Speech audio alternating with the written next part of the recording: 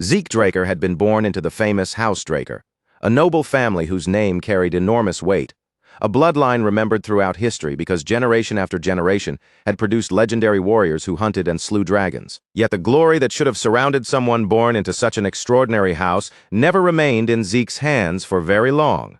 That proud family name, instead of protecting him, soon became the very thing that crushed him. The reason was simple and cruel. Zeke could not handle a sword the way a true Draker was expected to, and because of that one failure, his own family quickly judged him as worthless and pushed him aside. While his ancestors had stood proudly as terrifying knights, Zeke awakened something completely different, a healing power that others dismissed as cursed, shameful, and utterly useless. But Zeke refused to accept a life where he stayed weak and discarded forever. Leaving behind the home that had rejected him, he crossed one continent after another, wandering through unfamiliar lands while desperately searching for any road that could lead him to genuine strength. After that long, exhausting journey filled with desperation and struggle, Zeke finally found himself standing before an ancient relic, an artifact so priceless and mysterious that even the Emperor himself desired to claim it. However, before Zeke could even begin to grasp what the relic truly was, or awaken whatever power had been sealed deep within it, Imperial soldiers closed in around him without warning, trapping him in a sudden ambush. The injuries they carved into his body were horrific. Bloodied and torn apart by wounds far too severe, Zeke reached the point where even his own healing magic could no longer repair the damage fast enough. And then, just as death seemed ready to swallow him completely, the ancient relic suddenly stirred to life. A mysterious upgrade system burst awake, twisting time itself backward and restoring Zeke's wounded body to the younger form he once had. Along with that impossible return to the past, the ancient powers that had been lying dormant somewhere deep inside him also began to awaken, as if something long asleep had finally opened its eyes. From that moment forward, Zeke Draker's true story began once again. His second chance brought him back to the very place where everything had first started to fall apart, the Draker household's training institution, known as the Cradle. But before anyone could truly understand the burden Zeke carried, they first needed to understand just how overwhelming the power of his bloodline really was. House Draker was not merely a famous noble family. It stood as one of the three great transcendent households, and its fearsome reputation could be traced all the way back to its mighty founding ancestor, Tarakan Draker. 1,000 years in the past, Tarakan had risen as a hero after slaying the wicked dragon Bahamut. That single legendary achievement etched his name into history and secured the Draker family's authority for generations. From that era onward, nearly every descendant of House Draker inherited the blessing of Aura. With that power awakening inside them, they naturally grew into exceptional warriors, standing above ordinary fighters, almost as if it were their birthright. Every descendant received that sacred blessing. Every single one, except Zeke. Zeke had entered the world without Aura, and in a proud family like House Draker, that one missing gift was enough to make everyone look at him as an outsider unworthy of the name. Now, after being sent back into his younger body, Zeke lay quietly on his bed, surprisingly calm despite everything that had happened, but that fragile stillness shattered the moment a sudden system notification flashed before his eyes, jolting him fully awake. Before his thoughts could even catch up, his body moved on pure instinct.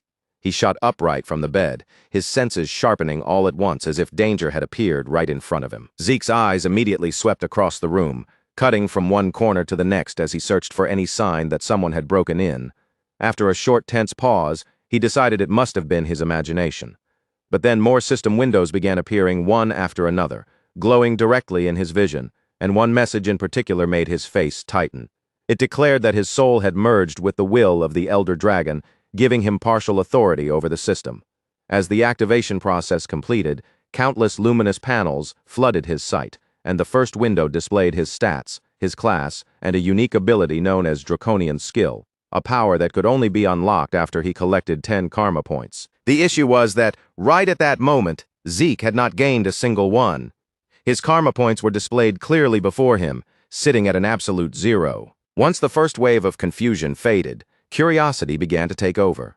Zeke carefully tested the system, moving through the windows one function at a time, until he slowly started to understand how each panel reacted to his thoughts. Of everything listed inside the administration status window, there was one detail that caught Zeke's attention more strongly than anything else: his class skill. And there was a very simple reason why that specific term made him stop and stare. The word came from the ancient Draconic language, belonging to a classification system so old and forgotten that almost no one living in the present era could still properly understand it. Zeke remembered learning about it from his master. She had once told him that people in the ancient world divided themselves according to their natural strengths, and each class developed its own specialized techniques, which were called skills. So when the system identified Zeke as a healer, the class ability attached to him was exactly what he expected to see: healing. The moment Zeke saw that familiar word, memories of his ruthless training came crashing back into his mind. His master had been a woman who never gave him even the smallest trace of mercy, pushing him to the edge of death over and over again, and forcing him to mend his own broken body countless times. The agony he endured under her was nearly impossible to bear, and yet that same merciless training was what eventually forged him into the powerful healer he later became. To see whether the system's display was truly accurate, Zeke gathered his focus and activated the ability himself. The answer came instantly, and it left him stunned. His healing power responded without the slightest delay. That should have been impossible. In his previous life, Zeke had not awakened as a healer until he was already in his 20s, after his Aether Hall had finally opened. Back then, the opening of his Aether Hall had been the decisive turning point, the moment that finally allowed his healing ability to surface properly. But in this new life, the meaning was clear. His Aether Hall was already open from the very beginning, long before it should have been. Zeke had not simply returned to the past with all the memories of his former life intact.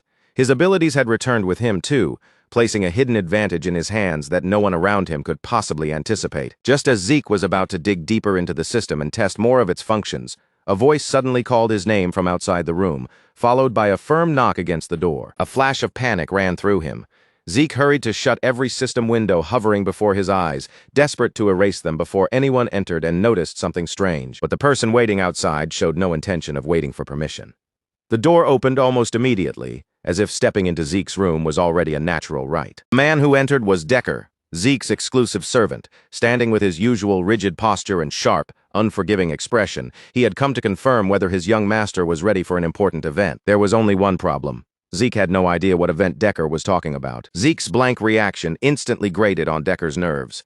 The servant's gaze sharpened until it became almost piercing, the kind of look that could make most people instinctively lower their heads. To Decker, the idea that his young master had forgotten such an important day clearly pushed his patience to the breaking point. At the same time, Zeke's younger body began trembling without permission. Even though his mind now belonged to a 32-year-old man, this body still carried the old fear from his first life, when Decker had always been someone who terrified him. Then, in the middle of that tense silence, one of Zeke's class skills activated by itself: composed mind. Almost immediately, the trembling stopped, and the fear that had been showing on his face disappeared as if it had never been there. The skill forced its user's mind to remain untouched by panic, pressure, or intimidation, allowing Zeke to stay calm no matter what situation he faced. Seeing it trigger automatically, Zeke could not help but recognize just how useful that ability truly was. Meanwhile, Decker continued speaking in his stern tone, reminding Zeke again and again how important the upcoming event was. But Zeke simply stood there in silence, his face now composed and unreadable. Only after Decker repeated himself several times did Zeke finally answer. In a quiet, controlled voice, he admitted that he remembered what day it was. And the truth was, Zeke remembered it far too clearly. This was the day of the evaluation test, known as pancration. But to understand why that name carried such heavy meaning, one first had to understand how the Draker training system inside the cradle actually functioned. Starting at the age of 7, every child of House Draker was forced into 5 full years of harsh training, drilling the fundamentals of combat into their bodies until movement, defense, and attack became second nature. Every year, those students were put through severe evaluations, tests designed to measure how well they had developed their swordsmanship and their hand-to-hand fighting skills. Among all of those evaluations, pancration was the most important and the most brutal. It was a no-rules battle where almost anything was permitted. Most of the time, instructors decided who would fight whom, though students could also challenge each other if both sides agreed. Since there were practically no restrictions, injuries were almost guaranteed, and in rare cases, some students never came out alive. Even so, participation was mandatory for everyone because the results determined their class placement within the academy. At last, the day of pancration arrived. Inside the massive amphitheater, the students gathered in restless clusters, their voices blending together into a noisy mix of nervous tension and excited anticipation. At the very center of the arena stood Instructor Pan Mark, the head instructor. His sharp eyes moved across the gathered students before he reminded them that this was the final stage of their evaluation. Students responded with a thunderous shout, their voices crashing together and echoing throughout the amphitheater with such force that even the instructor's attention was drawn toward them. But among the crowd of gathered students, a few soon noticed Zeke standing there. Almost immediately, whispers began to spread. Some of them smirked openly and mocked him under their breath, laughing at the fact that he had actually dared to show up again after the humiliation he had suffered the previous year. Before long, the duels finally began for real, and the air inside the huge amphitheater seemed to tighten all at once as the first fighters stepped into the arena. The very first match was over almost as soon as it began. It ended so abruptly that several of the watching students barely even had time to understand what had just happened. A student named Aaron walked in, closed the distance without hesitation, and drove one sharp uppercut straight into his opponent's body. In a single clean motion, he knocked the other student unconscious before the fight could gather even the slightest momentum. The students around the arena stared at the scene in stunned admiration, clearly impressed by how easily Aaron had ended it. But Zeke Draker watched the whole thing with a calm, almost bored expression, completely untouched by the excitement around him. To Zeke, that kind of fight was not something worth reacting to anymore. He still remembered the time when pancreation had filled him with fear, when every match looked like a nightmare waiting to drag him under. But after all the brutal experiences he had survived in his previous life, the combat in front of him now felt almost immature. As the matches went on one after another, Zeke kept yawning, waiting for his own turn, with the lazy attitude of someone watching an event that barely concerned him. But across the arena, one student had been staring at him the entire time, Leon Conrad, whose eyes stayed locked on Zeke as if he had been waiting for this moment all day. Eventually, Zeke's name was called, and just as expected, the opponent announced with him was Leon. While Zeke casually rubbed at his sleepy eyes, Leon wasted no time closing in with both insults and clenched fists, dragging up the humiliation Zeke had suffered the year before. And of course, Zeke remembered it. That memory was still painfully sharp. The image of his younger self begging Leon for mercy. The helpless Zeke who had once trembled in front of Leon belonged to another time. That weak version of him had already been left behind in the past. Leon had been arranged as Zeke's opponent year after year, so Zeke knew him far too well. He knew Leon's petty tricks, his ugly arrogance, and the spoiled pride that came from having a rotten family standing behind him. In Zeke's mind, it was obvious that Leon had worked things out behind the scenes to make sure they would face each other again. Honestly, Zeke would have rather dealt with a loyal dog that might bite than a cousin like Leon. In his previous life, he had never even been given the chance to meet his 4 direct siblings. What he did have, though, was an endless supply of cousins, and most of them had never missed a chance to treat him like an easy target whenever he appeared in front of them. Leon called out to him again, his voice thick with mockery as he threw one insult after another, deliberately bringing up Zeke's disgraceful defeat from the previous year. With a sneer on his face, Leon even asked whether that humiliation still had not been enough to frighten Zeke away from pancreation for good. But no matter how much Leon kept talking, Zeke's face remained unchanged. Thanks to composed mind, his thoughts stayed steady, his breathing stayed even, and his emotions refused to be shaken. Still, being calm did not mean Zeke was willing to tolerate everything. He could let plenty of things pass, but even he had a limit to how much disrespect he would quietly endure. When Zeke finally answered in a short, icy tone, the response only poured more oil onto Leon's temper. His anger flared, and in the next moment, he crossed the line completely. Without warning, Leon reached out and grabbed Zeke by the head, trying to shove him down and make a public show of who was supposed to be standing above whom in that arena. That choice turned out to be a disastrous mistake. Before Leon could even grasp what had changed, Zeke's fist slammed straight into his face and hurled him backward, and in that single instant, the entire amphitheater went completely silent. That devastating hit was not just an ordinary punch thrown because Zeke had lost his temper. The blow had been enhanced by critical strike, a skill that greatly amplified the damage of an attack. But the skill was not without risk. If the strike missed or failed to land properly, it could leave the user open and give the opponent a chance to counterattack. This time, however, Zeke's fist connected perfectly. There was no opening for Leon to exploit, no chance for him to recover. He collapsed onto the ground, twisting in pain as he clutched his injured face. Zeke stood still for a brief moment and looked down at him, realizing that he had only intended to knock Leon unconscious.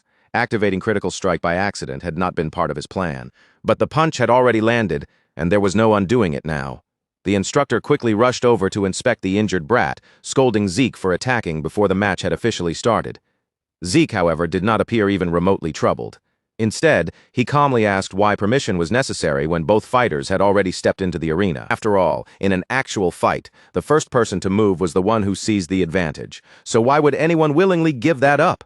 As Zeke spoke, a sharp and dangerous pressure began spreading from him, and the killing intent radiating off his body was intense enough to make the instructor visibly tremble. At that moment, Leon hurriedly forced himself to speak, insisting to the instructor that everything that happened was fair and pancration. If Leon backed away now, the humiliation would be impossible to endure. Desperate to reclaim even a small piece of his pride, he demanded that the match be officially started. The instant the signal was finally given, Leon rushed straight ahead without thinking, throwing his body toward Zeke in a reckless charge. It was yet another terrible decision. Zeke faced him head-on once more, stepping into the attack and driving another punch directly into Leon's face. But this time, Leon felt no pain at all. Just a second earlier, the memory of that first devastating hit had terrified him, making him dread taking another blow. Once Leon realized that Zeke's second punch had not hurt him, his foolish confidence surged back almost immediately. He convinced himself that the first hit must have been nothing more than lucky timing. As long as he stayed alert and guarded himself properly, Leon believed Zeke Draker would never be a real threat. Then Leon noticed a subtle shift in Zeke's stance, the slight movement of his body showing that he was preparing to strike again with his left hand. Reading that motion, Leon ducked at the perfect moment, slipping beneath the incoming attack before latching onto Zeke and trying to slam him down against the arena floor. But in the very next instant, Leon was hit by a strike so fast that even the spectators watching closely could not follow what had happened. His entire body jolted violently from the impact, the force rattling through him so hard that his face went blank with shock. Even the instructor, who had been certain Leon had just seized the advantage, froze where he stood with a stunned expression, unable to understand how the flow of the fight had reversed so suddenly. Zeke had slipped out of Leon's hold with frightening precision and struck him cleanly on the chin. Leon's mistake had been believing Zeke was trapped and lowering his guard for even the briefest moment. But Zeke had never lost concentration, not even once. The focus, timing, and accuracy needed to land such a perfect counter were already extraordinary by themselves. As the instructor watched the exchange unfold, the certainty he had always carried began to crack. He found himself wondering whether this was truly the same Zeke Draker everyone had dismissed for so long. Leon, on the other hand, was beginning to fall apart.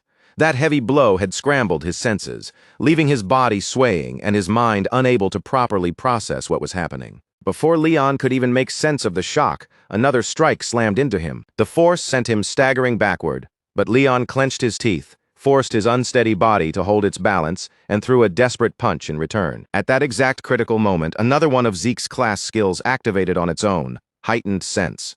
The ability sharpened his perception to an unbelievable degree, making every movement in front of him appear dramatically slower, 960 frames per second. With Leon's punch crawling toward him as though it were dragging through thick air, dodging it became almost effortless for Zeke.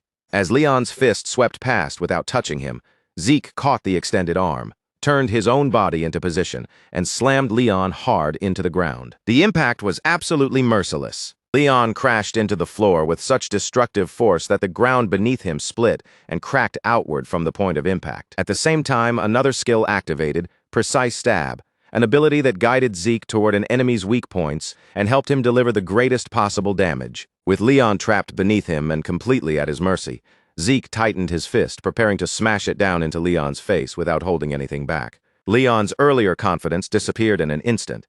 Panic flooded his face as he desperately begged Zeke to stop.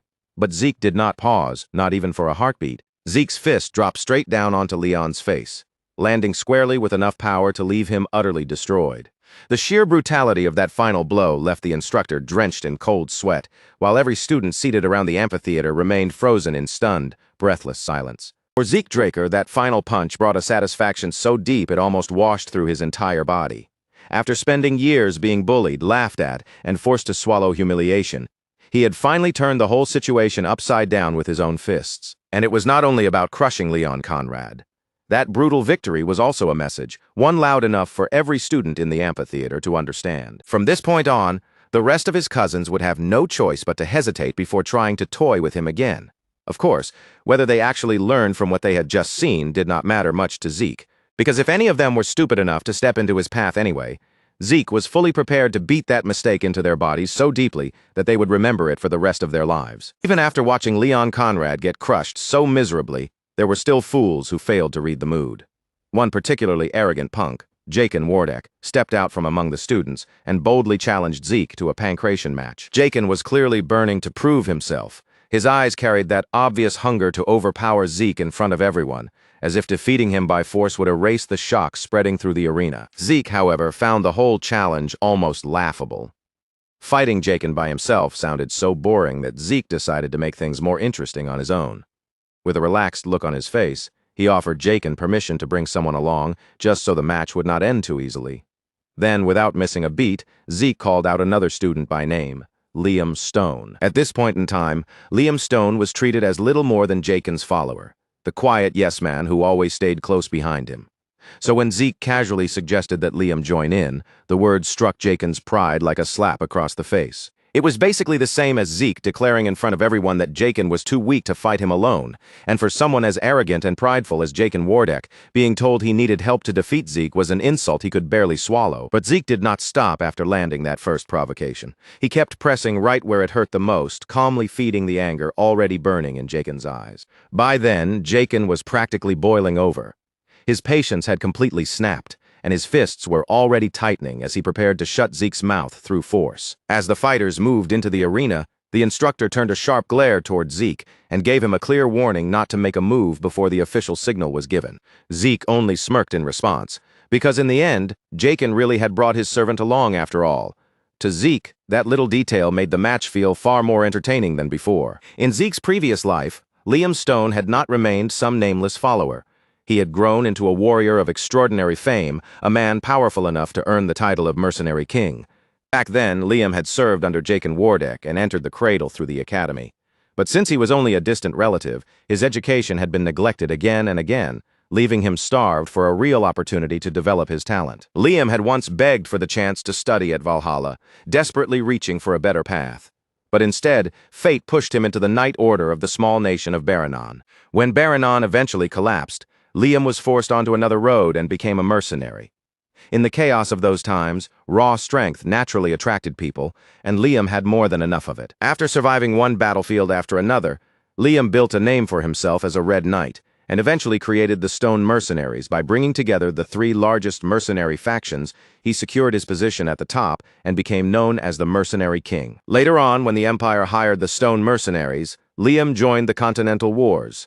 There, he became a terrifying enemy who stood in the way of Zeke and the Northerners. But this time, Zeke had absolutely no intention of letting Liam walk that same path again. The moment the instructor gave the signal, Jaken rushed forward and threw a powerful punch, his fist cutting through the air as he aimed straight for Zeke. But Zeke did not so much as flinch. He caught the incoming blow with almost insulting ease, stopping Jaken's fist in place as if there had never been any real force behind it. Jaken immediately pulled his hand back and switched into a kick, trying to follow up before Zeke could react. But that second attack backfired in the worst possible way. The instant his leg made contact, a sharp, burning pain shot through Jaken's body, making the confidence in his expression crack. Jaken had slammed his leg against the reinforced barrier surrounding Zeke's elbow. Instead of damaging Zeke, he had ended up injuring himself badly. Still staggering from the shock, Jaken barely had enough time to understand what had happened before Zeke rushed forward, his fist beginning to glow as an activated skill gathered power around it. Panic flashed across Jaken's face. He instantly raised both arms to protect his head from the incoming strike, but he had completely misunderstood where Zeke was aiming. Zeke had never been targeting Jaken's face in the first place. Instead, he drove the attack straight into Jaken's already injured leg, striking the damaged spot with ruthless precision exactly where it would hurt the most. Jaken barely had time to register that fresh wave of pain before Zeke followed up with a crushing punch into his ribs, the impact hitting so hard that blood burst from his mouth. The same arrogant fighter who had stepped forward so confidently was now sprawled across the arena floor, his pride stripped away in front of everyone watching. Humiliation and rage twisted together on Jaken's face.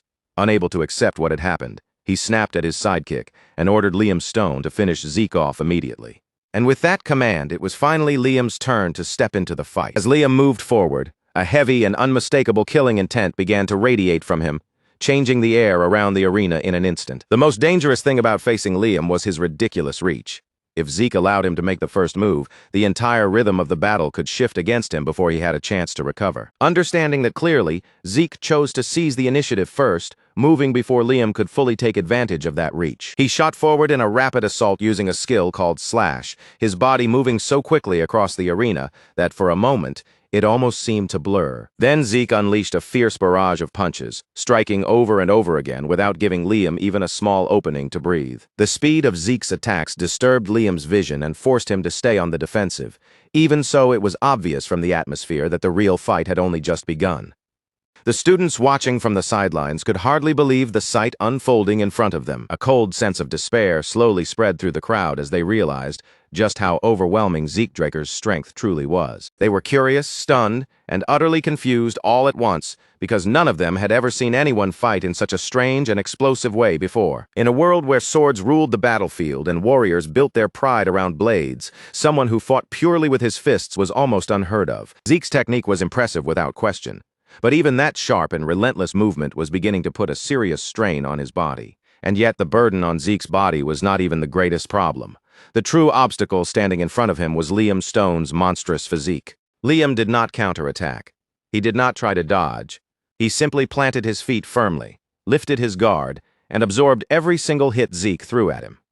If Liam was already this tough in the present, Zeke could only imagine how terrifying he would become in the future, when he ruled the battlefield as the mercenary king. Realizing that ordinary attacks were not breaking through Liam's defense, Zeke decided to pour everything he had into one final devastating blow, a strike powerful enough to smash through that sturdy guard no matter how tough Liam was. But the moment Zeke launched the attack, Liam avoided it with infuriating ease.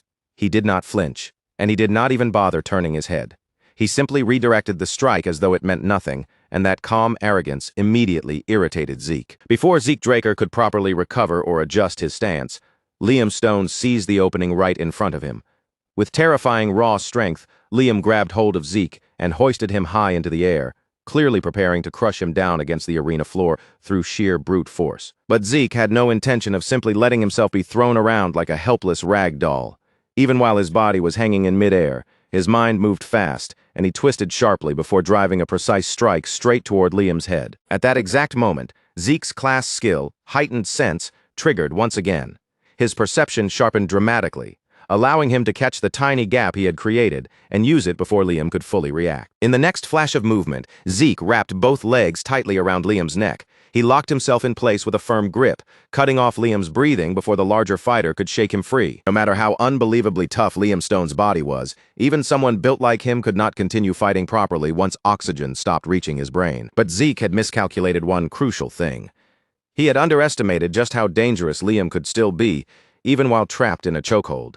Liam answered with frightening violence, hammering Zeke over and over again with brutal blows that crashed into him one after another without the slightest mercy. That relentless barrage tore through Zeke's body, each impact sending pain exploding through him until blood burst from his mouth and every nerve screamed under Liam's full-force attacks. Even so, Liam's overwhelming strength slowly began to fade. With every passing second, his movements grew heavier and slower. His powerful body started weakening as the lack of air dragged him closer and closer to the edge. At last, Liam could no longer hold out. His body finally gave way, and he collapsed unconscious on the arena floor, defeated by the chokehold that had drained him completely. All around the arena, the spectators were left utterly speechless, their breaths caught in their throats as they stared at the result in disbelief. The sheer intensity of the battle had overwhelmed them. Everyone sat frozen, stunned by the brutal exchange they had just witnessed. But somewhere within that shaken crowd, one student stood out from the rest. She was not trembling, and she did not look frightened like the others. Instead, her eyes were shining with excitement, as if that fierce battle had ignited something inside her. Rather than being scared of Zeke Draker's strength, she looked as though she could barely wait for the day when she would finally get to face him herself. Later that evening, after the long day of exhausting and brutal matches finally came to an end, Zeke returned quietly to his quarters. Decker had already heard about the savage match, and the moment Zeke came back, he immediately asked about his condition. Rumors of Zeke's serious injuries had spread quickly, and Decker's concern was too obvious to hide. Zeke brushed it off casually and said he was fine, but Decker clearly did not accept that answer. Ignoring Zeke's attempt to dismiss the matter, he insisted on checking his pulse himself, determined to confirm with his own hands whether his young master was truly all right. Zeke understood exactly what Decker was trying to do. This was not simply a check for injuries. Decker was also using the opportunity to find out whether Zeke had awakened his aura. In the end, Zeke extended his hand without resistance, and Decker immediately sent a thin stream of blue energy flowing into his body. The sight made Zeke pause for a brief moment. That blue energy instantly raised a question in his mind. Could Decker actually be a blue knight? Under normal circumstances, when someone examined another person's awakening, they only checked the dantian. But Decker was going much deeper than that, using a technique so refined and precise that Zeke noticed it right away. Sending aura into someone else's body was already difficult on its own. Controlling it with such delicate accuracy, however, required a completely different level of mastery. And if Decker really was a blue knight, then that only created an even greater mystery. Why would a man with that kind of skill be serving as an attendant? After all, not every knight stood on the same level. A knight's rank was determined not only by martial strength, but also by how deeply they had mastered the manipulation of aura. At the lowest level were white swordsmen, the stage where most children remained before they received their blessing rite. Once someone awakened aura and opened their dantian, they became a yellow swordsman, the level all cradle trainees reached after the ritual. Those who learned to control that aura properly earned the title of knight, and those capable of reinforcing their swords with aura advanced even further, becoming purple knights. The rank of blue knight belonged to warriors who could manifest an aura blade, a difficult feat that only a limited number of people were ever able to achieve. Above them were those who had truly pushed beyond ordinary limits. The Red Knights, the very rank that both Liam Stone and Zeke had reached before Zeke's regression. And beyond even that stood the almost legendary Black Knights, a rank so rare that only a small handful of people across the entire continent had ever held it. With all of that in mind, Zeke could not stop himself from wondering why someone as capable as Decker, someone who could easily lead soldiers on a battlefield, was stuck acting like his personal babysitter. Still, no matter how skilled Decker might be, there was no chance he could detect Zeke's ether, a rare power that only 2 people in the entire world were capable of using. Eventually, Decker finished his examination and slowly withdrew his hand. His voice turned firm as he looked directly at Zeke, asking whether there was something his young master was hiding from him. Zeke stayed perfectly calm. Without allowing even the smallest trace of panic to surface, he acted as if he did not understand the question and calmly turned it back on Decker, asking whether Decker knew something that he did not. For a brief moment, a heavy silence settled between them. Then, before that tension could grow any sharper, Zeke casually brushed it away and said he had only been joking. Decker hesitated, clearly unsettled by the way Zeke was acting. Even so, one question slipped out of him before he could hold it back. Why had Zeke changed so much? That question made Zeke stop where he was. Slowly, Zeke turned back toward Decker, his eyes growing noticeably sharper. He told him that he was asking the wrong question. Instead of wondering why Zeke had changed now, Decker should have been asking why it had taken him so long to change in the first place. The moment those words left his mouth, a heavy silence stretched between them. But before Decker could respond, Zeke broke the silence himself. He made it clear that this was only the beginning, and that far more surprises were still waiting ahead. So instead of being shocked every time something unexpected happened, Decker only needed to follow his orders. Decker lowered his head with humble obedience, accepting his young master's words and showing that he was prepared to follow Zeke's will without question. Then Decker reported that the training room Zeke had requested had already been prepared and was ready for him to use. Satisfied with that answer, Zeke dismissed him and told Decker to get some well-earned rest. As Zeke walked away alone, one thought continued nagging at him. Decker might have been ordered by someone to keep a close eye on him. If that was true, then leaving Decker nearby would actually be the smarter choice. By keeping him close, Zeke could influence him and eventually draw out whatever information he needed. The real question was who had given the order. It was unlikely that anyone from his mother's side would dare make a move like that, which meant the command had most likely come from one of his siblings. When Zeke stepped into his personal training room, he paused for a moment, caught off guard by how extravagant the space was. The sheer quality of the room reminded him once again that Housebreaker truly deserved its powerful reputation and name. Before starting his training, Zeke decided to open the system and check his current status. With a single command, the system panel appeared in front of him. Right away, Zeke noticed that his slash skill had already reached proficiency. He did not know exactly how it had happened, but one likely explanation quickly formed in his mind. It had probably improved through repeated use. Unlike certain abilities, slash activated naturally through his movements, meaning he did not have to consciously trigger it every single time. If that was how the system worked, then any new techniques Zeke learned in the future might also be registered as skills. Still, one thing remained unclear: the difference between an ordinary skill and a class skill. They seemed similar on the surface, both activating almost instinctively, but Zeke was certain there had to be an important distinction between them. Then Zeke's eyes shifted toward another entry on the glowing panel, the Draconian skill. But even after opening the panel, Zeke Draker still could not use the Draconian skill. The requirement was clear. He needed 10 points to unlock it, yet his karma points remained stuck at 0. When he selected the option to check the details, a system message appeared before his eyes, explaining that karma points could be obtained by killing monsters. That information immediately sparked a new thought in Zeke's mind, because if there was one place where monsters gathered in large numbers, it was inside dungeons. The problem was that dungeons were not places just anyone could casually enter.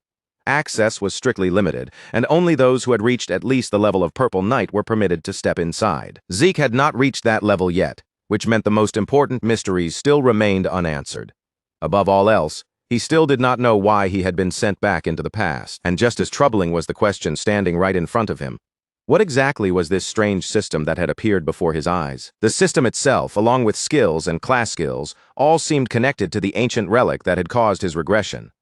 But without enough information to support any conclusion, Zeke knew it would be pointless to make careless assumptions. Whatever the truth turned out to be, he was not planning to waste valuable time standing still and guessing at shadows. Instead, Zeke tightened his fingers around the hilt of his sword, letting the solid weight of the blade settle firmly into his hand. Whether his strength came from the system, from his own ether, or from some hidden power buried inside the Draker bloodline, Zeke intended to use every weapon he could reach in order to grow stronger. In this world, two great powers stood above everything else.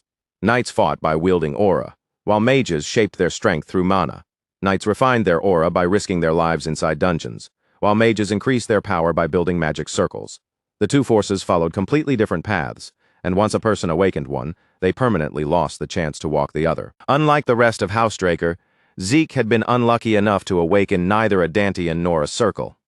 That single failure was enough for everyone to brand him useless, and eventually it became the very reason his own family abandoned him. After being thrown away by Housedraker, Zeke drifted through the world without any clear direction until he finally encountered his master. During those wandering days, she taught him many things, but two lessons became more important than all the rest: the art of healing, and the Aether Hall, a unique technique she had created with her own hands. Through that special technique, Zeke learned how to draw strength from the energy of nature itself, a rare power known as ether. Even now, in the entire world, only two people were capable of using ether, Zeke and his master. After just 2 hours of relentless training, Zeke could already feel his body reaching its limit, as if his limbs were about to collapse beneath him. But right when exhaustion began dragging him down, his class skill, healing, activated together with another ability called Vigor Recovery. Healing was an extremely rare skill, so rare that Zeke himself had not even known such a power existed until the day he first met his master. If anyone else witnessed him using it openly, they would immediately treat him as an irregular, someone who existed outside the normal rules that governed the world. That was exactly why Zeke had avoided using healing during his fight against Liam Stone. He had endured the injuries until he returned safely to his own room, and only then did he allow himself to heal. Once his body was fully restored, Zeke threw himself back into training without wasting even a second. By the time dawn arrived, exhaustion pressed down on him like a heavy block of lead, and the entire training hall showed the marks of his effort.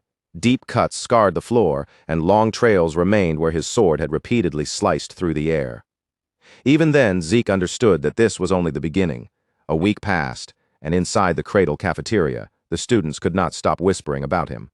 They said Zeke seemed like a completely different person, but because they still believed he had been born a loser, the only explanation their minds could accept was that he must have touched black magic. Meanwhile, far from the noisy chatter filling the cafeteria, the so-called big shots of the academy had gathered in a private lounge for dinner. The first among them was Raina Turun, who sat quietly at the table, calmly cutting into her steak without saying a single word. Beside her sat Owen Zimmons, looking as composed and controlled as ever, while across from him was Leon Conrad, still bruised and battered from his defeat, yet somehow just as noisy and impatient as before. Owen calmly advised Jaken Wardek to eat properly, reminding him in an even tone that he would need his strength for the upcoming swordsmanship duel. Jaken, already irritated for reasons he did not bother explaining, suddenly slammed his fist down onto the table so hard that his steak jumped from the plate and dropped onto the floor. The impact shook the table with enough force to make Raina's steak bounce as well, and that small disturbance was enough to ignite her anger. Raina's gaze turned cold in an instant, sharp and icy enough that Jaken hesitated under it, even if only for a brief moment. The 4 students gathered there all had one thing in common: they hated Zeke Draker. So it was not surprising to see them sitting together, but even at a glance it was obvious they did not actually like one another. The only thread holding that fragile group together was their shared resentment towards Zeke. Owen admitted that Zeke had shown unexpected courage and surprising skill during pancration, But he still believed that swordsmanship would expose him completely. As far as Owen knew, Zeke could not even hold a sword properly, which meant there was no possible way he could become a real threat in an actual duel. One of the others added to the mockery, pointing out just how weak Zeke was supposed to be. After all, he had once needed a custom-made sword because even the standard training swords were too heavy for him. Even after everything that had happened, Jaken still could not accept that he had lost to someone he considered inferior trash. He refused to believe Zeke had beaten him with real skill, convincing himself instead that it had all been nothing but blind luck. Reyna Tarun, however, was not foolish enough to share their delusions. In a cold and cutting voice, she told them that if they truly believed that nonsense, then none of them deserved to become Knights of Housedraker. Unlike Pancration, where students fought with their bare hands, the sword duels were fought with real weapons. Because of that, they produced more injuries than almost any other academy evaluation. And they were also where the true gap between cadets became painfully obvious. 1 month after the current final exams, the blessing rite would take place, marking the moment when the children of Housedraker awakened their aura. Until that day arrived, the sword duels served as an important proving ground. And now the day of the duel had finally come. The instructor called Zeke forward, and in an instant, every eye in the arena shifted toward him. Without even a hint of hesitation, Zeke stepped onto the battlefield, casually resting a massive sword across his shoulder as though its enormous weight meant nothing to him. The blade was so ridiculously large that laughter immediately spread through the crowd. To the watching students, the sight looked absurd, as if Zeke had completely lost his mind. They assumed Zeke must have believed that a bigger weapon would automatically give him a stronger advantage, and that ridiculous idea only made them laugh even harder. From the opposite side of the battlefield, Reyna Tarun stepped forward, her fighting spirit already burning in her eyes. With a dramatic motion, she threw down the gauntlet and officially challenged Zeke to a duel. Zeke accepted immediately, showing no hesitation and no uncertainty as he agreed to face her. But as Reyna looked at him, something about Zeke made a faint uneasiness stir inside her. Watching him lift that enormous claymore so effortlessly, she realized that the Zeke standing before her was not the same person she remembered. The Zeke in her memories had struggled just to hold a sword the proper way. But now the presence coming from him felt completely different. Heavier, sharper, and strangely impossible to ignore. For one brief instant, Reyna felt something she had never imagined she would feel from Zeke Draker: intimidation. But the moment that thought entered her mind, she forced it away, disgusted with herself for letting such a feeling rise in the first place. She was the one who had issued the challenge, so retreating now was absolutely out of the question. At the same time, Zeke could also feel the pressure settling over him as he stood across from Reyna on the battlefield. Zeke Draker realizes almost immediately that the usual tricks he depends on, the subtle feints and easy reads that normally let him control a fight, will not be enough to secure a clean win this time, because this is not the kind of casual sparring match where he can simply study his opponent for a few moments, figure out their rhythm, and slowly take the entire duel into his own hands. The one standing across from him is Reyna Tarun herself, the girl destined to become famous across the continent as the Lightning Knight. And to be completely honest, just knowing who she is already makes the air around the arena feel heavier, sharper, and far more dangerous than an ordinary duel should ever feel. In Zeke Draker's previous life, Reyna Tarun had already burned her name into the history of the Continental Wars, earning recognition as one of the most fearsome warriors produced by her entire generation. Reyna Tarun was nothing like the average cadet. Years before she ever received the blessing rite, she had already awakened her aura, an achievement so rare that it placed her on a completely different level from everyone around her. And yet, despite possessing that absurd talent, she refused to lean on aura inside Side Cradle.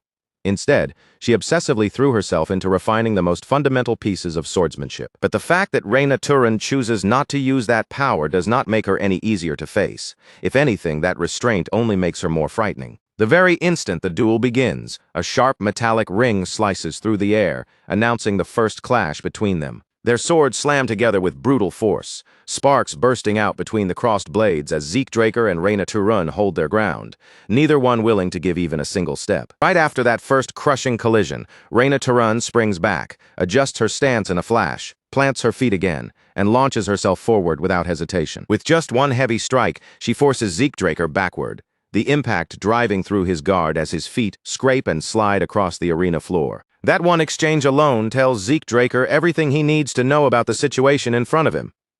Reyna Tarun is faster, stronger, sharper, and far more refined than even he had expected her to be. Without allowing him even a single breath of space, Reyna Tarun attacks again. Her sword flashes forward at a terrifying speed, each swing carving through the air like a bolt of lightning, filling the gap between them with bright, lethal arcs of steel. Behind them, the cadets who are supposed to be cheering for Reina to run begin to grow impatient. One of them yells for her to stop dragging things out and finish Zeke Draker already. But another person watching the duel with clearer eyes immediately snaps back, calling them idiots. Reina to run is not holding back at all. In fact, if they look closely, Zeke Draker is the one gradually pressing her and forcing her backward. From Reina to run's side of the fight, she can clearly spot gaps in Zeke Draker's guard, tiny openings that look like they should be easy to cut through. But every time she steps in to punish one, his sword is already waiting there, stopping her blade as if he had deliberately shown her the weakness just to lure her in. That is the part that irritates her the most. The longer their swords continue to clash, the more it feels like Zeke Draker is not treating this as a serious duel at all. From the way he moves, it feels less like he is fighting her and more like he is teaching her. Whenever Reina to run manages to push closer or land pressure on him, Zeke Draker leaves another gap behind, almost daring her to step into it, challenging her to prove that she can truly break through his defense. After several fierce exchanges, Reina to run finally pulls back by a step, her shoulders rising and falling as the relentless back and forth begins to show in her breathing. But Zeke Draker shows no sign of exhaustion whatsoever. There is no sweat running down his face, no tightness in his posture, and not even the smallest hint that the pressure is getting to him. If anything, he almost looks bored. Reina to run is fighting honestly, refusing to touch her aura and relying only on pure sword technique, exactly as he expected from someone so obsessed with perfecting the basics. But now that the duel has reached this point, Zeke Draker decides it is time to push her even harder and help crack open that stubborn shell, lowering his entire body into a much deeper stance. From the way his weight settles and his posture tightens, it looks like he is preparing to close the distance in a single explosive burst. Reina to run, fully confident in her own speed, does not treat Zeke Draker's lowered stance as anything she needs to fear. In her mind, as long as she maintains enough distance between them, she will have more than enough time to read his movement and respond properly. But in the very next blink, Zeke Draker wipes that distance away completely. Suddenly, he is right in front of her, so close that Reina to run barely has time to understand what just happened. Before she can fully process his movement, he brings his massive sword crashing downward with enough force to split the ground beneath their feet. The impact detonates through the arena, and a heavy shockwave rolls outward from the point where his blade slams down. Even after seeing that frightening burst of power, Reina to run still clings to her belief. As long as she can keep space between herself and Zeke Draker, she should still be able to find a way to counter him. Zeke Draker swings his sword again, but this time, the heavy blade slices through nothing but empty air. At first, it looks like a complete miss, almost as if he misread the range between them. But that strike was never meant to land directly on Reina to run in the first place. The sheer force behind the swing rips fragments from the ground and sends debris shooting straight toward her face. The pieces smash into her nose, leaving it bruised, battered, and burning from the sudden hit. The moment Reina to run flinches from the impact, Zeke Draker closes in without the slightest hesitation, his sword already rushing toward her before she can recover. The shining edge comes to a stop just a few centimeters from Reina to run's neck, close enough for her to feel exactly how near defeat truly is. In that single frozen instant, Reina to run is absolutely certain the duel has ended, but then something no one in the arena expects suddenly happens. Zeke Draker's sword slips out of his hands and flies away, clattering down several feet from where he stands. The crowd bursts into noise immediately, and the cadets rush to declare Zeke Draker the loser. Cheers rise up for Reina to run, praising her supposed victory and celebrating the fact that she apparently won without using her aura. But not everyone watching is fooled by that final moment. The instructor's face goes deathly pale, his expression tightening with pure horror, as though he has just witnessed something far more serious than a simple duel result. The cadets around him completely fail to notice the truth hidden inside that last exchange. Just as Zeke Draker's blade was closing in on Reina to run, she instinctively released the faintest trace of aura, so subtle and brief that almost no one in the arena could sense it. And that tiny moment means far more than the crowd realizes.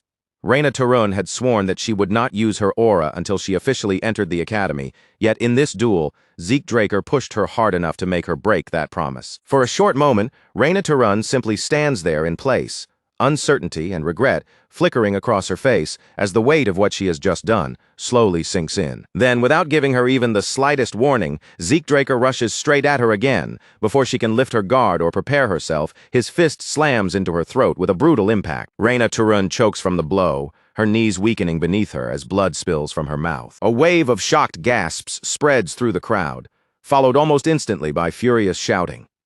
They accuse Zeke Draker of making the duel dirty, of landing a cheap shot, and of acting completely shameless. Almost everyone in the arena turns against Zeke Draker at once, pointing fingers and hurling insults at him from every direction, but he does not bother responding to any of it. Still completely calm and unfazed by the uproar around him, Zeke Draker simply looks down at Reina Turun and asks if she wants to continue. Reina Turun struggles to keep herself standing, but even with her body shaken, her pride refuses to bend. Through the pain, she stubbornly insists that she has not lost. In her mind, Zeke Draker only managed to land that hit because she had lowered her guard for one brief moment. But then a cold realization cuts sharply through that thought. If Zeke Draker had been holding a knife instead of striking her with his fist, Reina Turun would already be dead. That realization leaves Reina Turun with only one possible answer.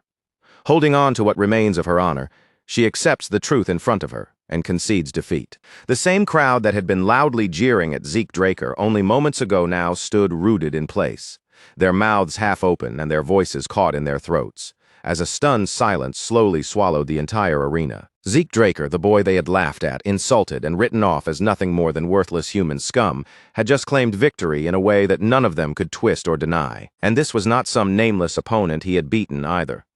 Zeke Draker had brought down Reina Turun, the prodigy destined to be remembered as the Lightning Knight.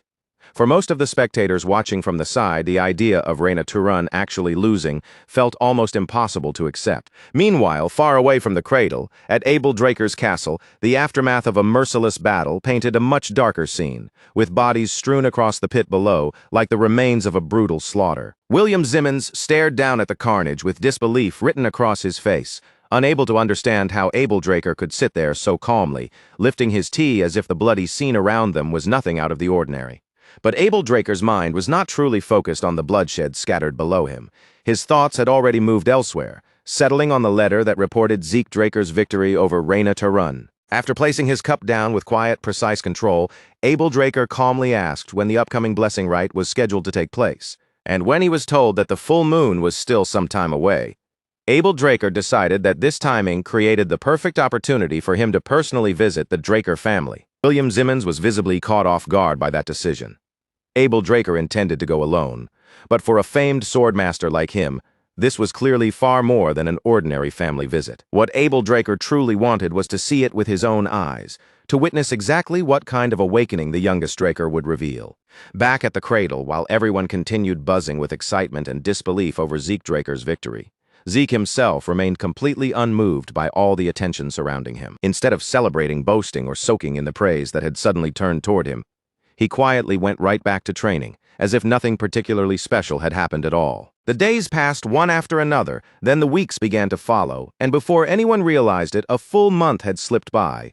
At last, the long-awaited day of the blessing rite finally arrived. Even after all that time, Zeke Draker still could not completely understand how he had managed to become a Red Knight in his previous life. After all, his old body had been burdened by serious limitations that should have held him back. Once his training was finished, Zeke Draker quietly gave the command to open his status window, and just as he had expected, his mastery skill had risen all the way to the expert level. But what drew Zeke Draker's eyes even more was not just the improvement itself, but the strange pattern hidden behind that growth. Every time one of his skills climbed to a higher rank, its mastery level would reset, giving him another chance to sharpen, polish, and refine that same ability from the beginning all over again. His swift steps skill had also improved, the very technique he had used in that decisive moment to defeat Reina Turun. At the same time, Zeke Draker could feel Decker standing close by, quietly watching him with a careful and attentive gaze. A short while later, Decker stepped forward and informed him that it was time to begin preparing. They would be leaving for the blessing rite in 2 hours. It had been a long time since Zeke Draker had last gone anywhere near the Draker family's main estate, the great residence that stood within the Troy Duchy. Although the family's central home was located at the heart of the continent, the blessing rite itself was not held there, but at a legendary place known as the Dragon Slayer's Tail. When Zeke Draker finally arrived, he stepped down from the carriage and made his way into the lair of the dragon's nest. As he moved deeper inside, Zeke Draker quickly realized just how important the people gathered in that place truly were. The chamber was filled with powerful VIPs, each one carrying enough status and influence to make the atmosphere inside feel dense, heavy, and difficult to ignore. Zeke Draker was certain that some of them had come as envoys, sent there specifically to watch his awakening and judge the result with their own eyes. Even so, Zeke Draker remained confident. Once his true awakening was revealed, every expectation those people had brought with them would be completely shattered. That steady confidence wavered the instant his gaze landed on one particular man standing among the crowd. It was a man whose very presence alone was enough to make Zeke Draker's blood burn hot beneath his skin. Abel Draker was there, casually shaking hands with another guest, acting as though his sudden appearance at the ceremony was perfectly normal. From the calm look on Abel Draker's face, he did not seem especially interested in the ceremony itself. There was only one thing at this event that had truly caught his attention: his youngest brother, Zeke Draker. To the public, the Draker family's second son was known as the Lion Blade. But in Zeke Draker's memories from the past, Abel Draker was remembered by a far darker title: the Butchering Knight. Standing in front of his older brother, Zeke Draker forced his face to remain calm, locking every surge of anger and emotion deep behind a composed expression. For now, there was not much else Zeke Draker could do. In his previous life, Abel Draker had never come to the Blessing Rite to witness his awakening. That could only mean one thing: Zeke Draker's actions during the pancration competition had already begun changing the path of fate. Zeke Draker clenched his fists in frustration, but almost immediately, the meaning of this change struck him. This was not only a dangerous complication, it was also a rare opportunity. Before much more time could pass, the ceremony officially began, and the attention of the entire chamber shifted toward the ritual. Aaron was the first warrior to be called forward to undergo the blessing rite. Without showing even the smallest trace of hesitation, Aaron stepped up to the mystical pool and lowered his arm into its surface. Almost instantly, blue energy surged through Aaron's body, wrapping around him in a vivid pulse of power that made the ritual's presence impossible to ignore. An elder explained that every Draker descendant had their aura sealed until they graduated from the cradle at the age of 12. This ritual was the process that awakened that hidden power, separating them from ordinary warriors. Most knights only reached awakening in their 20s, but the Draker bloodline arrived at that stage with astonishing speed. Even among the elite Drakers, however, only a chosen few awakened the special trait known as mana inhibition, the signature ability passed down through the Dragon Slayer lineage. Around the pool, the glowing mana lamps suddenly began to flicker violently, flashing again and again as sharp red sparks burst from them. That reaction made the result unmistakable to everyone watching. Aaron had undergone a pure-blood awakening. Knights who possessed mana inhibition could stand on equal ground with powerful red knights and even black knights, but that incredible strength came with a serious burden, because their bodies became so resistant to mana that even ordinary daily life could become difficult. In order to keep that effect under control, they needed to wear special gloves crafted by the Draker family. A clear example of that was standing right in front of them. Reyna Tarun, who had already completed her own awakening. She now wore gloves at all times, a visible sign of both the power and the burden carried by pure-blood knights. Once a candidate proved their pure-blood status, they were officially recognized as a true member of the Draker family, gaining access to enormous resources, greater authority, and the finest training the family could provide. The murmurs moving through the audience grew louder and more restless. Now, the most anticipated awakening of the entire ceremony had finally arrived. It was Zeke Draker's turn, and whispers filled the room, as many believed his awakening might surpass even Reyna Tarun's. As Zeke Draker walked forward, a strange and unsettling sense of déjà vu washed over him, as if the heavy air around the ritual site had dragged him straight back into a memory he had never been able to erase. He had stood in this exact place once before, facing this very same moment. Only back then, the heart beating in his chest had been completely different. In Zeke Draker's previous life, this day had not brought him glory or pride. It had left him with shame, bitterness, and a crushing disappointment that stayed with him for years. Back then, the blessing rite was the only reason he had been allowed to remain in the cradle at all. But instead of becoming a moment of hope, or something he could look back on with pride, that experience had marked him with humiliation. This time, however, everything was different. Zeke Draker was no longer the helpless boy from that life. He had learned how to heal, how to control ether, and how to fight in a way only he could. Through pain, relentless training, and desperate survival, he had forged resilience, strength, and the resolve to carve out a path that belonged to no one but himself. So as Zeke Draker stood before the bronze statue, a quiet anticipation began rising inside him. This time, more than ever before, he truly believed the ritual would give him something extraordinary. The moment Zeke Draker lowered his arm into the pool, the bronze statue responded instantly. It started to tremble violently, shaking, as though something buried deep inside it had suddenly been disturbed, and then, without warning, it froze completely still. Thick silence dropped over the entire room. No one moved and no one dared to speak. Across the long history of the blessing rite, nothing like this had ever happened before. Even Abel Draker, a man known for keeping his composure no matter what kind of monster or disaster stood before him, was left speechless for a brief moment. Zeke Draker slowly withdrew his arm from the pool, and in that instant he already understood what the result meant. Nothing had changed, no matter how desperately he had trained, and no matter how much stronger he had become. The outcome seemed to be exactly the same as it had been before. He realized then that Abel Draker's unexpected appearance had shaken his judgment. He had let himself believe, even for a moment, that this life might give him a different answer, even though somewhere deep inside he had always known the truth. The people watching soon began to whisper among themselves, and the awe they had been holding only moments earlier quickly twisted into mockery. The candidate everyone had waited for had failed to awaken, and sneers began spreading through the hall as they stared at a direct descendant of the Draker bloodline. And yet, there was not a single clear sign of awakening from him. To the crowd, it made absolutely no sense, and the murmurs surrounding Zeke Draker grew sharper, colder, and more openly cruel. Some of them even started questioning his victory over Reina Turan, convincing themselves that Zeke Draker must have won through dirty tricks, deception, or some hidden scheme. But Zeke Draker himself did not care about their doubts. He had no interest in wasting even a shred of energy on their judgment. Instead, Zeke Draker turned his focus inward, already searching for another path that would allow him to continue growing stronger. Just then, the system suddenly cut into his thoughts with an unexpected message, reporting an error and offering an apology. It stated that critical information had been missing from the class identification process. Zeke Draker's eyes narrowed in confusion. What was that supposed to mean? Before he could fully make sense of the message, the system continued speaking. The missing input was now complete. The system confirmed that terminal identification had succeeded, and that the user's talent had been recognized as healer. In that very moment, a powerful surge rushed through Zeke Draker's body. His class had finally unlocked, but the change was not finished yet. A second message appeared right after it, announcing that a rare class had been unlocked. Then the bronze statue suddenly erupted with light.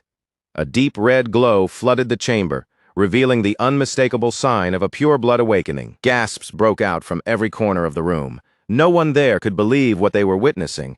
How could Zeke Draker jump straight into the status of a Red Knight? The system's connection to him deepened even further, reaching into something hidden within Zeke Draker's soul, and unlocking the ancient dragon's blessing. Abel Draker watched the entire scene unfold in silence, his expression unreadable as his sharp eyes studied his younger brother with cold, calculating focus. Then another change struck him.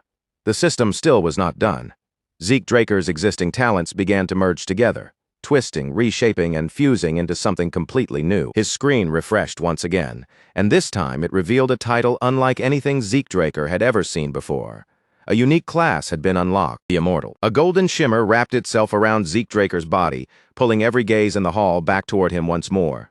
The spectators had barely recovered from the red light, and now they were staring at an even greater mystery. Some people desperately tried to insist that the statue must have malfunctioned, but that excuse could not explain the way the mana lamps had reacted to his awakening, and at the same time no mana inhibition had appeared. So the onlookers tried to dismiss it as a false pureblood awakening, even though doubt was obvious in their own voices. None of them truly believed the explanation they were forcing themselves to say. And that was the moment Abel Draker finally moved. With slow, deliberate claps, Abel Draker cut through the suffocating tension that had settled over the room. A faint, mocking amusement colored Abel Draker's voice as he asked why no one had bothered to congratulate the newly awakened pureblood. Abel Draker's applause was not really a suggestion. It was a command, and with no room left to refuse, everyone else in the hall had no choice but to follow his lead. One by one, the harsh whispers died away, replaced by the stiff and reluctant sound of applause spreading throughout the chamber. Abel Draker did not hesitate before ordering that a pair of gloves be prepared for his younger brother. Zeke Draker accepted the gloves, but he barely managed to hold back a scoff. He already knew perfectly well that he had no need for something like this. Even so, Zeke Draker said nothing. He simply turned away and walked off, hiding every thought behind a calm, unreadable face. Abel Draker, however, looked strangely satisfied as he watched Zeke Draker leave. Zeke Draker felt anything but grateful. Out of every person in that room, Abel Draker was the one acting like he was helping him. Just thinking about it was enough to make Zeke Draker's blood boil beneath his skin. With the blessing rite now finished, the ceremony smoothly shifted into a celebration, giving the gathered guests a chance to mingle, talk, and enjoy the occasion. But Zeke Draker had no desire to take part in any celebration. He had not come here to socialize or entertain anyone. Just as he was about to quietly slip away, a voice suddenly called out his name. Zeke Draker stopped in place. This was not how things were supposed to unfold. He had never expected Abel Draker to approach him so suddenly. His older brother spoke in a casual tone, asking where Zeke Draker thought he was going. Then, to Zeke Draker's disgust, Abel Draker extended his hand toward him and offered his congratulations. Zeke Draker hated Abel Draker from the very bottom of his heart, but refusing that handshake in front of everyone would only create unnecessary trouble. Forcing a polite expression onto his face, he reached out to accept it. Then, all at once, Zeke Draker stopped. A sudden flash of blood ripped through Zeke Draker's mind, cutting across his thoughts before he could stop it, and dragging up a brutal memory from his previous life. Before Zeke Draker could even fully understand what he had just seen, his body reacted on its own, moving faster than his thoughts and pulling him back by pure instinct. Zeke Draker immediately withdrew his hand. He gave no explanation, offered no polite excuse, and simply stood there in a tense, heavy silence. A slow smirk crept across Abel Draker's lips. His voice remained light, almost casual, but there was a sharp edge buried beneath every word as he remarked how awkward this was, saying that his dear little brother had just embarrassed him. Zeke Draker clenched his jaw so tightly it nearly ached. No matter how many people were watching, he could not force himself to shake Abel Draker's hand. Not after everything he remembered. Not after knowing exactly what kind of monster his older brother truly was. Abel Draker, however, did not seem especially offended.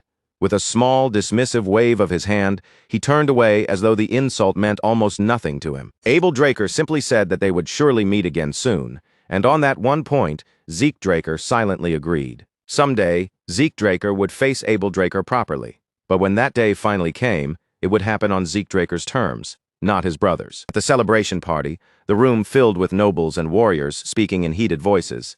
2 pure-blood awakenings in a single ceremony was already something none of them had ever heard of, but what truly disturbed them was Zeke Draker's awakening.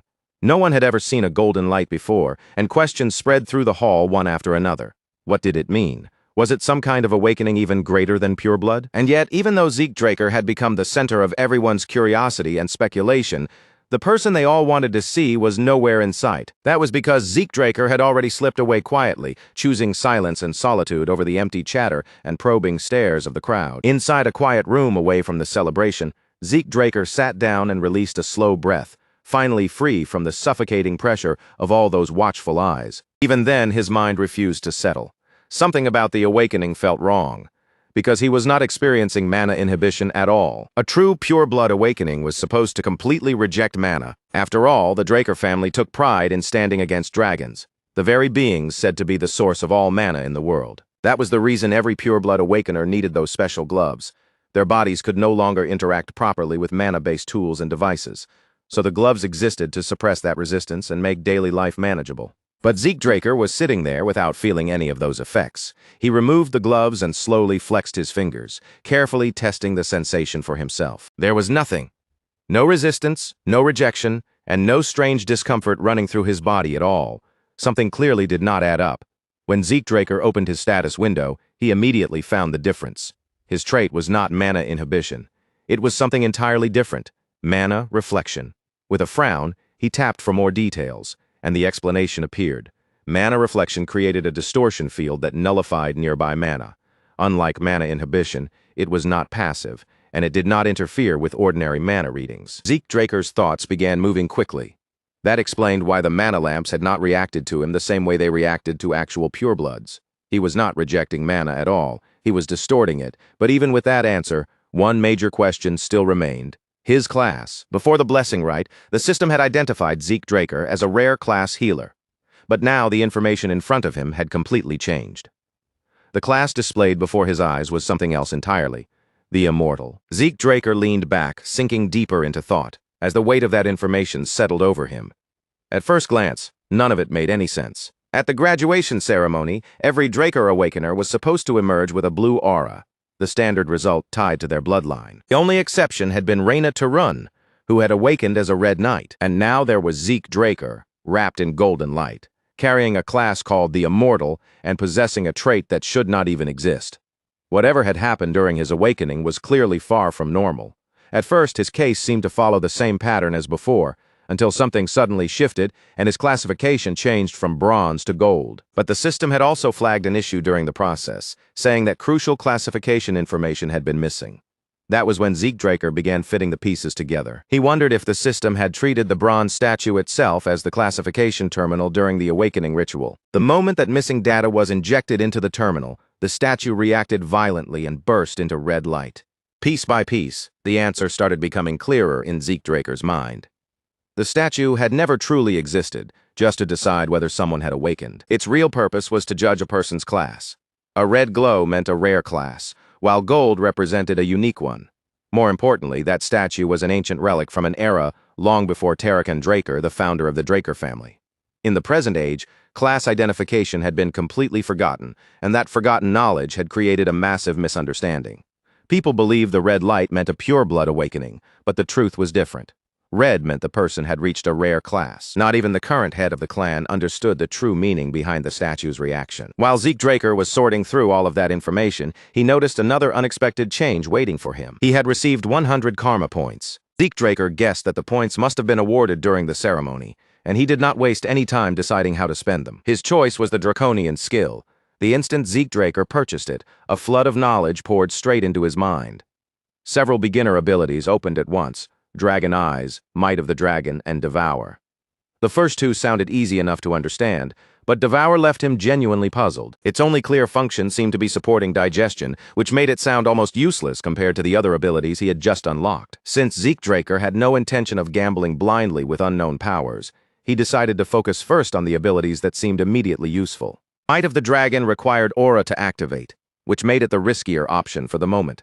So Zeke Draker chose to test Dragon Eyes first. At first, nothing in the room around him seemed to change. His senses did not pick up anything unusual until Zeke Draker shifted his gaze toward the outside. His eyes settled on the statue standing out in the garden. That was when Zeke Draker realized what the skill had done. His vision had been dramatically enhanced, allowing him to see distant objects with the same clarity as if they were standing right in front of him. But Dragon Eyes did not stop with improved sight alone. Zeke Draker could now pull detailed information from anything he focused his gaze on. A rush of data flooded into him all at once, revealing the statue's structure, the materials it was made from, and countless intricate details layered throughout it. The sheer amount of information crashed into Zeke Draker's mind with overwhelming force, draining his strength so badly that his body nearly gave out. If using his new powers always came with drawbacks like this, Zeke Draker knew he would have to handle them with extreme caution. Fortunately, his body's natural healing ability activated soon afterward, slowly restoring the stamina that had been drained from him. What truly surprised Zeke Draker was that he had not consciously tried to heal himself. The recovery had triggered entirely on its own. When Zeke Draker checked the system again, he found yet another unexpected surprise waiting for him. All of his class skills had automatically converted into passive abilities, and on top of that, they had already started leveling up. Zeke Draker could tell right away that his healing factor had evolved into something far more advanced. Unlike before, it no longer waited for him to consciously activate it, and instead began repairing his body on its own the moment damage appeared. At first, that sounded almost ridiculously powerful, the kind of ability that could make anyone think they were untouchable, but Zeke Draker knew better than to mistake it for true invincibility.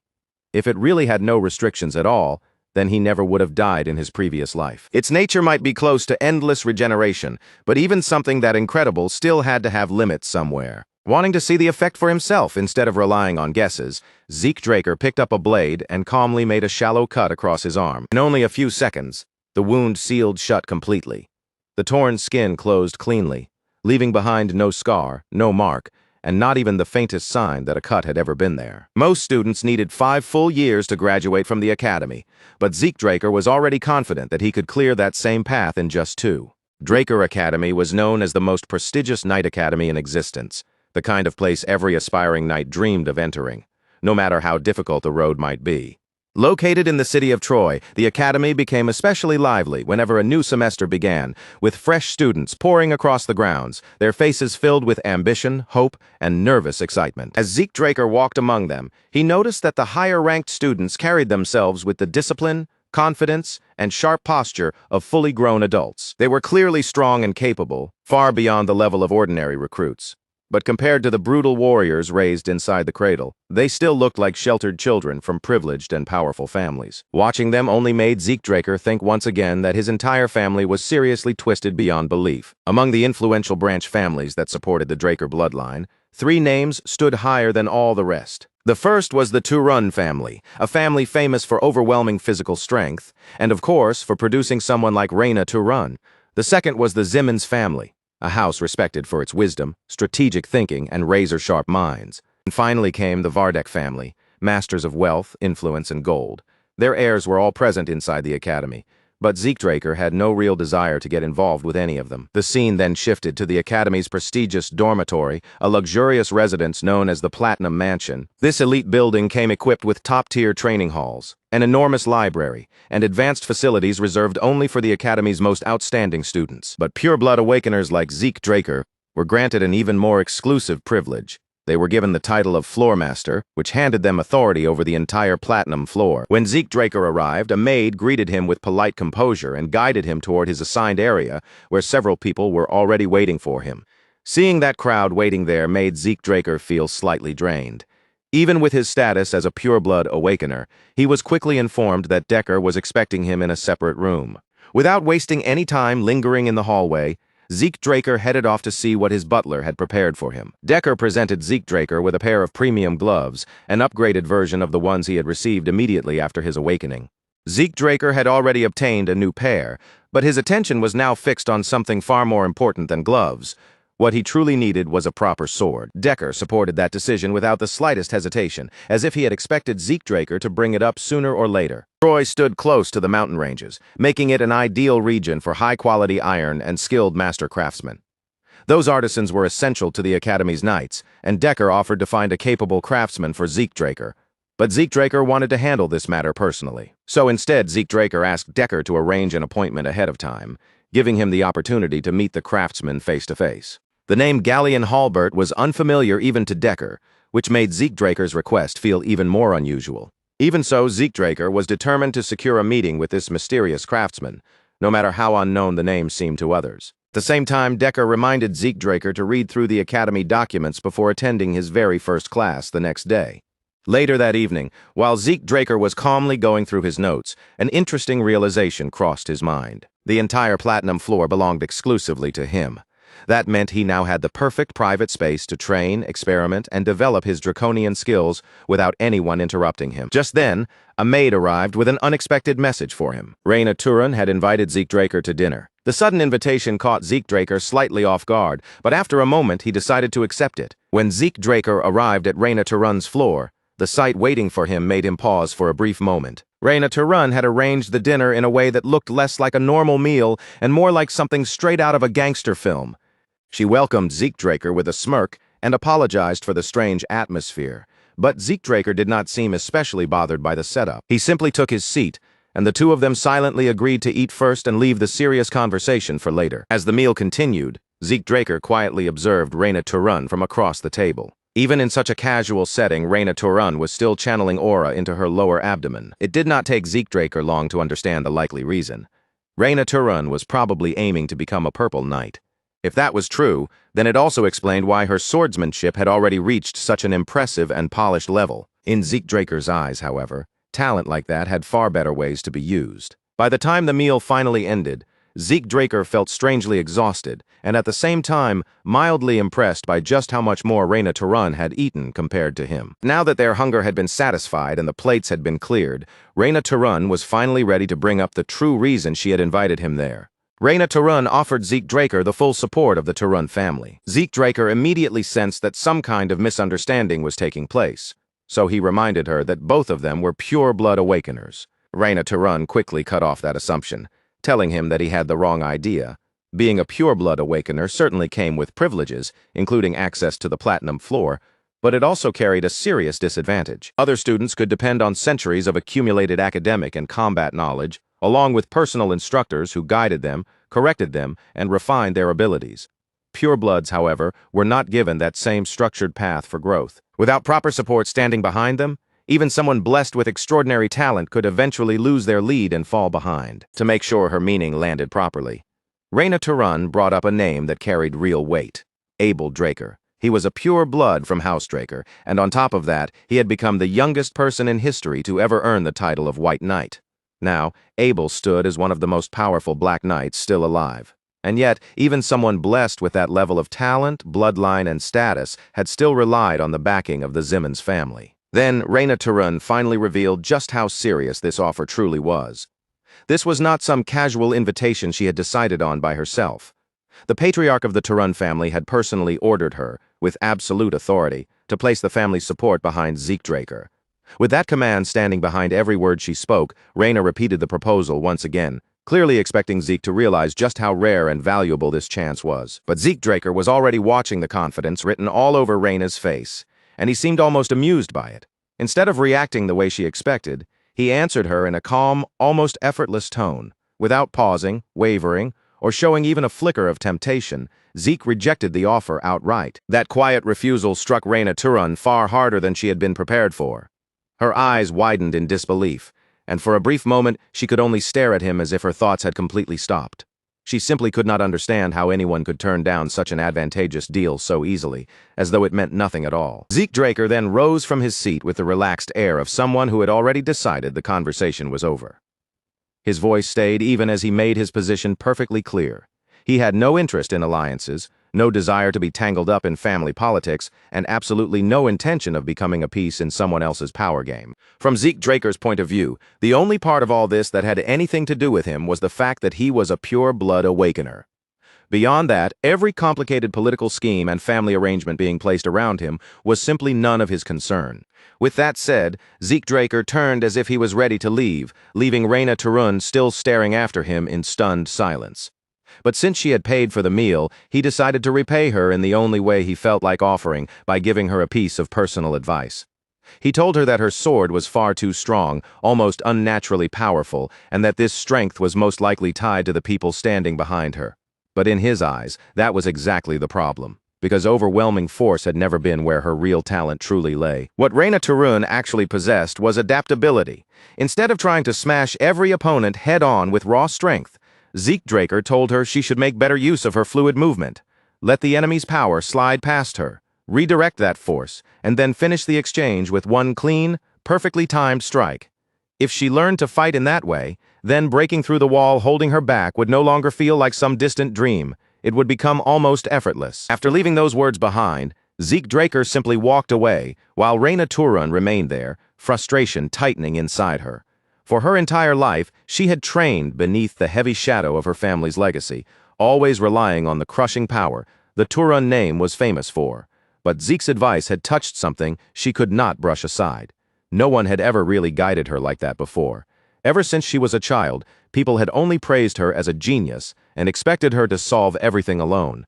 That brief exchange made Reyna look at Zeke Draker in an entirely different way. Meanwhile, Zeke Draker was quietly turning his thoughts inward. His own growth had become so extreme that even he found it almost absurd. He had trained through the entire night, pushing his body without rest, and yet there was no heaviness in his limbs, no dull exhaustion weighing him down, not even the slightest sign of fatigue. With his seemingly endless stamina, he had become someone who could just keep moving forward, far beyond anything he had ever imagined in his previous life. In that previous life, Draker Academy had been nothing short of a living hell for Zeke Draker. Every day there had felt suffocating, humiliating, and unbearably harsh, as if the academy itself existed to crush him. But now that he had returned with both power and experience, that same place no longer felt quite so terrible. For the first time, Zeke Draker even found himself enjoying this small, unexpected stretch of peace. It was rare, almost unfamiliar, but for once the academy did not feel like a battlefield pressing down on him from every side. Unfortunately, that calm little moment was not allowed to last for long. Owen Zimmons, the third son of the Zimmons family, suddenly appeared and stepped directly into Zeke Draker's path. The timing felt deliberate, as though he had been waiting for the perfect chance to approach him. In Zeke Draker's previous life, Owen Zimmons had been a truly dangerous kind of person. He was the type of manipulator who could smile gently in front of everyone, while behind the scenes he used blackmail and quiet cruelty to torment Zeke without mercy. And just like he had done back then, Owen Zimmons had sent Zeke a dinner invitation.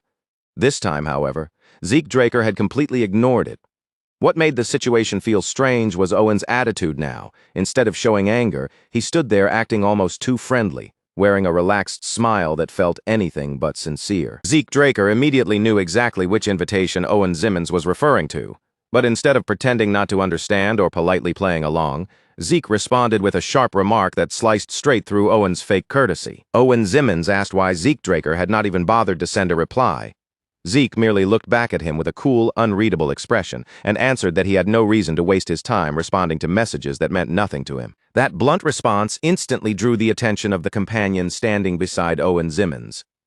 The man's face tightened, his mood visibly souring as he decided that Zeke Draker's attitude was far too disrespectful to ignore. But Zeke Draker had no intention of softening his words or pretending to be polite, just to make Owen Zimmons and his followers feel important. He glanced over at the man beside Owen and hit him with the kind of question that basically asked who the hell he even was. Zeke Draker had not bothered remembering his name at all, and in his eyes the man was nothing more than another bootlicker hanging around Owen Zimmons in hopes of gaining favor. Apparently, being dismissed that casually was enough to make the guy completely lose his temper. Without giving any warning, the enraged man lunged forward, throwing himself straight at Zeke Draker and launching an attack with all his anger behind it. But Zeke Draker was not surprised in the slightest. His body reacted instantly, moving with sharp precision as he blocked the incoming strike head-on, even though the attack had been strengthened with aura manipulation. Durbin Roswell then roared out his own name and proudly declared himself the mightiest of them all. But with his huge, bulky frame planted there so dramatically, he looked less like the mightiest warrior and more like the mightiest refrigerator someone had dragged into the academy. Zeke Draker could not help laughing at how ridiculous the whole scene had become. In his eyes, this man was not even close to being a proper knight. He barely qualified as a cadet, and even that felt generous. Not wanting to waste another second dealing with him, Zeke Draker suddenly shot forward with terrifying speed. In the next instant, he drove a brutal hook straight into Durbin Roswell's abdomen, burying the punch deep with devastating force. It was the kind of punch so clean and vicious that even Mike Tyson might have paused for a second and taken notice. The impact crushed Durbin Roswell's confidence in an instant. His body folded from the blow, and before he could recover, he went crashing face first into the ground, all of his earlier bravado disappearing with that single strike. Without missing a beat, Zeke Draker casually turned his gaze toward the next Zimmons follower. With an almost lazy confidence, he invited the man to step forward as well, if he also wanted to be taught a lesson. Owen Zimmons, however, did not rush in or lose his composure. He simply walked forward with a calm expression and said that he was not impressed by Zeke Draker showing off his strength like that. In the end, Owen Zimmons and his group chose to withdraw. But as Zeke Draker watched them leave, they did not look like serious opponents to him at all. If anything, they seemed more like some traveling circus act that had accidentally wandered into Draker Academy. Draker Academy itself was separated into two main classes. The first was the normal class, where cadets without much natural talent had no choice but to polish themselves through discipline, endless repetition, and sheer stubborn effort.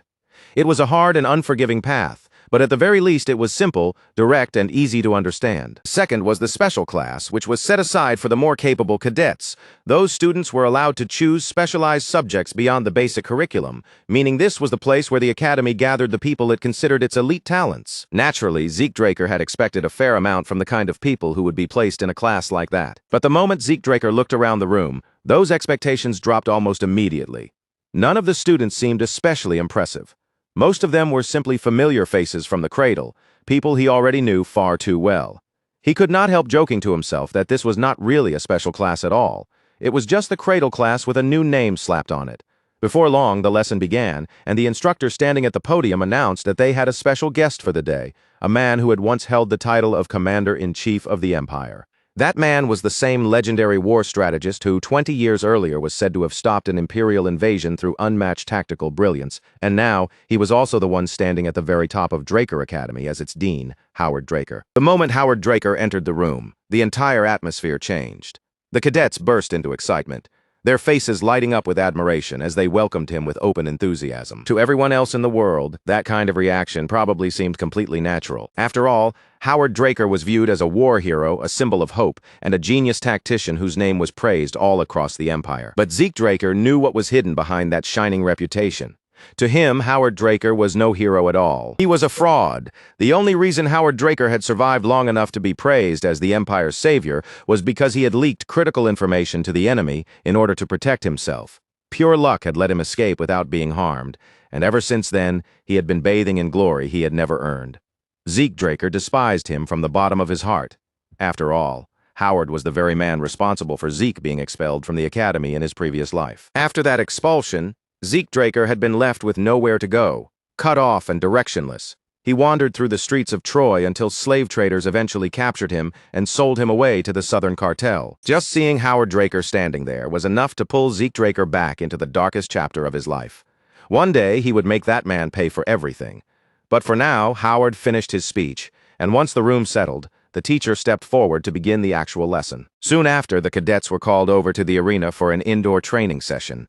the wide training space filled with the sound of footsteps, shifting bodies, and the quiet buzz of anticipation. Zeke Draker was not exactly excited about it. What awaited him was a lesson on the fundamentals of dragon slaying, the very same basic material that had once frustrated him endlessly in his previous life. Back then, because Zeke Draker had been unable to use aura, he had spent 2 long years struggling with material that an ordinary cadet should have been able to understand in only 3 months. Their instructor stepped forward in front of the cadets and introduced himself with a composed presence as the Rose Knight Andre Draker. Most of the students did not look particularly impressed, mainly because the name meant nothing to them. They simply did not recognize who he was. Zeke Draker, however, knew exactly what kind of person Andre Draker truly was. Andre Draker had not been born from an Awakener bloodline, and he did not have the advantage of that kind of inherited power. Even so, he had graduated from Valhalla Academy as the valedictorian. His talent had been so overwhelming and undeniable that he was granted the prestigious Draker name, despite having no blood connection to the family at all. In other words, Andre Draker was precisely the kind of person no one should ever look down on. Zeke Draker also remembered one important detail about the instructors assigned to the special class. Their actual ability could be wildly inconsistent, with some being impressive and others falling short. But when it came to Andre Draker, there was one thing everyone seemed to agree on. His skill was real, and his personality was absolutely terrible. Andre Draker did not bother easing the cadets into the lesson with a friendly introduction or some long, polished speech. He simply stepped out in front of them, swept his sharp gaze across the entire class, and gave a direct command for every single student to draw their sword. The cadets quickly followed his order, the sound of blades being drawn spreading through the arena.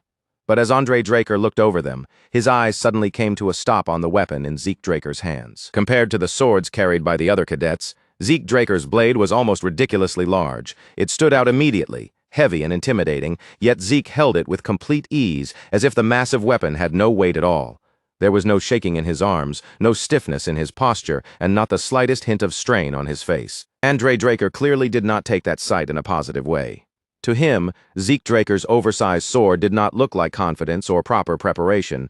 It looked like arrogance dressed up as skill. So, with a cold edge in his voice, he called Zeke into the arena, fully intending to use him as an example and teach him a lesson. But the moment Andre Draker reacted that way, everything was already moving exactly as Zeke Draker had planned from the very beginning. Zeke Draker stepped forward without hesitation and openly declared that he could defeat Andre Draker while using that very sword. The challenge landed exactly where he wanted it to. For a brief instant, Andre Draker's expression shifted, and irritation flashed across his face before he could fully hide it. The atmosphere between them immediately tightened. The pressure in the arena sharpened so intensely that Zeke Draker's system reacted on its own, triggering a mental defense skill, as if sensing the danger building in the air. Andre Draker seemed entertained by Zeke Draker's reckless confidence, so he decided to turn the challenge into a practical demonstration for the class. He even laid out a condition. If Zeke managed to win, then from that point on he would be given complete freedom during class. And to make sure the match looked fair, Andre promised that he would hold himself back and fight without using aura. But that restriction was exactly what made the situation favorable for Zeke Draker. He already knew where Andre Draker's weaknesses were hidden, and as long as the fight stayed inside those limits, Zeke was confident he could find a way to exploit them. Even so, Zeke Draker knew he could not afford to go completely overboard. Abel Draker was watching him closely, and with his brother's eyes on the match, Zeke did not want to reveal too much or attract more attention than necessary. So Zeke Draker settled on a simple and controlled goal. He did not need to defeat Andre Draker outright. All he needed was to land one clean, precise cut across the instructor's uniform. That single mark would be enough to prove his point in front of everyone. After that, Zeke Draker could step back, accept defeat on his own terms, and make the whole outcome look controlled rather than suspicious. The instant the fight began, Zeke Draker did not waste even a fraction of a second. His body moved right away, launching into action before the arena could settle into silence. He brought his massive blade around and swung it straight toward Andre Draker's neck, using the first strike to apply pressure immediately and force the instructor to respond from the very opening exchange. But Andre Draker handled the attack as if it was nothing unexpected. With a small, efficient movement, he shifted his sword into place and cleanly deflected the heavy blow before it could reach him. That single parry was enough to show the difference in polish. Andre Draker's movement was refined, practical, and precise, the kind of swordsmanship one would expect from someone who had truly earned the rank of Blue Knight. Zeke Draker understood immediately that this match would not be easy. Even with Andre Draker deliberately holding himself back, the man's foundation was still far too solid to be treated like an ordinary opponent. Zeke Draker began moving around the arena. dashing from one position to the next and sending attacks in from different angles. But no matter where the strikes came from, Andre Draker stopped them with almost flawless timing, his defenses landing with calm and precise efficiency every time. The other cadets could only watch in stunned silence as the fight stretched on. Andre Draker stood his ground while Zeke Draker kept up a relentless assault, and somehow that exchange continued for a full 30 minutes. Yet the longer the match went on, the more something about it started to feel strange. Andre Draker's hand tightened around the grip of his sword. A faint tremor began to run through his blade, and little by little, the first signs of exhaustion started creeping into his movements, dulling the clean sharpness he had shown at the beginning. He could not make sense of it. Zeke Draker was still moving freely, still attacking without pause, and there was not even the smallest trace of fatigue on his face. His breathing remained steady, his expression unchanged, as if the long exchange had barely affected him at all. Even though Andre Draker had chosen to suppress his own power, he had never expected a simple sparring match against a cadet to become this difficult. The pressure Zeke kept applying was far greater than he had anticipated. In that moment, the reality became painfully clear. This was the kind of overwhelming potential a pure-blooded Draker Awakener could possess when their body and talent were pushed into motion. Compared to someone like that, measuring an ordinary cadet by the same standard almost felt unfair from the very beginning. Zeke Draker, meanwhile, was not attacking blindly. He was deliberately taking advantage of Andre Draker's biggest weakness, the one flaw he knew would eventually begin to show his stamina. The aura cultivation method unique to House Draker was not something that simply turned on and off comfortably. It required constant activation, even during moments when the body should have been resting. For someone like Andre Draker, forcing himself to fight while suppressing that aura felt deeply unnatural. It was almost like moving while holding his own body back from instinctively doing what it was trained to do. Zeke Draker understood that weakness perfectly, and he was pressing on it without mercy. Andre Draker deflected yet another incoming strike, but Zeke Draker showed no sign of retreating. He had no intention of backing down now, and he certainly was not planning to accept defeat while the instructor was still holding back. Zeke Draker's pride would not allow that. If he was going to lose, then Andre Draker would first have to be pushed far enough to break his own condition and use aura. So Zeke Draker shifted his strategy. Instead of continuing to slowly search for a small opening through repeated attacks, he abandoned the safer approach and chose a much riskier path. He would drag Andre Draker into an all-or-nothing moment, a single decisive exchange where the instructor would have no choice but to reveal his real power. Then Zeke Draker suddenly flipped backward, creating distance between them in an instant. But the retreat lasted only a heartbeat before he launched himself forward again, closing the gap with blinding speed. It was swift step, an advanced movement skill that made his body streak across the arena floor like a blur, too fast for the watching cadets to follow clearly. Andre Draker barely had enough time to respond. In that brief opening, Zeke Draker slipped around him with sharp footwork and maneuvered directly into the instructor's blind spot. Then, in one flashing instant, Zeke Draker activated Critical Strike and poured everything he could into that single decisive attack, committing all of his momentum to the blow. For the first time since the match began, Andre Draker hesitated. A mere cadet should not have been capable of using such an advanced technique, and that unexpected realization disrupted his rhythm for a split second. But just before Zeke Draker's attack could land, Andre Draker's instincts took over.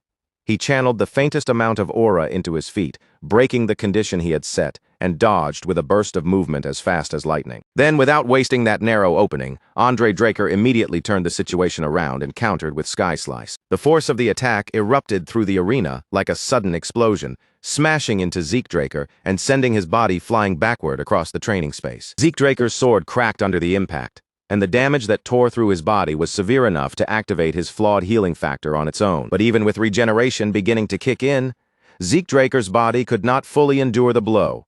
His strength finally gave out, and he collapsed heavily onto the arena floor. Andre Draker quietly slid his sword back into its sheath and turned away from the fallen cadet.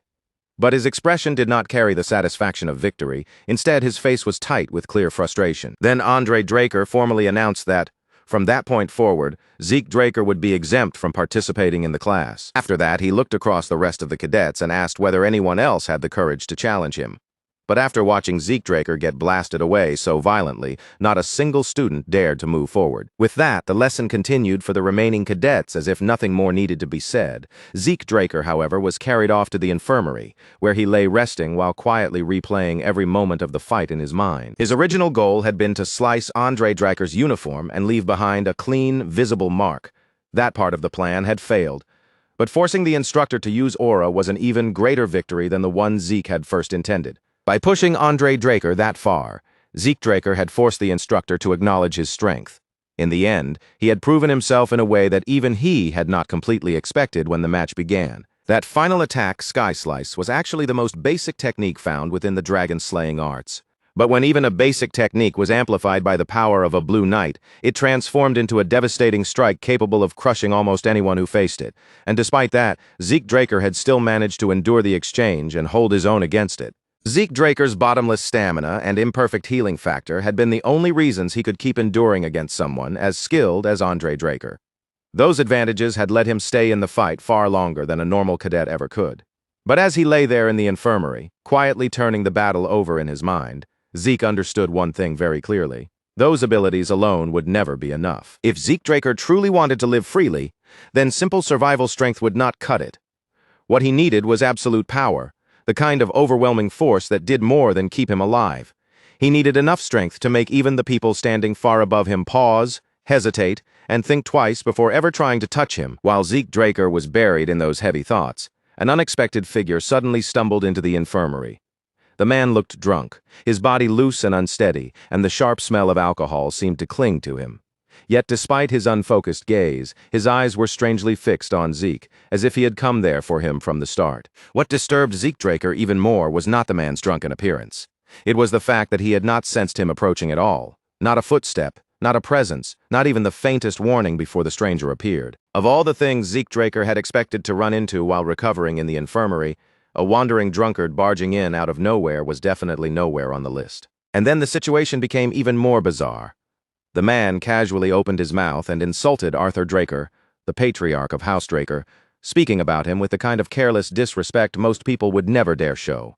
Zeke Draker narrowed his attention and tried to read the man's intentions, watching every small movement and expression. But the stranger did not seem interested in explaining himself. Instead, he appeared far more focused on lifting his bottle again and pouring more liquor down his throat. Then, without giving even the slightest warning, the drunkard suddenly asked Zeke Draker about his rapid regeneration. The question landed like a blade in the room, making it obvious that this man had noticed Zeke's unnatural healing ability. The moment Zeke Draker heard that, warning bells rang sharply in his head. The Academy should not have known anything about that power. And yet this drunken stranger had pointed it out, as if he had seen straight through him. At that exact moment, Zeke Draker's system responded on its own, activating mental defense as if recognizing the threat hidden beneath the man's casual tone. Zeke Draker kept his face completely blank, refusing to let even a hint of alarm show. He played dumb, acting as though he had no idea what the man was talking about. But the stranger did not buy that performance for even a single second. Without warning, the man suddenly lunged forward. His palm shot out with terrifying sharpness and force, slicing clean through the infirmary bed as if the solid frame had been nothing more than paper. Zeke Draker dodged in an instant, his body moving almost before his thoughts could catch up. As he pulled away from the shattered bed, one suspicion hardened in his mind: this drunken lunatic might actually be an assassin. Thinking quickly, Zeke Draker grabbed the bedsheet and snapped it toward the man's face. The cloth whipped through the air, not as a real attack, but as a desperate way to block the lunatic's vision, even if only for a split second. But the pressure closing in around Zeke Draker only became sharper and more suffocating. The danger was too real now, forcing him to abandon any thought of holding back. Zeke Draker activated every skill available to him and threw himself forward into an all-out attack, pouring his full focus and momentum into the assault. Yet even with his vision blocked, the man moved as though nothing had changed. He reacted effortlessly and caught Zeke Draker's blade with such ease that the attack seemed to have never threatened him in the first place. Instead of immediately counterattacking, the drunkard simply smirked. There was amusement in his face, as he praised Zeke Draker for adapting so quickly under pressure, as though he were watching an entertaining test rather than a life-or-death struggle. Zeke Draker staggered back, keeping his guard raised while the stranger's words sank into him. A mercenary? What did that even mean? Was this man somehow aware of something from Zeke's past? The drunkard studied him closely, then scoffed at the sight of a Draker willing to throw away his sword just to stay alive. To the stranger, Zeke Draker did not look like someone shaped to be a proper knight. He looked far more suited to the rough, survival-driven life of a mercenary. And in that instant, Zeke Draker felt a chill run through him, because he realized this man was not guessing blindly, he was seeing straight through him. Even worse, Zeke Draker could feel the gap between them with painful clarity. The difference in power was not small, not something he could close with cleverness or a sudden trick. If this man truly wanted to kill Zeke Draker, there would be no long battle. No dramatic exchange, and no desperate chance to turn things around. He was at least on the level of a red knight, and that alone made him terrifying. Then the man casually gestured toward Zeke Draker's heavy claymore, as if dismissing it with a glance. He seemed to assume it was nothing more than a basic weapon picked up from the Academy's supply, and with Zeke's talent, he said swinging around that kind of blade was a complete waste. The relaxed way the man judged Zeke Draker's potential only made the truth even clearer. This drunkard was far more powerful than he had first appeared. But before Zeke could think any deeper about who he really was, a familiar voice suddenly cut through the tense air of the infirmary. Andre Draker had arrived. To Zeke Draker's shock, Andre Draker did not treat the stranger like some random intruder. Instead, he called him by name, Dexter. Zeke Draker could barely believe what he had just heard. Meanwhile, Dexter only wore that same smug, careless look and asked how Andre Draker had managed to track him down. Andre Draker calmly recalled that he had seen Dexter earlier in the training room. Then, without lingering on the matter any longer, he turned his attention away from the drunkard and looked toward Zeke Draker. Andre Draker told Zeke Draker that if he had already recovered, then he should leave the infirmary. Zeke awkwardly prepared to get out as instructed, but before he could go, Dexter suddenly stopped him. With amusement still lingering on his face, Dexter made Zeke Draker an offer. If Zeke wanted to learn something that was actually useful, then he should come to the western greenhouse of the Academy. For a brief moment, silence settled between them.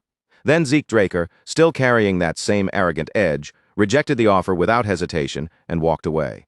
Dexter let out a weary sigh and shook his head as he watched him go, muttering that Zeke Draker's attitude was far too similar to his father's. For just a moment, something softer seemed to pass through Dexter's expression. A faint trace of nostalgia hidden beneath all that drunken carelessness. Zeke Draker, however, was already fitting the pieces together in his mind.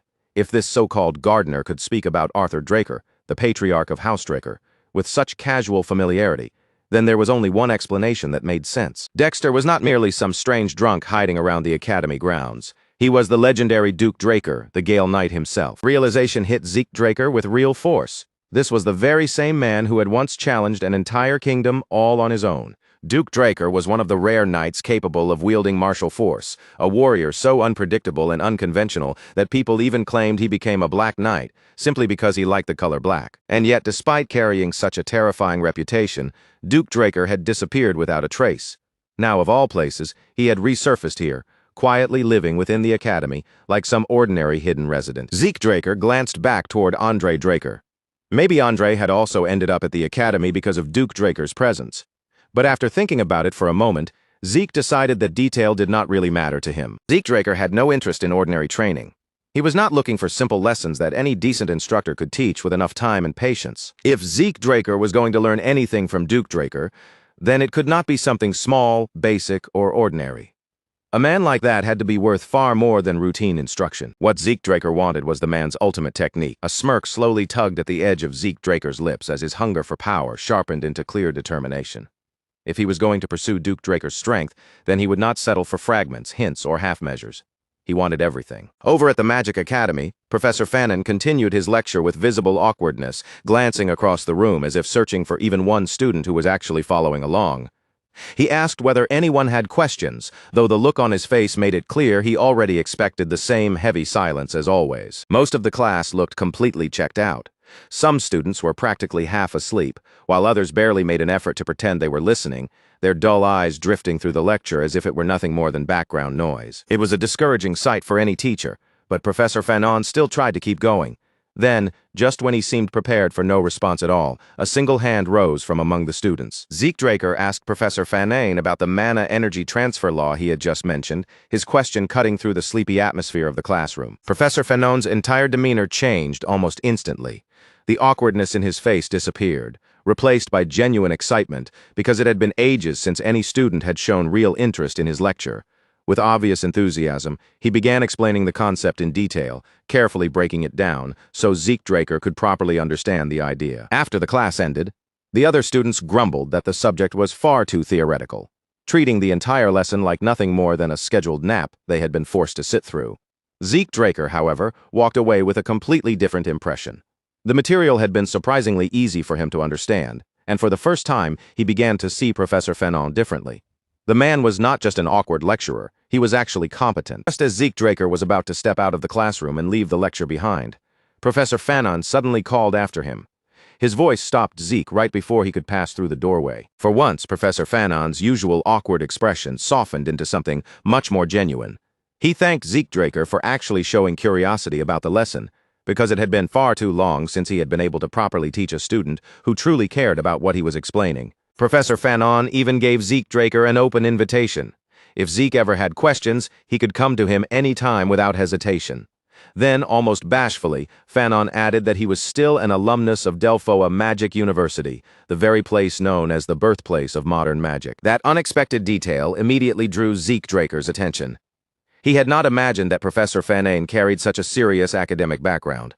And since there was no downside to keeping a capable mage within reach, Zeke decided it would be worth accepting the offer. In Zeke Draker's mind, magic users who were skilled in mathematics usually had sharp, orderly ways of thinking.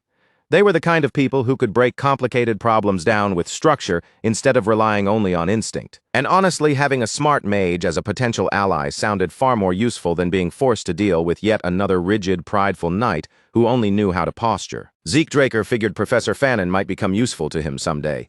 But the moment he stepped out of the academy and let his thoughts continue, that train of thought was suddenly cut off. Dexter was waiting for him outside. And judging from the look on his face, whatever little patience he had been trying to hold on to had already burned away completely. Dexter stood there with his arms crossed, staring at Zeke Draker as he asked whether he was finally done. But before Zeke could even give him an answer, Dexter skipped past the small talk and went straight to the real reason he had been waiting. Dexter demanded to know why Zeke Draker had never shown up at the Western Greenhouse like he was supposed to. Clearly, when Dexter had first offered to teach Zeke Draker something useful, he had expected the meaning behind his words to be obvious. In his mind, Zeke should have understood the hint immediately and come running without needing another invitation. But Zeke Draker only gave a careless shrug, completely unmoved by Dexter's impatience. In the same blunt tone as before, he repeated that he simply was not interested. Dexter's irritation flared almost instantly. He started acting less like a legendary figure and more like a sulking child who had been ignored after offering something important. Even then, Zeke Draker's stance did not soften in the slightest. Zeke Draker admitted that Dexter was clearly no ordinary person, but right now he was already focused on his own training path. For one brief moment, Dexter looked as though he might accept that answer until, just as suddenly, he clearly decided he would not. Without warning, Dexter vanished from Zeke Draker's sight. Before Zeke could even process where he had gone, a sharp impact struck him, and in the next instant, his vision was swallowed by complete darkness. When Zeke Draker finally regained consciousness, he immediately realized he was no longer in the same place where he had been standing before. Blinked slowly, his senses returning piece by piece as he took in the unfamiliar space around him.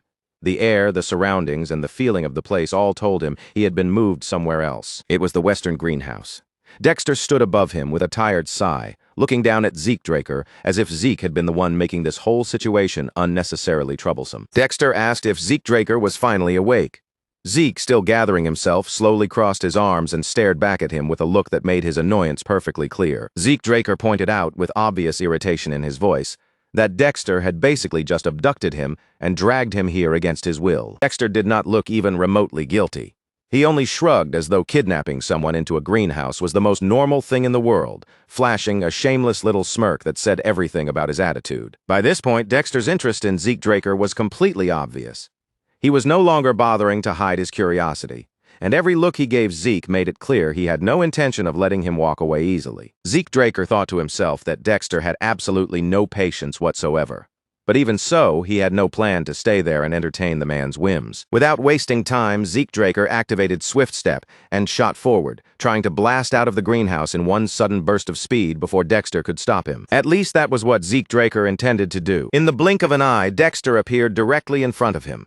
He blocked Zeke Draker's path with effortless timing, cutting off the escape before Zeke could even reach the exit. Annoyed but still refusing to give up, Zeke Draker tried to break away again. Yet the moment he moved, Dexter intercepted him a second time, stepping into his path as if he had predicted it from the start. No matter which direction Zeke Draker tried to run, Dexter matched him with ease and shut down every possible escape route like it was nothing. Refusing to keep being treated like some helpless child, Zeke quickly shifted his approach. With a smirk tugging at his face, Zeke Draker decided to prod at him instead. He teased Dexter and asked what exactly he found so fascinating about him. Dexter did not even pause before answering. Dexter's answer was simple and direct. What interested him was Zeke Draker's absurd healing ability, that insane regeneration that no ordinary cadet should have possessed. Zeke Draker grinned as the real reason finally became clear.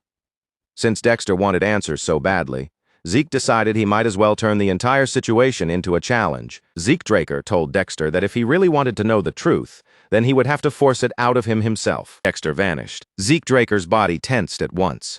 His eyes darted from side to side, scanning the greenhouse as he tried to catch even the smallest sign of where Dexter had disappeared to. Then a sword cut through the air behind him, whistling sharply as it came straight toward Zeke Draker's back. Zeke Draker barely managed to react in time. His hand shot out and caught the weapon before it could land cleanly, stopping the strike just short of doing real damage. Holding the sword steady in his grip, Zeke Draker narrowed his eyes and fixed his focus on Dexter, refusing to let the man slip from his awareness again. Zeke Draker could not understand what Dexter was trying to prove with this sudden attack. Taking his stance, he demanded an explanation, his guard still raised and his body ready to move. But Dexter only answered with another smirk. He reminded Zeke Draker that he was the one who had started this challenge in the first place. Then Dexter said the current setup was too boring, so they might as well make it more interesting before laying out the terms. If Zeke Draker could land even a single strike on Dexter's clothes, then Zeke would be declared the winner, and as a reward, Dexter would grant him one wish. If Zeke Draker lost, Dexter's expression suddenly sharpened into something far more terrifying. In that case, Zeke would have to tell him everything he was hiding. For the next 3 relentless hours, Zeke Draker fought with everything he had, pushing his body through exchange after exchange without letting himself slow down. But Dexter was not simply fast in the normal sense. He moved like someone who was practically untouchable, slipping away from danger as if attacks could not reach him at all. No matter how many times Zeke Draker swung, thrust, adjusted his footwork, or changed the angle of his attacks, he could not land even a single clean hit on Dexter. Even so, Zeke Draker refused to stop. No matter how many times he failed, he kept pushing forward, unwilling to accept that he had no way through. His endless stamina and rapid regeneration kept dragging him back into motion again and again. Wounds closed, pain faded, and his body continued moving like something that was almost impossible to wear down. Dexter began to take real notice of him. Zeke Draker was not just some kid blessed with ridiculous endurance. There was something far stranger and more persistent about him. Zeke Draker simply would not stay down. Every injury healed, every setback vanished within seconds, and each time Dexter knocked him to the ground, Zeke rose again as if the fight had only just begun. Still, Zeke Draker understood that stamina alone would never be enough to win. If he wanted to reach Dexter, he needed something stronger. Then one thought surfaced in his mind: the might of the dragon. It was a skill so powerful and dangerous that he had never dared to use it before.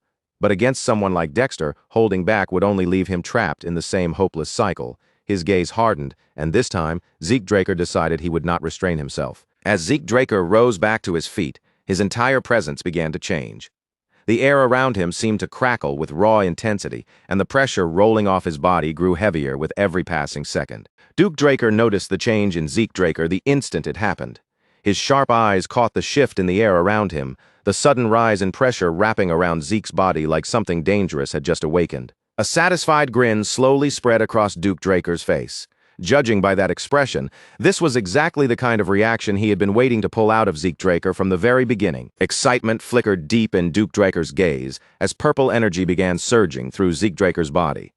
The violent glow wrapped around him fiercely, making the atmosphere in the greenhouse feel sharper and more unstable with every passing second. Zeke Draker activated Swift Step once again, but this time, the movement was completely different from before.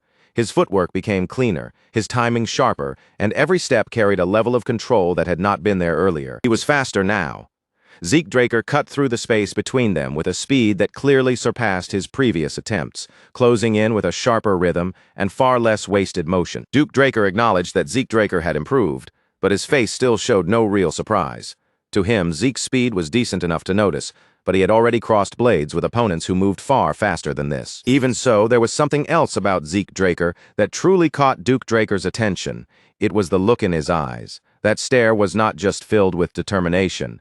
There was something wilder there, something sharp, feral, and vicious, and Duke Draker clearly liked what he saw.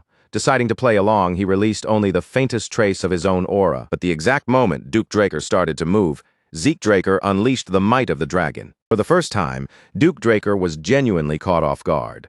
He still managed to break Zeke Draker's sword and force him backward, but the exchange had not unfolded the way he expected at all. A flash of confusion passed through Duke Draker's mind. For a brief moment, even he could not immediately understand what had just happened in that clash. A thick cloud of dust burst up around Duke Draker, filling the space and blurring the area around him. Using that cover, he tried to figure out whether Zeke Draker had used some kind of technique to interfere with his vision. With the dense dust screen hiding his movements, Duke Draker assumed Zeke Draker would not be able to follow him properly. In that haze, tracking him should have been nearly impossible. Zeke Draker had dragon eyes. Through the dust, the confusion, and the shifting air, he locked onto Duke Draker's presence and struck at him from behind. This time, Zeke Draker finally landed a hit. But in the very next instant, the Black Knight vanished from where he had been standing, leaving Zeke frozen in surprise as his attack met empty space. Then, little by little, understanding began to settle in Zeke Draker's mind. That had to be Duke Draker's secret technique. It was some kind of movement ability that allowed him to shift positions instantly while leaving behind a violent gust of wind in his wake. Only then did Zeke Draker truly understand why Duke Draker had earned the name Gale Knight. While Zeke Draker was still trying to process the technique he had just witnessed, Duke Draker suddenly appeared behind him as if the space between them had never mattered. With almost no effort in his voice, Duke Draker declared the match a draw. Then, before Zeke Draker could respond, he completely overwhelmed him and brought the fight to an abrupt end. The system immediately sent Zeke Draker a warning. Because he had used too many skills in such a short period of time, his fatigue had exceeded the safe limit, and his body had finally reached a point where it could no longer keep up. His consciousness began shutting down by force. No matter how much Zeke Draker wanted to resist, his body was no longer giving him a choice. Zeke Draker's vision started to fade as he struggled to move, but his limbs refused to listen. Darkness closed in around him, swallowing everything until he finally lost consciousness completely. Several hours later, Zeke Draker opened his eyes in his own room. From the situation, it seemed likely that Duke Draker himself had carried him back after the fight ended. Although the sting of defeat still lingered inside him, Zeke Draker understood the result clearly. Losing against a Black Knight was only natural, no matter how frustrating it felt. He had thrown everything he had at Duke Draker. Every skill, every trick, every burst of strength he could force out of his body. And even after all that, it still had not been enough. Zeke Draker looked back over his strategy, remembering how he had repeated the same attack pattern again and again on purpose. He had wanted Duke Draker to lower his guard, only to change everything at the final second by unleashing the full force of the dragon's power. And yet, even with all that preparation and risk, Zeke Draker had barely managed to land a single hit. Zeke Draker felt certain that the movement Duke Draker had used at the end was his trump card, the hidden technique that defined his strength. Regret washed over him as he thought about it. If Zeke Draker had not pushed his draconic skills too far, he might have stayed conscious long enough to observe more of that technique. Still, even for just a moment, he had seen it with his own eyes. That absurd speed paired with Duke Draker's perfectly trained physique was probably the same kind of skill that had allowed Andre Draker to rise through the ranks despite his weak stamina. Zeke Draker wished he could have learned that technique for himself, but for now he could at least feel somewhat satisfied, because one undeniable truth had been proven through the fight. The might of the dragon was powerful enough to make even a Black Knight hesitate. If Zeke Draker ever unleashed it against weaker opponents, most of them would have almost no chance of standing against him. Just then, a system notification appeared before Zeke Draker. Curious about what had changed, Zeke Draker checked his status and discovered that Swift Step had leveled up, and that was not the only change. His soul had developed even further, unlocking new system functions that could now be accessed through karma points. As Zeke Draker scrolled through the available options, he was surprised to see features like a mini-map, an inventory, and a quest book, each one ready to unlock as long as he had enough points to spend. After taking his time to look over the choices and understand what each function might offer, Zeke Draker decided that the inventory should be unlocked first. The system explained the function in a simple and direct way. Zeke Draker could store and retrieve items just by thinking of their name or their shape. To test whether it worked as smoothly as the system claimed, Zeke Draker selected his sword.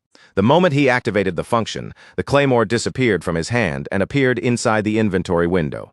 Impressed by how naturally the process worked, Zeke Draker immediately tried calling the weapon back again. With nothing more than a thought, the claymore instantly reappeared in Zeke Draker's grasp, solid and ready in his hand, as if it had never vanished. He had assumed the inventory would be a basic storage space and nothing more. But after trying it himself, Zeke Draker realized it was far more advanced, convenient, and useful than he had expected. Zeke Draker remembered how much he had struggled in his past life to find secure places to hide valuable artifacts. If he had possessed this function back then, so many things would have been completely different. The system also revealed that the storage capacity could be expanded by spending more karma points. Surprisingly, even with that level of usefulness, the entire function was still considered only a low-rank administrator skill. That made Zeke Draker wonder what kind of powers might appear once he reached the high-rank administrator level. And now that he understood just how valuable karma points truly were, he decided he would need to spend them carefully. As Zeke Draker began reconsidering his future plans with this new function in mind, a knock suddenly sounded at the door. A moment later, Decker stepped inside and politely asked for permission to enter. A little surprised by the visit, Zeke Draker allowed Decker to come in. The butler then delivered a message explaining that Zeke would understand what it meant the moment he heard who had sent it. The message was from the garden keeper. The moment Zeke Draker heard that title, he paused for a brief second before a smile slowly began to form on his face. That message alone confirmed it. All the effort Zeke Draker had poured into that brutal fight had not been wasted. As Zeke Draker read through the invitation, Decker calmly assured him that he could return for another challenge whenever he felt ready. Zeke Draker felt a surge of excitement rise in his chest that he could not quite suppress. After all, Duke Draker had called their fight a draw before completely overpowering him. And to Zeke Draker, that meant one thing very clearly. He still had another chance to prove himself. Just before Zeke Draker can take his leave, Decker stops him, as if remembering one final matter he cannot let slip by. He tells Zeke that he managed to locate the blacksmith Zeke had been searching for. But when Zeke naturally asks whether a meeting has already been arranged, Decker's face tightens with an uncomfortable look, and he awkwardly admits that the situation did not move along as neatly as they had hoped. The blacksmith's answer had been harsh, simple, and immediate. Galleon Halbert had turned down the request on the spot, refusing it so firmly that there was not even a trace of room left for persuasion or negotiation. Zeke Draker is visibly thrown off when he hears the reason behind the refusal. It is not just that Galleon Halbert rejected this one commission. The man has apparently stopped forging weapons entirely, as if he has walked away from the craft itself. The next day, Zeke Draker finds himself standing before a shop that stirs up old memories the moment he sees it. It is the very same blacksmith's forge he once visited in his previous life, still sitting there with a heavy, strangely familiar atmosphere hanging around its entrance. Zeke Draker lifts his gaze toward the old sign swaying above the doorway, its worn surface carrying the weight of years. As quiet memories begin to surface in his mind, he steps inside and calls out.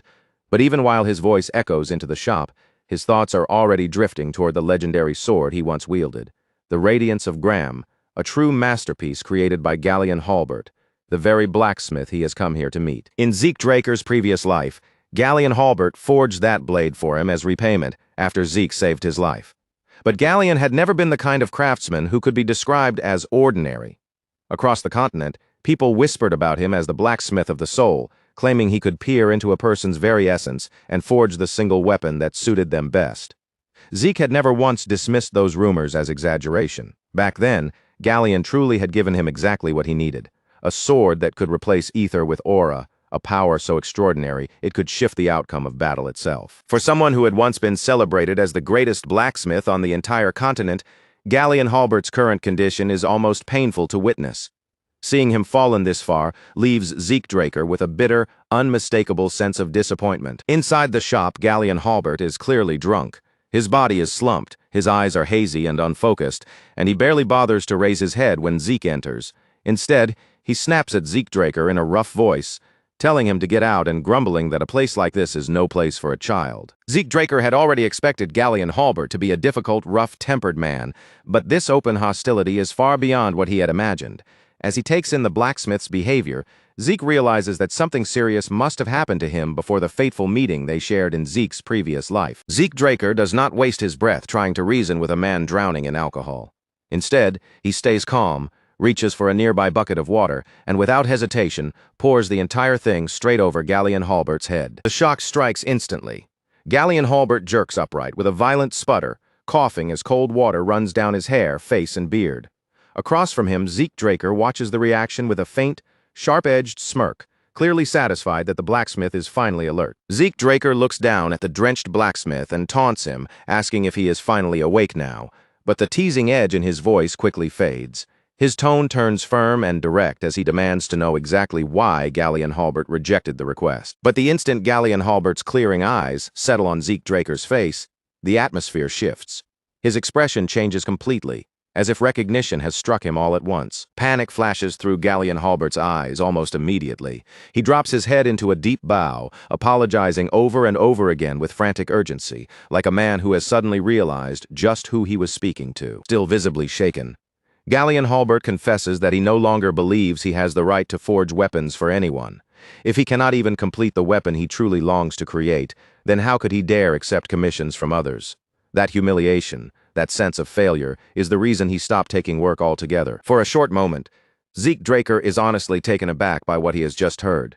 The confession is heavier than he expected, and it leaves him briefly silent. Even a blacksmith as famous as Galleon Halbert has clearly been dragged into a painful downward spiral. Zeke Draker suddenly recalls that in his previous life, Galleon never once mentioned any of these struggles.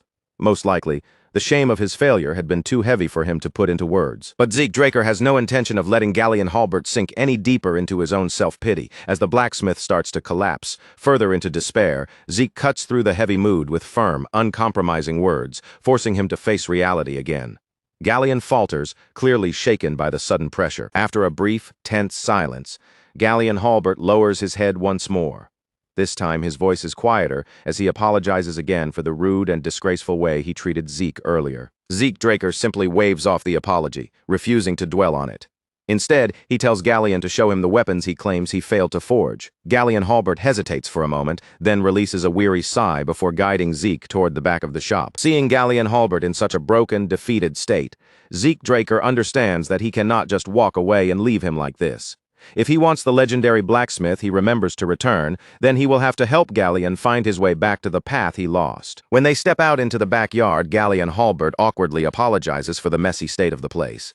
Tools, scraps of metal, and unfinished works are scattered all around. But Zeke Draker only sweeps his eyes over the chaotic scene and casually says that, honestly, it looks pretty cool. Galleon Halbert gives a quiet word of thanks, while Zeke Draker begins inspecting the weapons laid out across the yard. The blacksmith warns him to handle them carefully since the blades are still sharp. But as Zeke studies one sword after another, his eyes narrow with interest because he quickly notices something unexpected. These weapons are not failures at all. In truth, the craftsmanship is nearly the same as the weapons Galleon Halbert forged in the days when he was praised as the finest blacksmith on the continent. The shape, balance, and finish all carry the skill of a true master. Zeke Draker activates Dragon Eyes, allowing his gaze to pierce beyond the surface of the blades and examine their deeper structure. Almost immediately, the true problem reveals itself before him. He turns his attention back to Galleon Halbert and asks the question directly, without softening it or circling around the issue. The real problem, he says, is with the brazier, isn't it? Galleon Halbert can only stare at him in stunned silence, clearly shocked that Zeke Draker has identified the issue so quickly. But Zeke does not give him room to look away, dodge the question, or pretend otherwise. Zeke Draker presses him for a clear answer, then points out another detail already visible in the weapons before them. He has noticed something specific about the way Galleon is trying to forge these blades. Galleon Halbert is using a rare smelting technique, one that blends different metals together to create a new material. If done correctly, that material should be lighter than ordinary steel while also being stronger and more reliable. To show that he understands exactly where the process has gone wrong, Zeke Draker picks up one of the so-called failed swords. Then, with almost insulting ease, he snaps the blade cleanly in half. Zeke Draker looks down at the broken sword in his hand and comments coldly that its durability is pathetic. For a weapon made with such an advanced method, it is far too weak. Then he explains the true flaw behind the failure. The technique itself is not the issue at all. The real problem is that Galleon Halbert has not been removing the impurities properly, and those impurities are spreading weakness through the blade's entire inner structure. Galleon Halbert is left utterly speechless. With what seems like a single glance, Zeke Draker has seen through his whole forging process, understood the rare method he was using, and pinpointed the exact defect as though it were obvious from the start. After a long, heavy silence, Galleon Halbert finally calls out to him. His voice sounds hesitant and almost embarrassed, and he admits that what he is about to say may seem strange, but he has a request to make. Back inside the shop, Galleon Halbert pulls out a blueprint and carefully spreads it open in front of Zeke Draker. He does not try to conceal even the smallest part of the design, laying every detail bare before him. The moment Zeke Draker's eyes land on the page, he recognizes it instantly. There is no mistaking what he is looking at. It is the blueprint for the magic brazier. Zeke Draker remembers this design with perfect clarity from his previous life. This exact brazier was the key that allowed Galleon Halbert to perfect his craft and rise all the way to the peak of blacksmithing. Back then, Galleon Halbert had trusted Zeke Draker enough to reveal this greatest secret to him. And now, in this life, it feels as if that same moment is unfolding before him once again. Zeke Draker studies the blueprint in silence, his eyes tracing over the structure, the markings, and the symbols drawn across the page. It does not take him long to understand what the design is meant to accomplish. If Galleon Halbert can complete this magic brazier, then the flaws in his smelting process will vanish. The impurities weakening his weapons will no longer remain, and his forging will become flawless. But even as Zeke Draker understands the purpose of the design, one part of the situation feels odd. Something about it does not quite add up. Zeke Draker looks up from the blueprint and fixes his gaze on Galleon Halbert. If the design is already in his hands, he asks, then why has he not built it yet? The question lingers in the shop's heavy air. Zeke Draker waits calmly, watching Galleon Halbert for the answer that must explain everything. Galleon Halbert lets out a deep, exhausted sigh before finally explaining the problem. He is missing the most critical component needed to complete the brazier, the magic core, and just commissioning that one part would cost 10,000 gold coins. Zeke Draker's eyes widen slightly at the sheer amount. The price is ridiculous. An ordinary family might only spend around 10 gold coins across an entire month, which means this single component costs 1,000 times that amount. Hearing that, Zeke understands why it took Galleon Halbert a full decade to become the continent's greatest blacksmith in his previous life. Galleon Halbert knows perfectly well how unreasonable his request sounds, but desperation pushes him to say it anyway. Since Zeke Draker is a Draker and also a pure-blooded awakener, there may be a chance he can help acquire the core. In return, Galleon makes an astonishing promise. If Zeke helps him, he will forge any weapon Zeke wants, completely free of charge, for the rest of his life. Zeke Draker thinks through the request and quickly grasps just how difficult it really is. In practical terms, it should be impossible. He is not the family's guardian knight, so there is no way for him to casually secure such an outrageous amount of money. Even with his status as a pure-blooded awakener, 10,000 gold coins is still far beyond what he can currently reach. But he needs Graham, the Sword of Radiance, and that means he has to find some way forward no matter what. The real issue is connected to the laws of mana energy, and then, all at once, a reckless idea flashes through his mind. Zeke Draker does not drag out the decision any longer. Once the idea takes shape, he accepts Galleon Halbert's request and takes the blueprint into his own hands. Galleon Halbert still looks uncertain, unable to fully believe that Zeke Draker might actually solve a problem this impossible. But Zeke speaks with calm confidence, telling him that he knows a mage who may be able to help. If everything goes well, he will contact Galleon Halbert again with the results. As Zeke Draker turns away from the workshop and prepares to leave, he stops for just a brief moment at the doorway. Without even fully looking back, he throws one final command over his shoulder, telling Galleon Halbert to stop wasting himself by drowning in alcohol. But Galleon Halbert does not snap back, argue, or try to defend himself. Instead, he suddenly drops to his knees with a heavy thud and clutches tightly onto Zeke Draker's leg. Tears stream down his face as he clings to him in desperation, swearing with a trembling voice that if this plan truly succeeds, he will dedicate himself to Zeke for the rest of his life. Galleon Halbert keeps pouring out his gratitude again and again, his voice shaking so badly that the words almost blur together. But Zeke Draker does not let the emotional scene continue any longer. He simply shakes the man off, steps away, and walks out of the workshop as if the matter has already been settled. Later, at Draker Academy's professorial research building, Zeke Draker arrives at the research facility with a dark, stormy expression on his face. The absurd situation surrounding the magic brazier is still fresh in his mind, and the more he thinks about it, the more irritated he becomes. To Zeke Draker, the scumbags from the Magic Tower are clearly taking advantage of the situation. They have inflated the price to a ridiculous level, even though the work itself does not appear difficult enough to justify such an outrageous fee. In his eyes, it is nothing more than shameless greed disguised behind the name of professional expertise. As Zeke Draker moves through the quiet halls of the research building, he remembers that Fanon's specialty happens to be closely connected to this very field. If he can locate Fanon's research lab, then there might be a way to avoid dealing with the Magic Tower's absurd demand entirely.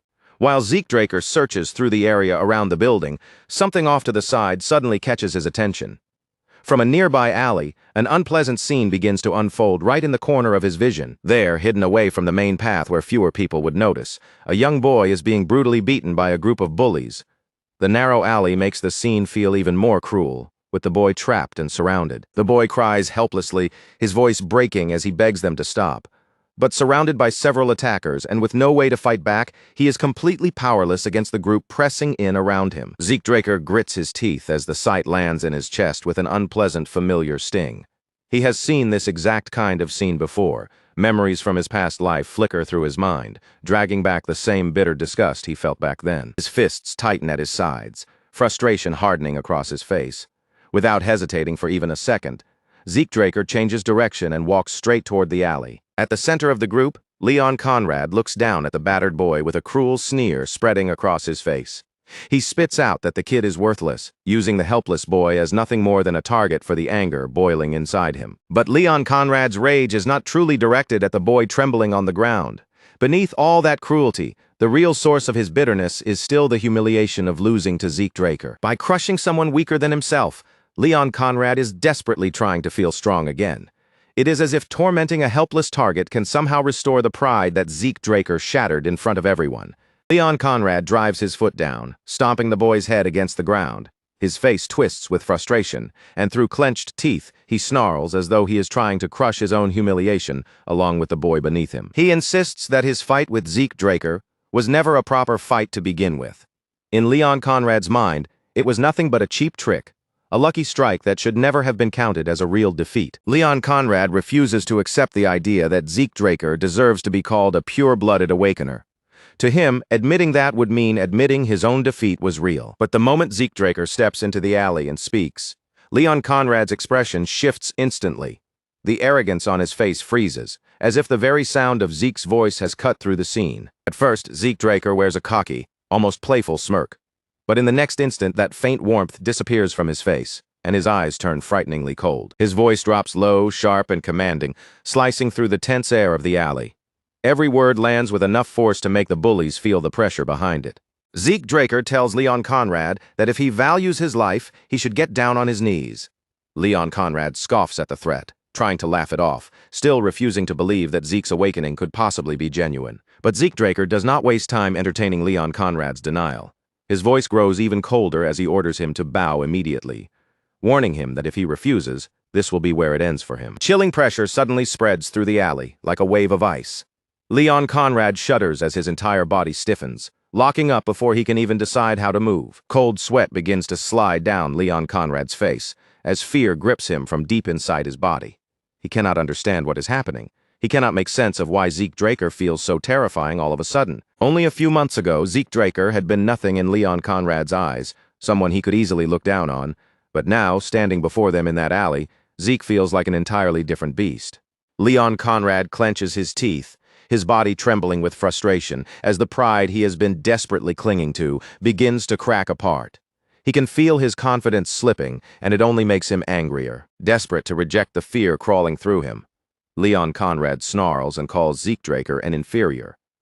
Then, in a reckless attempt to seize control of the situation again, he orders his goons to rush Zeke all at once. Zeke Draker does not even flinch as the first attack comes flying toward him. He slips away from the incoming punch with effortless ease, and while moving, he gives them one final warning. Then, without showing even the smallest sign of strain, Zeke Draker begins dismantling the entire group. His movements are calm, precise, and far too fast for them to properly follow. The first attacker goes down almost instantly. One clean counter is all it takes, and the bully collapses before he can even understand how badly he has misjudged his opponent. The next one barely has enough time to react before Zeke Draker brings him down as well, and just as that body falls, another attacker comes hurtling toward Zeke from the side. Zeke Draker simply catches the incoming attacker as if stopping him requires no effort at all. Then he hurls him backward with ease, tossing him aside like he weighs almost nothing. In only a few short moments, the entire gang is scattered across the ground. They are beaten so quickly and completely that none of them even have time to understand what just happened. Leon Conrad watches the scene unfold in pure horror.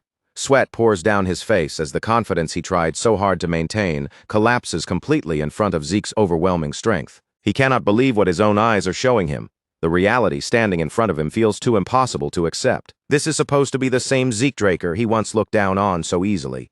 Yet now Zeke Draker walks toward him with a cocky smirk and mockingly tells him to relax, because the pain will only last for a second. Terrified, Leon Conrad staggers backward and yanks out his sword. He holds the blade out in front of himself like a shield, using steel to hide the fear he can no longer control. Leon Conrad shouts for Zeke Draker to stay away, his hands trembling around the hilt of the sword. In a panicked voice, he warns that he will cut Zeke if he takes even one step closer. Zeke Draker's expression darkens the moment he sees the blade. Calmly, he reminds Leon Conrad of the Academy rules, making it very clear that drawing a weapon inside the training area is not something that can be brushed aside. Leon Conrad's breath catches hard in his throat. In his panic, he has completely forgotten that rule, and now the weight of his own reckless decision crashes down on him all at once. Zeke Draker has no intention of letting Leon Conrad escape the consequences of what he just did. The moment the sword was drawn, the situation had changed. Zeke Draker draws his own sword in response and declares that, according to the Academy's laws, this fight can only end when one of them is dead. The person who pulled his blade first must take full responsibility for everything that follows. No matter how the battle ends, no one will have the right to blame the other side afterward. To make the duel official, Zeke Draker turns his attention toward one of the beaten boys, Liam Stone. He names Liam as the witness, ensuring that the situation cannot be denied or twisted later. Just as Zeke Draker prepares to begin the fight, Leon Conrad's remaining composure finally breaks apart completely. The arrogance he had been clinging to vanishes in an instant. Leon Conrad stammers in terror, his voice cracking as his knees give out beneath him. Throwing away every last shred of pride, the bully drops to the ground and desperately begs Zeke for mercy. Zeke Draker glares down at him in silence, and for a brief moment, sharp memories from his past life flash through his mind. The scene in front of him overlaps with the bitterness he remembers all too well. How pathetic. Zeke Draker coldly says exactly what Leon Conrad is: a filthy, trashy scumbag. There is no sympathy in his voice, only disgust. Then, in a sudden flash of movement, Zeke Draker swings his blade, but instead of taking Leon Conrad's life, he cuts off only his ear, leaving him alive with the consequence of his own cowardice. Leon Conrad lets out a sharp scream as pain explodes through him. His face contorts horribly, and both hands fly to the side of his head, desperately clamping over the wound while fresh blood slips between his trembling fingers. But Zeke Draker has not finished dealing with him yet. His gaze remains icy and unmoved, and when he speaks again, his voice carries such a deadly warning that the entire alley seems to fall into silence around them. Zeke Draker tells Leon Conrad not to even consider having the severed ear reattached. Then, with the same cold stare, he warns him that if they ever meet again, he will not be generous enough to stop with only an ear next time. The boy who had been beaten is still lying weakly on the ground, barely able to raise his head after everything that happened. In a faint, shaking voice, Liam Stone calls out to Zeke Draker and asks why he bothered stepping in to save him. Zeke Draker does not respond as though he performed some grand, righteous rescue. Without showing any sentimental softness, he coolly tells Liam Stone that he was not helping him at all. He was simply helping himself. As Zeke Draker turns his back on the alley and begins walking away, a strange thought quietly rises in the corner of his mind, slipping in before he can ignore it. Could it have been Gallion Halbert? Maybe the blacksmith's words, along with that broken, wounded look in his eyes, had reached Zeke Draker more deeply than he wanted to admit. Perhaps something about that despair had lingered with him, but Zeke Draker quickly pushes the thought aside. He shakes it off before it can settle any deeper, refusing to waste time dwelling on feelings he does not care to examine. At last, Zeke Draker reaches the place he had been searching for from the beginning. There, he finally finds Fanon, the professor he came all this way to meet. Zeke Draker does not bother easing into the conversation with greetings or polite small talk. He cuts straight to the point, immediately asking Fanon whether the request he brought can actually be done. Fanon answers him directly, saying that it is possible for a brief moment. Relief passes through Zeke Draker, and he is ready to leave the matter in Fanon's hands. But before he can walk away, Fanon stops him and tells him to wait, because there is something he needs to hear first. Fanon explains that the design's overall structure is not especially complicated, at least not on the surface. The true challenge lies in the core, which functions like the heart of the machine by controlling its power output. Because the circuit has unusual restrictions, it requires an enormous amount of energy despite being so compact. And worse, that energy output has to be adjusted constantly in real time, or the entire device becomes useless. Zeke Draker absorbs every detail, then asks the only question that matters, whether there is still a way to make it work. Fanon gives a small nod and tells Zeke Draker that there are two possible approaches. The first option would be to rebuild and modify the core's design from the very foundation. But Fanon immediately makes it clear that this path would demand an absurd amount of time. It could take 10 years, perhaps even 15. Zeke Draker freezes at the answer, repeating the number in disbelief as though he must have heard it wrong. Fanon lets out a sigh and confirms that, yes, redesigning the core would take that ridiculously long. Then he explains the second method. Instead of reworking the core design from scratch, they could use a different material as a substitute, which would save them years of effort. The problem is that this shortcut comes with one major condition: they would need a high-compression mana stone. The moment those words leave Fanon's mouth, Zeke Draker's body jolts upright. He asks if Fanon is truly serious, because he knows exactly what a high-compression mana stone is. It is an ancient artifact so rare and advanced that even modern technology cannot reproduce it. Fanon confirms Zeke Draker's suspicion without any hesitation. That is precisely the item they would need if they wanted the device to function properly. And as if that answer were not already troublesome enough, Fanon adds another harsh detail. Finding one inside an old ruin would be close to impossible. Fanon continues by explaining that if they want a stone compatible with this specific design, the cost alone would be around 3,000 gold. Zeke Draker falls silent when he hears the number. 3,000 gold is still an enormous sum, especially when he has only just finished trying to process the 10,000 gold needed for the magic brazier. And now another impossible expense has been placed directly in front of him. For a moment, Zeke Draker can only stand there, weighed down by the sheer scale of the problem. Waiting 15 years is completely impossible. But 3,000 gold is not some small amount Zeke Draker can simply pull together whenever he wants. Neither option is easy, and neither can be ignored. The danger becomes even greater because if anyone discovers that Zeke Draker is not actually an aura user, he will be expelled from Draker Academy without question. Everyone believes Zeke Draker can wield aura because of what they witnessed during the blessing ceremony. But the truth is something else entirely. That display was only an illusion created through his aether and healing abilities. And no matter how hard he tries, he still cannot use aura. Aether is a power ordinary humans cannot control at all, but aura is different. Most warriors can access aura far more easily, which is exactly why Graham, the Sword of Radiance, is not merely helpful to Zeke Draker. For him, it is absolutely necessary. Without that sword, Zeke Draker's entire future could fall apart. Still lost in thought, he keeps turning the problem over from every angle, convinced that somewhere, somehow, there has to be another path forward. Meanwhile, Fanon remains absorbed in the blueprint, studying it with open fascination. He murmurs to himself that whoever created this design must have been a genuine genius. Fanon continues marveling at how incredibly efficient the structure is, saying that even among relics from the Golden Age, craftsmanship of this level would be extremely rare, and at that exact moment something suddenly clicks inside Zeke Draker's mind. Zeke Draker's eyes widen slightly as a new idea begins forming.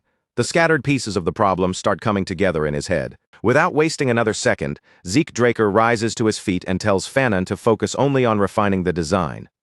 Everything else, he says with firm confidence, will be handled by him. With that decided, Zeke Draker starts to leave, already moving with the determination of someone who has found his answer.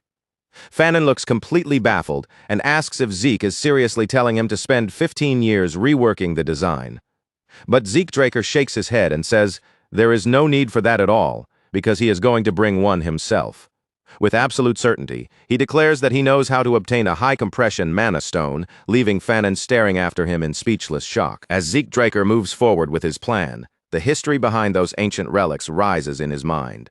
The Golden Age, the era when magic reached its greatest heights, eventually came to an end during the Liberation War. That was the war where humanity rose up and fought to free itself from the rule of the dragons, struggling to take back its own future. The war finally ended when Bahamut, the evil dragon, was slain by Tarakan Draker. After that, humanity enjoyed a full century of peace, but the lairs left behind by the dragons still contained remnants of that vanished age. Those ancient treasures eventually came to be known as the Hero King's remnants. They were relics so advanced and extraordinary that modern humans could not hope to recreate them. Among those relics was the high-compression mana stone, a powerful artifact said to hold enough energy to sustain an entire village on its own. Draker Academy's central library stands quietly at the heart of the academy grounds, almost like a forgotten monument surrounded by the passing flow of student life. Zeke Draker arrives at the central library, a place that hardly anyone bothers to use anymore. Even though the building feels nearly abandoned, it is still carefully maintained, because legend says that the hero Tarakan Draker himself established it decades ago. Zeke Draker remembers that in his previous life, several Golden Age relics were discovered here during the Academy's record room expansion. The Magic Tower and the Archmage of Nirvana became involved almost immediately, and the discovery sent shockwaves across the entire continent. But in this life, those relics should still be hidden here, untouched by anyone. Zeke Draker begins searching through the vast library, but just as he expected, nothing reveals itself right away. If relics of that level were easy to find, someone else would have uncovered and taken them long ago. Zeke Draker activates Dragon Eyes and starts scanning the room with intense focus. His enhanced gaze sweeps carefully across every wall, every bookshelf, and every tile beneath his feet. At last, his eyes catch on something out of place. One tile looks subtly different from the rest, strange enough that it draws his attention despite the quiet darkness of the library. Zeke Draker approaches the tile and taps it carefully, testing it for some kind of hidden mechanism. Then he activates Spirit of the Soul, recalling the lessons his master once taught him. Aether has the ability to materialize, allowing its user to give it different properties depending on how it is shaped. It can become a cutting force, a blunt impact, or something else entirely. But Aether also comes with a severe drawback. The moment it is used, it begins consuming energy at a terrifying speed. Even keeping it active for a short time drains Zeke Draker's stamina heavily, and he can already feel fatigue starting to settle into his body. Still, this is not a moment where he can afford to stop and rest. He has come too far to turn back now. Without hesitation, Zeke Draker steps through the opening revealed behind the tile. Beyond it, he finds himself entering a hidden cave beneath the library. Zeke Draker lights a fire to push back the surrounding darkness and reveal the space around him. But as the dim glow spreads across the cave walls, his expression tightens and a deep frown forms on his face. In Zeke Draker's previous life, these ruins were not supposed to be found until almost 10 years later, and he certainly does not remember them being buried this deep beneath the academy. Just then, a faint sound of movement echoes from somewhere farther inside the darkness, making his heart beat harder. For one tense moment, he wonders if someone else has already discovered this place before him. But when he looks ahead, what he finds is not another explorer. It is a group of skeletons, undead workers, not lifeless remains, gripping shovels and pickaxes as they continue digging endlessly, as though they are searching for something buried in the depths. Zeke Draker immediately scans them with dragon eyes and confirms one important thing. They are not being controlled by a lich. That is good news. If there is no lich commanding them from behind the scenes, then these undead workers are nothing more than enemies that can be destroyed without hesitation. Zeke Draker reaches that conclusion instantly. Zeke Draker activates Critical Strike and launches himself forward like a blade cutting through the dark. In a single burst, he closes the distance before the undead workers can even properly sense him, then strikes with full force, smashing their brittle bones apart and crushing them one after another. As the final skeleton crumbles into scattered fragments across the ground, a system notification suddenly appears in front of Zeke Draker, cutting through the silence of the ruins. Zeke Draker has earned 2 karma points. A grin slowly spreads across Zeke Draker's face. He had been so focused on finding the hidden relics that he had almost forgotten about earning karma points entirely. But now that the system has reminded him, the look on his face begins to shift into something far more wicked. This place is no longer just an ancient ruin in Zeke Draker's eyes. Now it has become the perfect hunting ground for gathering even more karma points. Without wasting another second, Zeke Draker pushes farther into the ruins.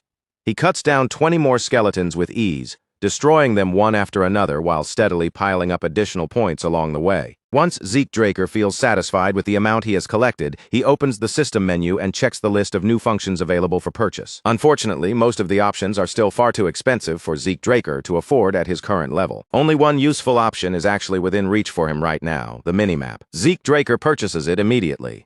The system responds at once, updating his display and showing him his exact current location inside the ruins. At first glance, it resembles a magic map, which is already impressive enough on its own. But then, right before Zeke Draker's eyes, something even more surprising begins to happen. The minimap shifts, expands, and transforms into a full 3-dimensional display. Zeke Draker watches in amazement as the structure of the ruins unfolds before him. Passages, rooms, and hidden routes appear in clear detail, revealing the layout in a way that no ordinary map could ever manage. Then, among all the information spreading across the display, Zeke Draker notices one detail that immediately stands out from the rest. A single room on the map is marked in a different color. Drawn in by curiosity, Zeke Draker focuses on that highlighted space and selects it. The system identifies the marked area as a storage room.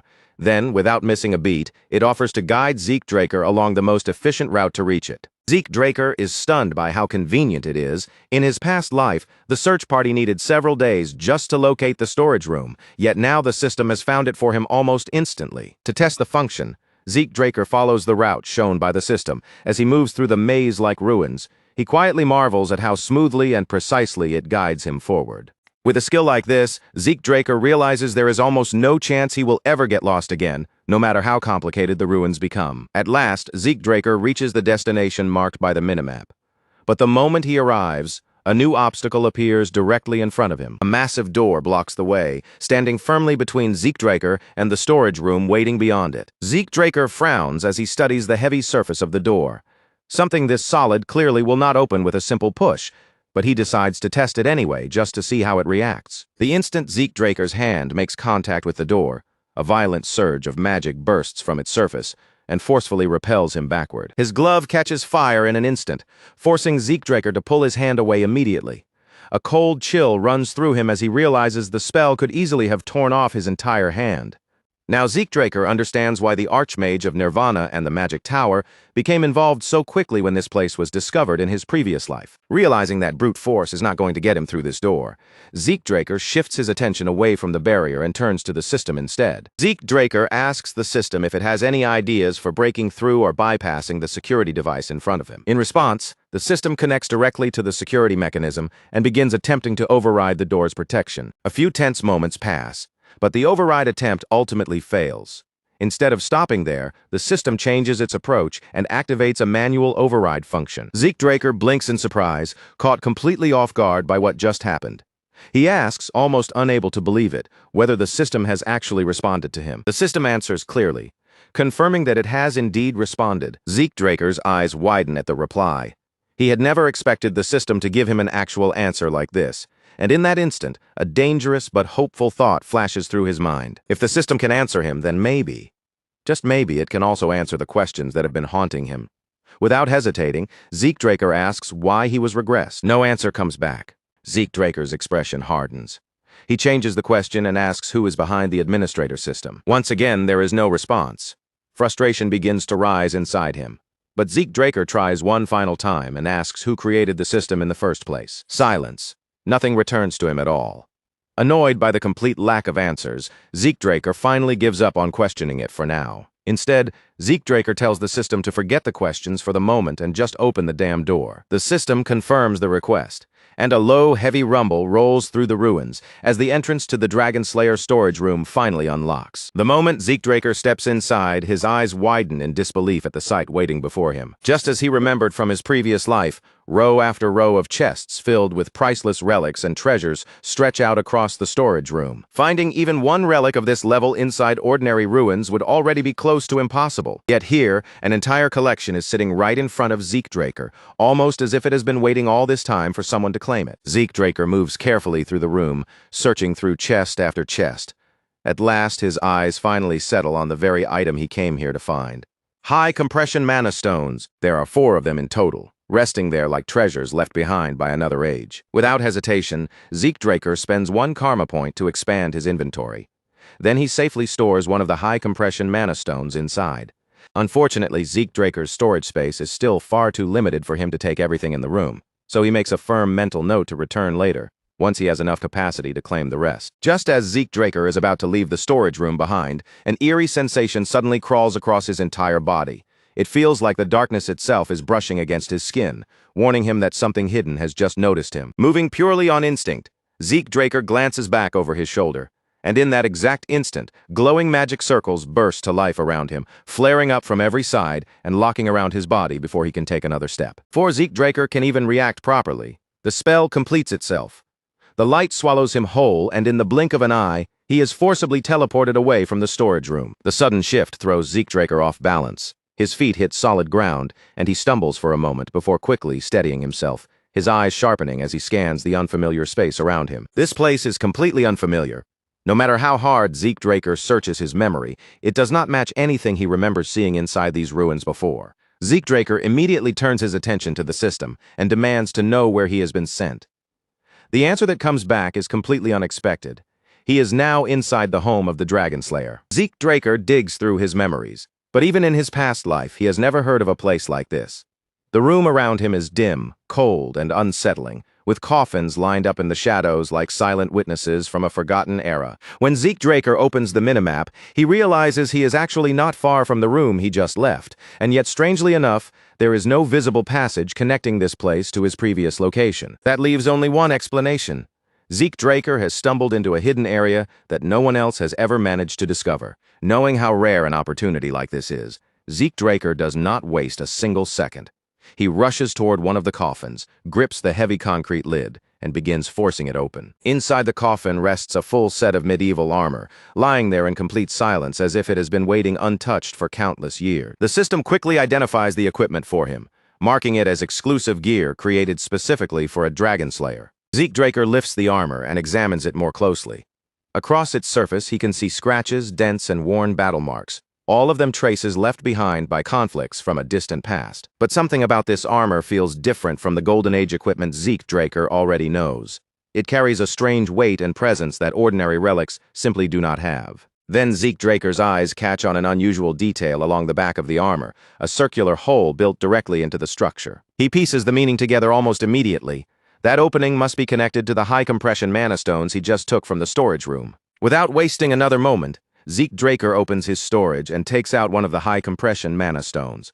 Zeke Draker has no intention of letting a discovery this rare slip through his fingers. He slots the ancient relic into place, and the system instantly confirms that the mana battery has been installed successfully. A pulse of energy surges through the armor. Its surface begins to glow, and the once silent equipment seems to wake up right before Zeke Draker's eyes. As he watches the armor activate, Zeke Draker cannot stop a grin from spreading across his face. For a moment, it feels like he has just uncovered something incredible. This discovery could change everything. But only a second later, the armor starts glitching violently, jerking and convulsing like a machine breaking apart from the inside. Zeke Draker's excitement vanishes in an instant. Alarm flashes across his face as he realizes that something has gone terribly wrong. Before Zeke Draker can do anything about it, the entire set of armor explodes. A violent blast tears through the chamber, and thick smoke surges outward, filling the room. Only after the explosion does the system finally chime in, explaining that an overload has caused a critical equipment failure. It even adds that it attempted to warn Zeke Draker about the incoming explosion, though the warning has obviously arrived a little too late. The system awkwardly apologizes for the delay. At the very least, though, the blast has not caused Zeke Draker any serious injury. On the bright side, Zeke Draker has confirmed one important fact. The high-compression mana stones really are the power source meant to activate these ancient suits of armor. But that answer only raises an even larger question. If the armor needs such an enormous energy supply just to function, then what kind of insane abilities could it possibly possess when it is working properly? Zeke Draker makes a mental note to ask Professor Fanon about the armor once he gets out of the ruins. For now, he turns his focus back to exploring the strange chamber. The coffin room is eerie enough on its own, but the other rooms turn out to be completely empty. Still, he keeps searching until he finally reaches the last room. At first glance, this final room appears just as barren as all the others, with nothing obvious waiting inside. Then Zeke Draker's gaze falls on something sitting in the center of the room, a glass cube. The instant his eyes lock onto it, a system prompt flashes into view. Zeke Draker's breath catches in his throat. For one brief second, his mind goes completely blank, as if he cannot process what he is seeing. Then the realization strikes him all at once, and beads of sweat begin forming across his forehead. This is not just unexpected. This is completely insane. Zeke Draker can only wonder how unhinged Terrakan Draker must have been, because sealed inside that cube is nothing less than the founder's legacy. It is the heart of the cursed light dragon Bahamut. Zeke Draker can barely believe his own eyes. His ancestor had actually preserved the heart of the legendary dragon he killed, and left it behind like some twisted final gift for his descendants. Now Zeke Draker understands why he felt that ominous presence back in the storage room. But compared to the unsettling aura he sensed earlier, what is coming from this heart is on an entirely different level. As if confirming the thought running through Zeke Draker's mind, the system suddenly sends him a new notification. The heart of the cursed light dragon is reacting to Zeke Draker's presence. At that exact moment, dark energy surges through the air. It coils around Zeke Draker like invisible chains, tightening around his body before he can escape. A voice echoes inside his mind, deep, venomous, and soaked with malice. It whispers that he has no choice, and then the voice grows louder, swelling into a furious roar. It commands Zeke Draker to kill them all. His vision begins to blur, and his thoughts twist violently beneath an urge that does not belong to him. Zeke Draker's mind starts slipping toward the darkness, until his indomitable mental defense suddenly snaps into action and shatters the trance. A sharp pain stabs through his skull as he gasps for breath, but even after breaking free, something still lingers inside him. Zeke Draker's body feels wrong. His senses are distorted as if some part of him has been pulled out of place and forced into a shape that does not belong. Then Zeke Draker sees it. One of his eyes has turned pitch black. A cold dread creeps through him as the reality of what just happened begins to settle in. Zeke Draker clenches his fists and forces himself to remain calm, but the weight of the situation is impossible to ignore. The cube, the dragon's heart, and the presence that almost swallowed his mind are all far more dangerous than he expected. This is beyond dangerous. Still shaken by the encounter, Zeke Draker takes an uneasy step back, fully aware that he came terrifyingly close to losing himself to the darkness sealed inside that cursed artifact. A sudden system notification appears in front of him. It is an urgent quest, Terrakan Draker's test, and Zeke Draker must defeat the powerful curse embedded within Bahamut's heart. Before Zeke Draker can even fully process the challenge placed before him, the dark presence flares up again, stronger and more violent than before. His indomitable mental defense activates at once, trying to purge the corruption from his mind. But for the first time, the defense does not succeed. A surge of murderous intent crashes over Zeke Draker, like a tidal wave. The voice that once whispered now roars inside his skull, ordering him to kill them all. The words drill deeper into his mind, demanding obedience, while his vision darkens and his entire body stiffens beneath the overwhelming force. Both of Zeke Draker's eyes turn pitch black. The voice tempts him with freedom, true freedom, if he would only surrender himself to it. But Zeke Draker has always had his own definition of freedom. Through nothing but raw willpower, Zeke Draker managed to drag back the faintest sliver of control over himself. And before that crushing darkness could close around his mind for good, he forced his fading consciousness to make one final, desperate choice. He didn't allow himself even a heartbeat to think twice. Gathering every last bit of strength still left in his body, Zeke slammed his head straight into the glass cube in front of him. The impact sent a savage burst of pain, tearing through his skull, so sharp and violent that it yanked his mind back from the brink. Thin streams of dark blood slid down his face, but even then, Zeke's lips twisted into a fierce, almost mocking grin. Freedom? Was this really what they called? Freedom? What a ridiculous joke. True freedom was never something granted by another person. It was something you reached out and took for yourself. As if his defiance had struck directly at the heart of the curse, the glass cube suddenly exploded into countless shining fragments. The prison broke apart in every direction, and the curse that had held it together crumbled with it. A moment later, the system gave its answer, confirming the result of his struggle. The urgent quest had been cleared. And with that, Zeke Draker had finally claimed Terrakan Draker's last remaining gift for himself. But that victory was anything but painless. The instant the tension inside him finally snapped, an overwhelming wave of mental exhaustion crashed down on him, heavy enough to feel like a mountain had fallen onto his shoulders. If his determination had wavered for even a single second, everything could have ended in a completely different way. His battered body seemed to recognize just how close he had come to death, and on its own, his healing factor and infinite stamina activated, racing through him to repair the damage from the inside. Then, right before Zeke's eyes, something beyond belief began to unfold. The heart of Bahamut, freed at last from the prison that had sealed it away, began to stir as though it had awakened from an ancient, endless sleep. Slowly, it lifted into the air, surrounded by a fierce and otherworldly radiance that spilled across the ruined chamber around it. Then, bit by bit, it began drifting toward Zeke's chest, moving as if it had known its rightful destination from the very beginning. The moment it made contact, a massive surge of raw, overwhelming power burst through Zeke's entire body, flooding every part of him at once. And right behind that power came pain, an unimaginable scorching agony that burned through him from the inside out. A source of mana so dense, so pure, and so far beyond anything Zeke had ever encountered before poured into his body, forcing itself deep into every single cell. But there was one horrifying problem Zeke could not ignore. He had no mana circles strong enough or even capable at all of containing such an enormous torrent of energy. With no proper place to settle, that violent power began rampaging through him from within, ripping at his body as though it might tear him apart at any second. There was no time left to hesitate. If Zeke wanted to live, he had to act immediately. In one desperate, high-risk gamble, Zeke summoned his purple ether through the spirit of the soul. He poured everything he had into that single move, creating a tiny black hole in the palm of his hand and using it as a makeshift seal to contain the monstrous mana. It was reckless, dangerous, and almost insane. But with the abilities Zeke had right now, it was the only possible path to survival. Zeke clenched his jaw so hard it began to ache, forcing every remaining shred of focus into keeping that ether hole from collapsing. But the power inside him resisted like a living beast, thrashing violently against his control. The pressure kept building, swelling higher and higher inside his body, until at last it erupted all at once. A gigantic explosion blasted outward, and Zeke was standing right at the heart of it. The force tore through the entire room, wiping it out completely and carving a massive crater into the ground, where solid floor had stood only moments before. Smoke billowed through the wrecked space. Broken debris rained down all around him, and for one brief moment after the destruction, an unnatural silence settled over the ruins.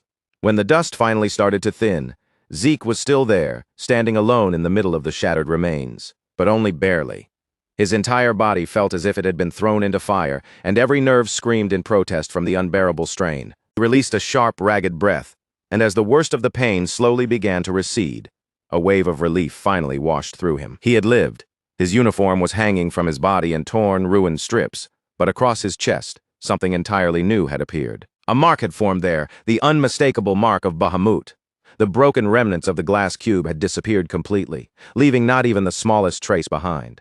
Bahamut's raw mana was far from something anyone could take lightly, and the fact that Zeke had managed to endure it at all was nothing short of a miracle. In the end, it was his quick thinking that had kept him alive. As his eyes lowered toward the shattered pieces scattered across the floor, a faint reflection flashed back at him, revealing the mark now engraved on his chest. It looked like sealing away Bahamut's rampaging energy had left Zeke with more than just survival.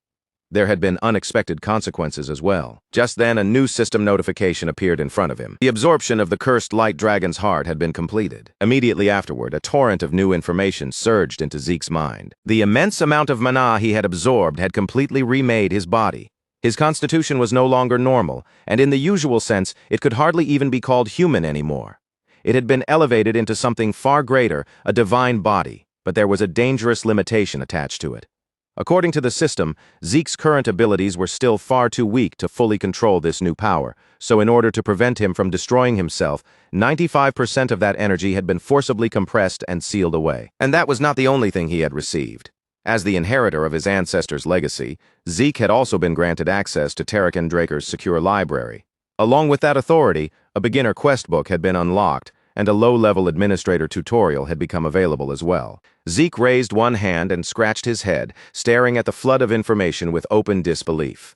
A divine body, a hidden secure library, and now even a tutorial?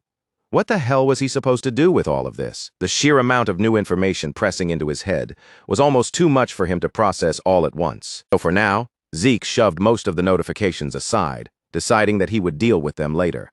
There was only one exception. Apparently, the first Dragon Slayer had been feeling especially generous in his final moments. A fresh system prompt appeared before Zeke's eyes, asking whether he wanted to open Terrakan Draker's second dying gift. Just when Zeke thought there was no possible way anything else could surprise him, yet another hidden secret was placed directly in front of him. After barely surviving the cursed chamber and escaping death by the thinnest margin, Zeke finally made his way back to his mansion. Once he returned, he carefully secured every treasure he had managed to bring back with him.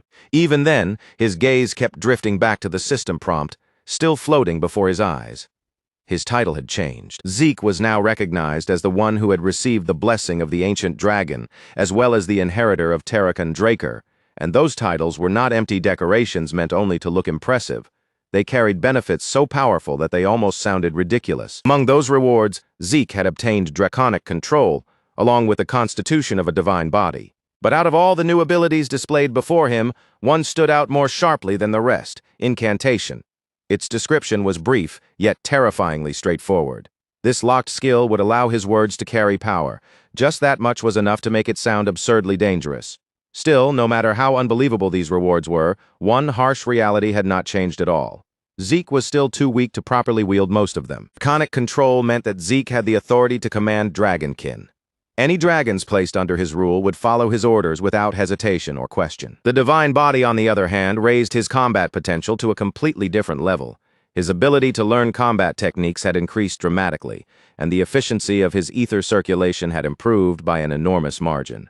But seeing those effects written inside a system window and actually experiencing them in combat were two very different things. If Zeke wanted to understand what this new power could truly do, he would need to test it with his own body. And just as he began considering what his next step should be, another system window appeared before him. This new message was still connected to Terrakan Draker. Zeke had already been granted access to the secure library, but before he could actually use it, the system required an information update. Just like always, the system answered as though it had already been sitting there waiting for Zeke Draker to ask the right question. In that same strangely polite manner, it offered to mark the exact location of the required update directly on his minimap. Zeke Draker was not exactly happy about being given yet another task so soon after barely surviving that nightmare.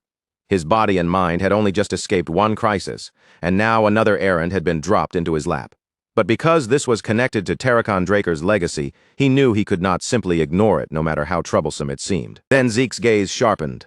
The longer he stared at the shape displayed on the map, the more something about it pulled at his memory. The arrangement of the paths and structures felt oddly familiar, as if he had seen this layout somewhere before. And after a moment, one particular place came to mind: Valhalla. Valhalla was known as the greatest knight training institution in the entire world, a place reserved only for warriors who possessed extraordinary talent, bloodline, or status.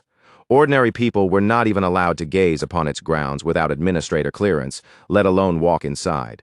And under the current circumstances, even someone like Zeke Draker would not be able to enter without difficulty. The biggest issue was that Zeke Draker had never intended to enroll in Valhalla in this lifetime.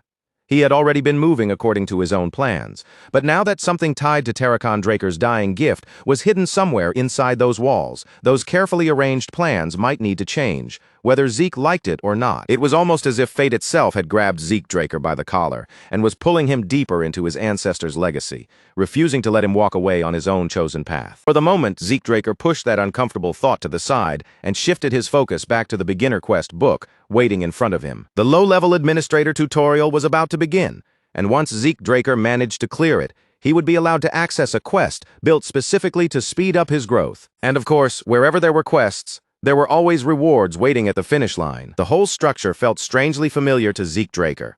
It reminded him of the mission boards used by adventurer guilds or the paid assignments that mercenaries accepted before heading out into danger. Eventually, curiosity won out, and Zeke Draker asked what exactly the tutorial required of him. But before he could steady himself or prepare for an explanation, the answer arrived in the bluntest way possible. The tutorial activated by itself.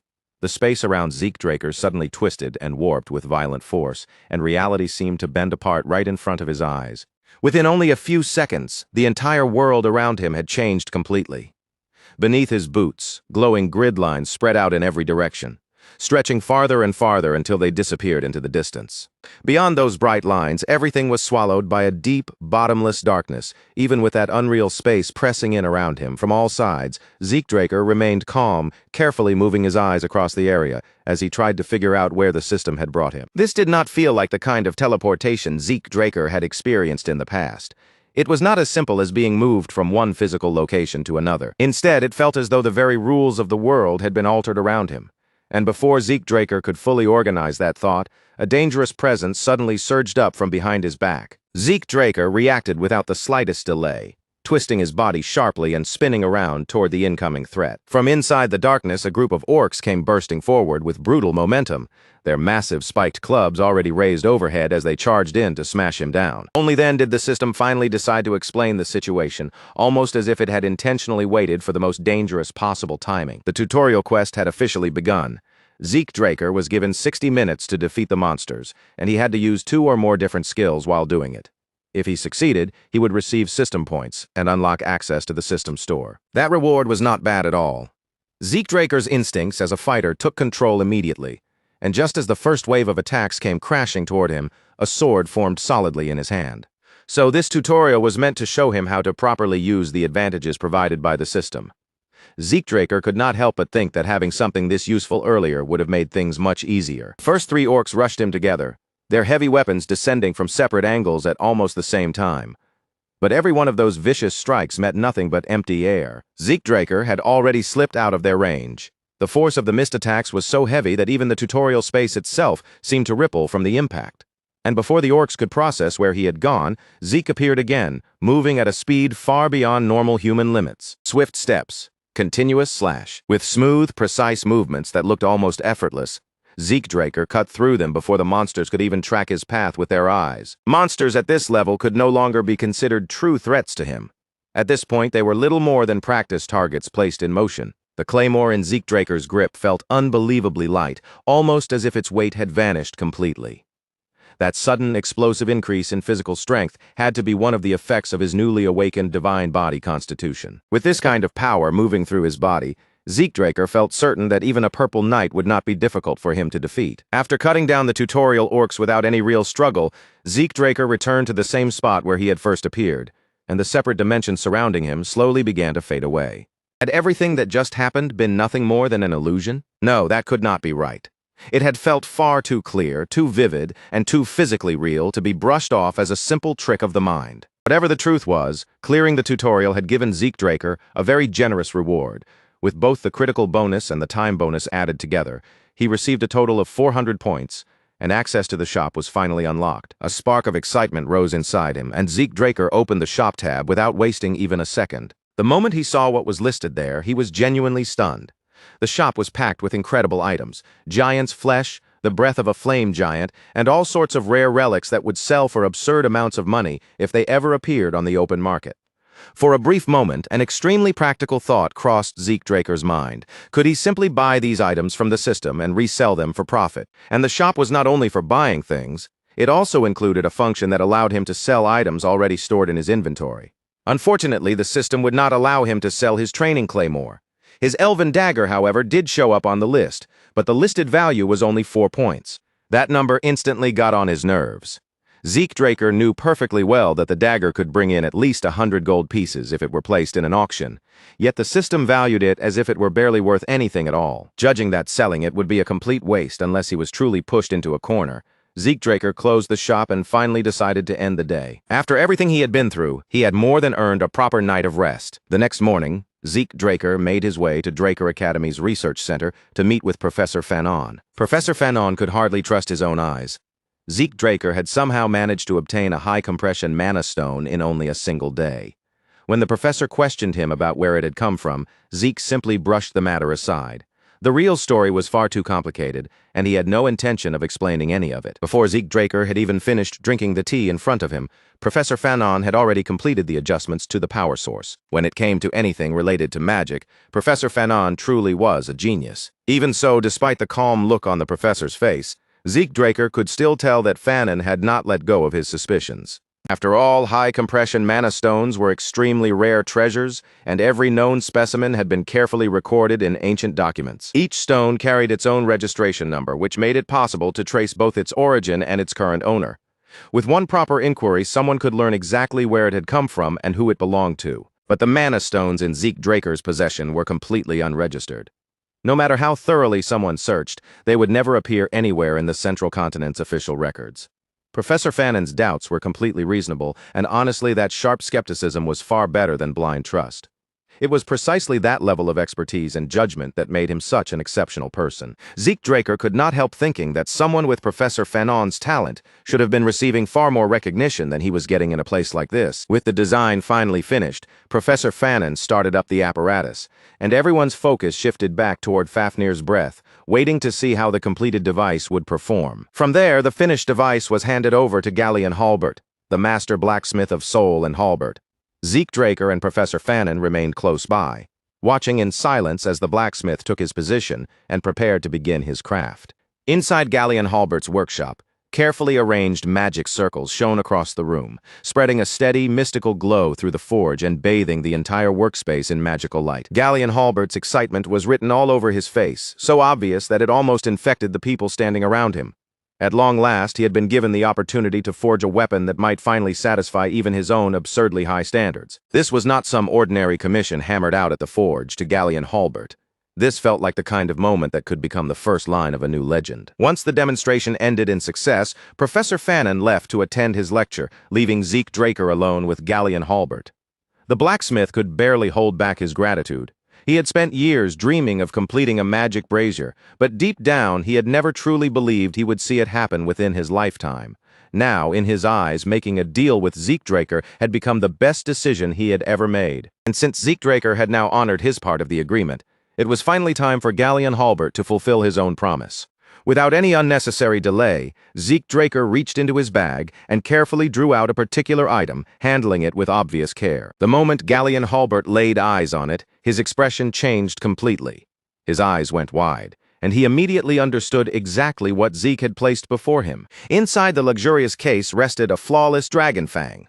Of all the rewards Zeke Draker had received after inheriting Terrakan Draker's will, Bahamut's sharpest fang was, without question, one of the most valuable treasures among them. Just the sight of that fang was enough to make Galleon Halbert tremble from head to toe, his whole body shaking with excitement he could not control. Tears poured down Galleon Halbert's face, snot running with them, as he gripped the massive fang with both hands like it was a sacred relic.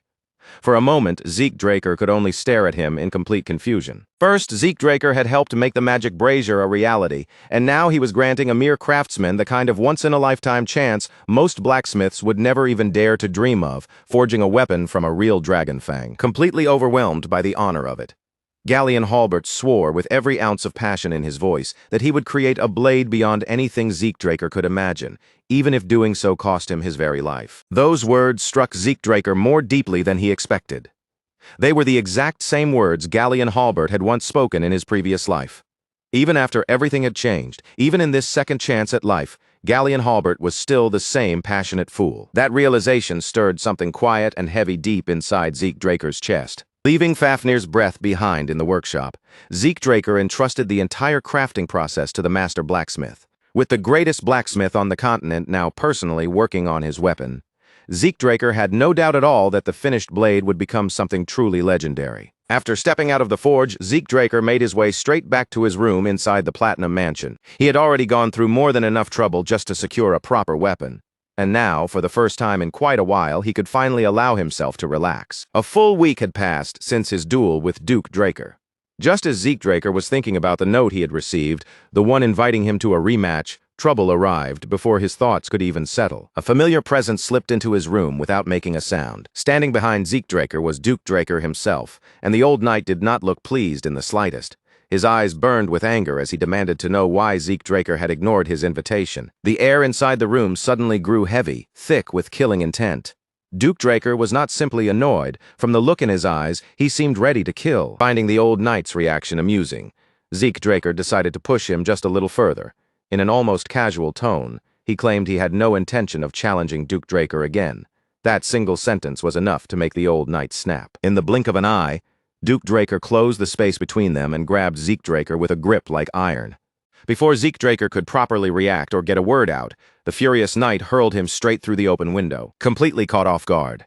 Zeke Draker felt his body suddenly drop into the open air outside. His room was located on one of the upper floors, and a fall from that height was not something anyone could treat lightly. If Zeke Draker crashed into the ground before his passive healing had the chance to activate, even he might not survive the impact. Moving purely on instinct, Zeke Draker reached toward the edge of the balcony, trying to catch himself before he fell any farther.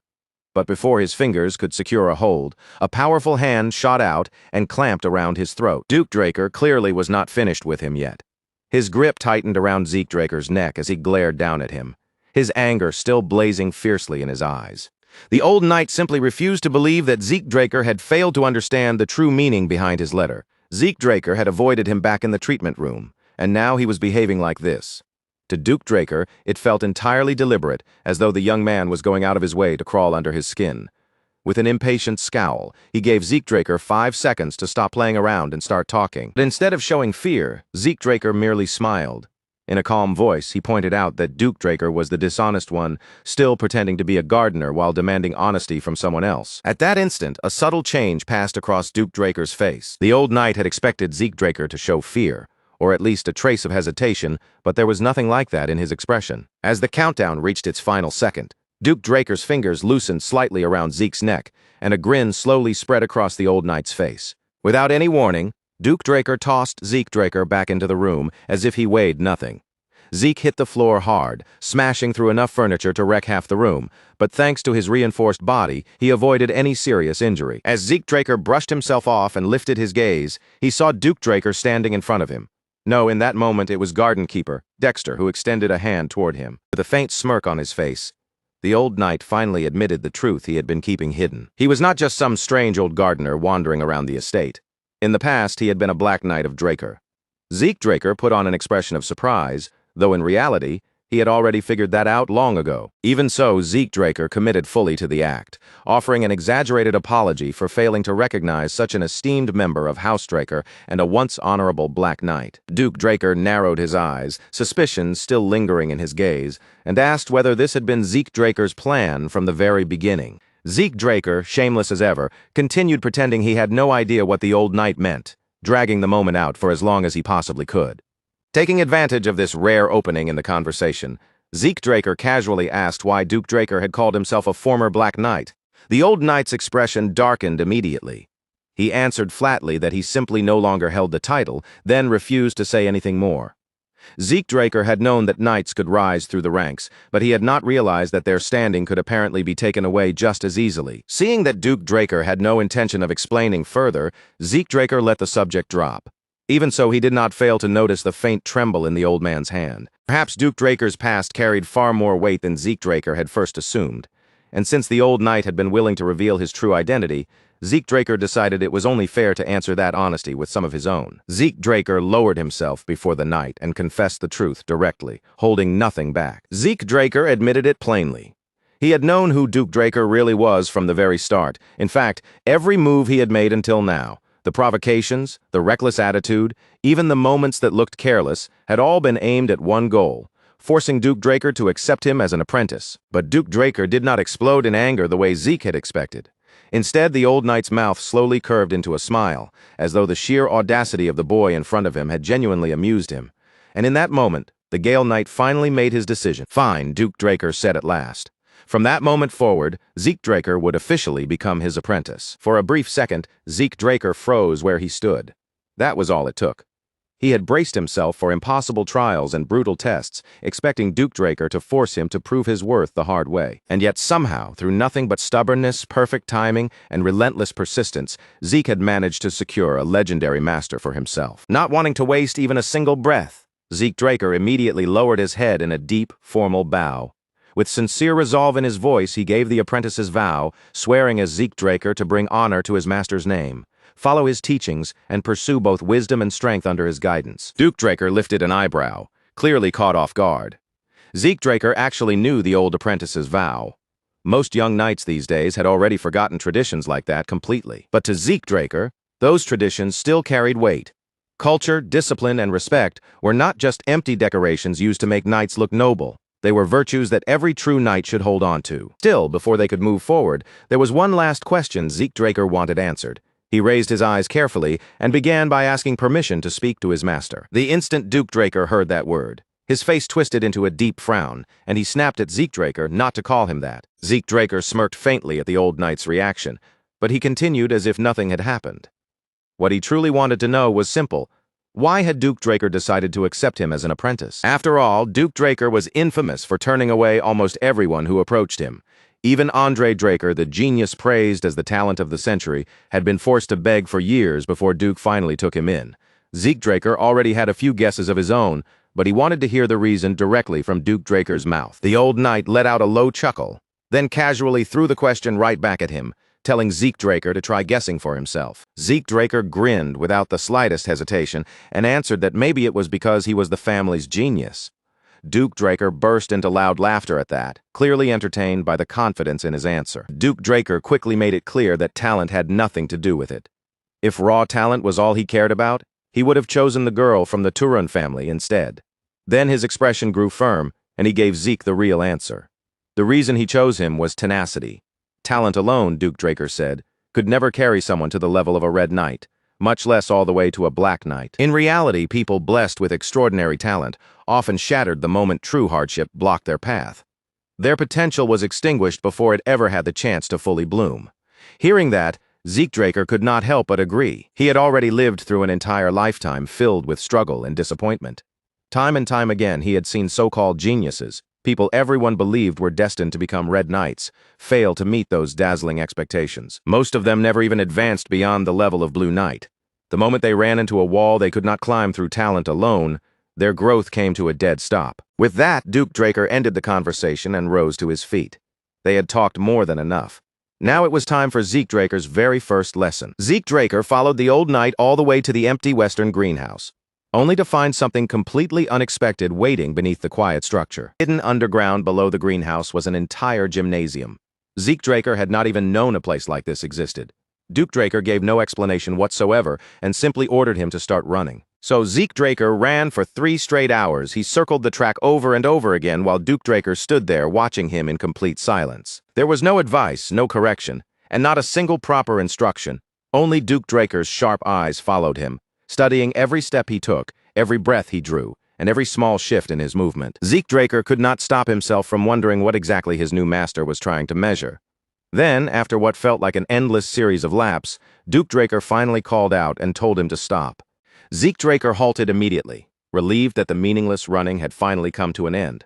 But before he could even properly catch his breath, Duke Draker was already behind him. The old knight moved like a phantom, appearing without warning as his hand shot toward Zeke Draker's wrist with frightening speed. Zeke Draker's instincts moved faster than his thoughts. At the very last instant, he twisted his body away, narrowly slipping out of Duke Draker's grasp. Every fiber of his body screamed the same warning at once: create distance, and do it immediately. Duke Draker narrowed his eyes and looked down at his own hand. He had failed to grab Zeke Draker properly, but even that brief contact had nearly damaged the special glove the young man was wearing. That small exchange was enough to confirm Duke Draker's suspicion. His voice grew sharper as he asked whether Zeke Draker had some kind of problem with letting his pulse be checked. Zeke Draker knew better than to believe that a simple pulse check was all Duke Draker had been after. This sly old fox had been suspicious of him from the very beginning. It had started during their clash in the infirmary, and those doubts had only deepened during their fight in the greenhouse. And now, even after making Zeke Draker run 500 laps, Duke Draker still had not sensed even the faintest trace of aura coming from his body. On top of that, the moment Duke Draker reached for his wrist, Zeke Draker had pulled away on instinct. Duke Draker was finished circling around the truth. His gaze locked onto Zeke Draker, steady and unblinking, as he asked the question directly. Zeke Draker could not use aura, could he? The question hit Zeke Draker like a hammer to the chest, stealing his breath for a brief moment. Duke Draker had clearly investigated him. He knew about the bronze statue, and he had heard about the chaos caused by the unprecedented golden light Zeke had triggered. Now Duke Draker wanted the truth. If his suspicion was wrong, he said calmly, then all Zeke Draker had to do was let him check his pulse. Zeke Draker stared directly into his master's eyes. There was no malice in them, no accusation, and no cruel judgment waiting to strike. What he saw there was pure curiosity. For a Draker, aura was everything, and if anyone discovered that a noble of their bloodline could not wield it, the scandal would be devastating. Even knowing how dangerous that truth could become, Duke Draker did not seem concerned with politics, reputation, or family disgrace in that moment. He simply wanted to know what was real. Zeke Draker was lucky that Duke Draker was such an eccentric old bastard. If anyone else had cornered him like this, things could have turned ugly very quickly. For now, Zeke's goal remained the same. He needed to obtain Graham, his blade. Until that happened, Zeke Draker had to be extremely careful not to let suspicion about his aura spread any farther. This was a warning he could not afford to overlook, and he could not allow himself another mistake. But unlike his previous life, when he had been branded as the first failed awakener in Draker bloodline history, the situation was different now. This time, he did not have to bury every part of the truth beneath lies. After steeling his resolve, Zeke Draker calmly removed his special gloves. The moment the gloves came off, they revealed the unmistakable symbol of a pure-blood awakener, undeniable proof that Zeke Draker truly carried the noble lineage of Draker. Even so, although he had successfully awakened, Zeke Draker still could not use aura, and the reason remained unknown. By revealing only part of the truth, he hoped he could keep the rest of his secrets safely hidden. Zeke Draker lowered his gaze and released a shaky breath before offering an apology. In a trembling voice, he murmured that if the family learned he could not use aura, they would cast him out. Then, like a performer who knew exactly how to play the role, tears began to gather in Zeke Draker's eyes. In that instant, he looked just like a helpless, terrified child. Someone might as well have handed him an award for the act. Seeing his apprentice standing there on the verge of tears, Duke Draker's expression softened. In the end, a child was still a child, no matter how composed Zeke tried to appear. He was still a boy carrying a fate far too heavy for his age.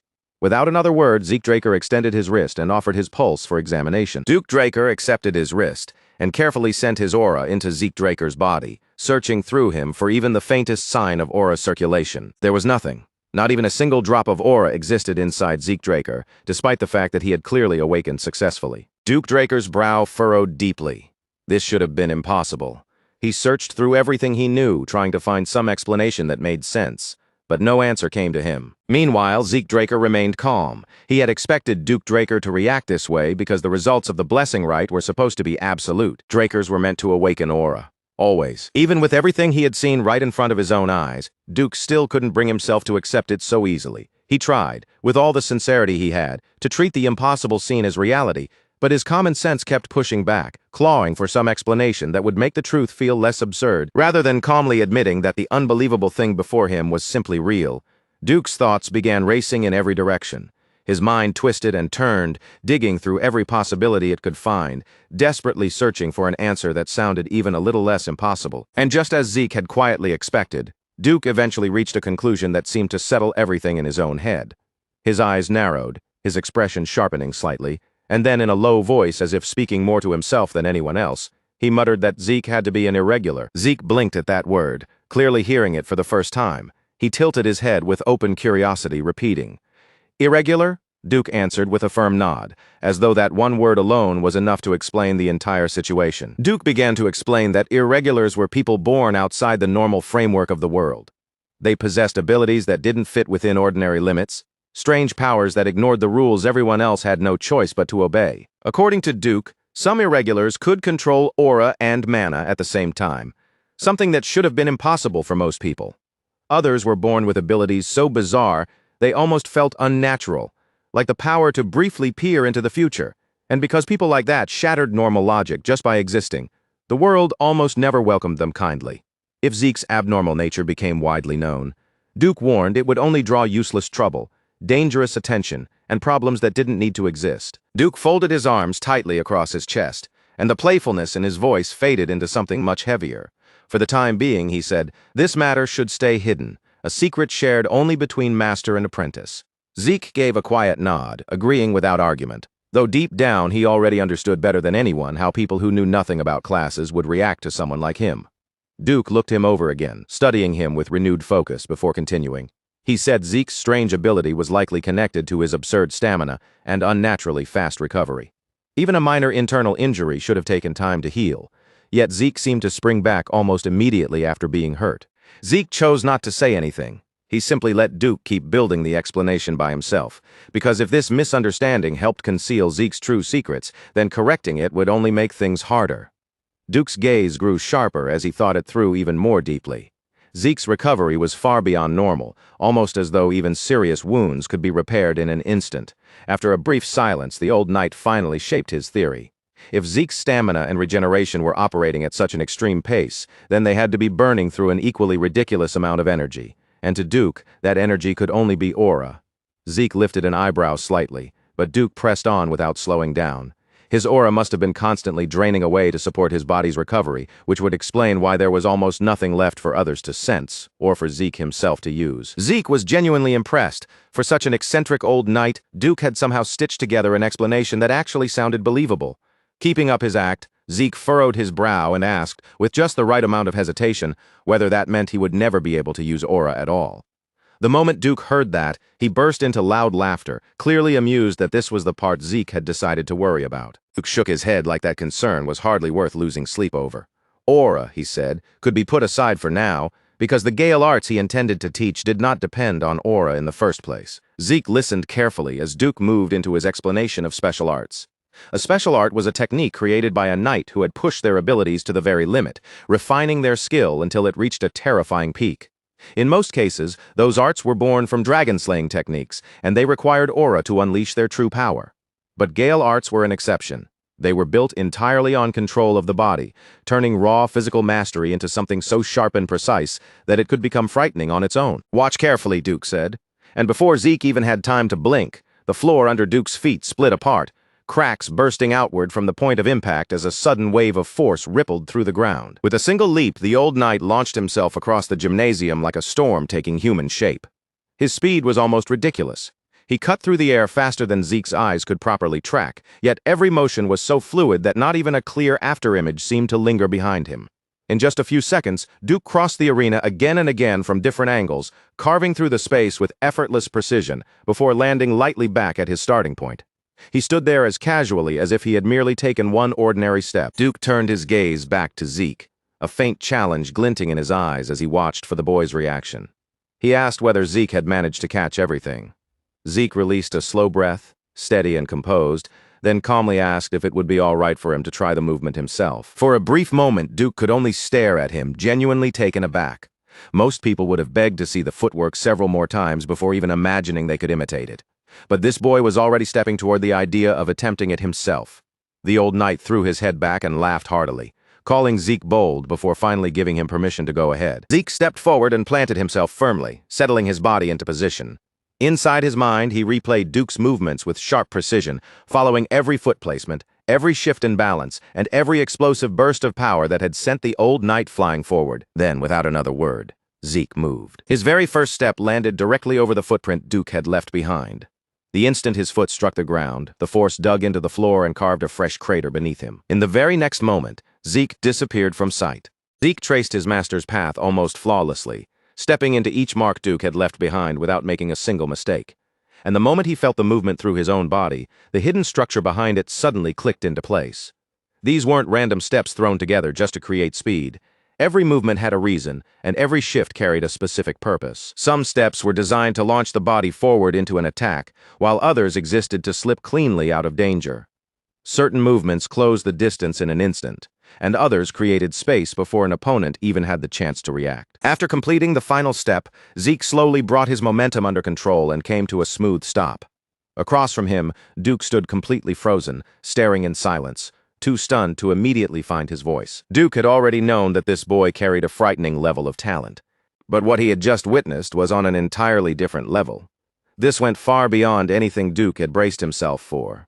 Only a week earlier, Zeke had not been anywhere close to moving like this, and yet now his growth was so drastic that it felt like Duke was watching a completely different person. Duke had never seen anyone improve at such an absurd speed, especially not someone who already possessed Zeke's overwhelming natural potential from the beginning. Of course, just when the old knight was ready to sincerely admire him, Zeke's confidence had to show itself and spoil the moment. If only that arrogance of his could be pulled back even a little, Duke thought, then the boy would be close to flawless. Duke reached out, grabbed Zeke, and dragged him into a playful headlock, roughing him up with the clumsy affection of a master teasing his apprentice.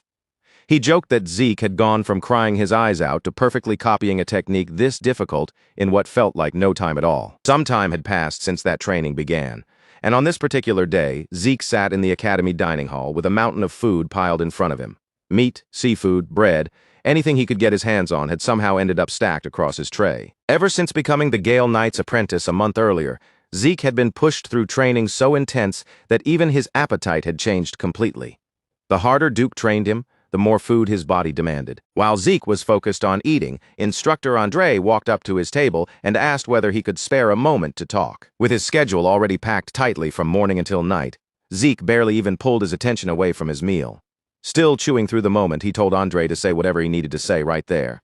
As it turned out, Andre only had one question. He wanted to know how Zeke had managed to convince Duke Draker to take him in as a disciple. Still more interested in his food than the conversation, Zeke answered in an even casual voice. He said he hadn't done anything special at all. Duke had simply chosen him on his own. Andre's expression darkened almost immediately.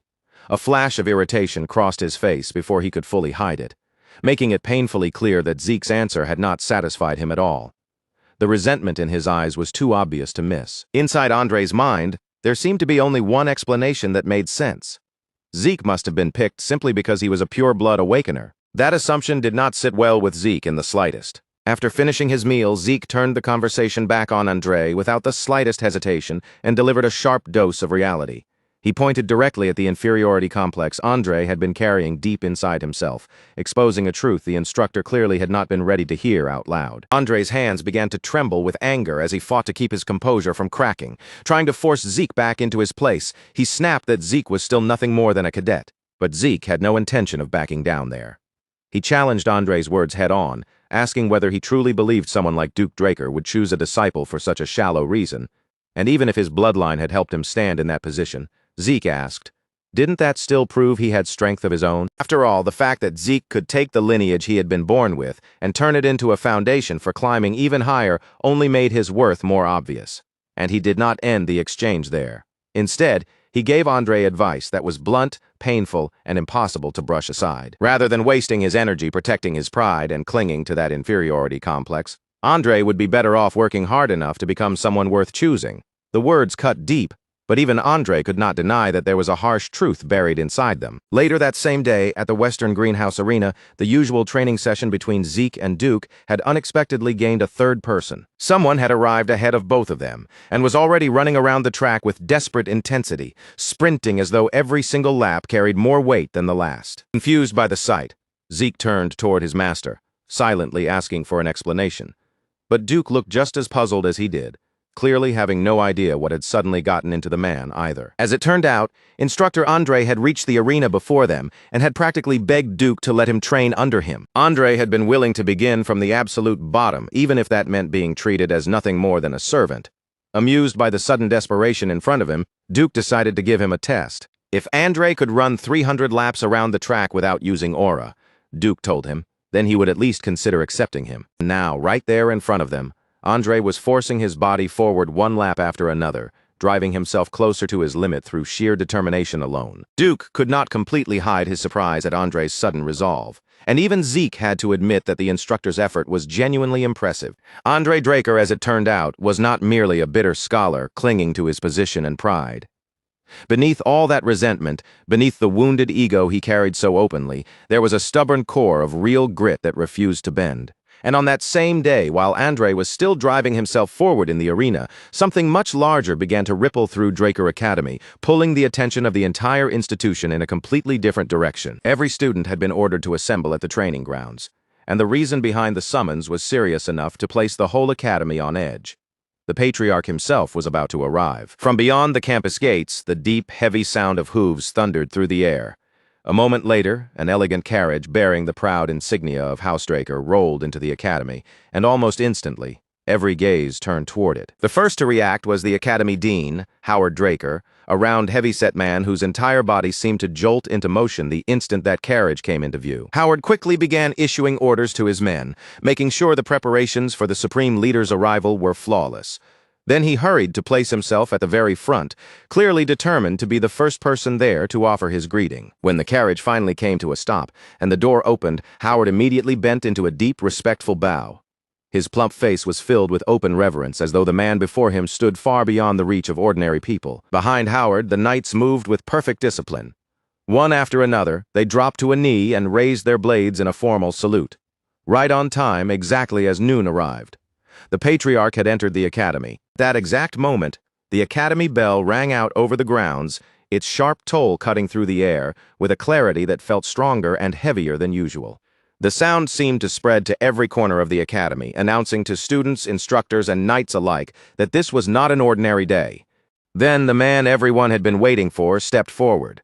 Arthur Draker, the head of the Third Transcendent Household and the living symbol of the Dragon Slayer name, finally appeared before them. His presence alone carried a crushing sense of authority, the kind of weight that made people instinctively lower their heads before he had even spoken a single word. Arthur placed one firm hand on Howard's shoulder, standing over the dean with effortless dominance, and gave him a rare word of praise for all the work he had done. Arthur looked less like an ordinary man and more like a force of nature wrapped in human form, someone whose posture alone radiated power, control, and unquestioned command. Still bowing respectfully, Howard hurried to suggest that they move inside, using the fierce midday sun as a convenient excuse.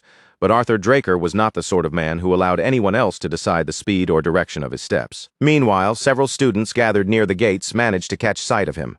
The moment they realized who had arrived, their eyes widened, and awe spread across their faces. Then, at last, Arthur stepped completely into view, allowing the young cadets and knights spread across the training grounds to see his face clearly. Standing before the next generation of dragon slayers, Arthur faced them head-on. His calm, commanding gaze swept across the gathered crowd, taking in each student with quiet authority. These students were the future of his clan, the strength and hope that would one day carry Housedraker forward.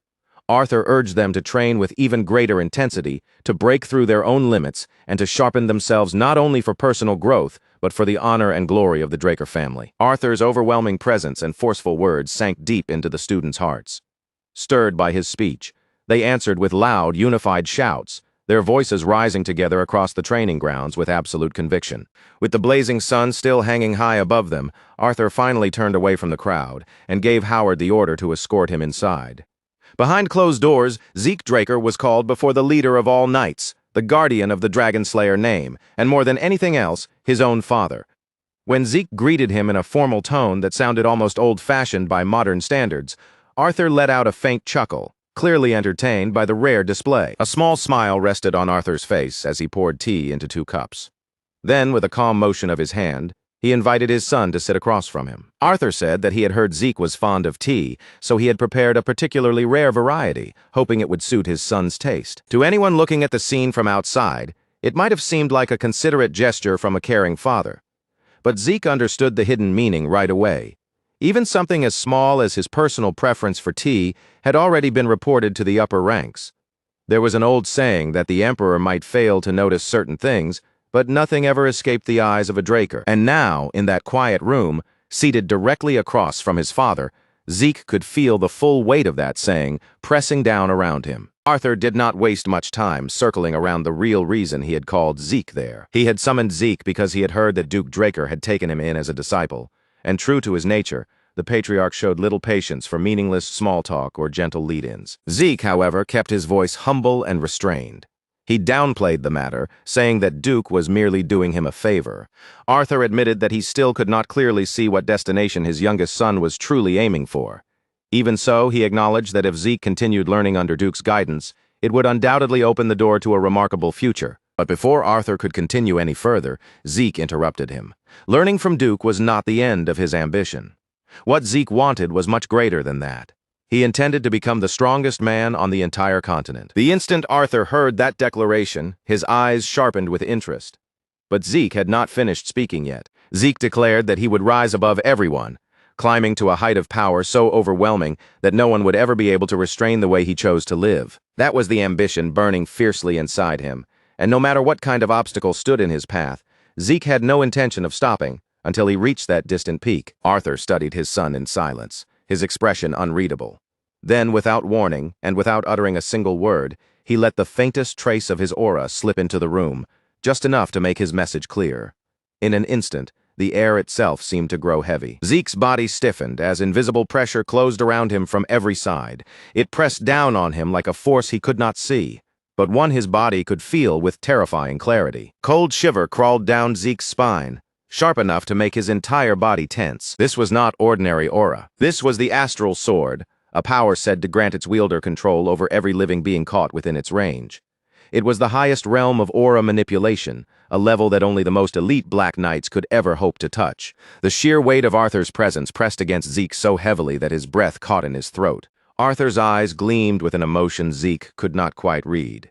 It might have been amusement, or it might have been a silent challenge aimed directly at him. Zeke realized that he had spoken far too boldly, maybe even recklessly.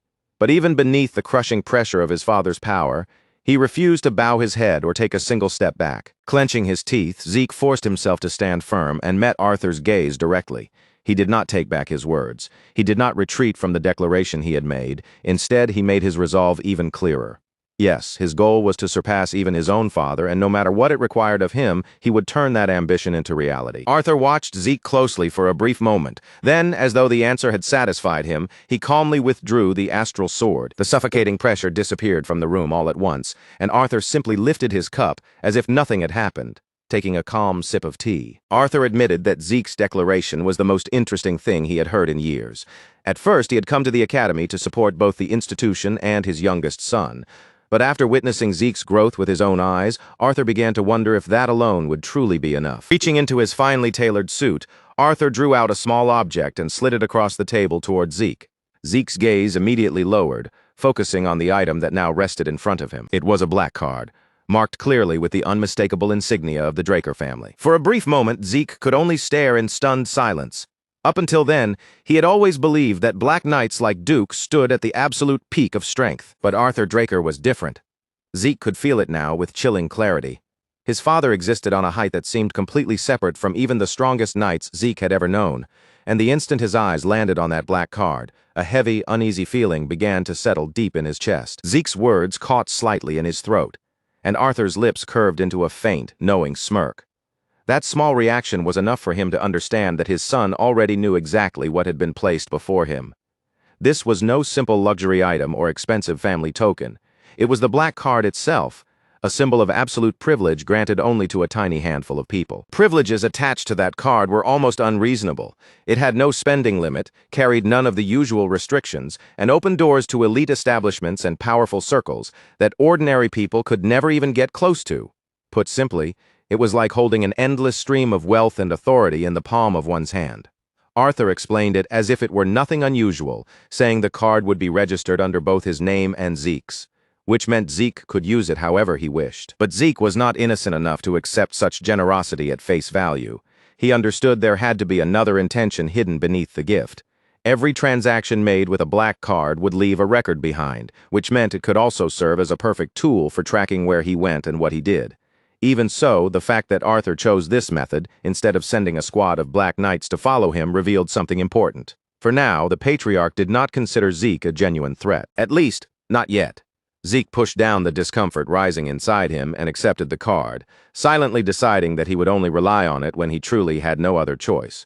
Arthur then dismissed him with one final word of encouragement, telling Zeke that if he truly wanted to become the strongest, then he would have to prove that ambition through his own effort. Zeke bowed once more, offering proper thanks to the master of House Draker with all the formality expected of him.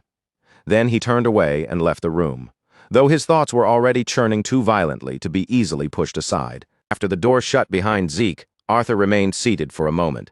He leaned back in his chair, slowly closed his eyes, and let the quiet room pull him into deep contemplation. His youngest son's ambition had been far more unexpected than Arthur had imagined, and yet that very boldness made it impossible to ignore. Then, right in the middle of that heavy silence, the stillness of the room was suddenly broken. Duke Draker strode in as if formalities meant absolutely nothing to him. His voice carried a sharp, biting edge, and his expression was hard to read as he faced Arthur head-on without the slightest hesitation. Without softening his words in the least, Duke called Arthur a sickening old man straight to his face. Arthur only opened one eye, looking completely unmoved by the blunt insult. In a calm voice, he asked Duke why he was so angry. Duke crossed his arms, his tone dripping with contempt as he asked whether Arthur had suddenly decided to act like a father after spending a lifetime neglecting his own son. Arthur did not flinch at the accusation, but it had been years since anyone had dared to confront him that directly, and Duke was nearly the only man alive with both the strength and the nerve to do it. Arthur released a quiet sigh and insisted that he had no choice. This, he said, was simply the price of standing at the head of the household, because leadership always demanded sacrifices. Arthur added that Duke's words were dangerously close to slandering the patriarch himself, but Duke clearly did not care at all. He dropped onto the couch and stretched out like he owned the place, meeting Arthur's gaze as if daring him to do something about it. If Arthur had a problem with it, Duke told him to go ahead, put him in cuffs, and drag him away. Arthur chuckled, allowing the stiff formal mask to fall aside for once. Out of everyone on the continent, Duke was the only person he could speak to like this. Then Arthur reached into his suit again and pulled out something far more tempting than gold. What he produced was a bottle of dragon's breath, an extremely rare liquor so prized that even powerful people would struggle to get their hands on it. Arthur offered Duke a drink, as though the most natural way to continue such a tense conversation was to share a glass of something extraordinary. And almost at once, Duke's mood began to shift. A faint smirk pulled at the corner of Duke's mouth as he admitted that, if nothing else, Arthur truly did have excellent taste in alcohol.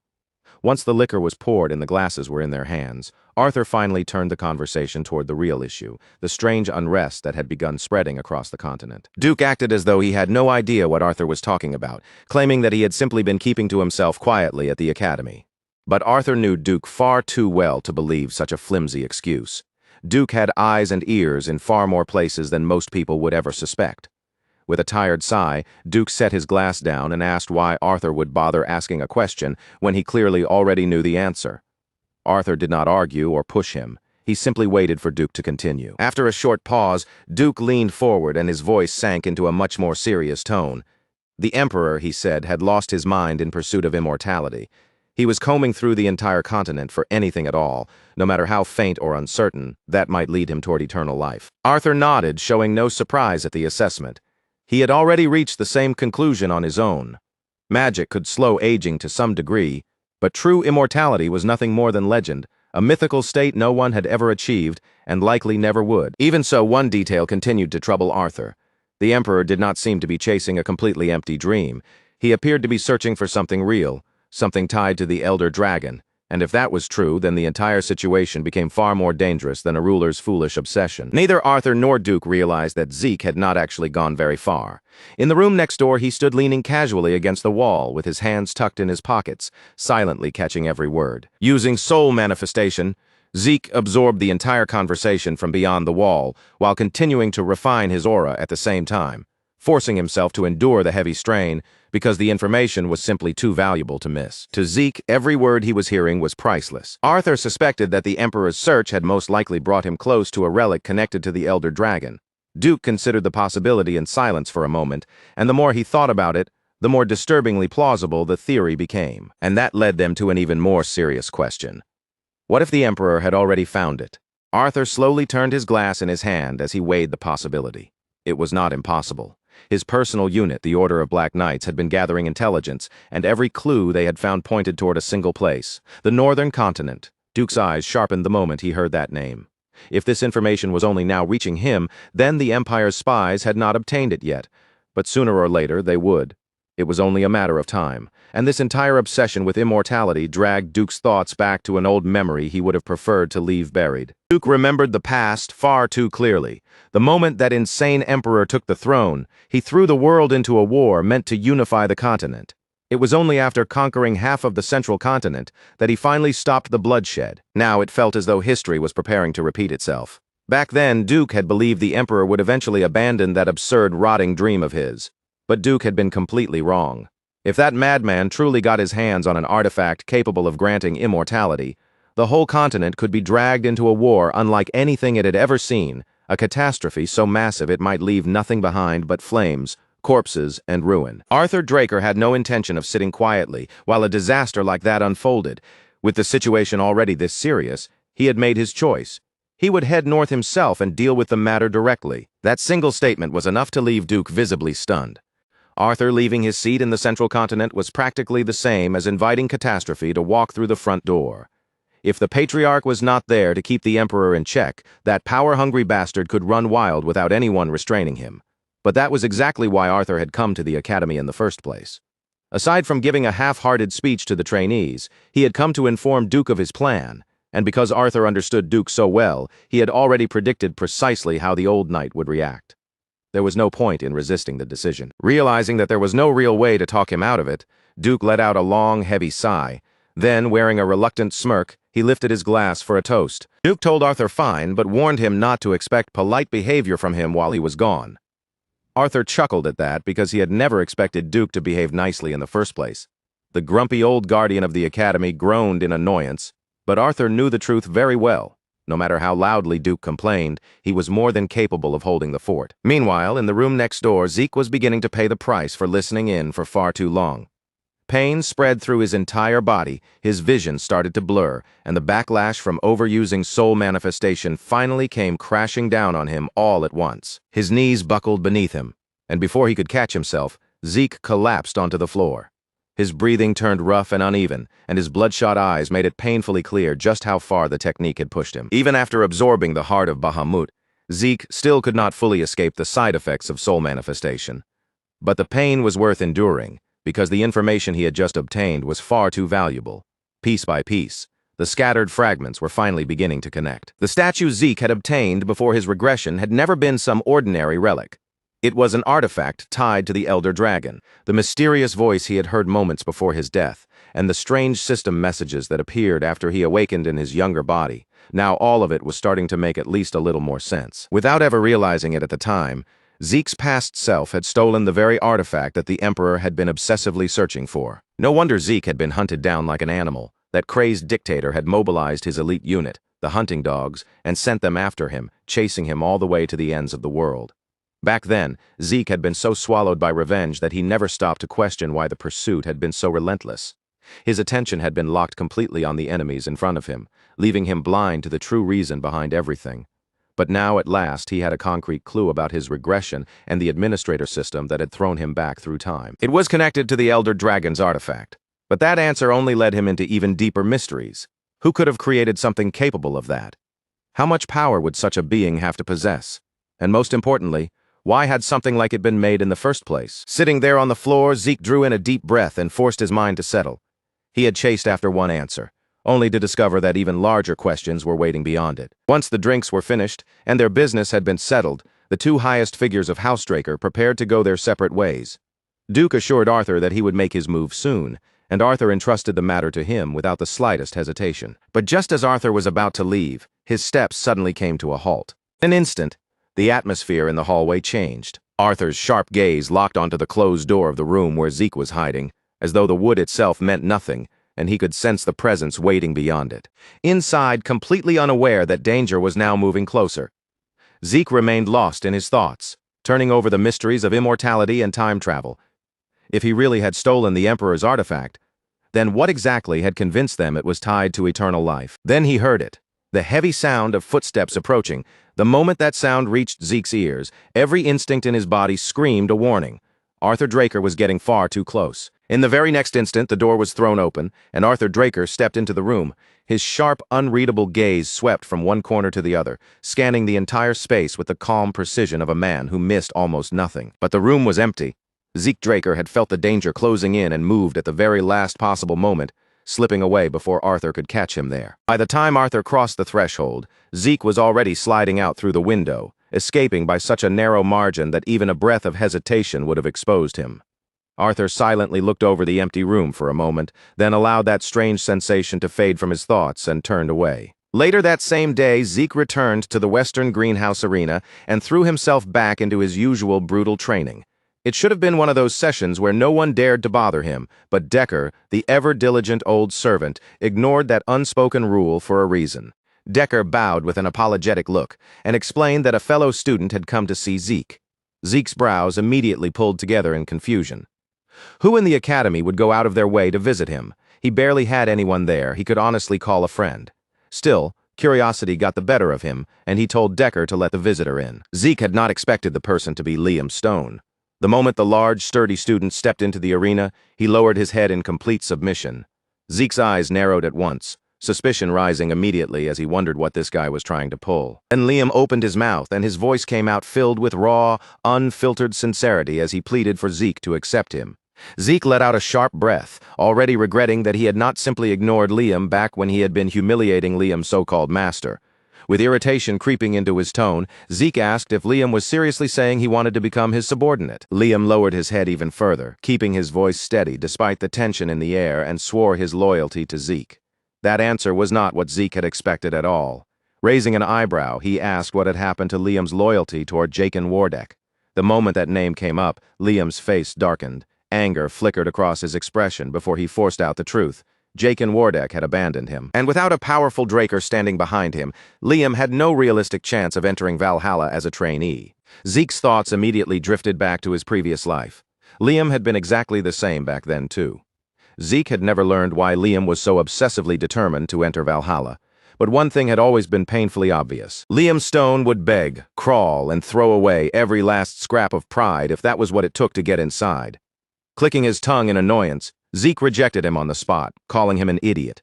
If Liam was that desperate, Zeke told him to go chase after the Turan family or the Zimmons family instead. With a dismissive wave of his hand, Zeke made his position perfectly clear. He was not some convenient pillar for desperate people to cling to whenever they had nowhere else to go, and more importantly, even Zeke himself had no way to help Liam enter Valhalla. Zeke had no reason to believe anything coming out of Liam's mouth. For all he knew, this brute could have been sent by Jaken Wardek as a spy, waiting for the perfect chance to take revenge. The distrust in Zeke's voice was obvious, but Liam did not waste time arguing his case. Instead, he chose to prove it through action. In one quick, decisive motion, Liam reached down and pulled a knife from his waistband. Zeke's eyes sharpened instantly, and his body prepared itself for an attack, but Liam did not charge toward him. Instead, that fool turned the edge of the blade toward himself. Then, without even a flicker of hesitation, Liam made one vicious slash, cut off his own left ear. Blood burst across the arena floor, splattering down in dark, ugly drops beneath him. Zeke said nothing. He simply watched in silence as Liam let the severed ear drop to the ground, treating it as though it were nothing more than a useless object he had thrown away. Liam drew in a shaky breath, but the look on his face did not collapse. He admitted that Zeke had every reason to doubt him, then swore that he would do whatever it took to prove himself. And then he went even further, speaking with such frightening sincerity that the air itself seemed to grow colder. If Zeke wanted him mute, Liam would cut out his own tongue. If Zeke wanted him crippled, Liam would sever his own foot. Zeke could not deny what was right in front of him. This was an extreme, almost deranged display of loyalty, and Liam was not bluffing. The desperation in his voice and the blood streaming down the side of his face made that painfully clear. As Zeke watched Liam tremble while gritting his teeth through the pain, a different memory suddenly rose from the depths of his mind. It was the memory of another severed ear, one Zeke would have preferred never to think about again. And yet, seeing Liam in front of him now, watching him drive himself all the way to the edge, just for the chance to follow him, Zeke could not stop himself from remembering a time when he had once stood in a strangely similar position. In that memory, a battle-scarred veteran with hatred burning in his eyes knelt before the master from Zeke's past life, begging desperately to be made stronger than anyone else. Liam's voice shook as he pleaded again and again, clinging to the hope that Zeke would accept him. At last, after watching him for a long moment, Zeke finally moved. Without offering another word, Zeke tossed a training sword down in front of Liam, letting it land at his feet. Zeke declared that if Liam could endure even a single strike from him, then he would take him in. Liam's body was already swaying from blood loss, but the moment he heard those words, his face lit up.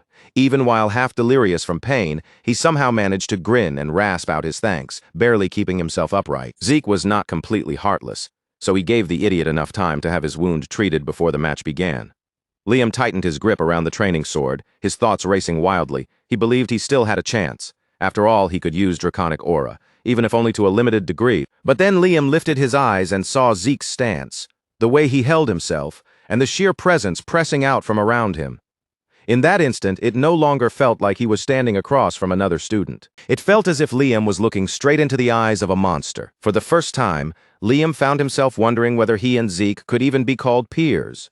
Zeke had not taken a single step yet, but Liam could already feel the crushing weight of his aura bearing down on him. Liam's chest tightened painfully. His breathing came out in rough, uneven gasps, and his vision began to blur around the edges. The pressure was so overwhelming that even keeping his hands wrapped around the sword became difficult. Then Zeke attacked. His speed exploded in a single instant, his compact muscles compressing like coiled springs before unleashing a terrifying burst of force. Liam moved purely on instinct, lifting his blade to intercept the strike. He swung down in an attempt to parry the thrust, and the two training swords crashed together with a sharp impact that sent sparks scattering through the air. A heartbeat later, one of the swords spun violently upward, flipping through the air. The match was already over. Just as expected, Liam had been completely outclassed, his weapon knocked clean from his grip. If this had been a real fight instead of a test, Liam would have been dead before he even had time to understand what happened. Zeke exhaled slowly, disappointment clear in his voice as he looked down at Liam, who had collapsed flat against the ground. He asked if that was truly all Liam had to offer. Even Zeke felt a faint flicker of pity at just how miserable the sight looked. Even so, Zeke could still see stubborn determination burning in Liam's eyes. With a sigh, he offered him a piece of advice. Forget Valhalla and find some other path. But Liam refused to let go. He understood his situation better than anyone. After Zeke humiliated that spoiled brat Jaken Wardek, Liam had been discarded without a second thought. He came from a distant branch family, meaning that without his role as Jaken Wardek's attendant, he never would have been permitted to step foot in the cradle in the first place. And if Draker Academy could expel Zeke, a direct descendant of House Draker, then it would not hesitate for even a moment to throw away someone like Liam. Zeke turned to leave, believing the matter had already been settled. But then, something heavy suddenly clamped onto his leg. When Zeke looked down, he found Liam clinging to him with every bit of strength he had left, as though releasing his grip would mean losing everything. Zeke could not help wondering why this guy was so unbelievably desperate. In the previous timeline, Liam had been expelled from the academy, and the order he served had eventually collapsed as well. Yet through nothing but raw willpower, brutal battle experience, and a stubborn refusal to die, Liam had clawed his way upward until he eventually became a Red Knight and earned the title of Mercenary King. Now, with tears streaming down his face, Liam begged Zeke to give him one more chance to prove himself. Zeke narrowed his eyes as the last of his patience began to thin. Liam Stone was seriously, almost absurdly stubborn. In the end, Zeke finally gave in and told him he would get one final chance, warning him not to waste it. With that, Zeke agreed to take Liam under his wing. But there was one condition. Liam had been the one to claim that he would do anything. Liam Stone had been the one to say it first. If Zeke Draker wanted a servant who could never speak, then he would cut out his own tongue without even pausing to think. He had even gone as far as claiming that, if Zeke ordered it, he would sever his own feet. So Zeke decided to push that declaration to its absolute limit, giving Liam a command so cruel, so unreasonable, and so impossible that almost anyone else would finally break. Zeke placed a firm hand on Liam's shoulder, his grip heavy and unyielding. His expression darkened into something impossible to read, and in a grim voice he told Liam that if he was truly serious, then he should cut off his right arm. Those words hit Liam like a blade made of ice, and a cold shiver ran straight down his spine. Zeke did not soften the demand or laugh it off as a joke. His eyes stayed locked on Liam as he asked him which mattered more, his right arm or the chance to serve under Zeke. Zeke understood exactly what kind of choice he had forced in front of him. For Liam, losing that arm would mean throwing away almost every chance he had of ever becoming a proper swordsman. Any ordinary person, anyone with even the smallest trace of sanity left, would have backed down the moment they heard that condition. After saying his piece, Zeke turned away and slipped back into his training stance, fully expecting Liam to finally face reality, give up on this madness, and walk out of the arena on his own. But Liam did not head for the exit. Instead, without saying a word, he began walking silently toward a sword. Zeke's eyes narrowed the instant he noticed Liam's movement. At first, Zeke had thought this would not matter all that much. Even if Liam was expelled, the future would still keep moving forward. Liam would eventually suffer through hardship, rise through battle, become a Red Knight, and carve out his legend as the mercenary king. But the way Liam moved now made something feel deeply wrong. Then the realization struck Zeke all at once. Liam was not giving up. He was actually going to do it. Liam's fingers closed tightly around the hilt of the blade. Then he lifted the sword high over himself, angling the sharp edge directly toward his own arm. Zeke's body moved before his thoughts had even fully caught up. Driving his legs to their limit, Zeke crossed the distance between them in an instant. And just before Liam could bring the weapon down, Zeke's sword flashed through the air, cutting Liam's blade cleanly in half. The sharp clang of snapping metal rang across the arena, echoing through the open space. Liam stared blankly at his right arm, which was still attached to his body, as though his mind could not quite understand why it had not been cut away.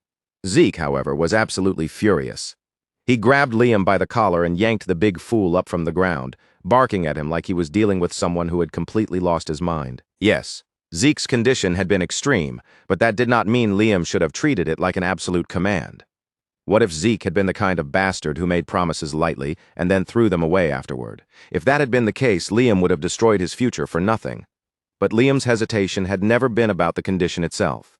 In his eyes, there was something in this world worth even more than keeping his own arm. Zeke dropped Liam back onto his feet and fixed him with a cold, warning stare. If Liam ever pulled something that stupid again, Zeke told him he would be thrown out immediately, no matter how loudly he talked about loyalty. Liam had better remember that. For the first time, the tight, desperate tension on Liam's face finally began to loosen. Zeke's words were harsh, even brutal, but hidden beneath them was the answer Liam had been begging to hear. He was being allowed to stay. Still, there was another problem they could not simply ignore. Zeke told him they needed to get him to the infirmary right away, because he had absolutely no intention of letting his new subordinate walk around looking like a one-eared freak. After Liam's ear had been properly treated, he was brought to Zeke's personal banquet hall, where he was invited to sit down and share a meal. As Liam sat at the table, his hand kept drifting upward on its own. Again and again, he lightly touched the ear that had somehow been restored to its proper place. He still could not fully believe how quickly such a gruesome injury had been fixed. As it turned out, Zeke had used one of his healing potions to regenerate Liam's ear. The moment Liam understood that, guilt washed over him. A potion capable of something like that was rare and valuable, and his new lord had spent it on him from the very beginning. But Zeke merely waved off the concern, telling him to think of it as an investment, and nothing more. Now that the immediate chaos had finally settled down, Zeke turned his attention to the real reason behind Liam's desperation. He asked what could possibly be important enough for Liam to value it more than his own right arm. Liam's answer was short, simple, and painfully easy to understand. It was his mother. After Jake and Wardeck cast him aside, Liam received word that his mother had suddenly collapsed from an unnaturally high fever. She had managed to recover from that first collapse, but that was only the beginning of the nightmare. Soon after, strange markings shaped like red roses began spreading across her body, draining more of her strength with every passing day. Zeke's expression grew darker as he listened. Those symptoms sounded far too familiar to ignore. Liam had gone to such extreme lengths because he truly had no other choice. The village healers did not even know what illness she had, let alone how to cure it. The only hope Liam could still hold on to was Valhalla. Students of the academy, along with their families, were eligible to receive some of the finest medical treatment available anywhere on the continent. If Liam could somehow enter Valhalla, Then maybe his mother would still have a chance to survive. Zeke let out a long sigh as all the pieces finally fell into place. Without wasting another word, Zeke picked up a pen, dipped it into the inkwell, and began writing down the symptoms exactly as Liam had described them. Red rose-shaped markings, repeated high fevers. Zeke knew that disease far too well. 5 years from now, the entire central continent would be ravaged by the Rose Plague, a highly contagious illness that would leave behind an unimaginable number of deaths. Countless people would lose their lives before a radical treatment was finally discovered, a medicine powerful enough to wipe the disease out completely. After finishing his notes, Zeke leaned back in his chair for a moment, his mind already racing through everything he remembered from the future. Then Zeke held out the sheet of paper and handed it to Liam. Written on that paper was the formula for a medicine capable of treating Liam's mother's illness. The method was not especially complicated, and the necessary ingredients were not rare either. Any village healer with even basic skills should be able to prepare it. Liam stared down at the sheet, caught somewhere between disbelief, confusion, and overwhelming relief. How could something like this be possible? The village healers, people who had spent their entire lives learning medicine, had been completely powerless. Yet Zeke, a young swordsman sitting across from him, had written down a cure in only a few moments. In the future, the genius alchemist brothers, Al and Jeff, would be the ones to create this treatment and save countless lives across the continent. But before their discovery could spread freely, the Alchemist Association would monopolize the medicine, selling the cure for outrageous prices while exploiting desperate patients and their families. Eventually, Al and Jeff would reveal the formula to the public, and that was how even warriors like Zeke came to know about it. Of course, Zeke could not possibly explain any of that to Liam, so he offered the simplest answer he could and said he happened to know a good alchemist. With the cure now in his hands, Liam technically no longer had any reason to enter Valhalla or swear his life to Zeke. The greatest problem that had been driving him forward had just been solved in an instant. But Liam did not see it that way. He slowly rose from his seat, his expression firm, steady, and completely unwavering. Liam was the kind of man who kept his word, and he had already vowed to dedicate his life to serving Zeke. Clenching his fist tightly, Liam lowered himself onto one knee before the young lord and swore lifelong loyalty to him. Zeke had spent the entire day trying to push this big fool away, only to end up with Liam kneeling before him more determined than ever. Even so, hearing the future mercenary king pledge his loyalty out loud with his own voice gave Zeke Draker an unexpectedly calm sense of relief. He accepted Liam Stone's oath without any dramatic display, then looked him straight in the eye and left him with one final warning. Don't fall behind. If you can't keep up, I'll leave you behind. At that very same time, in a place far removed from Zeke Draker and Liam Stone, another meeting of a completely different nature was taking place behind the firmly closed doors of Dean Howard Draker's office. Det Owen Zimmons had come in person to meet the round, heavy-set Dean, and the serious look on his face made it clear that this visit had not been made for small talk. Owen Zimmons had arrived with a proposal, and the moment he calmly put it into words, Howard Draker was visibly taken aback. Owen suggested that this semester's exam should be adjusted to a higher difficulty. Howard Draker's eyebrow rose immediately.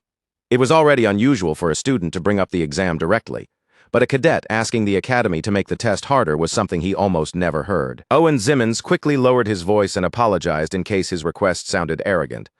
Then he explained the reason he had come. The first-year cadets this year were far more talented than usual. Several powerful families had sent exceptional candidates, and beyond that, 2 pure-blood awakeners were among them as well. If the academy kept the exam at last year's level, Owen Zimmons continued, it would not properly reveal what those cadets were truly capable of. Howard Draker went quiet, slowly considering the suggestion. As irritating as it was to admit, the boy's logic was sound. After a brief silence, the dean gave a small nod, accepting the reasoning behind Owen's request. With the matter now decided, Owen Zimmons bowed with polished manners, stepped back without breaking his composed expression, and quietly left Howard Draker's office. After Owen was gone, Howard Draker leaned back into his chair, his eyes drifting toward the window.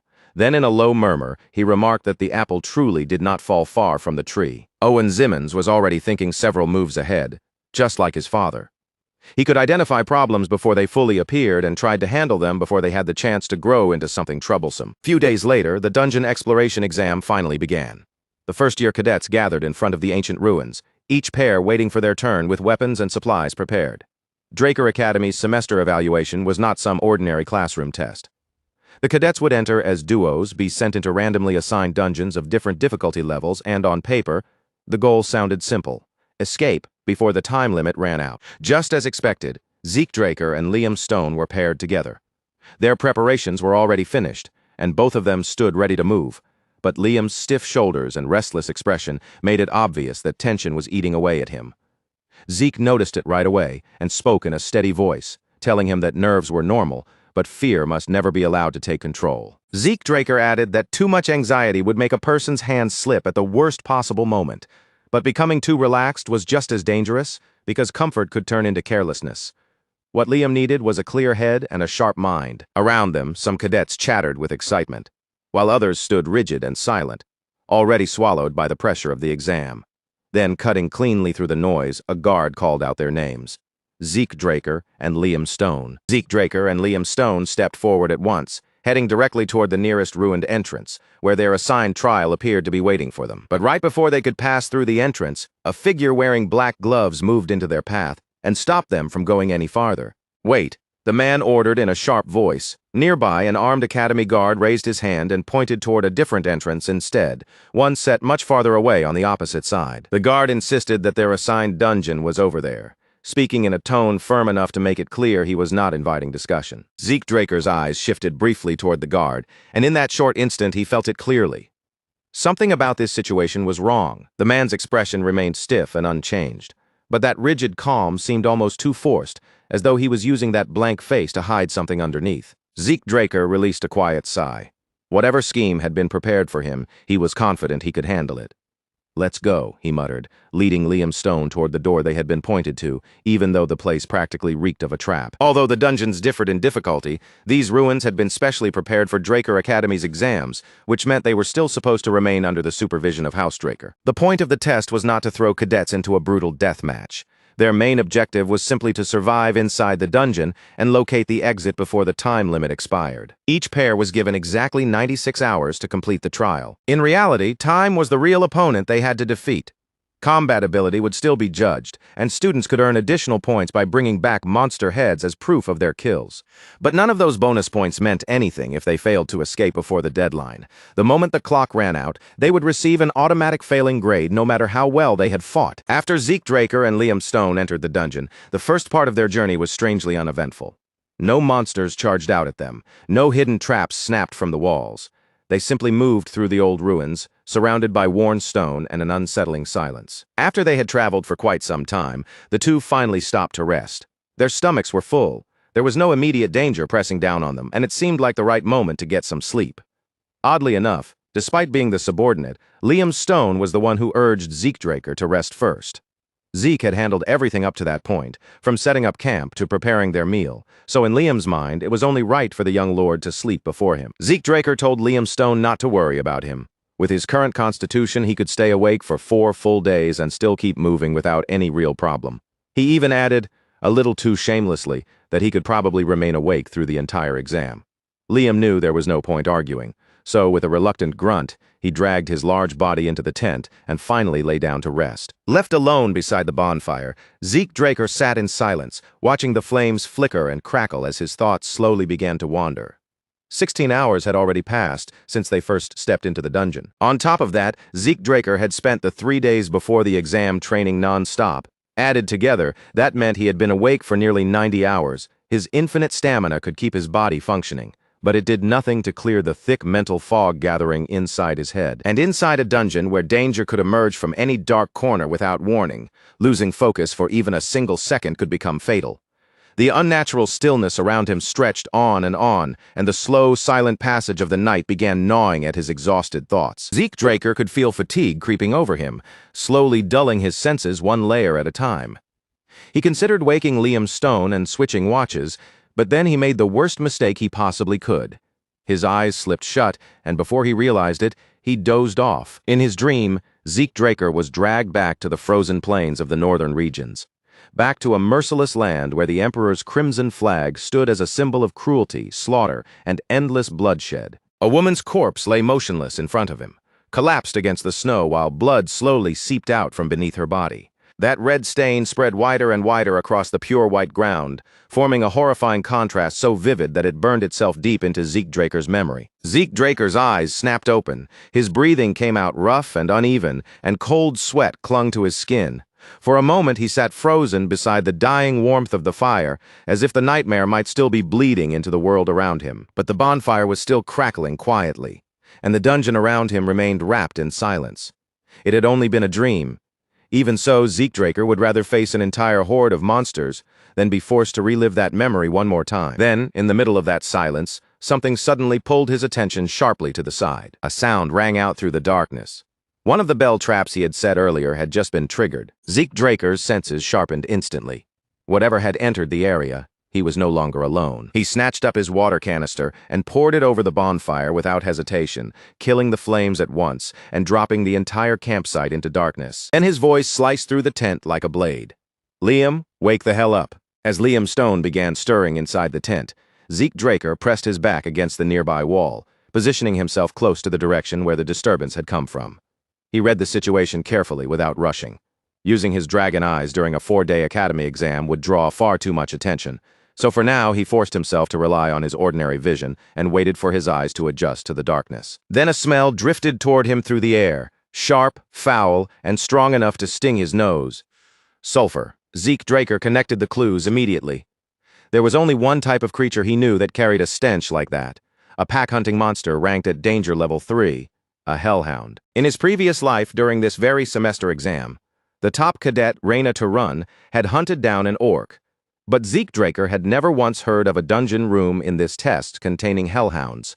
That alone was enough to tell him that something was seriously wrong. He stayed perfectly still, waiting for the beast to make the kind of dramatic entrance a monster like that usually would. But the expected charge never came. Instead, Zeekdraker noticed something far stranger. Even an alpha hellhound should only weigh a few hundred kilograms at most. Yet the deep, heavy echoes shaking through the cavern sounded like something several tons in weight was drawing closer. A mutant, maybe? Holding his breath, Zeke used the polished surface of his blade like a mirror and carefully angled it around the corner. Quick decision saved him. In the reflection of the blade, Zeekdraker caught sight of an enormous monster barreling straight toward them like a runaway freight train. With terrifying brute force, the beast smashed through the door and tore apart the surrounding walls, crashing into the ruins as if Fafnir itself had come charging through. The force of the hit burst outward like a violent shockwave, blasting Zeekdraker straight off his feet and sending him flying backward through the dungeon air. But even while his body was being thrown away, Zeke twisted with frightening control, turning smoothly in midair before dropping down and landing on both feet, steady as if the impact had barely moved him at all. Liam Stone immediately rushed to Zeekdraker's side, his face drained of color and his eyes stretched wide with alarm after that sudden ambush. But Zeke wasn't looking at the monster with fear or hesitation. His gaze had gone sharp and heavy, and as his expression darkened, he muttered a curse through clenched teeth. The Zimmons. Right before the clash happened, in that tiny instant, where most people would have missed everything, Zeekdraker had caught sight of one small detail. Tucked away on the Academy Guard's uniform was a trinket, and the symbol carved into it was unmistakably tied to the Zimmons family. So this was the kind of game they wanted to play. Zeke had already expected them to rely on schemes, traps, and dirty methods, but this crossed far beyond ordinary interference. This was not just a matter of passing the exam anymore. From this moment on, Zeke had another objective: break apart the enemy's plot and drag the hidden hands behind it into the light. That was when Zeekdraker finally took in the true danger standing before him. The hellhound he had been prepared to fight was already dead. Its head had been severed cleanly from its body, lying apart as its empty, lifeless eyes stared into the darkness. It looked almost as if the creature had died before it could even understand what kind of monster had killed it. And behind that brutal corpse stood the real culprit. A huge green-skinned figure loomed there, its white beard hanging beneath a savage face, its thick limbs packed with swollen muscle that twitched with violent strength. It looked less like a living creature and more like pure rage given flesh and bone. A troll. The instant Zeekdraker recognized it, his eyes narrowed with cold understanding. Their enemies hadn't simply released hellhounds into the exam dungeon. They had gone much further than that, sending in trolls as assassination tools. Liam Stone, however, could only stand there frozen, his entire body locked in terror. Trolls were rank 1 monsters, terrifying creatures with so much raw power that beasts like hellhounds and orcs were treated as nothing more than prey beneath them. Their blood was also famously precious, used as a key ingredient in healing medicine. The reason was simple. Trolls possessed an absurd level of regeneration, allowing their bodies to recover even from wounds that should have been fatal. Finally, Liam Stone forced himself out of his dazed fear. He clenched his jaw, tightened both hands around his sword, and stepped forward until he stood directly in front of Zeekdraker, putting his own body between his lord and the monster. "I'll hold it off," Liam Stone said, pushing as much strength as he could into his trembling voice, even though fear was still obvious in his eyes. "My lord, you need to get out of here." Zeekdraker released a short breath, almost like he found the situation ridiculous despite the deadly monster in front of them. This idiot. For a moment, he didn't even bother giving Liam a proper answer. Instead, Zeekdraker simply reached out and gave Liam Stone a light tap, nudging him aside as though he were correcting a child who had stepped into the wrong place. "Don't ever say something that pathetic again." Zeekdraker kept his eyes locked on the approaching troll, his gaze sharp, calm, and completely untouched by fear. "Besides, I'm not the kind of lord who abandons his subordinate when things get dangerous." Then, still watching the monster instead of turning back, he left Liam Stone with one final command. "Don't believe in me. Believe in your own strength," because the truth was simple. Liam Stone was not weak at all. In fact, he was nowhere close to being weak. To prove that belief, Zeekdraker chose to pull himself away from the front line. He would step back and let Liam Stone face the battle with his own hands. The moment Zeekdraker moved out of the way, the crushing tension sitting on Liam Stone's shoulders seemed to ease. It was as if some invisible weight had finally been lifted from him. Confidence slowly returned to his eyes, and after fixing his focus on the troll, Liam gave Zeke a grateful nod. Then Zeekdraker and Liam Stone moved at the same time, rushing toward the troll from opposite sides and forcing the massive creature to divide its attention between two incoming blades. For a brief moment, the oversized brute just stood there in confusion, unable to properly react as their swords cut into its body from two separate angles. Zeekdraker was deliberately restraining himself, adjusting his pace to Liam Stone's rhythm instead of simply overpowering the monster on his own.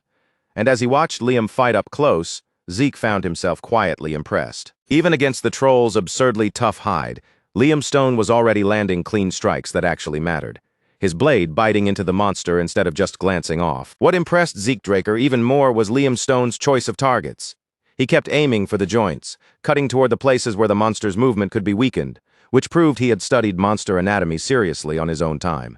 He was sharp, diligent, and much more thoughtful than his appearance suggested. As a subordinate, Zeke could hardly ask for someone better. Still, that did not mean Liam had finished growing. One of Liam Stone's flaws almost turned deadly in the next instant. The troll swung its enormous spiked club down with terrifying force, aiming to crush Liam into the dungeon floor as if he were nothing but paste. Zeekdraker moved the very second danger appeared. His footwork shifted in a flash, and before the troll's blow could land, he closed the distance and parried the attack with clean, effortless precision. Without even giving the troll his full attention, Zeekdraker's blade flashed through the air and cut straight through its weapon, splitting the huge club neatly in half. Liam Stone stumbled back, shaken by how close it had been, but still unharmed, then lowered his head in shame. "I'm sorry, my lord. I should have handled that better." Zeekdraker only shook his head, his voice calm and steady. "There's no need to apologize for your first real life or death battle. You did well." The troll, now robbed of its weapon, threw its head back and released a furious roar, its anger spilling out in a blind, bestial scream. The muscles beneath its green skin bulged grotesquely as it lifted both of its massive arms, preparing to rip into them using nothing but its bare strength. Before Liam Stone could be pulled into another dangerous mistake, Zeekdraker took full control of the fight. "All right," he said, raising his blade with a calm finality. "Time to wrap this up." Then his body blurred forward, and in the next breath, his sword strikes came down like a storm, ripping through the troll again and again so quickly that the monster had no chance to even catch its breath. The beast barely had enough time to understand what was happening before its enormous body gave out. With a heavy crash, it collapsed onto the dungeon floor, reduced to a mangled, blood-soaked heap. By killing the troll, Zeekdraker earned 30 karma points, a reward large enough that the danger they had just faced almost felt worth it. And on top of that, bringing down a troll during the academy exam would absolutely earn them a massive amount of bonus points. Once the battle was over, Liam Stone immediately moved to dismantle the corpse, cutting away whatever useful materials could be salvaged. While Liam worked, Zeekdraker's attention shifted elsewhere, focusing on a new message that suddenly appeared in front of him. Sudden quest. The mission itself was simple but intense. Within 72 hours, he had to hunt 100 monsters from 10 different species. Every kill would grant double karma points, and the final reward also included 2 random boxes. As Zeekdraker read the details, a smirk slowly formed on his lips. Things had become much more entertaining all at once. and the moment the word double appeared in the system prompt, the greed in his eyes was impossible to hide. There were still 79 hours remaining before the exam came to an end. For someone like Zeke Draker, killing 100 monsters within that amount of time would not be difficult. The real problem was not the number of monsters. The real challenge was finding 10 separate species, since most dungeon exams normally contained no more than 4 types of monsters at most. But because the Zimmons family had clearly interfered with this dungeon, there was a strong chance they had filled it with high-class monsters meant to guarantee that Zeke Draker would never leave alive. Ironically, that made the situation work in his favor. Managing the sudden quest, the academy exam objective, and the pursuit of a high score all at the same time would be demanding, but it was nothing Zeke couldn't handle. By the time Liam Stone finished dismantling the troll's corpse, their loot bag was already beginning to fill. Every team had been given special collection bags to store monster heads as proof of their kills. It was far less convenient than having a subspace pocket, but for the purposes of the exam, it was good enough to get the job done. With their first enemy defeated and their goal suddenly growing much larger than before, Zeke Draker and Liam Stone had no reason to stay where they were. It was time to move deeper into the dungeon. From here on, the hunt had truly begun. After that, time seemed to start slipping away faster and faster, each hour disappearing beneath the rhythm of battle and movement. A pack of burning wolves soon appeared in their path, flames flickering around their bodies, but they were wiped out before they could do anything to slow the two down. Before long, the remaining time had already dropped to 56 hours. Next came a nest of goblins, swarming in as another obstacle, but Zeke Draker turned them into easy prey. Their kill count climbed rapidly, their loot bag grew heavier after every fight, and eventually only 39 hours remained. After that, a giant bat appeared, a troublesome monster that attacked with devastating sonic waves powerful enough to shake the air around them. But even that dangerous creature was eventually brought down. For the past 2 days, their routine had become harsh, simple, and brutally repetitive.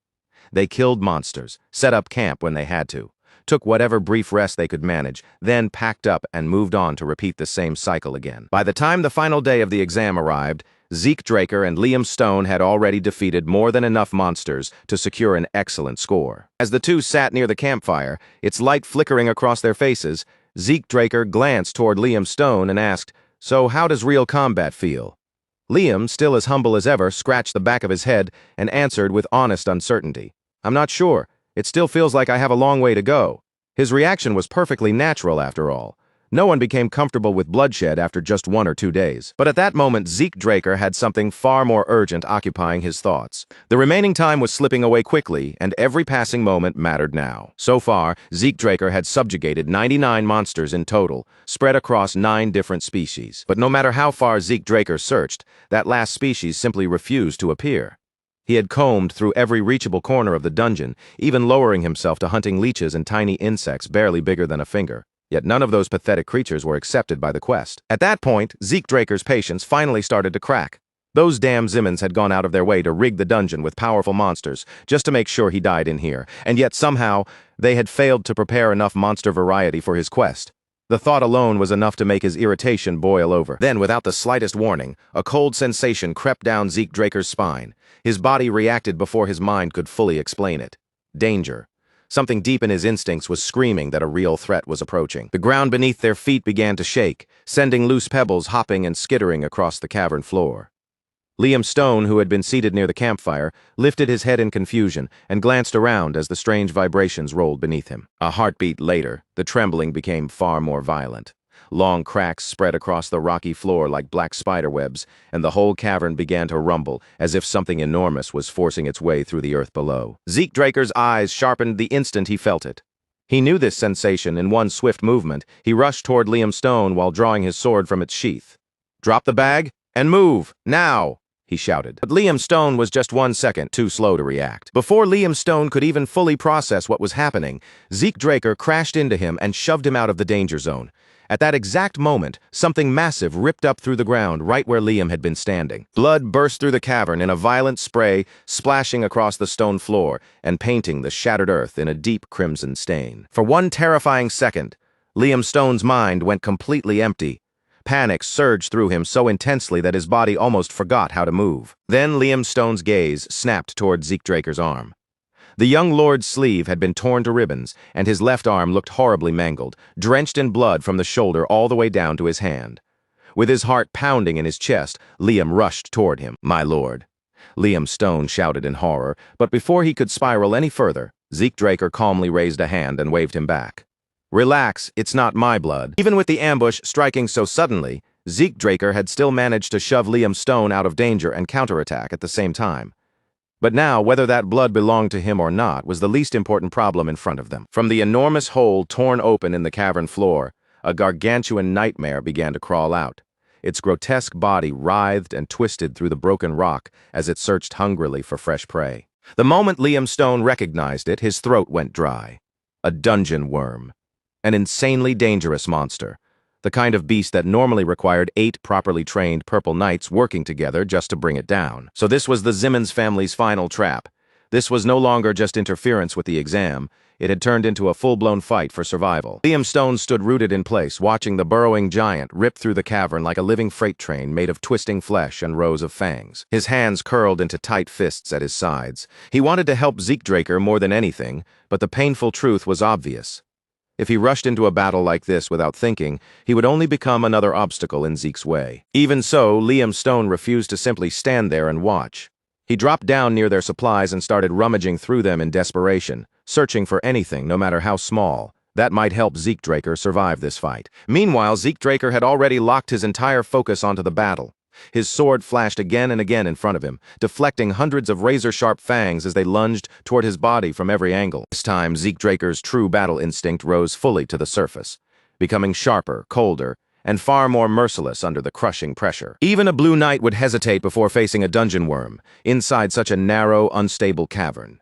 The creature devoured the earth as it moved, chewing through stone and soil with terrifying ease, as if the cavern itself were nothing more than soft flesh. That meant every second that passed pushed the situation further against them. If Zeke Draker failed to finish this quickly, then he and Liam Stone would either be buried alive beneath the collapsing cavern or torn apart by the monster's endless rows of fangs. The dungeon worm lunged again, its enormous body carving through the rock as it shot straight toward him. Zeke Draker slipped aside at the very last instant, ducking away with only inches separating him from that crushing mass. What Zeke Draker needed most was space to move, and now at last he had found it. The moment the dungeon worm surfaced again, he kicked off the ground and launched himself forward. His blade plunged deep into the monster's grotesque, pulsing abdomen. The attack struck solidly and sank into its flesh. But even a wound like that was still not enough to bring the dungeon worm down. Clenching his teeth, Zeke Draker dragged his sword through the creature's body, tearing the wound open wider and wider. Purple bile mixed with dark blood exploded from the dungeon worm's mouth, splattering across the cavern walls as its huge body convulsed in agony. But Zeke Draker had no intention of stopping with just that.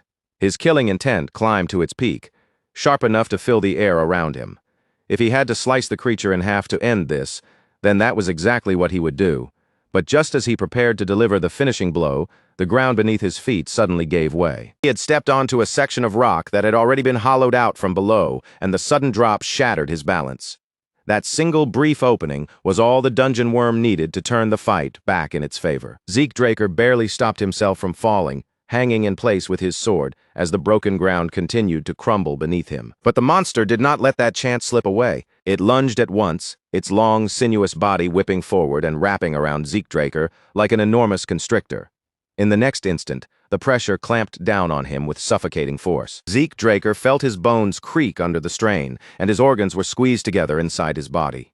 A sickening surge of pain shot through him, forcing blood up his throat and into his mouth. The dungeon worm continued tightening its grip, its crushing power threatening to snap Zeke Draker in two. Then, from out of nowhere, a sword drove into the monster's hide. It was Liam Stone. Ignoring Zeke Draker's order to stay back, his desperate subordinate had charged in and stabbed the worm, trying to pull the monster's attention away. The strike wasn't enough to kill it, but it loosened the beast's hold just enough to matter. Zeke Draker's automatic healing activated immediately, rapidly mending the internal damage tearing through his body. And that small opening Liam created was all he needed. In a flash, Zeke Draker twisted free from the worm's deadly coils, flipped through the air, and landed at a safer distance from the thrashing monster. Still catching his breath, Zeke Draker turned a sharp look toward Liam Stone. "Liam, what the hell did you just do?" Liam raised his sword slightly and quickly explained the move he had made. "I coated my blade with anesthetic before I struck it," Liam Stone said, his hands still gripping the weapon tightly. Zeke Draker's eyes widened as the meaning of those words clicked into place. The main ingredient in that anesthetic was belladonna against humans. It merely numbed the senses and dulled their reactions. Against worms, even one as enormous and monstrous as this dungeon worm, belladonna worked as a deadly poison. Even while trapped under extreme pressure, Liam Stone had remembered the dungeon worm's weakness and adjusted his actions right in the middle of the battle. That kind of quick thinking and instant execution showed just how much natural talent Liam Stone truly possessed. For one brief moment, Zeke Draker felt as if he had caught a glimpse of the mercenary king Liam Stone was destined to become one day. Understanding just how important Liam Stone's move had been, Zeke Draker decided to bring him into the final strike. Now fully recovered, Zeke exploded forward, driving his speed to the absolute limit. He sprinted up the dungeon worm's enormous body, raced toward the sword he had embedded earlier, and tore it free in one powerful motion. With his blade back in his hand, Zeke Draker met Liam Stone's eyes and gave him the signal to move. Liam Stone clenched his teeth, gathered every last bit of strength remaining in his body, and poured it all into one final, desperate stab. Another dose of belladonna flowed straight from Liam Stone's coated blade into the dungeon worm's body, spreading through the monster in an instant. Almost immediately, the gigantic creature began to convulse, its long, hideous body thrashing and spasming violently as the poison took hold. The dungeon worm slammed heavily against the cavern floor, its enormous frame losing strength as its movements turned slow, clumsy, and unstable. The moment Zeke Draker saw that opening appear, he didn't hesitate for even a breath. He activated soul manifestation at once. Misty purple aura ignited around Zeke Draker's sword, wrapping along the blade like a dangerous haze and coating its edge in a strange, lethal glow. And just as he had said he would, Zeke Draker stepped in with a single, smooth, precise slash. There was no wasted motion, no hesitation at all, and his blade carved clean through the dungeon worm's monstrous body, splitting it straight in two. The dungeon worm's massive corpse came crashing down with a wet, thunderous impact, its two severed halves twitching and shuddering across the cavern floor, before they finally went still. Zeke Draker landed back on solid ground as calmly as if he had only finished a simple exercise, while system notifications poured across his vision one after another. The sudden quest had been completed. Every karma point he had earned was doubled, and as promised, 2 random boxes were added to his rewards. His total had now climbed to 780 karma points, giving him more than enough room to choose his next moves. On evaluation day, outside the dungeon gates, the cadets who had managed to survive gathered beneath the open sky in a wide formation. An instructor walked forward with a firm, businesslike expression and called for everyone who had escaped the dungeon to step up for scoring, while those with no further business were dismissed from the area. When Reyna Turan's name was called, she moved forward with quiet control, her posture composed and steady. The instructor looked directly at her and announced that her assessment would now begin. Reyna responded with a respectful nod and a calm, "Yes, sir." Then the instructor lowered his gaze to the clipboard in his hands and started reading out her results. "Escaping the dungeon gives you 30 points, the instructor stated clearly. In addition, you defeated 20 goblins, 2 hobgoblins, and 1 orc. That brings your final score to 180. A low wave of murmurs immediately spread through the cadets as the number settled over them. Everyone was stunned. Reyna Turan had fallen only just short of Abel Draker's 200-point record, delivering the kind of overwhelming result people would expect from someone with true, pure-blood talent. The instructor went on, explaining that Reyna Turan had passed with a margin of 130 points. Reyna simply nodded again and thanked him with calm politeness. Then the next name rang out across the field: Owen Zimmons. The instructor informed Owen Zimmons that his final score was 120, placing him 70 points above the minimum passing requirement. After glancing over the numbers, the instructor added in a measured tone that it was not a bad result at all. After her evaluation ended, Reyna Turan stood off to the side in silence. She remained still and composed, but her eyes continued to follow everything happening around her. Her gaze grew sharper as she reminded herself inwardly that pride would only become a chain around her neck. She had already been caught by that mistake once before, and she had no intention of letting herself fall into the same trap again. But then another thought slipped into her mind, one far colder and darker than the warning she had just given herself. If Owen Zimmons ever turned into a real threat, then he would be handled the same way they had tried to handle Zeke Draker. Just then, a nearby voice sliced through the tense air, sounding light, casual, and almost irritatingly relaxed. "Man, how long has it been since I saw sunlight?" The moment Owen Zimmons heard that voice, his eyes darted around sharply, searching for the speaker until his gaze finally landed on the person stepping into view. It was Zeke Draker. He emerged from behind a jagged tusk, one hand holding the severed head of a beast as casually as if he had just come back from an ordinary hunt. Gasps broke out among the cadets, quickly followed by frantic whispers. How was Zeke Draker still alive? Was that really the head of a dungeon worm? Wasn't the orc supposed to be the dungeon boss? Had Zeke and Liam Stone actually killed something like that on their own? Liam Stone stepped forward without saying a word and carefully set an urn down on the ground. Zeke Draker gave a dry little chuckle, his eyes settling directly on Owen Zimmons. You look surprised. Don't tell me you're actually happy to see me. Owen Zimmons's jaw clenched so hard that the tension showed across his face, and through gritted teeth he muttered, "Cocky bastard." Zeke Draker bent down slightly, a teasing grin spreading across his face as he looked Owen over. That poker face of yours looks way better when it cracks. Owen Zimmons offered no reply. Instead, he turned sharply on his heel and stormed away, his silence making the anger burning inside him even easier to see. Behind him, Zeke Draker watched him leave with a smirk pulling at the corner of his mouth. "Leaving already?" he called out after him, openly mocking him in front of everyone. As Owen Zimmons walked away, he cursed bitterly under his breath. Pure bloods were always acting as though he belonged beneath them. One day he would make them pay for looking down on him like that. Some of the cadets glanced uneasily between Zeke Draker and Owen Zimmons, their hands tightening around their gold tokens as uncertainty spread through the group. Zeke only shrugged, letting out a small laugh as he said with dry amusement, "Terrifying." Instructor Andre Draker then stepped forward, his stern expression cutting through the awkward mood like a blade. "Are you finished showing off?" Zeke Draker tilted his head a little, almost like he was greeting someone he had not seen in a while. Andre Draker sighed, then calmly pulled on a pair of gloves. "Let's begin your evaluation." Zeke Draker glanced toward the severed dungeon worm head and asked, "Is this really necessary? What if there's nothing else?"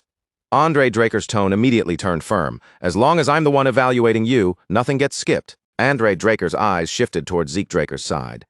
"Your collection bag is missing," Zeke answered with a simple nod. "Yeah, I lost it."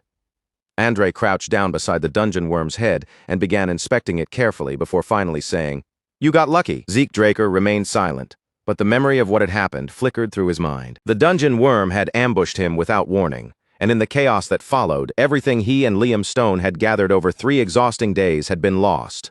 After going through all of that, Zeke Draker could not afford to walk back with nothing to show for it. So instead, Zeke Draker had taken the creature's head, and only someone as meticulous as Andre Draker would inspect the teeth closely enough to notice the scraps of leather and flesh still wedged between them, leftovers from the monster's earlier meals. At last, Andre Draker removed his blood-stained gloves and began calmly listing what he had found from the remains. Gremlins, goblins, hobgoblins, hellhounds, orcs, and a troll. The instant Andre Draker said those words, sharp gasps rang out across the field. Andre Draker straightened to his full height and continued in an even voice. "There were more, but to keep the scoring fair, we'll only count one of each. Trolls and dungeon worms are not included in the normal scoring list," Andre Draker explained. "However, according to the official records, 1 troll is valued the same as 3 orcs. A dungeon worm is valued at 6. He paused for a brief moment, mentally calculating the numbers. "That makes 90 points for the troll and 180 for the dungeon worm. Your final total comes to 368. You pass." One of the other instructors stepped closer, narrowing his eyes at the score as if he could hardly believe what he was seeing. "What was the top score back in our day?" The man beside him gave a small chuckle and replied, "Back then, hellhounds weren't even part of the evaluation." The cadets fell into silence, and the weight of Zeke Draker's unbelievable score settled over the entire field like a heavy pressure. Owen Zimmons suddenly stormed back into view, his voice rising with open outrage. "This is a scam! There's only one corpse, the dungeon worm!" He jabbed a finger toward the severed head, his eyes burning with anger. Zeke Draker answered without missing a beat. "That one head alone is worth 180. Maybe think before you start yelling." Then his gaze swept across the watching cadets. "Be honest. If any of you ran into a dungeon worm or a troll, do you really think you'd still be standing?" As he spoke, Zeke quietly watched their faces and measured their reactions. To his surprise, the cadets were actually taking his words seriously. Zeke Draker could see it clearly in their expressions. Was this really such a big deal to them? They were not laughing at him this time, and they were not dismissing him like some joke either. Not bad. Maybe for once, he had done something even they could not ignore. The Zimmons family had gone so far as to tamper with the final trial itself, all for the purpose of removing Zeke Draker from their path. Zeke Draker gave Owen Zimmons a brief sideways glance. Owen was involved somehow, that much was obvious. But there was no way he had acted alone. A trap of this scale required far more backing than one cadet could provide. The Zimmons family had power, influence, and eyes spread in places most people would never notice. Zeke Draker could almost feel that invisible pressure surrounding him. They were watching him. They were waiting for him to make a move, and if Zeke Draker behaved too cautiously, they would realize he had already seen through more than he should have. So for now, the smarter choice was to stay in character and keep playing the role they expected from him. Zeke Draker's thoughts were suddenly interrupted when Raina Turun stepped forward. Her quiet movement pulled his attention away from Owen Zimmons, and from the unseen gazes that still seemed to be watching from somewhere in the shadows. Raina Turun faced him with her usual composure, her voice calm and steady as she said, "This time, you win." Zeke Draker raised one eyebrow, studying her face as if trying to read what was hiding behind those words. What's that supposed to mean? Later, the scene moved away from the noisy evaluation grounds and into the stillness of the training hall. There, without the Academy's eyes fixed on him, Zeke Draker could finally turn his attention back to his own growth. A glowing status window appeared before Zeke Draker, its pale light hovering in the air, like a panel of floating glass. The words displayed clearly, Dragonkin Skill, Level 1, Gluttony. It allowed him to consume and digest massive quantities. The cost to unlock it was 50 points, and his current karma balance stood at 780. As Zeke Draker read through the description, the corners of his mouth slowly lifted into a grin. In his previous life, he had brushed this skill off as worthless trash, something not even worth considering. But now, 50 points was practically pocket change to him. Without wasting another second, he made his decision. Activate Dragonkin Skill, Gluttony. The moment the skill activated, a strange pulse rippled through Zeke Draker's body. It spread beneath his skin like a current of unfamiliar energy, and in front of him, the status window shifted again, updating with new information. A fresh description appeared before his eyes. Gluttony mode, anything Zeke Draker consumed would be transformed into raw energy, and if whatever he consumed possessed bloodline powers, there was even a chance he could absorb that ability for himself. Zeke Draker's eyes gleamed with sudden interest. So now he could absorb the powers of monsters. The realization made his grin widen even further. Looking at it now, he should have tested this skill much earlier. He reached into his bag and pulled out a strip of dried meat, holding it up between his fingers as he examined it. Let's see how well this energy conversion actually works. The instant Gluttony activated, the dried meat jolted out of Zeke Draker's hand and vanished into a swirling black void.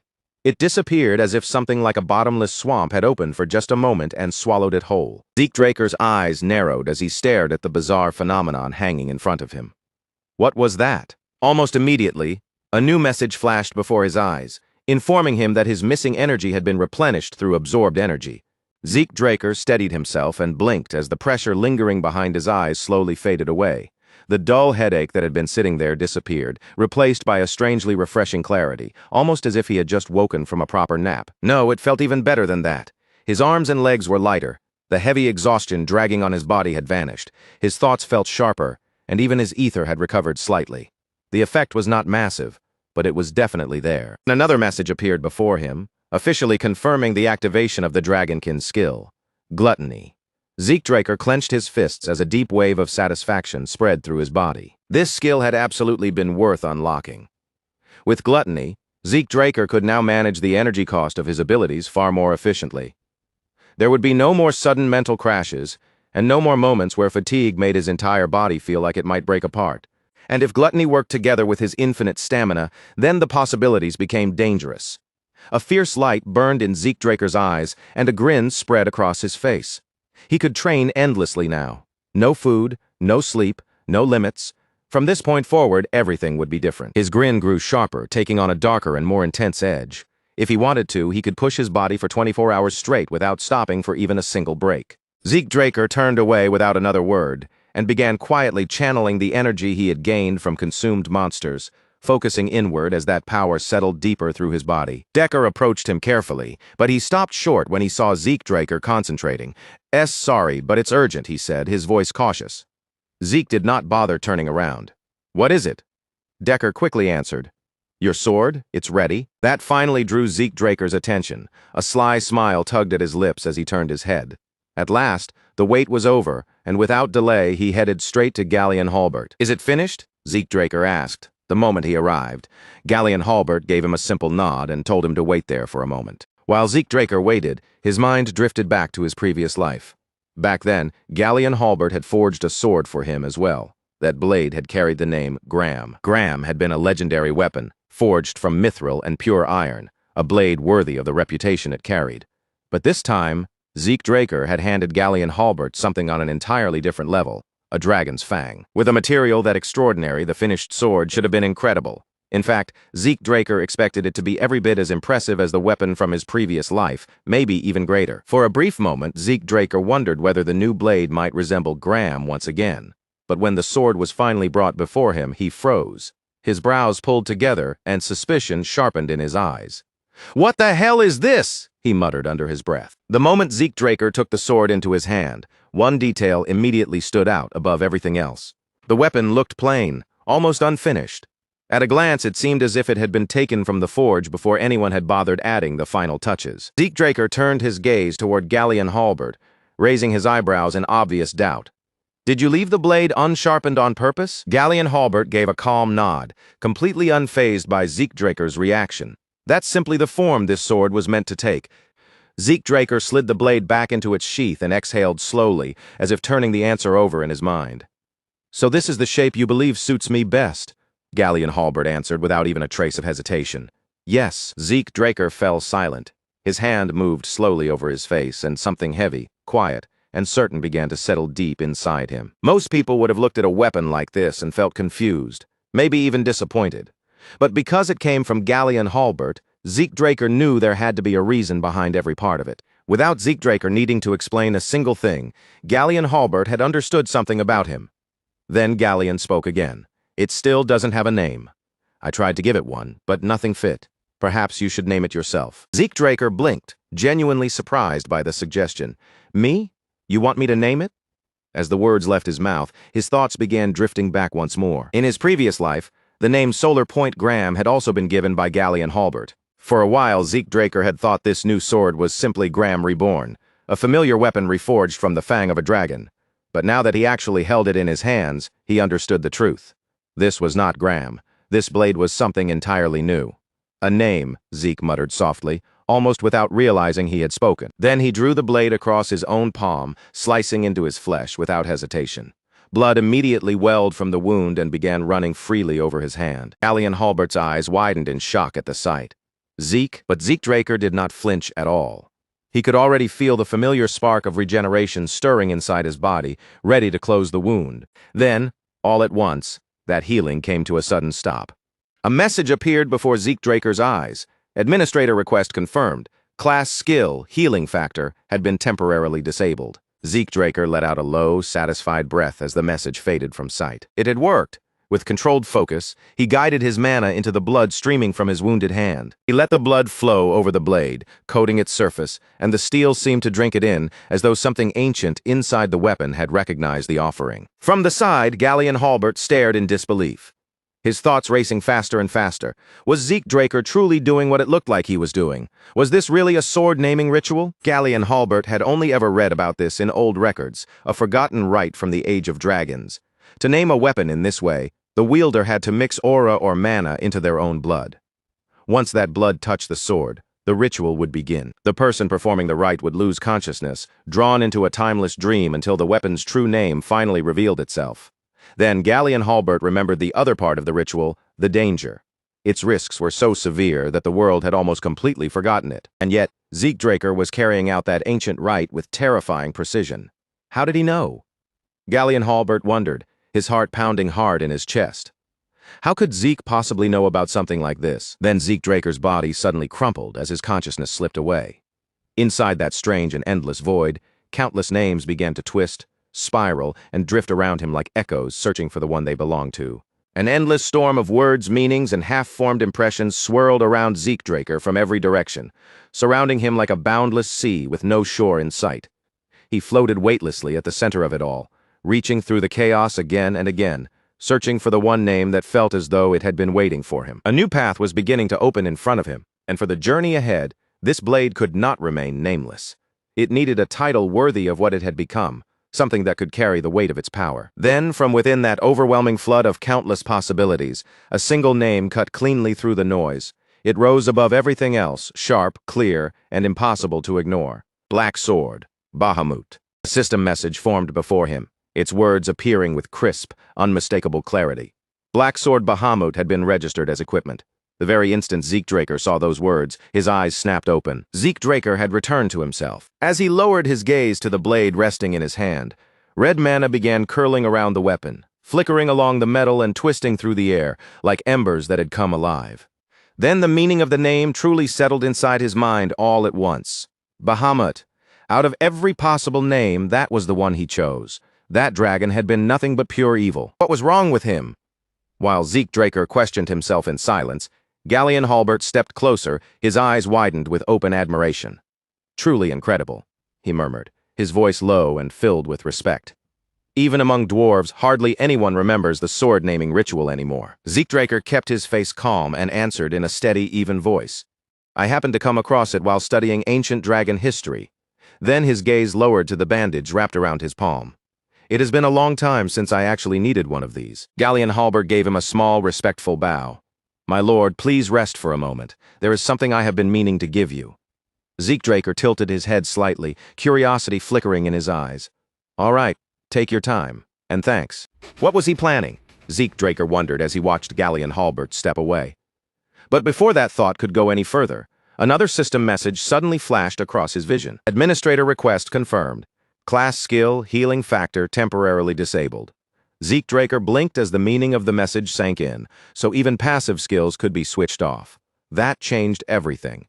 It meant he no longer had to reveal every ability he possessed. When necessary, he could hide them. Even if he were standing in front of Duke Draker himself, Zeke Draker realized he would not have to show every card in his hand all at once. His eyes drifted back down to the bandage wrapped around his palm. He could remove it later, he decided, leaving it in place for the moment. But right then, something far more important had taken hold of his attention completely: the sword. The moment Zeke Draker focused on it again, a fresh system screen appeared before his eyes. Black Sword Bahamut. Certain features were currently sealed, and they would only be released as the user became stronger. Zeke Draker stared at the message without moving, genuinely stunned by what he was reading. Sealed abilities that unlocked as he grew stronger? He had never heard of a weapon like that before. And on top of everything else, it was indestructible? It may have begun as a dragon fang, but now this blade had become something entirely beyond its original material. Then, without warning, blue mana began spiraling into the air, weaving itself together with the red energy already flickering around the sword. Even with that strange and beautiful swirl of power dancing around the blade, Zeke Draker's mind fixed on one thing above all else: aura conversion. He thought back to everything he had done to persuade Galleon Halbert to forge this sword. It had not been only because Galleon was a master blacksmith. It was also because he carried the legacy of Graham.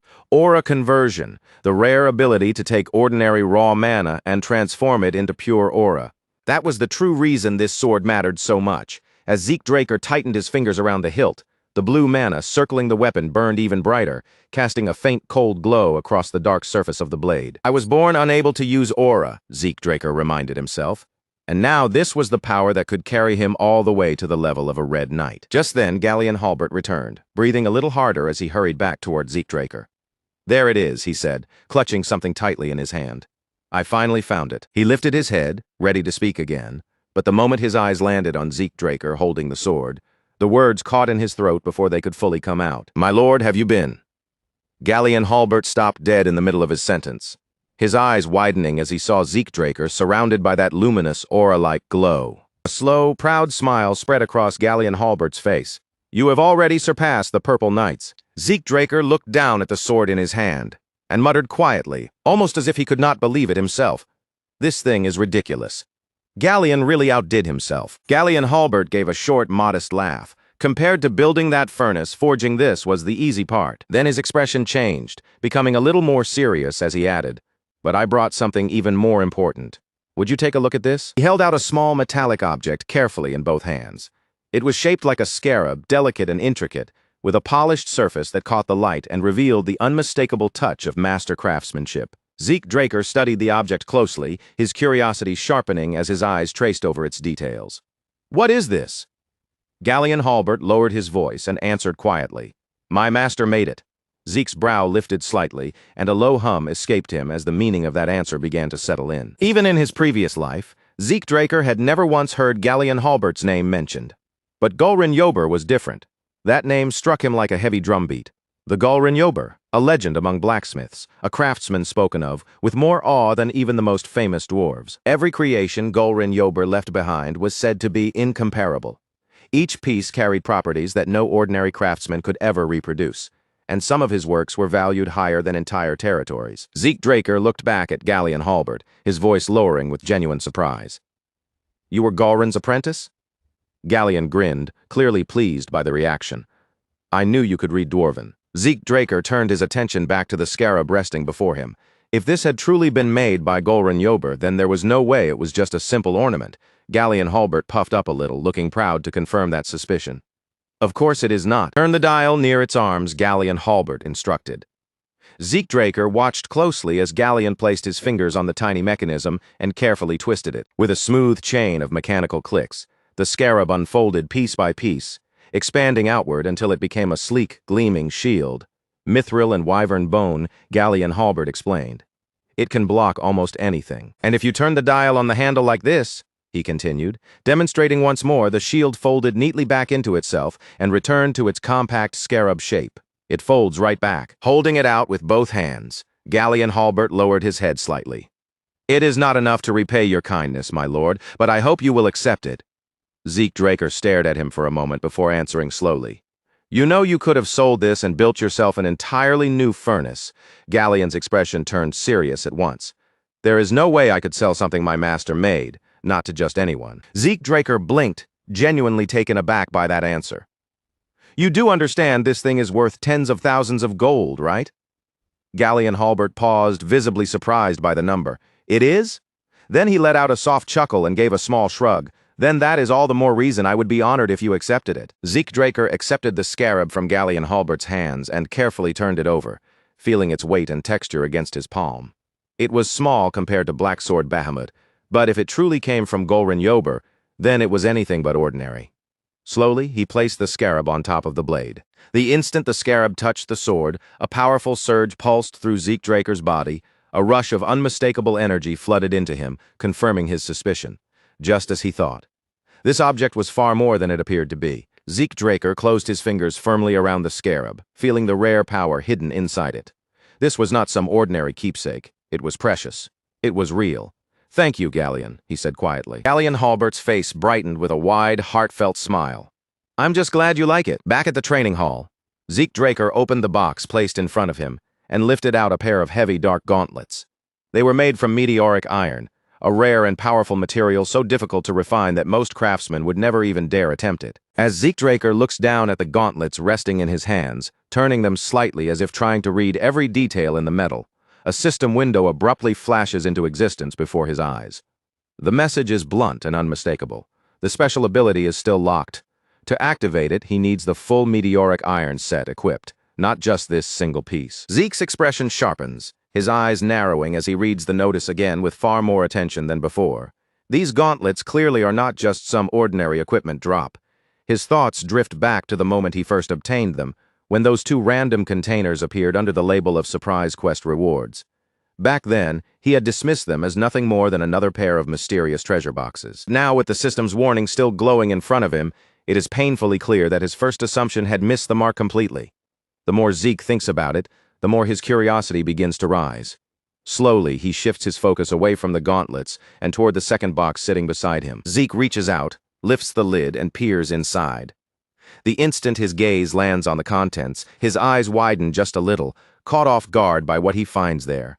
For a brief moment, all he can do is stare and wonder what exactly he is looking at. Inside the box lies a map, carefully resting in place as if it had been waiting for him all along. But before Zeke can even make sense of its markings or understand why it was included among his rewards, another system message appears right in front of him. The system identifies the map and reveals that it is connected to a figure known as Grandmaster Gezer, making the item feel far more important than it first appeared. The moment that name appears, something stirs in the back of Zeke's mind. His brow tightens as he searches his memory, trying to place where he has heard it before. Could it possibly be tied to Hero King Kaiser, the legendary hero from that famous ancient tale? The story of Hero King Kaiser and the Knights of the Clock Tower, the group said to have founded the Kingdom of Kronos, is a legend known across the entire continent. Even so, most people have always treated that story as nothing more than a beautiful fantasy. It sounds too magnificent, too perfectly heroic, and far too polished to be taken as serious history. Since there has never been any solid evidence to support it, scholars never placed much trust in the tale.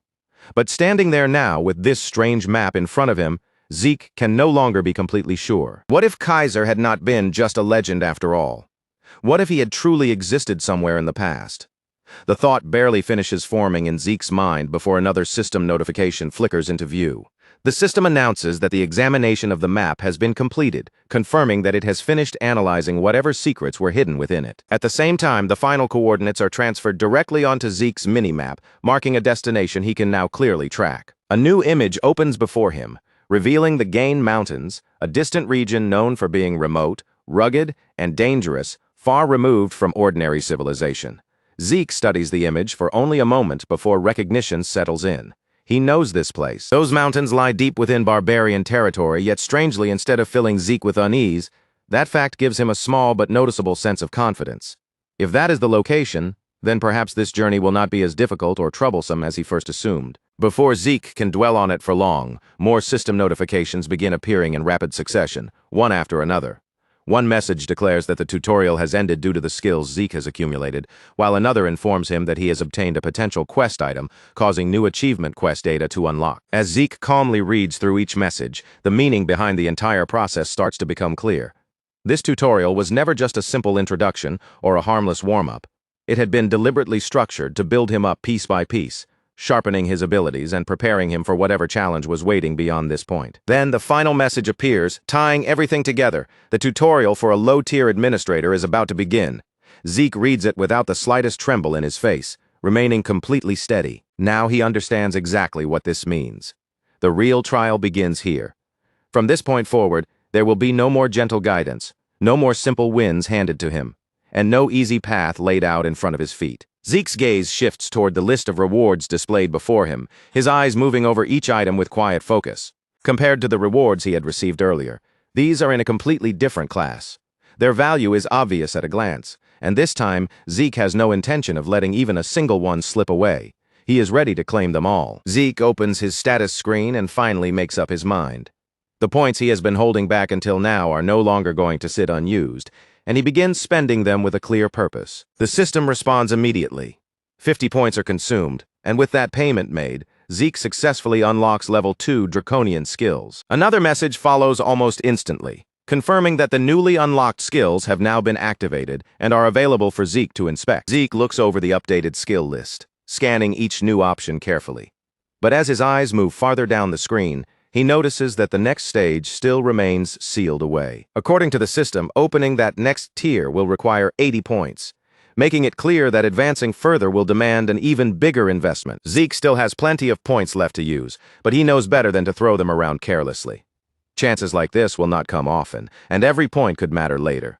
So instead of spending everything in one reckless burst, he chooses to move with caution and think ahead. For now, Zeke selects only the upgrades that matter most, choosing the skills that will give him the greatest advantage while still leaving 400 points safely in reserve. With that decision made and his preparations settled, he turns his attention toward what comes next, his eyes fixed firmly on the future ahead. Another system message appears in front of him, announcing that one of his draconian skills has just been activated. Zeke lowers his eyes toward his hand and watches the transformation begin.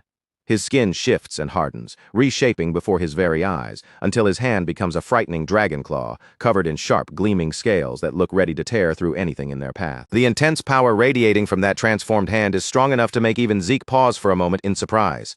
Wanting to understand just how much force the skill can produce, he gathers himself and releases a sudden burst of power. The result is so explosive that it catches him completely off guard. The attack's strength is far beyond what Zeke had expected from the skill, making it clear that this ability is not merely impressive on paper. A small grin slowly appears on Zeke's face as he looks at the aftermath. He has to admit it to himself. The power of this skill has surpassed his expectations by a wide margin. After testing the claw, Zeke moves on to the next ability. He reaches for his sword and activates another draconian skill, Dragon Scale Armor. In the next instant, scales spread across his body like a wave, forming a smooth yet sturdy layer of protection over him. Zeke grips his blade and swings with full force, but instead of cutting through, the sword rebounds harmlessly from his own armor. He had not even infused aura into the strike. It was simply a clean, serious blow made with real strength, and still it failed to leave even the smallest scratch. To Zeke, the durability feels no different from wearing reinforced plate armor, except now he can gain that level of protection even while fighting barehanded. He commits the lesson to memory. Dragon Claw will serve as his offense, while Dragon Scale armor will become his defense. With this new power flowing through him, Zeke can feel that the situation has completely changed. The true game is finally beginning, now fully prepared. He gives himself a firm nod as if sealing his resolve. All right, it is time to move. The scene shifts to the center of Draker Academy, where the main training hall is packed with cadets standing in neat, disciplined rows.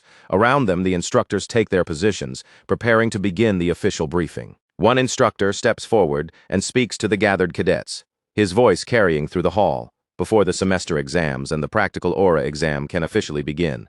He explains that every student must first understand the rules. He motions toward a row of humanoid training dummies lined up behind him. At first glance, they may look like simple practice targets, but these are anything but ordinary. They have been specially built to endure tremendous punishment, and basic physical attacks will not so much as dent their surfaces. To demonstrate, the instructor gathers aura around his fist, the energy tightening as he prepares his strike. Then he drives a clean punch straight into one of the dummies, and the target breaks apart under the force of the impact. The instructor turns back to the cadets, making sure every one of them understands the warning. With proper aura control, destroying one of these dummies is not difficult. But if a cadet cannot even leave a single mark on their assigned target, they fail immediately. There will be no second attempt, no chance to continue to the other exams, only an instant return to basic training. The seriousness of those words settles heavily over the training hall. A low wave of whispers begins spreading among the cadets, because none of them wants to picture the shame of being sent all the way back to the very beginning. Then the instructor calls out the first name, Aaron. Aaron steps forward, a hint of nervousness showing on his face, but he still moves without hesitation, off to the side. Owen Zimmons watches him closely, quietly noting that the first few cadets in these kinds of tests always tend to look a little shaken. As Owen observes them, he cannot help comparing their training to the education he received back at home. After all, the very foundation of aura instruction at Draker Academy was created by his own family, the Zimmons family. Because of that, Owen is convinced that even someone born as an awakener would still struggle to match the level of aura control he possesses. And Owen Zimmons hears his own name called. He steps forward with absolute confidence, draws his sword from his shield, and begins channeling aura through the blade with smooth, practiced control. The cadets watching from nearby immediately begin murmuring among themselves, their eyes drawn to the energy gathering around his weapon. Some of them can hardly believe what they are seeing. Is that sword resonance? One of the instructors raises an eyebrow, clearly impressed by the display. For a 13-year-old to show that level of control is rare. Another instructor nods knowingly, as if the explanation is obvious. Since Owen comes from the Zimmons family, it only makes sense. Owen does not waste a single second, with his aura already flowing through the sword. He drives the blade into the dummy and destroys it cleanly in one decisive strike. Watching cadets immediately erupt into laughter and applause, their excitement filling the hall as they react to Owen's effortless performance. A surge of pride rises inside Owen Zimmons as he turns his eyes toward Abel Draker, clearly wanting his display to be seen. The instructor brings his hands together with a crisp, echoing clap that cuts through the noise of the hall. With an approving look, he praises Owen openly, saying that the result is impressive and exactly what one would expect from someone born into the Zimmons family. Owen Zimmons allows a self-assured smirk to spread across his face, clearly enjoying the attention. Then, as if the victory already belongs to him, he walks over to Abel Draker with an easy stride and casually pats him on the shoulder. In a relaxed, almost teasing tone, Owen begins to say that at this rate, it will not be long before Abel. But Abel Draker does not let him finish. With a cold, dismissive motion, he brushes Owen's hand off his shoulder and cuts him down on the spot, telling him not to act so smug because it is rude. Owen's face stiffens at once, his jaw clenching as irritation flashes sharply in his eyes. He looks ready to snap back with something of his own, but before he can get a word out, the instructor calls the next cadet's name, forcing the exam to continue. As the test moves on and cadet after cadet steps into position, the instructors begin to pick up on something unusual in the flow of the exam. Technically, no one has failed yet, but the atmosphere is clearly off. Many of the cadets look unsettled, their shoulders tense, their movements stiff, and their timing just a little wrong. Owen Zimmons' performance has shaken them far more deeply than they want to show. Standing off to the side, Raina Turin watches everything unfold in silence. Every student in the special class may be capable of channeling aura, But from the way they move and control their power, Reina can tell that only a small handful truly rise above the others. Then Reina Tarun steps forward from the line, taking a quiet breath as she gathers herself. Her voice comes out calm and clear as she addresses the instructor, saying that she has a request. The instructor turns his gaze toward her, his expression sharpening slightly as the hall grows a little more attentive. He asks her what it is. Reina Tarun holds his gaze without flinching and states her request plainly. She wants to be evaluated according to the dragon-slaying arts standard. The instructor raises an eyebrow, clearly aware of how serious that request is. He reminds her that the grading system is intended for higher-ranking cadets and that it is far more demanding than the usual standard. Reina answers without the slightest hesitation, her voice steady as she says she understands. Hearing this from the side, Owen Zimmons frowns, thinking that ever since Reina Tarun became a pure-blood awakener, she has certainly grown bold, perhaps even a little too bold. Owen Zimmons knows better than most how difficult it is just to keep aura stable inside a blade. But the dragon-slaying arts are far beyond ordinary aura handling. Every attack requires complete precision with the aura flow controlled down to the smallest adjustment. The moment that balance slips, even slightly, the technique falls apart. Inwardly, Owen Zimmons scoffs at her confidence as far as he is concerned. Reina will be fortunate if she can land even a few proper strikes before her aura runs dry. To him, she is reaching too high, trying desperately to stand on the same stage as him, and all she is doing is preparing herself for a humiliating failure. The instructor, knowing exactly how unforgiving the dragon-slaying arts standard can be, studies Reina Tarun once more and asks if she is truly certain. He makes it clear that failing under those conditions will not be treated lightly. Reina does not pause for even a heartbeat before confirming that she is certain.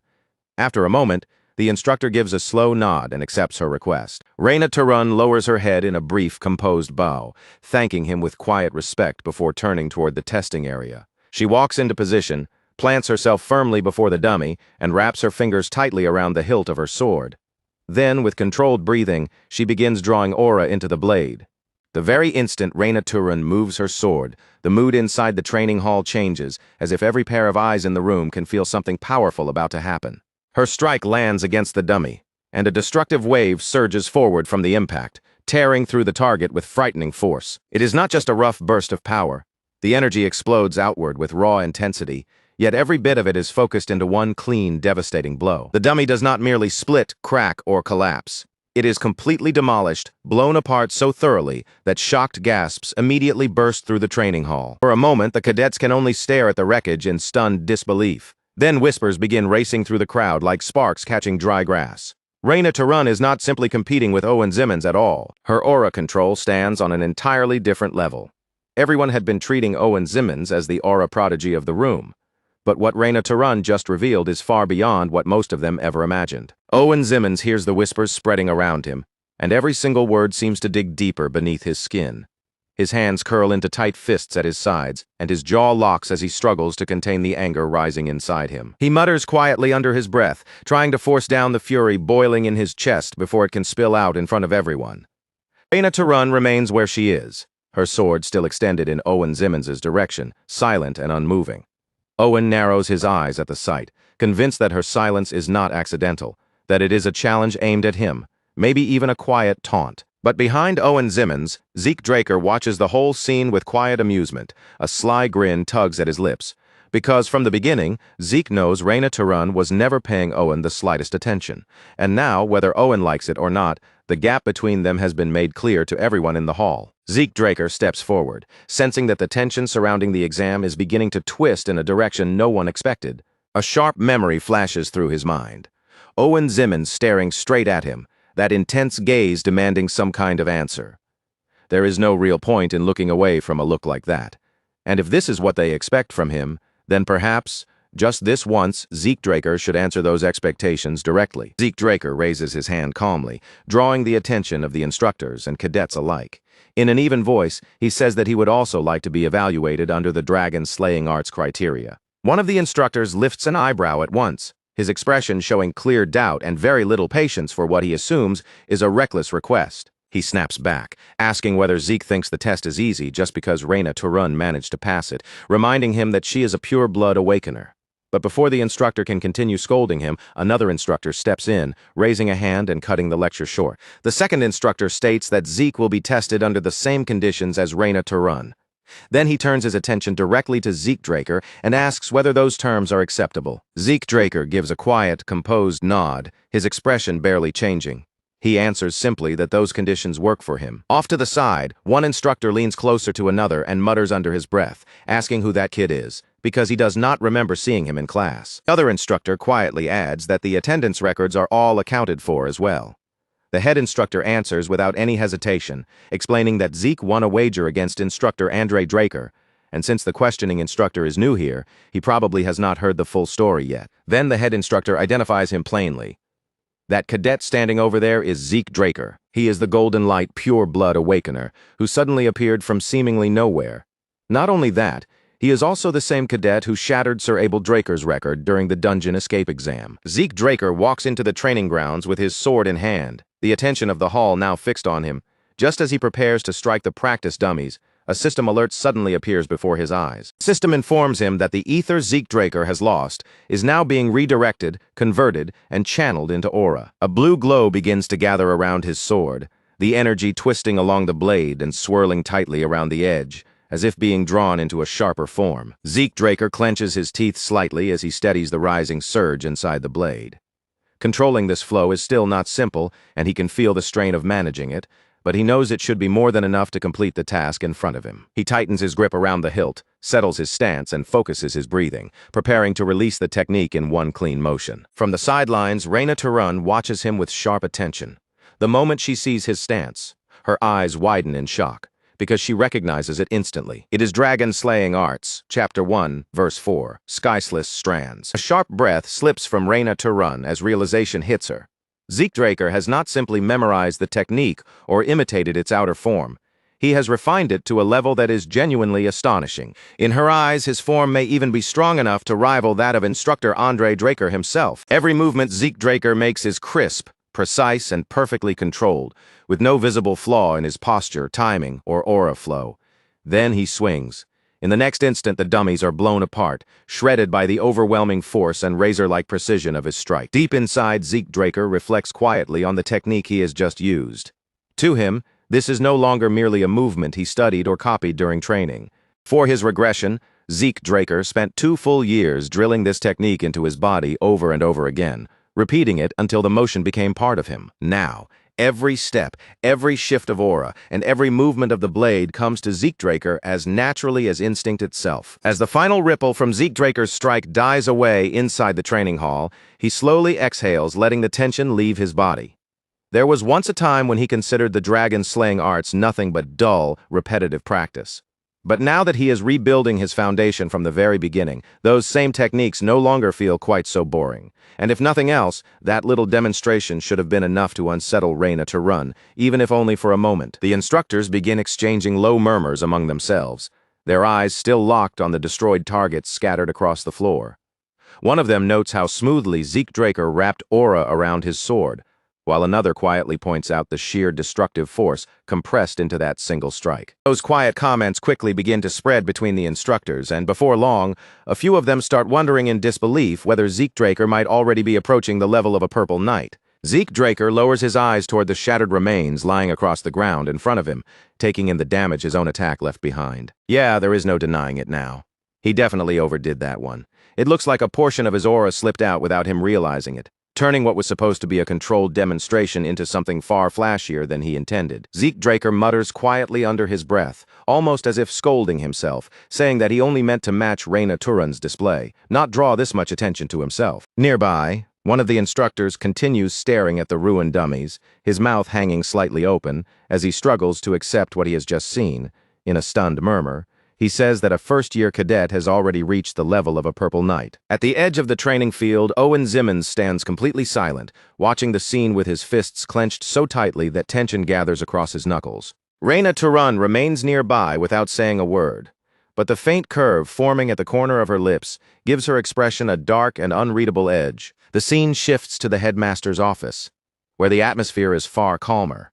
The headmaster calmly offers Zeke Draker a cup of tea, then brings up his unexpectedly outstanding results from the semester exam. Zeke Draker answers with modest restraint, saying that he only got lucky. The headmaster lets out a soft chuckle, his tone gentle but clearly unconvinced.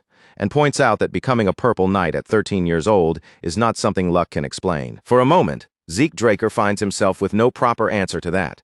But before he can search for the right words, the headmaster continues, giving him no real chance to deflect. The headmaster watches Zeke closely and asks how he would feel about taking the grade advancement exam. Zeke blinks, clearly caught off guard by how suddenly the proposal is placed in front of him. Zeke Draker repeats the words in his mind, wondering if the headmaster is talking about skipping a grade.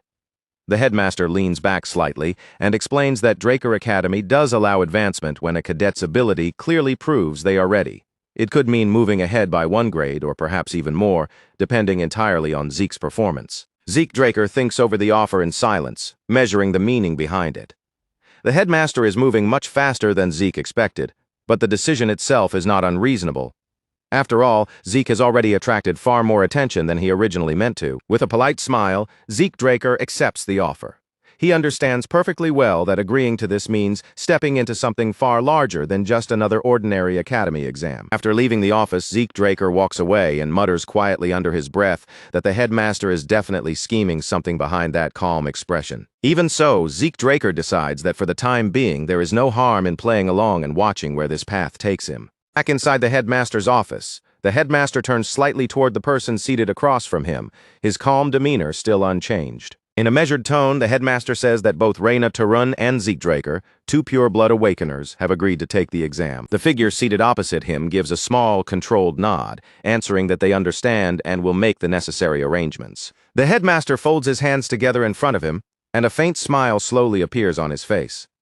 From the look in his eyes, things are about to become very interesting.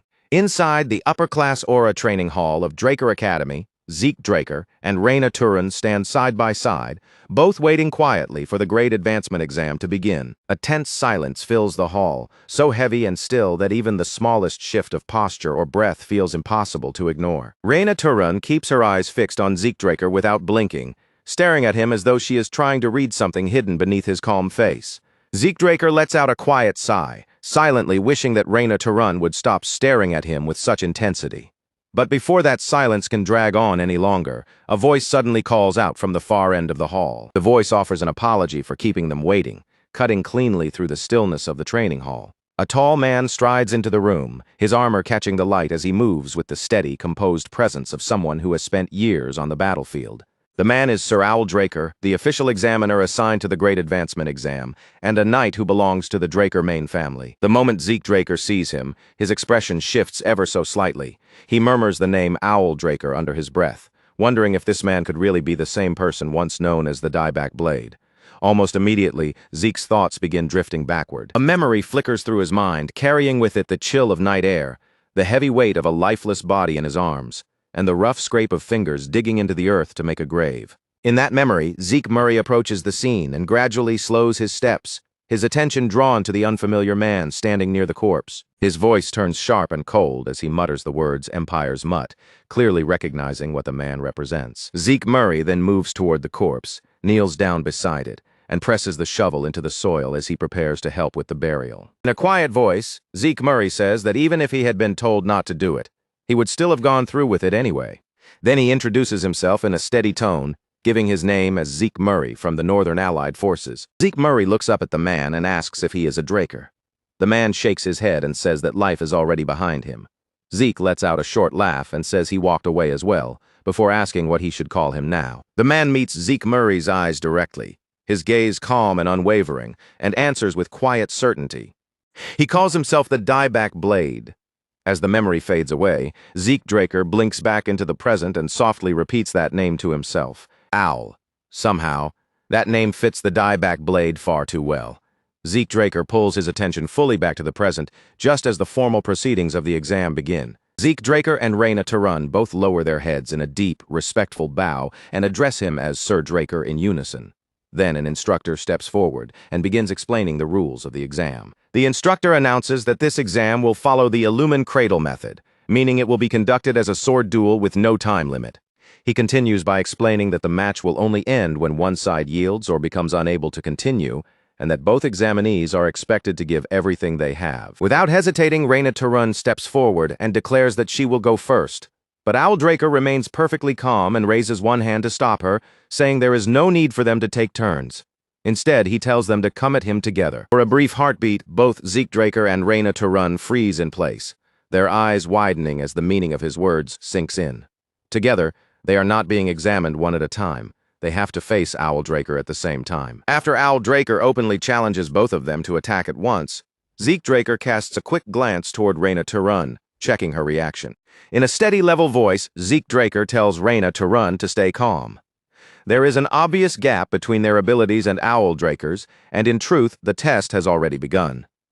Reyna shoots him a sharp, irritated look, but Zeke remains completely unfazed. Zeke Draker warns her that if she rushes in recklessly without thinking, she will only lose points before the fight has even properly started. Reyna Turun gives no verbal response. Instead, her eyes snap forward, her gaze becoming sharper and more focused as she processes the situation. A small, hidden smile tugs at Zeke Draker's lips. Her ability to understand quickly is still as sharp as ever.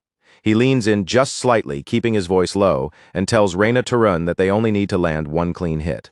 And there is a way to make that happen. Zeke Draker and Reyna Turun both sink into position, their feet settling against the floor as their bodies lower just enough to prepare for the first strike. Around them, the training hall seems to tighten with pressure, the silence turning sharper as the confrontation finally begins to take shape. Zeke Draker reaches for his weapon and draws his sword, revealing a worn wandu from the Eastern Empire. The blade is clearly old, its surface weathered by time, but the moment it rests in Zeke's grip, it fits him so naturally that it almost looks like part of his own arm. Zeke Draker can feel it right away. Reyna Turun's pride has been struck hard and the wound is still fresh. But no matter how bitter that humiliation feels, wounded pride will not help either of them survive this exam. Right now, there is no room for emotion, ego, or personal resentment.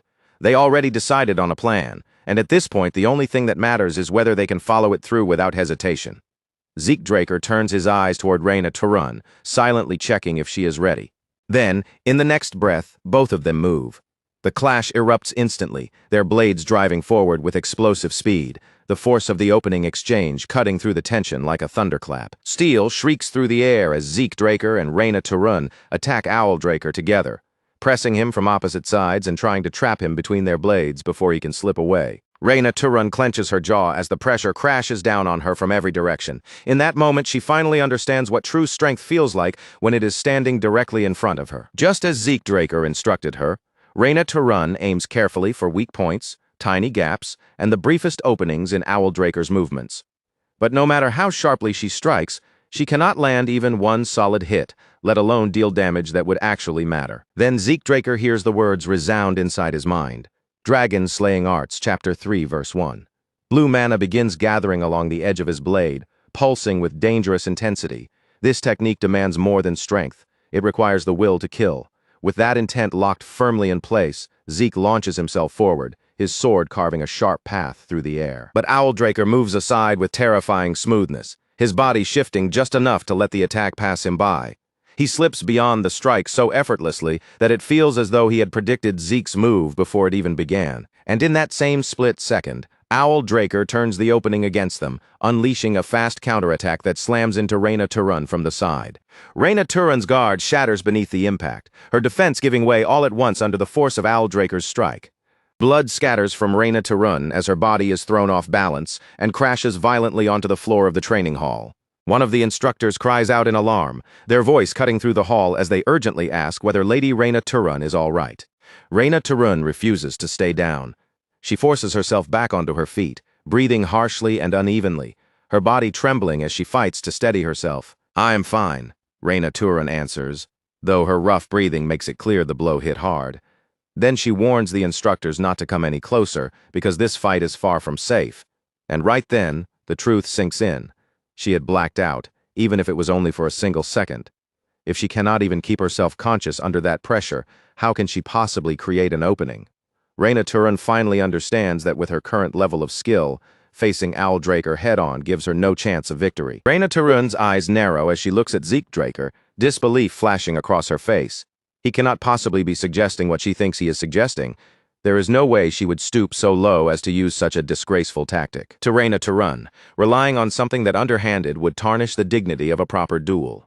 The very idea clashes with everything she believes a fair fight should be, and she is not willing to accept it so easily. Zeke Draker only gives a casual shrug, completely unmoved by the disgust in her expression.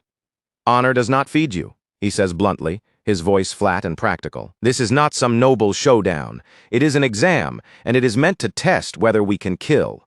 As he says it, Zeke Draker places a hand firmly on Reyna Turun's shoulder, as though that simple touch is enough to end the argument. Reyna Turun lets out a sharp breath, frustration tightening across her face.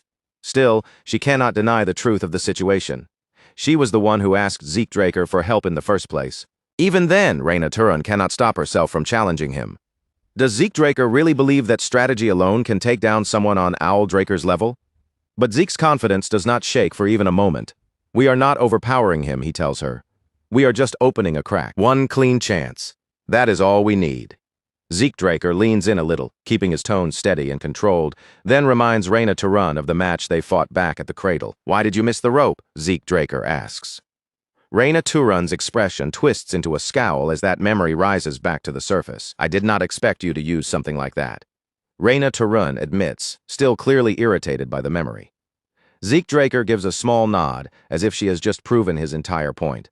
Exactly. And Owl Draker will not expect it either, Zeke Draker says, letting the meaning of those words settle between them. Lifting his blade up onto his shoulder, Zeke Draker points toward Reyna Turun with a knowing glint in his eyes. Wait for my signal, he tells her. It will work. We only need one opening. Then, before Reyna Turun can give him any kind of answer, Zeke Draker kicks off the floor and charges forward. The edge of his sword flares to life as the dragon-slaying arts awaken once more, raw energy racing along the blade like a line of wildfire. Owl Draker's eyes narrow by a fraction as he watches the movement. He recognizes the form immediately. That technique belongs to Sir Duke Draker.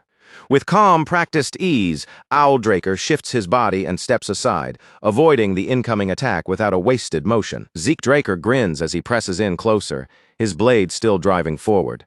No more holding back, right? He says, almost daring him. Their swords crash together, and the moment steel meets steel, a brilliant burst of light explodes between them. Owl Draker flinches, thrown off for barely half a second, as a strange glint flashes within the mana. His eyes widen in recognition. Mana inheritance. The raw radiance of a pure-blood awakener floods the area, spreading outward into a blinding flare that swallows everything in sight. Cheap tricks, Owl Draker mutters under his breath. Blinding me will not be enough. But even as he says the words, a faint thread of doubt begins to slip into his mind. How is Zeke Draker still moving so accurately inside this churning darkness, as though he can see every detail perfectly? The shadows roll across the training hall until they swallow it completely, erasing the walls, the floor, and every clear line of sight. And yet Zeke Draker moves through that darkness with unnatural ease, gliding forward as if the light had never vanished at all. Concealed within the pitch-black veil, Zeke Draker lets a small smirk appear on his face, hidden from the others by the darkness surrounding him. Perfect timing to test it, he thinks to himself. The new draconian skill, and because this is only an exam, there is no reason for him to spill anything unnecessary. The air gives a single heavy pulse. Dragon Claw. Yellow mana bursts from Zeke Draker's blade, ripping through the darkness in jagged arcs. The strike tears across the shadowy veil and splits it apart as if claw marks have been carved through the air itself. Owl Draker's body tenses as he feels the force behind the attack. A strike carrying that much power should never belong to a first-year cadet. But Zeke Draker is no longer moving like an ordinary first year. In the middle of the exchange, he turns his gaze briefly toward Reyna Turun. Reyna Turun is still caught inside the darkness, struggling to find her bearings as the blackness closes in around her. Unlike Zeke Draker, she cannot move cleanly through that suffocating dark field.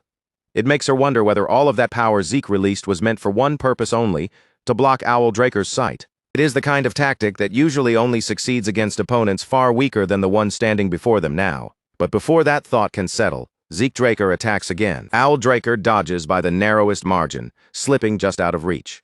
Yet something about Zeke Draker's movement does not feel right. Zeke Draker's rhythm has not collapsed at all.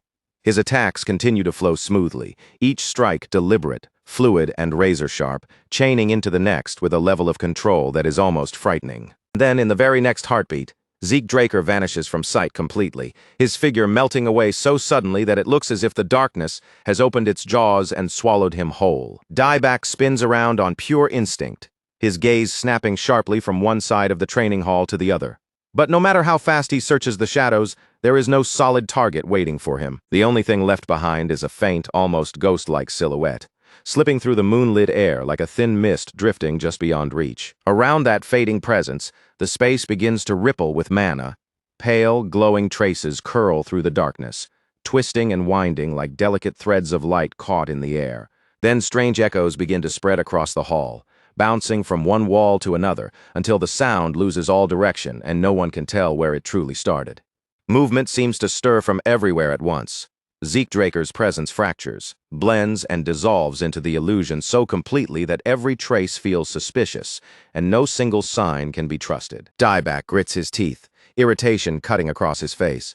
At this point, his eyes are deceiving him, his ears are misleading him, and even his instincts are handing him nothing but lies. Then Zeke Draker appears again, already closing in with his sword drawn. His eyes remain calm and steady, a quiet smile resting on his lips as he steps forward and swings without hesitation. But right as that attack comes in, alarms suddenly erupt throughout the hall.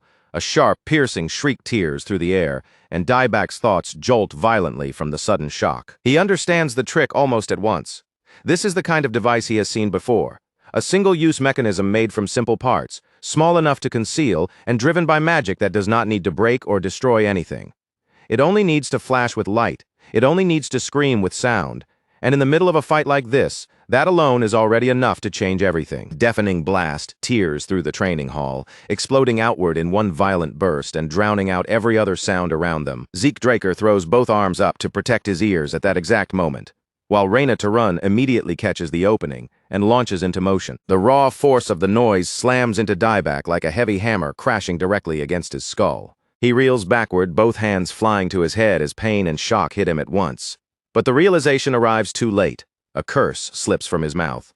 He had underestimated Reina Tarun's plan, and now that mistake is cutting into him in the worst possible moment. Reina Tarun and Zeke Draker rush in together, closing the distance side by side as their blades flare to life in perfect rhythm. Standing shoulder to shoulder, they pour their strength into the same technique, drawing on the power of the dragon-slaying art together. Chapter 4, Verse 1.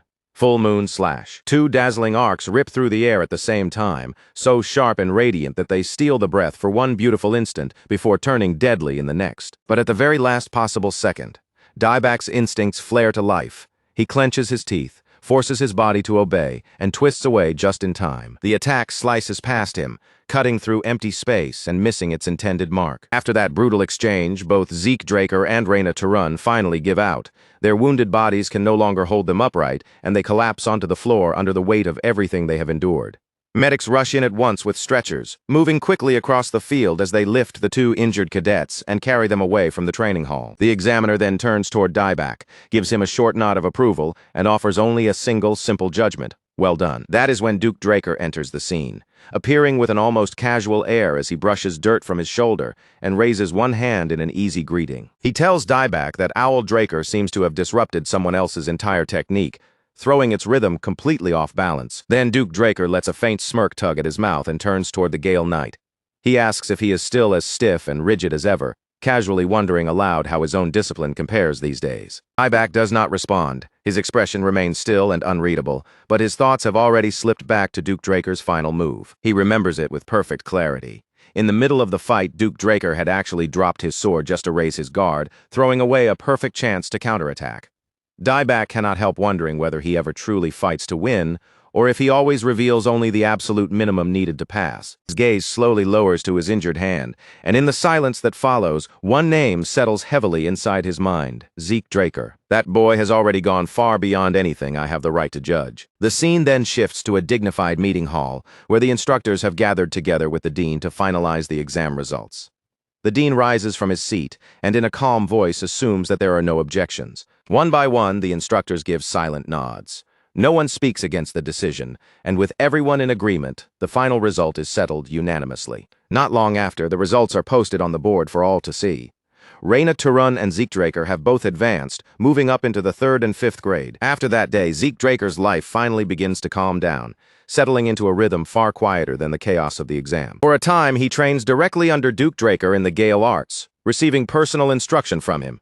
But eventually, that role is handed over to Andre Draker instead. Zeke Draker also keeps exchanging messages with Professor Fanon for a while, though Fanon later transfers to the Royal Magic Laboratory in Delphoa. Bit by bit, Zeke drifts away from the world of noble families, Strangely enough, Owldraker still shows up every few months to challenge him, and whenever Zeke remembers that, he cannot help letting out a quiet laugh. Then one day, something inside him seems to click into place. Zeke Draker takes a leave of absence, shuts himself inside a training hall, and throws himself completely into improving. 2 full years pass in that secluded routine, and by the end of it, he graduates. Now the scene shifts once more, this time into the towering corridors of the Valhalla institution. Decker approaches Zeke Draker with a respectful smile and offers his congratulations. Zeke Draker has just become the youngest person ever admitted, and Decker remarks that the patriarch must be delighted by the news. On the screen, his name appears clearly, Zeke Draker, 15 years old. Then Decker adds, with a hint of genuine surprise, that even the dean personally wrote him a letter of recommendation. Zeke simply answers with a faint smile and a small nod. And with that, the quiet 2 years Zeke Draker spent in seclusion finally come to an end. Since there are still 3 months left before the entrance ceremony, Zeke tells Decker to go ahead to Atlas without him. Decker begins to speak, but Zeke Draker lifts one hand and gently cuts him off with a small wave. He says he wants to spend some time alone, with no visitors and no interruptions. Surely Decker understands exactly what he means. Decker lowers his head respectfully and answers, "Yes, young master." Zeke Draker closes his eyes, and his thoughts drift toward the Gate Mountains, where Gezer's remains are hidden away. This vacation gives him the perfect excuse. He can enter the mountains through the Argos Adventurers Guild without reporting it to anyone. But just as that plan settles in his mind, a knock sounds at the door. The person at the door is Liam Stone. Liam Stone steps inside the room, bows with polite formality, and greets him in a respectful voice. "Greetings, Zeke Draker." Zeke Draker raises an eyebrow at the stiff greeting and lightly reminds him not to be so formal, just as he has already told him before. Liam Stone immediately straightens his posture. But before the conversation can go any further, Decker excuses himself from the room. Zeke Draker gives him a small nod and reminds him not to forget about the Blackheart issue at Valhalla. As Liam Stone reaches the doorway, he pauses and asks why he was called all the way to the Platinum Mansion.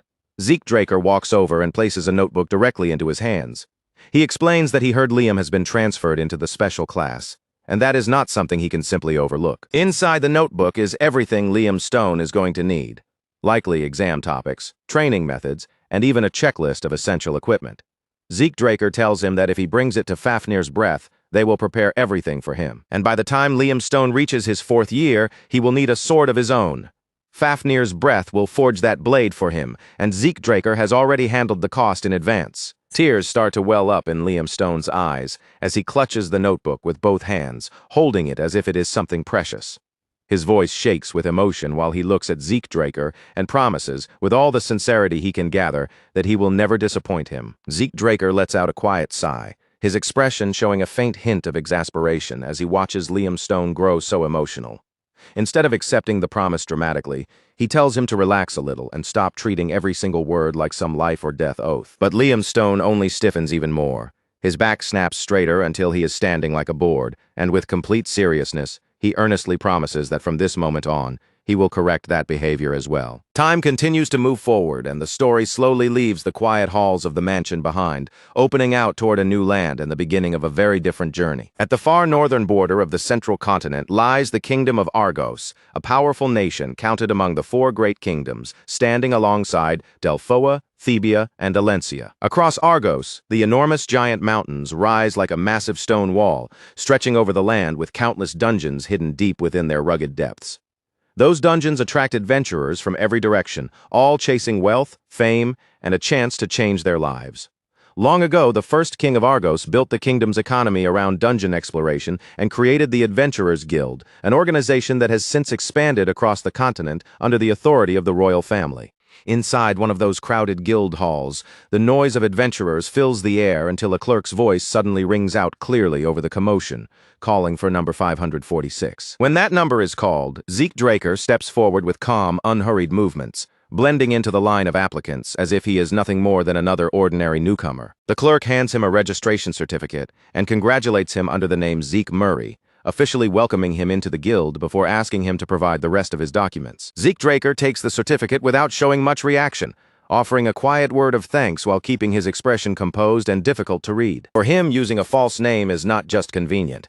It is the safest choice he can make in this situation, If he were to walk around openly under the Draker name, he would be practically announcing his identity to every enemy, spy, and greedy opportunist lurking anywhere in the region. Once the registration is finished, he boards a caravan headed for the mountains, slipping into a loud crowd of adventurers and passing himself off as just another traveler hoping to earn rewards from the dungeons.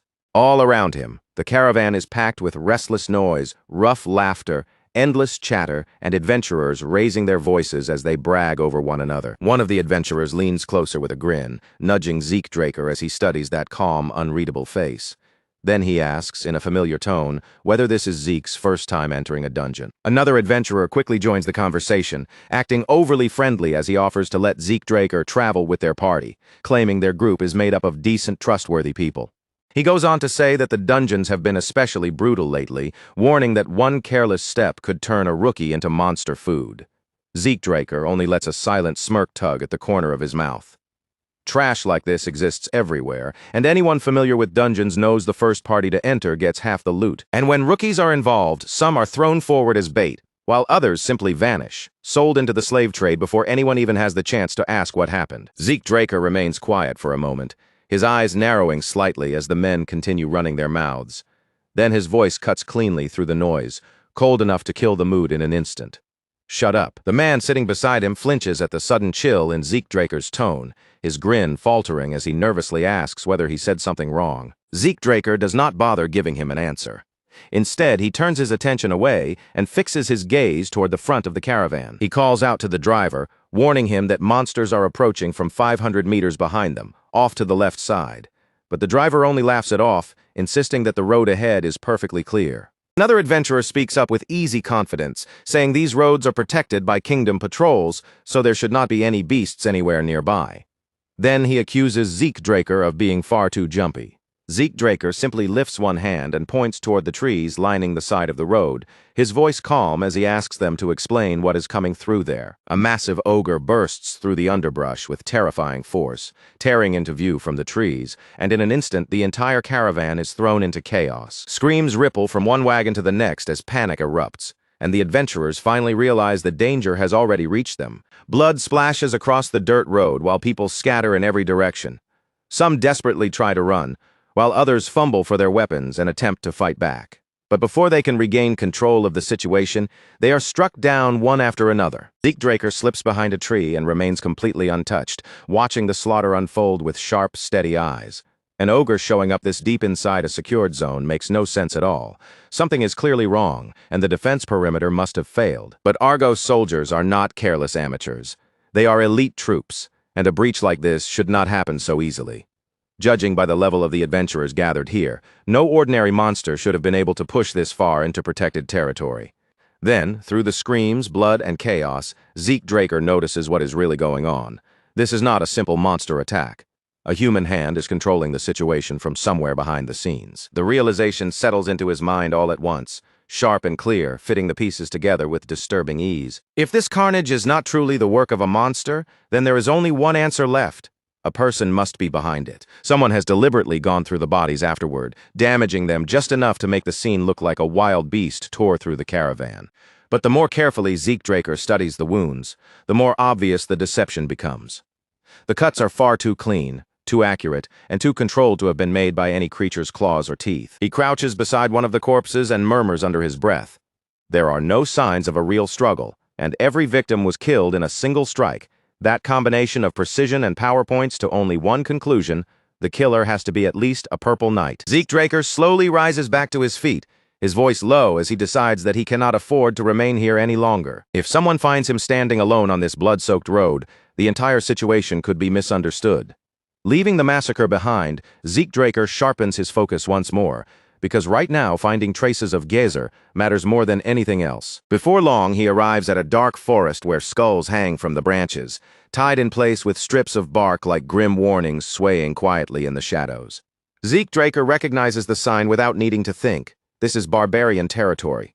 At the same time, his minimap flickers, signaling that he is finally getting close. The ruins of Gezer are just ahead. But then an unsettling question cuts into his concentration.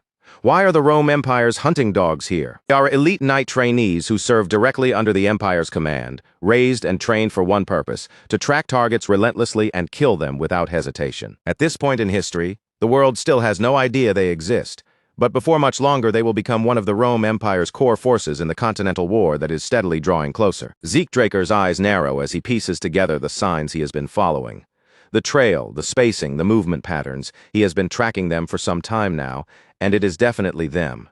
Their methods are far too distinct to mistake. Now Duke Draker's confidence makes far more sense. The Rome Empire's fanatical obsession with immortality has already pushed them into every hidden corner of the continent. Even before his regression, Zeke Draker remembers how obsessively they hunted for rare artifacts and secret relics. Conquering the continent was never the Rome Empire's only ambition. Beneath that grand goal, they were searching for something much stranger and far more dangerous: eternal life. And now Zeke Draker cannot stop himself from wondering whether they have already found Gizer's ruins. He needs to confirm the truth with his own eyes.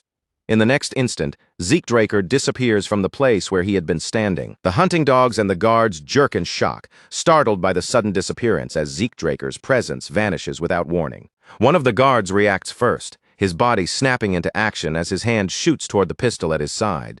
But before his fingers can even wrap around the grip, Zeke Draker is already there, appearing directly in front of him like a shadow that crossed the distance in an instant. A thin flash of steel slices through the air, so quick and clean that there is barely any sound at all.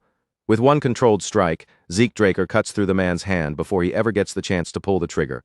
Pistol slips free from the guard's ruined grasp and tumbles down to the ground, landing with a sharp metallic clink that cuts through the tense silence. Zeke Draker does not so much as flinch as a golden flare suddenly rockets upward, streaking into the sky before bursting open like an emergency signal.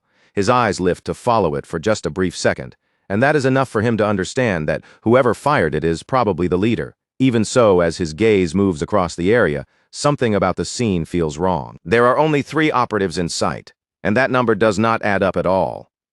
Zeke Draker turns his attention to the man twisting in pain on the ground and asks in a calm and measured voice whether they are the perimeter team. There should be 12 of them out here, which means the situation has already gone off course. He demands their names and asks who sent them, but the men answer him with nothing but stubborn silence. Then, out of nowhere, one of the men throws himself forward in a desperate charge, lunging at Zeke Draker as if one reckless attack could somehow turn everything around. Zeke Draker only shifts his body to the side with effortless composure, letting the strike pass by harmlessly as though it had never been a real threat. His voice sinks lower, carrying a cold edge that makes the remaining men stiffen where they stand. Even now, they still do not seem to grasp what kind of situation they are trapped in. Because from this point on, Zeke Draker is the one asking the questions. He turns his unreadable gaze toward the last 2 men still on their feet, calmly weighing them both. There are 2 mouths left in front of him, but only one needs to stay alive long enough to speak, so he asks which one of them will answer first, and both men freeze, hesitation written all over them. Just then, a faint light flickers across Zeke Draker's screen. He has already forced his way into their live feed, and the image on display shows a cramped, improvised base packed with equipment, stacked supplies, and armed personnel moving through the cluttered space. This is their operations center. The wounded knights, the wreckage, scattered around the area. The hidden base tucked away from sight. Piece by piece, everything starts fitting together. If these people have truly discovered the ruins of Gizer, then Zeke Draker will confirm it soon enough. And if even one of them dares to make a move against McCain, Zeke Draker will make sure they are buried right where they stand. Far past the edge of barbarian territory, 2 guards stand posted in front of a sealed basement entrance, surrounded by air that feels heavy, stagnant, and unnaturally still. One guard scoffs quietly, muttering that there is no real point in protecting a place this cursed. The other gives a dull agreement, sounding just as uninterested. But before either of them can truly let their guard down, a sharp sound cuts through the air, and the first guard collapses without even getting a chance to cry out. A single heartbeat passes, and then the silence is broken again. The second guard drops to the floor as well, farther inside the base.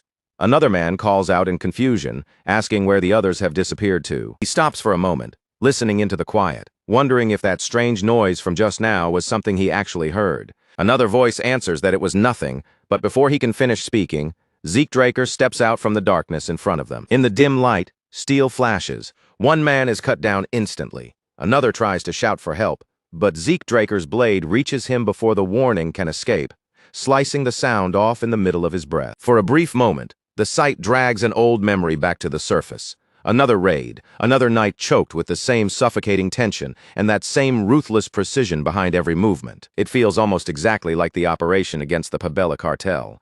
That was the assault that brought a 5-year war to an end in a single night. The rhythm of the killing feels the same now, and even the thick scent of blood hanging in the air is painfully familiar. Then a new figure steps into view, the boss of this hidden base. He studies Zeke Draker's movements carefully, his eyes narrowing as he tries to recognize the technique being used. He mutters that the knife work looks southern, then starts throwing out names like McCain and Pabella, as if he is trying to place which faction Zeke Draker belongs to. In the end, he dismisses the question as meaningless. Zeke Draker has already come too far to leave alive, so the boss orders him to surrender, promising that if he does, his death will be quick. Zeke Draker calmly looks the so-called commander over from head to toe and reaches his judgment almost immediately. At best, this man is still a rookie. He might barely be considered Blue Knighthood material, and even that assessment feels generous. Compared to the true hunting dogs Zeke Draker remembers from his previous life, this man is nowhere near their level. And yet this same man has the arrogance to offer him mercy. If these people truly cared about the comrades who had just fallen, they would already be rushing at him in a blind rage. But they are not. That single detail tells Zeke Draker everything he needs to know. These are not locals fighting to protect their homeland. They are agents from the central continent, and he accepts that fact without the slightest flicker of emotion. Another enemy charges in, driven by desperation and fear, throwing himself forward in the hope that he can land even one hit before the entire situation falls apart. Zeke Draker slips through the darkness like drifting smoke. With one fluid turn of his wrist, the first man falls, then another drops, and then another after him, each one brought down by a single clean movement. When he finally comes to a stop, Zeke Draker looks over the bodies with quiet disbelief. Is this truly all they are capable of? Have the hunting dogs declined this much, or has he simply climbed so far beyond them that they no longer feel like threats? Either way, the answer does not matter anymore. A notification flashes across his interface, confirming the kills and alerting him that mana reflection has been activated. Then, in a single instant, everything is swallowed by darkness. The entire base loses power. One by one, the lights flicker out. Panic begins rippling through the room, and the commander's body goes rigid as his thoughts are suddenly cut off. He struggles to make sense of what just happened. Could this be some kind of interference caused by a dragon slayer? But Zeke Draker did not come in carrying any obvious weapon of power. There is no visible aura surrounding him, no traceable mana trail, and nothing that clearly explains the collapse. There is only a blade, a shadow moving through the dark, and perhaps, just perhaps, a failure somewhere inside the system itself. The commander shouts to steady his men, ordering them to stay alert and hold their positions. The power should come back soon, he tells them, so no one is to break formation. Then, in the darkness, something starts to glow, a faint, pulsing light rising from the fallen bodies scattered across the floor. The commander can only stare at it, frozen in place and unable to look away. So the rumors are true. The Rome Empire is not simply interested in this location. They are desperate for it. They are searching for the ruins of hero King Gezer. Low murmurs spread through the room, and several of the soldiers glance around in confusion, clearly having no idea what ruins are even being talked about. By then, Zeke Draker is already standing behind the commander, his blade drawn and ready. He does not need any more proof, and he does not need to keep guessing. He will find the ruins himself. The commander senses the danger too late and begins to plead. With his voice shaking, he swears that he knows absolutely nothing, but at this point, his excuses carry no weight. Zeke Draker's blade comes down, and in the next instant, the commander's life is cut short. Zeke Draker steps away from the body, his expression calm, and mutters quietly under his breath. McCain will be the one blamed for everything that happened here. The thought settles in his mind with cold certainty. McCain, the cartel that rose from the ruins left behind by the fallen Cusco kingdom. It was a force born out of chaos, held together by sharp blades, spilled blood, and the weight of gold. If Zeke Draker wanted to, he could vanish from this place without leaving even the faintest trace, using Draker techniques to erase every sign of his presence and clean the entire scene. But this time he chooses not to do that. Instead, he leaves the knife work behind. That recognizable style will guide every suspicion straight toward McCain. Let the Rome Empire chase shadows if they want. Let them retaliate and strike back as violently as they please. If the cartel burns because of it, then so be it. Every flame will still move Zeke Draker's greater plan forward. Zeke Draker's mind drifts back to the letter he intercepted, replaying its words piece by piece. And the more he thinks about what was written there, the more obvious it becomes. The Emperor's fixation on those ruins is not just serious. It runs far deeper than anyone on the outside could have guessed. The message itself had been brutally simple. with only one command written as if there was no room for failure: locate the ruins, no matter what it takes. But the search was not confined to the central continent anymore. It had already spread outward, stretching past familiar borders, crossing beyond the eastern waters, and even pushing across the dark seas. The hunting dogs had been deployed everywhere, moving through every region like unleashed hounds, and even Angiotron was beginning to show itself again. That was the final piece Zeke Draker needed. His worst fear had been right. The hunting dogs had returned, and this time they were moving at full strength. Even so, there was one thing they still had not accomplished. They had not found Gezer yet, and as long as the ruins remained hidden, Zeke Draker still had a chance to reach them before anyone else. Then, without warning, a crimson streak tears across the sky, blazing against the freezing air like a red gash suddenly opening above the forest. Zeke Draker's head snaps upward immediately, his eyes locking onto the light. He knows that signal the instant he sees it. A disaster flare. Zeke Draker charges through the snowy jungle, weaving between frozen trees while his sharp gaze scans every gap, every shadow, and every narrow route that might give him a way to slip out. But by the time he searches for an escape, it is already too late. His pursuers are moving in from every side, and in that moment, the true meaning behind the flare crashes into his mind. This is the 5-part red flare signal, the absolute snare. It is a ruthless hunting formation built around a central flare, drawing soldiers and hounds in from every direction. Once the signal goes up, the net tightens step by step around the target, leaving no room to run and forcing them toward only two endings: capture or death. Zeke Draker remembers that tactic all too well, because he once used the exact same method after stealing an artifact in the past. But now, the Imperial troops of the northern continent are the ones using that same trap against him. When he opens his system, however, he notices something important. He has a trap of his own waiting there, one that can respond to their encirclement with a danger every bit as deadly. So Zeke Draker stops running without another moment of hesitation and turns back toward the approaching chase. One after another, his enemies close the distance, spreading out through the snow and trees as they begin to form a ring around him. Among them, a man with a scar carved across his forehead surges forward first, lifting his sword high as he rushes straight at Zeke Draker. Zeke Draker does not retreat or even blink. With a blade gripped in each hand, one held back behind him and the other poised to respond, he plants himself in place and waits for the attack. He meets the incoming blow directly, and the impact rings sharply through the trees as their swords collide and lock together in a bright crossing flash of steel. Above the center of the fight, a man dressed in yellow glides through the air, watching the clash below from overhead with careful eyes. From that angle, Zeke Draker understands the formation almost immediately. His gaze shifts toward the scarred man, who subtly covers his mouth as if passing along a hidden signal. The man in yellow tightens his fingers around his sword, sensing the change in the battlefield at the same time. These enemies are clearly different from the ones he faced in the cave. More fighters emerge from all directions, steadily shrinking the circle around him, while Zeke Draker remains trapped at the center.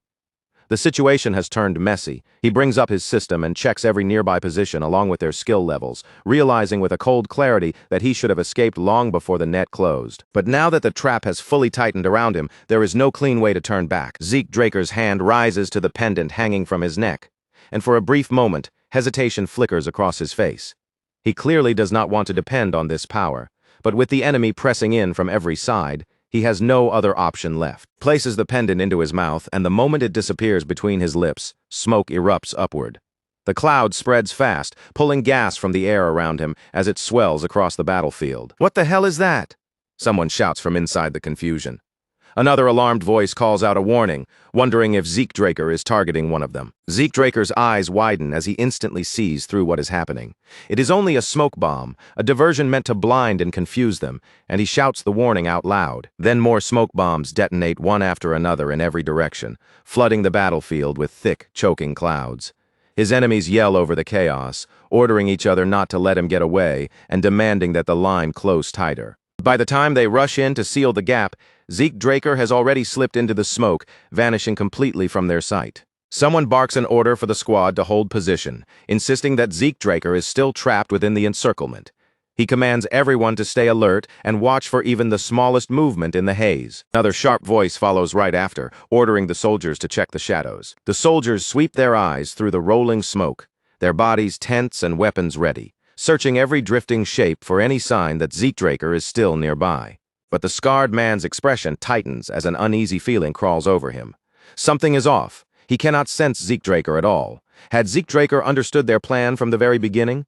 Or had the horn they blew changed the entire situation in a way none of them expected? Then, with no warning at all, one of the soldiers is thrown through the air like a shattered doll. The scarred man's eyes go wide with disbelief as he shouts, demanding to know what is going on. There are barbarians nearby, but his squad has not done anything to provoke them, so this level of violence makes no sense. Before he can figure it out, another soldier rushes forward, yelling that the barbarians should not even be there, and swings his sword at the massive figures. The blade connects, but it barely leaves a scratch. The soldier stares at his weapon in stunned horror. In the very next moment, a barbarian charges in and tears him apart without hesitation.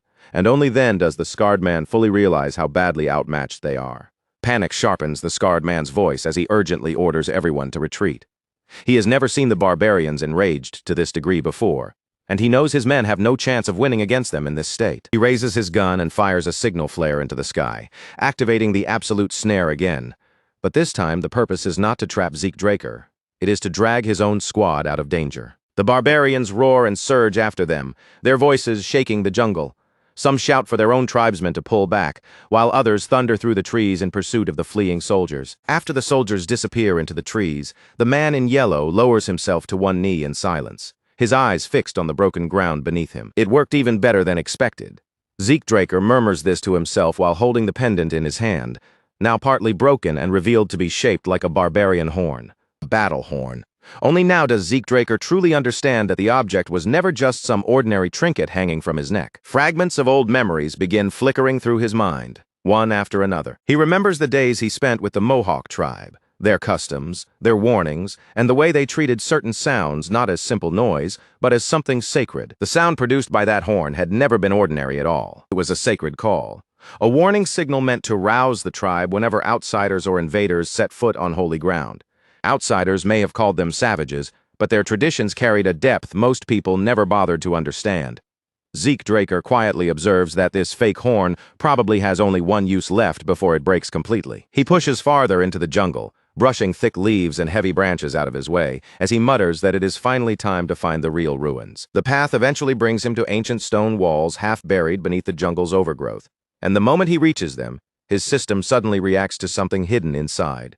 The readings reveal a fallen dragon bond, and corrupted energy clings to it like rot spreading across something that was once sacred. Zeke Draker immediately ducks into cover, keeping his body low as he quietly brings up the system interface without exposing his presence. His eyes move carefully over the readings, studying each detail with a mixture of caution and curiosity as he tries to understand exactly what the system has discovered. When Zeke Draker checks the map, he notices a chamber positioned far above, marked as a place connected to the downfall of the dragon god. His eyes narrow, and he asks the system whether he can access it. System responds immediately, its message appearing without delay, as it confirms that Zeke Draker's administrator authority has been recognized, and that the control link to the structure has been successfully connected. Access to the home of hero King Gezer is officially granted, and the ancient ruin begins to awaken, slowly answering Zeke Draker's command, as if it has accepted him as someone with the right to enter. As the huge ancient door groans from deep within its frame and slowly creaks open,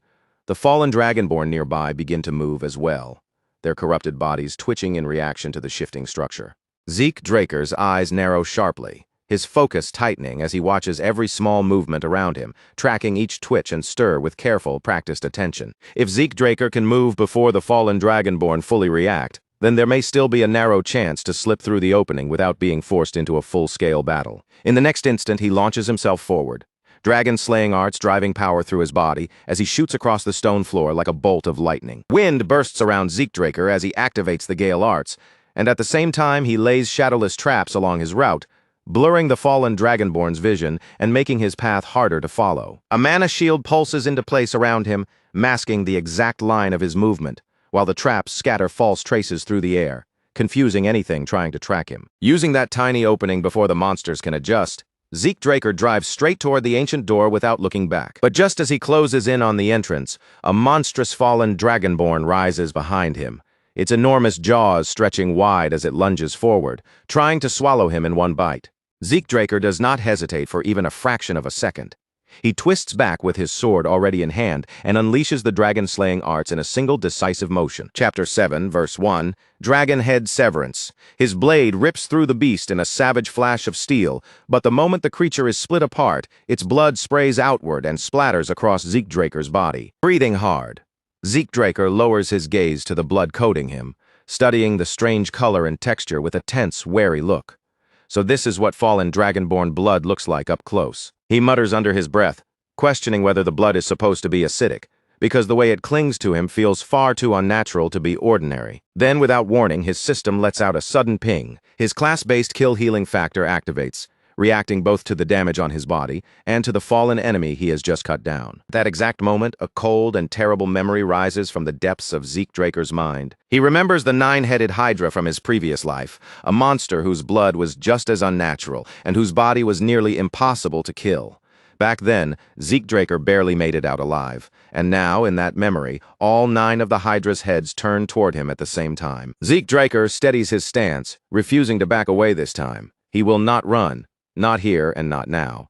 This time, he is going to test exactly how far his current power can carry him. Smoke, dust, and shattered stone whirl across the battlefield as Zeke Draker moves through the chaos, slipping past attack after attack, while his sword flashes each time he finds an opening. A massive fallen dragonborn rushes straight at him, lifting its weapon overhead as it prepares to bring down a crushing blow meant to end him in one strike. Zeke Draker clenches his teeth, his thoughts racing as he measures the threat in front of him. How are his dragon-slaying arts supposed to deal with creatures like this? In an age where true dragons have already disappeared, these dragonborn creatures are the closest remnants left behind. But every time Zeke Draker cuts them down, their bodies regenerate, and they rise again as though the wounds never existed. Frustration tightens inside his chest as the answer becomes painfully clear.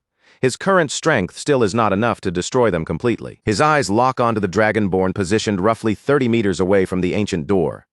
Zeke Draker commands the system to open the door, then almost immediately follows with another order, telling it to close again. The system obeys without delay, confirming that the administrator's request has been received and carried out. The door to the home of Hero King Gezer begins to shut once more, sealing the path behind him with the heavy finality of ancient stone. With his escape route now closed off, Zeke Draker stops conserving his strength and throws everything he has into the battle in front of him. Power surges through every part of his body as he releases the dragon-slaying arts at full force, no longer holding anything back. The wind roars violently around him as he strikes with the 5th form of the Gale arts, then layers that force together with the split power of Windslip. A blue aura engulfs Zeke Draker's entire body, crackling around him like condensed lightning, wrapped tightly around his frame. In one fast, fluid motion, he launches a mana-infused projectile through the air using the single rope technique. The impact tears through the enemy formation, and for the first time in this battle, victory feels close enough for him to grasp. But the instant Zeke Draker turns to pull back, one of the dragon-born creatures barrels toward him, spinning with brutal force like a living wrecking ball. Zeke Draker throws himself to the side at the very last second, barely clearing the attack as it rips past him with enough force to tear through anything in its path. That tiny moment of relief vanishes almost as soon as it appears. The Hydra is still chasing him. Its heads lash forward one after another, spraying blood through the air until it splashes across Zeke Draker's body again. Zeke Draker's face twists into a sharp scowl, irritation and pain flashing across his expression. That thing is still coming after him? The thought snaps through his mind with clear frustration as he realizes the Hydra has no intention of slowing down. With his sword still in hand, Zeke Draker braces himself once more, planting his feet firmly as the danger closes in from the front. Fine. If the Hydra wants his arm that badly, then Zeke Draker will give it exactly the bait it is reaching for. Purple mana erupts violently around him as he slashes upward, forcing every bit of strength he can gather into that single strike. Agonizing pain tears through Zeke Draker's body as his arm begins to burn, the skin peeling away under the damage until raw muscle is exposed beneath. His roar tears through the battlefield, sharp and furious enough to cut across the surrounding chaos. Poison fog. Zeke Draker understands it in an instant. The Hydra is not fighting with raw power alone. Its body is filled with vicious tricks. The system's warning cuts into his mind, announcing that he has been poisoned by the 9-headed dragon Hydra. But even then, Zeke Draker refuses to stop moving. Even as weakness begins spreading through his body, Zeke Draker reaches deeper into himself. drawing out the power of soul manifestation and triggering another hidden layer of strength. The air around him trembles beneath the pressure of raw mana, growing so thick and violent that the space nearby seems to distort. One of the Hydra's heads suddenly bursts apart in a violent spray of blood, crashing down onto the ground with a sizzling, crackling splatter. Another head turns toward the ruined remains, staring at the carnage as if it cannot comprehend what has just happened. Zeke Draker does not relax for even a heartbeat. His eyes shift toward the next target, and his body is already preparing to strike again. One of the Hydra's heads suddenly lunged forward, its long neck snapping out as its jaws ripped wide open. A thunderous roar blasted across the battlefield, so loud it seemed to shake the very ground under Zeke Draker's boots. But even with that monstrous pressure crashing toward him, Zeke didn't so much as flinch. His eyes narrowed instead, sharpening as they fixed on one single point. One gap, one target, one chance to break through. A sharp burst of light flashed across the system screen in front of him, cutting through the chaos like a signal flare. At that moment, the draconian skill finally activated. Dragon's dignity had awakened. An enormous wave of pure dominance erupted from Zeke Draker's body, rolling outward with crushing force. Mana twisted around him like a violent storm, thick, heavy, and commanding, each pulse carrying the weight of a true dragon's authority. The air around him seemed to warp beneath that pressure, and the Hydra was swallowed inside the suffocating aura before it could react. In the very next instant, Zeke Draker's eyes blazed with a vivid purple light. That fierce glow burned deep inside his pupils, and for a brief moment, the world around him seemed to bend and distort, as if reality itself had shifted only for him. Then, right before his eyes, a warped vision of the dragon appeared. It was massive, towering, and terrifying in form, yet its enormous body trembled as though it had suddenly been forced to stand before something far greater and far more absolute than itself. At the same time, the Hydra's actual body began to tremble too. Its huge frame locked up in place, and every one of its heads went rigid as fear dug deep into the creature's instincts and froze it from the inside out. "If you don't want to be crushed, move," Zeke Draker growled, his voice low, cold, and filled with threat. The beast hesitated for a brief moment, its many heads twitching uneasily as if torn between rage and terror. But in the end, it backed down, shrinking away as it slithered out of his path. Zeke Draker didn't waste even a single heartbeat after that. He forced his body forward and reached the door, though his steps were unsteady and his exhausted frame swayed with every breath. Barely managing to keep himself upright, he panted heavily and muttered under his breath. Why didn't I just use Dragon's dignity earlier against the Dragonborn? His fingers hurried across the system interface as he searched through the alerts, trying to find any sign that his condition was getting worse. Infinite stamina was still active, but even that couldn't stop the Hydra's poison from continuing to eat away at him from the inside. And the more he checked, the more his worry pressed down on him. Then a new system prompt suddenly flashed into view before him. Fear status had been inflicted on the fallen Dragonborn. Another line appeared immediately after it, asking whether he wished to activate Dragon Control Authority and attempt subjugation. Zeke Draker's eyes narrowed as he stared at the message. So the fear created by Dragon's dignity hadn't just shaken the creature, it had actually taken effect. The instant he tried to reach out through the system and force the creature under his control, the attempt was stopped cold, like he had slammed into an invisible wall. Access denied, administrator authority insufficient. Zeke Draker's fists clenched tightly at his sides, frustration twisting across his face. "I need administrator rights for everything," he muttered bitterly, his voice rising even though the pain was still tearing through him. "I can't even use this power the way I'm supposed to." But before he could curse the system any further, another warning struck the screen with brutal timing. The Hydra's poison had intensified once again, spreading even deeper through his body until it finally reached a lethal stage. Zeke Draker cried out as the pain ripped through him all at once, sharp, merciless, and overwhelming enough to force his body to buckle beneath it. Even his healing factor was beginning to fail him now. His breaths came shallow and strained, and he had to force the words out through the pressure in his chest. There has to be a way to fix this. Almost as soon as that desperate thought left him, the system answered, as if responding directly to the panic tightening around his mind. Activate Glutton, a skill capable of consuming bloodline-based abilities. A sudden flicker of hope flashed through Zeke Draker's eyes. If this poison came from a bloodline trait, then Glutton might be able to devour it directly. His pulse pounded harder as his gaze shifted toward the fallen Dragonborn. Draconian skill flared to life inside him, releasing a strange, ravenous power that felt as if it had been waiting for something to consume. The blood scattered on the ground near Zeke Draker began to glow with a faint red light. Tiny crimson sparks shimmered across the floor like dying embers, flickering weakly in the darkness around him. Dragon stared in shock as that energy was pulled away from the blood and drawn toward Zeke. fallen dragonborn energy absorbed, Glutton's skill rank increased. As the last traces of the creature's life force seeped into him, Zeke Draker felt a portion of his strength return, though it was far from a complete recovery. Partial bloodline absorbed. Constitution incomplete. Then the overload slammed through his body, and he collapsed to his knees, shaking violently from the force of it. Then, with a sudden surge of strength, Zeke Draker drove his fist down into the ground, the heavy impact echoing beneath him through the ancient floor. "Bingo!" he breathed, and despite how battered and drained he looked, a weak but satisfied grin slowly spread across his face. The system rang out one final time. Hydra poison neutralized. Poison resistance constitution acquired. Zeke Draker looked over the updated stats, taking in the low-rank administrator privileges, the newly obtained skills, and, more than anything else, the single trait that had just saved his life. He leaned back slightly, his thoughts moving quickly as he processed what had just happened. So this was the true meaning of poison resistance. As Glutton leveled up, Zeke Draker paused and wondered whether the increase had occurred because he had absorbed an elimination target. When the system confirmed his guess, his gaze sharpened. This was not just a simple boost in power, it was a clue, and a vital one at that. Zeke Draker forced his battered body back onto its feet and pushed through the ancient doorway. "Time to move," he muttered, still struggling to steady his breathing. "That Hydra cost me way too much time." As he stepped forward, his thoughts began drifting toward the old legend of Hero King Kaiser. According to the legends, Kaiser had been born as a being between two worlds, half human and half fairy, the child of a wise sage and the fairy monarch herself. But from the very moment he came into the world, fate had already turned against him.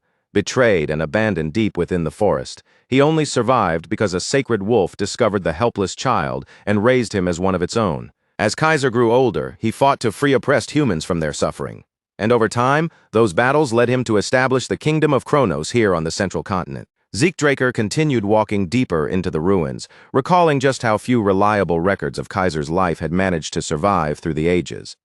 And yet now, despite all those gaps in history, the proof was right in front of him, silently waiting within these ancient ruins. Kingdom may have been smaller than the grand legends had always claimed, but one thing was now impossible to deny.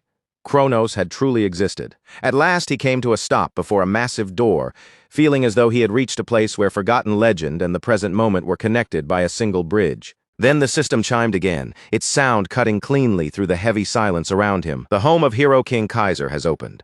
Zeke Draker drew in a steady breath and stepped through the doorway. Inside the dim corridor beyond it, his attention was drawn toward a large stone, and he slowly reached out, placing his hand against its cold surface. "So this is where Hero King Kaiser's secret technique is hidden," Zeke Draker whispered, his voice low as it echoed faintly through the shadowed passage. The system responded without delay.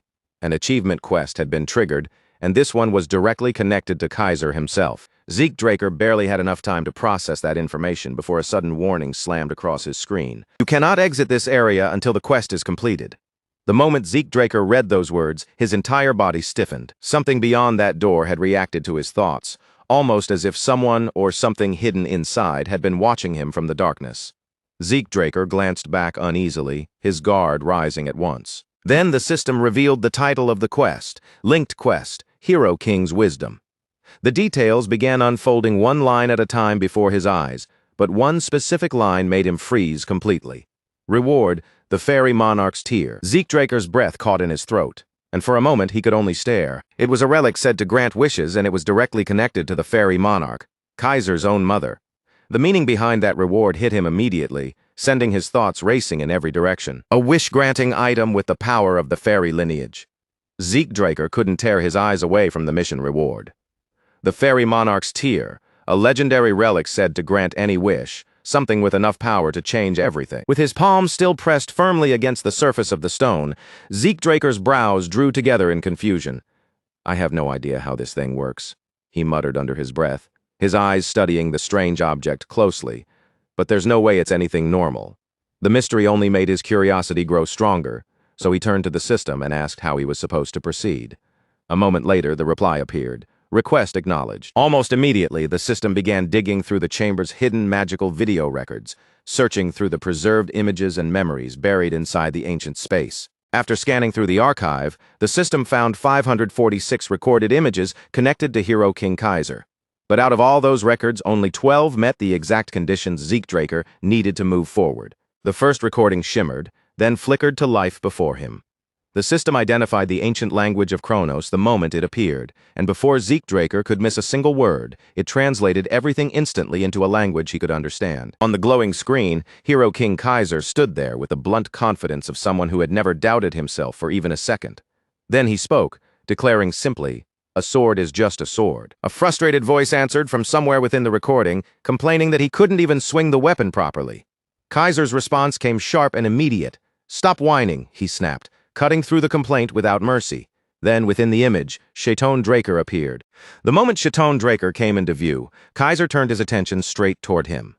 He scolded Chaton Draker harshly, telling him to get himself together instead of standing there making excuses. The recorded image trembled faintly, but Zeke Draker recognized the man almost at once. This was Chaton Draker, the knight known for serving Hero King Kaiser with absolute loyalty, a man who followed his king's commands without ever questioning them. Kaiser continued speaking, breaking down swordsmanship in that rough, brutally direct style of his. There were no complicated secrets, no refined theories, and no graceful explanations.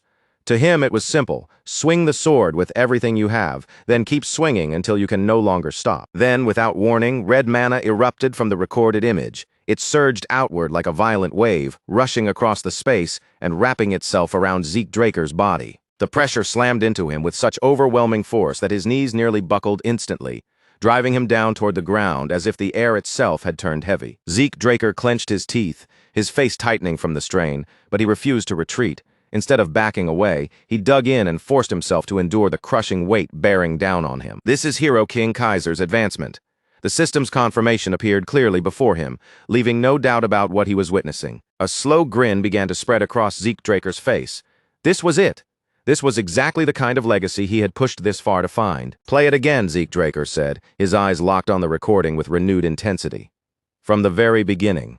With his sword gripped firmly in his hand, Zeke Draker threw himself into training right away, carefully copying each movement from the recording with absolute focus. Several days slipped by inside that sealed training space, with Zeke Draker completely cut off from the outside world and locked in with nothing but the legacy before him. Across from the entrance, 3 rooms had been prepared for whoever reached this place. One room was filled with enough supplies to last for months.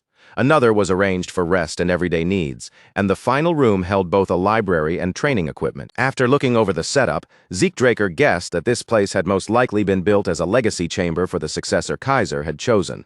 Everything about the arrangement fit that purpose. So he returned to his training, raised his sword again, and repeated the same motion over and over until he had swung tens of thousands of times. He eventually managed to reproduce the outward form of the technique almost perfectly. But the deeper sensation hidden behind each movement, that core feeling Kaiser carried in every swing, still continued to slip beyond his grasp. Then a notification appeared in front of him. Advancement acquired. Hero King Kaiser's technique. The word elemental flashed across the system screen, drawing Zeke Draker's attention at once. Wondering what it meant, he asked the system for more information, and the answer came back without delay. Advancement, morning speed, Hero King Kaiser's specialty. Before Zeke Draker could fully process those words, the spirit of Hero King Kaiser suddenly appeared right in front of him. The legendary monarch stepped forward, with a presence so powerful it seemed to fill the entire space. And the system confirmed exactly who he was. Sovereign of the ancient kingdom of Kronos. Zeke Draker stared at him in stunned silence, frozen where he stood, the awe in his eyes impossible to hide. Kaiser didn't say a single word. He simply drew his sword in one smooth motion and lunged forward, launching an attack before Zeke Draker could even prepare himself. Zeke Draker barely dodged in time, twisting away by instinct, but the force behind Kaiser's strike still exploded past him and blasted him backward, slamming his body hard into the wall. "Get on your feet," Kaiser barked, his voice sharp and merciless. Zeke Draker clenched his jaw and forced himself back up, feeling as though he had just been thrown into a fight against a battle-hardened master from a forgotten age. Kaiser, watching him rise, grumbled under his breath. He might actually have a talent for swordsmanship. The old knights would die all over again if they saw this. The raw power radiating from Kaiser was almost ridiculous. Zeke Draker steadied his breathing, trying to calm the shock in his body, while one question rose in his mind. Was this some kind of trial? Kaiser charged again, crossing the distance in an instant. His sword came slicing down with terrifying speed, leaving Zeke Draker almost no time to react. Zeke Draker slipped away by the narrowest margin, barely keeping pace with the attack. As the blade flashed past him, a sharp thought cut through his mind. Was the Hero King actually trying to kill him? His grip tightened around his weapon, knuckles tense against the hilt, and the doubt he had been holding back slipped out of his mouth. Can I really face a Hero King head-on? Kaiser laughed at him, the sound sharp, rough, and openly mocking. Just from that laugh alone, it was clear he had no patience for Zeke Draker's hesitation. For a brief moment, Zeke Draker stopped moving. He pushed away the noise in his mind, lowered his sword, and forced both his body and his thoughts into complete stillness. Then, as he lifted the blade once again, blue mana began surging around him in a fierce, blazing glow. His eyes sharpened with focus, and he said, "All right, my turn." Kaiser looked at the blue light gathering around Zeke Draker and gave a faint smirk. "What? Are you some trainee under Chaton Draker?" he asked, amused by what he saw. "What do you call that power?" Zeke Draker didn't bother answering with words. Instead, he kicked off the ground and rushed straight toward Kaiser, blue energy crackling around his body as he closed the distance. Kaiser raised his sword almost lazily to receive the attack, his eyes glancing over the energy as if he were testing its nature. "You call that aura, do you?" With almost no visible effort, he shifted his blade and turned Zeke Draker's strike aside. "No, that's not it." Zeke Draker's eyes widened as the realization hit him. Even the smallest movement Kaiser made carried a terrifying weight, each motion packed with crushing force. The Hero King stepped in calmly, his blade steady and deadly as it came forward again. "Forget the name. If it's fun, that's enough," Kaiser said, striking once more without hesitation. Zeke Draker ducked beneath the incoming blow, his body moving almost entirely on instinct as he shouted back at him. "Then, let's enjoy it." Their swords collided with a violent crash, and radiant waves of mana burst outward from the point of impact, filling the space with explosive light. The force of the collision shook Zeke Draker all the way down to his core. "I knew it would be hard," he muttered through clenched teeth, struggling against the pressure. "But this is unreal." The gap between them felt less like a difference in strength and more like an endless void opening right in front of him. "I'm nothing," Zeke Draker whispered, the crushing weight of that difference settling over him for a single, dangerous moment. No, he couldn't allow himself to sink into that thought. Kaiser wasn't simply stronger, he was standing in an entirely different realm. Is this what it means to be a Hero King? Zeke Draker wondered, his mind racing even as the battle continued. Deep down, Zeke Draker understood something clearly. This brutal clash, as overwhelming as it already felt, was only the beginning. Then, all at once, the system lit up in front of him. Multiple skills activated at the same time. One-hit kill, high-speed movement, rapid slash, and dragon claw from the Dragon King set. Kaiser's gaze swept over Zeke Draker from head to toe, cool and unreadable, as if he were measuring every trace of power leaking from him. "So you're using Dragon King techniques without actually being one?" he said, his voice edged with curiosity and contempt. But before Zeke could even gather a response, the Hero King stepped in again, closing the distance between them with terrifying speed. Kaiser's eyes narrowed sharply as he watched the energy gathering around Zeke Draker's body. The look in his eyes changed, like he had noticed something hidden beneath the surface. "Elemental power, is that what this is?" He asked the question right in the middle of his attack, as if even striking Zeke down wasn't enough to interrupt his observation. Zeke Draker flinched under the pressure bearing down on him, but he gritted his teeth, forced his body to respond, and swung back with every bit of strength he could summon. Zeke Draker unleashed his counterattack with full force, driving all of his power into the motion of his blade. Their swords flashed across the space between them, each slash carving a bright streak through the air as the battle accelerated. Sparks exploded every time their blades collided. Each impact struck harder than the last, and the air around their swords shuddered as if the room itself was trembling from the force. Zeke Draker kept pushing back with everything he had, refusing to give Kaiser even a single easy opening. But the longer their exchange dragged on, the more painfully obvious the gap between him and the Hero King became. When the clash finally came to a halt, Zeke Draker slowly opened his eyes. His body was still tense, his breath unsteady, and the overwhelming force of the battle continued to ring through him. Kaiser was sitting nearby as if the entire fight had barely mattered, calm and composed like he had only been passing the time. "You're still weak," he said flatly, not bothering to soften the truth. "But at least now you've finally started to wake up." Faint grin pulled at the corner of Kaiser's mouth. "And I wasn't even fighting seriously," he added almost casually. "I turned off my skills, my Dragon King powers, and my elemental force. I didn't use any of them against you." Then Kaiser seemed to notice something unusual. His expression shifted, and he stepped closer to Zeke Draker, his gaze sharpening as though he were looking directly into something ordinary eyes could never see. "Your soul is partially merged with the spirit realm." Zeke Draker repeated the words with clear confusion in his voice. "The spirit realm?" Kaiser gave a small nod, his face calm, as if he had just stated something completely obvious. You've brushed against the edge of death more than once while still trapped inside a mortal body, Kaiser explained. That's probably the reason you can touch elemental power in the first place. Zeke Draker tried to follow what he was saying, but the explanations were piling up faster than he could sort through them. He shook his head and said, You keep throwing around things like Chaton's skills, the spirit realm, and elemental power. I don't understand any of it. Can you explain it in a way I can actually follow? Kaiser frowned, his eyes narrowing as they pierced straight through Zeke Draker's act of confusion. Quit pretending, he said firmly. You're not nearly as clueless as you're trying to make yourself look. He stepped even closer, lowering his voice as the question became heavier. What is it you're really chasing? Zeke Draker stayed silent, his expression tightening as he struggled to find an answer that felt honest enough. Kaiser didn't bother waiting for Zeke to speak. He answered for him, voice steady and certain. You're pushing forward because of one thing, the elemental sword. Kaiser straightened, his presence becoming firm and unshakable. Elemental power isn't just some ordinary energy, he said with absolute conviction.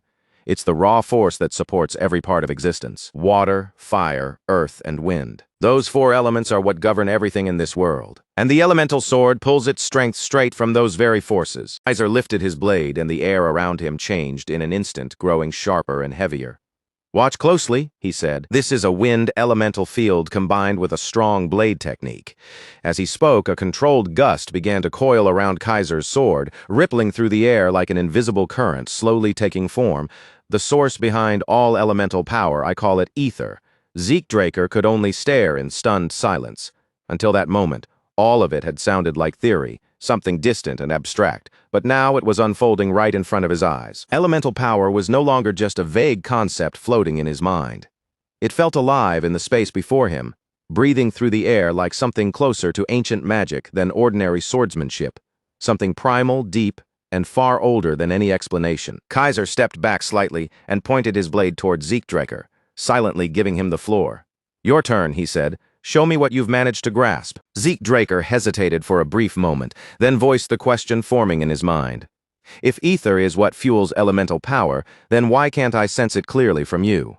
Is there a method for converting ether into that kind of force? Kaiser's eyes narrowed a little, and for the first time, genuine surprise flickered across his face. Kaiser drew out more energy, and the wind circling around his sword grew even stronger. The current tightened, sharpening around the blade until the air itself seemed to coil under his control. But when Kaiser finally opened his mouth to answer, the words did not come cleanly. He paused, then admitted with visible reluctance. I can't really explain it. Zeke Draker watched him closely, noticing the hesitation right away. That feeling was familiar. Every mentor he had learned from seemed to operate through instinct, yet none of them could fully describe the deeper mechanics behind the powers they used so naturally. His gaze lowered toward Kaiser's blade, and Zeke Draker sharpened his focus even further. It's not that there's no ether, he muttered, studying the flow carefully. It's just incredibly faint. It's buried deep inside the current. You've refined it so tightly that I can barely detect it at all.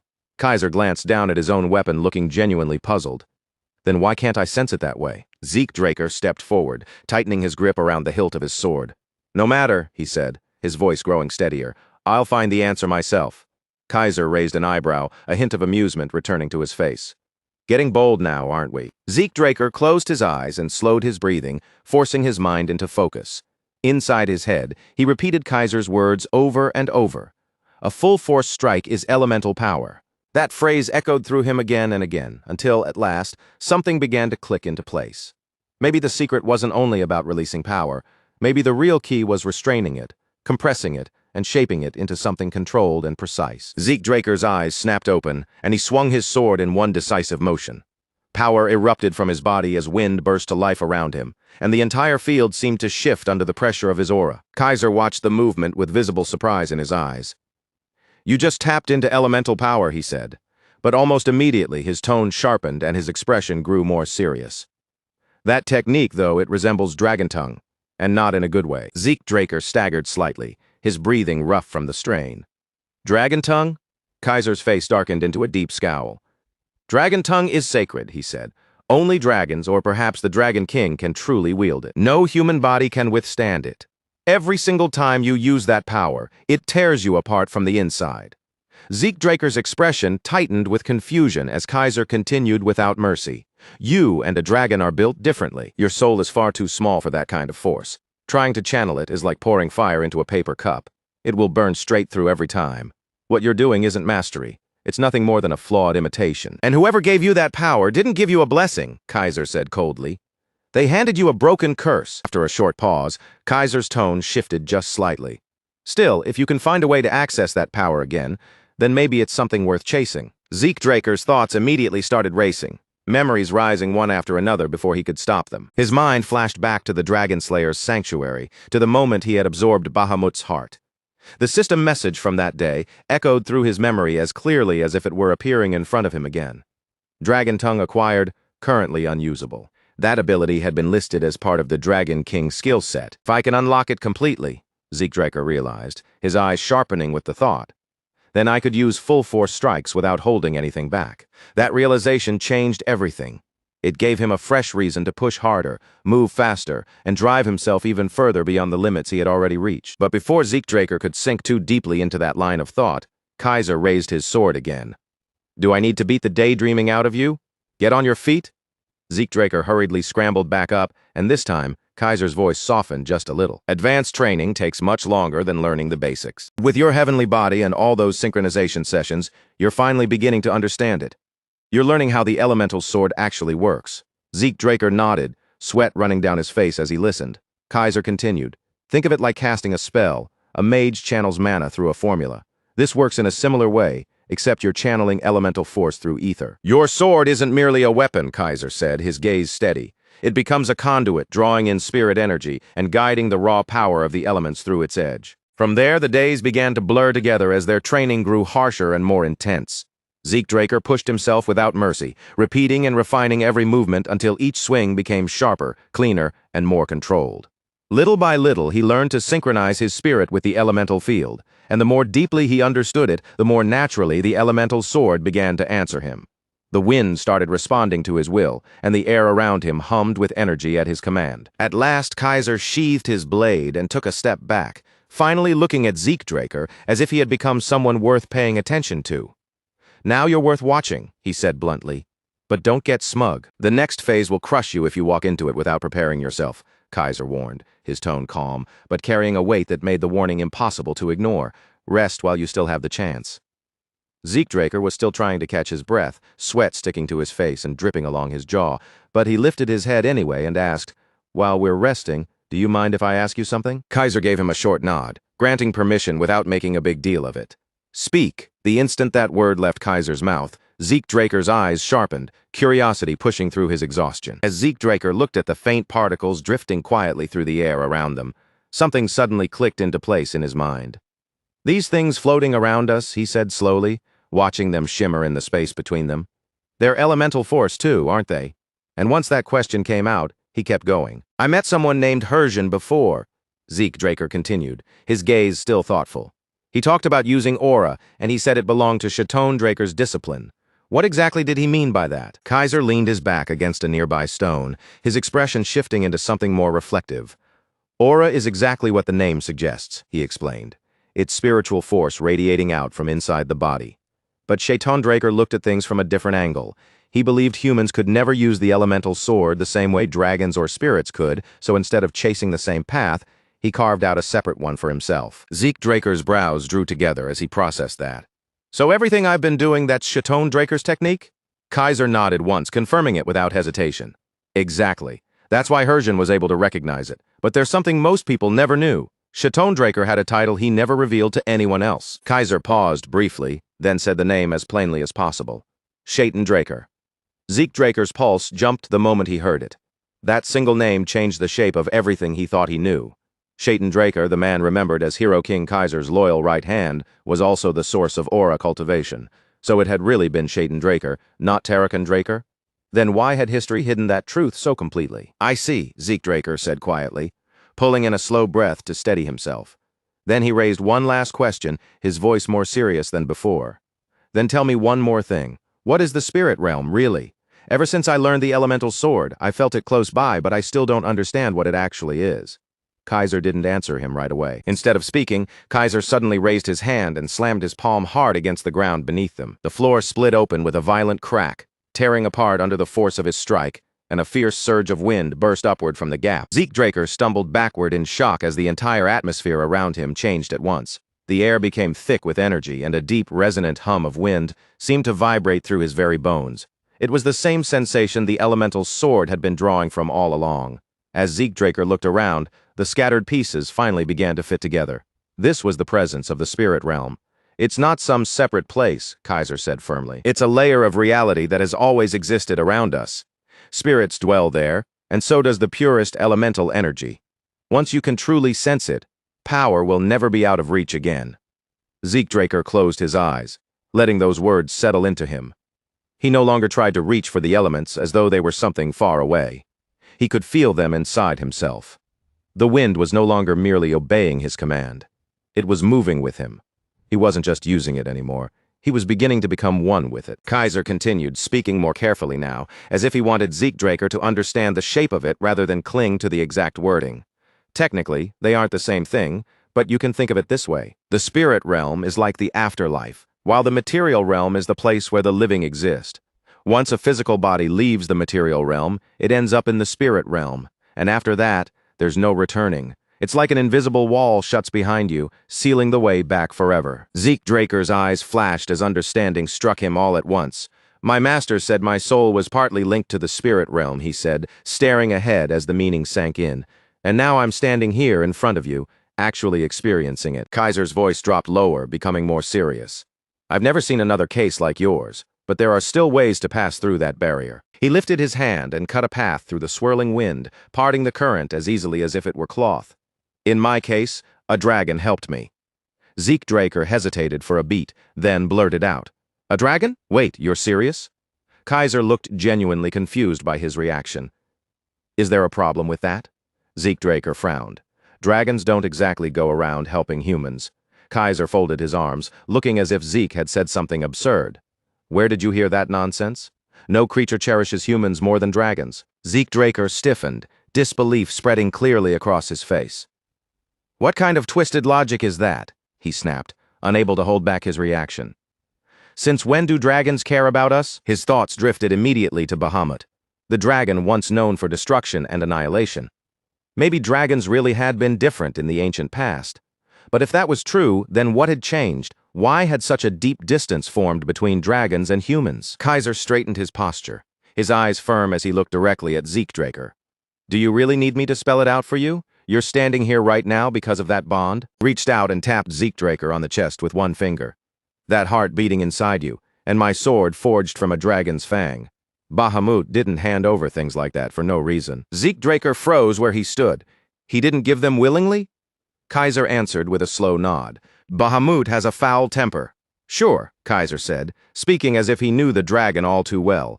But he also has a heart. He can't turn away from someone who speaks from the soul. Zeke Draker's thoughts spun wildly at that revelation. So Kaiser and Bahamut, the dragon remembered as a destroyer, had actually been allies.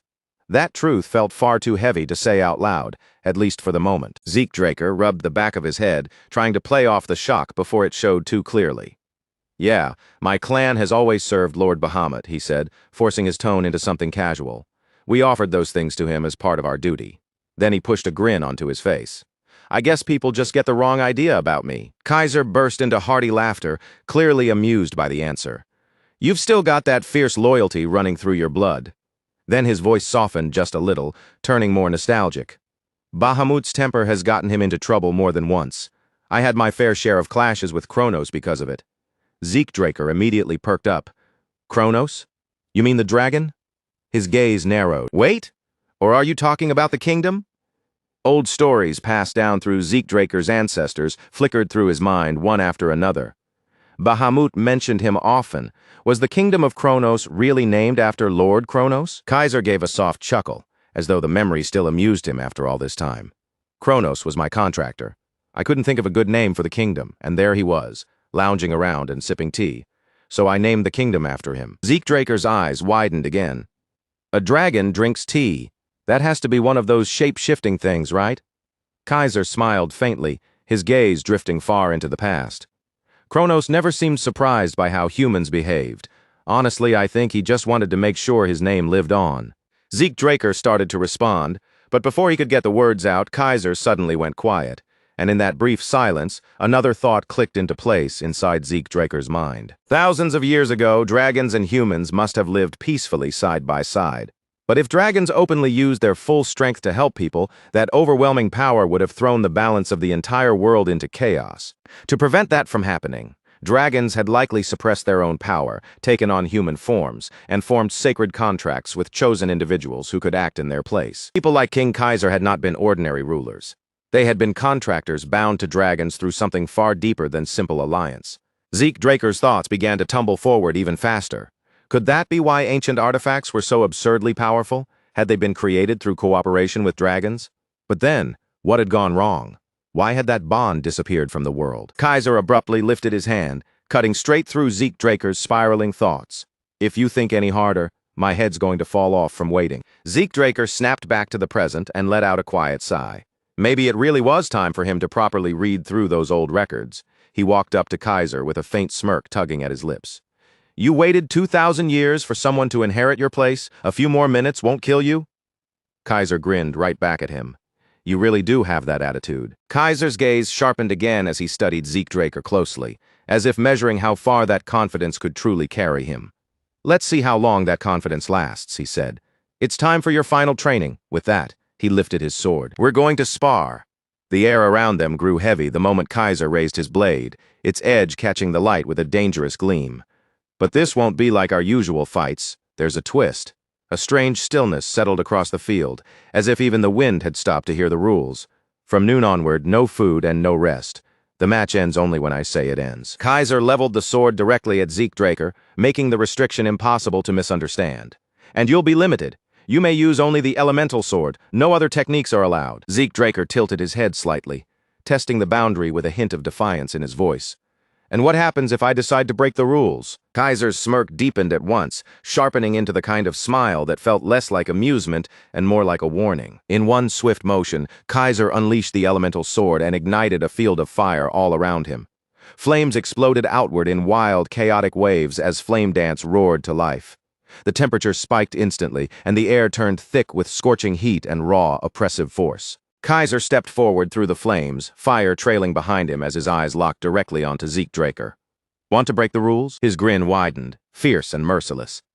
Then I hope you've got a few lives to spare because you're going to need them. Sunlight poured down from above as Zeke Draker slowly opened his eyes, finding himself lying flat on his back beneath the brightness. He blinked against the harsh light, his thoughts still groggy and sluggish as they tried to piece together what had happened. Did he black out during the test? That question drifted through his mind for a moment, and then the realization hit him. This was already the second time he had collapsed like this. The first time had been back when he was partnered with Duke Draker. A clear chime rang in his ears, and the system delivered its warning. Excessive skill usage has breached the fatigue threshold. Emergency shutdown of consciousness has been triggered for user safety. Zeke Draker sighed inwardly as the message sank in. Last time he had pushed the Dragon King's abilities too far, and the system had knocked him unconscious by force. But this time was different.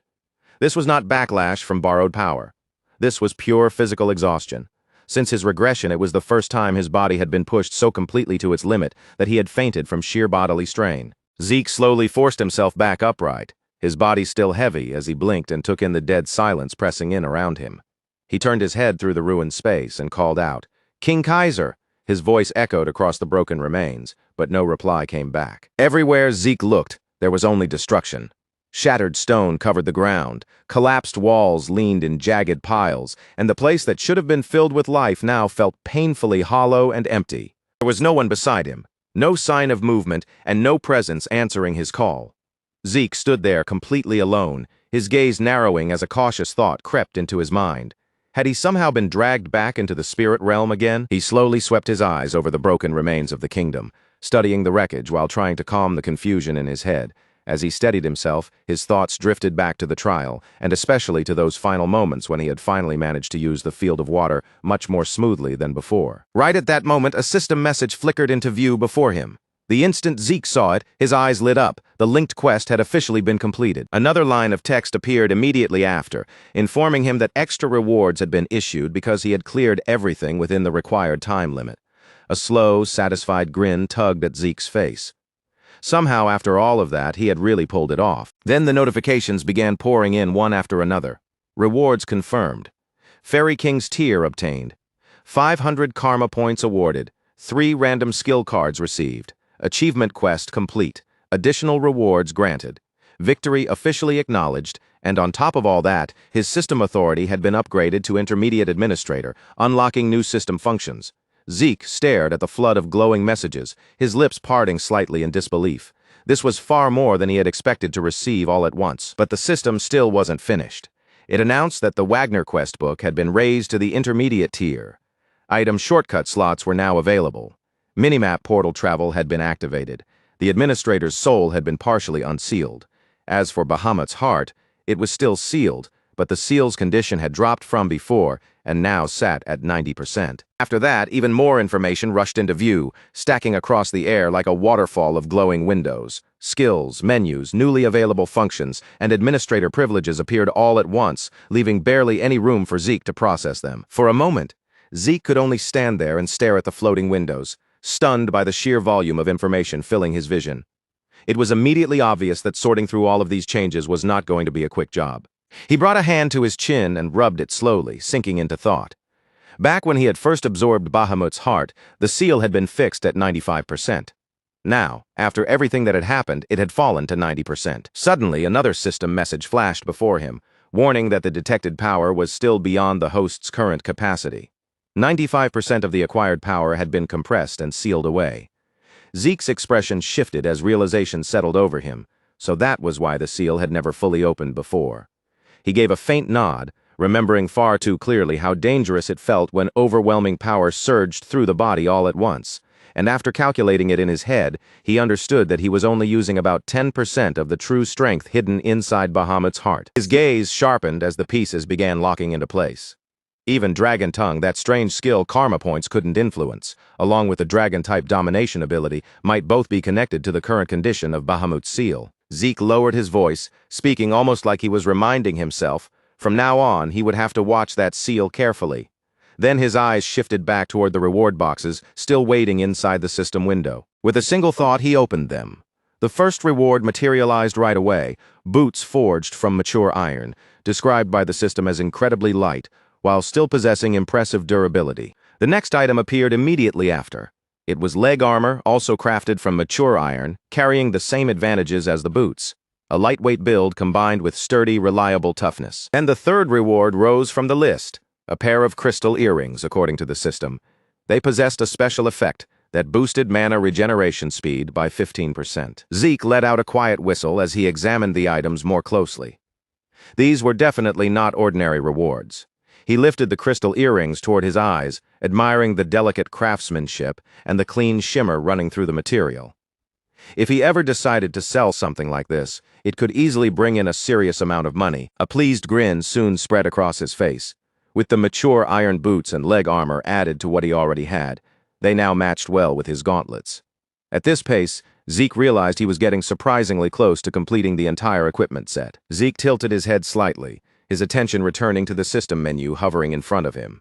Now that the equipment rewards were checked, it was time to see what those 3 random skill cards had given him. He tapped the option without delay, and the system responded to his command almost instantly. A fresh notification flashed before his eyes, announcing that a new skill had been successfully unlocked. The first skill was Static Electricity, a C-rank ability. As the system began displaying its explanation, the second reward revealed itself as well. Another skill had been unlocked, and this one was called Flash Bomb. The system continued by laying out the details of that ability too.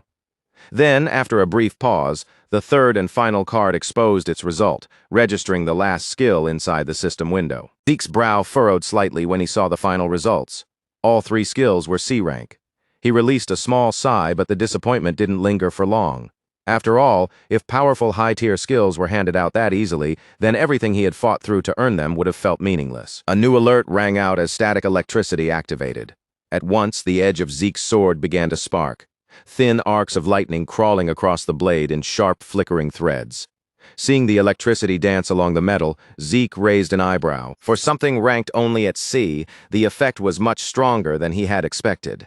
At first glance, it seemed like a simple ability, but the more he looked at it, the more flexible its applications appeared to be. He gave a small nod to himself, already running through possible combinations in his mind. If he connected Flash Bomb with Dissonance, The result might create something even more useful than the artifact he had relied on during the rank advancement test. Zeke glanced back toward his status window and muttered under his breath. Thanks to the system upgrade, several new functions had finally opened up for him. He selected one of the newly unlocked options from the menu and opened it to see what it could do. The system displayed the new item shortcut slots and explained that registered items could now be activated almost the same way as skills. Zeke let out a thoughtful hum as he read through the description. That was definitely convenient, especially as an emergency backup during dangerous situations. He studied the available choices carefully, weighing what would actually be worth placing there. With his infinite stamina and his healing factor, he wondered whether it was even necessary to waste those valuable shortcut slots on ordinary potions. But then a quiet warning tugged at the back of his mind. No ability was perfect, no matter how powerful it seemed.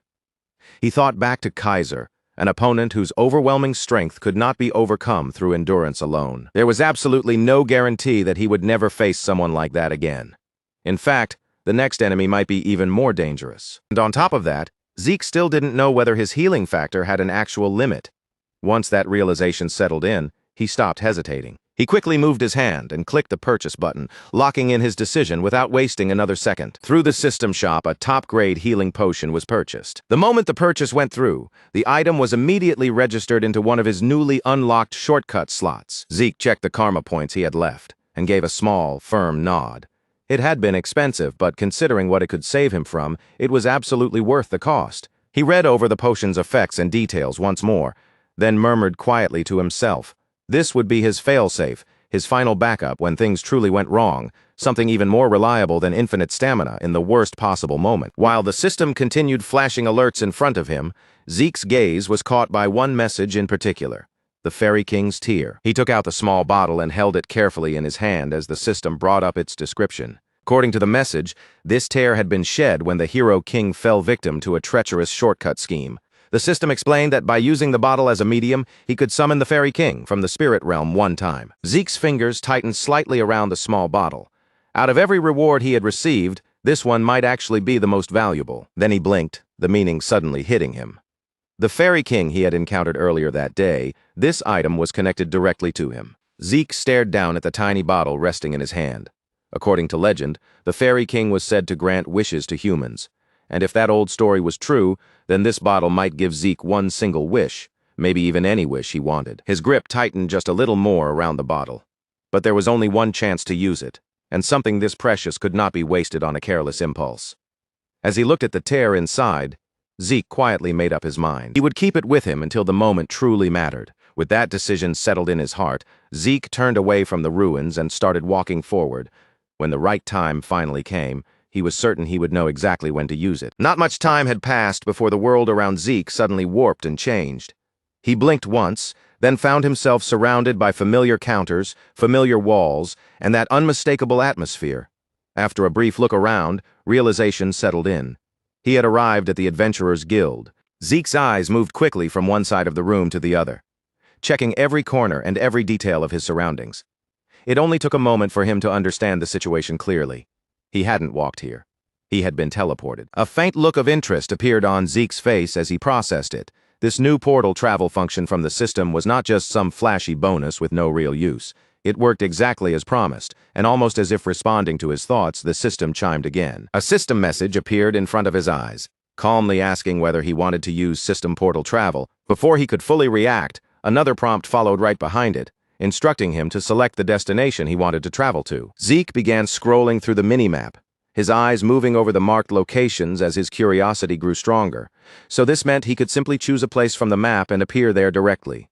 One notification after another began to pop up, showing the required point costs for locations such as King Kaiser's Sanctuary and the Argos Kingdom's 8th Adventurer's Outpost. Zeke nodded slightly as he understood the rule behind it. The farther the destination was, the more points it consumed, but aside from that, there didn't seem to be many harsh restrictions. If he had enough points stored up, then in theory he could even cross between continents in the blink of an eye.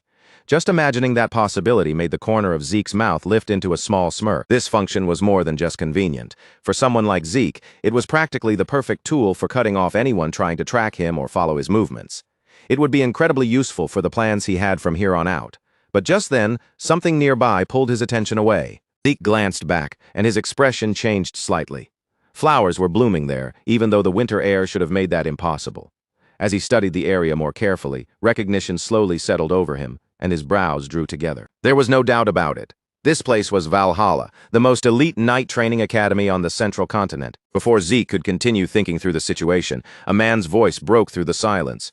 The speaker said that in all 10 years he had served as principal, he had never once dealt with a case like this. Zeke turned his gaze toward the man who had spoken. The principal let out a weary sigh, and the displeasure on his face was obvious.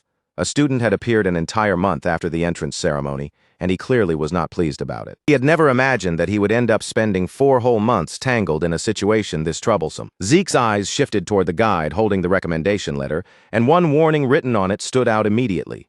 If a student failed to attend the entrance ceremony, then whether they were admitted or not would be left entirely to the principal's discretion. Technically, waiting until the next year was still an option, but Zeke already knew that was not something he could afford.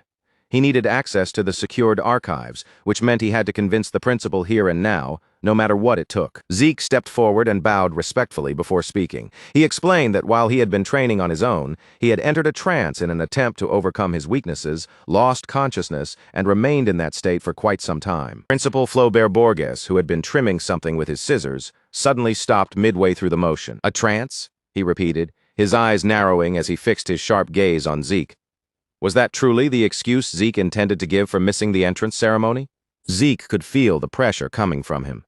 It was not loud or explosive, but heavy, controlled, and suffocating, like an invisible weight settling over the entire room. This man was Flaubert Borges, the former longest-serving captain of the Royal Guard, and a figure whose name was respected across the entire continent. Even now, people still talked about the fact that a third-bracket official had personally visited him 3 separate times, all for the sake of offering him the position of principal. Zeke braced himself inwardly. Persuading a man like this was never going to be simple. He quickly read the room and understood that emotional pleas or weak, convenient excuses would only make him look worse. Flaubert Borges was clearly the kind of man who placed discipline above almost anything else. Zeke lowered his head and spoke in a firm, steady voice. He admitted that there was no excuse for missing the entrance ceremony, even if he had 100 mouths to explain himself.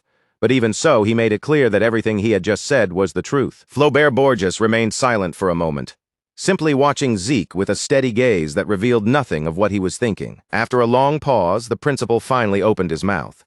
Falling into a trance was not something that happened easily. If anyone else had made such a claim, he would have dismissed it as arrogance and thrown them out on the spot. However, Zeke had been personally recommended by the academy head. Flaubert Borges leaned back slightly, then delivered his decision. He would prepare a test. If Zeke could prove that the training he supposedly underwent was worth more than the time he had missed, then his admission would be approved. Zeke's eyebrows twitched slightly in surprise. So Howard Draker really had gone out of his way to pull strings for him.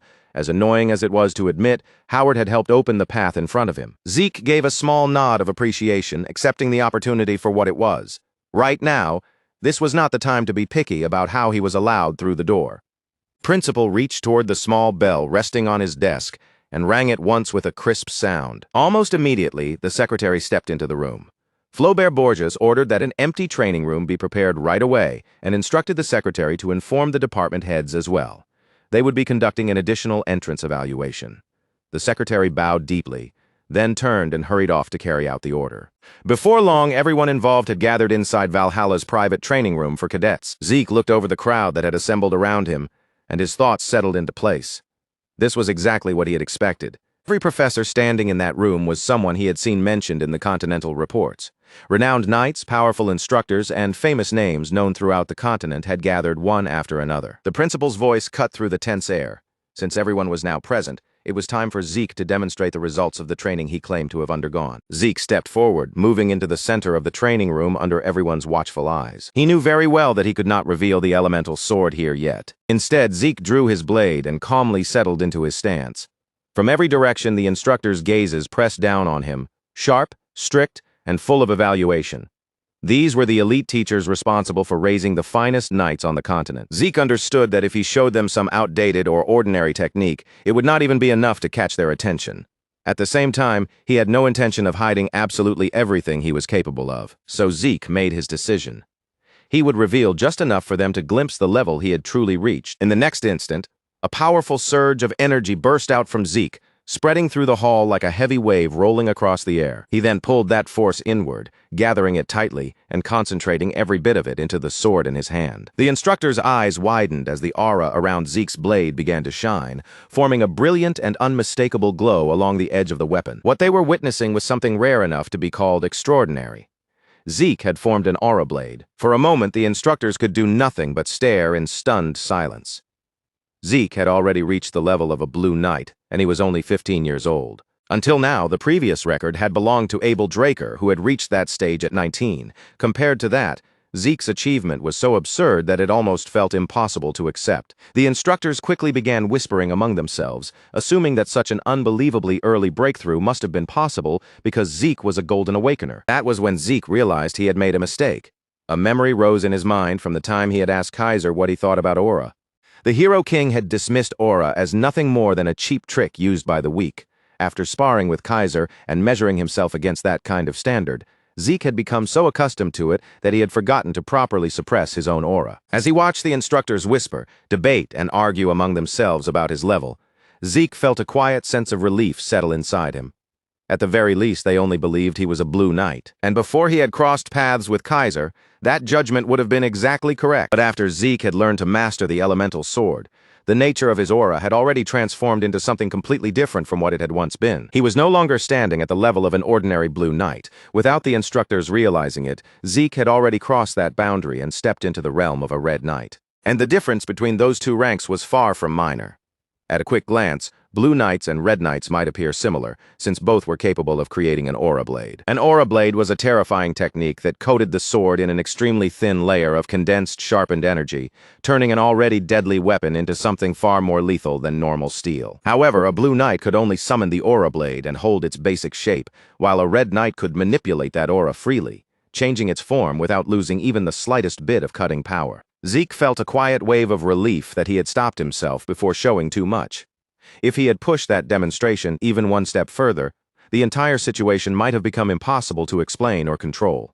While he watched the instructors struggle to process what they had seen, a loud voice suddenly tore through the heavy atmosphere in the room. Someone shouted out that Zeke was amazing, and the sudden burst of praise made him flinch just a little, caught off guard by how direct it was. The voice belonged to none other than Flaubert Borges, who was now looking at Zeke with a bright, genuinely impressed smile. The principal declared that Zeke had shown more in that single instant than most students managed to show after spending a full month at Valhalla. He even added that if awakening potential alone were the standard, Zeke could have skipped several years of training altogether. As Zeke calmly slid his sword back into its sheath, he stared for a brief moment, because Flaubert Borges's attitude had completely flipped.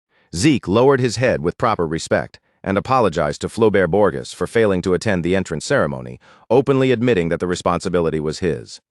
But the principal simply laughed it off, waving away the matter and telling him not to worry about it anymore. After that, Flaubert Borges turned toward the gathered instructors and asked if anyone had any objections to Zeke's admission. At that moment, it became very clear that the principal had a soft spot for truly outstanding talent. The instructors exchanged brief glances with one another. Then, one by one, they gave their approval. One of the instructors even remarked that an aura blade manifestation that clean and distinct was rare, even among knights already serving in active duty. With a display like that, there was no reason to keep testing him any further. Flaubert Borges nodded in clear satisfaction, then formally welcomed Zeke Draker as a new student of Valhalla. Midland Atlas was not the kind of city that could be compared to an ordinary capital. It was massive, so enormous that its scale could rival an entire kingdom, and it stood directly at the heart of Midland. Within that city stood Valhalla, the continent's greatest institution for training knights, carrying unmatched prestige.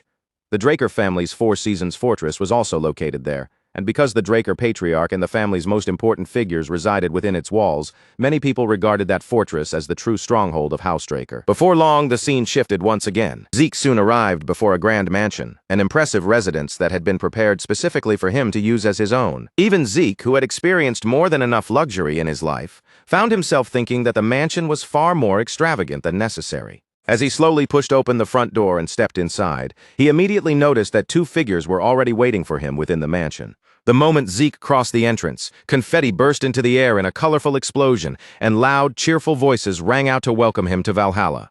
The person who had set off the confetti was none other than Duke Draker. Standing right beside him was Andre Draker, and to make matters even more absurd, both of them were wearing ridiculous clown costumes. Zeke froze on the spot, completely stunned by the sight of his own master dressed like that. Duke Draker casually tapped Zeke on the shoulder with a playful grin and praised him, joking that Zeke was the very first person he had ever seen who somehow managed to miss Valhalla's entrance ceremony. Then Duke Draker declared that since Zeke had finally arrived, it was time to begin. Zeke could only stare back at him in confusion, with absolutely no idea what his master was talking about. As it turned out, after arriving in Atlas, Duke Draker and Andre Draker had gone ahead and prepared a surprise enrollment party for him. Zeke, however, couldn't help wondering why the two of them were inside his mansion at all, instead of being at the academy where they belonged. Apparently, Duke Draker had been called to the Four Seasons Fortress by the Patriarch. Then, roughly a month earlier, he had decided entirely on his own to become Zeke's personal housekeeper at the mansion. Andre Draker then explained that he had taken up a position at Valhalla as an assistant professor. With an apologetic look on his face, he told Zeke he was sorry for appearing so suddenly without any warning. To Zeke, though, this felt far less like coincidence and far more like Andre Draker had simply followed him all the way here. He was not exactly pleased by the situation. All he had wanted was a little peace and quiet. Yet these two had marched straight into his private space without asking him anything. After drinking several bottles of liquor throughout the celebration, Duke Draker and Andre Draker eventually collapsed where they were and passed out. By that point, the night outside had already grown deep, dark, and quiet. The scene shifted again, this time toward a dimly lit bar hidden away in the darkness. A coin dropped onto the counter with a sharp clink as someone placed an order for a beer. The bartender's eyes widened the instant he noticed the Draker emblem marked on the customer's gloves. The person standing in front of him was Zeke. Zeke spoke in a casual tone, almost as if he had simply come in for an ordinary drink, and told the bartender that he wanted to meet Kay. The moment that name left his mouth, the entire bar went silent. Every head turned towards Zeke, and from every direction, weapons were drawn in a flash. Zeke did not flinch in the slightest. He merely raised one hand, calm and completely unshaken, then asked if they really wanted to test him. The moment the men noticed the Draker symbol, the dangerous tension in the bar immediately began to fall apart. They quickly lowered their weapons, sat back down in their seats, and returned to their drinks as though nothing unusual had happened at all. The bartender, now visibly nervous, hurriedly apologized to Zeke for failing to stop the others before the situation escalated. Then he reached up toward the shelf, pulled down a bottle, and revealed a hidden door concealed behind it. The bartender told Zeke that he would personally guide him to the branch manager. As they made their way through the tunnel, Zeke noticed that the passage was covered in multiple layers of protective magic, including both second and third-tier enchantments. He recognized the construction of those spells almost immediately. This was Kay's work. Before Zeke's regression, two major intelligence networks had controlled the continent's flow of information: the Draker family's Order of the Black Knights and the Rome Empire's Imperial Intelligence Bureau. But there had been one more organization operating beneath the surface, moving quietly through the shadows: the Syndicate. Originally, the Syndicate had been nothing more than a loose collection of smugglers. But once Kay joined their ranks, everything changed. She took their scattered smuggling routes and reshaped them into the foundation of a fast, efficient, and extremely dangerous intelligence network. In Zeke's previous life, around this same period, he would have already been expelled from the academy. After that, he would have ended up under McCain's command, desperately struggling just to stay alive, before eventually clawing his way up and becoming one of their hitmen. Back then, Kay had only been a branch leader. She had approached Zeke with a job, asking him to clear out an important transportation route. Her real goal had been to expand her influence and rebuild the Syndicate into an organization powerful enough to stand against both the Order of the Black Knights and the Imperial Intelligence Bureau. Through her skill, persistence, and ruthless efficiency, Kay eventually achieved exactly that. Over time, the Syndicate came under her control and became hers in every meaningful sense. Later, after Zeke had lost everything to the Empire, Kay appeared before him once again. She gave him information about the artifact the Emperor had been chasing. At the same time, she warned him that reaching it would be anything but easy and told him to be careful. Kay had thrown the full weight of her support behind Zeke's revenge, saying it was simply her way of repaying him for helping her transform the Syndicate into what it had become. Zeke knew better than anyone just how valuable that support had been. Without Kay's information, he never would have been able to get anywhere near the artifact. He would not have even had a real chance. One truth was painfully clear to him now. Information itself was a weapon, and with the future no longer guaranteed to follow the path he remembered, securing the right information was the strongest advantage he could obtain. The bartender stopped in front of a door, knocked, and then opened it for Zeke. As Zeke stepped forward, he thought to himself that maintaining a connection with Kay through this deal would only work in his favor from this point onward. Zeke stepped through the doorway. The darkness inside swallowed him for a moment. His eyes slowly adjusted to the dim room, and only then did he notice a single figure sitting quietly in the shadows. A match suddenly sparked to life in the gloom, its tiny flame flaring bright for an instant before touching the end of a cigarette. Even after all the time that had passed, the person before him was exactly the same as Zeke remembered. It was Kay. A moment later, a mana lamp flickered on, spreading a soft glow through the room and slowly revealing the space around them. Through the thin veil of cigarette smoke, Kay looked straight at Zeke and asked why he had come all the way there. She was a striking woman with vivid red hair and a bold presence that immediately caught the eye. But the sharpness in her gaze made one thing clear: she had no patience for useless conversation. Kay told Zeke to skip the small talk and get straight to the reason he was here. Zeke did not bother dressing up his answer or circling around the subject. He stated plainly that he wanted to establish a trade arrangement with the syndicate. Kay raised one eyebrow, her eyes narrowing with sharp curiosity as she studied him. A 15-year-old prodigy, a noble, a pure-blooded awakener from Housedraker, and already someone who had reached the level of a Blue Knight. Why would a person like that want to work with a criminal organization? Zeke was quietly impressed by how fast she had gathered that much information. What had happened at Valhalla had only just taken place, and yet Kay already knew the details well enough to use them against him. Still, Zeke did not let even the slightest hint of surprise show on his face. He simply reached into his coat. It was obvious that Kay was testing him, and just as obvious that she had not accepted the idea of cooperation yet. So Zeke placed something on the table between them and told her to judge the matter only after seeing it for herself. Kay's gaze dropped to the pair of earrings resting on the table. Zeke explained that they were not ordinary pieces of jewelry but artifacts, and then calmly urged her to put them on and test them herself. Kay asked if they were meant to help with mana recovery, her voice sounding more doubtful than impressed. Artifacts with effects like that were not especially rare, so she clearly was not expecting anything remarkable. Even so, she decided to humor him. With a casual motion, Kay picked up the earrings and slipped them on. The very next instant, the cigarette dropped from her lips. In that single moment, Kay felt it clearly enough that there was no room for doubt. The artifact's power flowed directly into her mana circulation, accelerating her recovery rate by 15%. For someone who truly understood magical items, that number was not just impressive, it was outrageous. Most mana recovery artifacts only improved recovery by about 1%. Even high-end pieces, the kind most people would call exceptional, usually struggled to reach 3%. And yet this pair of earrings was operating 5 times beyond that already rare standard. Kay stared at Zeke in stunned silence. There was no way an artifact like this could have reached the market without her hearing even a whisper of it, which left only one possible explanation. Either Zeke had discovered it through a hidden channel even Kay herself did not know, or he had obtained the artifact directly on his own.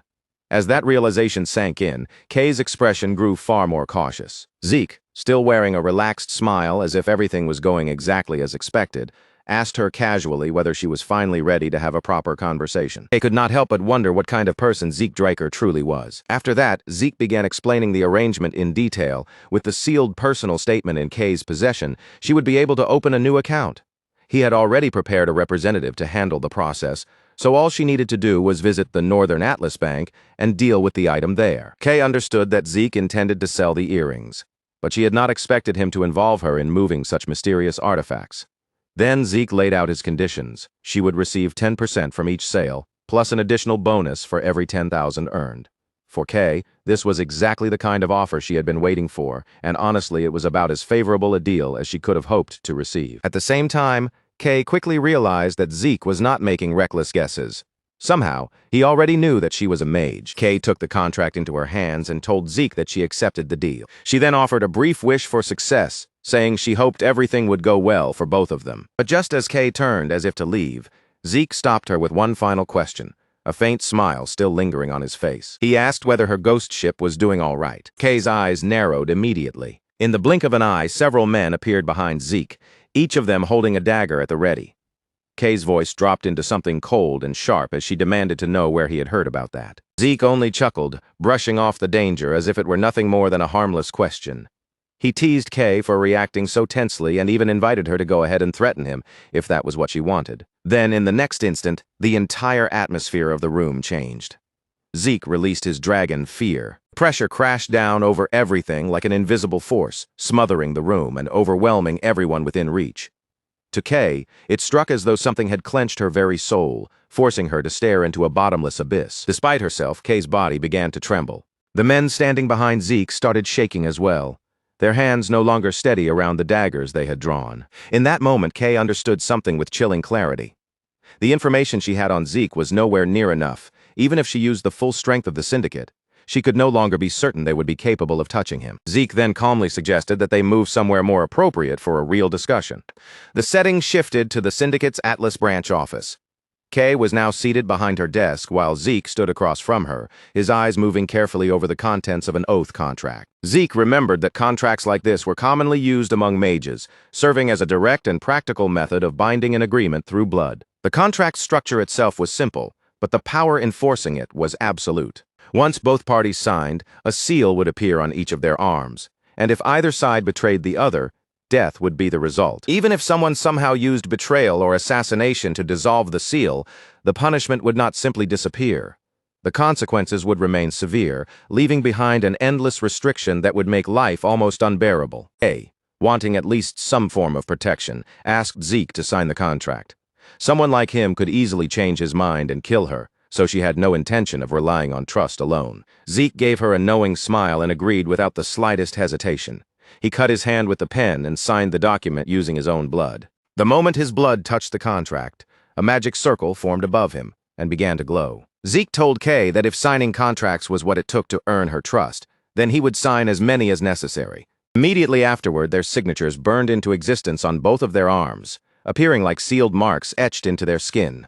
With the formalities finally complete, Zeke sat down across from Kay and said it was time for them to talk properly, not as strangers but as partners. Zeke looked across the desk at Kay and went straight to the point, asking if someone was using her ghost ship to move Soma into the market. Kay released a long, slow sigh, and the tension that tightened across her face told Zeke everything he needed to know. Somehow, he had already found the truth, so trying to deny it now would only be pointless. In the end, Kay admitted it. The ghost ship was indeed being used to distribute Soma throughout the market. Soma was a forbidden drug, and ever since the Civil War caused the Old Kingdom to collapse, the southern region had become a refuge for the people producing it. Zeke quickly sorted through the pieces in his head, then guessed that the reason behind this situation had to be connected to one of the transcendent households. Ki confirmed his suspicion without hesitation. Her clients wanted to avoid clashing with them no matter what. The only land route that connected the central region to the southern region cut across a massive desert controlled by Ishtar, one of the transcendent households. But several years earlier, Ishtar had sealed the entire area off from outsiders, completely cutting off land trade. With the land route blocked and most of the sea routes already under Pabella's control, Zeke understood why Kay had turned to the syndicate's hidden maritime routes for transportation. Kay admitted that she had been lucky enough to find a buyer willing to pay for that service. Markin and Pabella were the two massive criminal organizations that ruled over the lawless South. The Central Forests split their territories in two, with Markin controlling the northern side while Pabella dominated the south. Up until now, Markin had depended heavily on land routes to keep its operations moving. But once those routes were no longer available, Markin had no choice but to push its business out toward the sea. After Ishtar shut the region down, Markin was left frantically searching for new maritime paths it could use. The problem was painfully simple. Pabella already had the seas under its control. Kay brushed aside the broader explanation and returned to the question that mattered most to her. What she really wanted to know was how Zeke had learned about the ghost ship in the first place. The syndicate had hidden that vessel beneath a complete invisibility spell, specifically so it would never draw unwanted attention. Concealed from both the Navy and pirates, the ghost ship had become one of the syndicate's most valuable assets, and they guarded the secret of its existence with extreme caution. Zeke obviously couldn't tell Kay the real reason that he remembered it from his past life. So instead, he dodged with a smirk, asking if someone in her line of work was really trying to get information from him for free. Then, without giving her time to press further, he shifted the conversation to Pabella's offer. Kay froze for a brief moment, clearly thrown off by the fact that Zeke knew about that as well. At that point, pretending otherwise was useless, so she admitted he was right. Pabella had offered twice the amount Markin was currently paying, but there was one condition attached. The syndicate would have to cut every tie it had with Markin. Kay told Zeke they were still weighing the proposal. Zeke immediately told her to refuse it, explaining that staying connected to Markin was the best way for the syndicate to keep both factions in balance. If they abandoned Markin now, they would lose an important Soma client. Then Zeke revealed a truth so shocking it landed like a bomb. Pabella, he said, had originally been made up of pirates defeated by the White Silver Knight. Kay shot up from her seat in disbelief, unable to accept what Zeke had just said. Pabella had a reputation for being organized and principled, not reckless and crude like old pirate crews. Kay insisted that they were nothing like those people, but Zeke cut straight through her argument. That reputation, he told her, was nothing more than a polished mask. Zeke explained that what Pabella truly wanted was the Syndicate's greatest secret, the ghost ship and the hidden sea routes connected to it. Markin wanted the operation to keep running, but Pabella would tear everything apart the moment they uncovered how it worked. Even after hearing that, Kay still insisted that Zeke had to be mistaken. In her mind, the Southern Pirates and Pabella were completely separate groups. Zeke slammed his hand down on the table, cutting off the argument in an instant. He told Kay that information always came with a price, and now it was her turn to pay. He only had one request: set up a meeting with Don Juan, the head of Markin. If she could do that, Zeke would make her the new boss of the syndicate. Kay was left completely speechless, unable to form a response. With that final statement still hanging heavily in the air, Zeke turned away and walked out of the building. Kay's information network was impressive, but Zeke knew better than anyone where its limits still remained. As things stood now, it still was not enough. In the past, the fastest way to seize control of the syndicate's intelligence had been to level the playing field first, then absorb every rival organization standing in the way. Zeke hoped that the spark he had set today would eventually spread into a wildfire powerful enough to burn all the way to Don Juan himself. The scene then shifted back to Valhalla. Zeke looked around the academy grounds, and right away, he could feel how different this place was from both the Cradle and Draker Academy. The atmosphere here felt freer, rougher, and almost chaotic, as if every student and instructor moved according to their own rhythm instead of following one strict order. As Zeke took in the unfamiliar energy around him, he wondered when the guide assigned by Flaubert Borges would finally show up. Right at that moment, someone called out to him. A boy with a tattoo on his face came strolling toward him with an easy grin, then held out his fist as if he were greeting an old friend rather than meeting Zeke for the first time. Zeke simply stared at him, unable to understand why this complete stranger was acting so familiar. The boy gave Zeke a playful tap on the shoulder and joked that he still had that stiff academy attitude clinging to him. Zeke brushed the boy's hand away without hesitation and asked bluntly if he was supposed to be the guide. The boy copied Zeke's serious tone in a teasing voice, then immediately broke into another grin and told him to relax. Throwing up a rock and roll hand sign, the boy told Zeke to loosen up a little. Yes, he was the guide, personally chosen by Flaubert Borges to show Zeke every corner of Valhalla. And judging by the way he kept talking, he clearly loved the sound of his own voice. Halfway through his rambling, he suddenly realized he had not even introduced himself yet. With dramatic flair, he finally announced his name, Diego Villa. The moment Zeke heard that name, he was caught off guard. Diego Villa introduced himself as the evangelist of New Age fusion, a style that mixed Southern percussion with central melodies. Then he stuck out his tongue in a playful gesture and said he hoped they would get along. Zeke turned his gaze away from Diego and replied flatly that he hoped so too. Surprised by that answer, Diego leaned in closer and asked if Zeke was already starting to warm up to him. Zeke answered in a dry tone that it would depend entirely on his mood. What Zeke had not expected was to meet Diego Villa here of all places, the man who would one day become known as the Metered Knight, one of the legendary 5 Divine Knights. Those 5 would later rise into major figures during the Great Continental War. The first among them was Bishop Kastek, the Silent Knight. The second was Jeffrick Solma, the Haze Knight. Then there was Asta Elidolf, who would later be known across the continent as the Illusory Knight. After them came Reyna Tarun, the Lightning Knight. And completing that legendary group was Diego Villa himself, the Metered Knight. As Zeke thought it through, he remembered hearing that all 5 Divine Knights had once been alumni of Valhalla. This seemed like the perfect opportunity to investigate whether that rumor was actually true. And if it was, then Valhalla might give him an enormous advantage moving forward. As they walked together, Diego glanced over at Zeke and complained that he was starving. Apparently, wandering around had worked up his appetite. Then he asked if Zeke had ever tried Southern food before. Zeke answered that he could not exactly say he had pleasant memories of it. Diego chuckled and told him that he must never have tasted the real thing. A short while later, Zeke took a bite of a taco, paused as he tasted it, and then admitted that it was not bad at all. Diego's face lit up with a proud, satisfied grin, like Zeke Draker had just praised the finest dish in the entire world.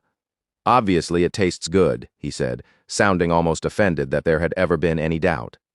This isn't the kind of ordinary taco you can just pick up anywhere. It's a special Valhalla-style mix made with shark dragon meat. Even someone from the South like me has to admit food on this level deserves respect. Zeke Draker could not deny it anymore. Whatever he had imagined Southern food would taste like, this was far beyond that.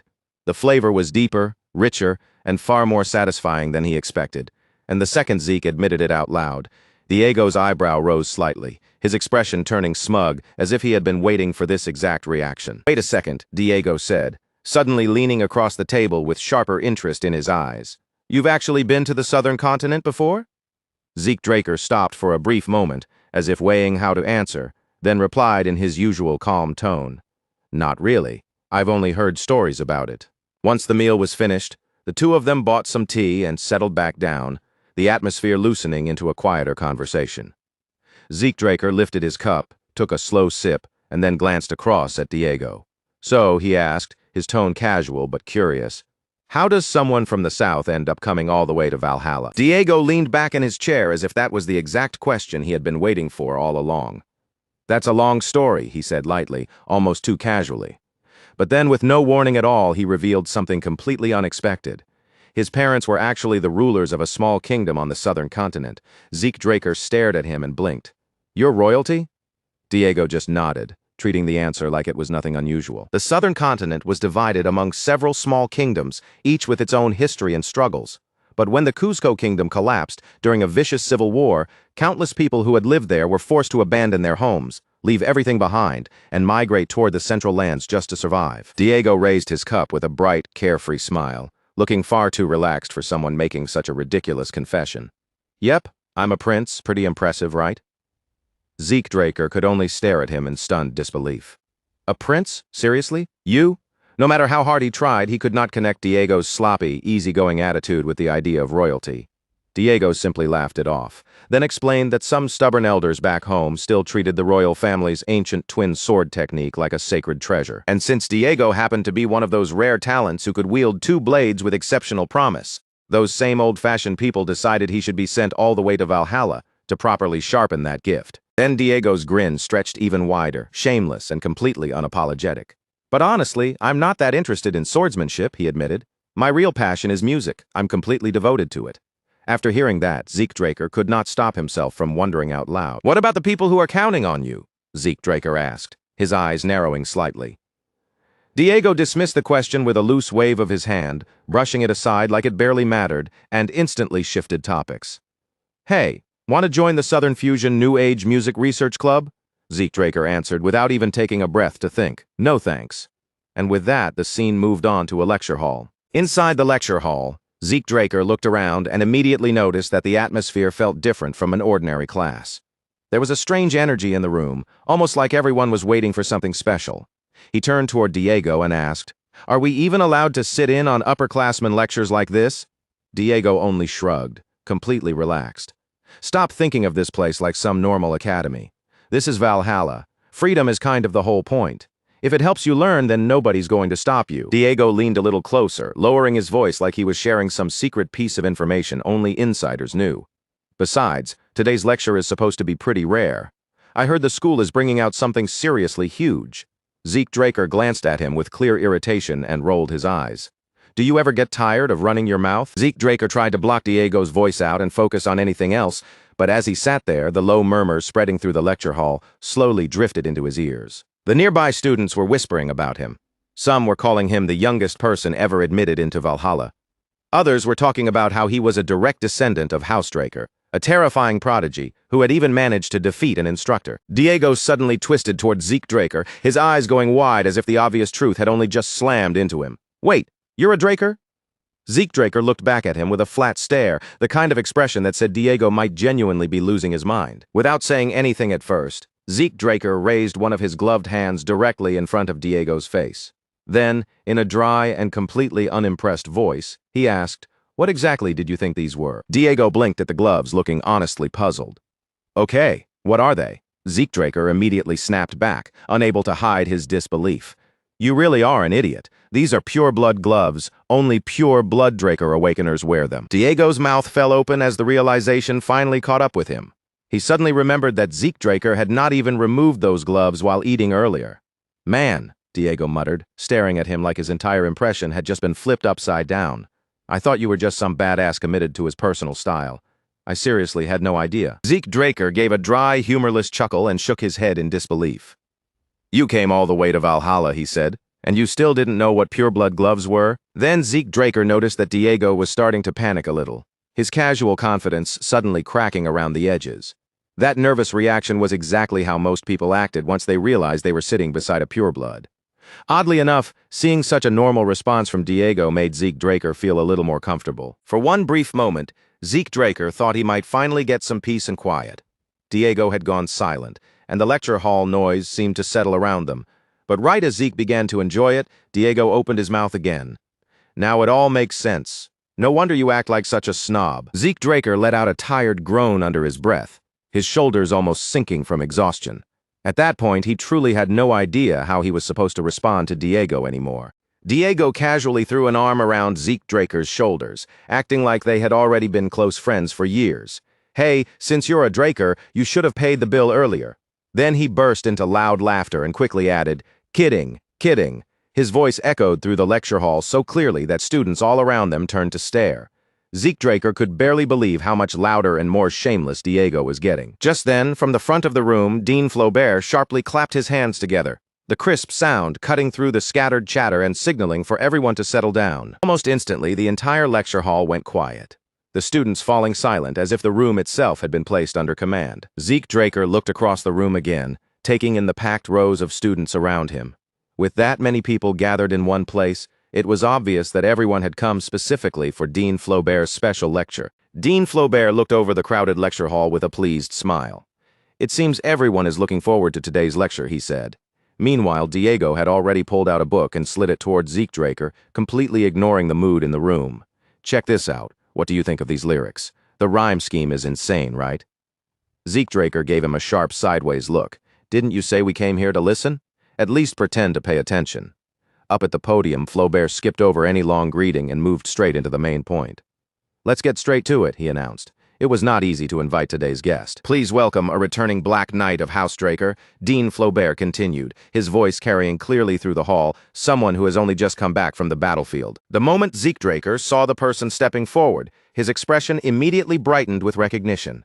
He remembered that this man had only recently returned to the Four Seasons Fortress. So this was the moment he was finally stepping out onto the wider stage. Zeke Draker thought around him. The entire lecture hall seemed to sink into stunned silence.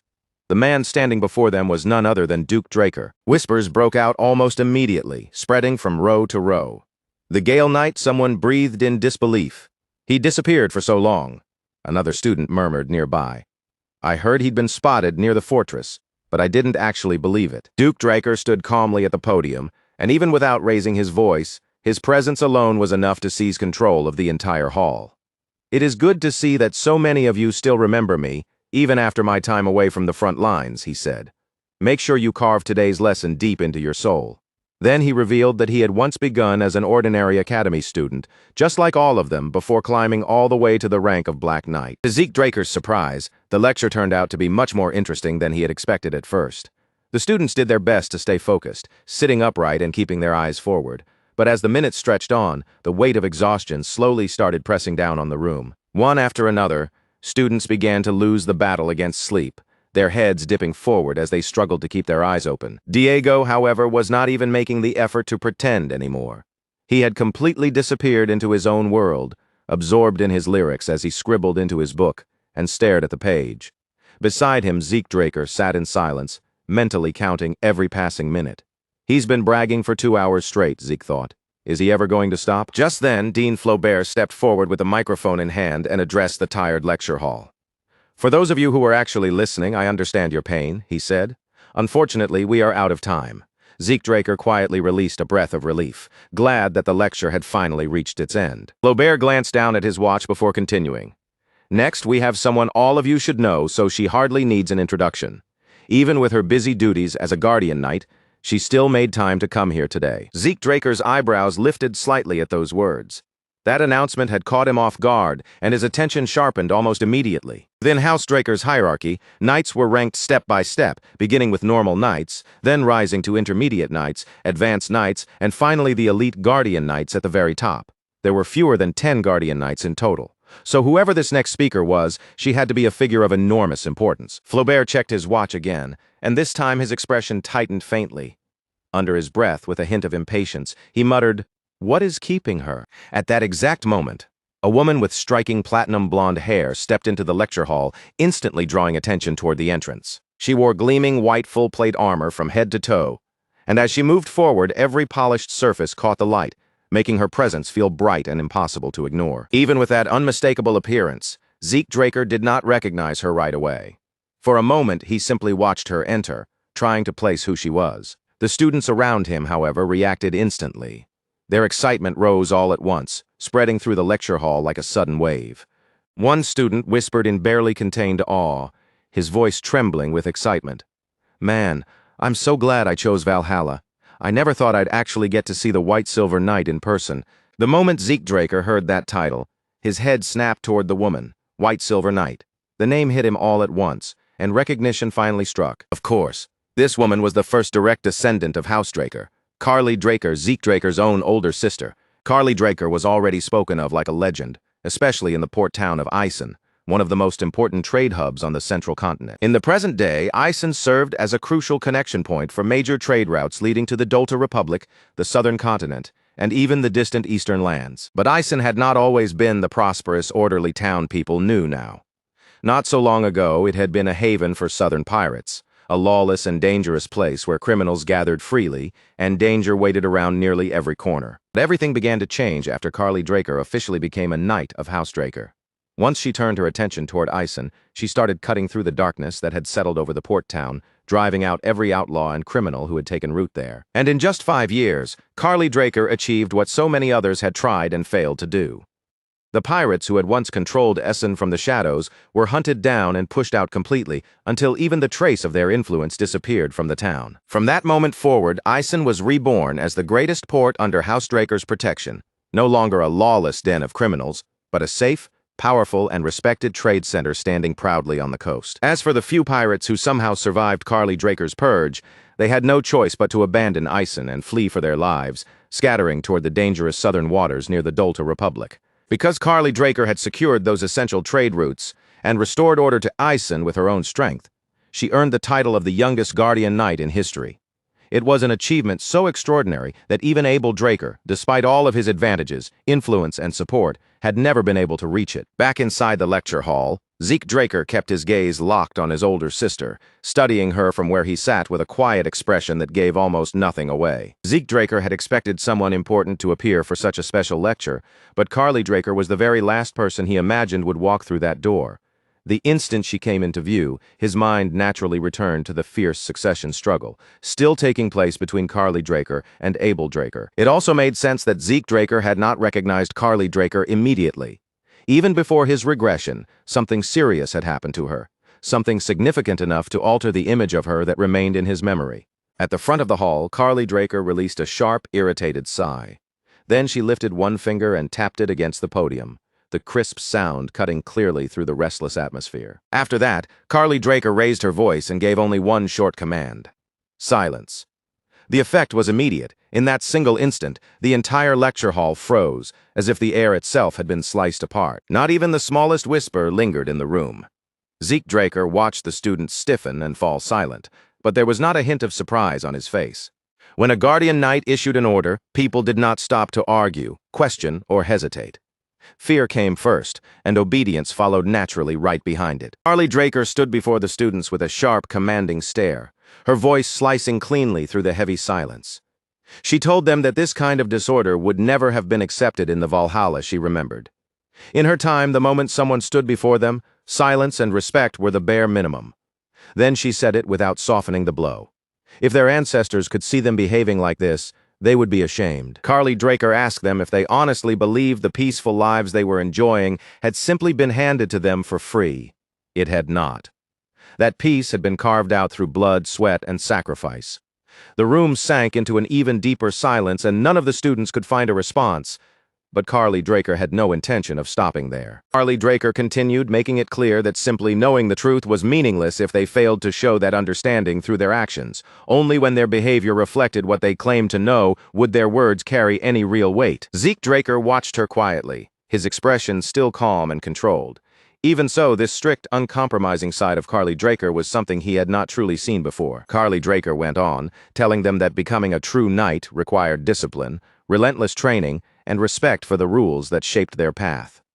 Only a life built on that kind of structure could forge the mindset of a proper knight.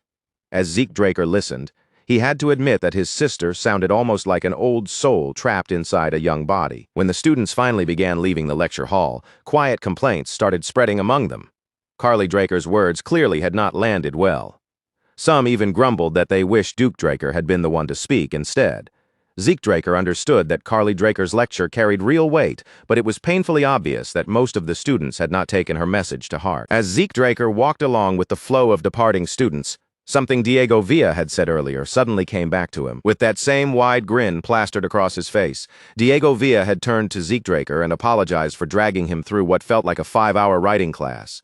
Then, instead of looking tired, Diego Villa said it had actually fired him up.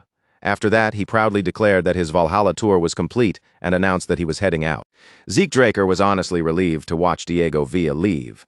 With Diego Villa finally gone, he could focus again on what actually mattered: finding new talent and tracking down Tarakan Draker's hidden library. Right now, while he was free from distractions, seemed like the perfect chance to make his move. But just as Zeke Draker was about to take his first step forward, a familiar voice called his name from behind him. Zeke Draker turned around, and the moment his eyes shifted back, he saw her standing there. Carly Draker was behind him, calm and composed, yet carrying a presence that was impossible to ignore. She looked at him directly and asked if he had a moment to spare. The next scene opened inside Valhalla's public training hall, where the wide, polished floor stretched beneath the bright lights like an arena silently waiting for a battle to begin. Carly Draker stepped forward without the slightest hesitation, then drew her sword. The blade came free with a clean, radiant glow that immediately caught Zeke Draker's attention. Zeke Draker recognized the weapon at once. It was the mithril sword that the Holy Kingdom had gifted to Carly Draker. At the time, the Holy Kingdom shared a border with Eisen, and it had suffered under the very same pirate threat that tormented the entire region. After Carly Draker drove those pirates away and secured the area, the Holy Kingdom offered her a symbol of gratitude, a pure mithril sword, along with a matching suit of armor crafted to go with it. With that brilliant white-silver sword and armor gleaming around her, Carly Draker eventually became known by the title that made students whisper in awe wherever she appeared, the White Silver Knight. Carly Draker looked straight into Zeke Draker's eyes, her gaze steady and demanding. She told him not to hold anything back. What she wanted was to see the full extent of what he could truly do. Zeke Draker laced his fingers together and stretched out his arms, still unsure why Carly Draker had approached him in the first place. A duel was not what he had expected from this sudden invitation. Then the reason clicked into place. She must have heard the rumors claiming that he had reached the level of a Blue Knight. Without showing any unnecessary reaction, Zeke Draker calmly lowered his sword sheath to the floor. Then he drew his blade, preparing himself for the match in silence. Carly Draker's words echoed through Zeke Draker's mind. She wanted to see his real skill, and he accepted that request without argument, ready to show her exactly what she had asked to witness. But deep inside, Zeke Draker also understood one thing very clearly. No matter what Carly Draker wanted from him, he could not reveal everything he was truly capable of. Carly Draker was not the only person who might be paying attention. If Zeke Draker exposed the full depth of his strength here and now, the trouble it created could become far more dangerous than the duel itself. House Draker lived by one brutal rule: only the strong survived. Reaching Blue Knight level at Zeke Draker's age was already shocking enough to shake people. If anyone discovered that he had actually stepped into Red Knight territory, the consequences could become deadly. Abel Draker's faction, already entangled in the succession battle, would not hesitate to eliminate him. And as for the Patriarch, Arthur Draker would do everything possible to drag Zeke Draker under his control. No, Zeke Draker could only show his true power after he had surpassed his father. For now, what he needed was the support and protection that came from a transcendent family's legacy. But that did not mean he planned to follow the path they had prepared for him.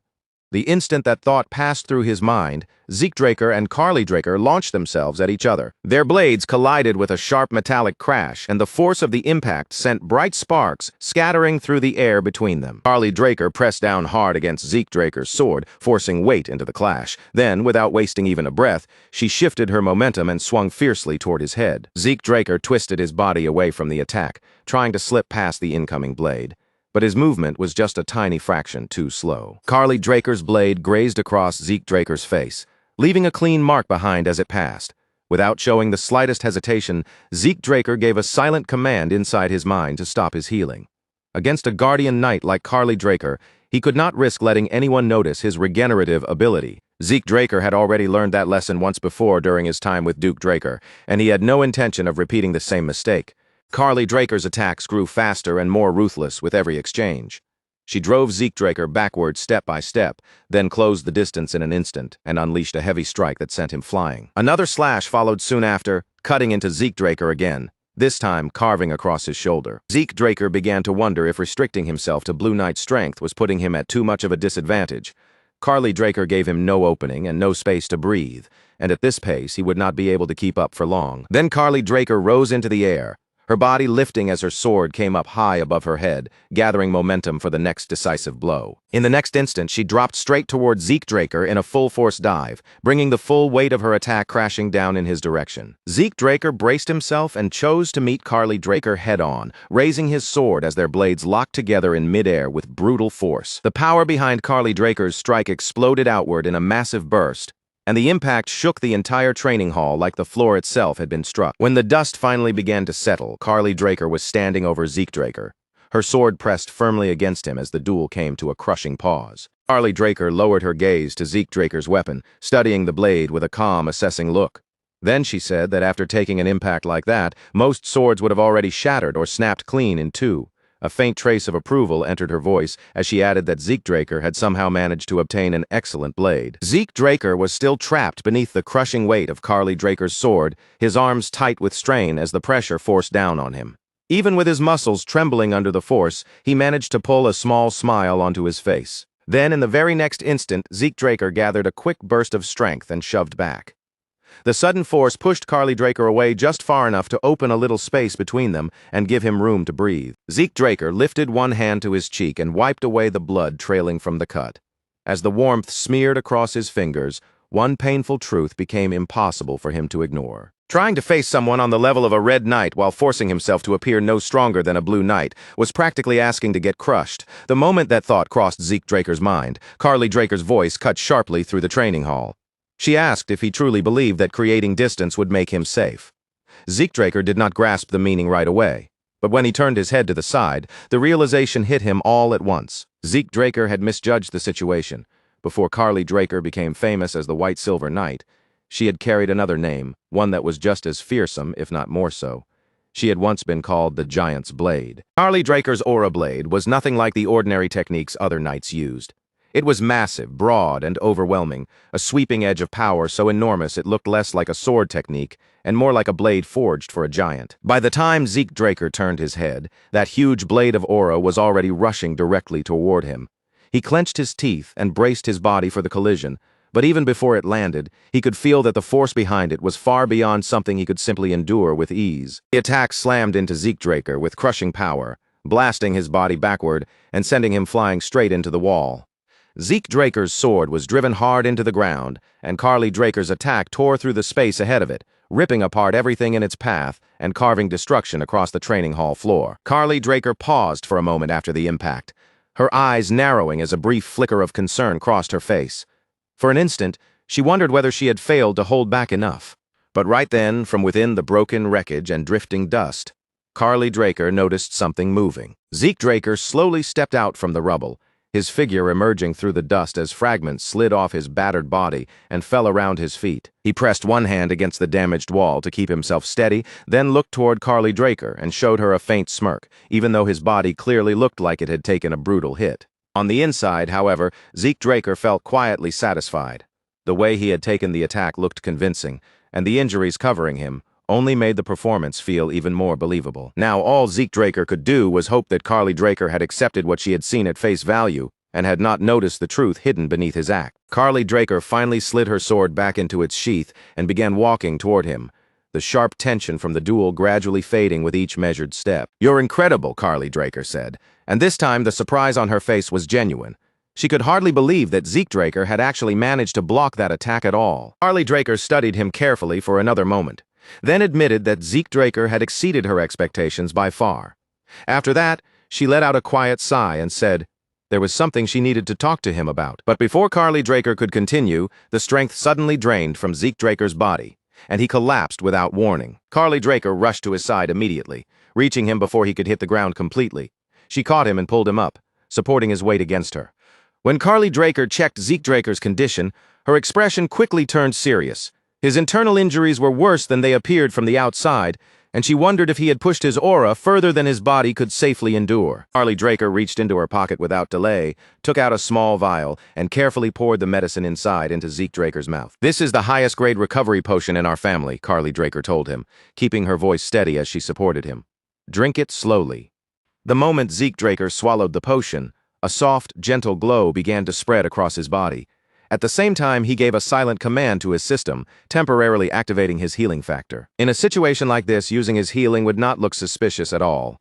Every move Zeke Draker had made so far had been part of a much larger plan. Zeke Draker was concealing his true strength while carefully acting like someone who had only recently reached the level of a Blue Knight. So when Carly Draker, the giant's blade, unleashed her attack, Zeke Draker deliberately met it with only the bare minimum defense required, allowing himself to take the hit in a way that looked natural. But just before the impact landed, Zeke Draker noticed something strange. For the briefest instant, a tiny opening appeared inside Carly Draker's strike. Zeke Draker did not know why that opening had appeared. He had taken Carly Draker's aura head-on, not by skillfully manipulating aura himself, but by relying on pure resistance.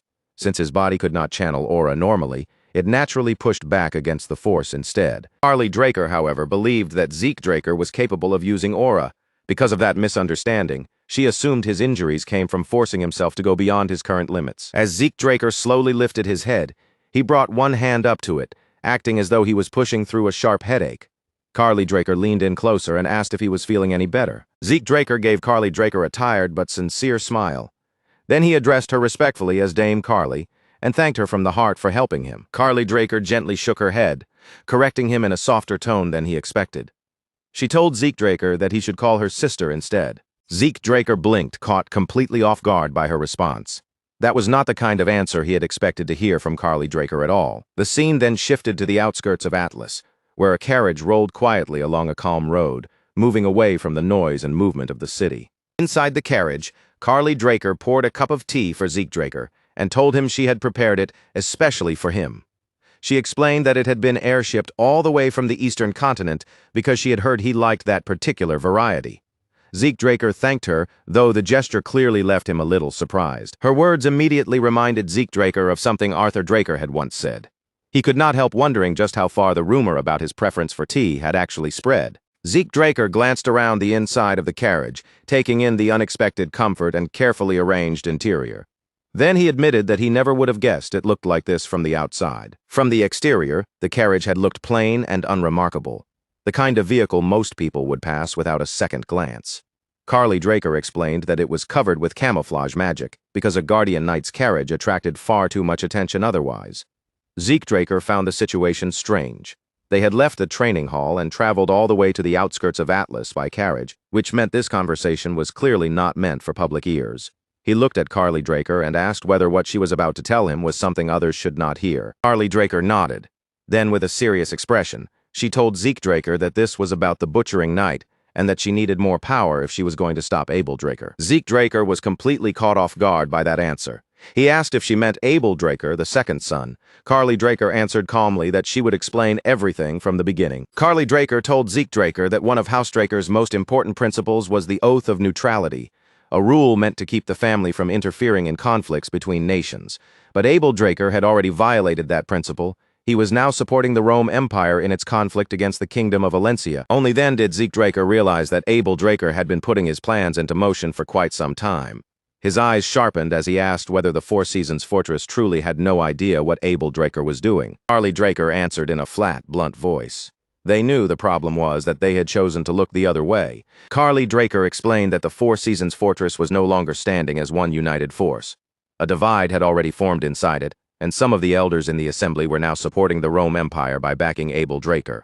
Zeke Draker narrowed his eyes as he listened, then asked if every elder had already sided with the Empire. Carly Draker shook her head and replied that some of them were still trying to remain neutral. Zeke Draker was stunned by that response. The assembly had always been known for its rigid pride and lofty ideals, yet now some of those elders were simply sitting on the fence. Something about that did not make sense. At this rate, Zeke Draker said, his voice low with concern, it's only a matter of time before the rest of them fall in line too. Carly Draker nodded quietly, admitting without argument that she saw the situation the same way. Carly Draker admitted that she had been searching for a way to stop Abel Draker before the situation passed the point of no return. Waiting around and hoping he would make a mistake was no longer something she could afford to do. If Abel Draker was allowed to continue moving freely without anyone stopping him, the matter would no longer stay confined to a simple dispute within the family. Sooner or later, the tension would break past every limit, spiral completely out of control, and ignite into a full-scale war. Zeke Draker knew that Carly Draker's warning was right. 3 years had already passed since his regression, and in only 7 more years the continent would be swallowed by a war unlike anything it had ever experienced. Under Abel Draker's command, House Draker and the Rome Empire would advance side by side. Nations would fall one after another.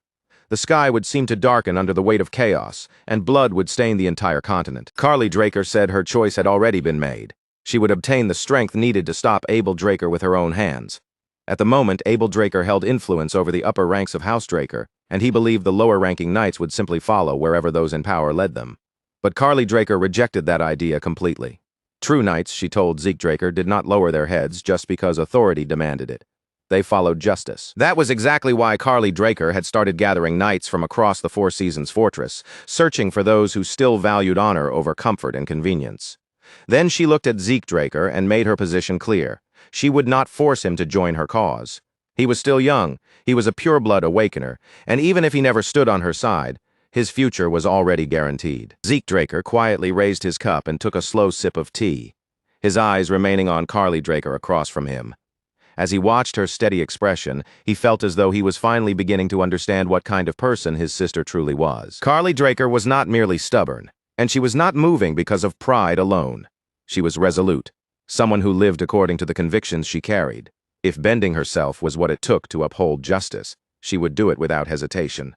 In every possible sense, she was painfully, almost impossibly righteous. That was when Zeke Draker finally understood why there had been a gap in Carly Draker's giant's blade earlier. At the final moment, her concern for him had shaken her focus and opened a tiny weakness in the strike. She looked as cold and unbreakable as any member of House Draker, but underneath that hard exterior, she was carrying a surprisingly gentle heart. Carly Draker warned Zeke Draker that if everything went wrong, he could be branded a traitor right alongside her. She urged him to think carefully before giving any answer. Zeke Draker appreciated that she was not trying to hide the danger or decorate it with pretty words. She was telling him the truth exactly as it was. Zeke Draker set his teacup down with quiet resolve, then rose from his seat.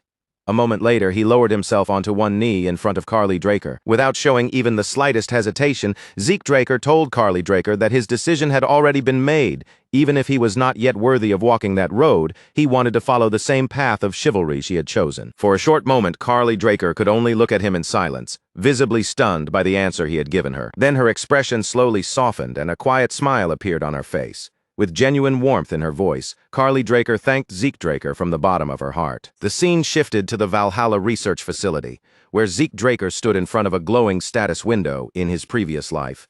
He had learned about House Draker's secret movements through Kay, but he had never imagined that corruption had already taken root inside the family, long before the Continental War ever began. Zeke Draker's original plan had been simple. He would leave House Draker early, keep himself outside Abel Draker's reach, and quietly build up his strength for the war that was certain to come. But now that Carly Draker shared part of his vision, staying inside the family began to look like the more powerful move. In truth, Zeke Draker actually preferred this new direction. Remaining close to House Draker would let him monitor Abel Draker's movements far more closely.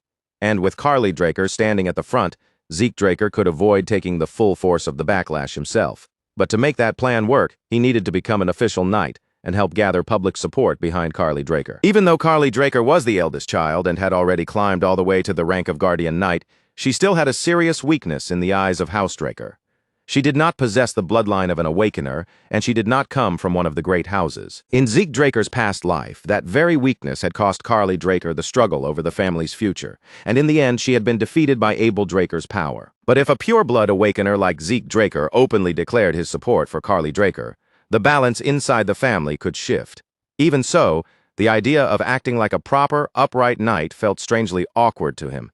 It simply did not fit his nature. While Zeke Draker continued turning the entire plan over in his mind, he checked the map in front of him and realized that he had nearly reached his destination. Zeke Draker arrived at Valhalla's enormous central library, a towering building packed with knowledge from end to end, and stepped inside without wasting any time. His purpose was clear from the beginning. He had come here to locate Tarakan Draker's hidden library. Deep between the towering rows of shelves, Zeke Draker entered a restricted section where ordinary students were not supposed to wander. Then a system prompt suddenly flashed before his eyes, confirming that he had arrived at the target location. Zeke Draker could barely believe that this ordinary-looking place was supposed to be the legendary secret library. Zeke Draker slowly scanned his surroundings, but disappointment settled over him almost immediately. Nothing stood out. Nothing seemed mysterious, and nothing about the room gave off the feeling of an important hidden place. Since the system had guided him all the way here, Zeke Draker had expected something far more dramatic.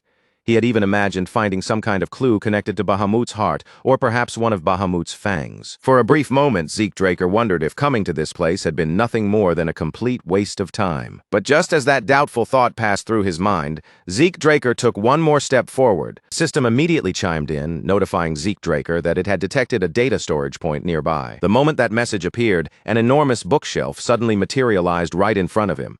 Zeke Draker froze on the spot, stunned not only by the shelf appearing out of nowhere, but also by the new message now glowing across his system screen. The system confirmed that Zeke Draker had discovered the hidden library of none other than Tarakan Draker, a figure who had once held the role of an administrator. Zeke Draker could hardly believe what he was seeing.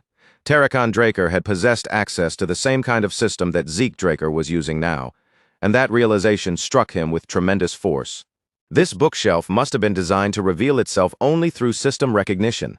That would explain why no one else had ever accidentally found Tarakan Draker's secret library before. Then the system informed Zeke Draker that all of Tarakan Draker's stored data had been synced and integrated into his own records. From that point forward, Zeke Draker would have permanent access to this hidden collection of knowledge. To make the enormous contents easier to search through, the system sorted everything into 4 major categories: an organization management manual, dragon slaying manual version 5.21, reference materials, and a collection of proverbs for personal growth. Zeke Draker decided that he would explore each section properly later. For now, he asked the system to search for whatever would help his current growth the most. The system responded almost instantly, informing Zeke Draker that it had located a suitable match for his request. On the massive bookshelf, one book began to glow, separating itself from the countless other volumes around it. A moment later, the book appeared directly in Zeke Draker's hand. When he lowered his gaze to the cover, he read the title written there: The Secret Technique of the True Dragon Swordplay.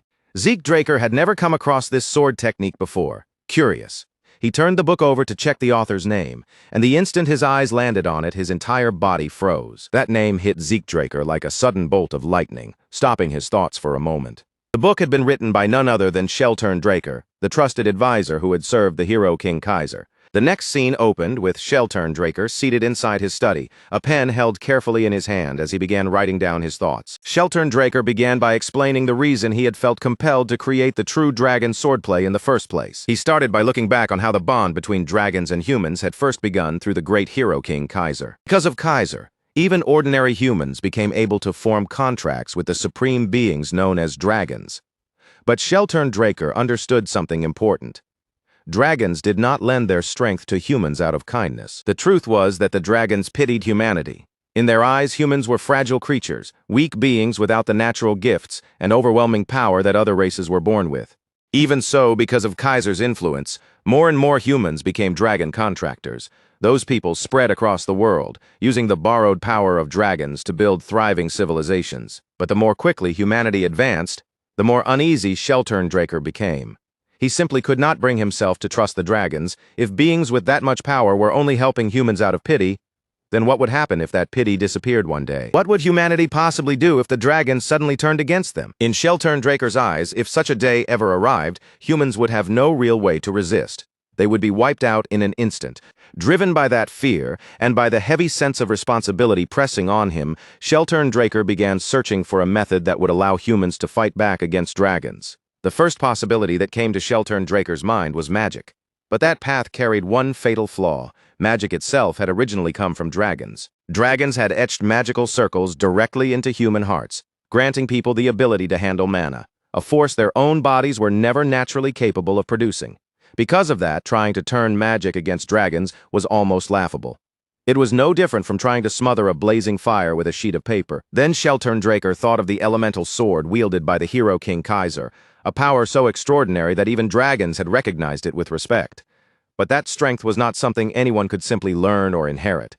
It was a unique gift connected to the bloodline of the fairy monarch, and when Kaiser died, that power disappeared from the world with him. With every obvious road blocked off, Shelturndraker threw himself deeper into research, desperate to uncover a strength that truly belonged to humanity. He studied the rough and practical sword techniques of the North, then turned his attention to the strange and mysterious martial arts of the East.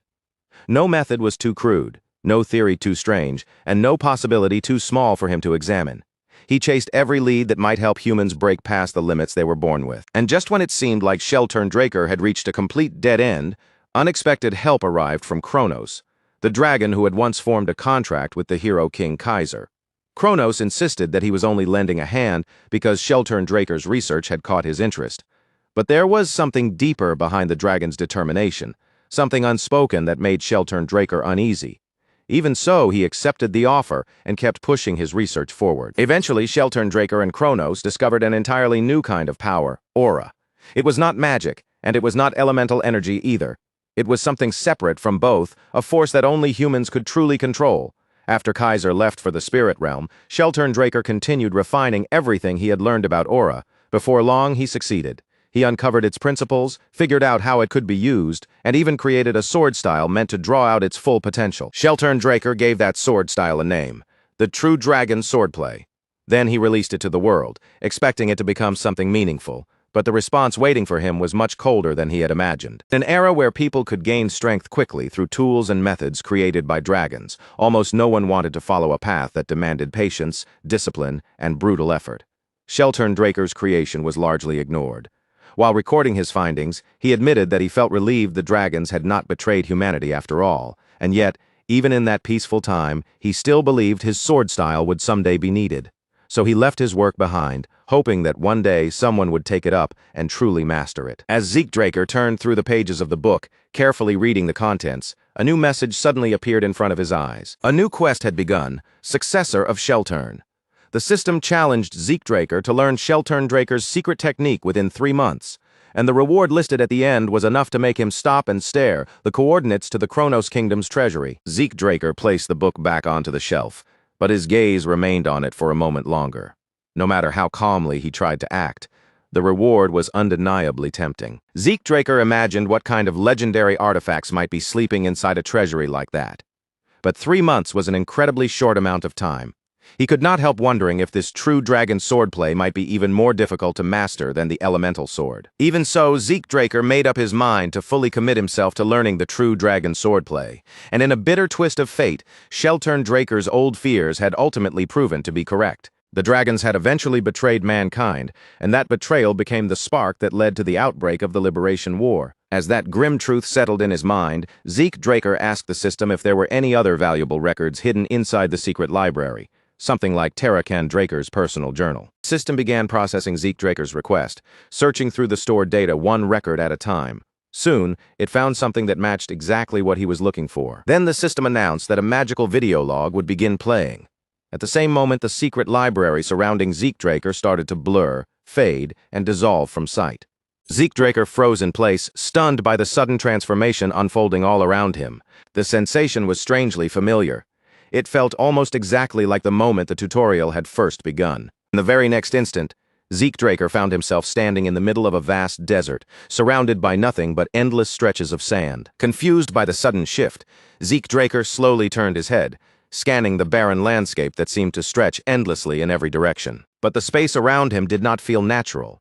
It felt artificial, like an environment constructed by the system for the sole purpose of replaying a stored record. Then Zeekdraker turned again, and the sight waiting for him made his entire body go still. Something enormous and terrifying was rising from beneath the desert ground, its presence so overwhelming that the air itself seemed to tighten around it. Zeekdraker could not move, not even by a single step. His mental defense skill activated at once, trying to protect his mind from the fear crashing over him like a wave.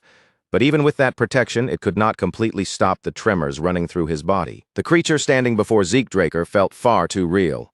It did not seem like a simple illusion or a harmless playback at all. Zeekdraker could barely process what was happening. He was standing face to face with a being once hailed as the king of all creation, a dragon. Just as fear began tightening around him, a voice rang out across the desert, calling the monstrous being by name, Bahamut. Zeekdraker froze all over again. That was Bahamut, the evil dragon. Zeke Draker whipped his head toward the direction of the voice, and what he saw left him stunned. Until the man spoke, Zeke had not sensed his presence at all. Standing behind Zeke Draker was a figure wrapped in overwhelming power, someone who felt less like an ordinary man and more like a monster in human form. The blurred figure walked forward without stopping and passed straight through Zeke Draker's body. That was when Zeke Draker finally understood. He was not truly standing in that moment. He was only watching a record, most likely a memory left behind inside Tarakan Draker's journal. Zeke Draker guessed that this might be the legendary confrontation between Bahamut and Tarakan Draker, the famous battle that had been passed down through the tales of the Dragon Slayer. Bahamut lifted one colossal claw high above the desert, casting a terrifying shadow over the sand, then slammed it down into the ground with monstrous force. Zeke Draker watched with his breath caught in his throat, excitement rushing through his chest despite the fear. This was not just some ordinary record. This was history itself unfolding right in front of his eyes. But Tarakan Draker did not react in the slightest. He did not flinch, did not step back, and did not show even the faintest trace of fear. Bahamut looked down toward Tarakan Draker, his attention fixed on him, and questioned him. Why the hesitation? Even after Bahamut's words echoed through the desert, Tarakan Draker remained completely silent. Then Bahamut said something that overturned everything. Zeke Draker thought he understood. In a voice filled with heavy disappointment, Bahamut called Tarakan Draker his contractor. Zeke Draker was stunned. Tarakan Draker had been Bahamut's contractor. Did that mean he had been connected to Bahamut the same way Kaiser had once been contracted to Kronos? None of the legends had ever mentioned anything like this. To Zeke Draker, the revelation made no sense at all. If Tarakan Draker had truly been Bahamut's partner, then how had he ended up defeating the dragon in the first place? What had really happened in that battle? The one that turned Tarakan Draker into a legend? Zeke Draker's thoughts began spinning in confusion as strange distortions flickered across the desert around him. The world before his eyes started to glitch, crack, and break apart. Something was clearly wrong with the record. Then Zeke Draker noticed Tarakan Draker speaking, his lips moving as if he were revealing something important. But the words never reached Zeke's ears. The broken playback swallowed the sound completely. Frustration surged through Zeke Draker, and he called out to the system, demanding that it repair the visual error immediately. But the system refused Zeke Draker's request. Zeke Draker clenched his teeth, irritation burning through him. Why did the record have to fail now, right at the most important moment? Then Zeke Draker turned his attention back toward the broken scene, and for the first time, he finally saw Tarakan Draker clearly. A sharp memory suddenly surged up inside Zeke Draker's mind, cutting through his thoughts like a blade. It was the conversation he had once had with Kaiser, so vivid and immediate that for a moment it felt as though the Hero King's voice was speaking right beside him again. At that time, Zeke Draker had asked Kaiser something that had been quietly troubling him for a while.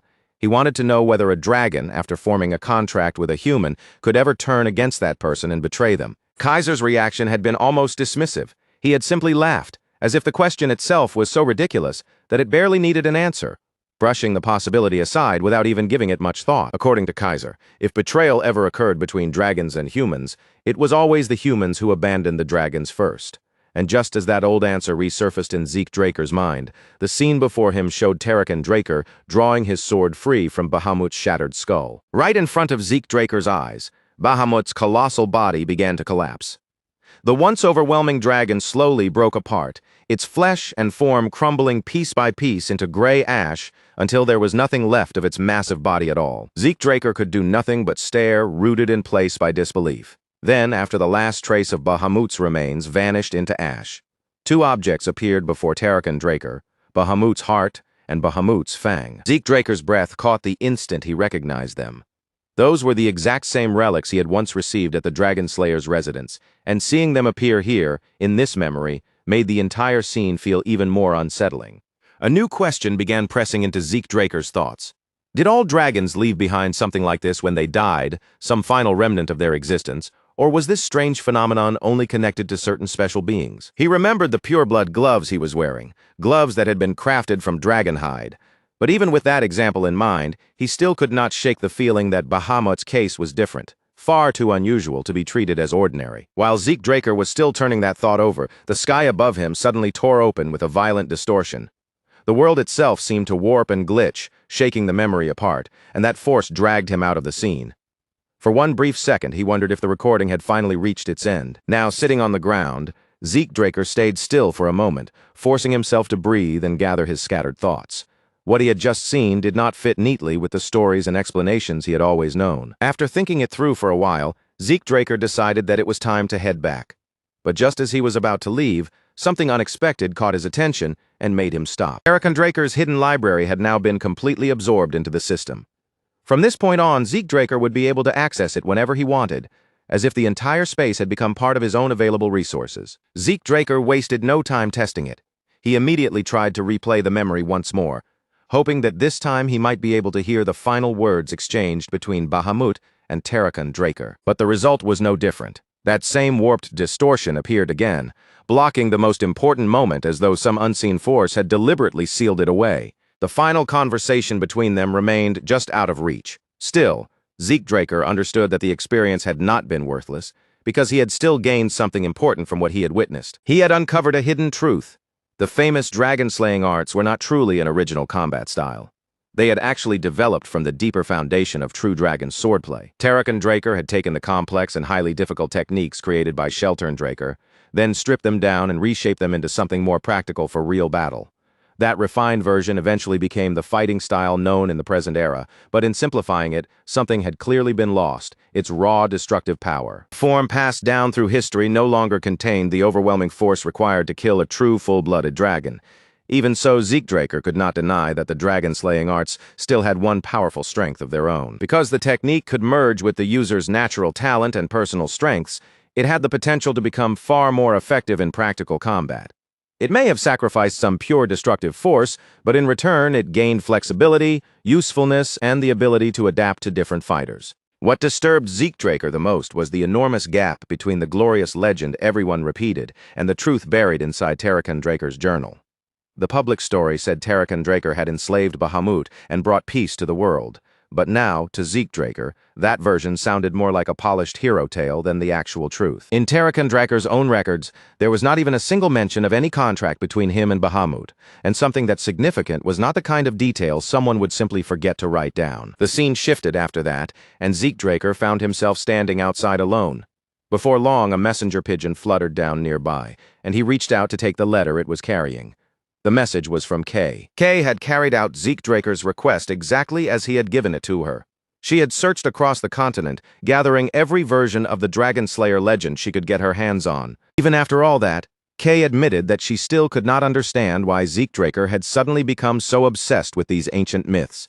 She explained that she had even checked untranslated texts, digging through sources most people would never bother with. But no matter where she looked, she found no record of contracts between dragons and humans. There was also nothing about the specific dragons connected to Terrakan Draker or Kaiser. However, one strange point kept bothering her. Across different regions and separate records, the wording was strangely alike, so similar that it almost felt as though someone had carefully shaped every account to follow the same approved version of history. The further Kay investigated, the more obvious it became that something about the history had been altered. And with each new discovery, the sense of unease surrounding those records only grew heavier. Then, just when Kay seemed to be getting close to something more, a warning came down. The Draker family had stepped in, and the syndicate immediately pulled back, unwilling to provoke one of the most powerful bloodlines on the continent. Zeke Draker read the entire message in silence, his expression unreadable.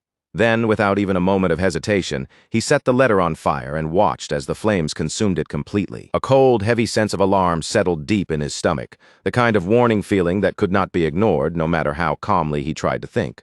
The Drakers, his own family, were actively suppressing information about Terrakan Draker, but the question that kept clawing at Zeke Draker's mind was simple: why would they do that? After all, the entire prestige of the Draker family had been built on Terrakan Draker's legend, on the name and glory of the so-called first Dragon Slayer. For the Draker family to hide the truth about Terrakan Draker or about Bahamut did not make sense at all when viewed from the surface, and yet Zeke Draker could not shake the pressure tightening in his chest. Somewhere out there, someone was deliberately keeping something hidden from him. Determined to uncover that missing piece with his own hands, Zeke Draker turned away and headed back toward the house. As he stepped inside, his mind was already focused on the system, preparing to call it out and give his next command. But before the words could fully leave his mouth, a strange feeling struck him. Something was wrong. Wrong enough that Zeke Draker stopped immediately. He paused near the door, quietly closed it behind him, and swept his gaze across the room with calm, sharpened caution, taking in every corner as if the air itself had changed. Everyone should have been gone that day. Decker and the rest of the staff were off duty. while Duke Draker and Andre Draker were both occupied with their own matters elsewhere. So if nobody was supposed to be inside the house, only one question remained in Zeke Draker's mind. Who exactly was watching him? Zeke Draker moved carefully and started up the stairs, keeping each step quiet while his senses sharpened to a dangerous, razor-like edge. Inside his mind, he gave the system a silent order to bring up the mini-map, needing a clear reading on anything or anyone hidden nearby. The system answered immediately. Two unfamiliar presences appeared in his awareness, one inside the house itself, and another positioned outside. For a brief moment, Zeke Draker considered the possibility that the hunting dogs from the giant mountains had somehow tracked him all the way back here. But he dismissed that idea almost as soon as it appeared. He had not drawn his sword, and he had not used any dragon-slaying techniques, so even they should not have had any trail to follow. No, this situation felt different. Whoever these intruders were, they had not come by chance. Someone else had clearly sent them, and Zeke Draker intended to find out exactly who was behind it. In fact, as he moved forward, one particular person was already beginning to surface in his mind. When Zeke Draker drew closer to his room, the intruder inside remained focused entirely on the door, staring at it with fixed attention as he waited for Zeke Draker to come in. That narrow focus was exactly where the intruder made his mistake. Because Zeke Draker had no intention of entering through the door. Instead, he slipped silently through the window behind the intruder, clinging to the wall like a shadow that had peeled itself away from the darkness. From behind the intruder, Zeke Draker's voice cut through the silent room like a cold blade. His tone was low, steady, and merciless as he asked, "Did Abel Draker send you?" The intruder's shoulders jolted the moment he heard that voice behind him. In the very next instant, he spun sharply toward the window, his body moving on instinct before his mind even had time to understand what had happened. But Zeke Draker was not truly waiting for an answer. In his head, the explanation had already taken shape. Abel Draker must have discovered his connection with Carly Draker and decided to send an assassin before Zeke could become an inconvenient loose end. Zeke Draker landed lightly inside the room, almost without a sound, and with one smooth motion of his hand, he pulled a dagger from his inventory. His eyes remained calm and unreadable as he said, "You don't need to answer." Then, before the intruder could fully brace himself, Zeke Draker shot forward in a blur, closing the distance instantly and slashing straight toward him without warning. The dagger was stopped at the very last moment, halting just before it could carve into the intruder's throat. But Zeke Draker did not retreat even a step, keeping the pressure locked on him with ruthless control. His gaze narrowed, cold and sharp, as he warned the man in an unnervingly calm voice. "I have plenty of ways to make you talk." Their weapons collided over and over again, filling the room with the piercing ring of steel. Each impact threw out quick flashes of sparks, briefly lighting the tense space between them. Zeke Draker pressed forward with relentless speed, forcing the battle to move at his pace. But the intruder was no easy opponent either, matching every strike with clean, controlled blocks that showed real skill. When Zeke Draker shifted his footing and drove in a heavier attack to break the exchange, the man read the motion immediately. He countered without delay and shoved Zeke Draker back with a level of force that was far from ordinary. Zeke Draker planted one foot against the ceiling, kicked off with precise control, and twisted his body through the air. A moment later, he landed smoothly back on the floor, as if that acrobatic movement had taken no effort at all. As the clash continued, Zeke Draker's eyes grew sharper. While his body kept moving, his mind began piecing together the intruder's identity from the details hidden inside each exchange. No matter how thoroughly someone covered their face or concealed their name, the habits engraved into their swordsmanship were not so easily erased. The rhythm behind the man's attacks, the angle of his blade, and even the way his feet shifted across the floor all pointed to one unmistakable origin. This was a combat style from the northern Gorkha kingdom. The rangers of that region were famous throughout the continent. As elite scouts and warriors from the northern lands, they were known for carrying their distinct kukri blades and were often praised as guardians who protected the continent itself. Because their skills were so specialized, Gorkha Rangers were treated as valuable assets even in the central lands, especially when a mission required stealth, discipline, and flawless precision. That realization instantly changed Zeke Draker's understanding of the situation. This was not Abel Draker's doing. He adjusted his stance and struck again, all while questioning why a Gorkha Ranger would be here in the first place, because assassination did not fit their code, and they usually avoided jobs that could spark blood feuds. Zeke Draker steadied his blade and began watching the man more closely. The Ranger was clearly holding back, and Zeke had already created several openings on purpose, gaps that any skilled fighter should have taken immediately. The man ignored every one of them. He had more than enough skill to push the offensive, yet whenever a chance appeared, he deliberately let it slip by. That was when Zeke Draker finally understood the true shape of the situation. These intruders had not come here with the intention of killing him. Their real goal was to seize Zeke Draker alive and take him somewhere else, not leave his body behind in that room. At that exact moment, Zeke Draker noticed a small round object rolling in through the window, bouncing lightly before it slipped toward the hallway. The second intruder, the one waiting outside, had finally decided to make a move. Zeke Draker recognized the object right away. It was a sedative device, the kind used to bring down a target without causing serious injuries. Without wasting even a breath, Zeke Draker swung his sword and struck the device in midair. But he was already a step too late. The mechanism inside had been triggered. A dense cloud of gas exploded outward, spreading through the room almost instantly and swallowing the surrounding space in a thick haze. The moment that sharp, earthy smell reached his nose, Zeke Draker identified it at once.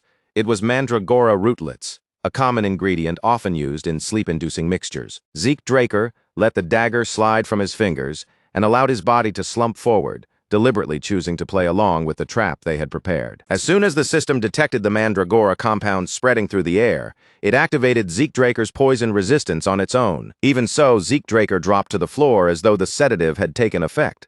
He kept his breathing slow, his muscles loose, and his body completely limp while pretending to lose consciousness. The ranger moved closer and lifted Zeke Draker's body from the floor. Not long after, the second figure climbed in through the window as well, joining him to help carry Zeke away. While they began securing Zeke Draker for transport, he remained perfectly limp and silent. Behind that fake unconsciousness, however, his mind kept turning, wondering who had sent them and why they wanted him alive badly enough to go this far. The scene then shifted to a secluded house on the outskirts of Atlas, standing far away from the city's noise, crowds, and constant movement. Inside that isolated house, Zeke Draker sat bound in heavy iron chains. Around him, armed Gorka Rangers stood positioned on every side, watching him closely with weapons ready. Zeke Draker's eyes passed over the guards and their weapons without lingering for long. Instead, his attention settled on the man seated directly across from him. To Zeke Draker's surprise, the person in front of him was not some local authority from Atlas. It was Cliff Reinhardt, the head of the Reinhardt Merchant Group, and when Cliff noticed recognition flicker in Zeke's eyes, he seemed to think the conversation would become easier from that point on. Zeke Draker did know Cliff Reinhardt. In fact, this was not the first time their paths had crossed, even if Cliff himself had no way of knowing that. In Zeke Draker's previous life, Cliff Reinhardt had been an important figure. The Reinhardt Merchant Group had been counted among the 10 greatest trading powers based in the Kingdom of Valencia. But the war started by Abel Draker and the Rome Empire had eventually consumed everything, dragging both the Reinhardt Merchant Group and the Kingdom of Valencia down into ruin. During that chaotic period, Zeke Draker and Cliff Reinhardt had fought on the same side.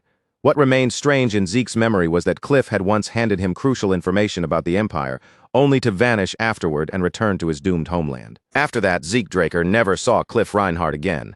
And now the very same man who had once risked everything to escape was sitting before him once more. Whether Cliff had gone back out of loyalty to his homeland or for some other reason, Zeke could not say.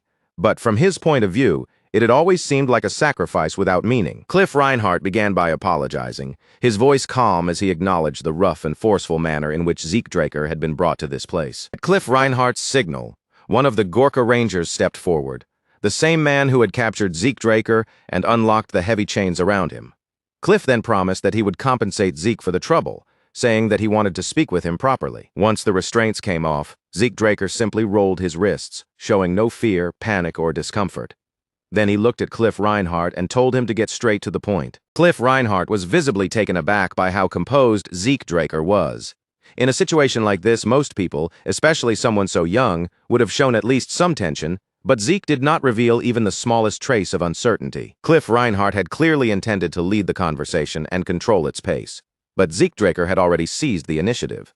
Realizing the balance had shifted, Cliff quietly handed him a stack of papers. Cliff Reinhardt explained that the documents contained information about a new disease spreading quickly through the southern regions of the central continent. Zeke Draker lowered his gaze to the reports now resting in his hands and asked why Cliff Reinhardt was showing him something like this. As Zeke Draker flipped through the pages one after another, his eyes suddenly stopped on a specific report buried among the documents. Cliff Reinhardt noticed the subtle shift right away, catching the exact moment Zeke Draker's calm expression tightened, and his gaze became noticeably sharper. The report Zeke Draker had stopped on was focused on Elena Stone, Liam Stone's mother, and written plainly within it was the fact that she had once been infected with the Rose disease. The only reason Elena Stone was still alive was because Zeke Draker had given Liam Stone exact instructions on how to treat her.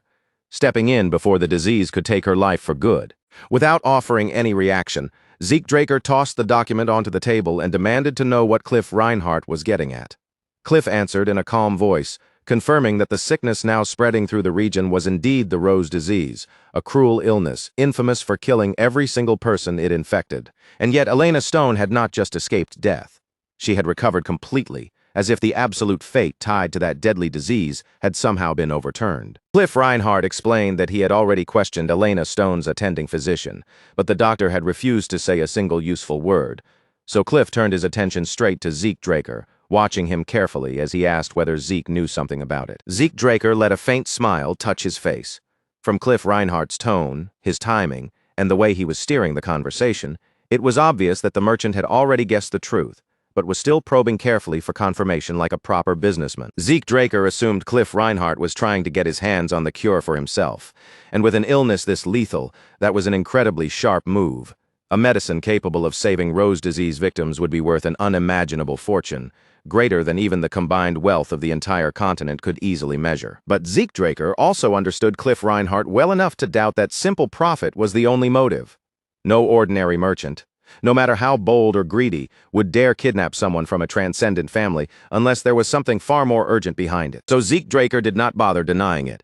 He admitted openly that he was the one who had provided the cure that saved Elena Stone's life. The moment those words reached Cliff Reinhardt, his expression shifted at once, and visible relief spread across his face like a weight had finally been lifted from him. Cliff Reinhardt rose from his seat, unable to fully contain the excitement pushing through his composure, and quickly told Zeke Draker to name whatever price he wanted. Whatever amount Zeke Draker demanded, Cliff Reinhardt made it clear that he was willing and ready to pay it. But Zeke Draker only raised one hand slightly, wearing an amused grin as he asked why Cliff Reinhardt was suddenly getting so worked up. Then Zeke Draker pointed out with a calm edge in his voice that Cliff Reinhardt did not sound like a merchant at all in that moment. That comment clearly hit a sensitive spot. Irritation flickered across Cliff Reinhardt's face, and that tiny reaction was enough to tell Zeke Draker what he needed to know. This was not about making money. Cliff Reinhardt was trying to save someone who mattered to him. Zeke Draker leaned back in his seat, his posture loose and relaxed, and suggested that the two of them make a deal. Cliff Reinhardt sat down again, his eyes fixed carefully on Zeke Draker. Zeke offered to hand over the formula in exchange for 3 favors to be paid later, and Cliff immediately asked what kind of favors he meant. Zeke Draker answered that he had not decided yet, but when the time came, he would let Cliff Reinhardt know. He also assured him that none of the favors would go beyond what the Reinhardt Merchant Group could handle, so there was no reason for Cliff to look so alarmed. Even after hearing that, Cliff Reinhardt remained cautious. He asked whether they could establish some limits ahead of time, just to make the terms of the agreement clear from the beginning. Zeke Draker simply smiled at that request. After letting the silence hang for a moment, he wrote down the treatment instructions for the cure and slid the paper across the table toward Cliff Reinhardt. Told Cliff Reinhardt that every step had to be followed exactly as written, but just as Cliff reached out to take the paper, Zeke Draker drew it back slightly, keeping it just out of his grasp. There was still one thing Zeke Draker wanted answered before he handed it over. Who was this medicine really meant to save? The instant Cliff Reinhardt heard that question, his body went stiff, and the change in his posture was impossible to miss. After hesitating for a short moment, Cliff Reinhardt answered in a nervous voice that it was merely a business decision, a way to secure a valuable product before anyone else could. But Zeke Draker did not buy that explanation. He calmly pointed out the obvious holes in the story. Cliff had gone so far as to hire Northern Rangers to abduct someone from a transcendent bloodline. On top of that, Cliff Reinhardt's reactions were far too emotional for a cold, profit-driven merchant. Zeke Draker told him plainly that this was not how the Reinhardt Merchant Group usually operated, and Cliff understood immediately that Zeke had already seen through him. With a quiet sigh, Cliff Reinhardt lowered himself back into his seat, the resistance leaving his shoulders, and finally admitted that the cure was meant for someone connected to the royal family of Valencia. That answer caught Zeke Draker by surprise. He asked at once who the person was, but Cliff Reinhardt shook his head and refused to reveal the name. Zeke Draker narrowed his eyes, unable to hide his puzzlement at that level of secrecy. Did Cliff Reinhardt understand just how many people belonged to Valencia's royal family? Then Zeke Draker noticed something in Cliff Reinhardt's eyes, a firm, heavy resolve that felt strangely familiar, as if he had seen that look somewhere before. He remembered Cliff Reinhardt once saying that he intended to return to Valencia. Back then, Zeke Draker had warned him to think carefully, because both the kingdom and the Reinhardt Merchant Group were already moving toward ruin, and going back would only lead Cliff straight to his death. Zeke Draker had urged him to flee north and preserve his own life instead. Cliff Reinhardt had quietly thanked him for the warning, but then said he was done running away. He had wanted to face whatever was waiting for him in Alencia, even if the road ahead led directly into disaster. The eyes Cliff Reinhardt showed now were not the same eyes Zeke Draker remembered from his previous life. Back then, they had burned with fierce determination, but now they carried the heavy stillness of resignation. Cliff Reinhardt apologized and said he could not reveal anything more. By that point, Zeke Draker understood clearly that this situation was far larger than a simple chance to make money. Whoever needed that cure truly mattered to Cliff Reinhardt. Then Zeke Draker remembered something his sister had once told him. Abel Draker had supported the Rome Empire during its war against Alencia. The kingdom had already been weakening under racial tension and royal infighting, and with the Continental War still waiting in the future, Zeke Draker saw an opportunity. A direct link to Alencia's royal bloodline could become extremely useful later. Without pressing Cliff Reinhardt any further, Zeke held the paper out to him and said it was fine if he did not want to explain. As Cliff Reinhardt accepted the formula, Zeke Draker told him their contract was now officially in effect. Cliff Reinhardt's hands trembled slightly as he held the paper, clutching it close to his chest like someone had just placed a lifeline directly into his grasp. From the look on his face, anyone could tell that this formula was not just valuable to him. It meant everything. Zeke Draker broke the heavy silence by apologizing for interrupting the moment. Then, with almost casual ease, he asked whether Cliff Reinhardt would mind if he used his first favor immediately. Cliff Reinhardt drew in a steadying breath and carefully secured the paper, handling it as though even the smallest crease would be unforgivable. Then he nodded and said Zeke Draker could ask for anything, as long as it remained within the Reinhardt Merchant Group's ability. Zeke Draker smiled when he heard that. His first request was surprisingly simple. He wanted the Reinhardt Merchant Group to hire him. Cliff Reinhardt clearly had not expected that answer, and for a moment he seemed to wonder whether Zeke Draker was planning to start some sort of business. Zeke then explained that what he actually needed was a false identity he could use for a short time. Cliff Reinhardt remarked that if Zeke Draker merely wanted a fake identity, he should have been able to obtain one easily enough without relying on him. If that was truly all he needed, there was no reason to spend a favor on it. So Cliff pressed him to say what he was really after. Zeke Draker clarified that he intended to use the identity on the southern continent, a dangerous territory overrun with crime, where careless preparation could easily get someone killed. The Reinhardt Merchant Group, however, had built enough trust there to conduct trade even with the cartels. Cliff Reinhardt admitted that Zeke Draker's assessment was correct. He said he was not especially proud of the kind of dealings the group had carried out in that region, but he understood what Zeke needed. Then he suggested that Zeke use his cousin's name, assuring him that the cartels would not openly doubt him if he moved under that identity. Zeke Draker was satisfied with that arrangement and asked Cliff Reinhardt to prepare regular transportation to the south as well. He also requested a large house where he could stay, explaining that he planned to store cargo there. Then he declared that all of this would count as his first favor, since he had, after all, been kidnapped and dragged to this place. With that settled, Zeke asked whether his return had already been prepared. Cliff Reinhardt forced a smile, though the irritation on his face was becoming harder to hide. The requests were turning more and more troublesome, and he could not help wondering whether Zeke Draker had any conscience at all. Even so, Cliff Reinhardt accepted the request and promised to contact Zeke Draker once all the preparations were complete.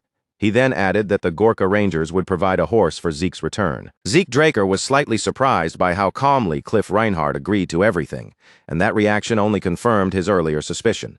The person who needed the cure must be incredibly important to him. Once the agreement was finished, Cliff Reinhardt left the remote house together with his guards. A moment later, the dark brown-haired ranger and his partner stepped towards Zeke Draker, then told him to follow them. Once they stepped outside the house, the Gorka Rangers brought a horse over for Zeke Draker.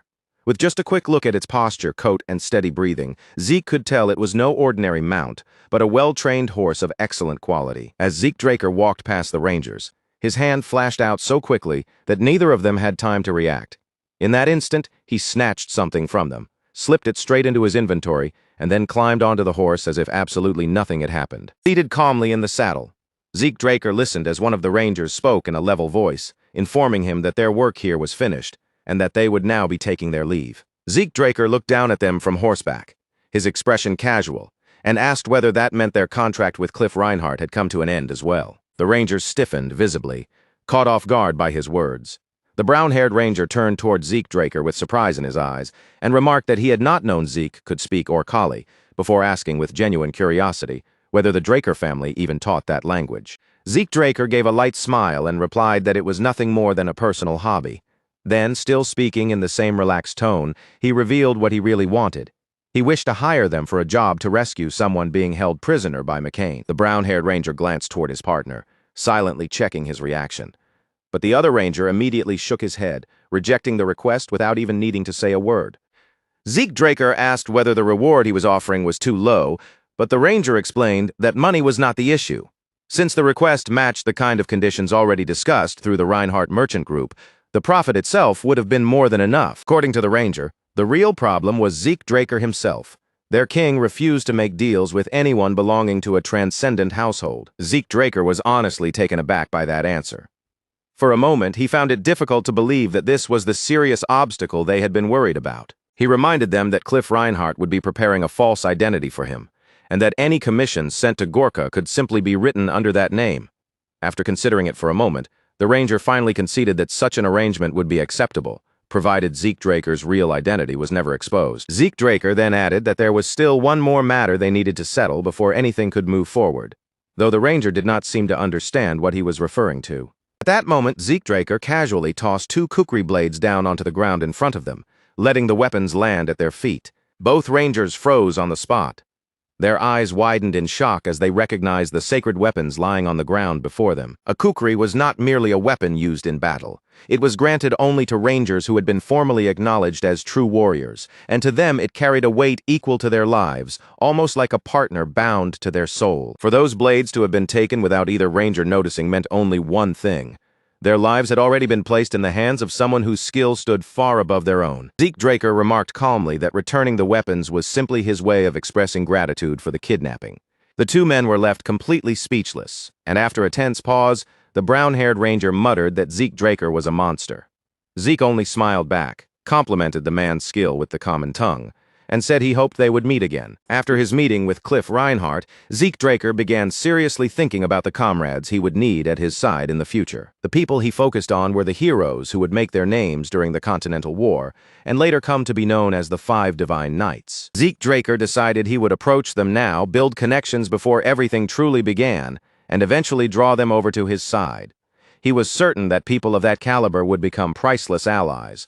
Fortunately, Dean Flaubert Borges supported him in an extraordinary way and revealed that all 5 of them had graduated from Valhalla. The real difficulty, however, was the timing. The Silent Knight, Bishop Kastek, had already graduated from Valhalla and had gone on to enter the Knight Order of the Thebia Kingdom. The Haze Knight, Joffric Solma, belonged to the graduating class, but at the moment he was away from the academy for field training. Asta Elidolf was currently on leave and refused to return to Valhalla because of her severe insomnia. Reyna Turun would not enroll until the following year, and since she was related to Zeke Draker by blood, he expected there would be plenty of opportunities to meet her later. In the end, after weighing all of those circumstances, the only person Zeke Draker could actually reach right away was Diego Villa. In the next scene, somehow, Zeke Draker found himself sitting behind a drum set, playing along with Diego Villa and his band. Zeke Draker could not clearly remember how the situation had turned into this. All he knew was that he had visited Diego Villa's club because he wanted to get closer to him. Diego Villa had immediately thrown an arm around Zeke Draker's neck, grinning brightly as he declared that Zeke had arrived at exactly the right time because the band desperately needed a drummer. First, Zeke Draker had no idea what Diego Villa was talking about, but Diego insisted that he wanted to jam, then cheerfully pushed Zeke toward the drum set while congratulating him on joining the Southern Fusion New Age Music Research Club. Still confused by the sudden turn of events, Zeke Draker began striking the drums anyway. Gradually, his movements started falling in line with the band's rhythm, and before long, he decided there was no harm in simply letting himself enjoy the music. By the time the performance finally ended, Zeke Draker looked completely exhausted, worn down from trying to keep up with Diego Villa's endless and overwhelming energy. When Zeke Draker returned to his mansion, his butler was already waiting at the entrance and greeted him with a respectful bow. Zeke Draker informed him that he was going to train, then ordered the servants not to disturb him for the time being. Inside the training chamber, Zeke Draker planted his sword firmly into the ground and sat down, turning all of his attention toward studying True Dragon's swordplay. The text instructed him to gather and concentrate the flow of aura until it pierced through his blood vessels, allowing him to move beyond the microcosmic orbit and enter the macrocosmic orbit. Zeke Draker had never come across terminology like that before, but once he studied the book himself, He finally understood why Draker had reworked the original style into the dragon-slaying arts. Every technique demanded an extreme level of aura compression and release. This was not ordinary swordsmanship meant for fighting humans. It was a style created purely to battle dragons, and its killing power reached the same level as an elemental sword. Draker rose to his feet, drew his weapon, and settled into a firm stance, his gaze fixed straight ahead with steady concentration. He released his energy and pushed himself to create a sword art that could surpass even the dragon-slaying arts he already knew. The method required him to compress his aura until it became so dense that it could not be compressed any further, building enough force to cut through a great dragon with a single strike. Following those instructions, Draker swung his blade. At that moment, Decker stepped into the training ground and saw his master's sword moving at a speed so astonishing that it immediately caught his attention. A smile spread across Draker's face as he continued performing each slash. His divine body allowed him to move at an exceptional level almost naturally, speeding up the way he absorbed and learned combat techniques. It also allowed ether to travel through his body at remarkable speed, making every movement sharper, smoother, and more fluid than before. The divine body seemed to show Draker the exact steps he needed to follow, as though the completed form of the technique had been laid out before him like a clear path. Draker followed that guidance without hesitation, and with each repeated motion, his understanding and mastery deepened faster and faster. At last, Draker raised his sword and unleashed a clean, flawless strike, refined to the point that it looked almost perfect. In that instant, he felt something shift inside him. It had not been long since he broke through his previous barrier and reached the level of a red knight. Yet now Draker realized that he was already approaching the threshold of the next stage, drawing close to the realm of a black knight. Under normal circumstances, Draker would never chase such rapid advancement because he believed that reckless growth could leave behind weaknesses that would limit him later. But the heart of Bahamut resting inside his Aether Hall resonated fiercely with true dragon swordplay, pulsing as if it had been waiting for this exact moment to arrive. That violent resonance drove Draker onward, pushing him to swing his sword again and again as he chased the strange sensation pulsing through him before it could fade from his grasp. While his body kept moving through the motions, a brilliant symbol suddenly spread across Draker's chest. Along with it, unfamiliar letters appeared, glowing with an eerie, almost otherworldly light that did not belong to any ordinary language. Draker's body stiffened in surprise as a mysterious energy surged over him all at once. It wrapped around him from head to toe, and before long even his eyes darkened completely, turning black as though something ancient had awakened inside him. Before Draker could even begin to understand what was happening to his body, a system message appeared clearly inside his mind. Bahamut's heart had reacted to Draker's true dragon swordplay, and now the memories carved deep within that heart were about to be revealed before Draker's eyes. The instant Draker understood the meaning behind those words, shock ran through him. Then, his surroundings collapsed into darkness, and his consciousness was pulled away into a place he had never seen before. At first, there was nothing around him but pitch-black emptiness. Then, from somewhere within the dark, the sound of footsteps began to approach, and when Draker lowered his gaze, he saw an enormous dragon standing before him. A figure addressed the massive beast as the Lord of Dusk, Bahamut. The man said he had come with a request, and at the sound of those words, Bahamut slowly opened his eyes. The man then took out a book and asked Bahamut to protect the true dragon swordplay he had created. Only at that moment did the identity of the mysterious figure become clear. This man was Draker. Bahamut rose to his feet, his enormous body filling the cavern with a suffocating presence. He told Draker that he had always known him to be detestable, but he had never once imagined the man was actually insane. At that moment, Draker finally understood without any doubt. The man standing before Bahamut, speaking to the dragon without flinching, was none other than Draker himself. Bahamut demanded to know whether Draker was truly planning to hand over a technique created to kill dragons to an actual dragon. Draker answered without the slightest hesitation, revealing that Kronos had already given his approval. The moment Bahamut heard that, his rage exploded. He slammed his hand down against the ground, and the energy gathered throughout the cavern began to take shape, forming enormous weapons that hovered threateningly in the air. Bahamut declared that Kronos had been deceived by humans and had lost the clear judgment required of a mediator. Realizing that Bahamut had no intention of listening calmly, Draker placed his hand on the hilt of his sword. In response, Bahamut formed even more spears above him, their sharp points filling the air as he roared that he had no faith in Kronos' rambling prophecies. The instant Bahamut finished speaking, he released the spears, sending them shooting straight toward Draker with terrifying speed. Draker drew his sword in one swift, precise motion. He met the first massive spear head-on and deflected it aside with such smooth control that it looked almost effortless. But that was only the beginning. Countless spears still remained in the air. Yet Shelturndraker did not take even a single step back, standing firm as he intercepted every weapon that came within reach. Each spear carried enough destructive force to smash the entire cavern apart and bury everything inside beneath collapsing stone. And yet, while Bahamut continued that relentless barrage, Shelturndraker calmly brushed aside every attack with measured, flawless swordplay, as if he had already read the path of each strike. Draker watched the scene in stunned awe. For the first time, he felt like he was truly witnessing the pinnacle of creation itself, the overwhelming power of draconic magic. The pressure radiating from those spears was so intense that it almost felt unreal, as though attacks of that scale should not be able to exist in the world. Draker admitted inwardly that, at his current level, he would barely be able to knock down one or two of those spears. Yet Shelturndraker endured the entire storm without faltering, and in that moment, Zeke understood that his ancestor was a monster on a completely different level. Bahamut then ordered Shelturndraker to leave his lair, warning that his next attack would be aimed at the Kronos kingdom itself. Shelturndraker remained calm and asked whether Bahamut was truly prepared to go that far, reminding him that even he would face karmic sanction. As soon as Shelturndraker spoke those words, the countless spears hanging in the air began to fade away one after another. Bahamut scoffed, dismissing karmic sanction as nothing more than a joke, and withdrew the energy he had unleashed. Raising one hand, he absorbed the remaining power scattered through the cave, then mocked Shelturndraker, asking what a mere human could possibly understand about karmic sanction.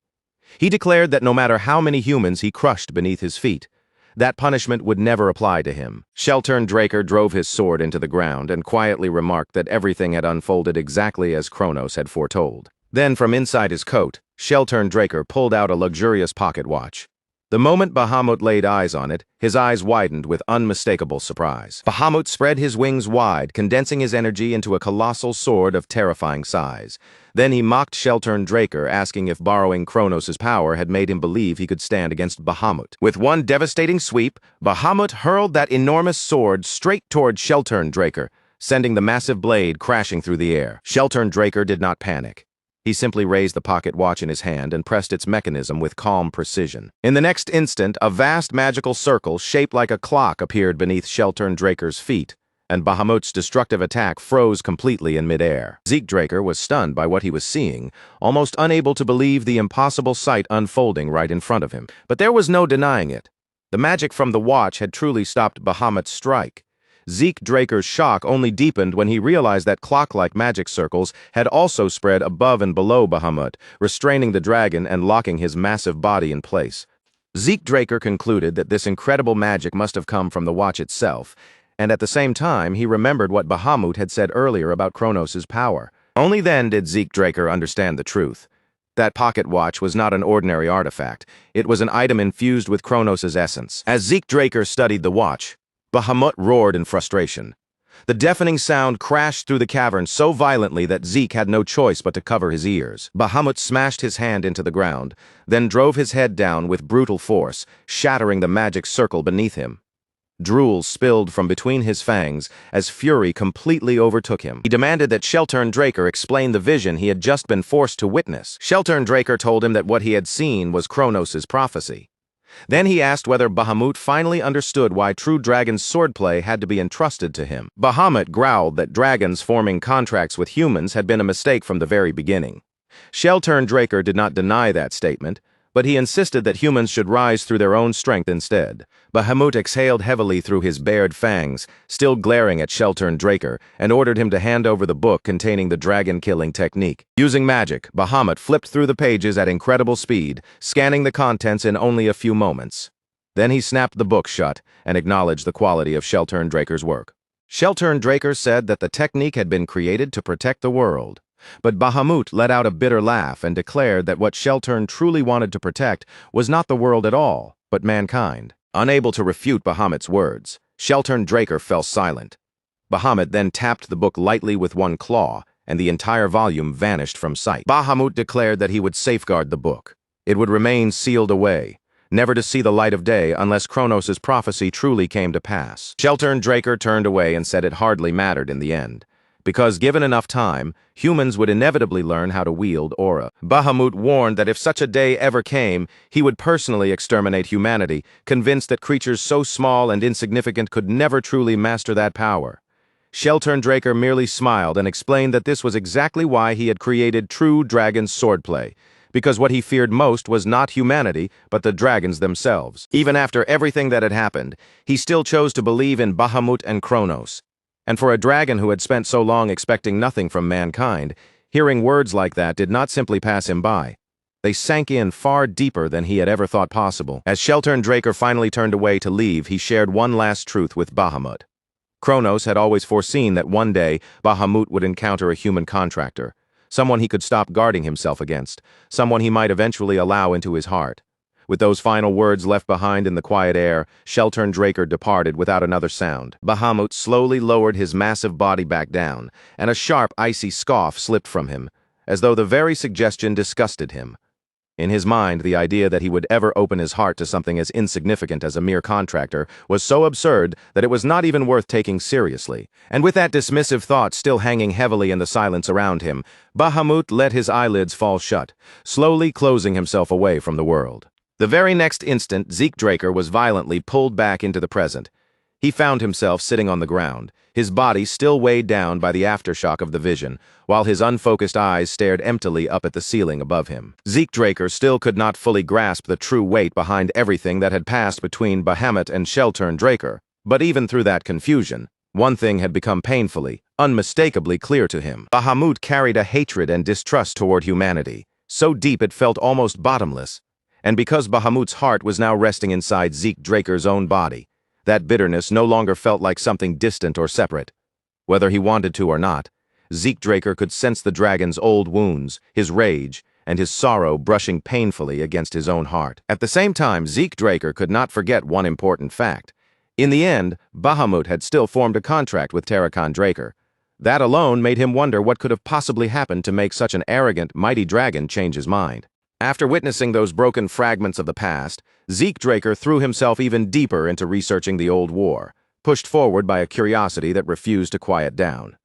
Yet the more records he examined, the more obvious it became that every historical account connected to Draker had been intentionally distorted by House Draker. In the current era, Draker's contracted dragon was remembered by the world as nothing more than an evil dragon. And because that corrupted reputation had been accepted as fact, finding even one reliable document that told the real truth had become almost impossible. While Draker continued splitting his days between investigating the past and training in true dragon swordplay, a message from Cliff Reinhardt finally reached him. Inside the letter, Cliff informed him that all preparations for the first request had been completed. Draker had only asked for a fake identity, something believable enough to stop people from questioning his movements. But when he saw that Cliff Reinhardt had arranged for him to become the deputy manager of the Reinhardt Merchant Group's southern branch, he stopped for a moment in disbelief, feeling that Cliff had handed him a position far more impressive than anything he actually needed. As Draker continued reading through the letter, a soft tapping sound suddenly came from the window. A bird was pecking lightly against the glass, and the moment he noticed the messenger pigeon waiting outside, a faint smile appeared on his face. He understood right away that Kay had finally reached her decision. Their meeting place was the Secret Garden Hotel, a hidden establishment located in Atlas, right within the syndicate's sphere of influence. On the top floor of that discreet hotel, Draker stepped into a private room, prepared away from prying eyes. Kay was already waiting for him inside the room.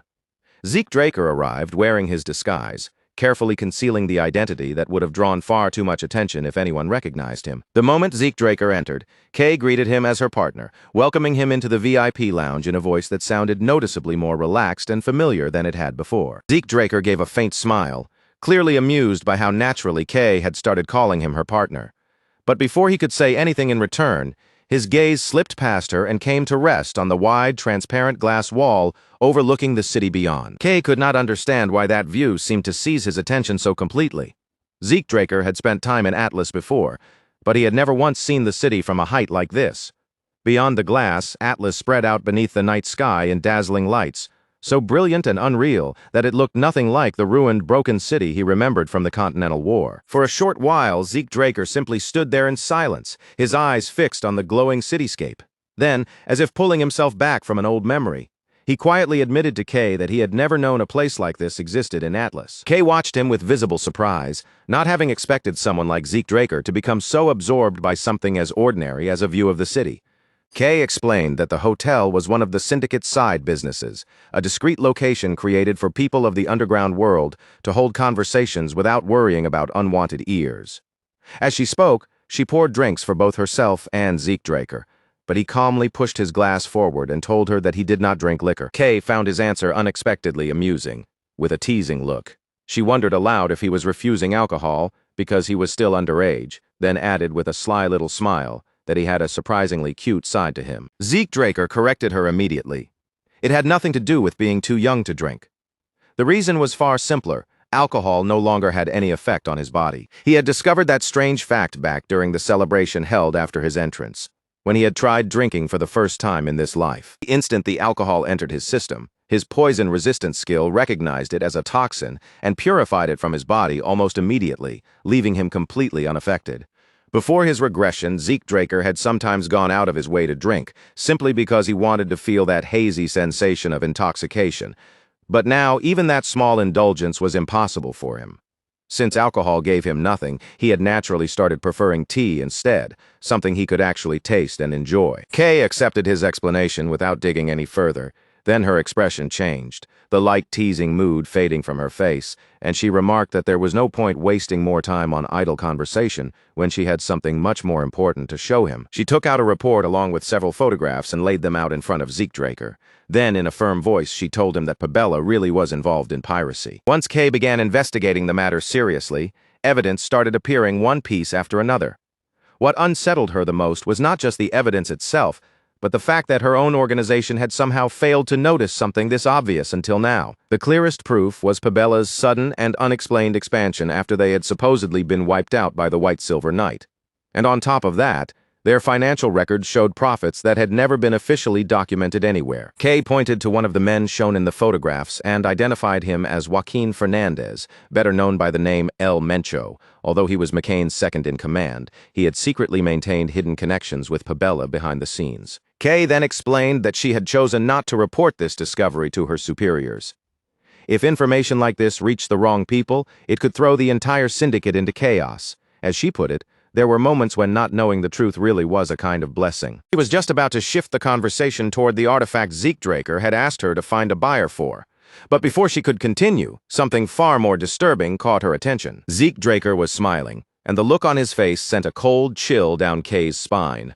Wearing that frightening expression, he thanked her for doing him an enormous favor, then calmly declared that he would now show her exactly how he intended to make her the boss of the organization. The scene then shifted to a town drenched in rain, where trains rolled steadily along the tracks beneath a heavy gray sky. Their low, rhythmic rumble cut through the wet streets as rainwater shimmered across the ground. In a narrow alleyway, Zeke Draker appeared beneath the cover of an umbrella. Standing quietly in the rain, he opened his system interface and checked his status, where the system confirmed that a portal had successfully opened at the designated location. He had accomplished this using the Minimap's portal function. It cost him a large amount of karma points, but in exchange, it allowed him to move in a way no one would even think to question. Even among the Nirvana family, one of the three transcendent families renowned for their mastery of magic, only a tiny number of people were capable of using teleportation spells. Under normal circumstances, anyone traveling between cities would have to use a large-scale portal operated by a magic tower.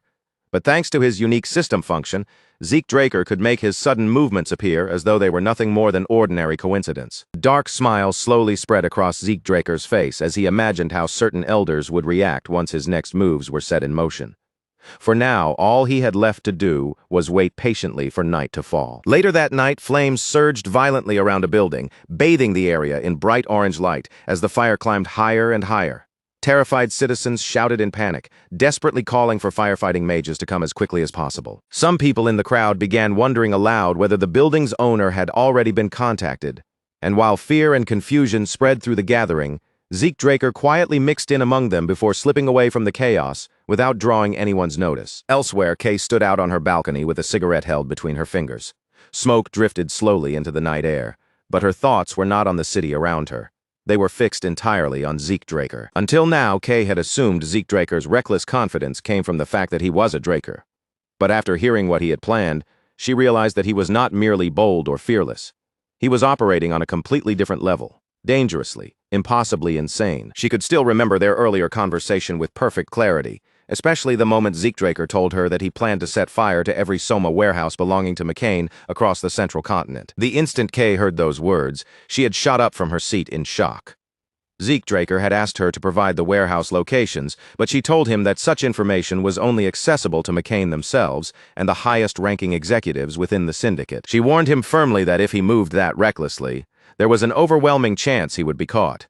But Zeekdraker dismissed her warning without the slightest sign of concern.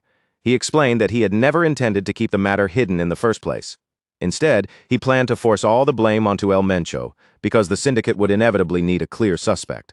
And when Kay admitted that she had not yet reported Pabella's connection to piracy, she instantly understood what he was truly trying to do. Zeekdraker praised her quick instincts, then calmly moved the glasses and drinks aside from the table. With that same unsettling smile still resting on his face, he told her that they would not even have to put in that much effort. All Kay needed to do was gather every syndicate executive connected to McCain and Pabella, neatly tie the entire matter together, and then report everything directly to Don Juan. Kay could only stare at him in horror as the full scale of Zeekdraker's plan settled over her all at once, leaving her frozen beneath the weight of what he intended to unleash. Kay's body trembled under the sheer weight of Zeekdraker's confidence.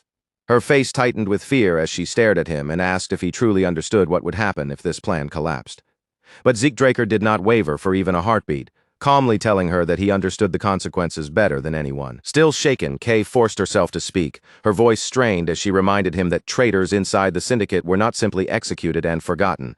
They were turned into examples, broken in ways so cruel that even death would feel like mercy compared to what awaited them. Before Kay could push the warning any further, Zeekdraker suddenly reached for a wine bottle on the table. In one violent motion, he slammed it down with enough force to shatter it against the surface, and the sharp crash burst through the room, making Kay flinch back in shock. Then Zeekdraker's voice exploded through the tense silence. Burning with anger, he demanded why any of that should matter when, in the end, every single one of those executives was going to be swept away anyway. He drove the point into her even harder, asking if she really planned to spend the rest of her life as nothing more than a low-ranked dog crawling beneath the syndicate's orders. After all, she had already accepted his proposal, the plan to rise all the way to the top and seize control of the organization itself. Zeekdraker's eyes bore into Kay like a sharpened blade as he told her there was no longer any space left for fear or hesitation. She had already set foot on this road, and from now on, her only choices were to raise the stakes and keep moving forward, or fold completely. He demanded that Kay decide, right then and there, what kind of future she wanted to claim for herself. His words hit her hard and left her visibly shaken, but somewhere deep down, Kay knew that he was not wrong. Kay reminded herself that she had never entered the syndicate just so she could spend her whole life doing the dirty work other people shoved onto her. And the man standing before her was anything but ordinary. Zeekdraker was the genius who had exposed Pabella's hidden identity when everyone else had missed it, the one who uncovered ancient ruins buried beyond the reach of recorded history, and the one who retrieved countless high-grade artifacts with an almost terrifying level of precision. When faced with that kind of ability, Kay could no longer treat this as some reckless, ordinary gamble. If she chose to follow Zeekdraker, then she had to accept that she was placing every last thing she had on the line. Then, without warning, Kay reached for the wine bottle, pulled it toward herself, and drank it down in one swift motion, as though she were burning her hesitation away and sealing her decision with fire. For a brief moment, even Zeekdraker looked surprised by her sudden action.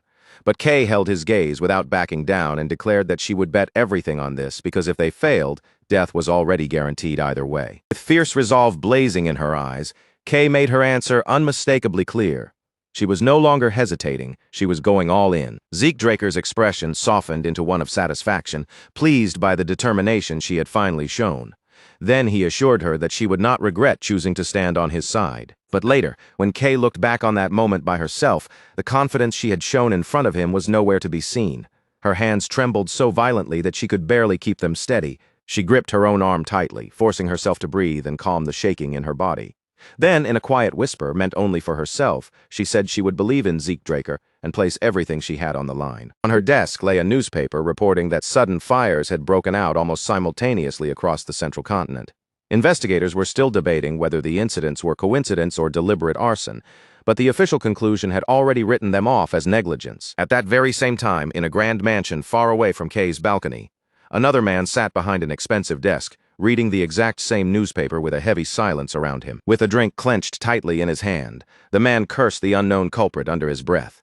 He swore that whoever had dared to burn down his warehouses would be made to suffer a slow, agonizing death. That furious man was none other than Don Juan, the feared and powerful head of the McCain cartel. Meanwhile, inside another mansion, Zeke Draker sat at a table, anxiously tapping his fingers against the surface in a restless rhythm. He muttered to himself that the semester was almost over and that half a year had already passed since he revealed he had reached the level of a Blue Knight. Zeke Draker had always expected that something would eventually come to him after making that revelation. Still, he had not imagined that it would arrive quite this quickly. The invitation to the promotion celebration banquet left him feeling uneasy. Among young Drakers, this kind of banquet was held when someone crossed the wall from being a yellow swordsman and officially stepped into the rank of a true knight. Even within House Draker, reaching the level of a purple knight or a blue knight usually happened around the age of 20. Because of that, the promotion celebration was treated almost like a Draker-style debutante, a formal occasion where one's name and status were announced to the world. Zeke Draker thought back and realized that it had been nearly 3 years since he had last stood face-to-face with the Patriarch. At this point, all he could do was hope that the entire event would pass without trouble. Before long, the scene shifted to the central banquet hall of the Four Seasons Fortress, where the celebration was about to unfold. There, the Patriarch stood, dressed in white, his presence calm and dignified as he spoke with the honored guests who had gathered for the occasion. In the middle of the gathering, Abel Draker approached him and offered a respectful greeting. The Patriarch turned toward his son, and his expression warmed as he welcomed him. Abel Draker glanced across the banquet hall, taking in the crowd of prominent faces, before remarking that this was the first time he had ever seen so many distinguished figures gather for a promotion celebration banquet. His father agreed without hesitation and explained that such attention was only natural. After all, everyone's eyes were now fixed on Zeke Draker, the youngest person on the entire continent to reach the rank of Blue Knight. Abel Draker immediately understood the quiet sting hidden beneath his father's words. Before Zeke Draker had appeared and shattered expectations, that record had belonged to him. The Patriarch then reminded Abel Draker that he needed to prepare for the rite, since Zeke Draker would be arriving very soon. He added that it was a shame they could not talk longer, especially after being apart for so much time. Abel Draker bowed with controlled respect and told his father not to worry, while the Patriarch smiled and instructed him to enjoy the evening. But as Abel Draker watched his father walk away, the polite expression on his face slowly faded. Deep within his eyes, a dark flicker of hatred began to burn. Outside the banquet hall, Zeke Draker walked beside his master, Duke Draker. Zeke Draker wore the formal attire of House Draker, while Duke Draker, dressed in a suit, looked far more proper and restrained than usual. Zeke Draker mentioned that he rarely saw his master at home these days. Duke Draker answered bitterly, complaining that the Patriarch had been working a retired man to the bone, leaving him with barely enough time to return home, and as if that were not enough, he had even been forced to serve as Zeke Draker's escort despite already being buried in responsibilities. Duke Draker grumbled on, saying the Patriarch had justified the order by claiming that, on such an important day, it was only proper for a master to personally escort his disciple. From the sharp irritation in his master's voice, Zeke Draker quickly understood the real reason behind Duke Draker's sour mood. He was exhausted, overworked, and clearly running on very little patience. Curious about their destination, Zeke Draker asked if they were heading to the Spring Garden. Duke Draker confirmed it, then reminded him that the Spring Garden was the only area inside the Four Seasons Fortress where outsiders were allowed to enter. As they continued walking, Zeke Draker found himself thinking about the structure of the fortress, which was divided into 4 major facilities, each one serving a different role within House Draker. The Spring Garden was used for ceremonies, receptions, and formal gatherings where guests from outside House Draker were invited in. The Summer Lock was the place where most of House Draker's business affairs, administrative duties, and internal operations were handled. The Autumn Fell served as the ceremonial hall for rites conducted within the household itself, including important events such as formal knighting ceremonies. And finally, the Winter Keeps protected the rare artifacts that House Draker had collected throughout more than 1,000 years of history. For Zeke Draker, this was the very first time he had ever entered the Four Seasons Fortress. In his previous life, he had already been expelled from the academy by this point, so he had never once been given the chance to stand in this place. When they arrived at the entrance, Duke Draker explained that only the central figure of the event was permitted to pass through those doors. Duke Draker placed a firm hand on Zeke Draker's shoulder and admitted that he would not be able to accompany him inside, since there were other matters he had to take care of. Before sending him in, Duke Draker told his disciple to stay strong, keep his mind steady, and do the best he could once he stepped inside. Zeke Draker smiled, genuinely warmed by the concern his master was showing him. Then he laughed softly and said that Duke Draker was worrying far too much. Duke Draker laughed in return and told him that, to be honest, he would be satisfied as long as his disciple managed to get through the event without causing some kind of scene. As Zeke Draker drew near the entrance, a brilliant fanfare suddenly burst through the hall. The sharp sound of trumpets sliced cleanly through the low murmur of conversation, announcing his arrival before he had even fully stepped inside. Right after the music rang out, the herald's powerful voice carried across the banquet hall, proudly declaring that the star of the evening had arrived. In that instant, the scattered conversations fell away one by one, and countless pairs of eyes turned directly toward Zeke Draker. The musicians lowered their instruments in perfect order and shifted into neat formation, opening a formal path to welcome him. With the full weight of the hall's attention pressing down on him, Zeke Draker stepped inside and began descending the stairs at a slow, composed pace. A ripple of gasps and hushed whispers quickly spread among the guests. None of them could easily accept that a boy who was only 15 years old had already reached the level of a blue knight. Some murmured that this must be the overwhelming power of a golden light, pure-blood awakener, while others whispered that Zeke Draker had not only broken Abel Draker's record as the youngest Blue Knight, but had also exceeded Abel Draker's achievements at the Academy. Zeke Draker moved forward through the watching crowd and knelt before Arthur Draker.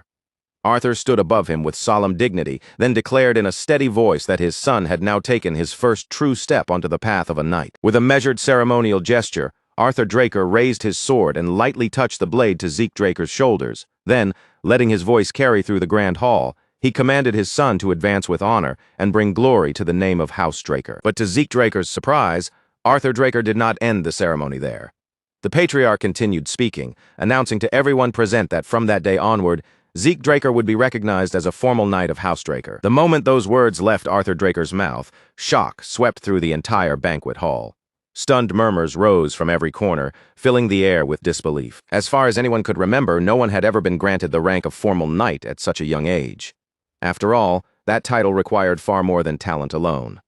The Drakers, blessed with aura, could often reach Purple Knight or Blue Knight earlier than others, but House Draker had always placed actual accomplishments above mere aura proficiency. Even Abel Draker, who had once been celebrated as the youngest Blue Knight in history, had still needed 3 full months of effort to gather enough achievements before receiving official recognition. Arthur Draker's announcement overturned that precedent completely. And yet, despite the shock spreading through the hall, no one dared to raise an objection, because the authority to grant such a rank belonged to the patriarch alone. Zeke Draker remained kneeling in place, his posture steady on the outside, while inside he struggled to understand what his father was truly thinking by making such an unexpected decision. Arthur Draker smiled broadly as he introduced his son with unmistakable pride before the gathered guests. He spoke of Zeke Draker's golden light awakening, his unprecedented achievement as the youngest Blue Knight, and even said that one day Zeke Draker might surpass him. Then, as if catching himself, he made a light-hearted comment about not wanting to sound like too much of an overly doting parent, and laughter spread throughout the hall. Arthur Draker then lifted his glass of wine high into the air. In a clear voice, he prayed for Zeke Draker's blessed future, for peace across the continent, and for the eternal glory of House Draker. His words rang out beneath the high ceiling of the grand banquet hall, and in response, every guest raised their glass together in perfect unison. Zeke Draker lowered his head, maintaining the proper posture expected of him before the crowd. But inwardly, his gaze turned cold, filled with disbelief as he watched his father put on such a convincing performance. He could not erase the memory of how indifferent Arthur Draker had been when he was exiled in his previous life.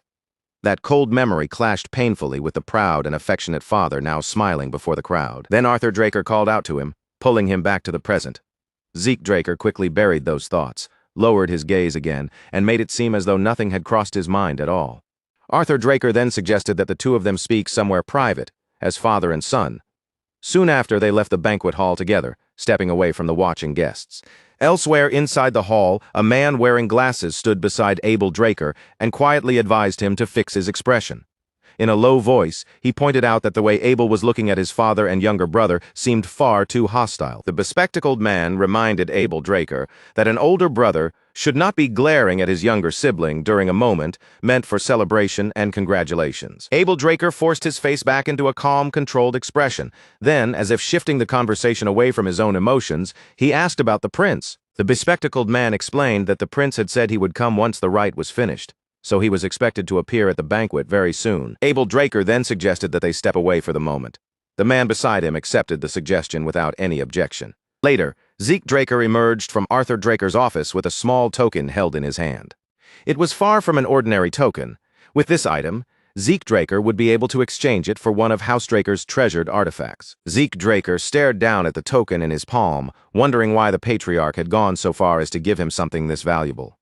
But after thinking for a moment, he decided there was no real use dwelling on it too deeply. He began making his way back toward the banquet hall, thinking about how the celebration was supposed to continue for several more days. Just imagining the long stretch of forced smiles and formal manners made him doubt whether he could keep a proper expression the entire time. Zeke Draker quietly reflected that the life of nobility truly was not something just anyone could endure. While that thought was still passing through his mind, someone called out to him.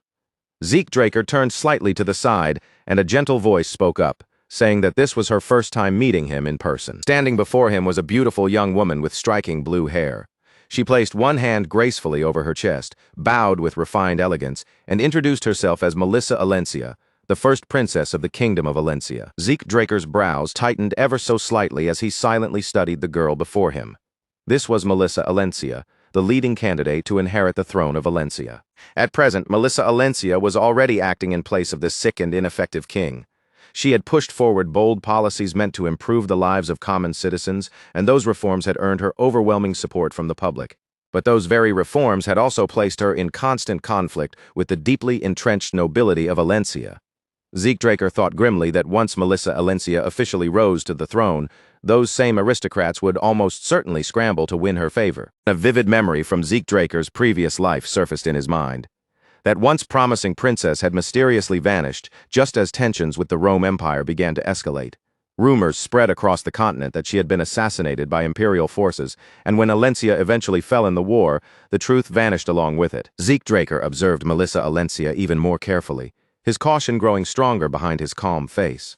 In this life, she had been keeping a low profile, but if she was willing to appear at such a formal gathering, then perhaps the flow of fate had not shifted as much as he wanted to believe. A sharp glint flashed through Zeke Draker's eyes as he remembered something Cliff Reinhardt had once told him about the royal family of Alencia. His gaze returned to the blue-haired princess, who continued smiling kindly at him. But beneath Zeke Draker's composed expression, quiet suspicion began to stir. Zeke Draker placed one hand over his chest and bowed with polished respect. Wearing a dignified smile, he stepped forward and told Melissa Alencia that it was an honor to meet her, extending his hand with practiced grace. He spoke smoothly of her reputation and of the privilege of having her attend the banquet. His composed voice blended naturally into the soft hum of conversation moving around them. But Zeke Draker's words were not simple flattery. He acknowledged her reforms as something far beyond shallow gestures of goodwill, speaking as though he understood the careful budgeting, planning, and execution required to make those policies a reality. Melissa Alencia was caught off guard for a brief moment. She seemed nearly speechless, surprised by how clearly Zeke Draker understood the hidden difficulties behind the work she had been carrying. She gently covered her mouth with a faint smile, quietly realizing that the rumors describing Zeke Draker as someone unlike anyone else had not been exaggerated. In a soft and sincere voice, Melissa Alencia admitted that she was genuinely touched to meet someone who understood just how difficult her position truly was. After offering him another elegant bow, Melissa Alencia excused herself with graceful restraint. She said she could not monopolize the guest of honor for too long, then prepared to take her leave. Zeke Draker's eyes narrowed slightly as he noticed the subtle, uncomfortable glances being directed toward the two of them from around the hall. Most of the guests continued chatting as if nothing unusual had happened, but a few lingering looks remained fixed on Zeke Draker and Melissa Alencia, watching them more closely than before. Melissa Alencia gently reassured him before leaving, saying that she was certain they would meet again someday under better circumstances. Zeke Draker offered her a polite farewell and watched as she walked away with calm, elegant steps. Only after Melissa Alencia had disappeared from his side did he let out a quiet sigh of relief. Although Zeke Draker had maintained a calm and composed expression throughout the evening, the exhaustion was already pressing heavily down on him. Banquets like this had never suited him. Honestly, he would have much rather been sparring with Kaiser instead. All at once, heavy footsteps began echoing across the floor, each one landing with sharp, deliberate weight. A second later, the unmistakable clatter of metal armor rang through the banquet hall, cutting through the elegant atmosphere like a warning bell. Zeke Draker's expression darkened the instant that sound reached his ears. Someone had entered a formal banquet, dressed in full armor, and that single detail was strange enough to make him sharpen his guard. Then a loud, booming voice rolled across the hall. powerful enough to seize the attention of every guest in the room at once. At the same time, a crimson cape swept through the air with dramatic flair, turning the entrance into something far more theatrical than a simple arrival. A man in gleaming armor strode forward with absolute confidence, a long sword hanging at his hip. Around him, a group of knights followed closely, making his appearance even harder to ignore. Everything about him was bold, exaggerated, and impossible to overlook, with confidence written plainly across his face. He addressed Draker directly, acknowledging him as the youngest Blue Knight in history. The man was Callus Nerva Constantinus, the fourth prince of the Rome Empire. And in Draker's previous life, he was the very person who had joined hands with Draker and helped set the Great Continental War into motion. Callus Nerva Constantinus introduced himself with grand, overflowing bravado, each word dripping with imperial pride and an almost unbearable sense of self-importance. But Draker did not allow even the slightest crack to appear in his composure. He placed one hand over his chest and bowed with proper respect. Yet he deliberately left the prince's extended hand untouched. For just a brief moment, Callus Nerva Constantinus's face stiffened at the quiet rejection. Still, he quickly forced a strained smile back into place, then threw an arm around Draker's shoulders with exaggerated friendliness, acting as if the two of them had been close companions for years. Then, carrying on with the same loud, flamboyant energy he had brought into the hall, the prince demanded wine. Callus Nerva Constantinus declared that this was a historic meeting between the most charming man in the entire empire and the future strongest knight on the continent. As red wine was poured and glasses were lifted, Draker accepted his own glass without letting any disturbance show on his face. But around them, uneasy murmurs began spreading quietly among the guests. Some whispered that Draker was still too young and had accepted the prince's gesture far too readily. Others muttered that Callus Nerva Constantinus was behaving far too recklessly, showing almost no caution even while standing before Draker. The prince merely laughed even louder, as if the tense atmosphere amused him. Brushing it all aside, he declared that they should drink until they could no longer stay on their feet. Before Draker could respond, Draker stepped into the scene and greeted the fourth prince with a respectful bow. Callus Nerva Constantinus welcomed him warmly and tried to drag him into the revelry, but Draker calmly suggested that they speak in private instead, pointing out that there were far too many eyes watching them inside the hall. Callus Nerva Constantinus hesitated for a moment, as if reluctant to abandon the spectacle, but eventually agreed. Before leaving, he looked back at Draker and apologized, promising that next time they would drink together beneath the moonlight and raise a toast to the legends of the Dragon Slayers. With that, Callus Nerva Constantinus left the hall with his entourage trailing behind him, and Draker went along with them. Once they were gone, the banquet hall fell into a tense silence, broken only by the uneasy whispers drifting through the crowd. Guests soon began murmuring among themselves, commenting on the prince's strange behavior and praising Draker for handling the situation so smoothly. Draker listened without saying a word, his expression darkening as he realized that all that admiration was now being directed toward Draker. What bothered Draker even more was the timing. The connection between Draker and the fourth prince seemed to have formed much earlier than the timeline Kay had once reported to him. Their casual familiarity made it clear that the two had been tied together for quite some time already. To Draker, that was a grim warning sign that the Continental War might begin sooner than he had originally expected. Later, inside a grand building bathed in sunlight, Draker stood quietly while looking down at the badge resting in his hand. It was a badge that could be exchanged for internal reports belonging to Draker. As he stared at it, he thought back to his private meeting with Draker, remembering how the Patriarch had casually asked about his progress toward becoming the strongest on the continent. Draker's words had sounded friendly, and on the surface his tone had seemed harmless. But Draker could clearly feel the hidden pressure buried beneath that gentle way of speaking. Draker had then insisted that Draker call him father whenever they were alone. That request stirred up an unpleasant memory of Carly Draker once making an eerily similar demand. As Draker thought through the situation, he realized that Draker was already acting boldly enough to gather elders to his side. Carly Draker had sensed the danger and was already preparing countermeasures. Draker, however, appeared either completely unaware of it or deliberately pretending not to notice. Because of that, Draker could only assume that the Patriarch was quietly aligned with Draker for his own safety. He decided it was better to treat that suspicion as the truth, so he answered Draker with careful calm and addressed him as father. Draker gave a faint smirk, almost as if Draker's response amused him. Then he slid a token across the table toward him. Draker explained that the token could be exchanged for one of the treasures stored inside the Winter Keeps, a place known across the continent for housing rare and ancient relics. However, he also warned Zeke Draker that among those treasures were many useless objects pretending to be valuable items. If Zeke Draker wanted something worthwhile, he would need to choose with care. Zeke Draker accepted the token without showing much emotion and calmly replied that he would remember Arthur Draker's warning. Later, at the Winter Keep Sanctuary inside the Four Seasons Fortress, Zeke Draker stood silently with the token in his hand. He still had no idea what kind of scheme Arthur Draker had in mind by granting him access to such a place. But as Zeke Draker clenched the token tightly in his palm, a fierce, exhilarated smile spread across his face. Whatever Arthur Draker was planning, Zeke Draker had already decided that he would make full use of every resource placed within his reach. And so Zeke Draker stepped into the winter keeps of the Four Seasons Fortress, entering the treasury of the Dragon Slayers to claim an artifact for himself. As Zeke Draker entered, a female caretaker greeted him with polite composure, saying they had been waiting for his arrival. The interior was elegant yet imposing, carrying a refined, almost royal atmosphere, and the vault door ahead was so enormous that an entire group could have walked through it side by side. The caretaker then asked him to follow her so she could briefly explain how the storage facility operated. She explained that the Draker treasury currently held roughly 17,000 rare artifacts. As long as Zeke Draker had the required number of tokens, he could exchange them for as many items as he was qualified to claim.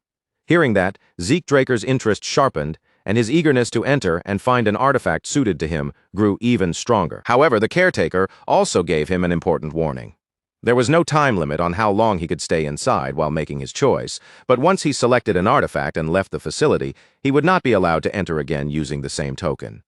He had to keep that in mind and choose wisely. Zeke Draker understood her explanation, but the complete lack of visible security caught his attention. When he entered, he noticed there were no guards stationed nearby, even though countless rare artifacts were stored inside. The caretaker calmly told him that guards were unnecessary, and when she saw his confusion, she explained that the security magic placed over this location was on the same level as the magic protecting the Patriarch's study. On top of that, every relic kept in storage was being tracked by magic, making theft practically impossible.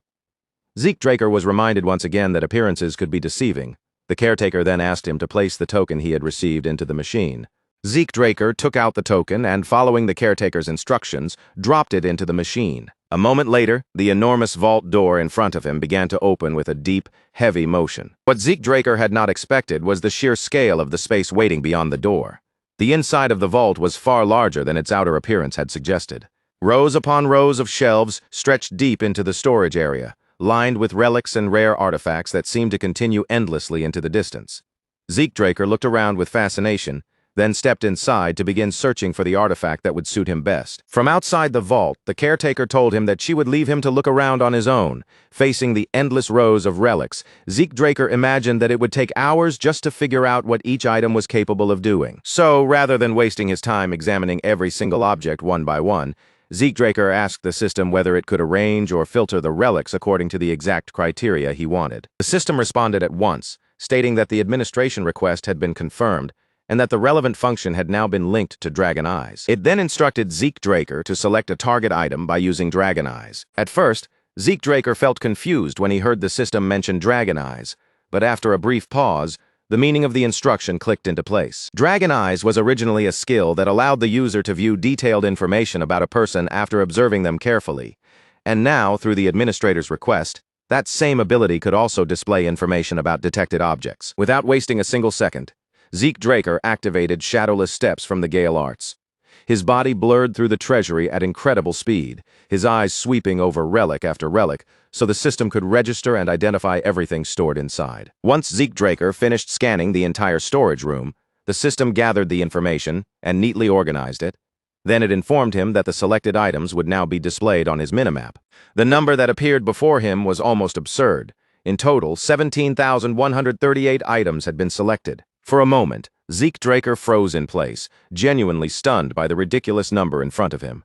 He had never imagined there would be that many possible candidates, but since he could only choose one item, he quickly told the system to remove anything that was not a true artifact, including ordinary objects and consumable items. The system responded immediately to his command, sorting through the massive list exactly according to Zeke Draker's instructions. Even after that first filter, 9,032 items still remained.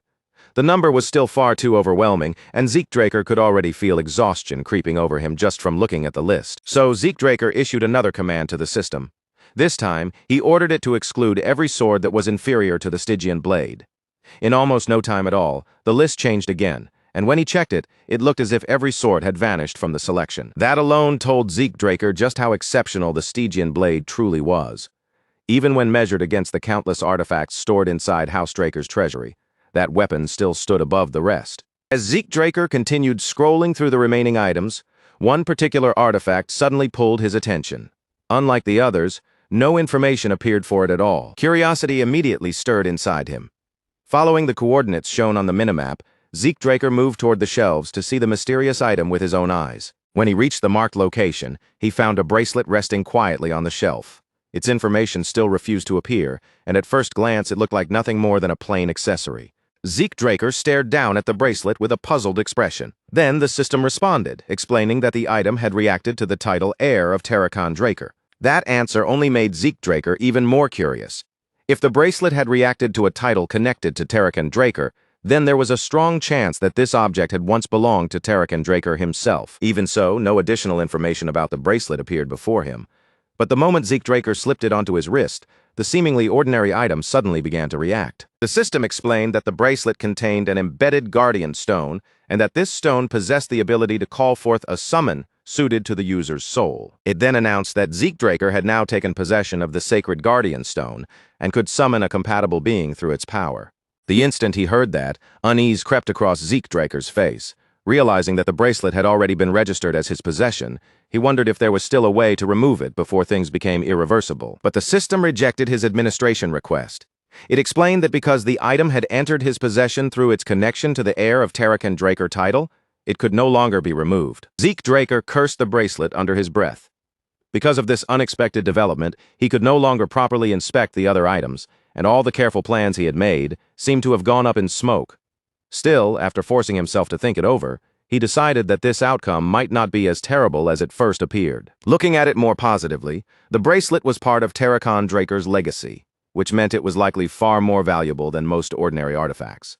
With that thought in mind, Draker asked the system to activate the bracelet's properties, and the system replied that it was activating the sacred guardian stone and searching for a summon suited to the user's soul. Suddenly, lightning flashed through the storage room, filling the quiet treasury with crackling blue light. The system announced that the summoning process had begun, and because the blessing of the fairy monarch was ranked even higher, a holy beast had also been included in the search parameters. Draker stood still and waited as the gathering energy swirled around him. Then the system confirmed that it had successfully found a holy beast compatible with the user's soul and began the summoning process. In the next instant, the entire room erupted with lightning. Amid the dazzling flashes of blue light, a holy beast appeared before Draker. The system announced that the holy beast, a draconic steed, had been successfully summoned. Draker stared at the holy beast in complete fascination, his eyes fixed on the majestic creature now standing before him. First, he had obtained Bahamut's heart and fang, and now he had gained an artifact capable of summoning a holy beast. Draker could not help wondering just how many unbelievable things Draker had once possessed. The beast, however, showed no hostility toward him at all. Instead, it approached Draker with surprising friendliness, almost as if it wanted him to reach out and pet it. As Draker looked at the creature, he felt a strange sense of familiarity. It did not feel like they were meeting for the first time. It felt more like they had finally reunited after a very long separation. Rather than waste time overthinking that feeling, Draker decided to give the holy beast a name. He named it Bucephalus. Bucephalus seemed to love the name right away.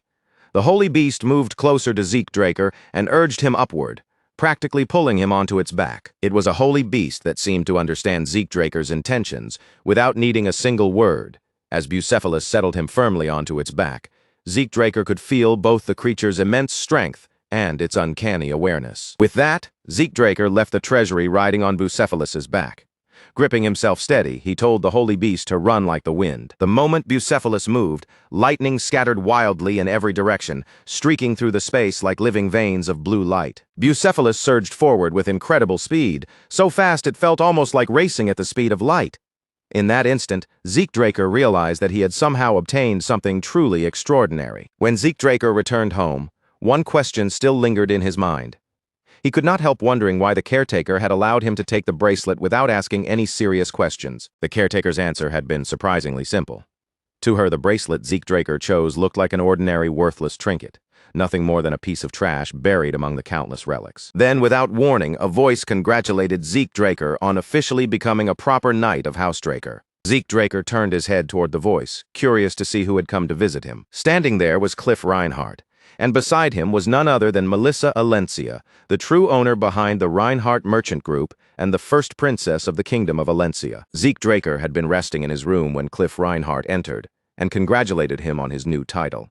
But Melissa Alencia's presence made this visit far more important than a simple courtesy call. Zeke Draker addressed her as the first princess of the Kingdom of Alencia and stated plainly that she was also the true head of the Reinhardt Merchant Group. Melissa Alencia let out a soft laugh, clearly amused that Zeke Draker had already seen through her real identity. After all, Princess Melissa Alencia had recently reduced her involvement in foreign affairs, and yet she had still appeared in person at Zeke Draker's promotion banquet. Unfortunately for her secrecy, that timing lined up almost perfectly with the moment the Rose disease patient was completely cured after Cliff Reinhardt received Zeke Draker's medicine. Those clues connected far too neatly. For Zeke Draker, they were more than enough to uncover the truth behind Melissa Alencia's connection to the merchant group. Melissa Alencia accepted his conclusion without hesitation. She said that if Zeke Draker already knew that much about her, then there was no need for a formal introduction, and they could simply move straight to the real reason she had come. She then told Zeke Draker that she had urgently requested this meeting because she needed his assistance. Zeke Draker's curiosity sharpened, and he asked what kind of assistance she meant. Sitting across from him, Melissa Alencia calmly replied that before she explained, he should first examine the document she had brought. Melissa Alencia added that Rose disease had recently appeared along the borders of the Kingdom of Alencia, and the documents she handed to Zeke Draker contained the analysis results produced by the Nirvana family. Zeke Draker quickly scanned through the document, reading every line with sharp focus.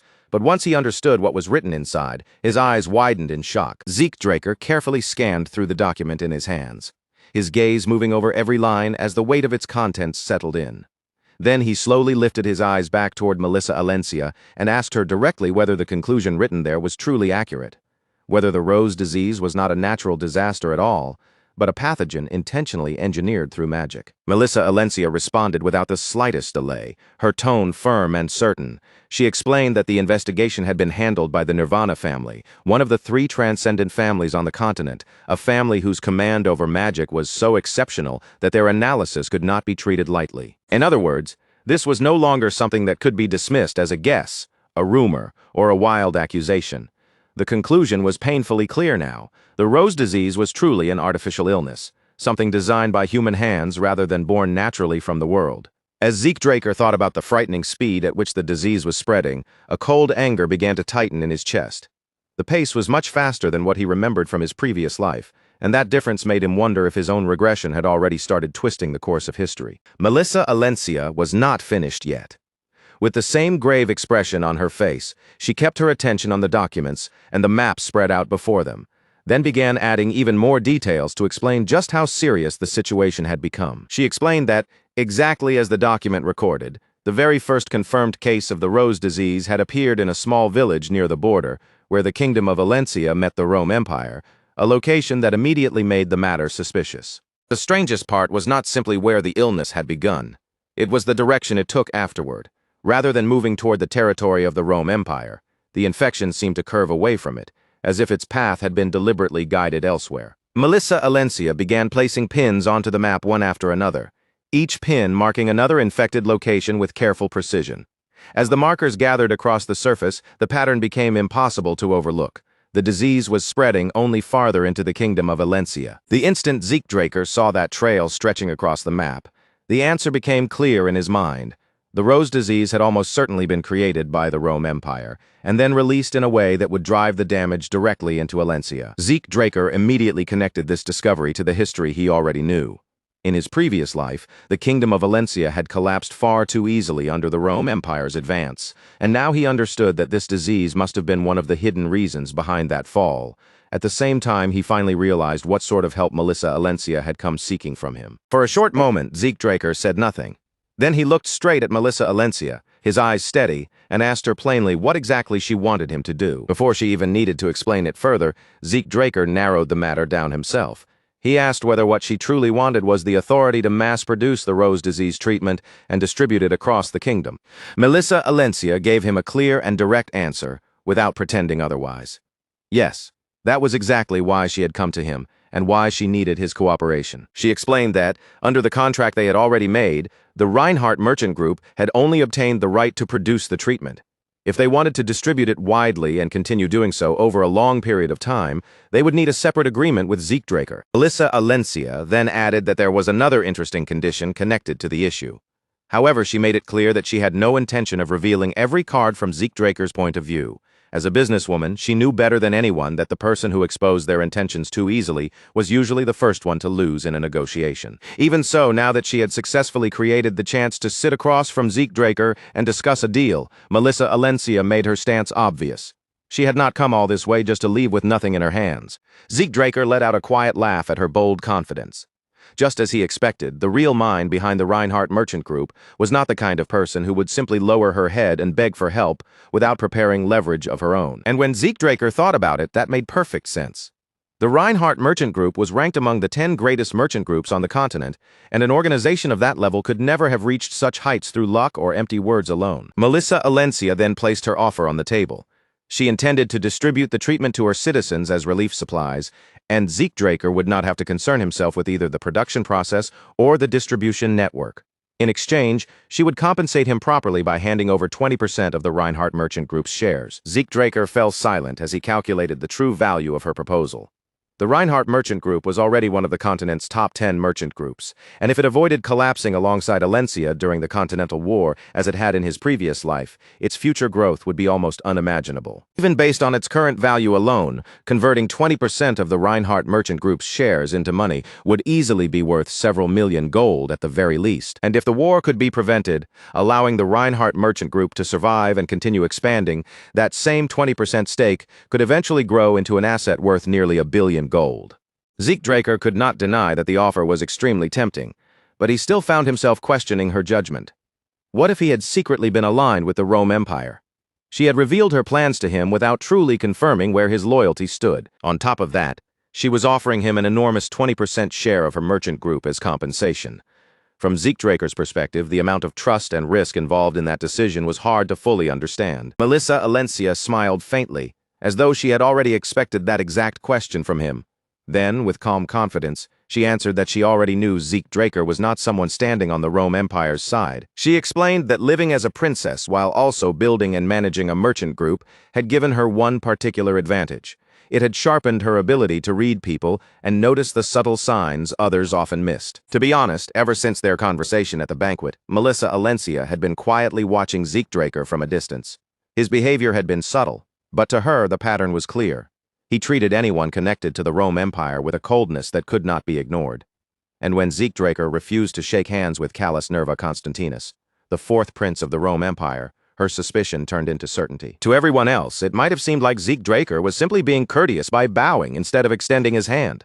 But Melissa Alencia saw something else in that gesture. It felt like instinctive rejection, almost disgust, as if he could not even bring himself to touch Callus Nerva Constantinus. That was the moment she knew Zeke Draker was not aligned with the Rome Empire. Zeke Draker could not help but feel genuinely impressed. Melissa Alencia had managed to read far more from his smallest movements and restrained reactions than most people would ever have noticed. Then Melissa Alencia addressed the matter of money as well. Her expression grew firmer, and her voice carried a quiet resolve as she said she would do everything within her power to save her people. The moment Zeke Draker heard those words, his thoughts drifted to Alicia, the Queen of Alencia, who had once given up her own life without hesitation for the sake of the people she ruled. To Zeke Draker, Melissa Alencia seemed strikingly similar to Alicia.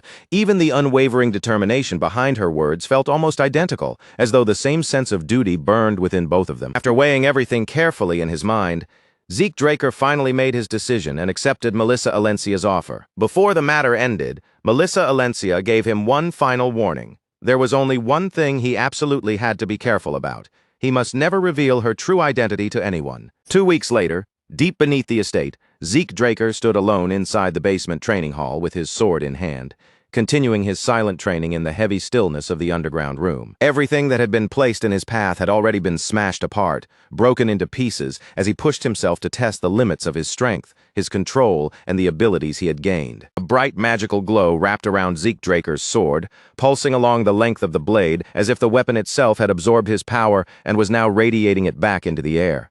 When Zeke Draker finally brought his movements to a stop, he lowered his sword slightly and shifted his attention toward the status window in front of him. By this point, he had already mastered True Dragon's swordplay, a skill powerful enough to have reached the impressive rank of S. It had taken him roughly a month to reach that level and earn such a title, an achievement so absurdly fast that for almost anyone else it would have been impossible to believe. The system screen laid out everything he had accomplished so far, showing the quest he had completed along with the rewards that were now waiting to be claimed. Among those rewards, Zeke Draker received a time bonus as well as the Chronos Kingdom Relic Radar. He also obtained 2 random boxes, which helped make up for the points he had spent when he burned down McCain's storeroom. Zeke Draker checked the Chronos Kingdom Relic Radar immediately, expecting it to guide him forward, but he soon discovered that he could not simply head straight to the corresponding coordinates just yet. The system informed him that before those coordinates could actually be activated, he first needed to find a seal capable of unlocking them. A message appeared across the screen explaining that once Zeke Draker located the scattered seals, he would be able to activate the radar. The positions of those seals had now been linked to his interface and were visible on the minimap. On the minimap, 2 of the seals were marked near the central area, while another appeared farther toward the north, and 1 more was positioned toward the south. Since each seal was separated by a considerable distance, Zeke Draker immediately understood that tracking all of them down would take a fair amount of time and effort. But as he studied the map more closely and considered the distance between each marked location, an idea suddenly came to him, one that might make the entire search far easier. Zeke Draker remained in the basement training hall of his mansion, still standing amid the broken traces and harsh marks left behind by his intense training. Just then, the system panel appeared in front of him once again, revealing that he had received another reward. This time, however, the reward was not an item or tool, but only a title. Together with that reward, Zeke Draker also received a new linked quest. The goal was to track down the scattered seals of the Chronos Kingdom and restore each one to its original condition. But what really made him pause was the strange note about treasures from the treasury being treated as part of the reward once the seals were restored. Even so, Zeke Draker remembered that there were artifacts in the world capable of reacting to certain titles, which meant this new title might also be hiding some special function he could not see yet. Since the quest had no time limit pressing down on him, he chose not to rush, quietly setting the matter aside for now. For the moment, Zeke Draker decided it was better to keep his attention on the problems already standing right in front of him. The Chronos Kingdom seals could wait. He could track them down gradually, one by one, after the more urgent matters were dealt with. After leaving the training hall behind, Zeke Draker received a reply from Kay. It had already been some time since he had last dealt with the troublesome people waiting for him in the south, so he decided that now was the right moment to head back there. Zeke Draker changed into a different set of clothes and soon arrived at Port Golfa, a port town located on the southern continent. There, he blended into the surroundings under the identity of Zeke Murray, carefully wearing that role as naturally as possible. As the guards escorted him through the bustling port, the salty scent of the sea drifted in on the wind and brushed past him. But beneath that familiar ocean air, Zeke Draker also caught the sharp, unmistakable smell of blood, and that alone told him the South had not changed one bit. The guards lowered their heads and saluted him with visible excitement, clearly honored by the rare opportunity to walk beside the vice branch manager of the Reinhardt Merchant Group's southern branch. Their faces practically shone with pride as they escorted him forward. They warmly cheered him on and even said they hoped they would have the chance to meet him again someday. But Zeke Draker had no desire to attract attention. All he wanted was to move through the area normally, without revealing anything unnecessary about himself. While continuing along the port, Zeke Draker quietly compared the South he remembered before his regression with the South now standing before him. Then, from somewhere ahead, the Northern Rangers began approaching him. One of the Northern Rangers commented that the merchant outfit suited him better than expected. But Zeke Draker did not bother reacting to the compliment. Instead, he went straight into the matter at hand and asked whether they had followed his instructions and carried out the plan properly. One of the Rangers answered at once, saying everything had been handled exactly as ordered. He then added that on the day of the operation, they would use the confusion to slip in and rescue the girl McCain was keeping imprisoned. Zeke Draker seemed confident that his men had already studied the plan in detail. Even so, he reminded them that whether they were guarding the target or escorting her out, not even the smallest mistake could be allowed, and they had to remain alert until the very end. The Ranger promised that they would do exactly that, but then admitted there was something they still could not stop wondering about. Perhaps it was to prevent any information from leaking, but they still had not been told what would create the chaos during the operation. All they knew was that some major incident was supposed to happen in the South soon. Zeke Draker told him plainly that it would not be anything festive, like a celebration or a festival.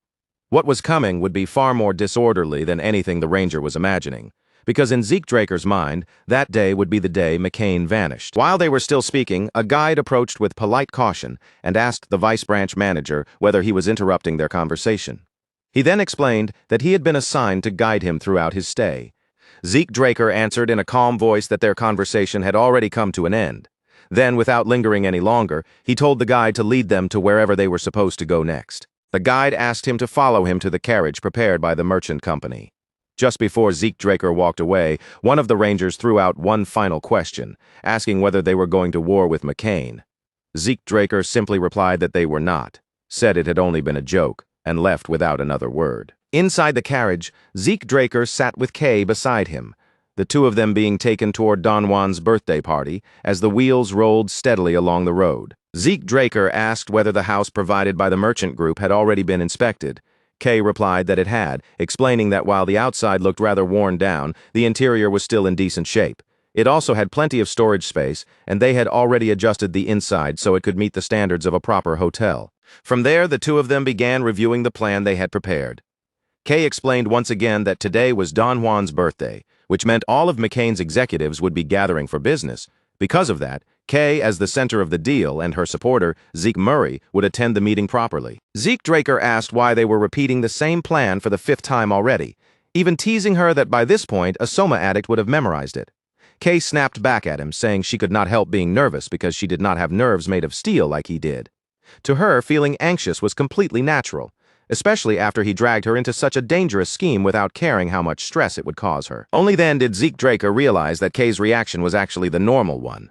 He had become so accustomed to danger that he had barely considered how terrifying this whole situation would feel to someone standing in Kay's position. Kay even asked what would happen if their enemies somehow discovered that they were the ones responsible for burning down McCain's Soma warehouse. Rather than comforting her, Zeke Draker chose to tease her even more. He said that McCain usually paralyzed traitors first, then abandoned them in Shock Dragon Swamp to die. The second Kay heard that, fear spread across her face, and she began panicking over the possibility that they might still be caught despite all their careful preparations. Zeke Draker did not give her any chance to calm herself. Instead, he pushed the joke further, saying things would be even worse for a mage.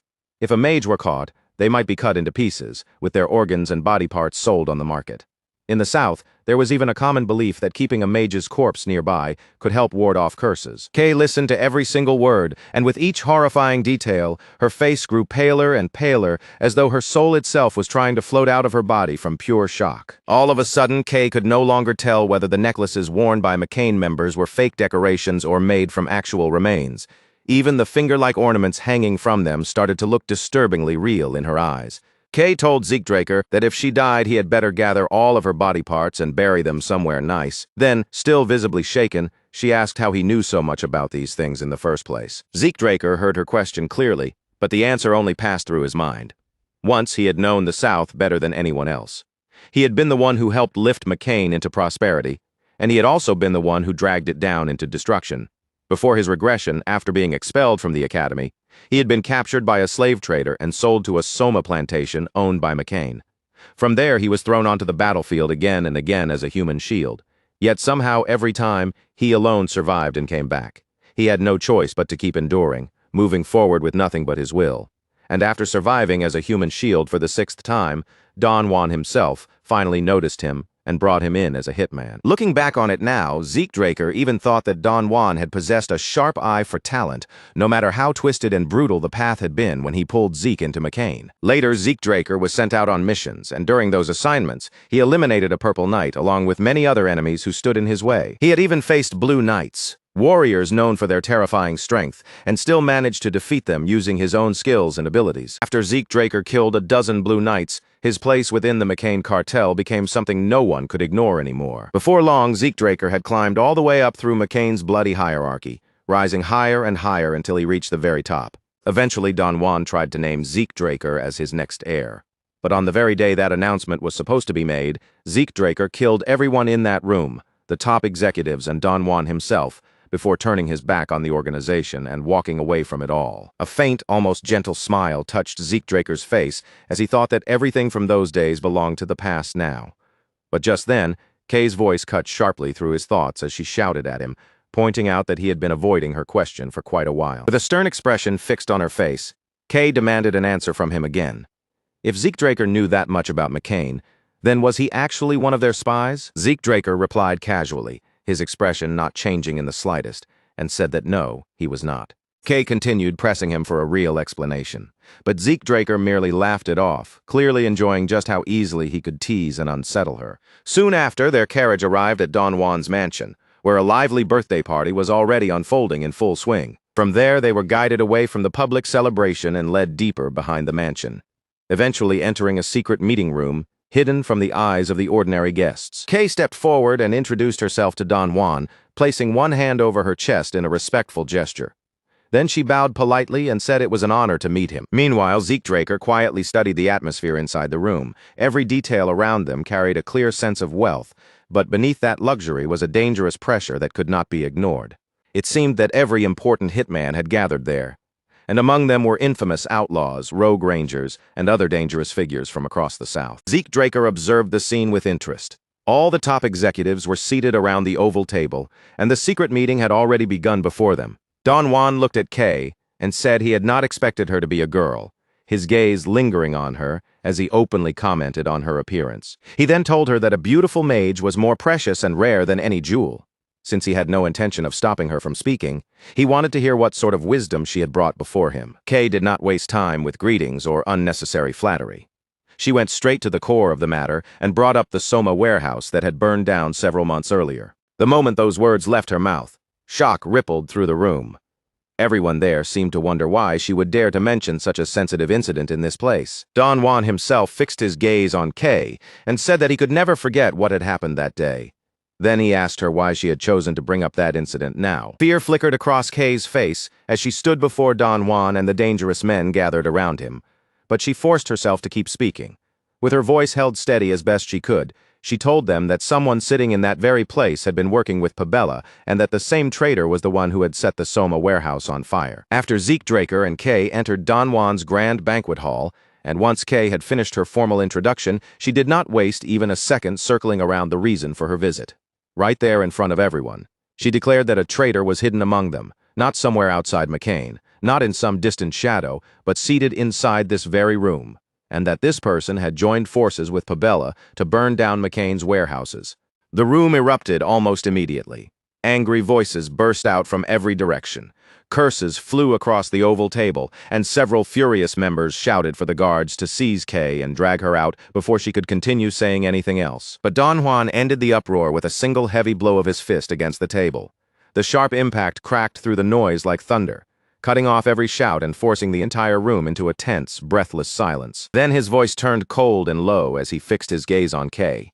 He asked whether she truly understood the weight of what she had just said, and whether she was prepared to take responsibility for making such a dangerous accusation. At that exact moment, Zeke Draker stepped forward.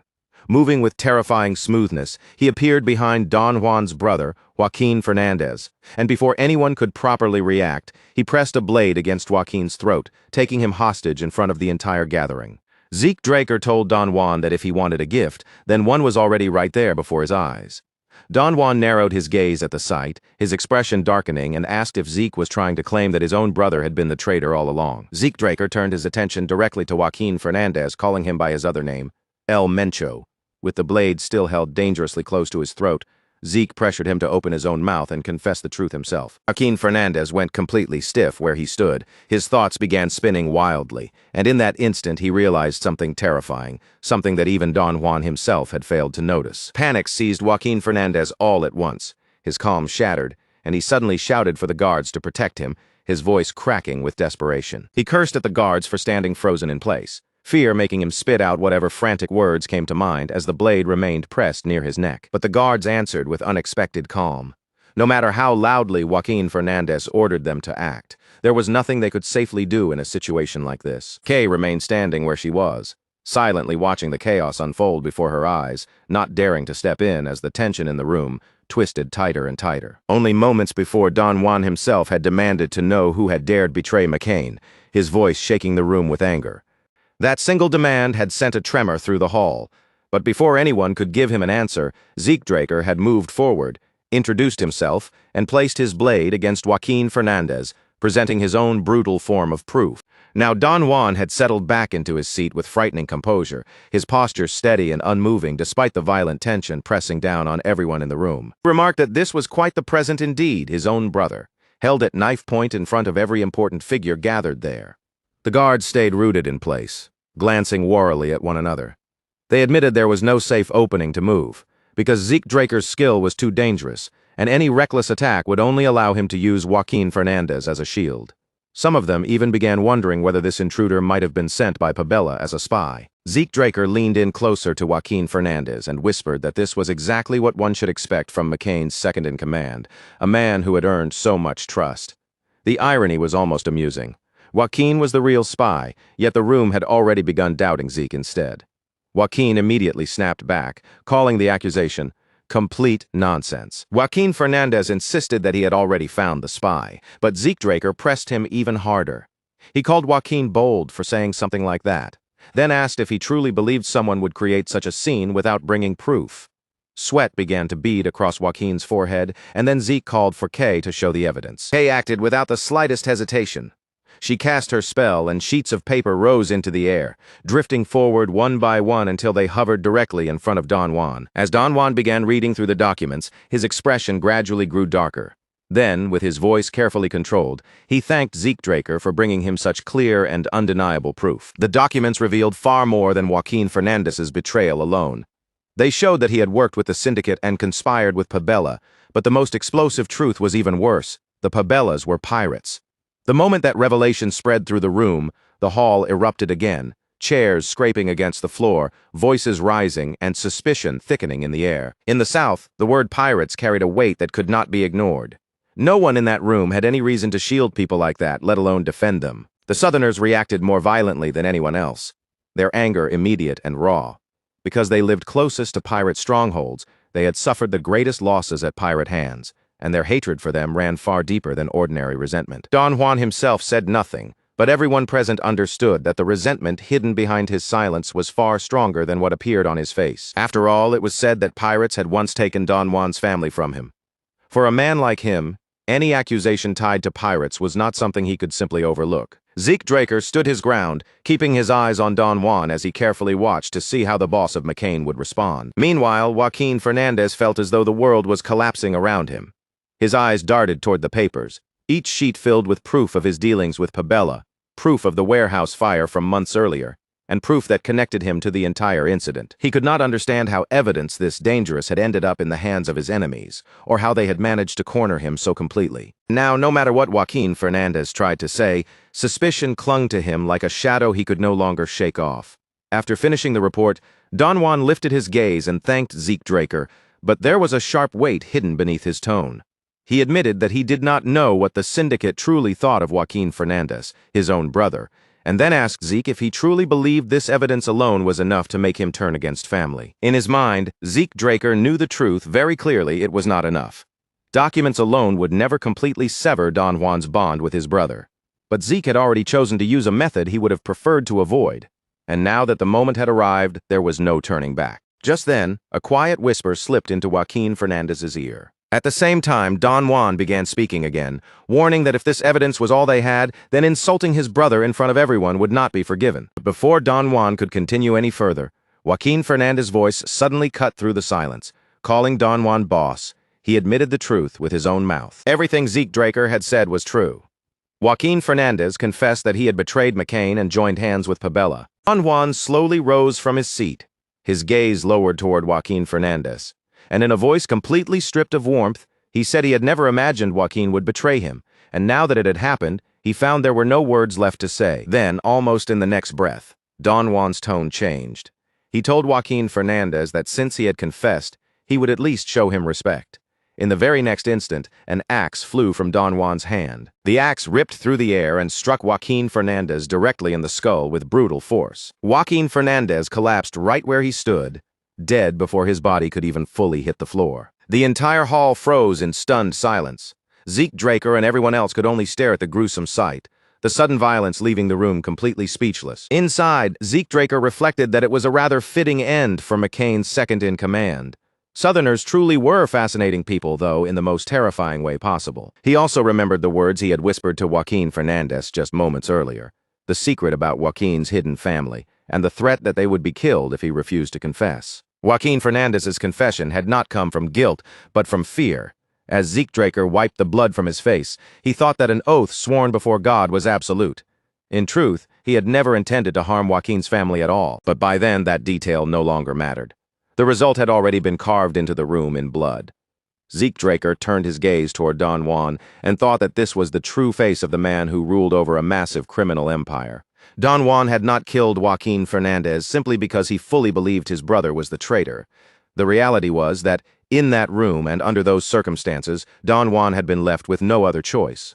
The Soma warehouse fire from months earlier, the devastating losses McCain had suffered, and the presence of Pabella's spy inside their ranks all pointed back toward a single culprit. Kay's testimony had only added more fuel to a fire that was already burning out of control. But Zeke Draker's decisive move in exposing Joaquin Fernandez, together with the shocking revelation that the Pabellas were pirates, had narrowed Don Juan's options down to only one path. And even in the middle of that bloody chaos, Don Juan remained perfectly calm, his eyes reading the room and his mind analyzing the situation with a steady, practiced hand. But unlike Don Juan, the men beneath him could not keep themselves composed so easily.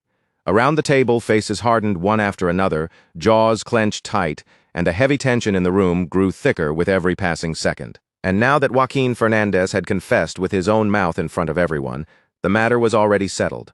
No one in that room could treat the accusation as a baseless rumor or pretend it was nothing more than suspicion anymore. Zeke Draker quietly reflected that whether Joaquin Fernandez had truly committed the betrayal or not had already become irrelevant. If Don Juan allowed him to live after a public confession like that, the discipline holding McCain together would crumble from the very roots. Don Juan had not swung his axe because he lost control, nor because grief or shock had overtaken him. His choice had been cold, deliberate, and necessary for someone who ruled over a criminal empire built on fear and order. Then, with the room still drowning in silence, Don Juan slowly shifted his gaze toward Kay.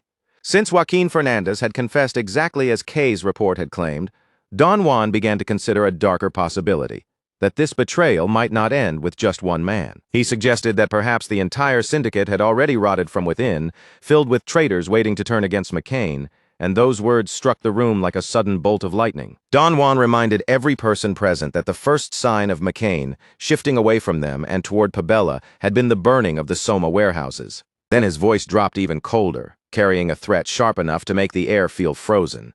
He announced that if anyone else confessed the way Joaquin Fernandez had, he would at least grant them the mercy of dying without pain. The room fell into complete silence, so still and suffocating that it was almost as if every person there had forgotten how to breathe. Don Juan did not need to shout for his fury to be felt. It radiated from him in silence, while a dangerous, murderous light burned deep behind his eyes. Then, all at once, one of the members shattered the silence by pointing straight at Kay. He shouted that none of them had anything to do with the betrayal, accused her of being a witch who twisted lies with sorcery, and demanded that she be interrogated until the real truth was dragged out of her. In the very next instant, Zeke Draker threw an axe through the air.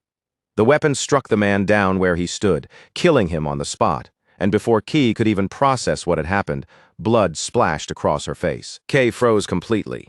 Her eyes stretched wide, and her lips parted in shock, unable to squeeze out even a single word as the warmth of blood remained on her skin. Don Juan's gaze snapped toward Zeke Draker at once, sharp and heavy, and he demanded to know why Zeke had done such a thing. Zeke Draker answered without the slightest trace of panic. His posture remained relaxed, and his voice stayed calm and steady, as if he had merely done something obvious. He said that he had simply helped Don Juan punish a traitor. After all, Joaquin Fernandez had already confessed that the syndicate had worked together with him, and in Zeke Draker's eyes, that alone was enough reason to act. Don Juan stared at him without speaking, his eyes quietly measuring the man standing before him. For the first time, he seemed to be wondering just what kind of person Zeke Draker truly was. Perhaps this stranger could be useful. Perhaps he could become the very blade Don Juan needed to finally cut McCain loose from the syndicate. At last, Don Juan opened his mouth again. He said Zeke Draker's actions were justified, but then asked whether Zeke was some messenger of God sent to help him. Or Don Juan continued, perhaps Zeke Draker was something far more dangerous, an agent of the devil who had come not to aid him, but to bring about his destruction. Zeke Draker answered with perfect calm, saying he was neither one. He was simply a business partner, and he had come to offer a new deal. After exposing Joaquin Fernandez as the traitor and watching Don Juan execute him without hesitation, Zeke shifted the room toward his real objective. Standing before the boss of McCain, Zeke Draker made it clear that revealing a betrayal had never been his only purpose. What he truly intended was to face Don Juan as a new business partner and place a deal on the table. Don Juan narrowed his eyes and asked him directly what he wanted. Zeke Draker answered just as plainly, saying that both of them desired the same outcome to eliminate the treacherous syndicate and restore order to the trade. With Ishtar already exiled and Pabella holding control over the seas, McCain's only remaining route for distributing Soma was through the syndicate. Zeke Draker continued without hesitation. He pointed out that Don Juan must have understood this better than anyone, and that was precisely why he had hesitated to punish the syndicate even after their connection to Joaquin Fernandez's betrayal had been revealed. Don Juan leaned back in his chair and silently turned those words over in his mind. This man spoke as if he could see straight through him, as if he already understood the kind of ruler Don Juan was and the choices he had been forced to make. Then Zeke Draker reassured him that there was no reason to be afraid. Up until now, Kay had been the one responsible for managing all Soma distribution within the syndicate. From this day onward, Zeke Draker and Kay would take control of McCain's Soma trade directly, removing the syndicate from the center of it. Don Juan remained quiet for a moment, letting the proposal hang in the tense air between them before finally giving his answer. He admitted that the offer was certainly tempting. However, any partnership needed trust at its foundation, and this was still the very first time the two of them had met. Trust was not something that could be handed over casually, especially not in a room like this and not between men like them. Zeke Draker accepted that reasoning without showing any complaint. He simply asked Don Juan in a plain and direct voice what he needed to do in order to earn that trust. In response, Don Juan tossed aside the report and the axe as though the previous execution was already finished business. Then he pointed across the table toward one particular man, Paulo Santos. Zeke Draker declared that he would burn everything under that coward's command, straight down to the ground. Paulo Santos, known throughout McCain as Cowardly Paulo, had earned that nickname because he always chose the safest path available. His caution had kept him alive until now, but it had also made many people within the organization look down on him. Don Juan studied Zeke Draker closely. He knew Paulo Santos well and understood the reputation attached to him. But coward or not, he had kept Paulo around because the man still served a useful purpose. Nothing more and nothing less. At last, Don Juan gave his answer clearly. If Zeke Draker truly wanted to earn his trust, then killing Paulo Santos would be enough. Don Juan told Zeke Draker that he admired his boldness and courage, but Paulo Santos's territory was far too dangerous for one man to storm alone. For that reason, he would assign McCain's elite assassination squad to accompany him. Zeke Draker, however, understood the true meaning behind that offer immediately. Those men were not being sent to fight alongside him. They were being sent to watch him. Don Juan then added one more condition. While Zeke proved his courage, Don Juan would personally take responsibility for guarding Kay. To Zeke Draker, that sounded far less like protection and much more like Don Juan keeping Kay in his hands as a hostage. Even so, Zeke Draker gave a calm nod and agreed to the terms, leaving Kay in Don Juan's custody for the time being. Not long after, Zeke Draker arrived in Paulo Santos's territory, the place where the Soma production factory stood as the center of the operation. The assassination squad halted on top of a hill, overlooking the entire factory complex spread out below them. The squad's commander, Manuel, stood there with a conflicted feeling twisting inside him as he looked between the factory and Zeke Draker. Although Manuel held the position of commander, the strange reality was that in this mission, he found himself waiting for Zeke Draker's orders instead. That fact unsettled Manuel deeply, but after seeing Zeke Draker's skill with his own eyes, he understood that resisting or challenging him would be foolish. So instead, Manuel watched him carefully and tried to read the man. Zeke Draker's stamina alone seemed to surpass that of any hitman in McCain, and every movement he made was sharp, controlled, and efficient, like someone who already knew the southern terrain by heart. In battle, Zeke Draker moved with a level of mastery that seemed to go beyond even the beastmen. To Manuel, he looked like the kind of man who could single-handedly cut down werewolves, monsters feared as some of the most dangerous enemies in the South. In Manuel's eyes, Zeke Draker was no longer just a powerful fighter who had wandered onto the battlefield. Every step he took, every shift of his body, and that crushing pressure rolling off him made the truth impossible to ignore. Zeke Draker was something far beyond human.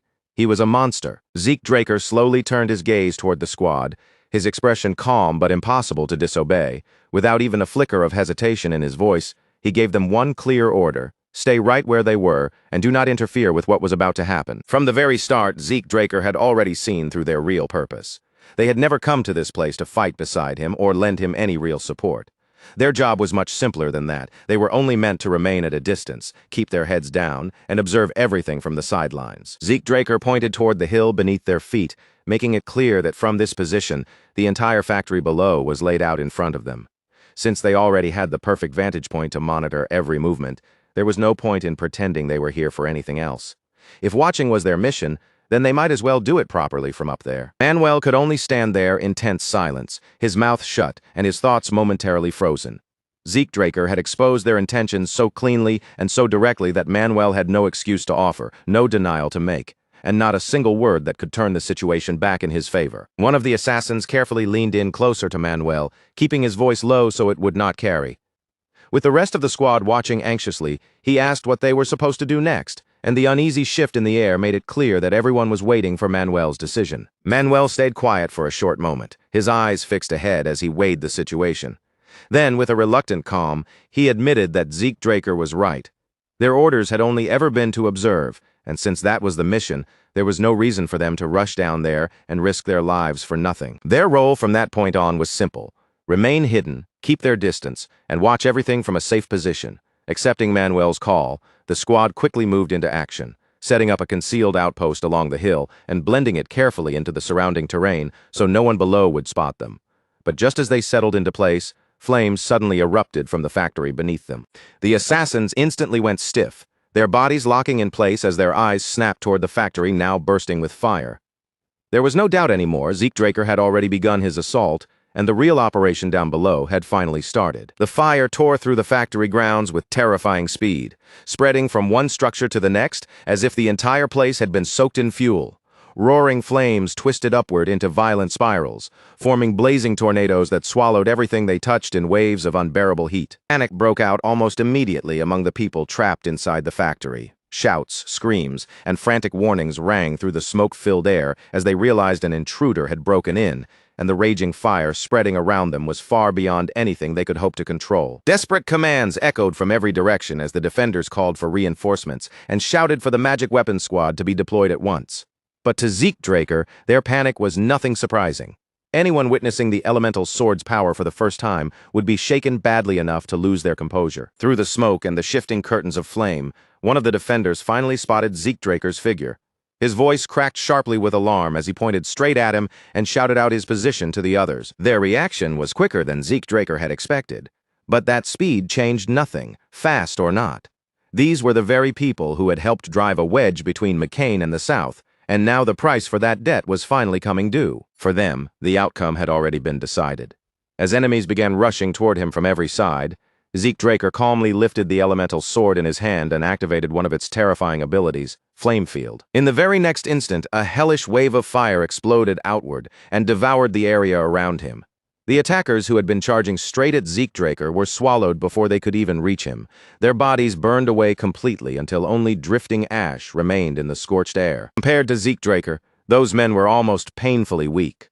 The clash was so one-sided that calling it a battle felt generous.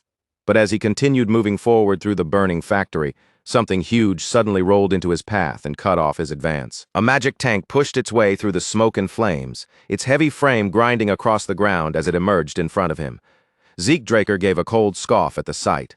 So this was where cowardly Paulo Santos had poured his fortune, not into true strength, but into expensive weapons like this. Zeke Draker muttered under his breath that hiring an actual mage would have been far cheaper than wasting so much money on awkward, oversized toys. From where he stood, the whole display looked less intimidating and more ridiculous. Then, with one clean and effortless swing of the elemental sword, Zeke Draker struck the magic tank head-on. The machine could not withstand the force for even a moment, crumpling under the blow before collapsing into a useless heap of shattered metal and broken rubble. As Zeke Draker continued cutting down the enemies swarming around him, another thought passed through his mind. Cartels like this had never cared about honor, morals, or dignity. If Paulo Santos had been capable of hiring a mage, he definitely would have done it. The only problem was obvious. No mage with even a shred of self-respect would ever choose to stand beside trash like him. Next, Zeke Draker summoned his wind field. A massive tornado roared into existence in front of him, tearing through the factory with brutal force and carving open a violent path through everything ahead. Somewhere deep inside, he almost found it funny. In his previous life, the sight of a magic tank would have been enough to make him turn and run in fear. But that version of him was long gone. The Zeke Draker standing there now had no reason to tremble before weapons like that, and no machine Paulo Santos owned could make him feel even the slightest fear. Zeke Draker pressed deeper into the factory, moving through the smoke, fire, and wreckage like an unstoppable force. Every enemy who dared to step into his path was cut down almost immediately, and none of them lasted long enough to truly slow him. Bodies kept dropping around him, leaving a growing trail in the wake of his advance. As the slaughter spread further through the factory, Zeke Draker knew that Paulo Santos would not be able to keep hiding forever.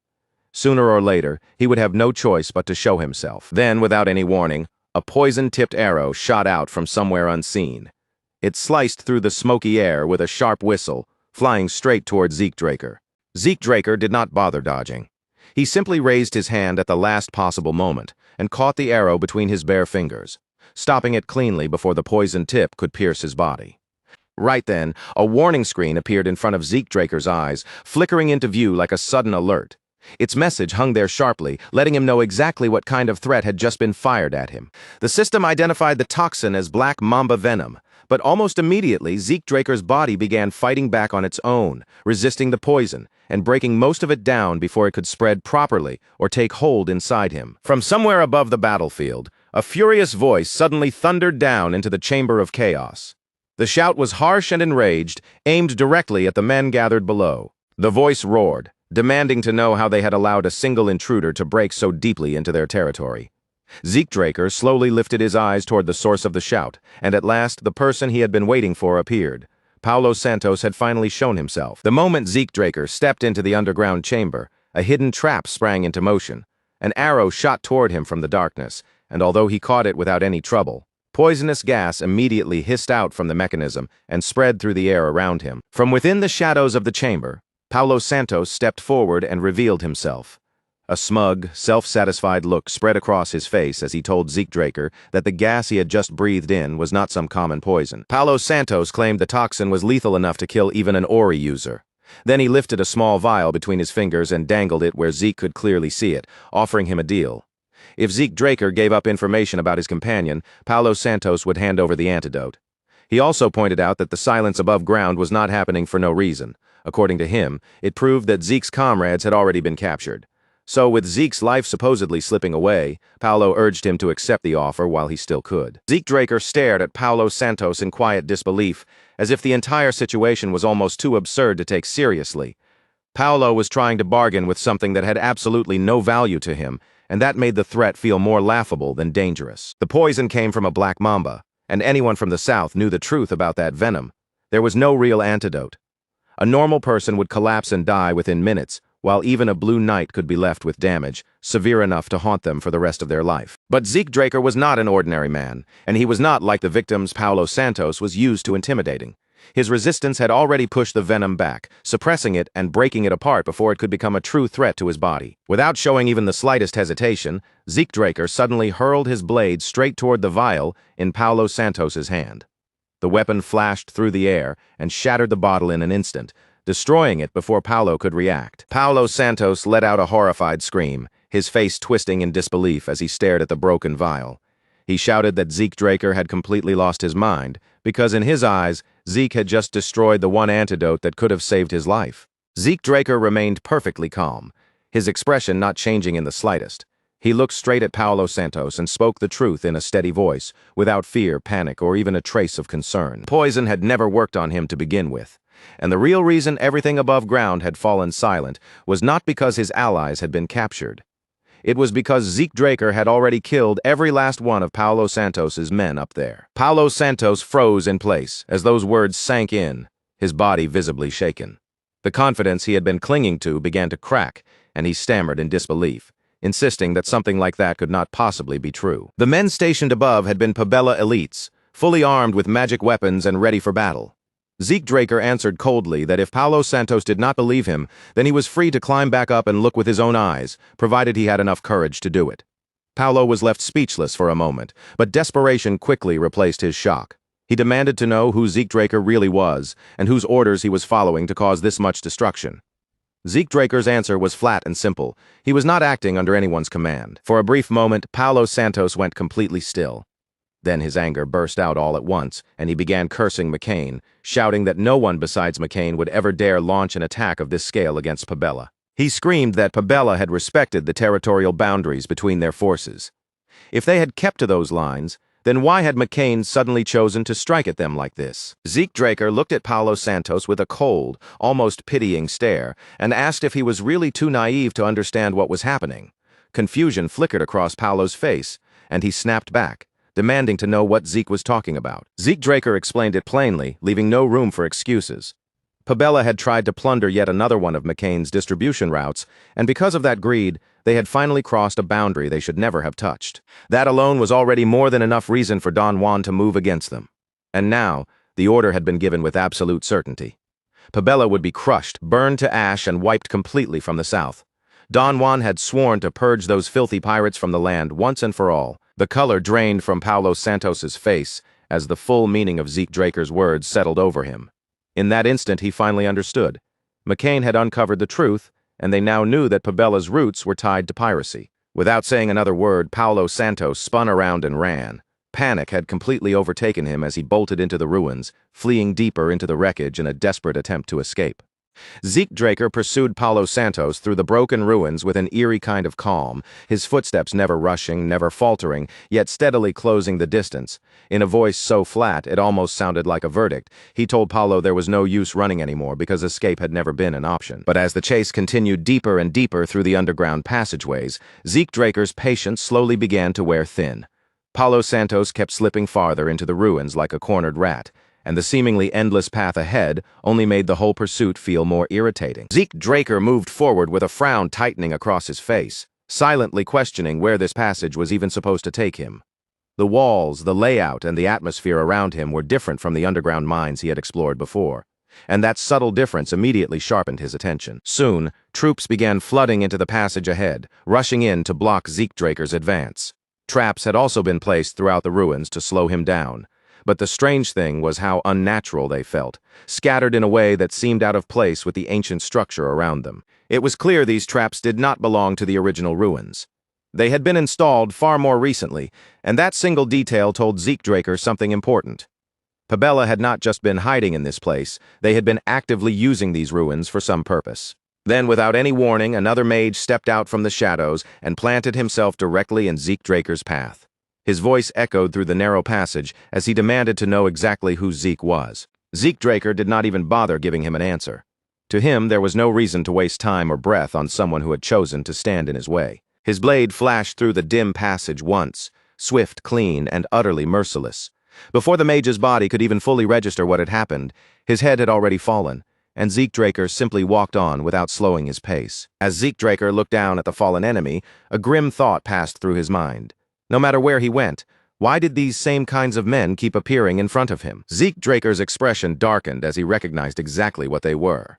These men were nothing but the Rome Empire's hunting dogs, and now more of them emerged from deeper within the ruins, shifting into formation as they moved to block his path. The men looked openly irritated, muttering curses about the southern pirates they had been forced to cooperate with.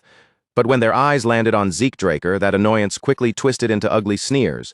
They complained that Pabella should have dealt with McCain by themselves, and now McCain had apparently sent some little rat crawling into the ruins just to die. Their leader stepped forward, his cold glare fixed directly on Zeke Draker. In a hard voice, he declared that it was already far too late for Zeke to leave this place alive. Zeke should never have entered these ruins in the first place, because now he would die here, and the secrets hidden inside would stay buried forever. Those words immediately stirred Zeke Draker's memory, bringing him back to the operation maps he had found on the giant mountain. The ruins of the southern continent had been marked there as well. If that connection truly meant what he thought it did, then this place was not just another concealed stronghold. Somewhere within these ruins, one of the very artifacts the Emperor had been desperately searching for was likely hidden away. The commander of the hunting dogs narrowed his eyes as his attention locked onto the dagger in Zeke Draker's hand. At first it appeared to be nothing more than an ordinary weapon, but when Zeke moved it, the commander was certain he had seen something unusual, like wind curling and gathering around the blade. An artifact. That possibility struck the commander almost instantly, and his posture grew sharper with caution. He quickly ordered his men to close in carefully, warning them not to underestimate Zeke Draker for even a second. Just as the hunting dogs prepared to rush forward and begin their attack, Zeke Draker calmly reached out and pulled a scroll into view. The commander froze the moment he saw it, alarm flashing across his face. He immediately barked at his men to brace themselves for impact. But Zeke Draker's calm voice cut through the rising tension, telling them there was no need to panic. After all, it was only a simple scroll. It was nothing more than a soundproof barrier, with no killing spell sealed inside it and no direct attack waiting to be unleashed. The scroll activated, and an invisible barrier spread out, sealing the space around them from the rest of the ruins. Zeke Draker told them plainly that for the next 30 minutes, no matter what happened within this enclosed area, the outside world would hear and know absolutely nothing. His tone grew even colder as he continued speaking. No one here was going to be captured, and no one would be allowed to escape. Then, with a faintly mocking edge, he added that he rarely got a proper chance to test out new abilities, so they could think of this as their entertainment. Zeke Draker reached into the empty air beside him, and a sword appeared in his hand as though he had pulled it straight out of nothingness itself. The commander's breath caught in his throat at the impossible sight. This was not the ordinary use of a subspace pocket. Zeke Draker had drawn the weapon directly from empty space, without any visible medium, container, or magical tool to explain it. First, there had been that strange dagger, then the scroll that looked like something only a mage would casually use, and now a sword had appeared out of thin air in his grasp. The commander could not stop the question from rising in his mind. Just what kind of man was Zeke Draker? With every passing second, the commander's unease grew heavier. Then Zeke Draker lifted the sword, his stance settling into place as he prepared to strike. Brilliant aura began to shimmer along the length of the blade, wrapping it in power. It was no longer just a sword in his hand, it had become an aura sword. The commander's heart sank the moment that realization hit him. Zeke Draker was no ordinary intruder who had stumbled into the ruins. The man standing before them was a blue knight. Zeke Draker had no intention of wasting another word on them. The talking was finished, and the only thing left now was the result. Using the dragon's swordplay, Sky Slice, Zeke Draker swung his blade in a devastating arc. The attack tore through the commander and his men all at once, cutting them down together with a single overwhelming strike. Their bodies collapsed silently across the sealed space, falling one after another with no chance to call for help. Without hesitation, Zeke Draker began burning the corpses immediately, making sure no trace of what had happened here would remain. His thoughts stayed cold and practical as the flames consumed the evidence. It was better to erase every sign of the fight completely. Once the bodies were burned, anyone who later discovered the aftermath would assume that McCain had not only sent knights into the assault, but mages as well, and that misunderstanding would drive an even deeper wedge between McCain and Pabella. The deception itself was not what truly bothered Zeke Draker. What troubled him more was the question of why Pabella had been cooperating with the Rome Empire in the first place. One likely explanation began forming in his mind. They were working together to search for an ancient artifact hidden somewhere in the south. Before his regression, Zeke Draker had searched these same ruins himself and found nothing of value. Now the reason finally seemed clear. 3 years later, by the time he had reached this place in his previous life, they had most likely already discovered the artifact and vanished with it. That thought gave Zeke Draker a dark sense of satisfaction. Whether it had happened by pure coincidence or because of the changes he had caused, this time he had managed to interfere with the Emperor's plans. Zeke Draker turned to leave the ruined passage behind, ready to move on from the sealed space. But at that exact moment, a voice echoed out from somewhere behind him. The unknown figure calmly remarked that this had turned into quite a terrible situation, his voice carrying through the darkness with an unsettling composure. The stranger explained that he had sensed a surge of chaotic energy coming from this place. Then, just as suddenly, that presence had disappeared, almost as if it had been erased by magic. Curiosity had drawn him here to see exactly what had happened. As the figure stepped forward into the light, his appearance finally became clear. He was covered from head to toe in a massive suit of crimson armor, the heavy plating concealing even his face from sight. His voice lowered as he stared at Zeke Draker from within that armor, declaring that Zeke was nothing more than an uninvited guest. The instant Zeke Draker sensed the armored stranger's presence, the atmosphere around him changed. A suffocating aura pressed down over the ruins, making the air feel thick, heavy, and dangerously difficult to breathe. Zeke Draker glanced toward the crimson-armored figure, and for a brief moment, the sight struck a familiar chord in his memory. His expression hardened as recognition began to settle over him. That armor looked remarkably similar to Hersian, the enchanted plate once granted to the Crimson Knight of the Rome Empire. Fragments of information surfaced in Zeke Draker's mind. Hersian was known as one of the Great Relics, a suit of armor engraved with countless auxiliary enchantments, including weight reduction, self-repair, and several other powerful functions. But as Zeke Draker observed the armor more carefully, he realized something did not quite match. The crimson armor worn by the opponent in front of him was similar to the Empire's Hersian, but it was not exactly the same. Zeke Draker turned his full attention to the armored man and questioned who he really was, pointing out that the armor resembled Hersian and asking whether he was a Crimson Knight of the Empire. But before Zeke could take another step, cold steel was already pressed against his throat. The knight had moved like a shadow, his blade drawn before the motion could even be seen. Forced to respond instantly, Zeke Draker swiftly unsheathed his sacred sword. Their weapons collided right in front of him, locking together with a sharp, ringing clash that echoed through the chamber. Battle erupted without warning, turning immediately into a violent contest of raw strength and endurance. Every blow crashed with brutal force, testing just how much punishment each of them could withstand. Beneath the crimson armor, the knight's eyes glowed with a murderous blue light. Zeke Draker braced his entire body against the relentless assault, holding firm as the crushing pressure bore down on him again and again. Then the momentum suddenly shifted. The crimson-armored knight unleashed a ferocious strike, and Zeke Draker was forced to dodge with everything he had just to avoid being cut down on the spot. The shockwave from that attack exploded outward with terrifying force and slammed straight into Zeke Draker.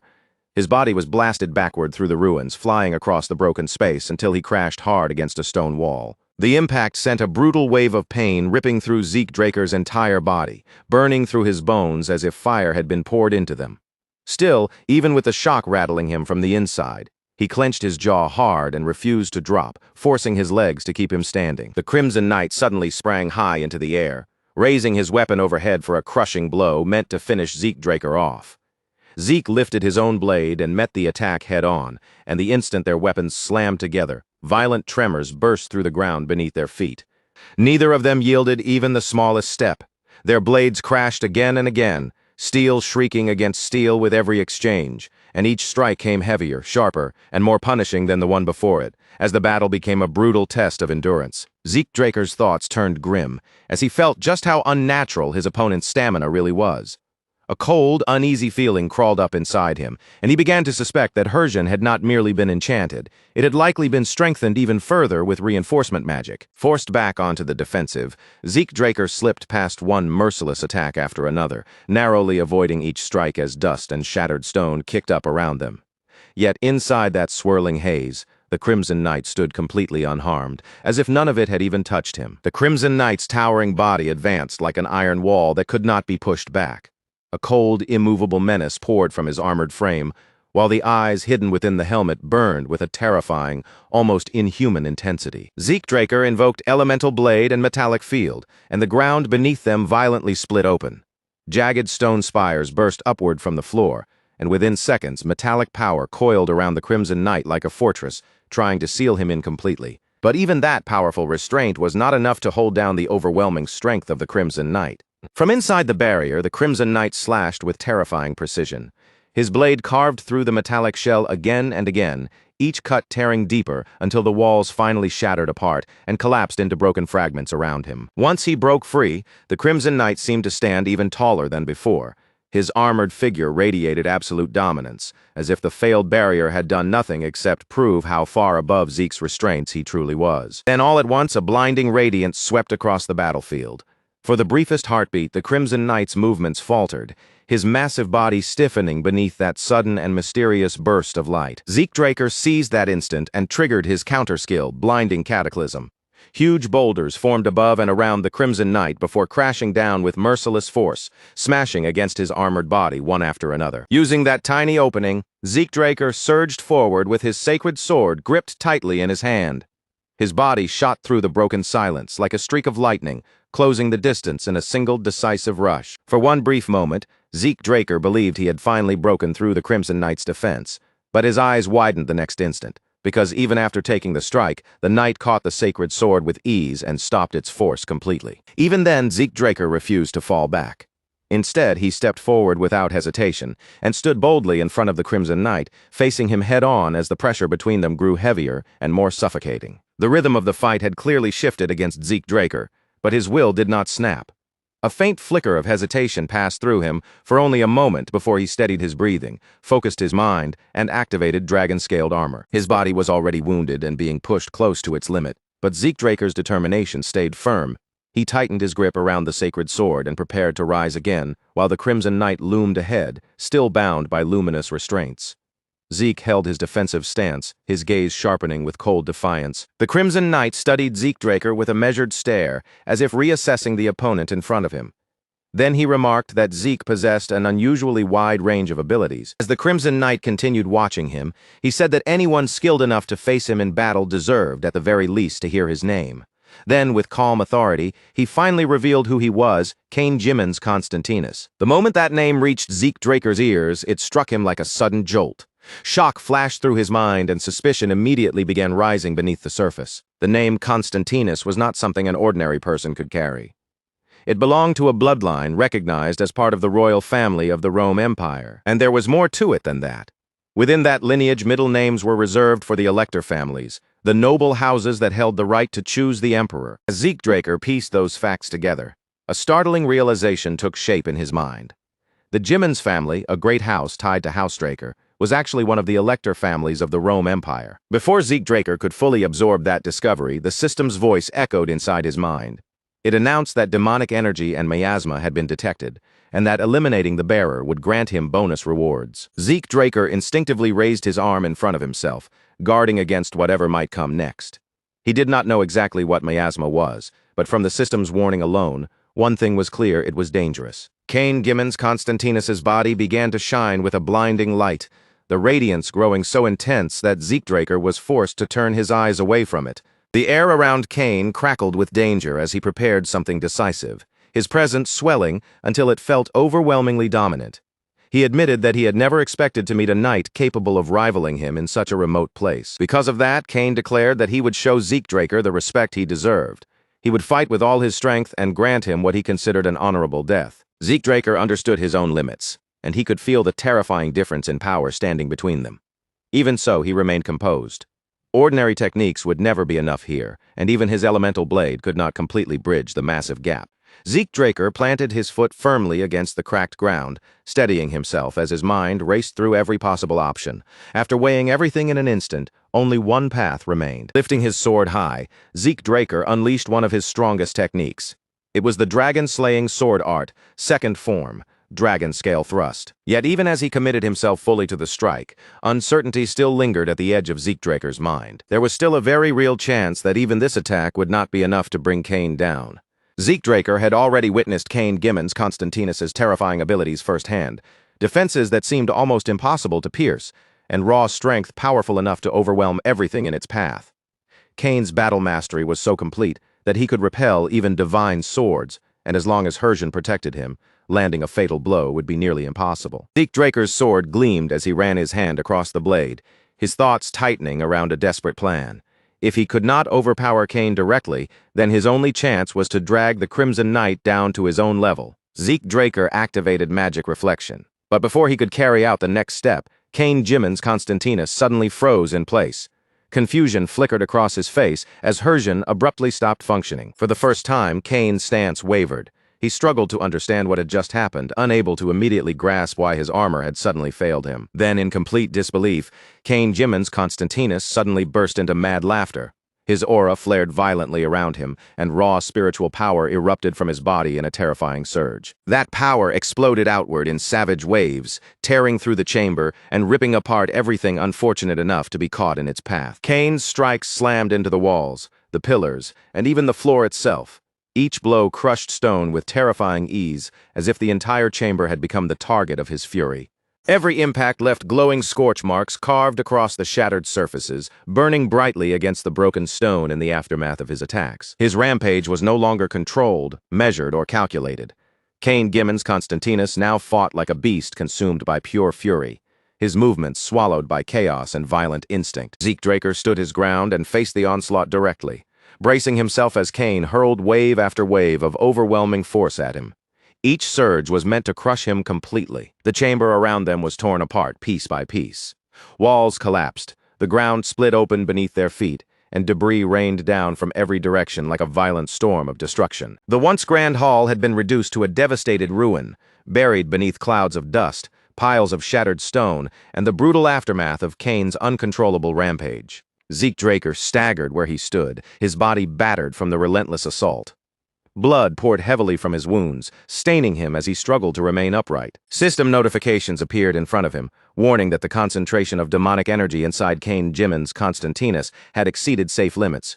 Because of that overwhelming contamination, even healing-type elemental skills were beginning to lose their effectiveness. Clutching at his wounds, Zeke Draker forced himself back onto his feet. His face twisted with pain as his body screamed in protest, but he still dragged himself upright. The situation had become dangerously grim. Cain Jimin's Constantinus loomed in front of him, bloodlust still burning around his armored figure, though a faint trace of admiration now colored his gaze as he acknowledged the strength expected from a descendant of the Draker bloodline. Zeke Draker narrowed his eyes and asked how Cain knew that. Cain Jimin's Constantinus revealed the answer without hesitation. Only the Draker family's sealing magic could interfere with Hersian's functions, and the sword technique Zeke Draker had just used closely resembled the ancient Dragon Slayer style. Zeke Draker's eyes widened as the weight of Cain Jimin's Constantinus's words struck him all at once. The meaning behind them settled over his mind like a crushing stone, and along with that realization came the bitter, burning sting of betrayal. The dragon-slaying sword art had originally been derived from the ancient Dragon Slayer style, so the two arts naturally shared the same roots.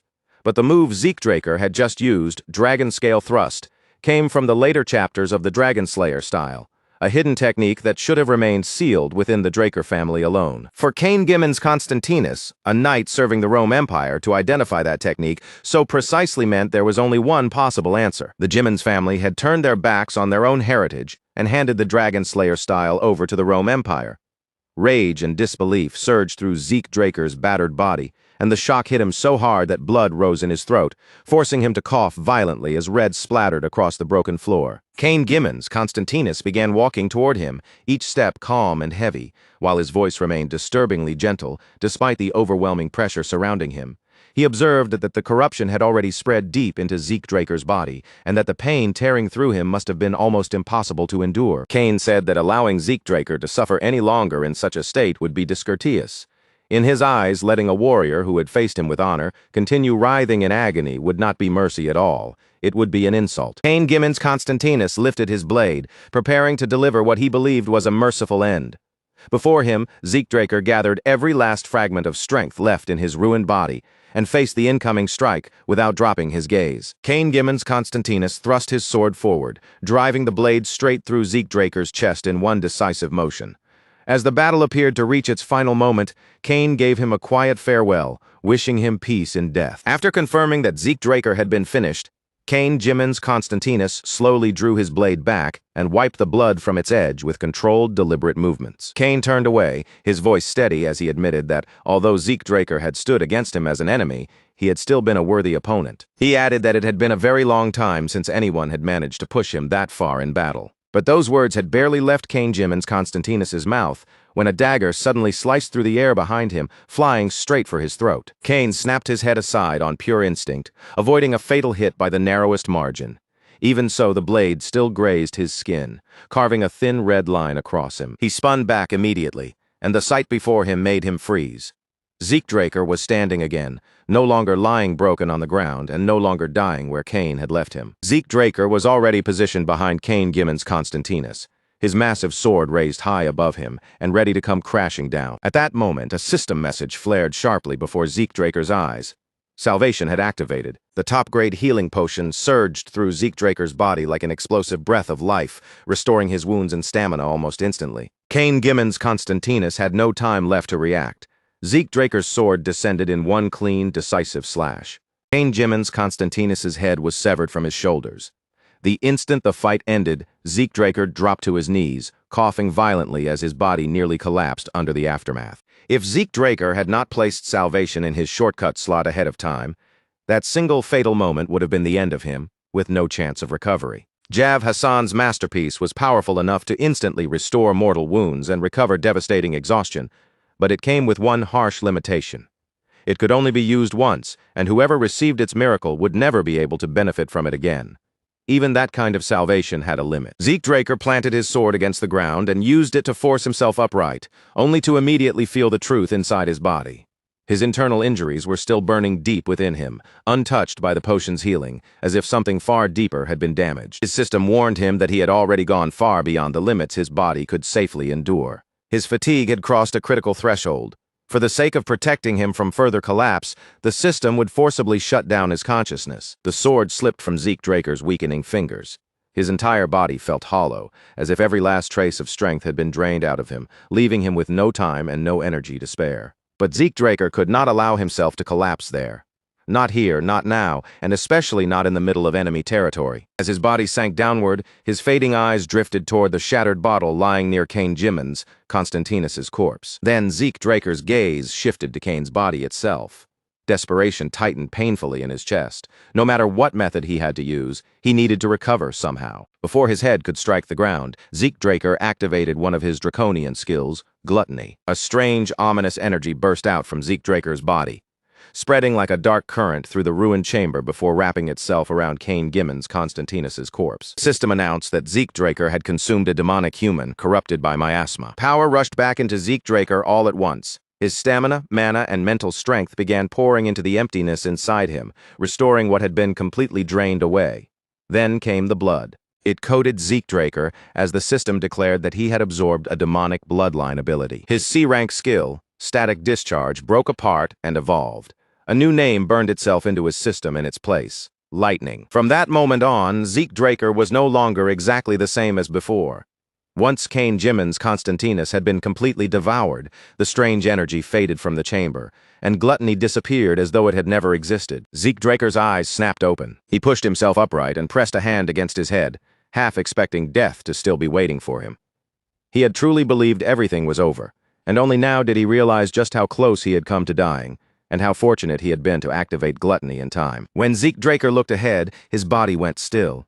Kane Jimin's Constantinus's armor was floating in the air, slowly rotating in place as if it had a will of its own. A system message appeared before Zeke Draker, informing him that he had obtained an unknown armor and asking whether he wished to register himself as its user. But something about it felt wrong. Even after everything that had happened, the armor's true name still refused to appear. After a brief pause, Zeke Draker accepted the registration. The moment the process completed, the armor dissolved into light and flowed around his body, equipping itself instantly. Another message followed right after, telling him that the armor's form could be changed according to his will. Of the 28 great magic circles engraved into the armor, only 3 were currently active. Zeke Draker lifted his arm in disbelief, testing the armor's weight. It was far lighter than it looked, almost impossibly light, as though it had been designed perfectly for movement. Its functions alone proved that this was equipment far beyond anything ordinary, and that was exactly why he chose to remove it. If Zeke Draker walked around wearing armor like this, the Rome Empire would recognize the danger immediately. He would alter its form later and only use it when the right moment came. For now, what mattered most was leaving the ruins. But just as Zeke Draker turned to go, a foul stench suddenly struck his nose. The smell of blood, rot, and corpses had mixed together in the air. That unbearable odor drifted from somewhere deeper within the ruins, thick, heavy, and impossible for him to ignore. Zeke Draker followed the stench with his jaw tightening at every step, moving farther into the darkness until he finally reached a hidden laboratory buried inside the ruins. Inside, mages were gathered around tables. Human bodies had been strapped down, cut open, and abandoned there while they were still warm. Zeke Draker ground his teeth together as disgust and fury rose violently inside him. He had always known the Rome Empire was ruthless, but what he was seeing in that laboratory went far beyond ordinary cruelty. The mages finally noticed Zeke Draker standing at the entrance of the hidden laboratory, and the color drained from their faces almost instantly. Panic flashed through the room, and without wasting even a single second, they released a thick cloud of gas that spread outward, quickly flooding the space around him. A system warning immediately flickered into view before Zeke Draker's eyes, alerting him that the air around him had been contaminated with a magically formulated poison. This toxin was not some ordinary poison that could be brushed aside easily. It pressed down against Zeke Draker's natural resistance, forcing it back as the poison tried to push its way deeper into his body. Zeke Draker reacted without the slightest delay. He pulled out a potion, brought it to his mouth, and swallowed it down at once before the toxin could spread any further through him. Then he slowly lifted his gaze toward the mages, his eyes cold enough to make the room feel even darker. In a low, merciless voice, he told them they had better be prepared to pay with their lives for everything they had done in that place. In the next instant, Zeke Draker moved. The fight barely had time to begin before it was already over. Flesh was torn apart under his attack.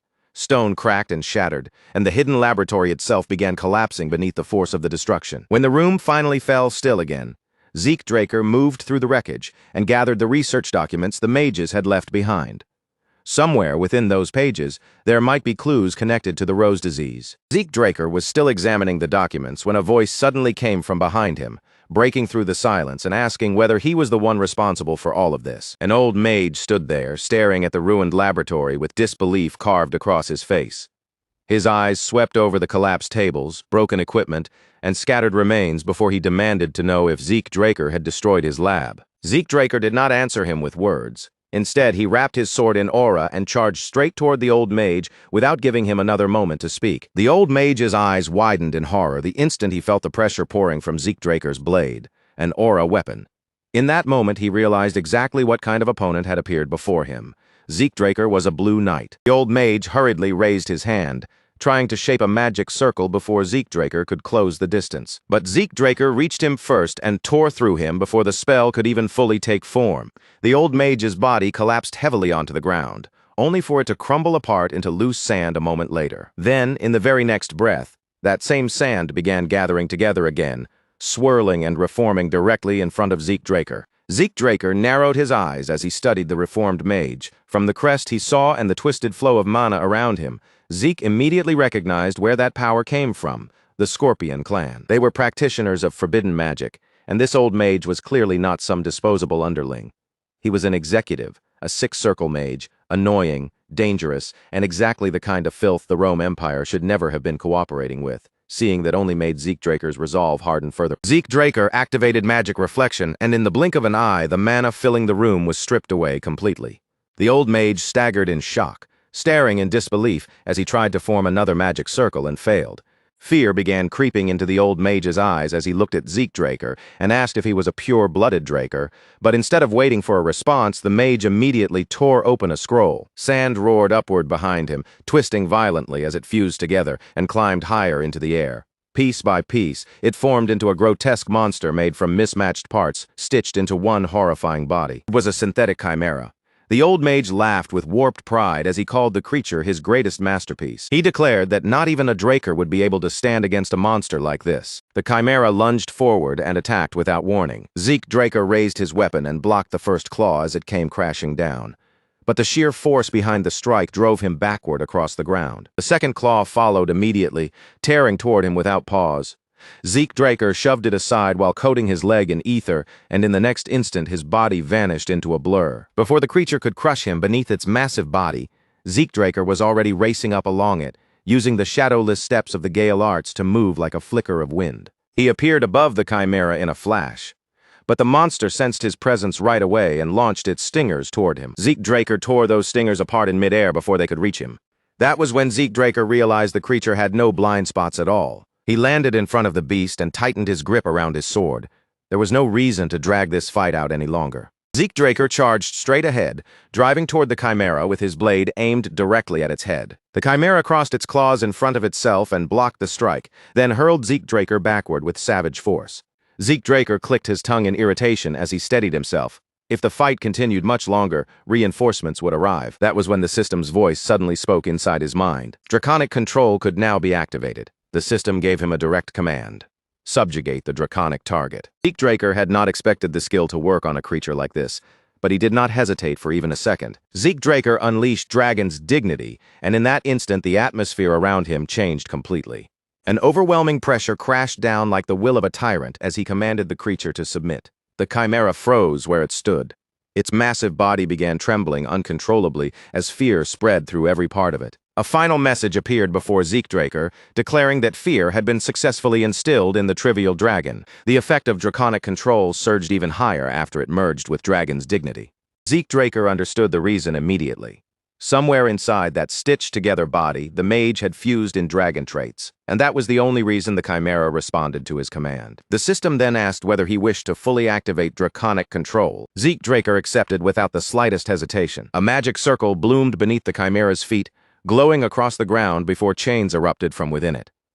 They wrapped around the creature's massive body and bound it tightly in place. Another system message followed, confirming that the trivial dragon had been successfully subjugated. When the chains finally faded away, Zeke Draker stepped closer to the now subdued creature and gently patted its head. To the mage's utter disbelief, the chimera did not pull away from Zeke Draker at all.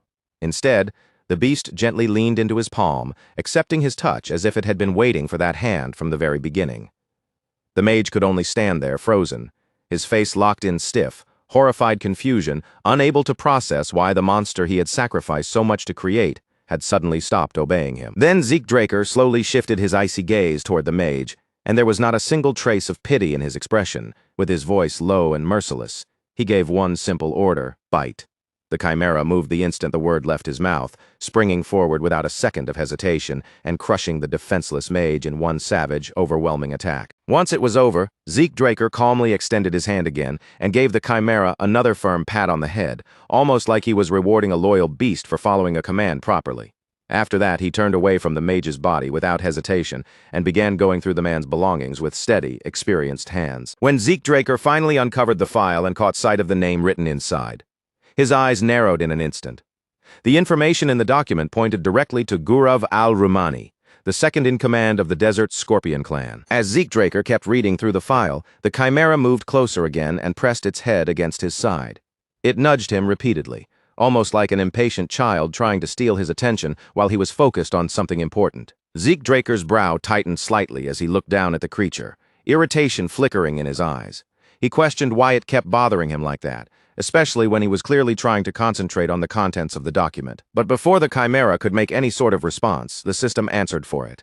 A message appeared asking Zeke Draker whether he wished to bestow a name upon the subjugated dragon. The system explained that once a dragon was given a name, its master would be able to summon it whenever necessary, regardless of distance, as long as the bond between them remained unbroken. Only then did Zeke Draker realize what the beast had been trying to ask from him all along. It wanted a name. He looked directly at the chimera, paused for a beat, and finally spoke one aloud. Gurav.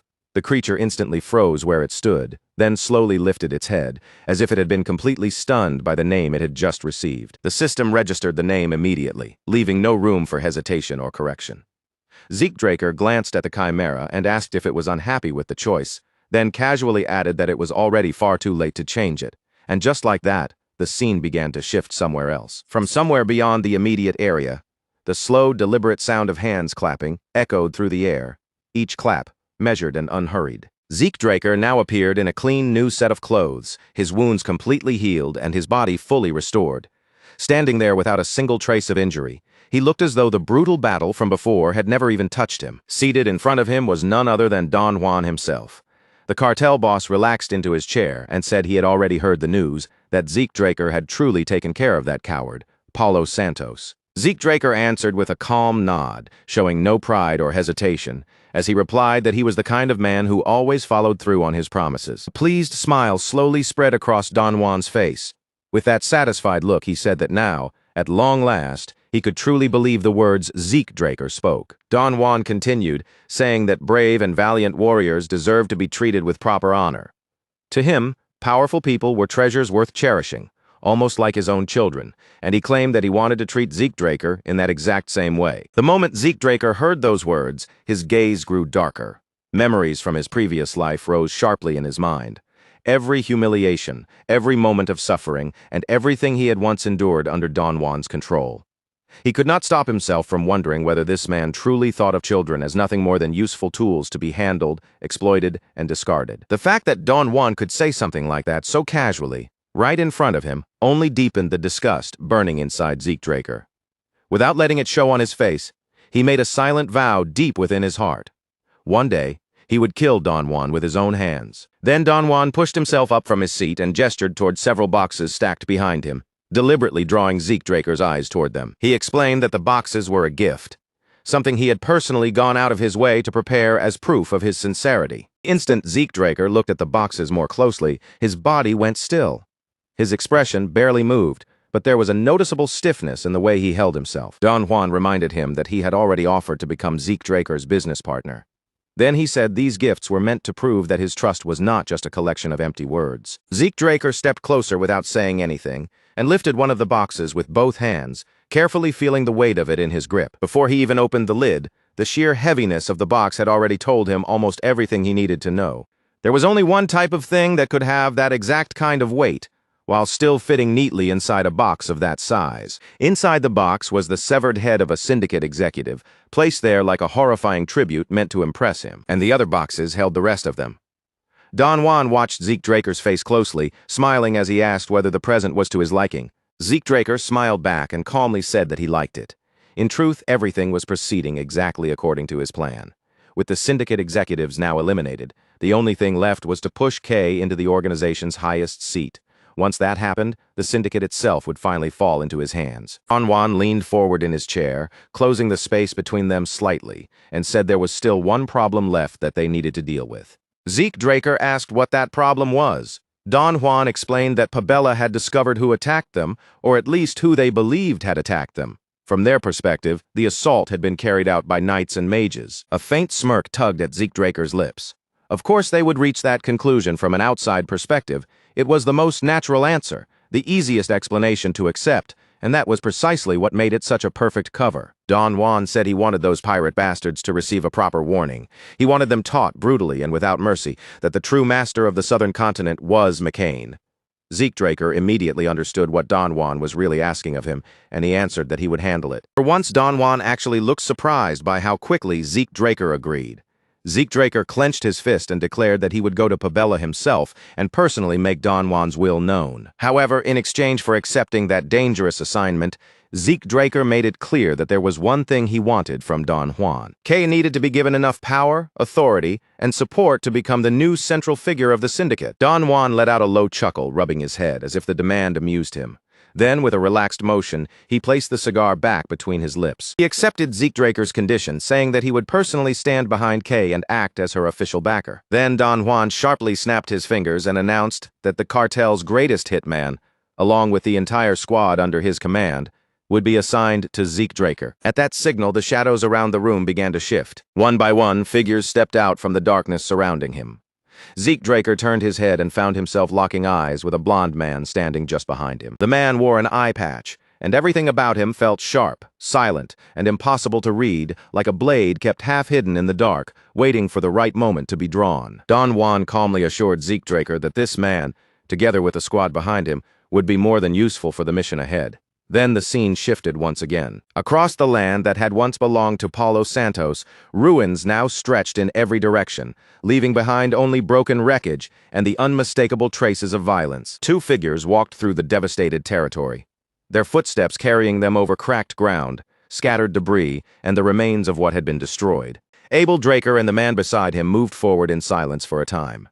Eventually, the man finally spoke, informing Abel that the investigation had already been completed. The Imperial Intelligence Bureau had already swept through the entire area, cleaning up every trace they could find. According to him, there was nothing meaningful left to uncover. He reminded Abel Draker that the official report was clear. The attack had been carried out by a squad made up of both mages and knights. Abel Draker did not answer right away. Instead, he lowered himself down to one knee and pressed his fingers against the ground, focusing carefully on whatever faint traces still remained there. A soft glow pulsed beneath Abel's fingertips as he drew out the lingering remnants of energy from the scene. Then he slowly rose back to his feet and said, in a quiet but certain voice, that only one person had done this. The man beside him froze at those words, his expression tightening with shock and confusion as he asked Abel Draker what he meant by that. Abel Draker explained that there were both magical traces and sword traces left behind at the scene, but those signs had not come from a group of attackers. Every single trace, whether magic or blade, led back to one source alone. Whoever had launched this attack, Abel Draker could tell one thing with certainty. This was not the work of some ordinary warrior. At the very least, the attacker had to possess strength on par with a Red Knight, the kind of power needed to wipe out every person in this territory alone and leave behind nothing but ruins. William Zimmons stared at Abel Draker in confusion, unable to understand how he could draw such a sharp conclusion from traces so faint they were nearly gone. As the last glow of residual energy faded from Abel Draker's fingertips, Abel added that the marks scattered across the battlefield had obviously been cleaned up in a rush. The Imperial Intelligence Bureau had not merely come here to investigate. They had deliberately erased something they did not want anyone else to discover. With that thought settled in his mind, Abel Draker began walking deeper into the shattered ruins, his eyes fixed forward as he moved through the wreckage. In a low, steady voice, he said he needed to find out exactly what the Empire was trying so desperately to hide. William Zimmons hurriedly called out after him, his voice carrying clear concern as he asked if Abel Draker was truly planning to dig into the Imperial Intelligence Bureau itself. Then he pressed further, asking what Abel intended to do if that reckless decision ended up bringing serious trouble down on them. Abel Draker stopped in his tracks and turned his head slightly, glancing back at William Zimmons with an expression that remained calm, yet carried a heavy seriousness. He said there was something here, buried in this place, that he simply could not pretend not to see. His instincts were already warning him, tugging at him from deep inside, almost as if they were forcing him toward the hidden truth and refusing to let him simply turn around and walk away. Then Abel Draker's mouth curved into a faint, unsettling smile. With that quiet intensity in his eyes, he asked whether William Zimmons truly had no idea what his ambition was, to claim both House Draker and the Rome Empire as his own. The scene shifted again, and now the port under the control of the Pabella cartel appeared in view. Its docks stretched out beneath the heavy, tense atmosphere of the southern continent, the entire harbor feeling like a place waiting for violence to break out. A guard standing watch noticed a small boat slicing across the water toward the port. The moment he spotted it, he shouted sharply, demanding to know who the people on board belonged to. Zeke Draker stood up from the boat without giving the guard any answer. In one fluid motion, he drew his dagger, kicked off from the deck, and launched himself forward like a dark shadow darting over the surface of the water. In the very next instant, Zeke Draker tore through the guard with terrifying speed. Before the man could even let out a proper cry, Zeke had already destroyed him and hurled the broken body backward. But before the corpse could fall and splash into the water, the man with the eye patch was already moving. He drew his sword with clean, practiced precision and threw the blade straight after the falling body. The sword flew true, piercing the guard directly through the chest and pinning him hard against the wall. The body was stopped in place before it could crash down and alert anyone in the port. Zeke Draker understood the purpose of that move immediately. Simon Zapatero had not just killed the silence around them. He had even silenced the corpse before it could hit the water and make noise. Without wasting a breath, Zeke called for him to come up. Simon Zapatero responded with a brief nod, accepting the order quietly and without the slightest need for extra words. This man was Simon Zapatero, the very person who had once taught Zeke Draker the martial arts and assassination techniques of the southern continent. Even in the rotten depths of the McCain cartel, where trust was almost impossible to find, Simon Zapatero had been the only person Zeke Draker could truly rely on. And now, even after Zeke's regression, their movements in battle still matched perfectly, as if the rhythm between them had never been lost. That was precisely why Zeke Draker had wanted Simon Zapatero at his side for this mission. Once Simon Zapatero and his subordinates climbed up from the boat, the group immediately slipped into the city. They blended into the port's shadows, moving quietly and swiftly like assassins swallowed by the night. Simon Zapatero scanned the surrounding area and noted that Pabella forces were positioned almost everywhere. Then he asked whether there was any route that could take them all the way to the central district. Zeke Draker answered calmly that there was. Zeke Draker reminded him that this land had once been part of the Holy Empire. Because of that history, he said, it was almost certain that underground passages still existed somewhere beneath the city. Simon Zapatero frowned, clearly unconvinced by the idea. He pointed out that even if those tunnels really existed, they would be tangled like a maze, making it nearly impossible to find the right path blindly. Zeke Draker simply told him to watch carefully because there was a way through. Before long, Zeke Draker was sprinting through the underground passageways beneath the city, his body moving quickly through the dim tunnels. The mini-map guide function laid out a clear route in front of him, directing him toward Mateo's room. Without that guide, navigating those underground tunnels would have been almost impossible. When Zeke Draker noticed enemy forces waiting up ahead, he immediately shifted his path, choosing a safer route and continuing forward with sharper caution. But there was still one serious problem.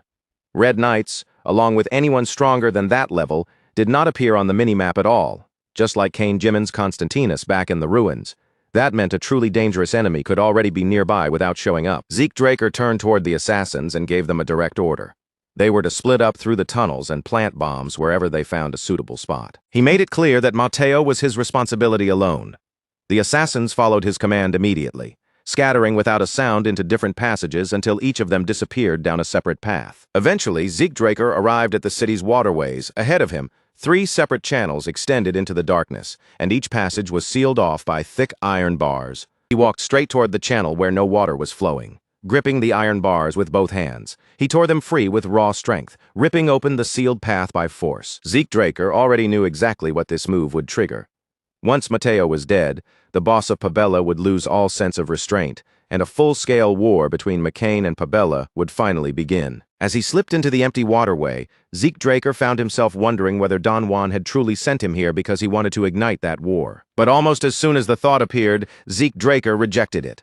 No, that explanation did not fully match the kind of man Don Juan was. A man cautious enough to kill his own subordinates just to prevent unrest would never casually take such a dangerous gamble. More likely, Don Juan had sent everyone on this mission expecting them to die. This was never meant to be a genuine attack meant to succeed. It was supposed to be a warning, a bloody message delivered directly to Pabella. Don Juan wanted to show that no matter how many bodies he had to throw away, he would not hesitate to make his point. In the darkness of the waterway, Zeke Draker smiled quietly to himself. He had no intention of letting things play out exactly according to Don Juan's plan.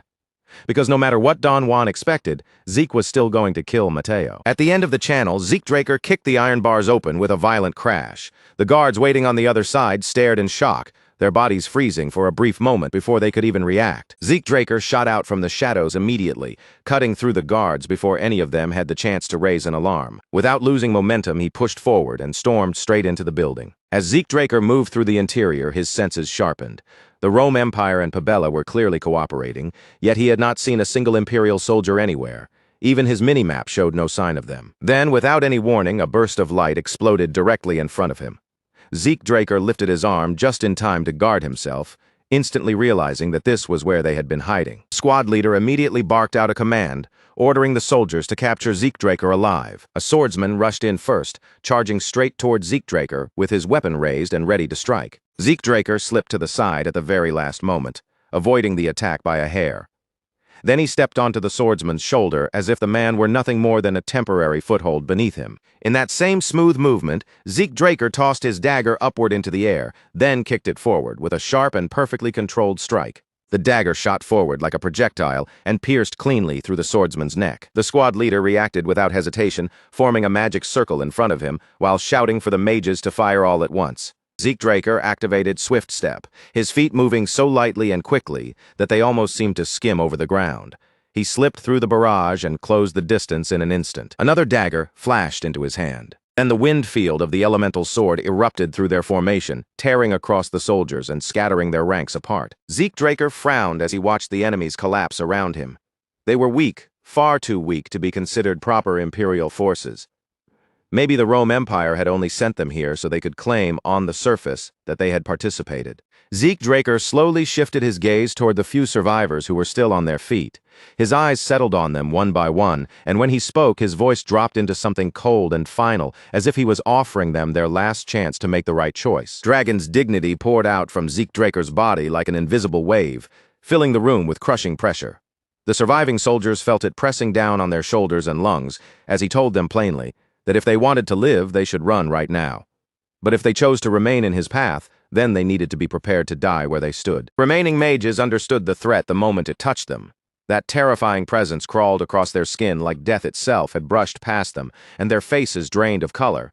One after another, their courage collapsed, and they turned away from Zeke Draker before fleeing for their lives. A short while later, the room had gone quiet. Zeke Draker stood alone in the middle of the aftermath, surrounded by fallen soldiers, his eyes lowering toward the bodies scattered across the floor. As he looked down at the corpses, a heavy question settled in his mind. Why had the Rome Empire bothered to come all the way out to the southern continent? What exactly were they trying to obtain in this place? The thought slipped through him like a cold chill, sharpening his suspicion even more. Then, from somewhere above him, a thick surge of dark energy suddenly began to swell, spreading through the air like an ominous shadow gathering overhead. Zeke Draker snapped his head upward and saw a mage floating above him, completely wrapped in that sinister power. Looking down from above, the man sneered at him and spat out that a single roach had dared to interfere with their great plan. Zeke Draker had not sensed the man approaching at all, and that fact alone was enough to make his guard rise. His eyes narrowed sharply as he stared up at the mage and demanded to know who he was. The mage raised one hand, and dark energy began spilling from the ring on his finger. It poured downward like black smoke, drifting over the floor before seeping into the corpses lying below. The dead bodies started to convulse violently, their limbs bent at wrong, unnatural angles, their joints jerking and twisting before. One by one, they staggered back up onto their feet. They had been turned into zombies. The mage commanded the risen corpses to seize Zeke Draker, declaring that because Zeke had ruined everything, he would personally tear his soul out. Zeke Draker understood what he was facing almost immediately. Raising this many corpses at the same time was far beyond the reach of an ordinary mage. Only a high-ranking black mage could perform necromancy on this scale. And when it came to black mages of that level, most of them were tied in some way to the Desert Scorpion clan. Even so, Zeke Draker still could not identify the man's exact affiliation. There was no clear mark to reveal him, and no obvious magic circle was visible around him either. But in the end, none of that mattered. Zeke Draker did not waste time hesitating or overthinking it. He moved. With a single clean swing, his blade sliced through the air and cut down several zombie heads at once, sending them flying before the corpses could close in on him. Right away, the system announced that miasma-corrupted zombie knights had been eliminated. At the same moment, Zeke Draker received his reward. 10 karma points. Zeke Draker paused for only a brief second, and then a faint smile slowly formed on his face. As he continued cutting down the zombies one after another, the system notifications kept appearing in front of him, each one confirming another fallen enemy. When the final zombie finally collapsed onto the floor, Zeke Draker lifted his gaze once more and looked back up toward the black mage. He expected the next attack to come immediately. But instead of striking again, the mage's body melted into darkness, dissolving out of sight until he vanished completely. Zeke Draker simply turned away from where he had disappeared. That one could be turned into karma points later. Zeke Draker continued moving down the corridor, already sensing that Mateo's office was somewhere farther ahead. And at the same time, he knew someone would appear before much longer. A blade suddenly slid in close and pressed against Zeke Draker's throat. Zeke Draker did not flinch even slightly. He stayed perfectly still, calm despite the edge against his neck, and said that he had been waiting. The man stepped out from the shadows and finally showed himself. The one holding the blade was Simon Zapatero. Zeke Draker's brow tightened slightly, his eyes narrowing as he looked at him. Simon Zapatero was not the person he had expected to encounter in this place. Zeke Draker asked whether Don Juan had ordered Simon Zapatero to kill him before the situation became any more troublesome. Simon Zapatero shifted the dagger into his other hand and leaned closer, keeping the blade dangerously near Zeke Draker's throat, without giving him even a small open. In a low, controlled voice, Simon Zapatero said that Don Juan's true objective was the destruction of the Pabella cartel. Then he made it clear to Zeke Draker that there was no place in that plan for an outsider from the central continent. Zeke Draker reminded him that without his intervention, Pabella would have already swallowed their entire distribution network by now. Simon Zapatero answered without warmth, saying they would use K to take control of the syndicate, and once that was done, everything could continue without Zeke Draker being involved at all. At that exact moment, just as Zeke Draker had arranged in advance, his system suspended his healing ability. Without warning, Zeke Draker grabbed Simon Zapatero's wrist and pulled the blade even closer to himself, deliberately letting the sharp edge cut into his own throat. Then Zeke Draker called Simon Zapatero by another name, the Shadowless Ghost, and asked why he still had not made a real attack. Simon Zapatero froze where he stood. His expression hardened instantly, and his voice turned dangerous as he demanded to know how Zeke Draker knew that name. Zeke Draker told him that he knew about his past, and more than that, he knew the real reason Simon Zapatero still continued to serve Don Juan. Simon Zapatero's breath caught for a moment, his composure cracking as he struggled to understand how Zeke could possibly know something so hidden. Zeke Draker said it was all for the sake of the last remaining bloodline of the Cuzco kingdom. The instant those words left Zeke Draker's mouth, the color drained from Simon Zapatero's face. Simon Zapatero's eyes sharpened with clear killing intent, as he demanded to know how Zeke Draker had uncovered that secret. But Zeke Draker had already expected the attack before it came. Zeke Draker retreated immediately, drawing himself back while summoning a dagger from his inventory in the same motion. Zeke Draker forced Simon Zapatero's blade downward, but Simon instantly brought his weapon back up and pressed him again, demanding to know exactly how much Zeke truly knew. His questions grew sharper as he asked for Zeke Draker's real identity. Zeke pushed back and finally revealed the truth that he was a direct descendant of House Draker. The moment Zeke spoke his name, Simon Zapatero's body stiffened. He asked if Zeke was the rumored youngest Blue Knight, fully aware that if the Drakers made a move, the entire southern continent would shake. Zeke Draker told him this had nothing to do with his family. He had come here by his own choice, so Simon Zapatero had no reason to worry about House Draker interfering.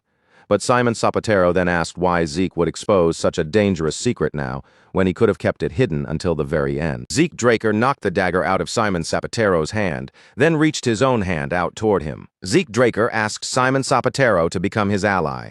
He promised that he would help protect the surviving bloodline of Cuzco, and that one day He would even help rebuild the kingdom that had fallen.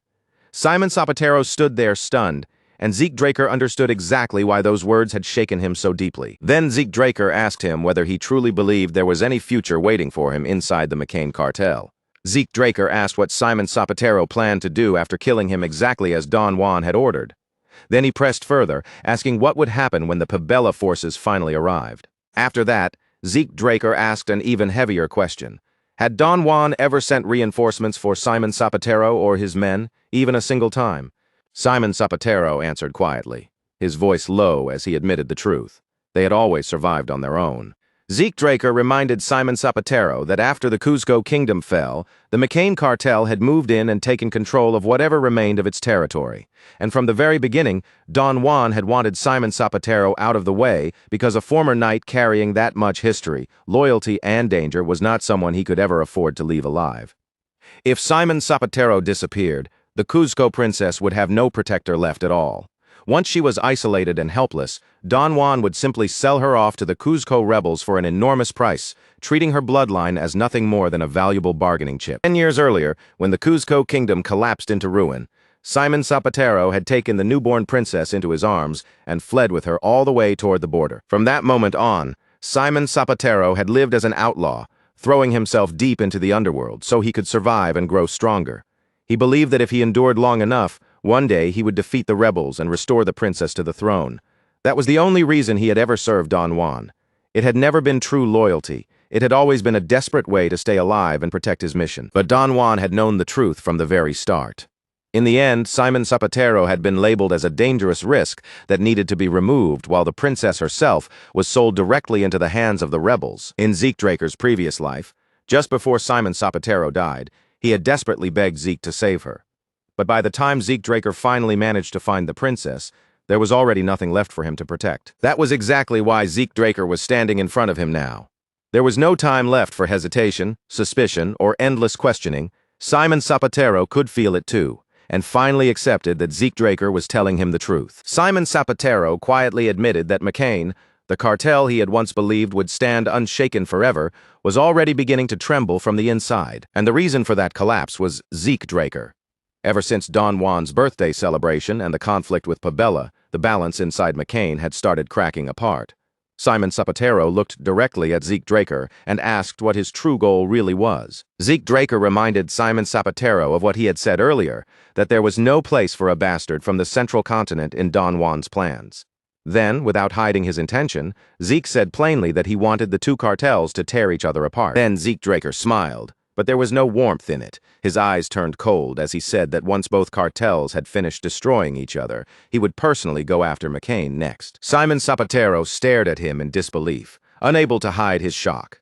He had never imagined that Zeke Draker's true target was Don Juan himself, but Zeke Draker told him that he was completely serious, and then asked Simon Zapatero to stand with him. Simon Zapatero swallowed hard, his expression tightening as the weight of the offer settled over him. Before answering, he said there were two promises he needed from Zeke Draker first. The first was that Zeke Draker had to take not only Simon Zapatero, but every one of his subordinates with him as well. Then Simon Zapatero asked Zeke Draker to swear that he would protect the surviving bloodline of Cuzco and help restore the fallen kingdom one day. Zeke Draker smiled, then struck his fist firmly against his own chest.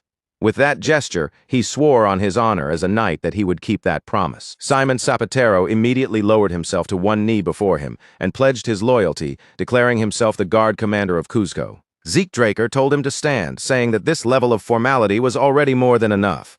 He added that he would explain everything in detail while they escaped, then asked where Simon Zapatero's subordinates were waiting. Simon Zapatero answered that his men were standing by for his signal. Once he sent it, they would activate their explosive scrolls and regroup so they could all escape together. Zeke Draker told Simon Zapatero to send that signal immediately and have everyone gather at the entrance of the underground waterway. Simon Zapatero agreed, then added that Mateo had already been tied up and secured. Zeke Draker said he had done well, then moved forward without wasting even a moment. Mateo crashed hard onto the floor, his body hitting the ground as he cursed through clenched teeth. Glaring up at Zeke Draker, he demanded whether Zeke seriously thought McCain would remain safe after what he was doing. Zeke Draker only smiled and leaned in closer, telling Mateo that once war erupted between the two cartels, no one would be safe anymore. Then he revealed a letter and said that this single piece of paper would become the spark that set everything ablaze. At those words, Mateo's body began to tremble. Zeke Draker forced the paper into Mateo's mouth. Written on it was a declaration that anyone who raised a sword against McCain would rest for eternity. Then Zeke Draker killed Mateo. With Pabella's secret ledgers now in his possession, he turned away from the body and prepared to leave. Simon Zapatero rushed up to Zeke Draker and quickly reported that the signal had already been sent. In that same instant, Zeke Draker summoned his sword and shoved Simon Zapatero backward with sudden force. A volley of arrows shot in from ahead and slammed into Zeke Draker's sheath, stopped only because he had blocked them at the last possible moment. Cartel members poured out from the passage in front of them, shouting loudly that intruders had been discovered. Zeke Draker drew his blade, and flames immediately surged around him as he activated the flame field. Soon after, the group managed to regroup along the underground path beneath the city, gathering together in the dim tunnels. Simon Zapatero ordered his men to greet their new master, and without hesitation, his subordinates lowered their heads before Zeke Draker. Zeke Draker told them there would be time to speak properly later. Right now, they had to keep moving, because the hunt had already started. As they ran through the underground tunnels, Zeke Draker suddenly felt something behind them. A presence was closing in through the darkness. The cartel had already picked up their trail, and the pursuers were moving fast behind them. Zeke Draker ordered everyone to stop. They needed to split up immediately. He would draw the pursuers away himself, while Simon Zapatero took his men, escaped first, and went to find Kay. Zeke Draker told Simon Zapatero that Kay would understand everything once she heard his name. But Simon Zapatero hesitated, reminding him that the Cuzco princess was still somewhere inside the McCain cartel. Zeke Draker asked whether Simon Zapatero really believed he would fail to prepare for something that obvious. In his mind, he recalled the mission he had already entrusted to the Northern Rangers. While chaos spread through McCain, they were to rescue the girl imprisoned by the cartel. Zeke Draker smiled at Simon Zapatero and told him that the princess was already safe. The scene then shifted to Don Juan's mansion. Don Juan slammed his hand down onto the table, fury blazing in his eyes. An entire month had passed since the strike against Pabella, and throughout that time, McCain had been attacked again and again without pause. By now, half of Don Juan's executives were already dead. He leaned back in his chair, falling into grim silence as his thoughts turned heavy. Zeke Draker and Simon Zapatero were far too dangerous to leave unchecked. That was exactly why Don Juan had pushed them into such a reckless mission in the first place.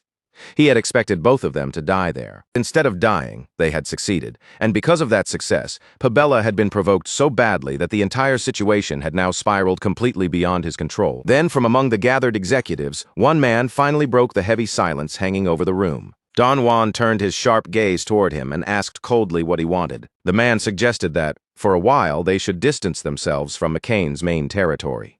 Don Juan's eyes narrowed at once, and he asked if the man was seriously telling him to flee like a coward. The executive quickly explained that the pirates of Pabella were blinded by revenge. Before long, they would charge straight into McCain territory without holding anything back, and that exact moment would become their opening. Don Juan narrowed his eyes as he grasped the shape of the plan. Lure Pabella deep in, then crush them all in one decisive strike. The executive nodded and added that Don Juan could continue issuing orders safely from his villa in Tawani. Don Juan gave his approval, and as the plan took shape in his mind, his expression hardened with cold resolve. Then Don Juan swept his gaze across the other men gathered in the room and reminded them that every crisis McCain had endured had only forged the cartel into something stronger. This situation, he declared with absolute confidence, would be no different. The men immediately rose from their seats, voices lifting together as they loudly swore loyalty to Don Juan. Their confidence sounded forceful, almost desperate, as if they were trying to convince themselves as much as him. When the meeting finally came to an end, the executives left the room one after another. But the man who had proposed the plan stayed behind, lingering alone in the suddenly quiet space. The moment that man rose from his seat, Zeke Draker stepped out from his hiding place and entered the room as if he had been waiting there the entire time. Zeke Draker pressed a dagger against the man's throat and told him he had spoken beautifully. The man shook in fear, his voice trembling as he insisted that he had only followed the instructions he had been given. He reminded Zeke that he had successfully lured Don Juan to Tawani just as planned, then desperately begged to be spared. Zeke Draker slit the man's throat without the slightest hesitation, then calmly told him that he had done well. As blood spilled from the wound and the man collapsed, Zeke Draker looked down at him with cold eyes and said that now he could finally enjoy the main dish. The scene shifted to Tawani, where Don Juan arrived at his villa and slowly looked across the surrounding grounds, taking in the place he had retreated to. As Don Juan stepped down from the carriage, he could barely accept the fact that Pabella had pushed him this far, forcing him all the way to Tawani, his face twisted with rage, and he swore that he would erase them completely. That night, Don Juan sat alone inside the villa, surrounded by silence when the door behind him opened quietly. Without even bothering to turn around, Don Juan said he had not called for anyone and ordered the intruder to leave. But the figure ignored his command and continued walking toward him. Only then did Don Juan turn his head. The moment his eyes landed on the masked intruder standing inside the room, his body froze in place. Zeke Draker reached up and removed his hood, revealing his face. Then, with a calm look, he asked Don Juan whether he was enjoying his peaceful little vacation. Even with Zeke Draker standing directly in front of him, Don Juan did not immediately lose his composure. Instead, Don Juan lifted his wine glass as though nothing unusual had happened, saying that he had not climbed to his current position without surviving threats like this before. In Don Juan's eyes, this was nothing more than a pathetic little stunt meant to shake him. Zeke Draker flicked his dagger, and the wine glass shattered in Don Juan's hand. Then he said he had been hoping Don Juan would beg.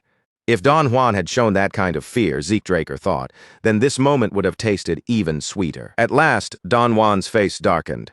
He rose from his seat, called Zeke Draker an arrogant brat, and shouted for his guards to come in and force him to kneel. Zeke Draker answered in a cold voice that no one was coming. Don Juan froze where he stood, the weight of those words sinking in. Zeke Draker told him that every guard in the villa was already dead. Then his voice grew even colder as he spoke of his past life, of how he had never had enough time to make Don Juan truly suffer, and how he still remembered crawling like a dog beneath Don Juan's rule. Every order Don Juan had ever given, and every life that had been destroyed because of him, Zeke Draker remembered it all. Don Juan could not understand what Zeke was talking about. He snapped back that Zeke Draker was spouting nonsense, insisting that he had never given any of those commands. Zeke Draker slammed Don Juan against the glass and asked if he had any idea what the victims said inside Zeke's dreams. With a cold, twisted look in his eyes, Zeke Draker said they begged him to spare them. They cried out to the man who had lived in wealth and glory while standing on a mountain built from their blood. Then Zeke Draker raised his dagger. Even with death closing in, Don Juan still clung to his pride, calling himself a savior chosen by God. Zeke Draker cut off Don Juan's ear, then continued without stopping. By the time it was finally over, Zeke Draker's clothes were completely soaked in blood. Zeke Draker told Don Juan to die slowly. And while Don Juan suffered, Zeke Draker wanted him to feel the pain of every person he had ever crushed beneath him. At dawn, Zeke Draker walked down the villa stairs and pulled off his blood-stained coat. Kay and Simon Zapatero were already waiting for him below. Kay looked at Zeke Draker and asked if everything was finished. Zeke Draker answered simply that it was. Kay reported that the plan had unfolded exactly as intended.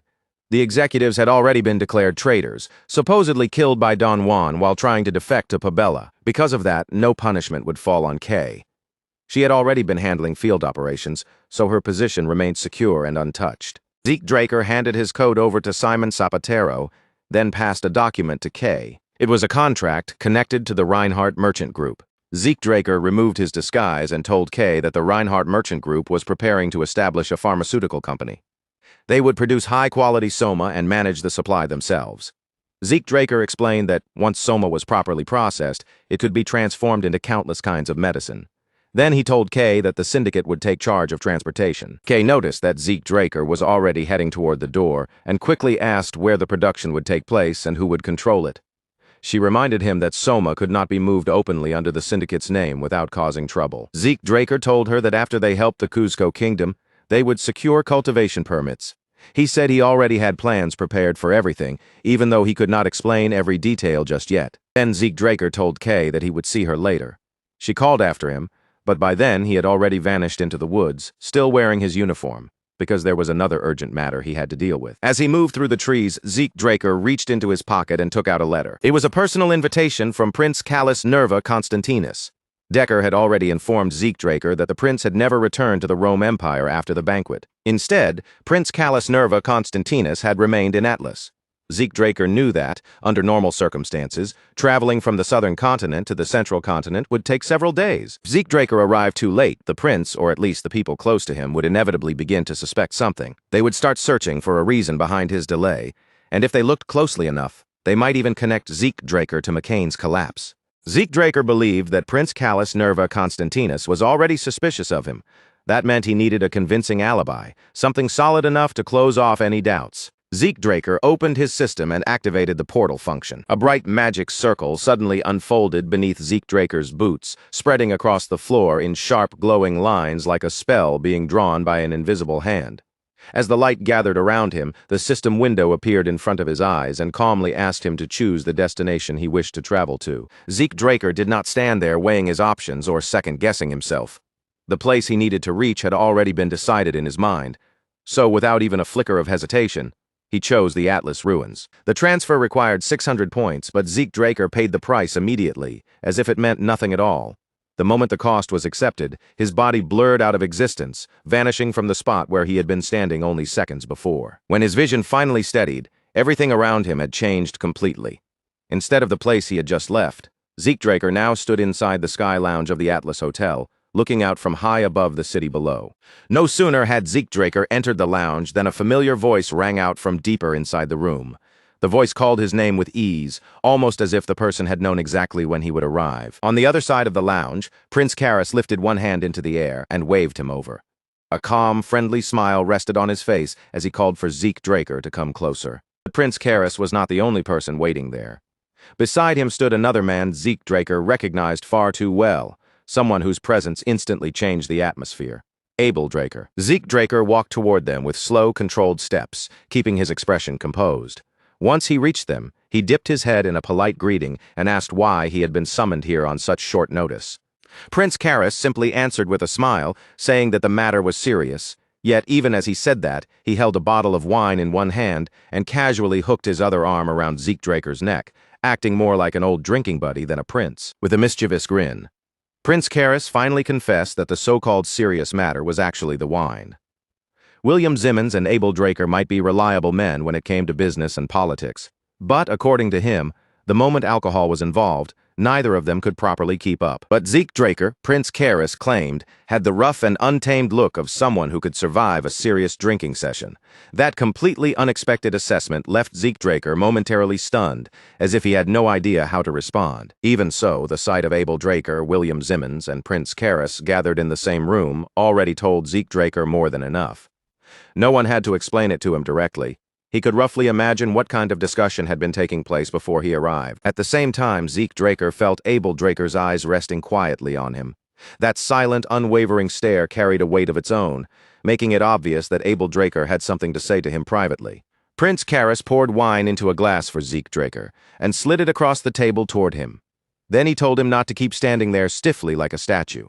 Although an uneasy feeling still lingered somewhere in Zeke Draker's chest, he accepted the glass without making a fuss.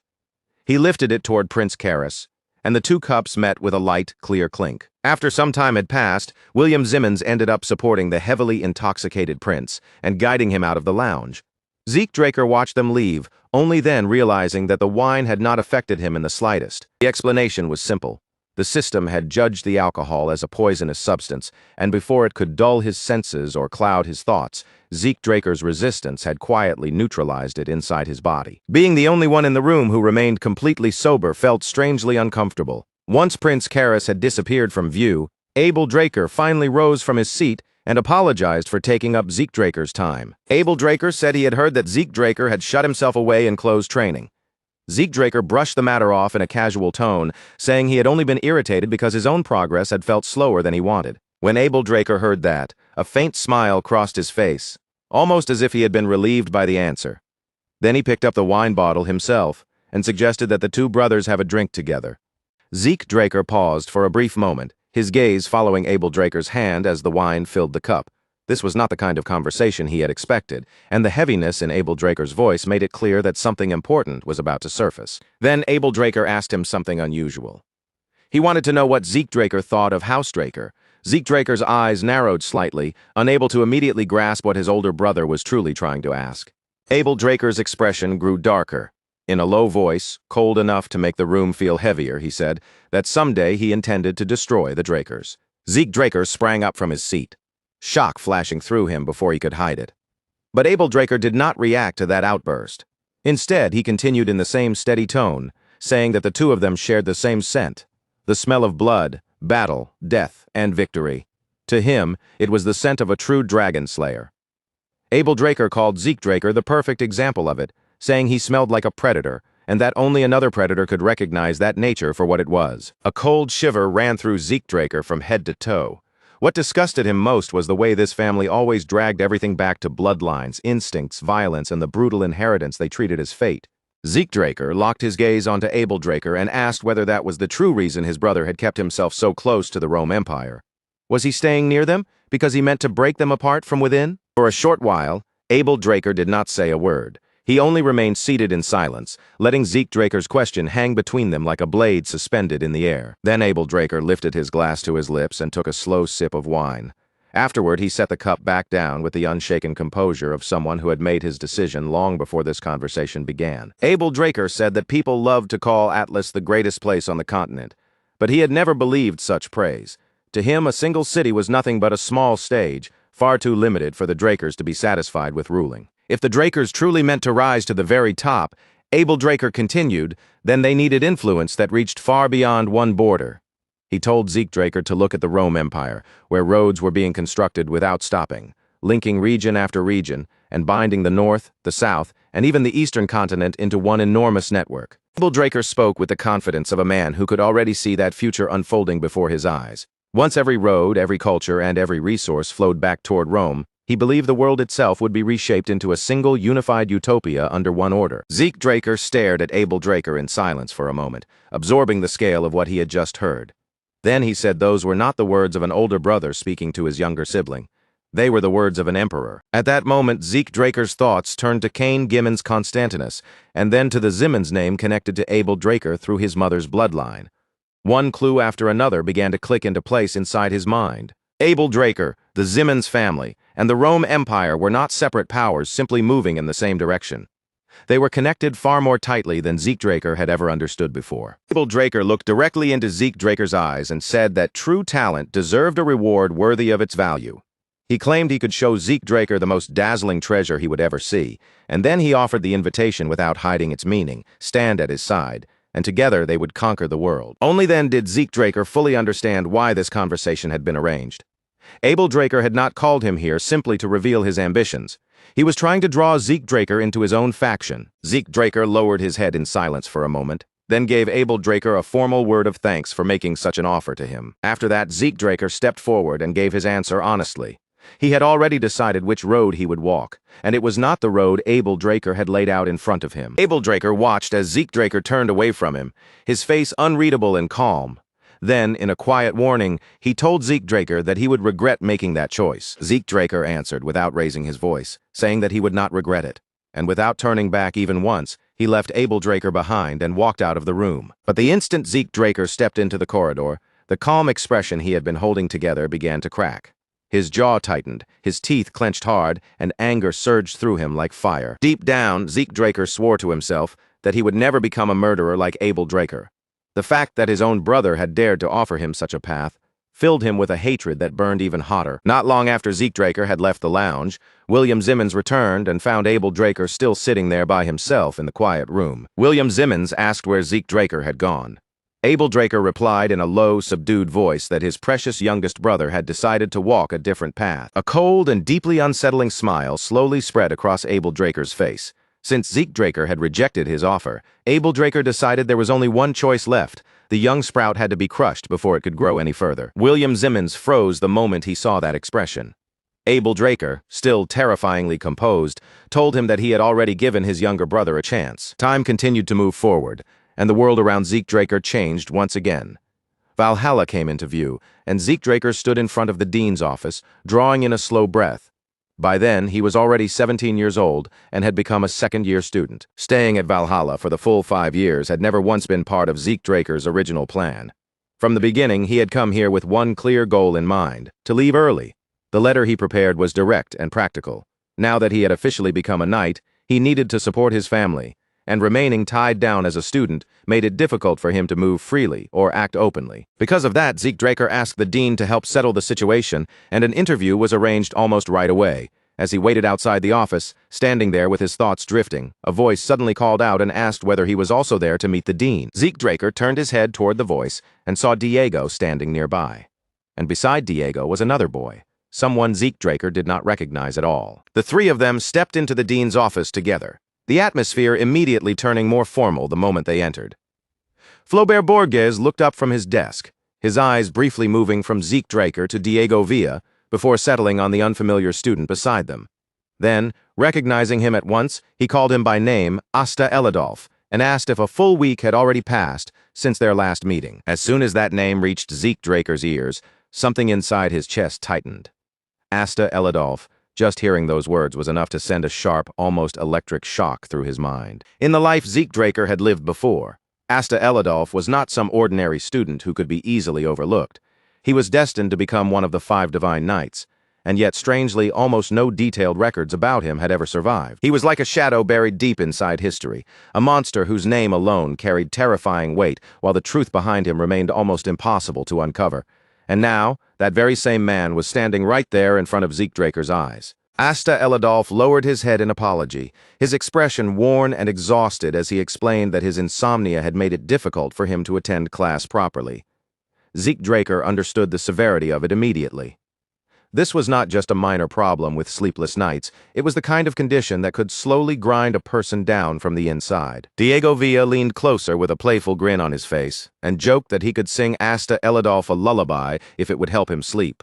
But Asta Elidolf snapped back at him right away, telling him to shut up while pressing a hand against his aching head, complaining that Diego's voice was making the ringing even worse. Zeke Draker clearly remembered what would happen in the future. Asta Elidolf would eventually come to serve the Rome Empire.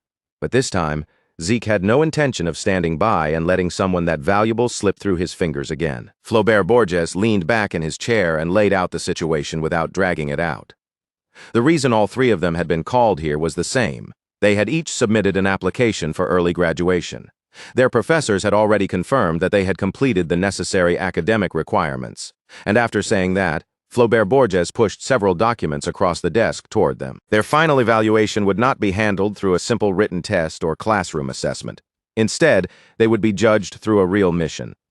Zeke Draker lowered his gaze to the title printed across the first page, and the words there immediately drew his attention, a cooperation request from Delphoa. Flaubert Borges moved a little closer and asked them if they had ever heard of Yaksha, the Black Knight.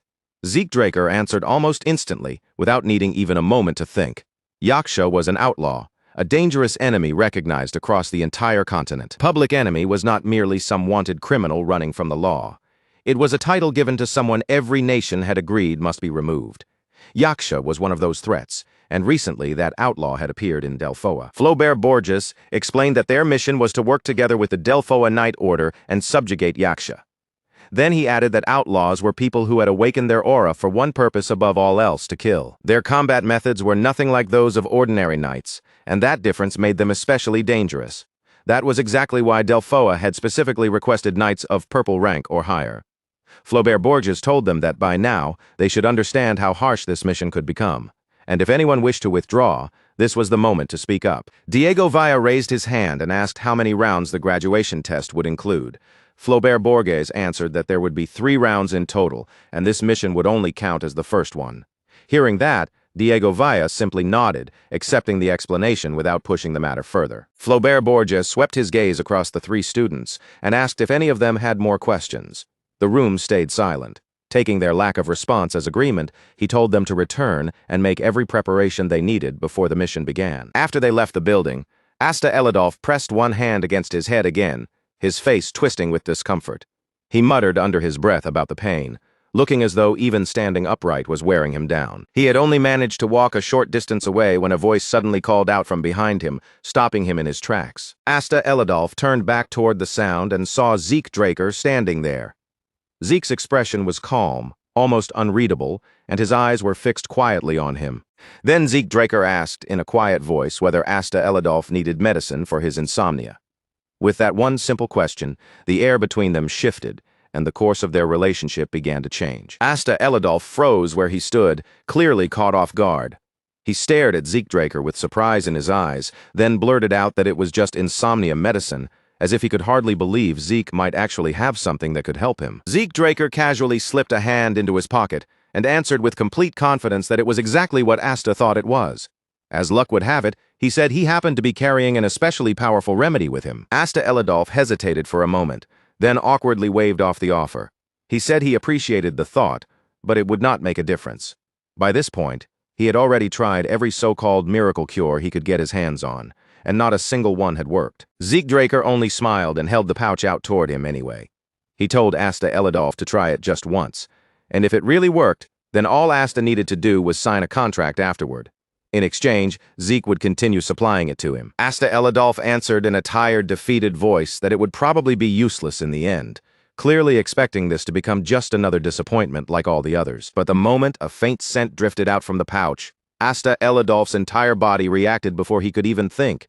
His eyes flew wide open, his back arched sharply, and he stumbled backward as if a wave of sudden relief had slammed straight through him. Then, without warning, his legs gave out beneath him.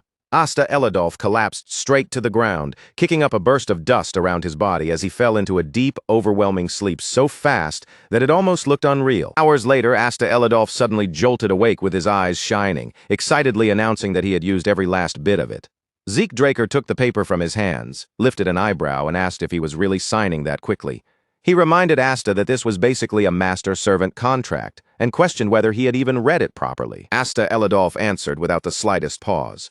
If signing that contract meant he could finally sleep properly, then nothing else written inside it mattered to him at all. Zeke Draker could only smile awkwardly and say that if Asta Elidolf had already made up his mind, then there was no reason to stop him. Leaning back with quiet satisfaction, Zeke inwardly thanked the system shop once again, amazed by just how ridiculously convenient it could be. He thought back to the system interface he had seen earlier, where rare relics could be exchanged for points as easily as buying something from a store. The item he had handed to Asta Elidolf was Sandman's sleep dust, a high-grade sleeping drug, and thanks to that single pouch, Asta would remain firmly on Zeke Draker's side, even after graduation. Zeke Draker could not help thinking that none of the five-star knights seemed completely normal, though Reyna Turun, at least, still looked relatively ordinary compared to the rest. Meanwhile, not far away, Asta Elidolf was practically shining with happiness, cheering about how unbelievably clear his head felt, and even wondering aloud if he had somehow reached Valhalla. Zeke Draker rubbed his chin, feeling that one more thing still needed to be confirmed. Since the chance was right in front of him, he decided he might as well test Asta Elidolf's abilities. When Zeke called out to him, Asta responded immediately, sounding confused at first, before quickly correcting himself and properly addressing Zeke Draker as his master. Zeke Draker drew his sword from its sheath and told him they should find out exactly what Asta Elidolf was capable of before the mission began. Before long, Asta Elidolf planted the butt of his spear firmly against the ground. Then, with the ease of someone who had handled the weapon countless times, he lifted it, spun it smoothly through the air, and thrust it forward with sharp, precise control. As Zeke Draker watched him move, his expression tightened just a little. The instant Asta Elidolf held a spear, the air around him seemed to change completely. Zeke told him in a serious voice to come at him with everything he had, making it clear that he was allowed to use aura as well. Asta Elidolf answered without hesitation, saying plainly that he would not hold anything back. In the very next moment, Asta Elidolf's hands tightened around the shaft of the spear, and he charged straight towards Zeke. Their weapons crashed together with brutal force, sending bright sparks scattering through the air in every direction. Zeke Draker studied each movement carefully as the exchange continued. Because of the spear's wide reaction range, Asta Elidolf was able to block his sword far more effectively than expected, and from the way he handled every clash, Zeke could tell that Asta's fighting style leaned more toward defense than offense. After watching enough, Zeke Draker made his choice to break through that defense. He would use Phantom Step. A faint smile touched Zeke Draker's lips as he kicked off the ground and slipped out of Asta Elidolf's reach. Moving almost without a sound, he disappeared from the front and reappeared behind him, closing in for a strike from the rear. Asta Elidolf sensed the danger only at the last possible moment. For the briefest split second, his body stiffened in shock, as if instinct had warned him just before the attack landed. But by that point, Zeke Draker's blade was already coming down, its edge descending straight toward Asta Elidolf's back. Asta Elidolf reacted by twisting his hands around the spear in a subtle, practiced motion.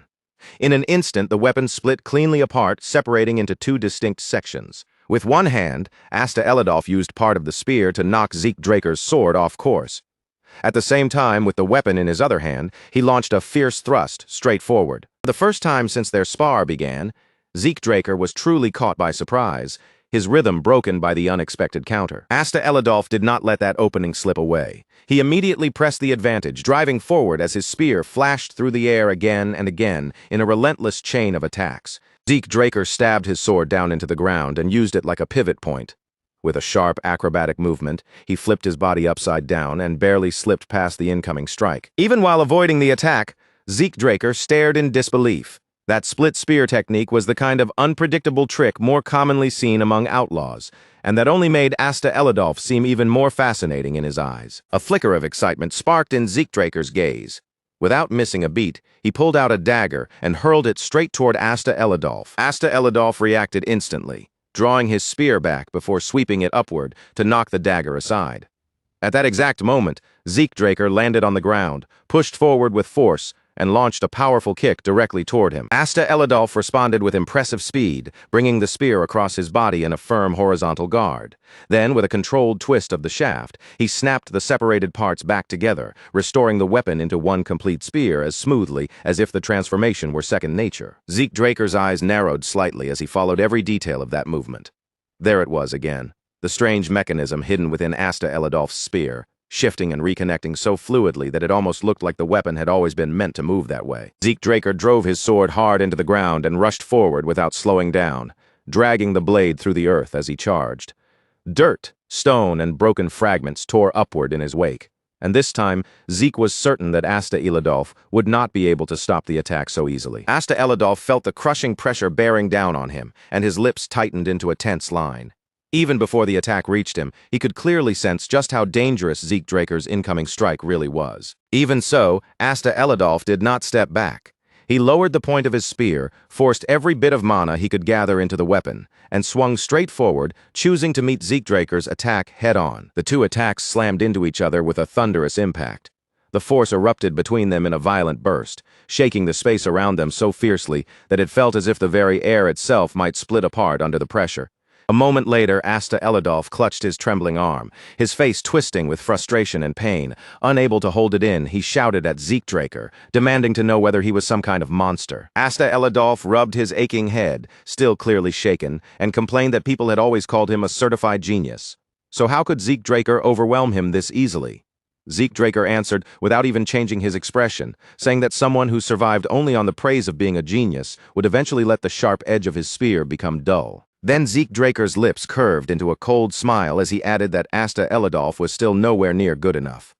Until the mission began, Zeke made it clear that he would train him relentlessly, without the slightest hint of mercy. Asta Elidolf's expression immediately collapsed into despair. His face darkened with a grim look as he admitted that he already had a very bad feeling about what was waiting for him. When they returned to the mansion, Decker stepped forward with his usual composed posture and formally announced that young Master Zeke Draker had arrived. Seeing him there made Zeke Draker call out in surprise. Decker then calmly informed him that a guest had already arrived ahead of him and was waiting inside the mansion. Before long, Galleon Halbert came walking down the hallway, his eyes wide as he looked around at every corner. The overwhelming luxury of Zeke Draker's mansion clearly left him stunned, and he could not hide his amazement at all. Zeke Draker greeted Galleon Halbert and said that it had been a long time since they last met. Then, without wasting words, he explained that he had called him over because there was something specific he wanted Galleon Halbert to examine. Galleon Halbert reacted with visible shock, pointing at himself as if he could not believe Zeke Draker really meant him. His mind immediately jumped to the black sword, and he asked if something had happened to it, insisting that a weapon forged with a magic furnace should not have even the smallest scratch on it. Zeke Draker quietly thought that Galleon Halbert must have gained a fair amount of fame by now, thanks to the magic furnace he had created, the very same type of furnace Zeke remembered from his previous life. If that was the case, then Galleon Halbert was probably already producing high-quality weapons far earlier than expected, which meant Zeke needed to secure him as his exclusive craftsman before anyone else managed to reach him first. Zeke Draker shook his head and made it clear that Bahamut was perfectly fine. The problem, he explained, was not the black sword at all, but something entirely different. Then Zeke Draker summoned the armor, letting it appear over his body piece by piece until the mysterious equipment fully formed around him. Zeke Draker looked down at the armor wrapped around him with a puzzled expression and said that somehow he had ended up obtaining something like this. The instant Galleon Halbert laid eyes on the armor, his entire body froze. His mouth fell open in disbelief, and for several moments he was so stunned that he could not even form a proper sentence. After stammering in pure disbelief, Galleon Halbert finally cried out. Zeke Draker could only respond with a helpless look, saying that he did not know what the armor was either. That was exactly why he had called Galleon Halbert here, because this was not the kind of thing he wanted to investigate somewhere public. Zeke Draker handed the armor over to him and asked whether Galleon Halbert would be able to inspect it properly. Galleon Halbert hesitated for a short moment, still visibly shaken by the object in front of him. But after gathering himself, he finally agreed to take a closer look. A little while later, Galleon Halbert's voice echoed out from inside the room, and the first thing he offered was a respectful apology. He rubbed his forehead with a frustrated expression and admitted that among every modern artifact he knew of, there was absolutely nothing that even came close to resembling this armor. Then Galleon Halbert asked whether the armor had any special characteristics, anything unusual at all that might help him identify what kind of material it had been made from. Zeke Draker fell silent for a moment, his expression turning thoughtful as his mind drifted back to the battle he had fought against Cain Jimin's Constantinus. After considering it carefully, Zeke Draker finally said that the armor had been able to deflect an aura blade. Galleon Halbert shot up from his seat in complete shock, exclaiming that something like that should only be possible with a single metal in the entire world. As the answer took shape in his mind, Galleon Halbert's expression turned grave. Then he spoke the name with weight in his voice, the metal of the gods, auriculum. Still stunned by the possibility, Galleon Halbert muttered that it was almost impossible to believe. He recalled that he had only ever seen auriculum once before, back when his master was still alive. Zeke Draker immediately turned his attention toward him and asked if auriculum was truly that valuable. Galleon Halbert answered with intense seriousness, saying that simply calling it precious did not even begin to describe its worth. Auriculum, he explained, was said to be the most perfect substance ever created by the gods. Its ability to conduct mana surpassed every other metal, which meant far more magical arrays could be engraved onto it than any ordinary material could ever endure. Zeke Draker nodded slowly, absorbing that explanation, then asked how many large-scale magic circles could usually be carved into normal metal armor. Galleon Halbert answered carefully, making it clear that large-scale magic circles could not be engraved into ordinary metal armor in the first place. Zeke Draker stroked his chin as the realization settled in. He had already known the armor was special, but he had never imagined that its value and potential would be this overwhelming. Then Zeke Draker asked whether it would be possible to change the armor into another form. Galleon Halbert immediately raised both hands in alarm, declaring that altering auriculum was absolutely out of the question. Galleon Halbert explained that, although auriculum was a divine metal and could technically be worked with, the real issue was that this armor had already reached a completed perfect state. If they interfered carelessly and damaged the magical arrays hidden inside, the entire armor might lose its function and become useless. After pausing briefly, Galleon Halbert added that his master might still be capable of doing it. Zeke Draker looked at him in surprise and asked if he was referring to Master Golrin Yober. Galleon Halbert turned his gaze toward the window, where the world outside was already colored by dusk, and calmly confirmed that Golrin Yober could alter the armor's form without ruining its functions. When Zeke Draker asked where Golrin Yober was, Galleon Halbert replied casually that, as usual, he should be in Hymonus. Zeke Draker's eyes widened slightly at that answer. Galleon Halbert continued gently, saying that Zeke might not even know where Hymonus was, before explaining that it was a land located far to the north. Zeke Draker replied calmly that the land belonged to the Northern Grand Duke. The moment Galleon Halbert heard that, he was visibly shaken and blurted out that people from the central continent rarely knew anything about the Northern Grand Duke, so how could Zeke possibly know of it? Zeke Draker clenched his fist, paused for a moment, and awkwardly answered that it was only a coincidence. Even so, a familiar face surfaced in his mind, and he quietly added that he had only learned about it recently. Then Zeke rose from his seat, thanked Galleon Halbert for everything, and told him that if he wanted to continue researching the metal, he was free to stay there and examine it as much as he liked. Galleon Halbert became noticeably wary at those words, letting out a confused sound as if he was not sure how to respond. After a brief stammer, he finally managed to thank Zeke Draker. Soon after that, Zeke Draker left the room without saying anything more. Left alone with the armor, Galleon Halbert remained puzzled, wondering why Zeke had suddenly become so deeply interested in everything connected to it. As Zeke Draker walked away, he quietly made up his mind. There was still time when it came to Hymonus, so there was no need to rush toward the north right away. For now, another matter demanded his attention first. At the moment, Zeke Draker's focus needed to shift toward the Reinhardt Merchant Group. Inside one of the Reinhardt Merchant Group's rooms, Cliff Reinhardt considered the matter carefully before speaking. He said that producing the medical supplies Zeke Draker had mentioned should not present any major problem. After a short pause, Cliff Reinhardt added that, at least on the central continent, building a factory capable of processing soma would be extremely difficult. Zeke Draker replied that he already understood that issue. If word ever spread that the princess was supporting the processing of soma, then Melissa Alencia's reputation would suffer a serious and very damaging blow. Zeke Draker then shifted the question slightly and asked what would happen if the ingredients were already processed before they ever reached the central continent. Cliff Reinhardt answered in a calm, businesslike tone that in that case, the goods would simply be treated as medicine, and as long as they passed the safety inspection of the Delphoa Magic Tower, distributing them should not cause any major problem. The moment Zeke Draker heard that answer, the path forward became clear in his mind. The factory would be established on the southern continent, far away from the central continent's restrictions, while the Reinhardt Merchant Group would be responsible for importing the completed medicine and spreading it through legal, reliable distribution routes. At that point, Melissa Alencia spoke up with a careful, apologetic look on her face.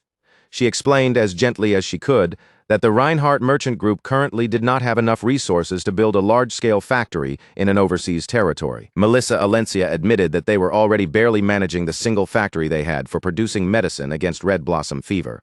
Because of that strain, she said they might need to reconsider the entire construction plan from the very beginning. Zeke Draker cut through that worry immediately, without letting it grow any further. He said that they would build the factory themselves and that Melissa Alencia only needed to secure approval from the Delphoa Magic Tower so the medicine could legally circulate. Her eyes widened at once, and with cautious surprise, she asked if something like that was truly possible, wondering whether House Draker was backing him from behind. Zeke Draker dismissed that assumption without the slightest hesitation. House Draker had no involvement in this plan at all. Every cost, every expense, and every burden would be paid entirely from his own funds. Then Zeke Draker slid an envelope across the table, the paper moving quietly between them as the conversation took a heavier turn. In a calm voice, he said that the real reason he had come was inside and asked Melissa Alencia to read it. Melissa Alencia opened the envelope and began scanning the documents, but almost immediately, the blood drained from her face. The papers revealed that the Rome Empire had joined forces with the Scorpion clan to conduct live experiments using synthetic poison, and her breath caught as the proof lay there plainly in front of her. Zeke Draker frowned and quietly pointed out what those documents truly meant. If red blossom fever had indeed been created artificially, then the Rome Empire had essentially used Alencia as a testing ground for clinical trials. Melissa Alencia's body trembled with barely contained rage. She admitted that she had suspected something was wrong, but she had never imagined they would go so far as to commit such a thing against their own people. Zeke Draker said nothing, allowing the full weight of that truth to settle heavily in the room. After a short silence, Zeke Draker finally spoke again and told Melissa Alencia something difficult to accept. The reason he had shown her this evidence was because, at least for the time being, they needed to keep the Rome Empire's crimes hidden. Melissa Alencia shot up from her chair in an instant and slammed both hands down onto the table. Her voice shook with anger as she demanded how Zeke Draker could possibly say such a thing after showing her evidence like this. To Melissa Alencia, crimes this horrific had to be exposed at once. If the truth were made public, she believed, then something so monstrous could never be allowed to happen again. Zeke Draker answered in a quiet, controlled voice that he understood exactly how she felt. But the evidence in their hands was still too weak to serve as a proper diplomatic weapon, and even as he explained that, the anger burning across Melissa Alencia's face did not fade. Zeke Draker stood as well and laid the situation out plainly before her. The Rome Empire had already pushed all responsibility onto the Scorpion clan, branding them as infamous black mages, and any human experimentation committed under that name would not be enough to shake the world. In the end, the Rome Empire could deny any direct involvement, issue a polished formal apology, and quietly close the matter as if nothing more needed to be discussed. Zeke Draker made it clear that hiding the information for now was their most effective choice, but Melissa Alencia clenched her fists and demanded to know what he was truly trying to accomplish. Zeke Draker answered with steady seriousness in his eyes. The Rome Empire still had no idea that they had uncovered the truth, and because the experiments had been carried out on such a massive scale, stronger evidence had to exist somewhere, proof that connected the Rome Empire directly to the entire operation. Shock flickered across Melissa Alencia's expression as the meaning of his words became clear. She asked if Zeke Draker was saying they should obtain that decisive evidence first, then use it to properly corner the Rome Empire. Zeke Draker answered without hesitation. That was exactly what he intended, and the reason he had brought the information to Melissa Alencia before anyone else was so they could prepare before making their move. Still struggling to grasp the scale of the plan, Melissa Alencia asked what kind of preparation he meant. After a brief pause, Zeke Draker explained that if red blossom fever had been tested in the Alencia conflict zone, then there was a high chance that other synthetic poisons were being tested there as well. Because of that, they needed to develop antidotes ahead of time. That realization struck Melissa Alencia like a physical blow. If those poisons were used on the battlefield, Alencia's forces might continue fighting without even realizing their bodies were being poisoned from within. Melissa Alencia swallowed hard as the full implications sank in. If antidotes were prepared in advance, they could prevent terrible losses and strike back against the Rome Empire at the most critical moment. The anger that had been wavering inside her slowly hardened into something firmer. Melissa Alencia finally understood the situation before her, and deep down, she knew that the path she had chosen was the correct one. As she looked at Zeke Draker's unwavering expression, Melissa Alencia silently accepted the truth in her heart. Bringing Lord Zeke Draker into the Reinhardt Merchant Group had truly been the right decision. At last, Zeke Draker spoke again, calmly telling them that he would not be able to attend meetings for a while because his schedule at Valhalla was already packed. Melissa Alencia released a small breath of relief, then said that if the opportunity ever came, she would like to invite him to Alencia. The name Alencia made Zeke Draker pause for a brief moment. In a softer voice, he remarked that it was said to be a land blessed with beautiful mountains and lakes. Melissa Alencia looked surprised and asked whether he had ever visited before. Zeke Draker gave her a faint, gentle smile and said that he had only heard stories about it. But when he finally did visit, he hoped Melissa Alencia would personally guide him through every beautiful place worth seeing. Touched by his words, Melissa Alencia placed one hand over her chest and promised that she would do exactly that. Then, with sincere warmth in her voice, she wished Zeke Draker a safe journey. After the meeting ended, Melissa Alencia and Cliff Reinhardt respectfully saw Zeke Draker off. They watched him leave while the heavy meaning of everything they had discussed still lingered in the air behind him. Asta Elidolf lay sprawled across the ground, completely exhausted, his body stretched out as though every last bit of strength had been wrung from him. Diego Villa had collapsed beside him, gasping for breath as he whined that he might actually die before the mission even started. Zeke Draker rested his sword across his shoulder and told him to stop complaining, adding that if Diego still had enough energy to talk, then he had enough energy left to swing his sword one more time. That only made Diego Villa flare up even harder. He snapped back at Zeke Draker, calling him a devil and swearing that Draker blood was truly terrifying, before forcing himself up and charging in with an angry slash. Zeke Draker deflected Diego Villa's attack with effortless control, the corner of his mouth lifting ever so slightly. Watching him struggle forward, Zeke thought to himself that these two only seemed to show their real fire after their pride had been properly wounded. As the training continued day after day, Zeke Draker quietly noticed the changes taking root in them.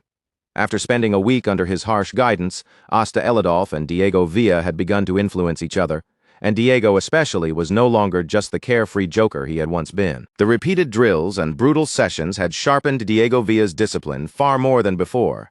Then, right in the middle of their exhausting training, a voice from nearby suddenly praised them for their hard work. Diego Villa spun around with a startled sound, still catching his breath, but the moment he saw Andre Draker standing there, his face lit up, and he greeted him brightly as Professor. Zeke Draker, however, looked at Andre Draker with unmistakable caution in his eyes and asked what Professor Andre Draker was doing there. Andre Draker answered in his usual calm tone that there was something important he needed to tell all three of them. When Zeke Draker pressed him to explain, Andre Draker revealed the matter plainly. The three of them had been assigned to a mission involving the subjugation of a threat recognized on a continental level. A mission of that scale was far too dangerous for students to simply be sent into on their own. Andre Draker's expression tightened with firm resolve as he made his decision clear. For that very reason, he would be accompanying them on the mission. A train tore through the forest, its iron wheels shrieking against the rails as rows of trees and passing scenery blurred beyond the windows. Inside, someone muttered gloomily that they had never expected to be dragged along on the Black Knight Yaksha mission. In one of the carriages, Andre Draker sat with his arms folded, completely unaffected by the heavy mood around him. He repeated that he would never send students alone into a mission like this, and that there were certain things they needed to understand before they arrived. With a hard, serious stare, Andre Draker asked whether they even knew what kind of land Delphoa was. Sitting across from him, Zeke Draker answered calmly that they had learned a little about it in class, though he added that Delphoa was known to be different from other places, because mages held true authority there. Andre Draker nodded once, confirming that Zeke Draker's understanding was correct. Delphoa, Andre Draker explained, functioned under a strange and rigid system. Even its knights did not fight in the same manner as knights from other regions. The knights of Delphoa were trained around massive shields, standing firm at the front line to block incoming attacks and push enemies back, while the mages remained protected behind them and rained down destructive magic from a safe distance. Asta Elidolf raised his hand and asked whether that meant the knights fighting up close were forced to take all the damage themselves. Andre Draker actually praised the question, acknowledging that Asta had understood the heart of the problem. Andre Draker said that was exactly why Delphoa's knights trained by running while carrying their heavy shields, all to endure that brutal role on the battlefield. It was also the reason so few Valhalla graduates ever wanted to serve in that land. Diego Villa clicked his tongue in irritation and said it sounded like a knight order built purely to protect mages, as if the knights themselves were treated as disposable shields. Andre Draker turned his gaze toward the scenery rushing past outside the train window and answered in a cool voice that Diego Villa had understood it perfectly. Then he warned them not to be too surprised when they finally saw Delphoa with their own eyes. Before long, the silhouette of a castle began to appear in the distance, rising slowly beyond the horizon as the train drew closer to Delphoa. As the shape grew clearer, Andre Draker lowered his voice and warned them that the mages of Delphoa were infamous for their arrogance. Beneath the clear and peaceful sky, Andre Draker stepped forward with a composed expression. Standing before the welcoming party, he formally introduced himself as an assistant professor from Valhalla. The man who came to receive them smiled warmly and reached out to shake Andre Draker's hand. From the look on his face, it was obvious that he was both surprised and honored that someone tied to House Draker had personally traveled all the way here. After the greeting, the man introduced himself in return. His name was Jorge Otter, and he served as the commander of Delphoa's 8th Knight Order. Andre Draker gave a brief glance toward Diego Villa, Zeke Draker, and Asta Elidolf standing behind him. Then, with quiet confidence, he explained that the cadets accompanying him were among the best Valhalla had to offer, so there would be no problem carrying out the mission. Jorge Otter gave a light laugh, visibly relieved by that assurance, and said hearing that put his mind at ease. Then he gestured toward a nearby carriage and explained that their captain was waiting inside. Diego Villa frowned the moment those words reached him, muttering suspiciously that the bearded man from earlier had already introduced himself as the captain. Zeke Draker answered in a low voice, warning Diego to keep his mouth shut, because this was Delphoa, and in this place, strange treatment like this was considered perfectly normal. Just then, the carriage door swung open. Sitting inside was a man with a rigid face and an openly irritated expression, as if the simple act of meeting them was already too much trouble. Diego Villa narrowed his eyes and muttered that the man looked like he had been angry since the day he was born. Zeke Draker immediately warned him once again to stay quiet before his mouth caused trouble. But inside, Zeke Draker had already guessed who the man was. This had to be Delphoa's mage captain, and the uneasy way Jorge Otter behaved around him told Zeke everything he needed to understand about the power balance here. Jorge Otter leaned closer to the carriage and whispered something to the man inside. After a short, uncomfortable pause, he turned back toward the group from Valhalla with an awkward expression on his face. Jorge Otter explained that the captain would be traveling separately from them. Because of that, Andre Draker and the 3 cadets would have to take a different carriage. Diego Villa could only stare in stunned disbelief as the carriage door shut right in front of them. Without another word, the vehicle rolled away, leaving them standing there as if they had barely been worth acknowledging. The instant the carriage was gone, Diego Villa finally exploded. He shouted that they had been completely ignored, treated like trash, and abandoned on the spot as though their presence meant absolutely nothing. Diego Villa continued raging, saying this was completely unacceptable. They had crossed half the world to take part in a joint mission, and yet Delphoa was acting as if the Valhalla group did not even exist. Before Diego Villa could keep shouting, Zeke Draker cut him off with one sharp kick to the knee. Diego Villa dropped with a yelp, grabbing his leg as he cursed Zeke Draker in pain. Still fuming, he immediately turned his frustration toward Andre Draker and demanded to know why the professor was just standing there without saying anything. After a brief moment of silence, Andre Draker answered in a calm, steady voice. Once they graduated and became proper knights, he said, situations like this would become a common part of their lives. Thinking back to the man seated inside the carriage, Andre Draker told them to carve everything they saw and everything they felt from this moment onward deep into their memories. Eventually, night fell over Delphoa, covering the unfamiliar land in darkness. Zeke Draker lay flat on his back inside the room they had been assigned, staring up at the ceiling with a quiet sigh. After a moment, he muttered to himself that things really were different in this place. The room prepared for them looked old, worn down, and thrown together in a hurry. Yet every mage facility they had passed earlier had been polished, well-maintained, and clearly funded with an entirely different level of care. Even so, Zeke Draker admitted inwardly that this was about what he had expected from Delfoa. He had never truly believed they would be welcomed with proper treatment here. With a tired expression settling over his face, Zeke Draker pushed himself up and said he was going outside to get some air. As Zeke Draker walked down the quiet corridor, he thought that this kind of treatment did not truly bother him. After everything he had endured in his previous life, being looked down on was hardly enough to shake his composure. What actually weighed on Zeke Draker's mind was not Delfoa's arrogance, but the mission involving Black Knight Yaksha. He recalled the strategy meeting, where Jorge Otter and the other knights had stood stiffly like statues, while the mages spoke over them without hesitation. Zeke Draker had expected Delfoa's hierarchy to be unbalanced, but he had not expected it to be this severe, and another slow breath slipped from him. Just then, someone suddenly stopped him in the hallway, asking why he was wandering around alone at this hour. Zeke Draker lifted his gaze in surprise and saw the same mage captain from earlier standing directly in front of him. The man spoke in a cold, emotionless voice, saying that he had something to tell Zeke Draker anyway, so running into him like this was actually convenient. With clear indifference in his tone, the mage captain told Zeke Draker that Valhalla had no meaningful role to play here. He warned him not to get tangled up in unnecessary magical affairs and advised him to return quietly instead. A faint spark of irritation stirred inside Zeke Draker.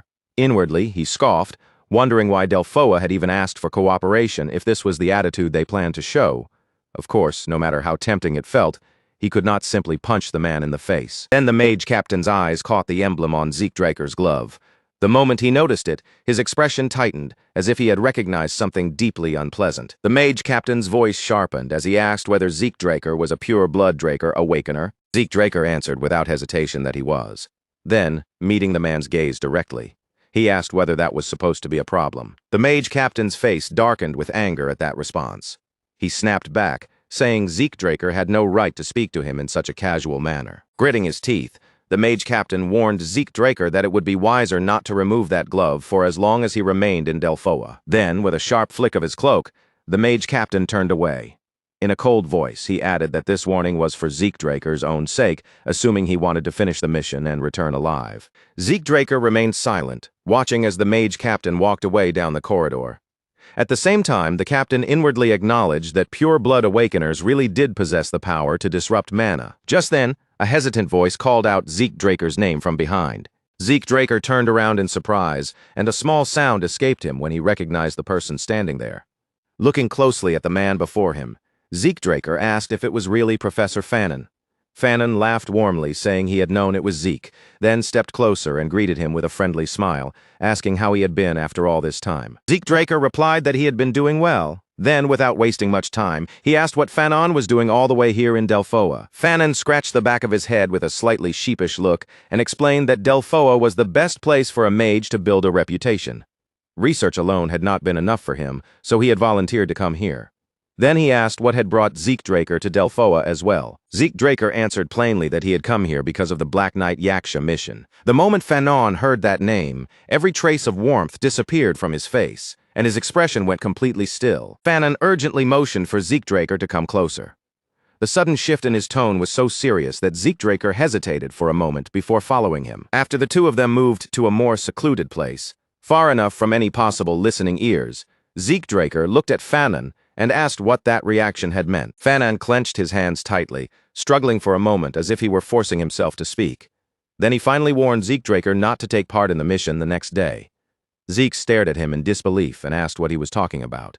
Fannin's expression hardened, and his voice grew firm as he said the mission was already doomed to fail. He stressed every word, warning Zeke Draker that he must not join it under any circumstances. Those words hit Zeke Draker like a knife driven straight through his chest. His eyes snapped open in shock, cold sweat spreading across his skin as he stood there frozen, trying to force his mind to make sense of the terrible meaning behind what he had just heard. Far into the middle of the night, everything around the house had gone deathly quiet. Overhead, the full moon hung pale and distant in the dark sky, spilling a thin layer of silver light across the roof, the walls, and the motionless silence surrounding the entire place. That heavy stillness was finally broken when Diego let out a low, worn-out groan and slowly began to wake. He raised one hand to his pounding head, rubbing at it with a grimace as he muttered that it felt like he had barely slept at all, his whole body heavy, tired, and completely drained. Zeke Draker sat close by, near enough to catch even the smallest movement Diego made. But even after noticing how exhausted and unsteady he looked, Zeke stayed silent, watching without saying a single word. Even then, Zeke Draker's thoughts were still locked on Professor Fanon's expression from earlier. That uneasy look, the hesitation in his voice, and the moment he admitted he could say nothing more kept stabbing at Zeke's mind like a thorn. If this mission had truly been doomed from the very start, then only two possibilities made any real sense. Either the commanders in charge of the subjugation force had already been corrupted, or they had secretly struck some kind of deal with the very enemy they were meant to destroy. Delphoa had long been known as a land where mages abused their power, but even so, Zeke Draker still found it difficult to believe that corruption had spread so blatantly into the military ranks themselves. With that grim suspicion weighing heavily on his mind, Zeke Draker finally rose from his seat. If there really was something rotten hidden beneath the surface of this mission, then to him, a secret connection with the target seemed far more believable than mere carelessness or incompetence. By the time the group reached the mountaintop, the air around them had grown sharp, cold, and wide open. Up ahead, the captain stood before the gathered troops with his arms folded across his chest, handing down orders in a calm, practiced tone that made it clear he was used to being obeyed. He ordered squads 1 through 3 to move along the mountain slope, spreading out across the side terrain, while squads 4 through 6 were told to advance from the front and begin pushing directly toward the target. Jorge Otter slowly swept his eyes over the assembled force, checking the soldiers one by one as though searching for any sign of doubt or hesitation. After seeing no one step forward, he quietly confirmed that there were no objections. Just as the captain shifted his attention toward the remaining units, a voice suddenly cut through the tense mountain air.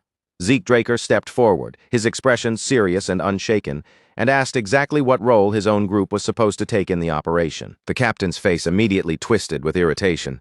Without even trying to hide his annoyance, he snapped back at Zeke Draker, reminding him that after yesterday's explanation, he had already been told to stay out of the operation entirely. But Zeke Draker did not let the captain brush him aside. His voice turned cold and steady as he stated plainly that he himself was a Blue Knight, while Diego and Asta Eladolf standing with him were both Purple Knights. Then, without lowering his eyes or backing away from the commander's stare, Zeke Draker asked whether a force of their level had truly been summoned for cooperation, only to be deliberately ignored and treated like disposable pieces on the battlefield. For a moment, the captain went completely still. He stared at Zeke Draker, as if the words had caught him entirely off guard, and after a tight, tense pause, he demanded to know whether Zeke really held the rank of a Blue Knight. A ripple of whispers spread through the gathered soldiers almost immediately. They murmured about how young Zeke Draker looked, about the 2 Purple Knights beside him, and about what kind of place Valhalla must be if it could produce people like them. The captain's jaw tightened until it looked as though his teeth might grind together. Finally, unable to argue openly in front of everyone, he barked an order at Jorge Otter and told him to assign Zeke Draker's group to scouting duty. Jorge Otter visibly flinched when the order was thrown at him so suddenly. He quickly lowered his head and agreed, hurrying to follow the command before the captain's anger had any chance to shift toward him instead. Before Zeke Draker could move away, Professor Andre Draker stepped directly into his path and stopped him. His gaze sharpened as he questioned why Zeke had chosen to provoke the captain so openly, making it clear that he knew Zeke was not someone who acted without a reason. Zeke Draker answered without raising his voice, calmly saying that something about the mission felt wrong.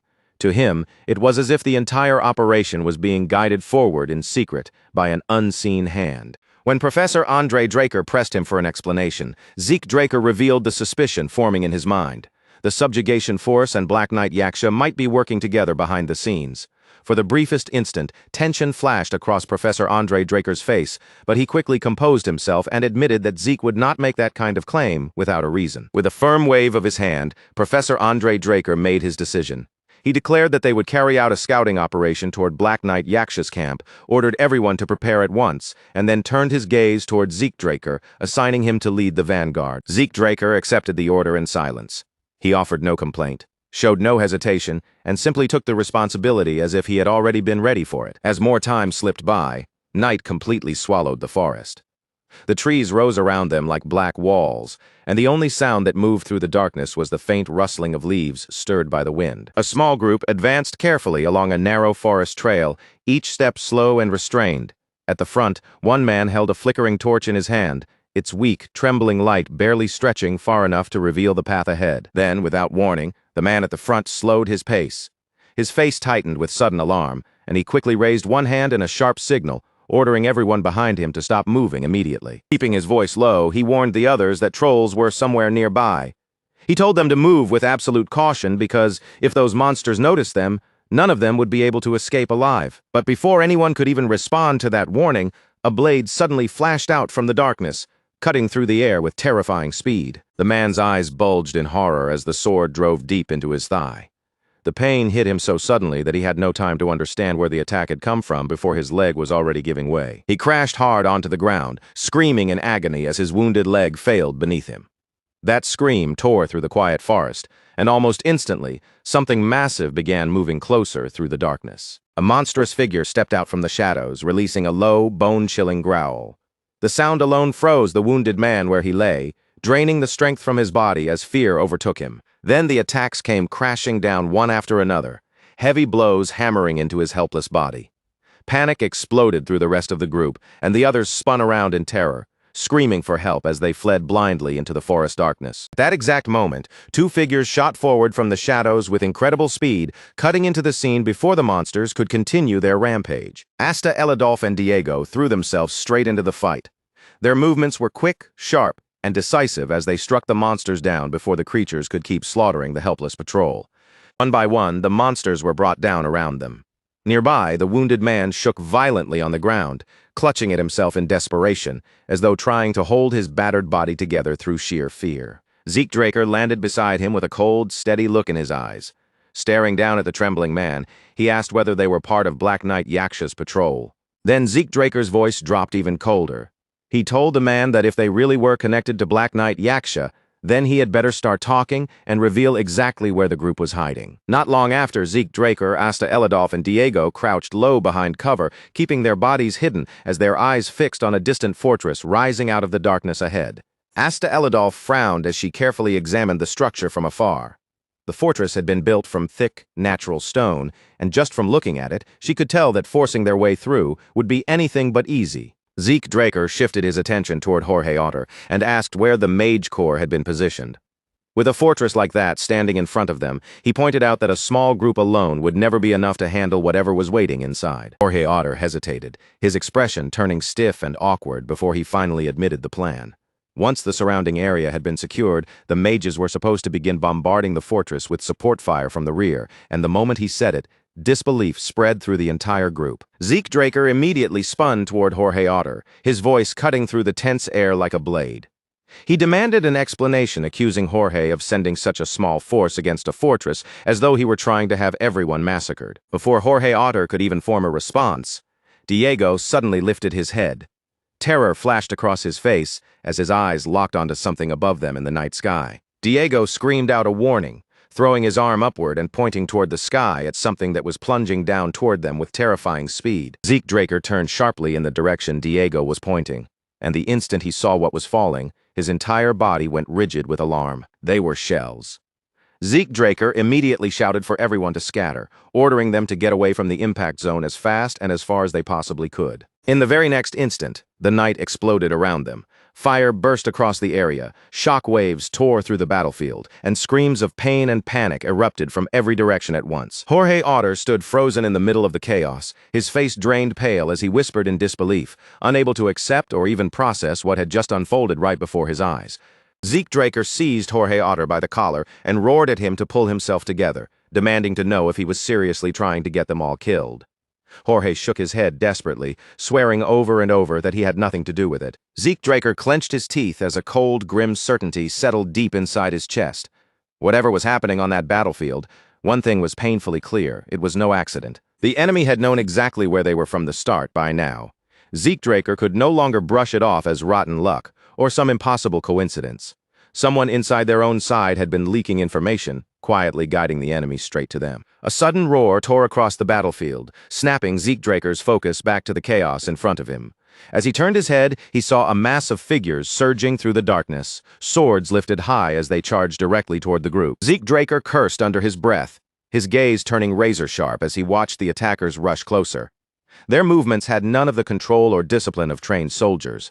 They were hurling themselves forward like madmen, as if death meant absolutely nothing to them. As the attackers closed the distance, Zeke Draker narrowed his eyes and focused on their faces. Their eyes were bloodshot, their expressions twisted, and their bodies moved with a reckless violence that told him more than any report ever could. In that moment, a cold shock ran through Zeke Draker's mind as the truth finally snapped into place. This was far more than an ordinary ambush. The men rushing at them were Soma addicts, mercenaries whose minds had already been eaten away by madness until only violence remained. The Soma burning through their bodies had originally come from the southern cartels, a dangerous drug that had slowly spread across the central continent, poisoning more and more of the land as time passed. Mages normally treated Soma with extreme caution, only using the tiniest amount when they needed to force out a temporary burst of magical power. Mercenaries were nothing like that. Men who survived from battlefield to battlefield, chasing money and bloodshed, often swallowed far more Soma than their bodies could withstand, until their judgment, fear, and reason were completely burned away. The moment Zeke Draker recognized the sword-wielding figures charging at them, he shouted a warning to everyone nearby. These were Black Knight Yaksha's mercenaries, and their own side had been drawn straight into a trap prepared in advance. The group reacted almost at once, lifting their weapons and bracing themselves against the sudden flood of attacks. Diego Villa swore at the sight of the deranged fighters rushing in, while Asta Elidolf shouted that there were far too many of them to cut down so easily. Even with the battlefield collapsing into chaos around him, Zeke Draker kept his mind clear. He warned Diego Villa and Asta Elidolf not to burn through their aura too quickly, telling them to preserve their strength before the fight dragged on and wore them down. Clenching his teeth, Zeke Draker quickly measured the danger in front of them. If the enemy had gathered this much strength, then the Night Order alone would never be able to handle it. Scouting mission or not, wiping out everything between them and the fortress might be the only way forward. At that very instant, a sharp golden light flashed through Zeke Draker's pupils. An explosion thundered across the battlefield, followed immediately by a scream that tore through the smoke and noise. Zeke Draker spun toward the sound without hesitation, feeling magic stir in the air and realizing the situation had just taken another dangerous turn. When Zeke Draker noticed a formation gathering not far from them, a small flicker of relief passed through his mind. Delphoa Mage Corps had finally reached the battlefield. On the other side of the field, the mage captain furrowed his brow and poured even more power into his spell. Under that crushing pressure, the maddened mercenaries began to fall apart, scattering in all directions as voices shouted that the Mage Corps had arrived and ordered everyone to retreat. Zeke Draker watched the shift in the battlefield with a cold, steady gaze. The Mage Corps may have arrived late, but their power was undeniable. If they pressed the attack now, there was still a real chance to seize the momentum and turn everything around. But right then, someone stepped forward and called for everyone to stop. Zeke Draker turned in disbelief, unable to understand why they would abandon such a perfect opening at the exact moment the enemy formation was breaking. The captain's face hardened as his eyes locked onto Zeke Draker in a sharp, accusing tone. He blamed Zeke for ruining the entire mission and demanded to know whether he even understood the damage he had caused. For a brief moment, Zeke Draker's expression went completely blank, as if the sheer absurdity of what he was hearing had made the whole situation feel unreal. Then his jaw tightened. He ground his teeth in silent fury, cursing inwardly at the unbelievable nonsense being thrown at him in the middle of a battlefield. The captain continued without letting up, accusing Zeke Draker of provoking the enemy when, according to him, Zeke's only assignment had been a simple scouting mission. With a sharp turn of his back, the captain ordered Professor Andre Draker to take the cadets and withdraw at once. He declared that everything that had happened here would be reported directly to Valhalla. Zeke Draker's fist slowly tightened at his side. His voice dropped cold as he asked whether that meant their cooperation with Delphoa was officially over, and the captain visibly stiffened as the weight of that question settled over him. Zeke Draker continued, making his meaning clear. If they no longer had an assigned role in Delphoa's operation, then they were no longer obligated to follow Delphoa's commands. From that moment on, they would continue the mission according to their own judgment. Anger flared across the captain's face. He snapped that this was Delphoa's territory, then demanded to know who Zeke Draker thought he was, acting as if he could simply move wherever he pleased. Professor Andre Draker stepped in with a calm voice, not showing the slightest trace of panic. He stated that Black Knight Yaksha was an enemy of the entire continent, and as official knights of House Draker, both he and Zeke Draker had the authority to act independently when the mission took priority. They could make their report after everything was finished. Captain clicked his tongue in clear irritation, turned away, and coldly told them to do whatever they wanted, but his warning was just as clear. Whatever consequences came afterward would be theirs alone to carry. As the Mage Corps began to pull back from the battlefield, Jorge Otter remained standing in place, stunned into silence. He could only stare, unsure what would happen to the subjugation effort now that the operation had fallen into complete disorder. Zeke Draker walked up to Jorge Otter and told him there was something he wanted to ask. Jorge looked back at him in surprise, and Zeke, holding his gaze firmly, asked whether he truly had the resolve to capture Black Knight Yaksha. Jorge's daughter answered without even a moment of hesitation. As a knight, he said, he would never turn his back on evil. Zeke Draker gave a faint nod, saying that he understood that feeling very well. Then, after a short pause, his voice lowered as he asked Jorge Otter for one single favor. Not long afterward, the fortress stood beneath the quiet moonlight, its stone walls covered in a pale glow, while the heavy night pressed down over everything around it. Suddenly, a commotion rose from below. Two guards, stationed high on the wall, leaned over the edge, peering down into the darkness to see what was causing the disturbance. In the distance, a huge group of soldiers was rushing straight toward the fortress. Their shouts echoed through the night as they advanced without slowing, closing in on the walls with determined force. At the very front of the charge, Jorge Otter roared for the cowards hiding inside to stop cowering behind their stone walls, come out and face them in a proper fight. One of the guards on the wall raised his bow, muttering under his breath that the attackers had to be completely insane to charge in like that. A heartbeat later, two arrows cut through the night air at the same time. Jorge Otter's soldiers lifted their shields in perfect unison. The metal plates locked together with practiced precision, catching both arrows cleanly without even a single man breaking formation. Jorge Otter dug his feet firmly into the ground and shouted for everyone to hold the line, determined to show that the enemy's attacks meant nothing. Faced with that unshaken wall of shields and spears, the two guards on the fortress wall fell silent. One of them sneered to himself, convinced the entire display was pointless. But in the next instant, all the color drained from his face, and he suddenly coughed up a mouthful of blood. Mocking voices rang through the tense air as Zeke Draker and the others openly taunted the defenders. Their words made it clear that they had no intention of backing away from the fortress gates. Then a sharp creak cut through the noise. Zeke Draker turned his head at once and saw someone driving a horse forward, racing away from the fortress in a desperate rush. For someone to charge out on horseback in the middle of this chaos made no sense at all. The instant that thought crossed Zeke Draker's mind, a surge of dread rose in his chest, and his pupils flashed with golden light. The rider's face came clearly into view, and Zeke Draker recognized him immediately. He matched the description perfectly.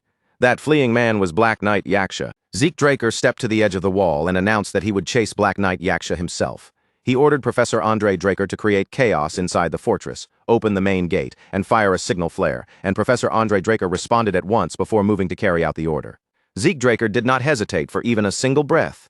He launched himself off the wall and dropped into the darkness below, plunging through the night after his fleeing target. With a voice as cold and clear as the night air around him, Zeke Draker called out the name of his summoned holy beast, Bucephalus. The instant that name left his lips, lightning split across the darkness.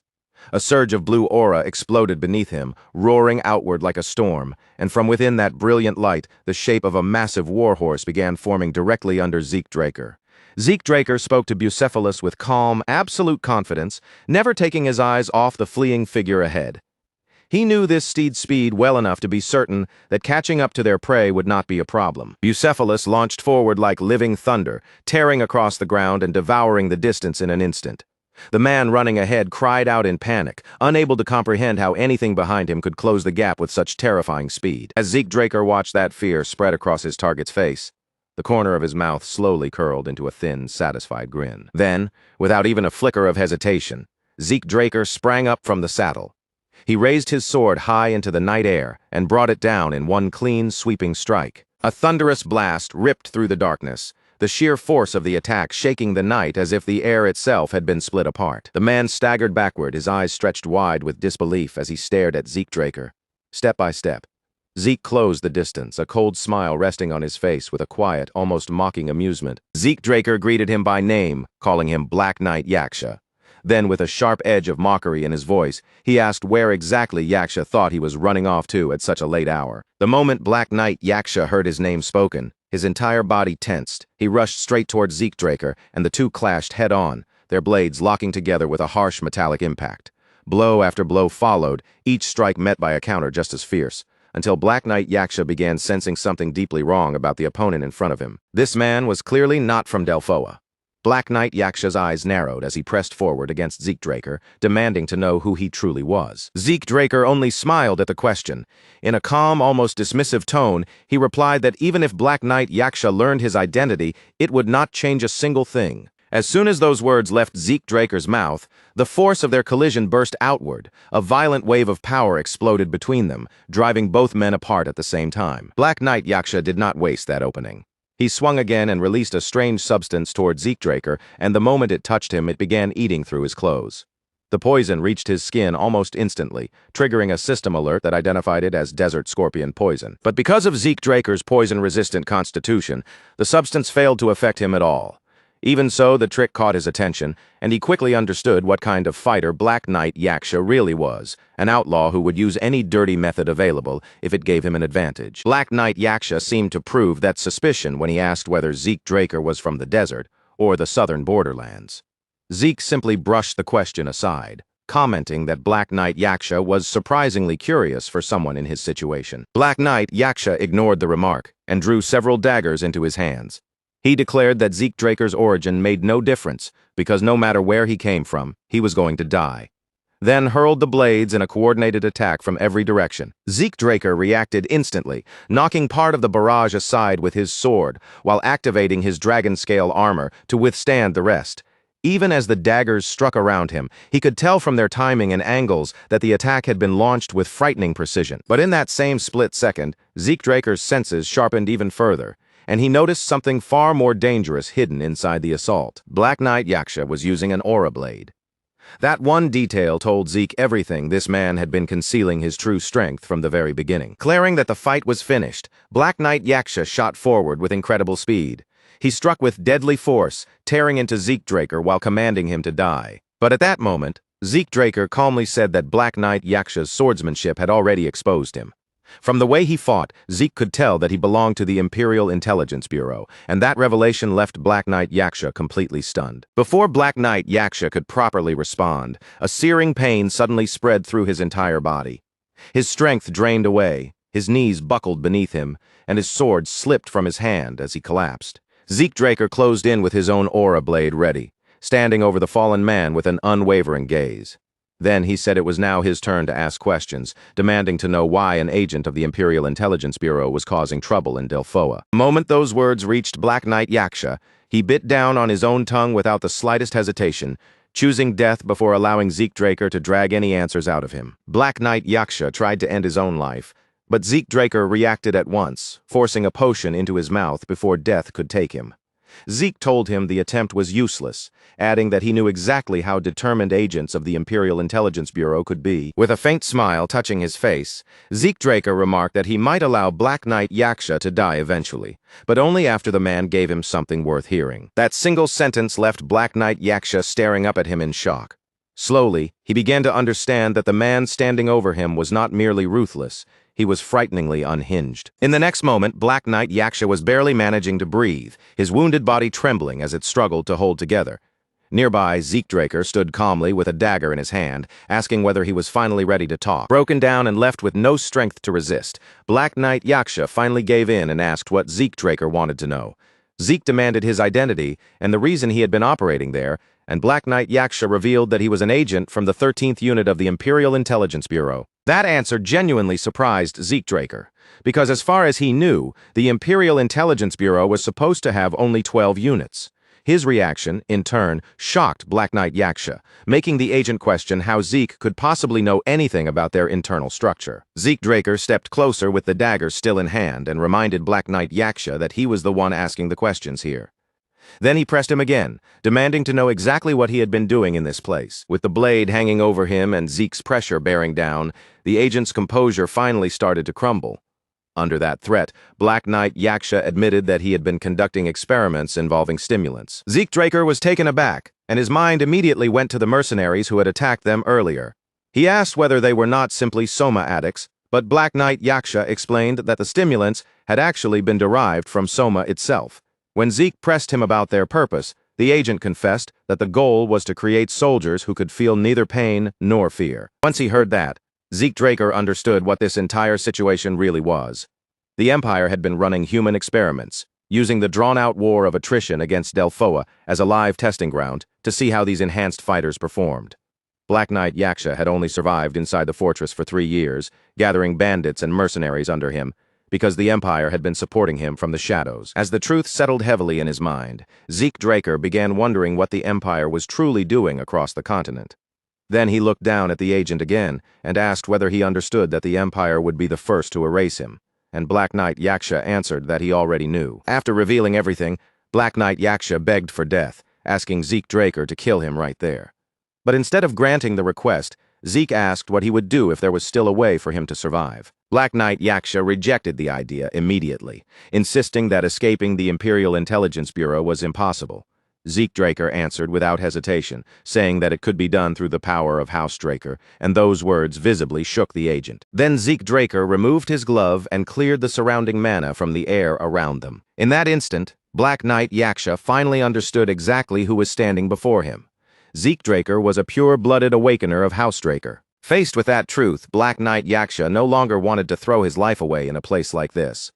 After countless dirty assignments, whatever loyalty he had once held was already worn thin, and he knew that even if he returned alive, the Empire would silence him for security reasons. His best chance was to become a witness under House Draker's protection, so he asked Zeke Draker whether a complete change of identity could truly be guaranteed. Zeke Draker replied that he had an even better option, catching Black Knight Yaksha completely off guard.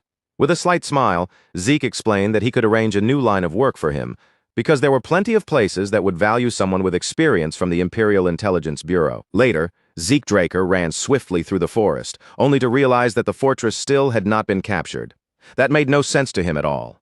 Professor Andre Draker's group should have had more than enough strength to take it on their own, so Zeke began to suspect that something had gone wrong and redirected his path toward the night camp. As Zeke Draker moved toward his destination, he noticed a group of mages standing together and speaking among themselves. The sight immediately struck him as strange, and just as he wondered why they were gathered there alone, one of them suddenly spotted him and raised his staff, aiming it straight at Zeke.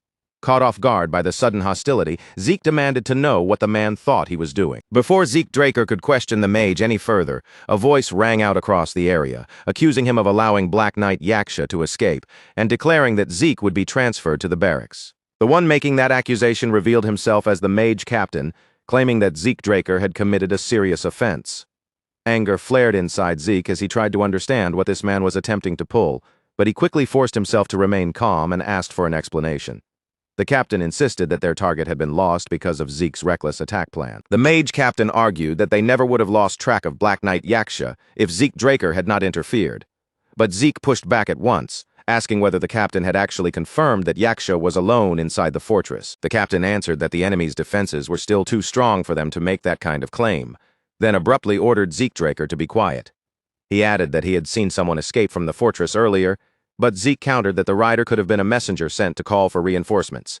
Then Zeke pressed even harder, asking how the captain could be so certain that the person was Yaksha himself. The mage captain clenched his teeth in frustration, and that reaction alone told Zeke Draker enough. Zeke became certain that this man had been the one who ordered Black Knight Yaksha to flee, secretly communicating with the enemy for the past 3 years. The worst part was that the captain likely did not even understand he had been helping the Empire all along. But to Zeke Draker, that detail changed absolutely nothing. Whether the captain knew the full truth or not, Zeke still saw him as utterly worthless. Captain Ingrid Haxon snapped at Zeke Draker, telling him to stop talking nonsense and follow him without saying another word. Then he turned his back as if the matter had already been decided, declaring that he would personally testify to Zeke's crimes. Zeke only let out a quiet sigh, choosing for the moment to go along with him and see where this would lead. Not long afterward, Zeke Draker returned to the base together with the mages. But the instant he stepped inside and saw what was waiting there, the air around him seemed to shift, and the atmosphere turned heavy in a way he had not expected. Jorge Otter and his men were kneeling on the ground, their hands tied tightly behind their backs, forced into the posture of criminals who had already been judged and sentenced. Zeke Draker immediately called out to the wounded Jorge Otter, and Jorge lifted his head in surprise the moment he saw him. Zeke's eyes then cut sharply toward Captain Ingrid Haxon as he demanded to know why the knights had been arrested, but Ingrid only ordered him to shut his mouth and accused him of overstepping his authority. Even with his injuries, Jorge Otter raised his voice and told Zeke Draker that he had no regrets about helping him. With his hands bound behind his back and his subordinates kneeling around him, Jorge declared that they all wished to be remembered as honorable knights. But the moment Jorge Otter finished speaking, the mages standing behind the prisoners released crackling electricity into him and his men. Their bodies jolted violently under the sudden shock, pain ripping through them while they remained helplessly bound. Seeing his allies being treated with such cruelty, Zeke Draker's expression hardened at once. His gaze turned cold as he questioned whether it was not going too far to handle their own comrades as if they were enemies. Zeke Draker pointed out that even captured prisoners would not usually be treated in such a brutal way. His words only made Captain Ingrid Haxon grit his teeth with anger, and Ingrid repeated his command for Zeke to stay silent, warning that if he said one more word, he would execute him right there. That exact moment, a massive explosion erupted nearby, shaking the entire area with a violent blast. Through the force and smoke, someone stepped forward and addressed Ingrid Haxon directly, saying that what he had just said could be taken as a threat against Zeke Draker. The one who spoke was Professor Andre Draker, standing alongside Diego Villa and Asta Elidolf. With a stern look in his eyes, Professor Andre told Ingrid Haxon that the Drakers were fully prepared to turn against Delphoa over the threat he had just made. Those words struck Ingrid Haxon hard, catching him completely off guard. He understood at once that this was not simply one man warning him, it was a direct warning backed by the full weight of House Draker. Even so, Ingrid Haxon still seemed unable to believe that Professor Andre Draker would truly oppose Delphoa. He told him that his reaction was far too extreme, pointing out that such words were no different from a declaration of war, and insisted that Professor Andre was taking the matter much too far. Professor Andre Draker did not retreat even a single step. Instead, he told Ingrid Haxon to listen carefully, making it clear that the name of House Draker was not something anyone could throw around lightly or dismiss as an empty threat. In that moment, Ingrid Haxon finally realized the truth. Professor Andre Draker was not bluffing in the slightest. Ingrid Haxon quickly cleared his throat, forcing himself to pull back and admit that he had made a mistake. He claimed that he had overreacted because of the recent battle, asked Professor Andre Draker not to misunderstand his intentions, and explained that he had only meant to escort Zeke Draker to the barracks for a proper investigation. Watching Ingrid Haxon suddenly lose his nerve, Zeke Draker allowed a faint smile to appear. Then, in a calm voice, he asked whether he could speak with his comrades before being taken away. Ingrid Haxon clearly did not want to grant that request, but with Professor Andre Draker standing right there, refusing was no longer simple. After a reluctant pause, he allowed Zeke Draker 20 minutes. Inside their room, Zeke Draker gathered with his companions and immediately removed his gloves. He dispersed the mana in the space around them, cutting off the function of any nearby magic devices that might have been planted to listen in on their conversation. Professor Andre Draker asked what Zeke needed to discuss, and Zeke revealed that he had already captured Black Knight Yaksha. The news clearly surprised Professor Andre, who asked whether Zeke had done it alone. Zeke explained that he had lowered the man's guard before the fight could drag on too long, then managed to secure his capture. Professor Andre Draker found it difficult to believe that Zeke had subdued an opponent even veteran knights would have struggled against, and the admiration on his face was impossible to hide. Zeke continued by explaining that during the interrogation, he discovered Black Knight Yaksha had a deep connection to Captain Ingrid Haxon, and that this connection made the entire situation far more complicated. Professor Andre Draker then asked Zeke what he planned to do next. Zeke Draker answered that the best course was to let Delphoa deal with its own internal corruption, while he simply played the role necessary to push things in the right direction. Before long, the scene shifted once again, this time to the place where Zeke Draker had been confined. Two guards stood watch outside the containment unit, keeping their attention fixed on the door. Inside the cell, Zeke Draker slowly raised his head, already sensing that someone would be coming to see him before much longer. A few minutes later, a knock sounded against the door. When it opened, the person who stepped inside revealed himself to be Professor Fanon. Yet when Zeke Draker saw Professor Fanon standing there was no surprise on his face at all. Professor Fanon questioned him about what was happening now, and Zeke Draker calmly answered that this situation was the result of ignoring his earlier warning. That reply caught Professor Fanon off guard, because he had not expected Zeke to disregard the advice he had given him before. From that exchange, Zeke Draker understood that Professor Fanon had already known about Captain Ingrid Haxon's corruption, just as many of Delphoa's higher-ranking mage officials had at least some idea of what was going on. And because Delphoa mages needed core experience in order to climb higher, Zeke intended to offer Professor Fanon a way to cut himself free from that requirement. Zeke Draker told Professor Fanon that there was something important he needed to say. When Professor Fanon urged him to explain, Zeke instead asked whether he knew about the Empire's stimulant experiment. Then Zeke Draker calmly told Professor Fanon everything he had learned from Black Knight Yaksha. Faced with that truth, Professor Fanon found himself standing at a difficult crossroads. He could expose the corruption that had now been confirmed, or he could look away, stay silent, and protect himself. At that moment, Zeke Draker added that he had a request. Looking straight at Professor Fanon, He asked whether the mage would help him drag this corruption into the light, and the question left Fanon visibly shaken. In the following scene, several mages approached Captain Ingrid Haxon, and one among them stepped forward to call out to him. When Captain Ingrid Haxon asked what had happened, the mage reported that Professor Fanon had rejected Zeke Draker's proposal. A satisfied smile spread across Ingrid Haxon's face as he asked whether the report was true. He was convinced that Professor Fanon had chosen his position over his principles, certain that Zeke Draker could never have convinced him to do otherwise. Turning his eyes toward the fortress ahead, Ingrid Haxon declared that it was time to begin. He instructed his subordinates to create a few explosions first and then withdraw so that the entire performance would look believable. After the mages acknowledged the command, they raised their staffs, gathered mana into their spells, and launched their attacks toward the fortress wall. As the blasts erupted under his orders, Ingrid Haxon watched with satisfaction, already thinking about how he would pin the failure of the subjugation on Jorge Otter. But that thought was suddenly interrupted when he noticed that something was wrong. There was no return fire from the bandits. Normally, they would at least pretend to resist, so the strange silence left Ingrid Haxon confused as he tried to understand why they were not moving at all. Then, while Ingrid Haxon was still struggling to make sense of the silence, the fortress gate slowly began to open right before his eyes. Ingrid Haxon froze when he saw it, because opening the gate had never been part of his plan. And when someone stepped out from inside the fortress, his shock deepened the instant he recognized the person. Ingrid Haxon immediately demanded to know why that person was there. The figure was revealed to be Zeke Draker, who calmly asked the captain whether something was wrong, and whether he had just seen something he was not supposed to see. Earlier, Zeke Draker had stood before Professor Fanon with a magic scroll in hand. He explained that the scroll had been prepared to block outside listeners, assuring him that no one would be able to overhear their conversation. Zeke Draker then asked Professor Fanon whether he truly meant what he had said about working together. Professor Fanon answered that once he knew the truth of what was happening, he could not simply stand aside and pretend he had seen nothing. Zeke Draker pointed out that choosing this path would stop Professor Fanon from gaining the experience he needed in Delphoa.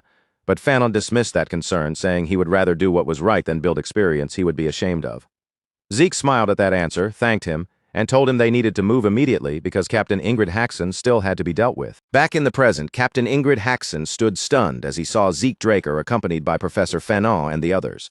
Rage twisted his face, and he cursed Fanon as a useless bastard, unable to accept that the man had betrayed him. Then he demanded to know whether Fanon truly believed he would remain safe after doing something like this. But before Ingrid Haxon could continue, Zeke Draker cut him off.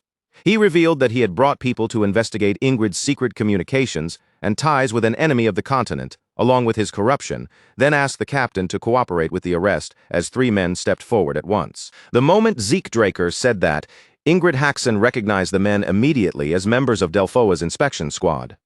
He hurriedly insisted that everything was a misunderstanding, claiming that he had never communicated with any enemy of the continent. Then Ingrid Haxon turned the accusation back onto Zeke Draker, insisting that Zeke was trying to frame him. The leader of the inspection squad replied that they had already secured the evidence and told Ingrid Haxon to stop pretending he was innocent. That only made Ingrid snap in irritation, asking whether they really thought he would fall alone. He boasted that with his connections, he could deal with everyone present, even claiming that Delphoa itself would tremble if he chose to use his power. Zeke Draker had absolutely no intention of listening to any more of Ingrid Haxon's threats.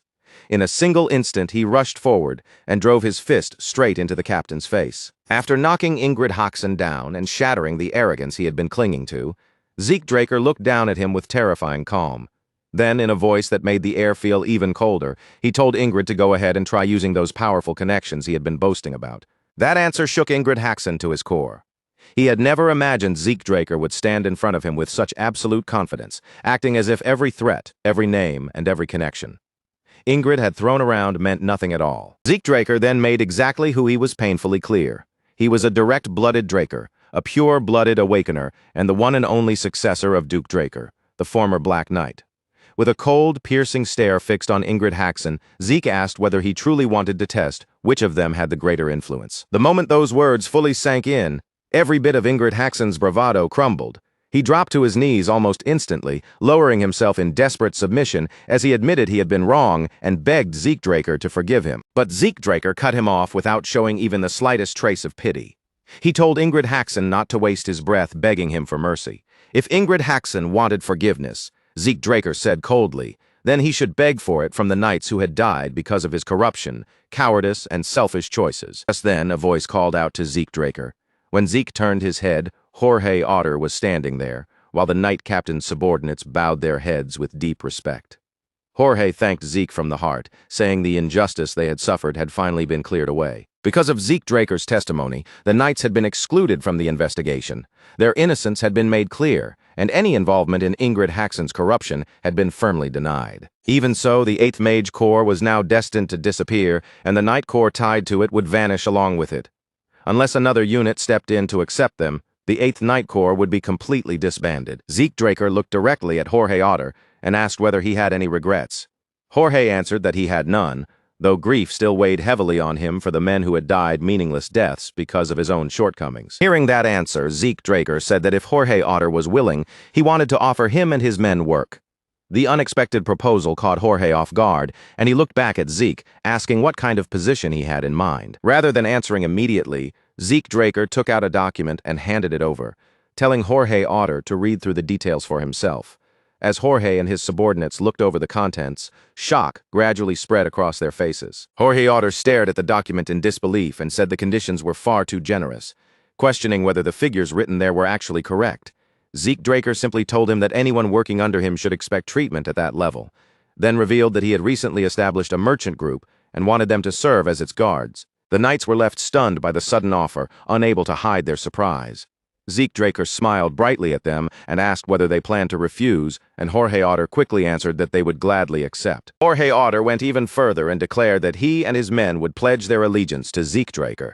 He immediately ordered his subordinates to greet their new master, and after they had done so, Zeke turned toward Professor Fanon and called out to him, telling him to come to Atlas as soon as his work here was finished, because there was still plenty waiting for him there. Professor Fanon placed one hand over his chest, addressed Zeke Draker as master, and confirmed that he understood. Seeing that response, Zeke could not help but smile faintly as he thought about how strangely things had turned out, with an instructor and student somehow ending up in this kind of relationship. As Zeke Draker stood beneath the slowly rising sun, his thoughts drifted back to the mission. The outcome had not unfolded exactly the way he had expected, and he still had no idea what kind of evaluation he would receive, but strangely, it no longer bothered him much. In the end, the problem had been resolved, and Zeke trusted that the rest would somehow work itself out. Elsewhere, in a completely different location, 3 men had gathered inside an office for what was clearly a serious meeting. A bald man thanked the other 2 for making time despite their busy schedules. With a grave expression on his face, he explained that the recent incident needed to be discussed urgently among the core members of the Order of Black Knights. One of the men, Varon Draker, said he would get straight to the point. He revealed that the southern continent had been showing strange movements recently, and that statement immediately drew surprise from the others. A bearded man responded by reminding Varon Draker that the South had always been a haven for criminals.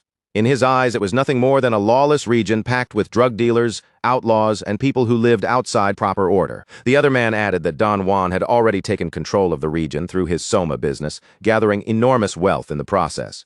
If someone like Don Juan started causing trouble, he warned, the problem would never stay small. Varon Draker then addressed him as Squad Commander Wick and questioned how he could still be unaware of the situation despite being in charge of intelligence.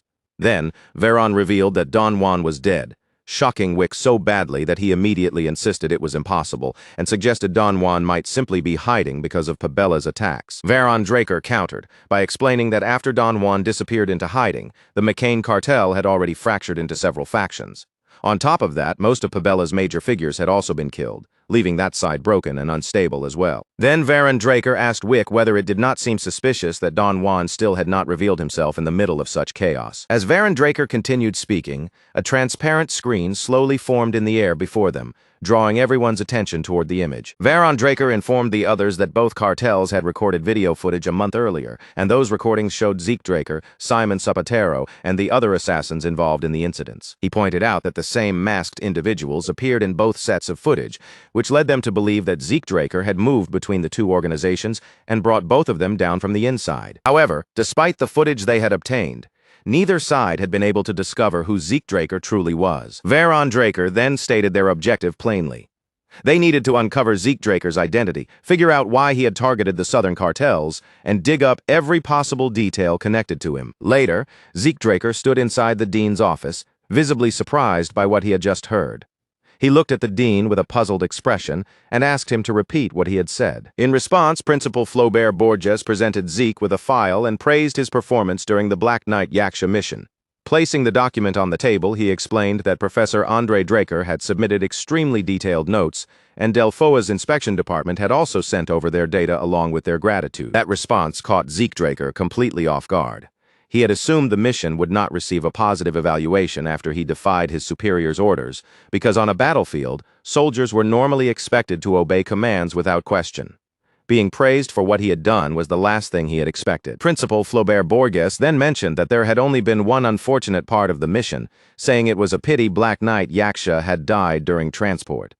Zeke Draker let out a nervous laugh as he remembered that he had actually allowed the man to live, staging his death so he could change Yaksha's identity and bring him to the central continent. Zeke Draker understood very well that the human experimentation data he had uncovered in the South, along with Black Knight Yaksha himself, as a witness to the stimulant experiments, would become valuable leverage that could be used to pressure the Empire later on. Principal Flaubert Borges continued, telling Zeke Draker that after the professor's meeting, they had decided to assign him a different kind of exam because of the talent he had shown during the mission.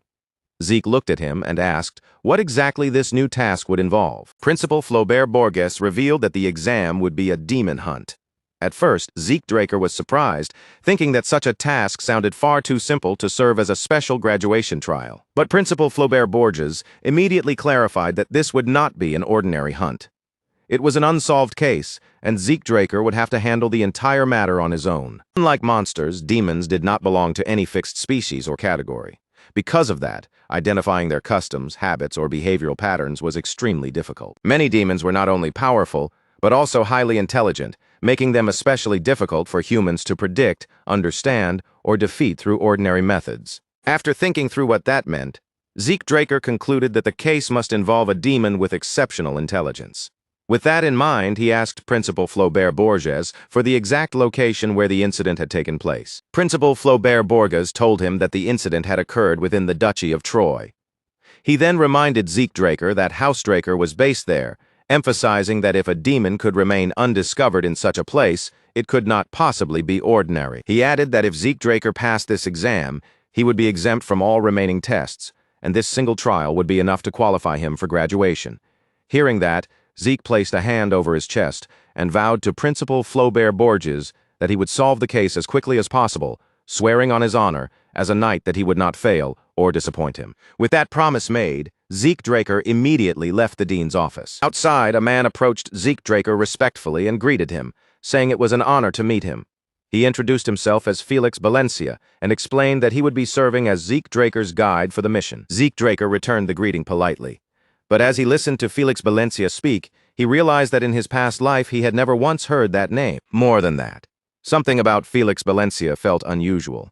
Zeke Draker sensed a strange energy coming from him, something that did not match the impression of an ordinary young knight, especially one who was not even part of House Draker. Keeping that in mind, Zeke asked Felix directly whether he was from Troy. Felix Valencia confirmed that he was indeed a native of Troy. He explained that when he was younger, he had trained at a swordsmanship guild, and that he now worked at Atlas. Everything in his explanation sounded normal enough on the surface, but Zeke Draker still chose to remain cautious, keeping his guard up as he thanked Felix for the information. Then Zeke Draker turned his gaze forward and said plainly that they needed to depart for Troy. The scene then shifted to the Duchy of Troy, where a group of people had gathered to welcome Zeke Draker upon his arrival. Their leader stepped forward respectfully and told him that they had been expecting him. As the man wrapped both hands around Zeke Draker's hand, the guarded look on his face melted into genuine disbelief. He admitted, almost as if he still could not accept what he was seeing, that he had never imagined a pure-blooded awakener would come in person to such a remote place. To him, simply meeting Zeke was already an honor. Zeke accepted the handshake without making a show of it, keeping his voice calm as he replied that he was glad he could be useful. Once the greeting was over, Zeke Draker's attention settled completely on the man in front of him. His eyes sharpened slightly, and he asked him to go back to the very beginning and explain the whole incident as carefully as he could. The man gave a firm nod, took a moment to organize his memories, then said that the strange trouble had not suddenly erupted overnight. Instead, it had been dragging on for several weeks. In the beginning, the only things going missing were the animals. Livestock would vanish from the farms without leaving behind any clear explanation, as if something had slipped in and carried them away without being seen. But before long, the fear in the village grew heavier, because people who went up toward the mountain began disappearing as well, and none of them ever came back. As time passed, the pattern of the disappearances became even more chilling. The earliest victims had been children, then women began to vanish too, and eventually even strong adult men could no longer be considered safe. It felt as though the demons were gradually changing the way they hunted, starting with smaller and weaker prey before moving on to bigger, more difficult targets. Zeke Draker asked whether there were still any locations where signs of the attacks might have been left behind. The man responded quickly and led him toward a fenced-off area, then raised his hand to point out the farm where the livestock had first disappeared. He explained that the earliest traces had been discovered there, before the trail seemed to stretch onward toward the mountain path. Zeke Draker stood before the fence in silence, carefully letting his gaze travel over the wooden rails and the dirt surrounding them. There were dark splashes of blood scattered across the fence, yet the structure itself had not been smashed, clawed open, or torn down. That odd contradiction immediately pulled at his attention, and he stepped closer to inspect the scene more carefully. When Zeke Draker activated his draconic eyes, the world around him seemed to sharpen, allowing him to examine every trace with far greater precision. Soon he found deep, oversized footprints pressed heavily into the soil, each mark clear enough to show the weight behind it. Whatever had left those tracks was strong enough to leap clean over the fence without damaging it, and that kind of movement was nothing like what an ordinary demon would do. The more Zeke Draker connected the clues, the colder his expression became.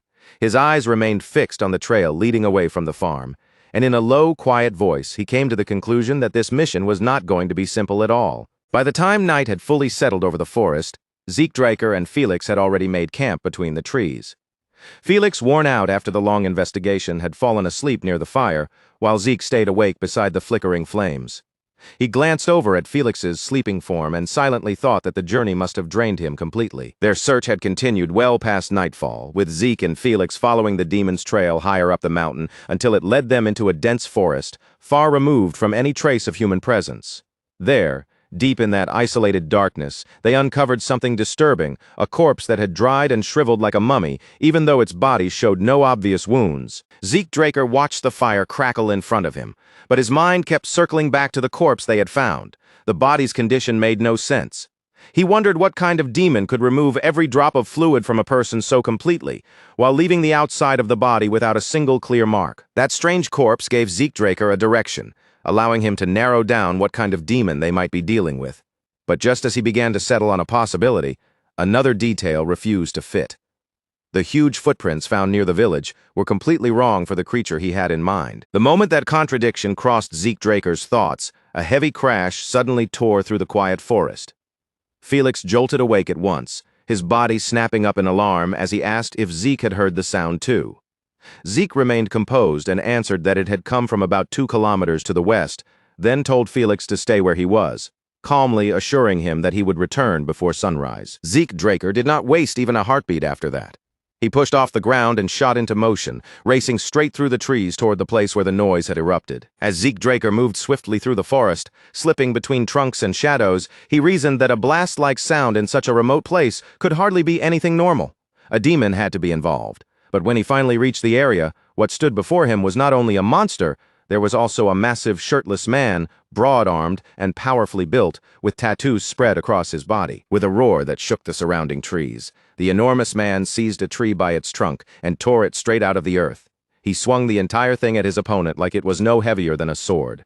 Even Zeke Draker, watching from nearby, was briefly stunned by the ridiculous strength on display, and he found himself wondering whether this man was some kind of barbarian. Zeke Draker quickly pulled his focus away from the giant man and studied the creature locked in battle with him.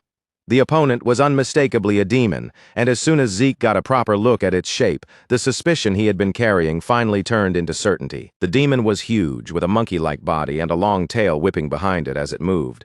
Zeke recognized it as Yahello, an ancient species of demon known for being especially troublesome. In his previous life, Zeke Draker had once encountered a corpse dried out in that exact same unnatural manner. At the time, his master had explained that such a death was the work of an ancient demon species, and had specifically warned him to be careful of one that moved with the agility of a monkey. Yahello were not only fast, but also cautious, which made them extremely difficult to trap or corner. However, the most dangerous part of them was their tail.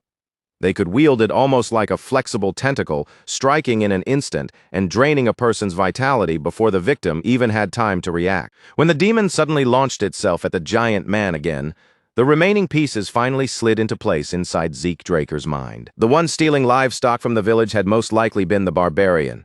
Meanwhile, the true culprit behind the human disappearances was not him at all. It was the Jueyuan. But before Zeke Draker could act on that realization, a scream tore violently through the forest. His eyes snapped back toward the battle, and he saw the demon's tentacle-like tongue driven straight through the barbarian's stomach. The barbarian gritted his teeth, forcing himself not to lose consciousness despite the pain ripping through him. His eyes shifted toward the demon's open mouth, and in that instant he understood something important. The attack had not come from the creature's tail, it had shot out from its tongue. That exact moment, Zeke Draker appeared behind the demon with his sword already drawn, the blade poised to cut it down. But the creature's instincts were frighteningly sharp. Before Zeke's strike could connect, the demon sensed him and reacted immediately. The Chueyan lowered its body in a sudden, fluid motion, dipping its head just enough for the sword to miss. Then, with terrifying speed, it shot away from Zeke Draker and created distance in an instant. Zeke Draker clicked his tongue under his breath, irritated by just how nimble the creature was. His gaze then shifted to the barbarian, who had collapsed heavily onto the ground, and Zeke wondered whether the Jueyuan's strange attack had injected some kind of poison into him. Zeke Draker had no particular desire to save a man who had been stealing livestock from innocent villagers. Even so, watching him lie there on the edge of death, Zeke could not simply turn his back and leave him behind. In the end, he chose to step in. Inside a nearby cave, the barbarian lay unconscious on the ground while Zeke Draker examined the wound in his stomach. Zeke tried applying a healing potion first, but when it produced no visible effect at all, his eyes narrowed. The failed treatment made him suspect that the barbarian might not be entirely human. Zeke Draker placed his hand over the open hole in the man's stomach and decided to try a different method. The moment he did, the system's message appeared, informing him that he was activating his mass buff skill. Drawing on his own healing factor, Zeke Draker released a gentle green glow from his hand as the ability began to take effect. The torn flesh slowly started to knit together, closing the damage little by little. Once the hole in the barbarian's stomach had fully sealed, the unconscious man finally began to move. The barbarian's eyes snapped open, and the first sight that greeted him was Zeke Draker kneeling beside him. Acting purely on instinct, he sprang backward and dropped into a guarded fighting stance, ready to attack if needed. Zeke, however, remained calm and simply told him to settle down. The barbarian froze where he stood, visibly shocked the moment he heard Zeke's words. Seeing his reaction, Zeke Draker explained in a plain and steady voice that he was the one who had saved his life. The barbarian looked almost unable to believe that Zeke Draker could actually speak his language. Even so, his stance loosened, and he lowered his guard enough to offer his thanks. As for Zeke, he felt a quiet sense of relief that he still remembered how to communicate in the language of the barbarians. The young warrior then introduced himself as Big Fists. Despite being only 16 years old, he was already stronger than the other fighters in his village, and because of that strength, he had been given a fitting trial for his warrior ceremony. His assigned trial was to defeat the Jueyuan, a demon that his people regarded as the strongest of all. But the challenge had turned out to be far more dangerous than he had imagined.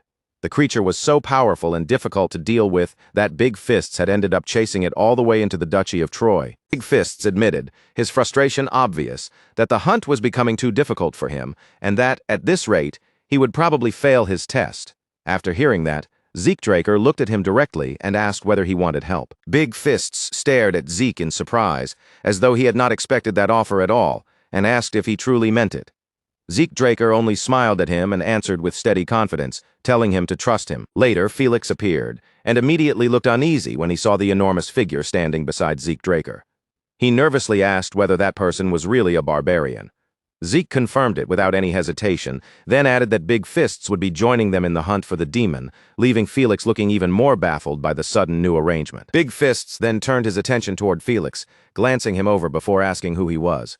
Zeke Draker answered that Felix was his subordinate, but that only made Big Fists tilt his head in confusion and ask what that word was supposed to mean. As the conversation continued, Zeke Draker quietly watched Felix's reaction from the side. Even with a barbarian standing right in front of him, Felix never once reached for his sword. That level of calm would usually require serious training to imitate naturally. Yet aside from the strange aura Zeke had sensed from him earlier, Felix still looked like nothing more than an ordinary swordsman, making Zeke wonder whether he was overthinking things. While Zeke Draker was still caught up in that thought, Big Fists suddenly lifted his head, his nose catching something in the air. He remarked that he could smell something, and Zeke immediately turned toward him, asking what exactly he meant. Big Fist's expression became serious as he explained that he had caught the scent of the same demon from earlier. The answer clearly caught Zeke Draker off guard, and he quickly asked which direction the smell was coming from. Following that scent, Big Fists led Zeke Draker deeper through the forest until they reached the mouth of a cave. Zeke had not expected to locate such a place so quickly, but he remembered something his master had once taught him, that Yueon liked to hide in dark, damp places. With dawn now drawing closer, there was a strong possibility that the demon had retreated into the cave to hide. Zeke Draker turned toward Big Fists and asked whether he had any proper method for capturing the creature. Big Fists answered without words. He simply raised one hand and swung it through the air, making it perfectly clear that his entire plan was to charge in and fight the demon barehanded with nothing but his fists. Seeing that, Zeke Draker immediately understood why the creature had managed to escape him so easily before. Zeke Draker quickly laid out his plan, telling Big Fists to confront the prey directly from the front while he circled around and struck from behind. Big Fists listened, and then a wide grin spread across his face as he said he understood. Together, they entered the cave and began moving deeper into the darkness. The farther they advanced, the more certain Zeke Draker became that this was the demon's lair, especially when he noticed bones of all different shapes and sizes scattered across the ground. He warned Big Fists to stay alert, reminding him that they were now standing inside the demon's den. But the very instant Zeke Draker finished giving that warning, the Jueyuan exploded out from its hiding place and lunged straight at Big Fists from behind. Big Fists sensed the incoming attack at the last possible moment and threw himself backward, barely avoiding the strike. Then, without giving the demon time to recover, he rushed back in and unleashed a punch with such overwhelming force that the ground beneath them cracked and shattered from the impact. But when the cloud of dust finally thinned and the broken bits of stone stopped skittering across the cave floor, the Jueyuan had completely disappeared. One moment it had been right there in front of them, and the next it was as if the demon had dissolved into the darkness surrounding the cave. Zeke Draker did not show even a flicker of surprise. He had already expected the Jueyuan to be far too slippery to catch with a single attack. That exact ability to vanish and escape was why it had avoided everyone until now, and why even his master in the past had warned him about how troublesome the creature could be. The truly frightening part of the Jueyuan was not just its speed, but the way it could bury its entire body inside the darkness itself. It blended so perfectly with the shadows that its form vanished from sight, then moved silently through the cave and reappeared behind Big Fists once again. As soon as Zeke Draker understood where the demon had gone, his hand moved to his sword without the slightest delay. The Jueyuan rushed in from Big Fist's blind spot, claws lifted and ready to rip into him, while Big Fist realized the danger a moment too late to properly protect himself. Right before those claws could tear through Big Fists, Zeke Draker burst forward like a streak of motion. Activating his water field, he slipped into the attack's path and delivered a sharp, flawless slash, cutting clean through the demon's arm before it could reach its target. The Jueyuan reeled back in clear shock, unable to process how its ambush had been read and stopped so perfectly. Zeke Draker did not let that opening go to waste. He immediately turned his eyes toward Big Fists and shouted for him to attack the injured one. Big Fists moved the instant he heard the command. He threw his huge arms around the demon's body, locking it in place with raw strength and squeezing down so tightly that the Jueyuan could no longer slip back into the shadows. Even with one of its arms badly damaged, the Jueyuan still thrashed and fought with vicious desperation. It struck Big Fists with everything it had, but Big Fists only clenched his teeth against the pain and refused to loosen his grip, holding on with every bit of strength in his body. Zeke Draker wrapped his sword in aura, and the blade began to glow with concentrated power. Seeing Big Fists keep the demon trapped, Zeke praised him for holding it down, then spoke firmly, telling him to leave everything else to him. The moment Zeke Draker's voice reached it, the Jueyuan twisted its head toward him. At nearly the same time, Big Fists sprang aside, clearing the path in front of Zeke and creating the perfect opening for him to unleash the first verse of Chapter 2 of True Dragon Swordplay. Earth Slice slammed into the Jueyuan with tremendous force, striking its body cleanly and tearing through it. But even as the attack ripped into the monster, its severed limbs had already started to regenerate, with flesh and bone rapidly rebuilding as though the damage were trying to erase itself. Zeke Draker activated his power and stared down the Jueyuan with a cold, unshaken gaze, asking whether it truly thought he would allow it to recover. Then he invoked Gluttony, and a terrifying wave of golden energy surged forward, engulfing the monster completely. The system announced that he had devoured an ancient species fully corrupted by polluted energy, while his stamina, mental strength, and mana began to refill.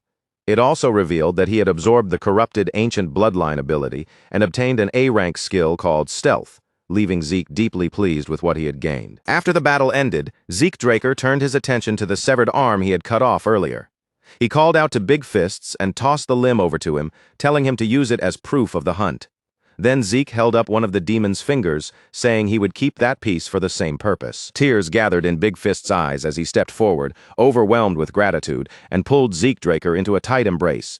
After thanking him from the heart, Big Fists took the demon's arm and started toward the cave entrance. Before leaving, he asked Zeke to visit his village someday when he had the time, which made Zeke ask what tribe he came from. Big Fists proudly declared that he was from the mighty Boulder tribe.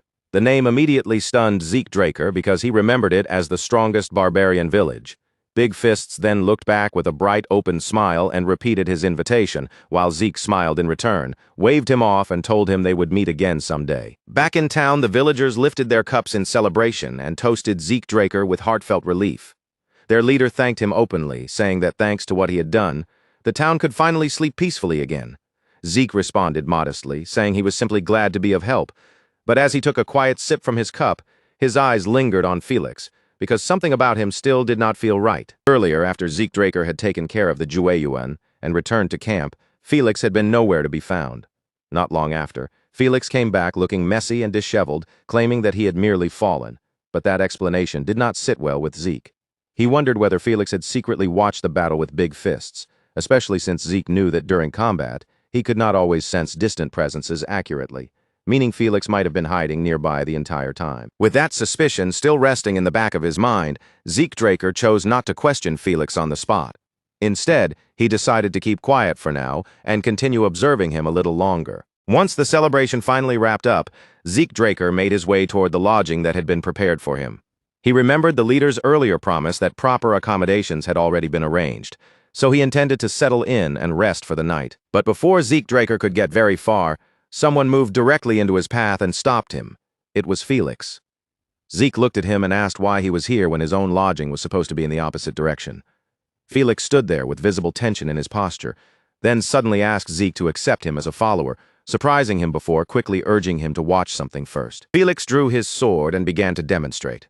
As the blade moved cleanly through the air, Zeke Draker's eyes sharpened in surprise because he recognized the style almost immediately. It was the swordsmanship handed down among the paladins of the Holy Kingdom. After continuing the demonstration for a while, Felix finally brought his movements to a stop and said he was finished. Zeke Draker remembered very clearly that Felix had once claimed he learned swordsmanship at a guild, so he pressed him on how he could possibly know a technique reserved for paladins. Felix was visibly shaken by the question, because even within the Holy Kingdom, the paladins of the Holy Knights rarely dealt with outsiders, and their secret techniques were known only to a small chosen group. Felix admitted that he had never expected Zeke Draker to identify the technique so quickly, much less understand exactly where it came from. For a brief moment, Felix said nothing. He seemed to be weighing the truth in his mind, as though asking himself whether there was any point in continuing to hide it now. Realizing that there was no use pretending anymore, Felix took out an item and handed it to Zeke Draker to examine. Zeke recognized it at once as an official paladin insignia. Felix then explained that it had belonged to his grandfather, a former paladin who had been caught up in a hidden internal conflict within the Holy Kingdom, falsely accused of wrongdoing, and eventually forced into exile. The revelation genuinely caught Zeke off guard, making the situation far more complicated than he had first imagined. Felix continued the story, explaining that his grandfather had risked his life fighting countless enemies inside the kingdom in order to expose corruption. But despite everything he had done, he had never been able to escape the false charges placed on him.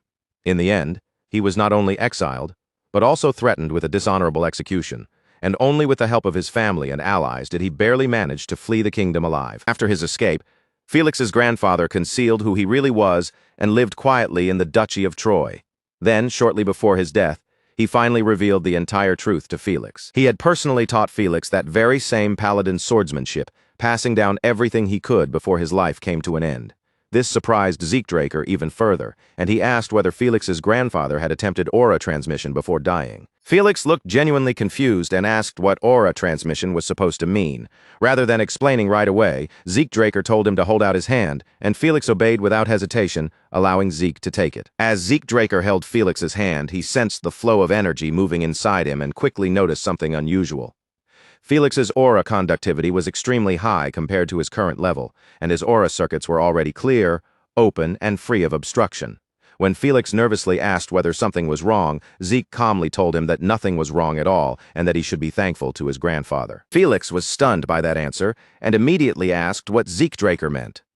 Zeke explained that Felix's grandfather must have once been an Arc Paladin, a person whose level could be compared to a Black Knight, leaving Felix struggling to accept the weight of what he was hearing. Zeke Draker went on to explain that since the Imperial Age, the Paladins of the Holy Knights had possessed a special technique known as aura transmission. Its purpose was to accelerate a person's growth through aura, but in Felix's case, his grandfather had gone even further. He had not only strengthened Felix's aura, but also improved his aura conductivity and cleared his circuits. Felix admitted that he had never known any of this before. His expression gradually turned serious, as the truth about what his grandfather had done for him began to sink in more deeply. Zeke Draker then looked Felix straight in the eyes and asked whether his desire to become a follower came from wanting revenge for his grandfather, who had been wrongly accused. Felix answered that revenge was only part of it. After witnessing Zeke fight the demon, he had sincerely come to want to serve him, and he firmly promised that accepting him would not be a mistake. Zeke Draker silently considered the situation from every angle. In the end, he found no real disadvantage. If Felix turned out to be an ordinary spy, keeping him nearby would make it easier to uncover whoever had sent him.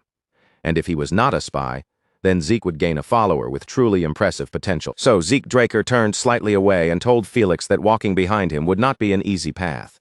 He then added that they would return to Atlas the next day and instructed Felix to prepare himself. Felix's face immediately brightened with joy as he thanked Zeke for the chance and promised to do everything he could. The scene then shifted to Valhalla, where Flaubert Borges welcomed Zeke Draker into his office. As he looked over the report in front of him, he remarked that the contents were truly remarkable, admitting that even he had not expected Zeke to heal a barbarian and then cooperate with him to bring down a demon. Flaubert Borges continued by saying that confining someone with Zeke Draker's talent to Valhalla alone would be a loss for the entire continent. Zeke responded with humility, saying he had simply been fortunate, which made Flaubert laugh lightly and comment on just how modest he was. Flaubert Borges tossed a document onto the table and told Zeke Draker to take it. He explained that it was a temporary graduation certificate, since the semester had not yet officially ended, and issuing a full graduation would be difficult for the moment. Even so, with that provisional certificate, Zeke would have no trouble pursuing whichever path he chose next, prompting him to smile and thank Flaubert for his support. Flaubert Borges then asked whether Zeke Draker had already decided what he intended to do after graduation, especially whether he planned to return to his family. Zeke confirmed that he did, explaining that he wanted to first gain experience as a knight within his own household. Hearing that answer, Flaubert smiled with satisfaction and said he looked forward to seeing how Zeke would develop from here. Just then, a knock sounded from the door. After Flaubert Borges gave permission to enter, Andre Draker stepped inside and politely apologized for interrupting. He then informed them that the Four Seasons Fortress had requested Zeke Draker's presence. Flaubert Borges remarked that Zeke Draker's father must have already heard about his graduation.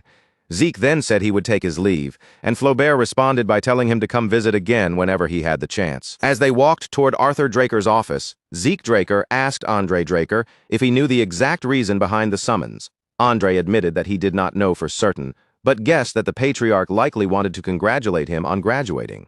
Zeke gave a faint smile and said that the patriarch he knew would not usually go out of his way for something like that, though Andre replied that it was still possible, reminding him that completing Valhalla in only 2 years was an impressive achievement. Andre Draker then added that, on his way to the dean's office, he had seen Zeke Draker's friends.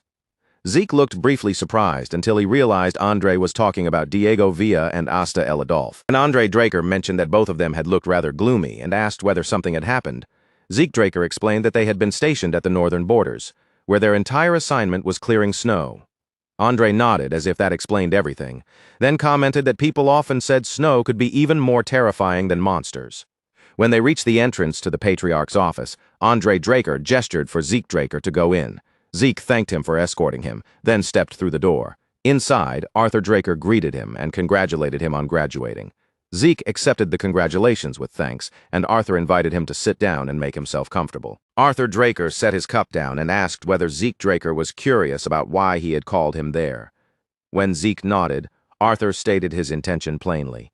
He wanted to send Zeke to the upcoming Draker martial arts competition, and he wanted him to take first place. Arthur Draker explained that the tournament was hosted by the Draker family and was open only to young knights who had reached the level of Purple Knight within the last 5 years. In other words, it was a stage meant for the continent's rising rookies, the promising young talents who might one day lead the next generation. Zeke Draker answered that he understood.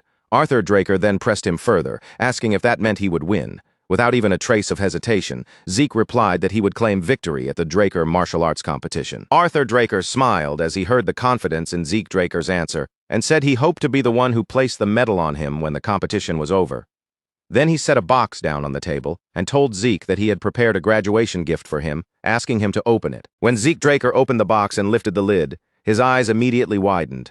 Inside, carefully placed beside a formal-looking document, was a golden plaque that caught the light at once. He read the words engraved on it, and only then did he realize what he was looking at, a title certificate granting ownership of a territory. Still unable to fully process it, Zeke raised his gaze toward Arthur Draker and asked if his father was truly giving him land. Arthur Draker confirmed it plainly, without the slightest hesitation in his voice. He explained that the territory lay to the north of the Duchy of Troy, in the very same region where Zeke Draker had captured the demon. Zeke could hardly believe that he was being given land immediately after becoming an official knight. But he quickly composed himself, lowered his surprise, and promised that he would work hard to meet his father's expectations. Arthur Draker slowly rose from his chair, his calm voice carrying the weight of authority as he said he expected great things from Zeke Draker. He added that, for the time being, a caretaker would be assigned to oversee the territory in his place. Zeke was to learn the finer details from that person later, and once Arthur had given that instruction, he dismissed him. Zeke Draker thanked him properly and left the office, though his mind was still caught on what had just happened. A territory was normally something granted only to high-ranking knights within the family, so receiving one this early was far beyond anything he had anticipated. As he walked down the corridor, still absorbed in thought, someone suddenly tapped him on the shoulder. When Zeke turned around, Duke Draker stood there wearing a grin, greeting him as his busy disciple Bastard and saying it had been a while. Zeke blinked in surprise and asked what his master was doing there. Duke Draker admitted without shame that he had only come to stay close to Zeke Draker and spend some time relaxing. Unfortunately for him, the patriarch had caught him and immediately dragged him into work instead. Zeke dryly reminded him that he had already been resting for 10 full years, then asked whether handling at least this much work was really such an unbearable burden. Duke Draker let out a tired sigh and muttered that Zeke Draker really was Arthur Draker's son, because the two of them spoke in almost the exact same irritating way. Then, without giving any warning at all, Duke turned toward the nearby window, pushed it open, and jumped straight out. Zeke stared after him in disbelief and asked what in the world he was doing. As Duke Draker dropped outside through the window, he called back over his shoulder that they needed to hurry home before a bunch of leeches managed to catch up with them. By the time they arrived at Zeke Draker's mansion, Duke Draker finally released a long, satisfied breath. As if he had escaped some terrible battlefield, he declared that now he could truly relax, then told his disciple that there was nothing in the world better than the feeling of being at home. Zeke Draker immediately corrected him, pointing out that this was actually his house, not Duke Draker's. Duke, completely shameless, called him cheap and insisted that anything Zeke owned naturally belonged to him too, because he was the master. Zeke was left speechless by the logic, but Duke quickly moved on and asked why Arthur Draker had summoned him, already convinced that the patriarch would never call him over just to celebrate his graduation. Zeke Draker then told him that he had received a graduation gift. Duke Draker casually guessed that it might have been a sword or perhaps a fine set of armor suitable for a newly recognized knight. But Zeke shook off both guesses and corrected him, saying that his father had given him a territory instead. At first, Duke Draker nodded as if that sounded like a decent reward and casually praised it. But a moment later, the meaning of Zeke's words finally hit him. He froze mid-reaction, abruptly rose from his seat, and demanded that Zeke Draker say it again. When Zeke Draker repeated that the land was located in the northern part of the Duchy of Troy, Duke Draker looked as though he was struggling to make sense of it. He was shocked that someone as young as Zeke had already been granted a territory, and he guessed that Arthur Draker must have been extremely pleased with his son's accomplishment. Duke Draker then added that even though the territory was in the north, it should still generate a respectable amount of tax revenue. In other words, this was not just a symbolic reward, It was something with real value attached to it. Zeke Draker explained that he had already completed a mission in that region, and while he was there, the local people had treated him with genuine warmth. Duke Draker accepted that as a good sign, then pointed out that being able to rule as a lord was far more advantageous than simply carrying the title of knight. However, Zeke Draker said there was still one more matter to deal with. Duke Draker's eyes immediately sharpened with curiosity, and he asked if Zeke had received yet another gift. But Zeke shook his head and revealed that Arthur Draker had ordered him to win the Draker martial arts competition. That command was clearly not what Duke Draker had been expecting. His expression changed at once, and he asked whether Zeke Draker was serious. Zeke simply looked back at him and asked if there was a problem, wondering whether the competition was really that difficult. Duke Draker answered that the competition itself was not the difficult part. If it were only a matter of skill, talent, and winning through strength alone, then with Zeke Draker's ability, there should be nothing especially troublesome about it. When Zeke Draker asked what he meant by that, Duke Draker asked whether he had ever actually watched the Draker martial arts competition in person. Zeke admitted that he only knew it was held once every 5 years. Duke then explained that the event was not merely a simple tournament. Behind the name of a martial arts competition, it was actually a battlefield where families clashed. In other words, the Draker martial arts competition was not decided only by who could swing a sword better once they stepped into the arena. Zeke Draker frowned slightly as he listened, then asked if Duke Draker meant that some kind of corruption was operating behind the scenes. Duke Draker shook his head and said it was actually the complete opposite. It was not a place where the word corruption even applied, because every kind of influence was openly considered acceptable. Family pressure, political connections, personal backing, and raw power could all be brought to the table, and the final winner would be decided with all of those forces in play. That explanation caught Zeke Draker off guard. He had assumed that all he needed to do was enter the arena and fight his way to victory. But the serious expression on Duke Draker's face made it clear that the situation was far more complicated than that. Duke Draker spoke bluntly, making sure Zeke understood the reality of it. Without the support of a sponsor family standing behind him, Zeke Draker would never be able to win the Draker martial arts competition. After Duke Draker eventually left the room, Zeke Draker remained seated alone, quietly turning over everything his master had told him. Duke had pointed out how detached Zeke was from the family's political world and mentioned that there was still time to find a suitable sponsor family. That made Zeke realize that he was just as inexperienced in politics as he had once been in other unfamiliar fields, and he began to wonder if there might be another way around the problem. Just as that thought settled in his mind, someone entered the room and greeted him. Zeke Draker turned his head and asked Decker what he needed. Decker answered that he had something important to say, then explained that he had overheard the earlier conversation with Duke Draker and had learned that Zeke would be participating in the Draker martial arts competition. Zeke Draker confirmed that it was true, adding that his master had warned him it would be difficult to enter the competition without a sponsor family. Hearing that, Decker asked Zeke to watch closely. Then he drew his sword and released his aura. Zeke Draker's eyes sharpened in surprise as he asked whether Decker was a blue knight. But Decker calmly slid his blade back into its sheath and told Zeke to stop pretending. Decker said that he already knew Zeke Draker had figured out the truth a long time ago. That made Zeke feel slightly embarrassed because he had not expected Decker to realize that he had been aware of it all along. Decker then revealed that he had once served as a knight of the Draker family and that his assigned duty had been guarding Zeke Draker's mother. The confession visibly shocked Zeke. Then Decker asked whether Zeke knew why no one in the family ever talked about her. When Zeke Draker asked for the reason, Decker explained that it was because his mother came from the Agamemnon family.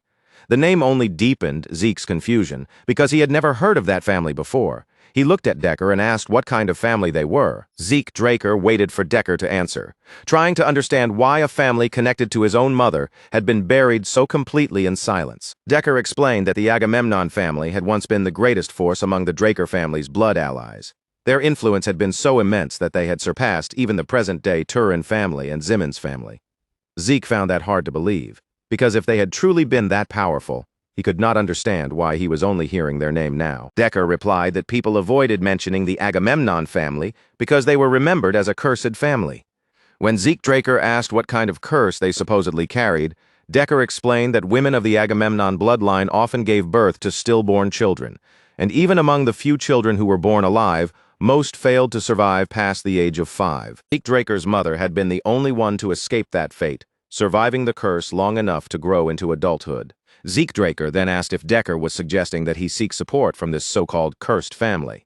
Decker confirmed that this was exactly what he meant. He explained that the Agamemnon family had once been the strongest power in the central region, and that Zeke himself possessed the qualifications to become their sole heir. After hearing that, Zeke answered that he would consider the suggestion carefully. Decker lowered his head respectfully and thanked Zeke Draker for taking the time to listen to what he had to say. Then, just as Decker turned to leave the room, he paused and glanced back.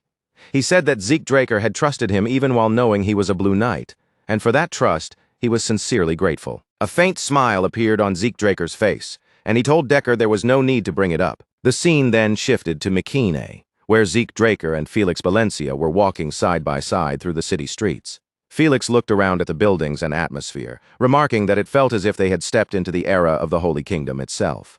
Zeke, meanwhile, observed the city calmly and noted that it looked much better than he had expected. Mykene was one of the Midland cities supported by the Draker family. According to Decker, the Agamemnon family had once ruled Mekine and its surrounding territories for a very long time. But roughly 50 years earlier, a series of misfortunes had begun to strike the family, and rumors of a curse spread until they became isolated. That was likely the reason their name had become so difficult to uncover, even within the Draker family itself. As they continued moving through the streets, Zeke Draker suggested that they stop somewhere nearby and get something to eat. Zeke Draker and Felix Valencia entered a restaurant, where the owner greeted them with a natural, welcoming warmth. When they came up to the counter, Zeke asked for whatever item was most popular on the menu. The owner answered cheerfully that he would bring out the house's special soup. While they waited for the food, Zeke Draker quietly scanned the inside of the restaurant. The customers looked relaxed. The conversations were easygoing, and the whole atmosphere felt calm enough to suggest that public safety in Mekine was quite good. The more Zeke observed, the more the city seemed far better than he had originally expected. A bald man sitting beside Felix Valencia leaned over and asked whether the two of them were travelers. With a friendly smile, he offered to treat them to grilled short ribs if they had not eaten yet. At the same time, another man seated near Zeke Draker encouraged him to try the dish, saying that since he had come all the way to Mekine, he should not miss it. Zeke Draker smiled at their easy hospitality, thanked them, and said that the people of Mekine truly seemed kind. Then he turned to the owner and ordered beer for everyone in the restaurant. The owner accepted the order, but the man beside Zeke quickly insisted that he did not need to go that far. Zeke simply explained that he wanted to show his appreciation. As the conversation continued, Zeke Draker asked the man if he had lived in Mekine for a long time. The man replied that he was born and raised in the city, then invited Zeke to ask him anything. Zeke then brought up the city's mayor, mentioning that on the way there he had not seen any building that looked like a city hall. The instant that question left Zeke Draker's mouth, the man went completely still. The friendly mood inside the restaurant shifted all at once, and the once cheerful atmosphere became tense and uncomfortable. Zeke Draker could not immediately understand why everyone's attitude had changed so suddenly. Then the man beside him abruptly rose from his seat, his face stiff and guarded, and said that Zeke was asking too many questions. The man told Zeke Draker to forget about the beer and simply enjoy his stay in Mekine. His words made it perfectly clear that the subject of the mayor was something the locals did not want to discuss. The way the room suddenly went cold made Zeke Draker pause for a moment. He quietly wondered whether mentioning anything connected to the Agamemnon family had struck a sensitive nerve, and if the people of Mekine hated even hearing the name of that so-called cursed bloodline. After sitting with that reaction for a short while, he rose from his seat and told Felix Valencia to remain there and rest. Felix gave him a cautious nod, watching as Zeke stepped away to look around the city on his own. Before long, Zeke Draker entered a more elegant bar, one with a quieter, more refined mood than the lively restaurant from earlier. Behind the counter, the bartender had been calmly wiping a cup, but the moment he noticed Zeke walk in, his eyes narrowed with suspicion. He questioned who Zeke was, then remarked that this was not exactly the sort of establishment someone his age should wander into so casually. Zeke Draker did not look the least bit shaken by the warning. Without raising his voice, he reached into his clothes, took out a VIP card, and held it up where the bartender could clearly see it. Then he calmly asked him to repeat what he had just said. The instant the bartender recognized the card, his expression stiffened in shock, and his attitude changed completely. The bartender hurriedly apologized, lowering himself with obvious panic as he said he deeply regretted failing to recognize someone of Zeke's standing. Zeke Draker accepted the apology without making the matter any bigger, then simply stated that he wanted to meet the branch manager. The bartender immediately agreed to arrange it for him. Zeke Draker understood from that reaction alone that the card carried serious authority within the syndicate, especially since it had been given to him by Kay. Watching how quickly the bartender's entire demeanor shifted, Zeke felt certain that this card would come in handy many more times in the future. A short while later, as Zeke Draker walked down the hallway, the branch manager came rushing toward him in a panic.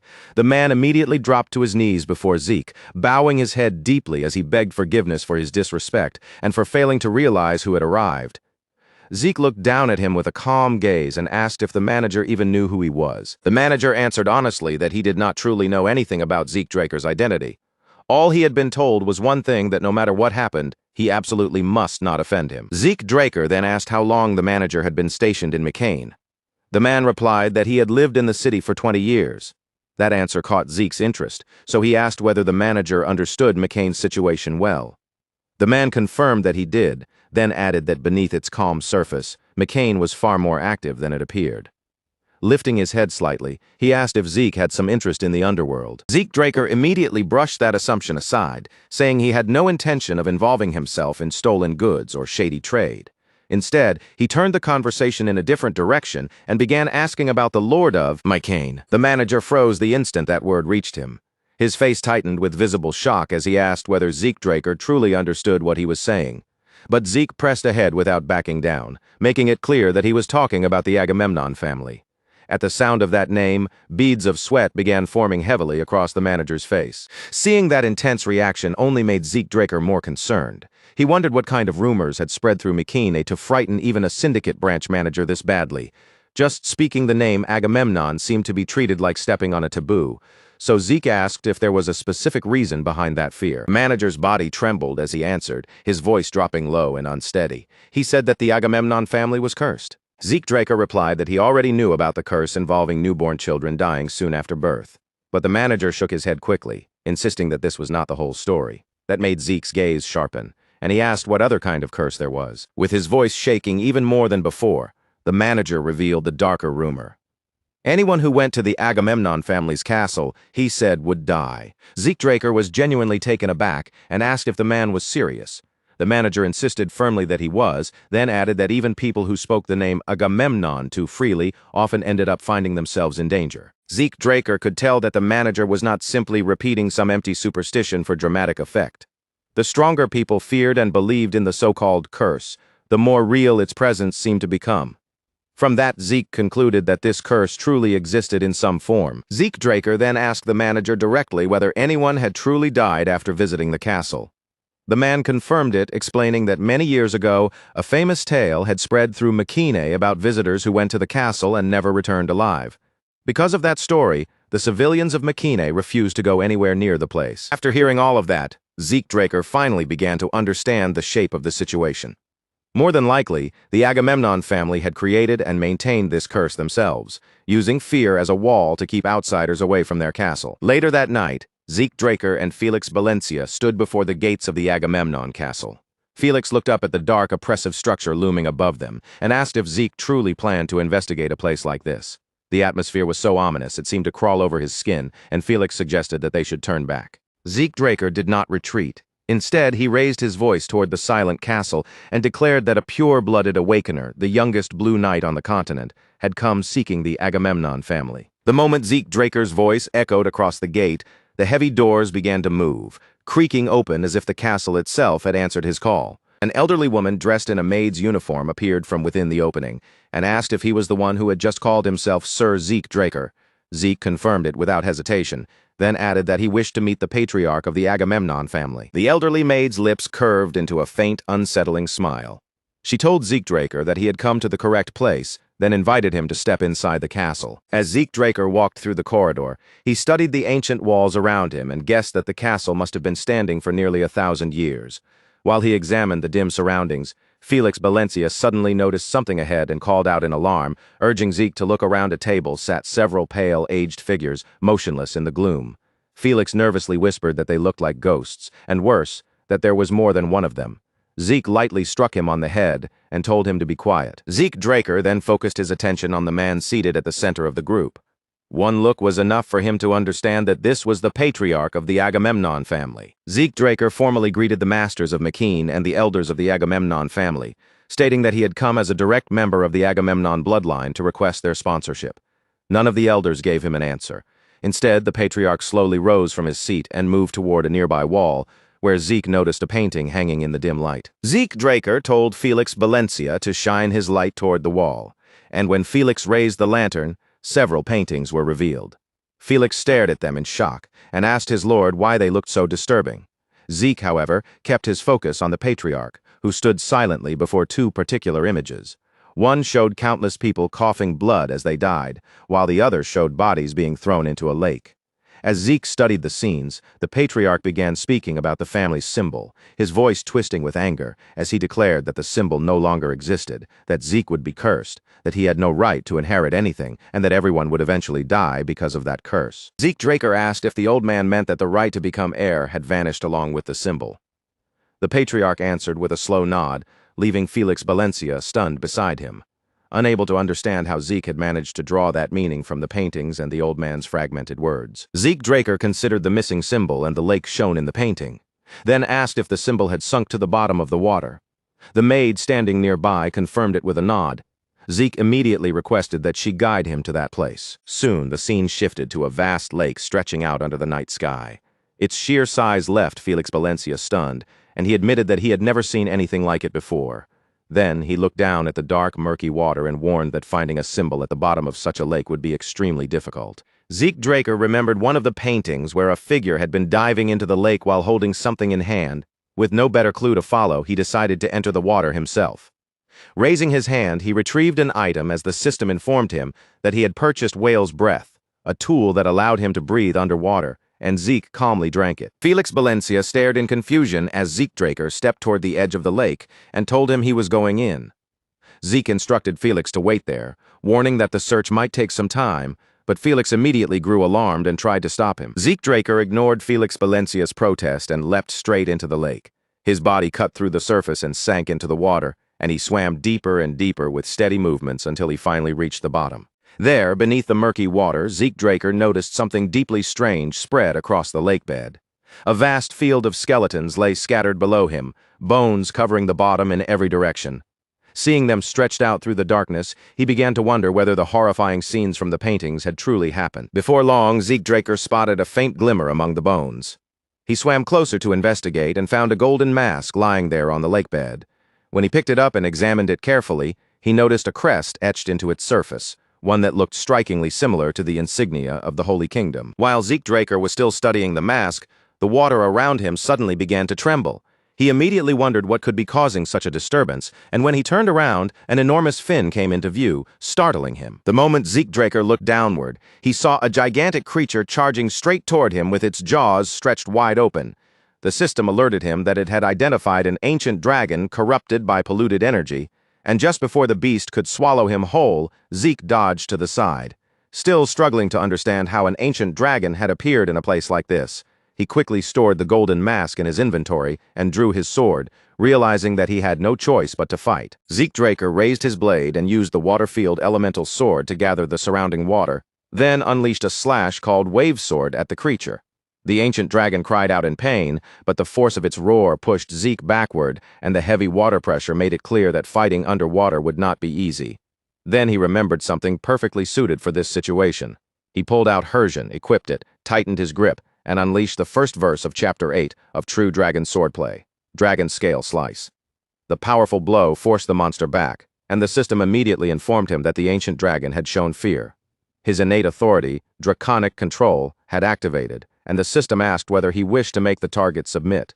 Though Zeke was surprised that controlling such a creature might even be possible, he understood exactly what kind of opportunity had appeared before him. Zeke Draker made his decision quickly. If submission was possible, then that was the better choice, and he ordered the system to proceed. Golden chains materialized within the water, spreading around the ancient dragon like a shining net before wrapping tightly around its massive body. The creature was restrained in place, and a moment later, the system confirmed that it had submitted. But the instant that confirmation appeared, the ancient dragon's body began to glow.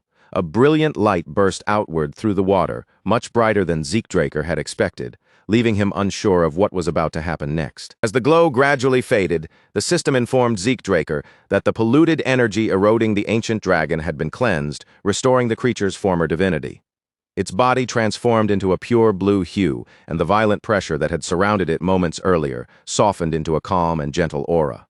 Zeke Draker remembered very clearly how the creature had looked only moments ago, like a lifeless monster driven purely by corruption. Now that the corruption had been removed, the ancient dragon no longer felt like a monster at all.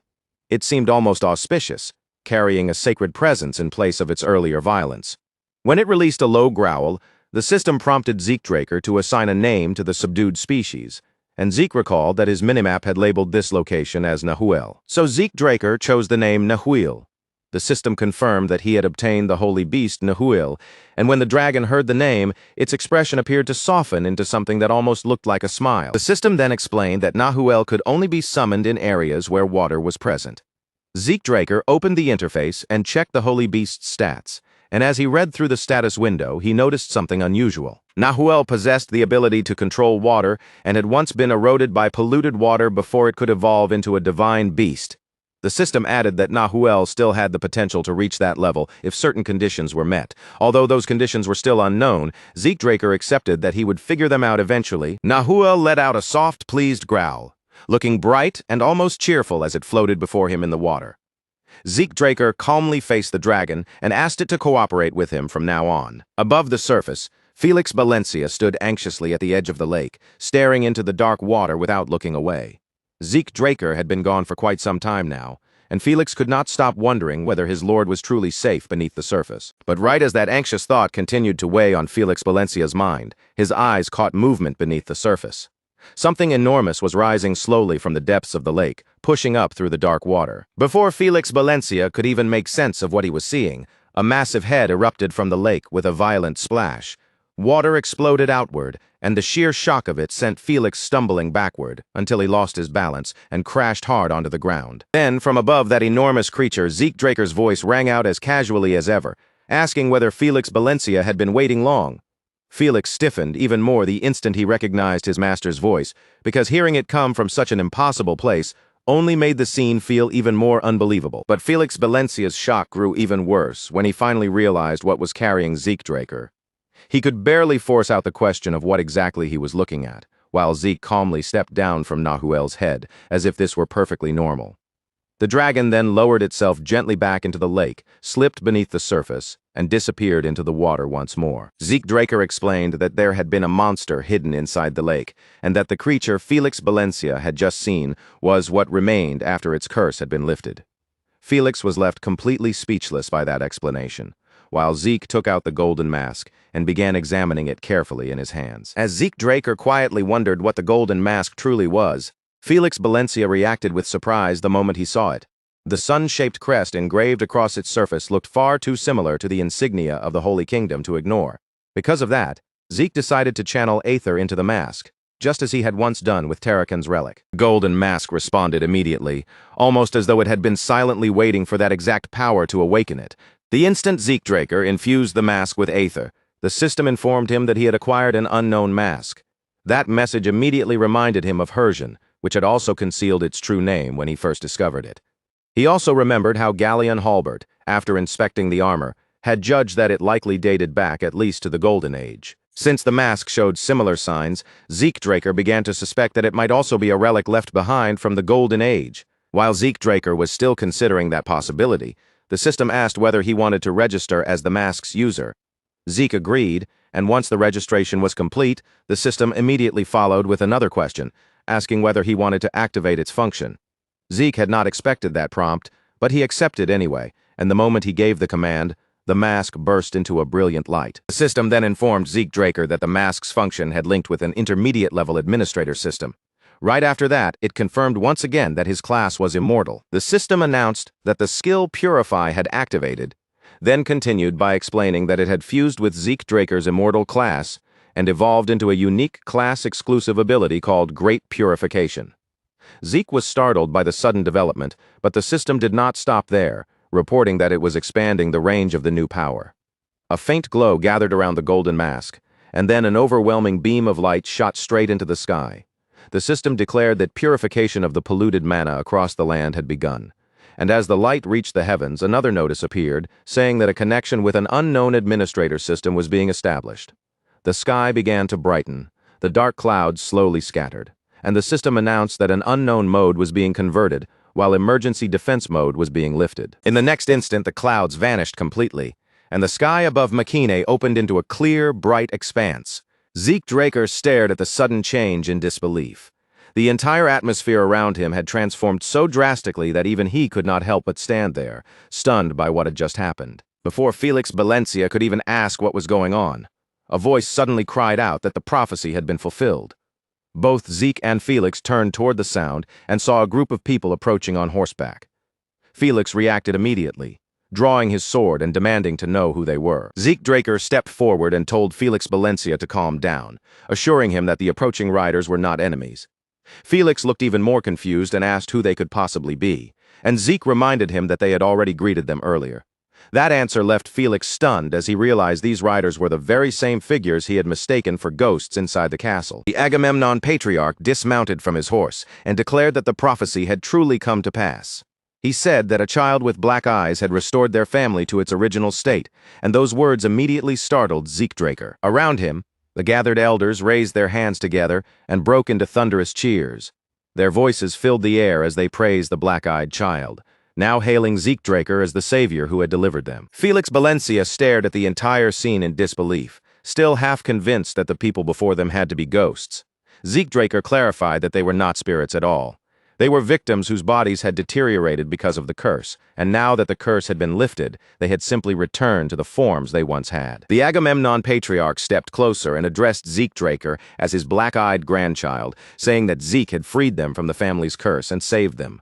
Hearing his grandfather speak those words, Zeke smiled, placed a hand over his chest, and said he was truly glad that he could greet him like this. The scene then shifted back to the Agamemnon castle, where Felix Valencia looked around in astonishment, unable to believe how completely the place had changed overnight. Zeke Draker remembered that the system had mentioned emergency defense mode being lifted when the surroundings transformed.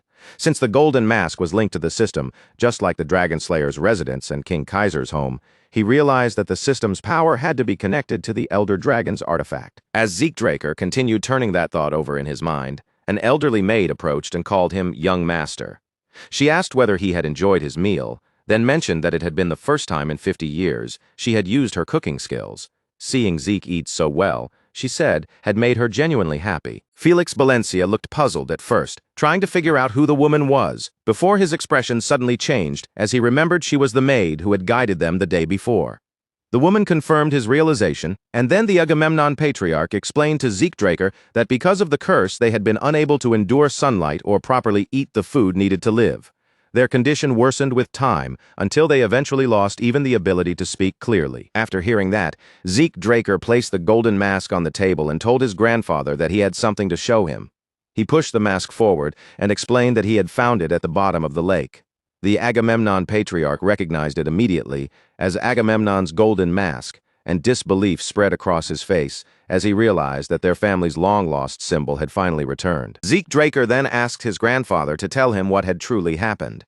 The Agamemnon patriarch answered that Zeke was now worthy of learning the hidden past of their family. The Agamemnon patriarch began by explaining that everything had started around 50 years ago, when a devastating plague suddenly swept through Mycenae. At that time, the Agamemnon family used every resource and method they had to contain the outbreak within the city. The elders isolated those who were already infected, while gathering the remaining citizens into the castle under strict and careful preparations. But no matter how desperately they tried to control it, the disease spread at a terrifying pace. It began with a burning fever, then red spots would appear across the victim's body, and after that they would start vomiting blood before dying within just 3 days. Zeke Draker wondered if the illness might have been Rose disease. The exact timing of death did not match perfectly, but the symptoms were similar enough that he could not simply dismiss the possibility. The true nightmare began after sunset, when the people who had died from the disease suddenly rose again and started attacking the living. Zeke Draker listened with a serious expression, then asked whether they had turned into zombies. The Agamemnon patriarch explained that they were not the same as zombies controlled by black mages. These creatures could infect living people through their bites, turning them into the same kind of undead, as if the curse itself were spreading like a contagious disease. Clenching his fist tightly, the Agamemnon patriarch told Zeke Draker that the only way they could describe what happened was to say a curse had fallen upon their kingdom, The entire situation had been too bizarre, too horrifying, and too unnatural for ordinary people to comprehend. In response, the Agamemnon family fortified the castle and waited behind its walls, hoping that the outbreak and the chaos outside would eventually calm down. But without any true solution, the number of corpses only kept growing. The Agamemnon patriarch then revealed that the golden mask had been handed down from the time of their earliest ancestor. Hearing that, Draker immediately asked whether he knew who had created it. The Agamemnon patriarch admitted that he did not know. Most records from before the Golden Age had already been lost, so even their own family no longer had a clear answer. Draker silently wished the Agamemnon patriarch had known more. This had been a rare chance to uncover the mask's possible connection to the Rosian. He had not expected the answer to come easily, but even so, the disappointment settled heavily in his mind.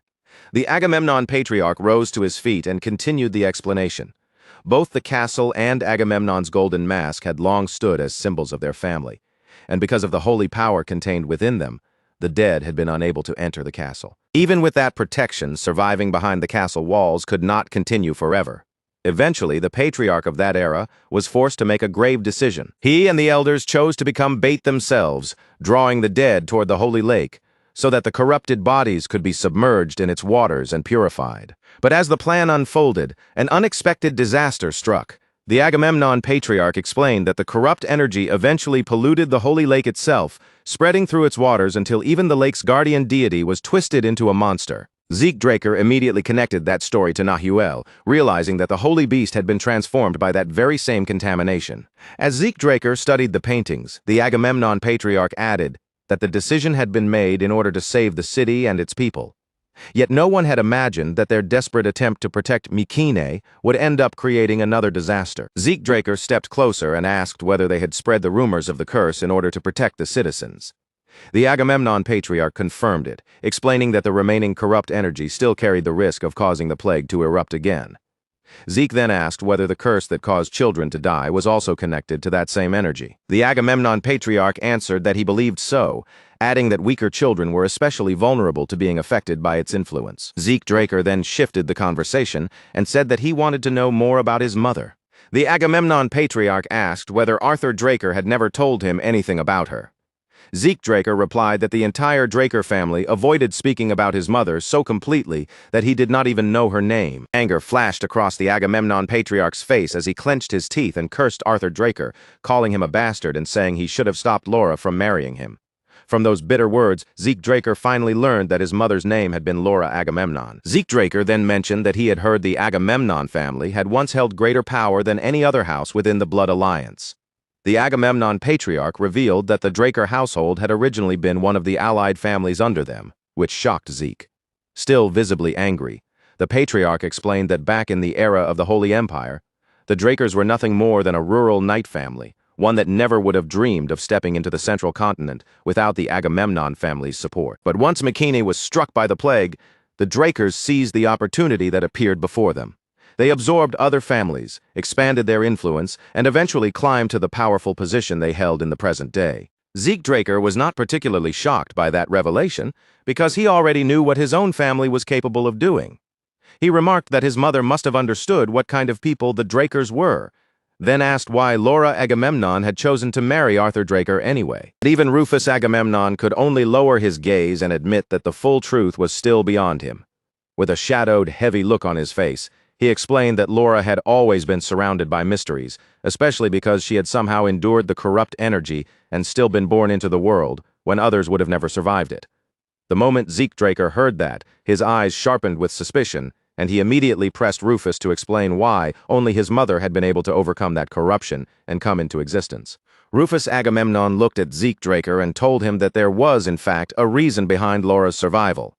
He paused for a brief moment, as if weighing the importance of what he was about to say, and then revealed that Laura Agamemnon had belonged to the healer class.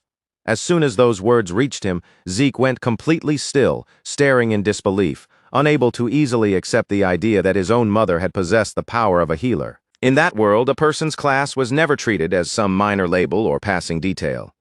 It shaped the course of their entire life, determined the road they were expected to walk, and even influenced how others measured their value from the moment their talent became known. Someone born with a natural gift for the sword would be recognized as a swordsman, A person whose instincts and skill leaned toward the bow would be guided onto the path of an archer, while those whose bodies and talents suited the spear would become spearmen.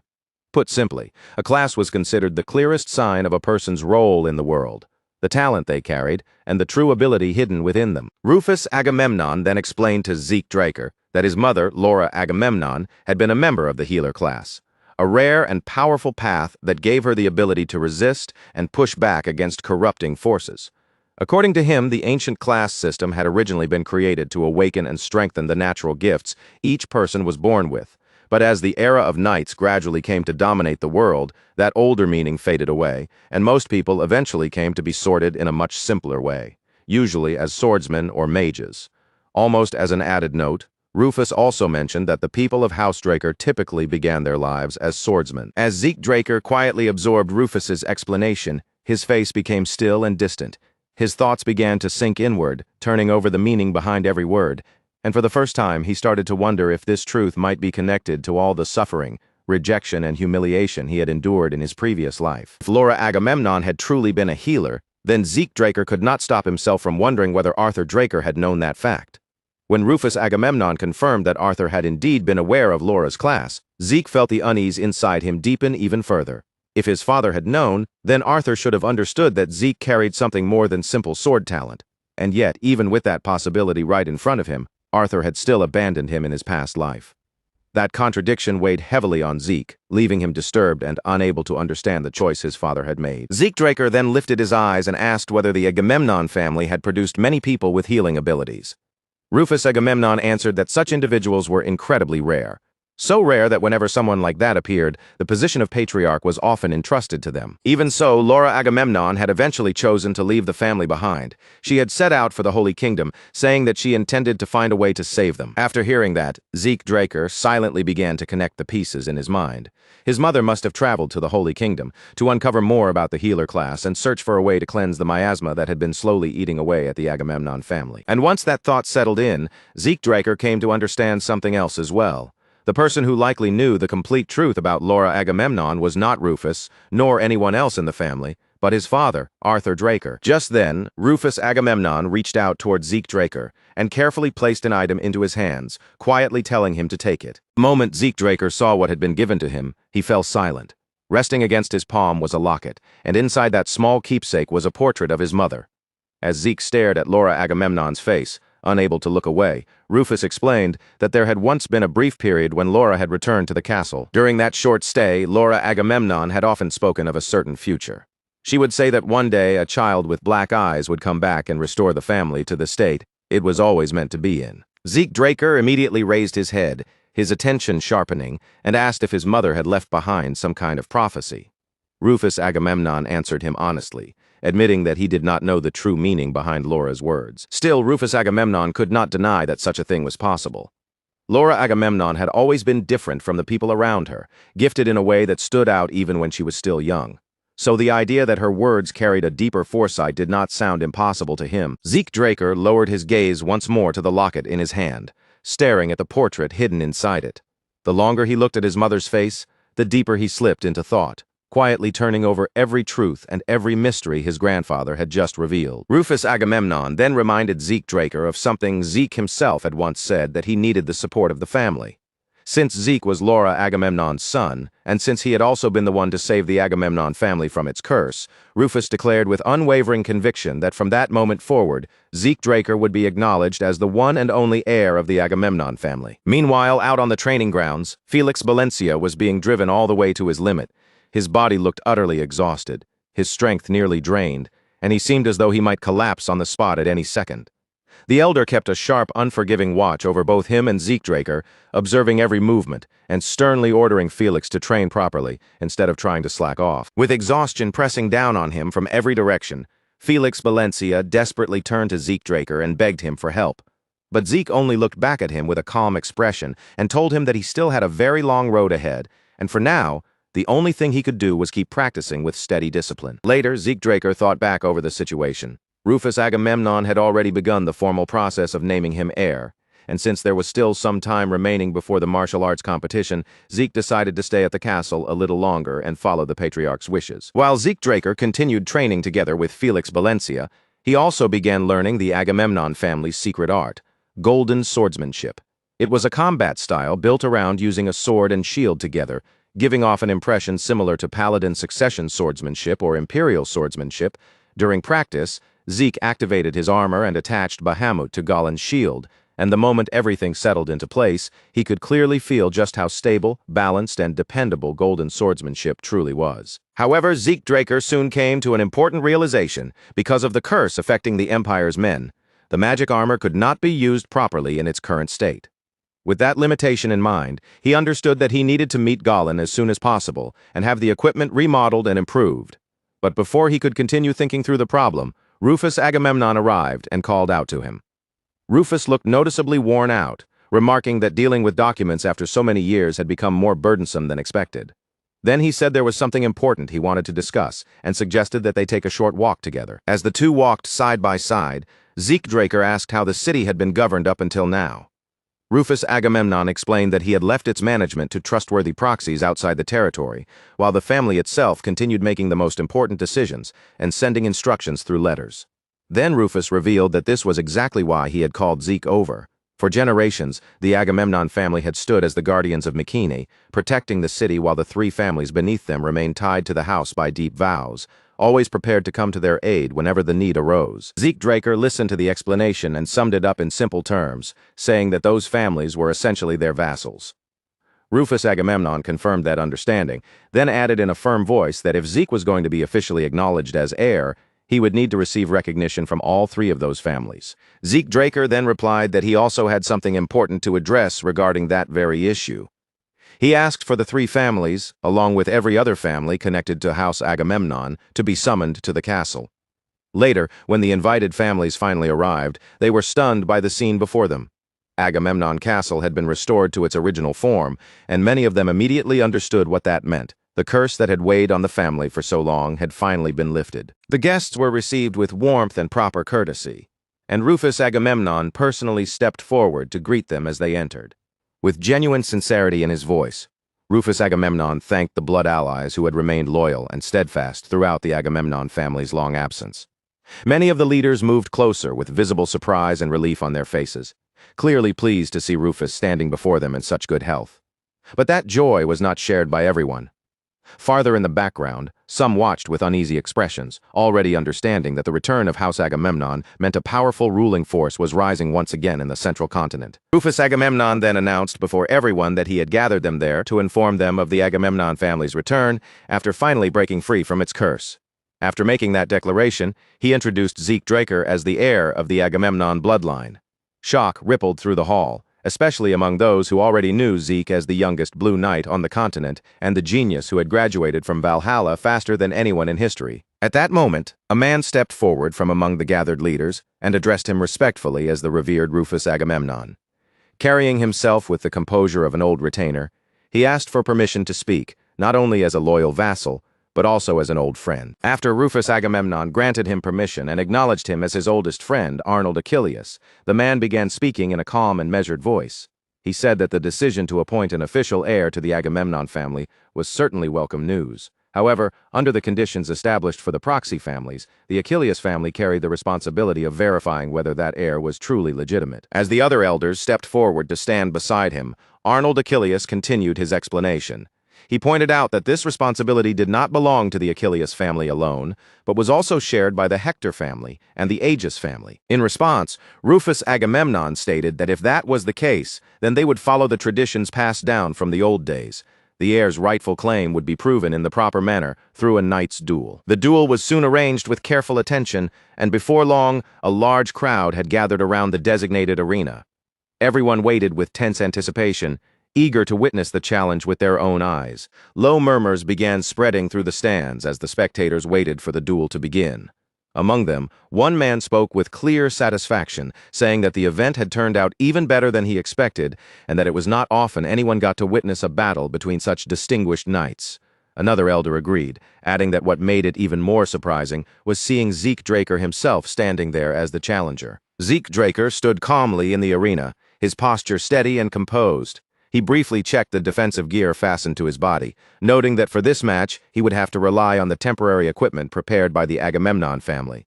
Since he could not openly reveal or use his magical armor in front of everyone, he decided that this setup would be enough. Across the arena, his opponent looked down at him with undisguised contempt.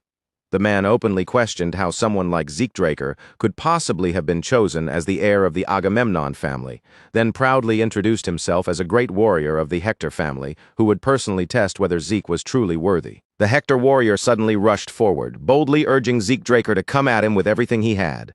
But in the very next instant, the entire atmosphere shifted. Before most of the crowd could even process what was happening, Zeke had already ended the fight almost as soon as it began. With overwhelming force and no wasted movement, Draker crushed his opponent decisively, leaving the proud warrior sprawled across the ground.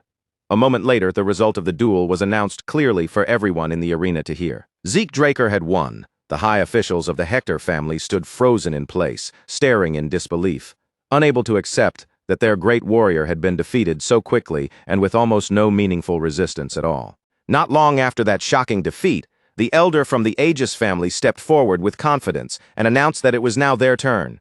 As their warrior entered the arena, he was ordered to show the true strength and pride of the Aegis family. The warrior charged towards Draker with aggressive force, but halfway through his attack, Zeke caught him off guard with a precise, powerful counter and sent him flying before he had any chance to recover or strike back. Draker closed the distance immediately and drove in a devastating punch that landed with crushing impact, inflicting serious damage and drawing a sharp scream of pain from the warrior. The man's eyes widened in disbelief as the truth sank in. Zeke, despite being only 17 years old, possessed an overwhelming level of power that should have been impossible for someone his age. Even though the Aegis warrior tried to steady himself and regain his composure, Draker looked at him calmly and said that it was enough. When the warrior anxiously asked what he meant by that, Zeke answered in a firm voice that he was going to end it. Without the slightest hesitation, he stepped forward and crushed him once more, leaving him collapsed on the ground as the result was declared in Zeke's favor. Draker cast a brief glance at the fallen opponent and understood that only one challenger remained. Then the final great warrior slowly entered the arena, and the crowd immediately recognized him as the current champion of the traditional dueling league, Pharrell Achilles. Standing face-to-face with Draker, Pharrell Achilles approached him with calm respect and introduced himself, saying that it was good to meet him. Zeke responded in the same composed manner. But as Zeke observed him more closely, he immediately realized that Pharrell was completely different from the previous two opponents. There was no hesitation in his stance, no weakness or instability in his presence, only firm composure and a mind sharpened through strict discipline. Without dragging things out any further, Draker made the first move. He rushed forward to test Pharrell Achilles directly, and their weapons collided head-on with a heavy burst of force that rang through the arena. As the exchange continued, Draker found himself genuinely impressed by what he was seeing. Pharrell Achilles had exceptionally solid fundamentals, and every movement he made carried the weight and precision of someone with extensive real combat experience. The high officials of the Achilles family could not hide their surprise as they watched someone stand against their elite warrior on equal footing. Around them, the other spectators began whispering that Draker was already nearing the level of the reigning champion of the Central Region's Night Dueling League, a fact that felt almost unbelievable to everyone witnessing it firsthand. Among the crowd, Rufus Agamemnon watched the duel without saying a word. His eyes stayed fixed on Draker the entire time, and deep within his heart, he believed without the slightest doubt that this would be the moment Zeke proved himself as the true heir of the Agamemnon family. As the battle grew fiercer with every passing moment, Pharrell Achilles slowly began to struggle beneath Draker's increasing pressure. Forced back by the overwhelming force in front of him, he could not stop the thought from crossing his mind that the rumors calling Draker a monster might actually be true. Pharrell Achilles could feel the difference with painful clarity now. Little by little, his stamina was being carved away, each exchange stealing more strength from his body. His breathing turned rougher, his movements began to lose their sharpness, and yet Draker remained standing across from him with the same steady composure, completely unshaken by the pressure of the duel. Pharrell Achilles quickly understood that if the fight continued at this pace, he would only be driven deeper into a corner with no chance to turn things around. So he made his choice. Since there was no other path left for him, he would gather every last bit of power he had and pour it all into one final decisive strike, forcing the duel to reach its absolute breaking point. With that determination surging through his entire body, Pharrell Achilles finally unleashed the shield spear technique passed down through the Achilles family. It was their ultimate charge, Black Spear Fury. A fierce aura wrapped around Pharrell Achilles as he launched himself forward, his body cutting across the arena like a spear fired straight at its target, every ounce of his remaining strength packed into that single attack. Zeke Draker watched Pharrell Achilles close in, his eyes narrowing with sharp focus. In that instant, he could tell exactly what was happening. His opponent had abandoned all hesitation and was now staking everything he had on this one final blow. And as that overwhelming force rushed toward him, Zeke Draker quietly measured the moment before him. This was where he had to decide whether he would meet Pharrell's attack with the swordsmanship he had inherited from the Agamemnon family. Zeke Draker gave his answer not with words, but through action. He unleashed the ultimate counter of golden swordsmanship, the technique known as Golden Sword Dignity Attack. Both warriors charged forward with tremendous force, and the instant their attacks collided head-on, the entire arena was engulfed in a blinding flash, created by the explosive energy of their clash. The strongest techniques from both great families smashed together head-on, and in the middle of the arena, a blinding surge of light exploded outward. The whole arena shook as black smoke shot up into the sky, and the crowd instantly rose from their seats, confused and desperate to know what had just happened, and who had actually won. Then someone suddenly spotted movement and yelled for everyone to look, because somehow neither fighter had gone down. When the smoke finally thinned out, Zeke Draker and Pharrell Achilles were still on their feet, standing across from each other in the arena. The spectators stared in disbelief.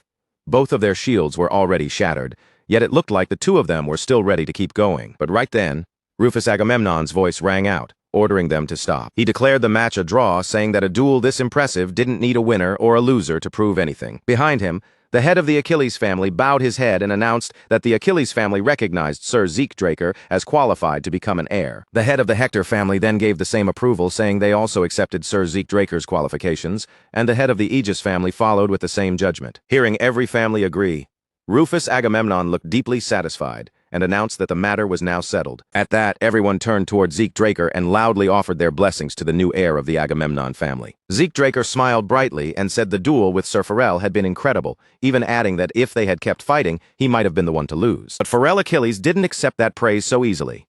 Instead, he said that he was the one who could have lost. He calmly explained that if Zeke had fully followed through with that last attack, it would not only have broken his shield, but also given Zeke the opening to strike back afterward. Then Pharrell Achilles sincerely thanked Zeke Draker for holding back out of consideration. Across from him, Zeke Draker was quietly taken aback that Pharrell had actually noticed. Still, Zeke smiled to himself. Whatever else happened, he had already secured the position of heir. He lifted his head, looked around with confidence, and decided it was time to start preparing seriously for the martial tournament. After they returned to the mansion, Felix could barely contain himself as he praised his master, saying the battle had been absolutely amazing. He waved his hands around while going over every moment, excited that Zeke had managed to draw against Sir Pharrell Achilles, the defending champion, with a massive following across Atlas. After listening for a bit, Zeke Draker told him not to overhype it, explaining that Sir Pharrell had intentionally held himself back to protect appearances. Felix froze on the spot, completely lost, and asked what Zeke meant. Zeke Draker explained that the Achilles family was known for spears, not swords, yet Pharrell had fought him with a sword. So if that wasn't going easy on him, what else could it be? Felix still looked baffled and pointed out that Sir Pharrell always used a sword in every match. Zeke Draker praised Pharrell Achilles directly, saying that was exactly what made him such an incredible grand warrior, then told Felix to watch him closely and learn from him. Just then, a knock came from outside the door. A polite voice asked if Sir Zeke would allow him to enter. Zeke Draker glanced toward the door with a suspicious look, recognizing the voice before telling him to come in. A moment later, Pharrell Achilles stepped into the room, thanking Zeke Draker and apologizing for disturbing him while he was probably exhausted. Zeke Draker immediately stood and said it was an honor to receive a visit from someone of Pharrell's level, then respectfully invited him to sit. Pharrell Achilles slowly admitted that he had come today to ask Sir Zeke for something, and Zeke Draker calmly told him to go ahead. With a slightly heavy expression, Pharrell Achilles said his own accomplishments still fell far short compared to Zeke's, but he wanted to know if Zeke would allow him to offer his support. Zeke Draker looked surprised and asked if he was talking about the Draker Martial tournament. Pharrell Achilles confirmed it without hesitation. He said the tournament was basically a battlefield, so if Zeke was willing, he wanted to help in any way he could, even if his assistance was small. Zeke Draker then said his master, the Duke, had described it the exact same way, and asked if Pharrell knew why. Pharrell Achilles answered with a serious look, saying that as Zeke probably already knew, the Draker Martial tournament had a terrible reputation because of its strange rules. Every time the tournament was held, both the format and the regulations could change without warning. Those words left Zeke Draker stunned where he stood. Pharrell Achilles kept going, explaining that the tournament's policies were decided by the preparation committee, and most of its members were elders from powerful families across central Benja. Behind the scenes, those people fought through massive political schemes, all trying to twist the rules in favor of the candidates they supported. According to Pharrell, that was exactly what made the Draker Marshall tournament so unusual. Pharrell Achilles warned him gravely that in one past tournament, there had even been an absurd rule that completely banned the use of aura during matches. When Zeke Draker heard that, his expression darkened. He lowered his head and muttered in disbelief, wondering what kind of tournament would even allow rules like that. In his previous life, he had been thrown out by his family, so he never had the chance to learn any of this. As he quietly pieced things together, he finally understood why the Duke had said winning without the support of a sponsor family was almost impossible. No matter how talented someone was, if the arena itself had already been rigged, getting eliminated in the qualifiers would be nearly unavoidable. Pharrell Achilles' face grew serious as he called out to Sir Zeke. Then he suddenly grabbed both of Zeke's hands and earnestly begged him for permission to help prepare for the tournament. Zeke Draker stared at him blankly, wondering why this man had suddenly become so intense. Deep down, Zeke hesitated. In his previous life, too many people had approached him like this only to betray him later, so trusting someone that easily was not something he could do. But after looking into Pharrell Achilles' determined eyes, Zeke finally made his choice. He decided to trust him and accepted the offer, saying he would be deeply honored if Sir Pharrell was willing to help. Pharrell Achilles bowed his head and reminded him that with only 1 month left before the tournament, there was one thing they absolutely had to secure. Zeke asked what it was, and Pharrell revealed that they needed a broker. Zeke blinked in confusion and repeated the word, asking if he really meant a broker. With a serious frown, Pharrell explained that they needed to bring an extremely influential noble over to their side, and among every possible option, the person they needed most was Catherine Graham, the matriarch of the Graham family. As time passed, the scene shifted to the region of Fanstars. Felix walked behind Zeke, looking around in amazement as he said he had never seen a city filled with so many different races before. He pointed out dragons, dwarves, and even members of the avian race, saying this place felt completely different from Atlas. Walking quietly beside him, Zeke Draker thought to himself that Fanstars, one of Midland's 3 great cities, was ruled by none other than the Graham family. Since they held absolute control over finance and real estate across the central continent, they were more than qualified to act as brokers. As the doors opened, Zeke was still turning it over in his mind. This place had one more thing that made it stand out. It was full of unusually interesting people, and none of them ever made a deal unless they came out ahead. That was when he spotted 2 people inside, already in the middle of a conversation. Pharrell Achilles paused for a moment, then apologized to Sir Zeke, explaining that Her Grace the Duchess seemed extremely busy right now because the debutante festival season was in full swing. Zeke took that in calmly. Getting a proper meeting with her clearly would not be simple, so he said plainly that if that was the case, he would handle the negotiations himself from here. When Zeke Draker walked over to them, one of the nobles turned to him with polite curiosity and asked if he needed assistance. Zeke answered directly that he wanted to request an audience with Her Grace the Duchess. The noble carefully asked what business he had with her, and Zeke replied without hesitation that it involved an investment in a mithril mine. The man's face went stiff, and he echoed the words, "mine investment," as if he could barely believe what he had just heard. Zeke calmly confirmed it. Then he added that the Graham family had spent the last 3 years pouring money and manpower into Orvane's surveys with nothing to show for it, and by now, their original investment funds were almost gone. The noble stiffened in discomfort and gave a small cough, admitting that Zeke knew an impressive amount. Then, with a slight bow, he carefully asked how much Zeke was thinking of investing, while trying to add that they were not currently looking for investors. But before he could finish speaking, Zeke cut in casually and asked if a certain amount would be enough. Then, as if it were nothing, he named the figure, 500,000 gold. That number, the man standing in front of Zeke Draker could only stare at him, completely unable to speak. Inside a dark room, a voice apologized to Sir Zeke, saying he had come all this way only to be kept waiting. The man then introduced himself again in a composed voice as Brian Graham. Zeke Draker got straight to the point and asked if he had confirmed the check. Brian Graham answered awkwardly that of course he had, and that he was truly grateful for the investment. After clearing his throat, Brian Graham said he could assist if Zeke had interest in any other investments. But Zeke rejected the offer coldly, explaining that he had to take part in the upcoming Draker Marshall tournament and had no time to concern himself with other investments right now. Hearing that, Brian Graham nodded and said the Draker Marshall tournament was a dream stage for young knights with real talent. And he added that, in that case, he believed he had something that would be perfectly suited to help with exactly that matter. Zeke looked slightly surprised and asked if that was true. Brian Graham then promised that he would arrange a meeting with his wife, Catherine. Before long, the meeting was set up. Catherine Graham greeted him politely, saying she had heard quite a lot about Sir Zeke, including that he was currently the knight drawing the most attention across the continent. Zeke smiled and answered modestly that she was giving him far too much credit. He added that he still had plenty to learn, which was exactly why he wanted to join the upcoming competition and gain more experience. Catherine Graham then asked if he knew what the first match of the competition would be about. Zeke answered honestly that he did not, since he had not heard many rumors. Catherine lowered her head with a faint smile and said she could share what she had heard, but before she could continue, Zeke interrupted and said he did not mean to be rude, but that was not the information he had come here for. He said it plainly.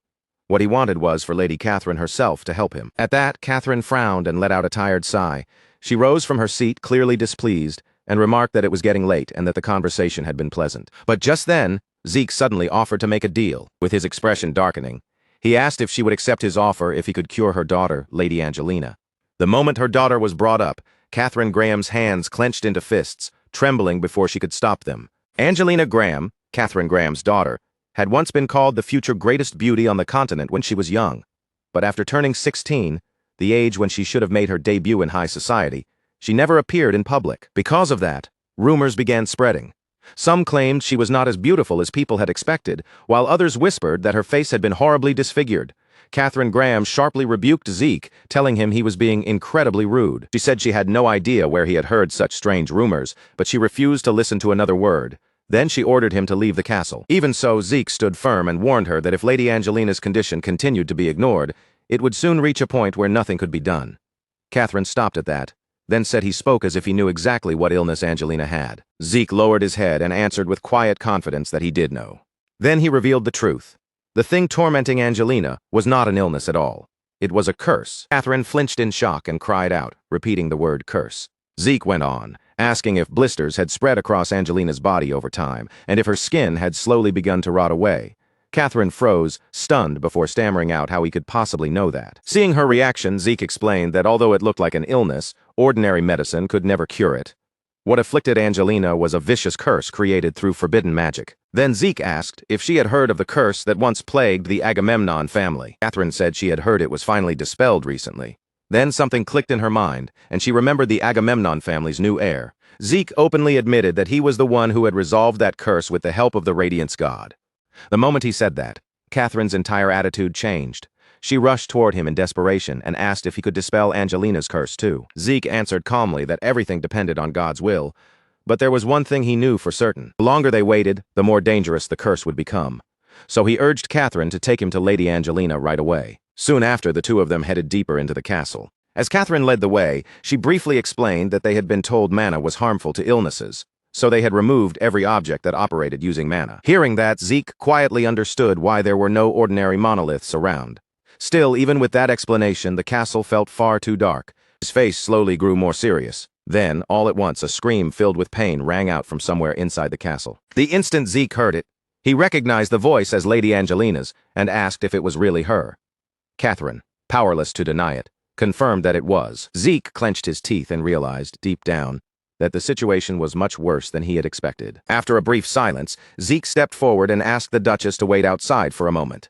This time, he planned to go in alone. Catherine looked caught off guard, but in the end, she still agreed. Zeke carefully pushed the door open and stepped into the room. Inside, someone stood before him with their entire face wrapped tightly in bandages. The moment Zeke saw her like that, his expression darkened as he quietly noted just how serious her condition really was. His eyes moved to the chains pulled tight around her body, and he could not help thinking that she must have once been breathtakingly beautiful, only for the curse to drag her into this miserable state. Angelina Graham was bound so firmly that she could barely move. Zeke lowered his voice and carefully called to her, asking if Lady Angelina could hear him. The moment she heard someone say her name, Angelina slowly lifted her eyes, startled and confused. Her body shook from the pain as she weakly begged him to kill her. Tears ran down her face while she pleaded again and again for death. Seeing her like that made Zeke's chest grow heavy. Still, he apologized softly and told her he could not let her die. Then he took out the mask he had obtained earlier and placed it on, thinking to himself that he would need her for the things still to come. His eyes sharpened with resolve. No matter what it took, he was going to save her. In the next moment, Zeke Draker's whole body was swallowed by a powerful surge of energy, and the system notified him that the mask's function had successfully connected with the system. Zeke Draker quietly thought back to his previous life, remembering that he had learned about Angelina's curse because of a certain incident. Back then, under his master's orders, he had hunted down a sorcerer who used wicked ancient curses, and after a long chase, he finally managed to capture him. But during the interrogation, something completely unexpected came to light. That sorcerer was the one who had placed the curse on Angelina. Zeke remembered searching for her after that, only to find out she had already died. Because the curse had been made with ancient forbidden arts, there had been no known cure. The bitter part was that the curse became more painful the more beautiful its victim was, and Angelina had been trapped by that twisted madness. He quietly looked at the girl in front of him. As Zeke Draker reached his hand toward Angelina Graham, he thought that this time things might be different. With a mask capable of grand purification, there was a chance. The moment he put it on, the system displayed another message, confirming that the mask's function was linking with the system and that grand purification could now be used. Brilliant light spread through the room, and Zeke Draker held firm to one belief. No curse was impossible to break. Angelina Graham's eyes flew wide as she cried out in broken, pain sounds, while the cloth covering her face slowly began to peel away. Outside the room, Catherine Graham slammed her fists against the door in a panic, calling out to Sir Zeke and begging him to answer her and open up. Zeke Draker ignored the noise beyond the door and kept all his focus on the purification, thinking that he only needed a little more time. Angelina Graham kept screaming in agony as a thick mass of black smoke gathered and twisted above her head.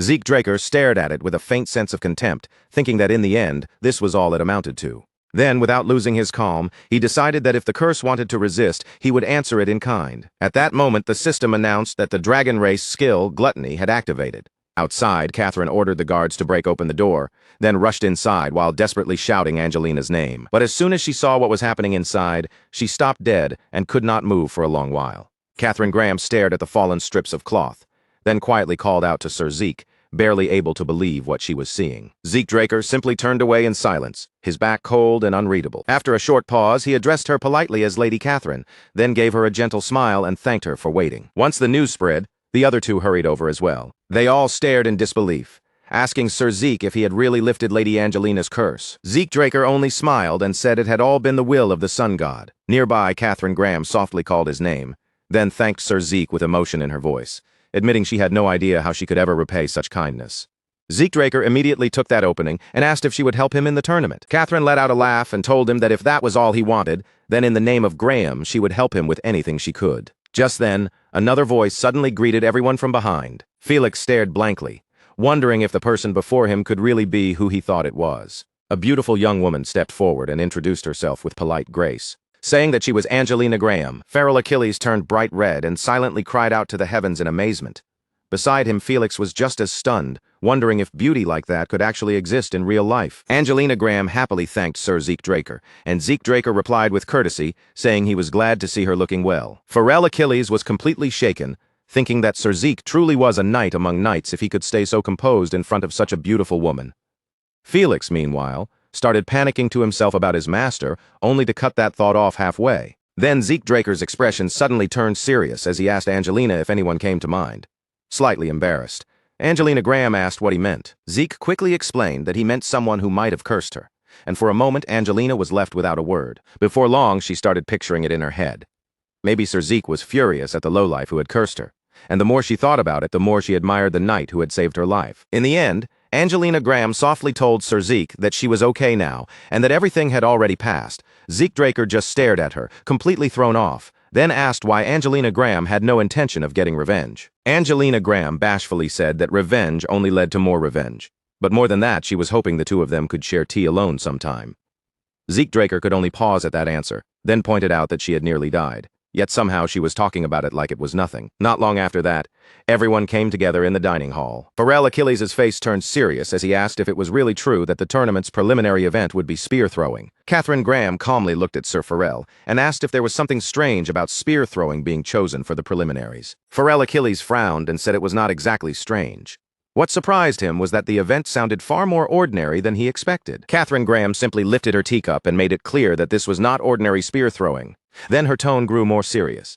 She explained that compared to normal spear throwing, the distance would be absurdly long, and from what she had heard, the target would be set somewhere beyond the mountain. The moment Zeke Draker heard that, he began running through it in his head.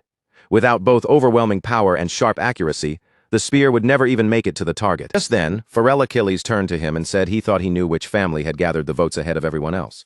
Zeke Draker looked back, confused, and asked which family he was talking about. Feral Achilles said it was probably the Siemens family.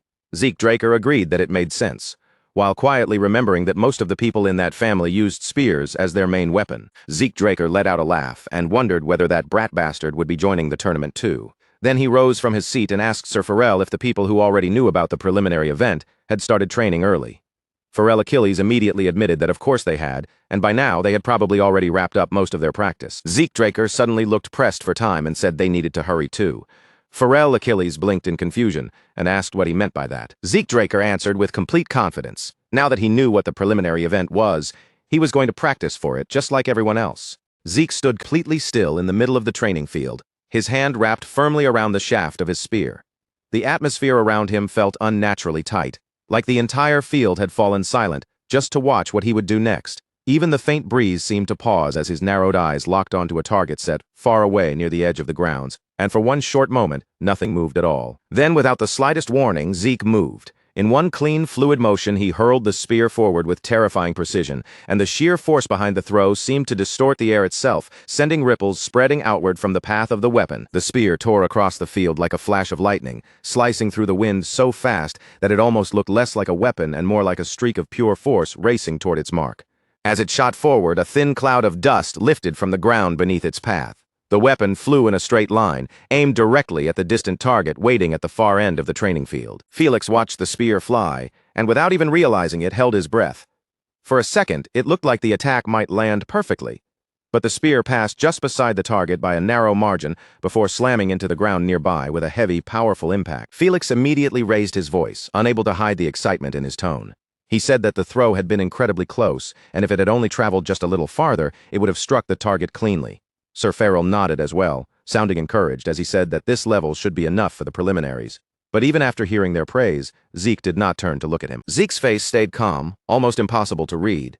He lowered his hand only slightly, as if his mind had already moved on from the throw, and then asked in a quiet voice what the opponent's profession was. Sir Farrell frowned a little, caught off guard by the sudden question, and asked what Zeke meant by that. Zeke slowly turned his gaze back toward him, his sharp eyes carrying a cold, calculating light.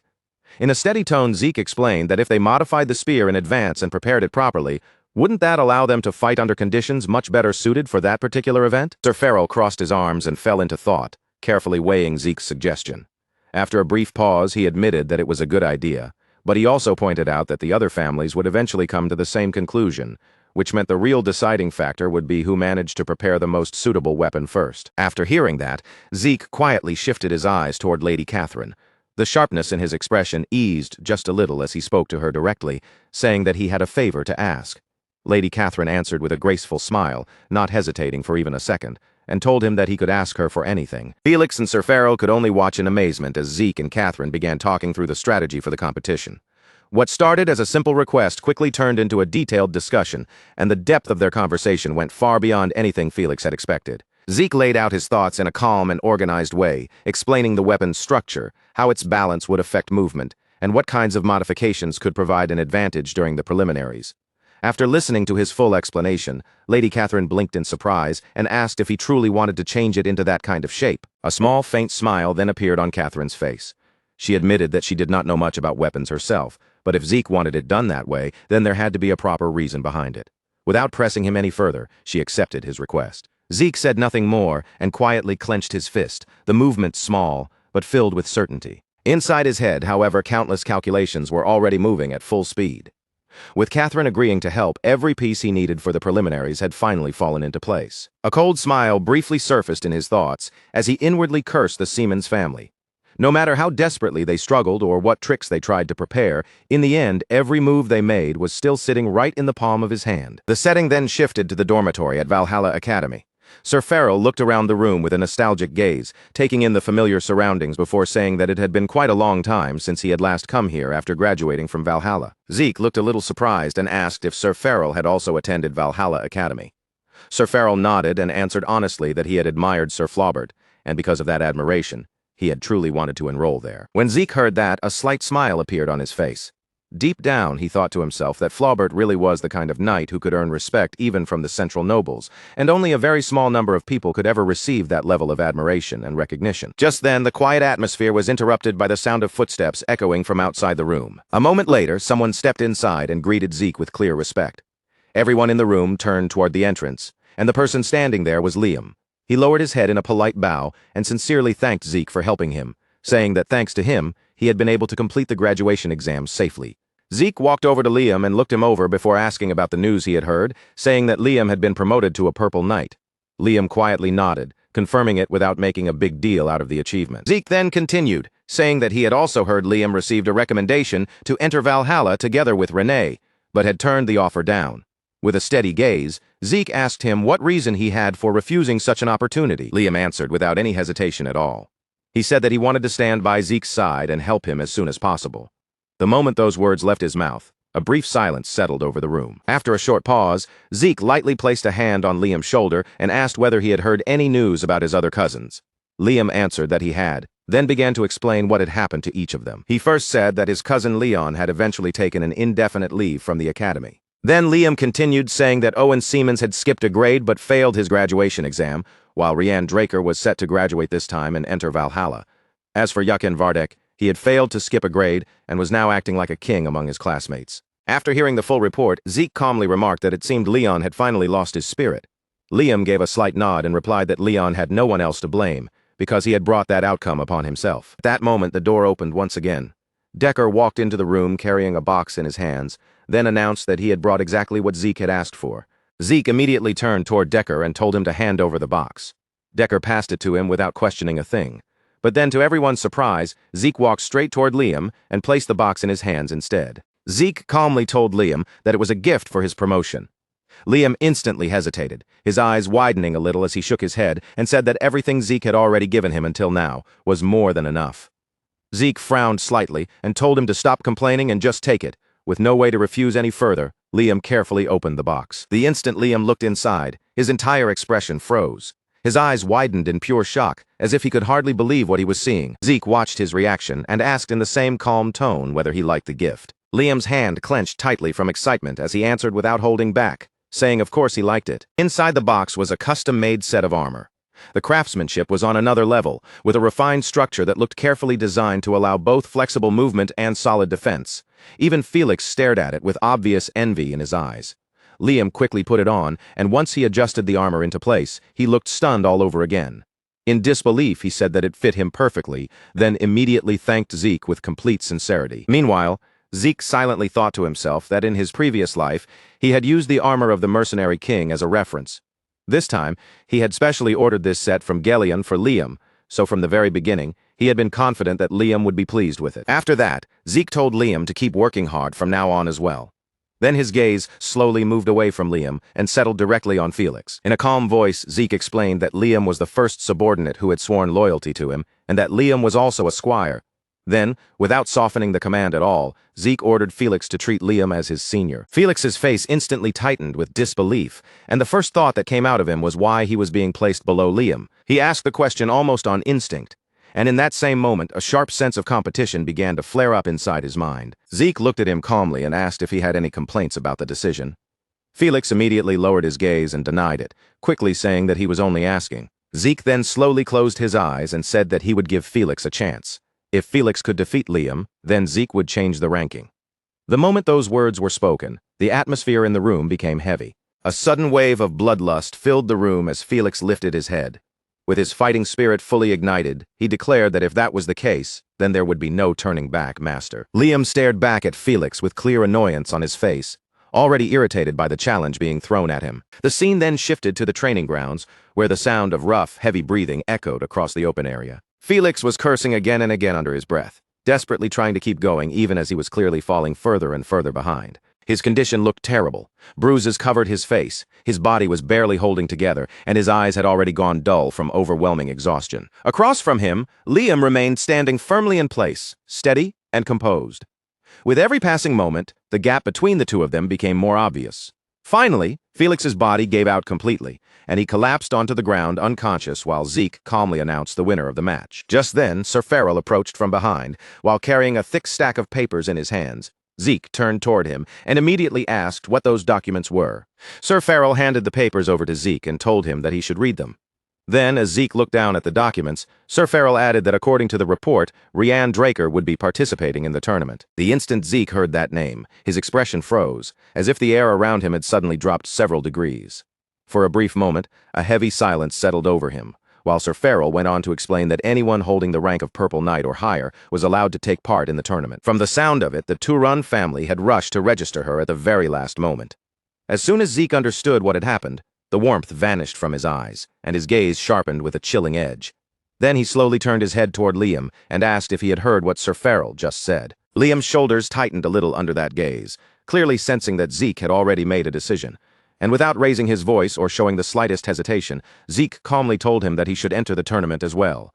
Liam's eyes widened, caught off guard by the sudden order. Zeke did not leave any room for confusion. He continued in the same steady tone, making it clear that Liam's target in the tournament would be none other than Rianne herself. Sir Farrell immediately pushed back, unable to stay silent after hearing that.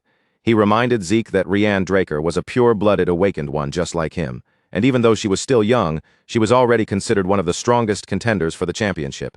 But Zeke did not look shaken at all. Instead, he simply answered that this was exactly why he was entrusting the task to Liam, his voice filled with absolute confidence. Then Zeke spoke with a firm, unwavering look in his eyes, saying that if Liam was truly his subordinate, and if he had really sworn loyalty to him, then facing someone on the level of a championship candidate should be the bare minimum he was capable of handling. Sir Farrell fell quiet after hearing that, but in his heart he could not help admiring Zeke.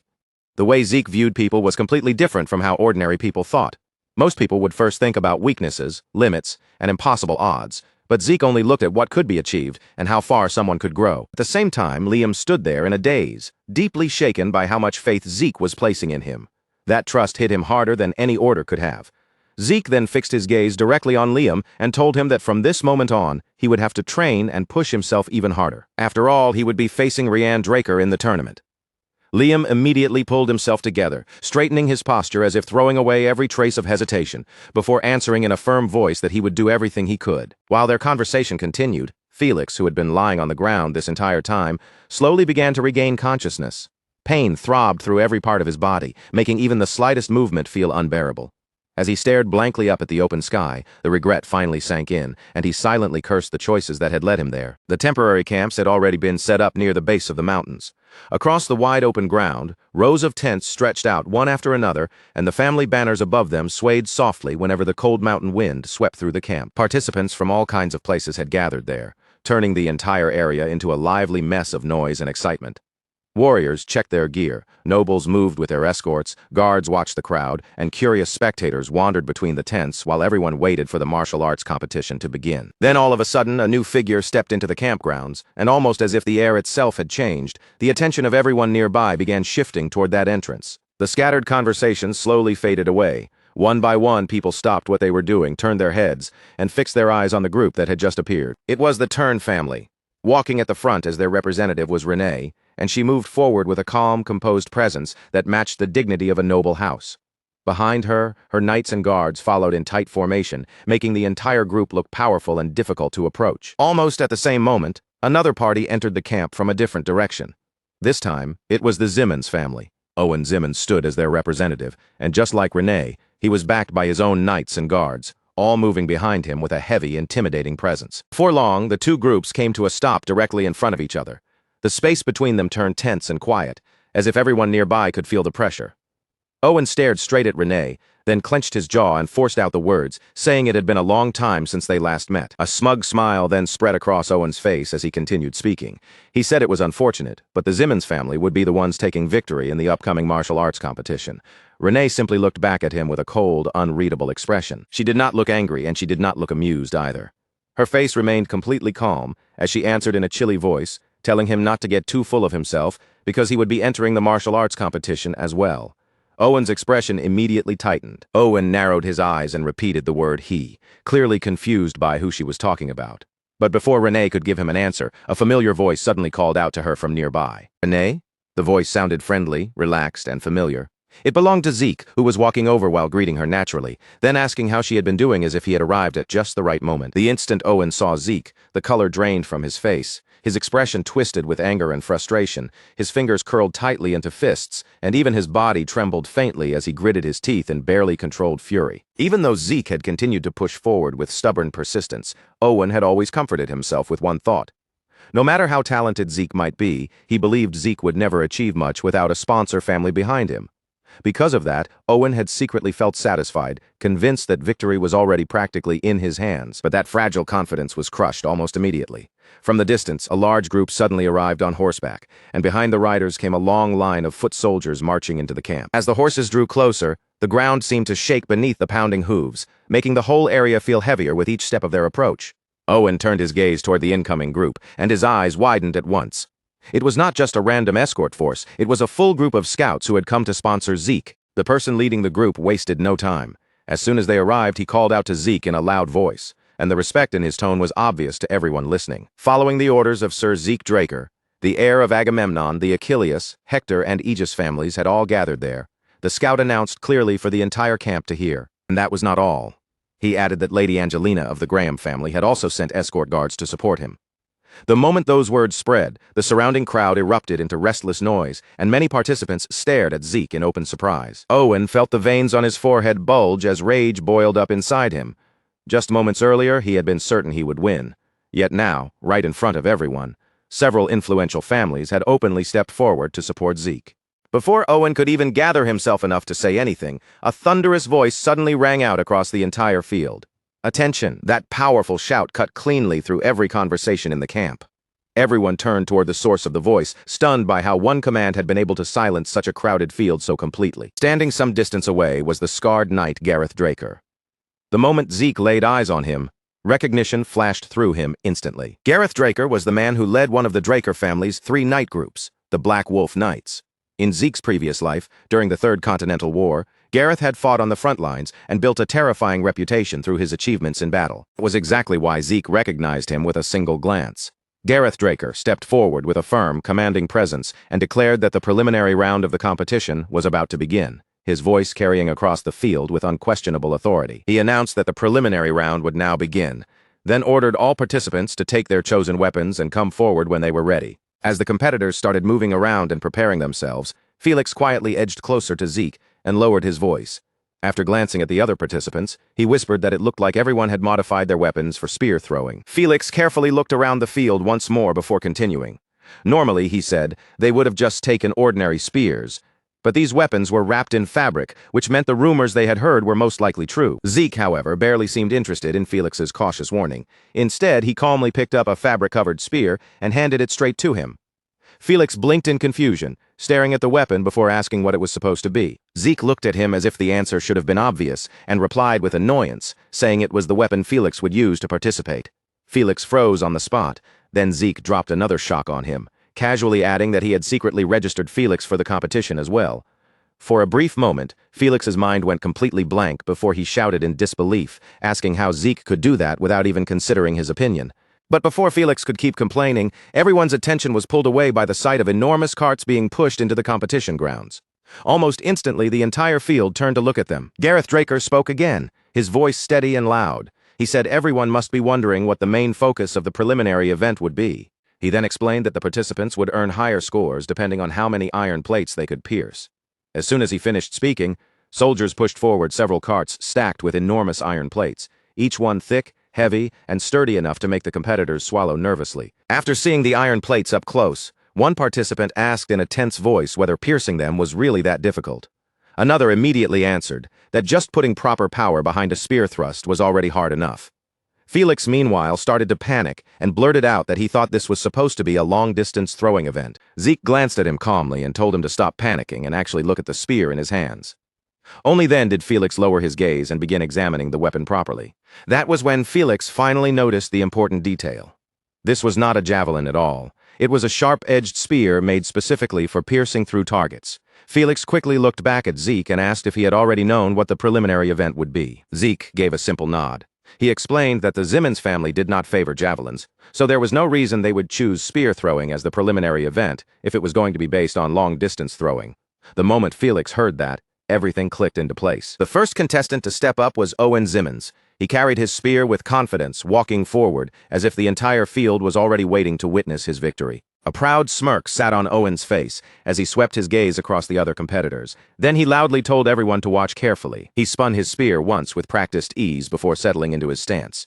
With absolute confidence in his voice, he declared that he was going to outperform every single person there. In the very next moment, Owen drove his spear forward with tremendous force. A booming impact rang across the field as the spear smashed into the iron plates, breaking through 6 of them in a row and sending the heavy metal slabs scattering apart. The crowd immediately reacted with stunned surprise. Owen slowly turned his head and looked straight at Zeke, wearing a smug smile that made it clear how pleased he was with his result. But Zeke did not give him even the slightest reaction, and that complete lack of attention only irritated Owen even more. Meanwhile, Felix was still grumbling under his breath, saying he had no confidence in this at all. Zeke cut him off without much sympathy and told him to stop making such a fuss. Eventually, Felix had no choice but to step forward for his own turn. He took a deep breath, tightened his grip on the spear, and thrust it with all the strength he could gather. His attack pierced through 3.5 iron plates, and when he saw the result, relief washed over his face. After Felix finished, Liam stepped forward next. He took his position, attacked with steady force, and managed to break through 3 iron plates. Then it was Renee Draker's turn. She stepped up, drew in her focus, and thrust her weapon forward with considerable power, successfully breaking through 4 iron plates. Even so, once her turn was over, Renee could not hide a slight sense of regret. Her spear had not been made specifically for piercing, and because of that, she knew its design had held back the full strength of her attack. After finishing, Renee turned her gaze toward Zeke. At last, it was his turn to step forward. Zeke walked out calmly, without the slightest trace of nervousness. The weapon in his hand immediately caught everyone's attention, because it looked almost like a sword mounted onto a spear shaft, with a long spear-like handle and a blade shaped more like a sword than a normal spearhead. Owen stared at the strange weapon with visible confusion, his brows pulling together. After a moment, he questioned whether Zeke had actually attached a sword to the end of a spear pole. Zeke didn't say a word. With that faint, calm smile still resting on his face, he simply stepped forward as if he had already decided exactly how this was going to end. The moment the instructor noticed the strange weapon in Zeke's hand, even he couldn't hide his curiosity. His eyes lingered on it for a second before he asked, "Are you really planning to compete with that spear?" Zeke gave a quiet nod, answering without the slightest hesitation. Then Zeke tightened his grip and began pouring mana directly into the weapon.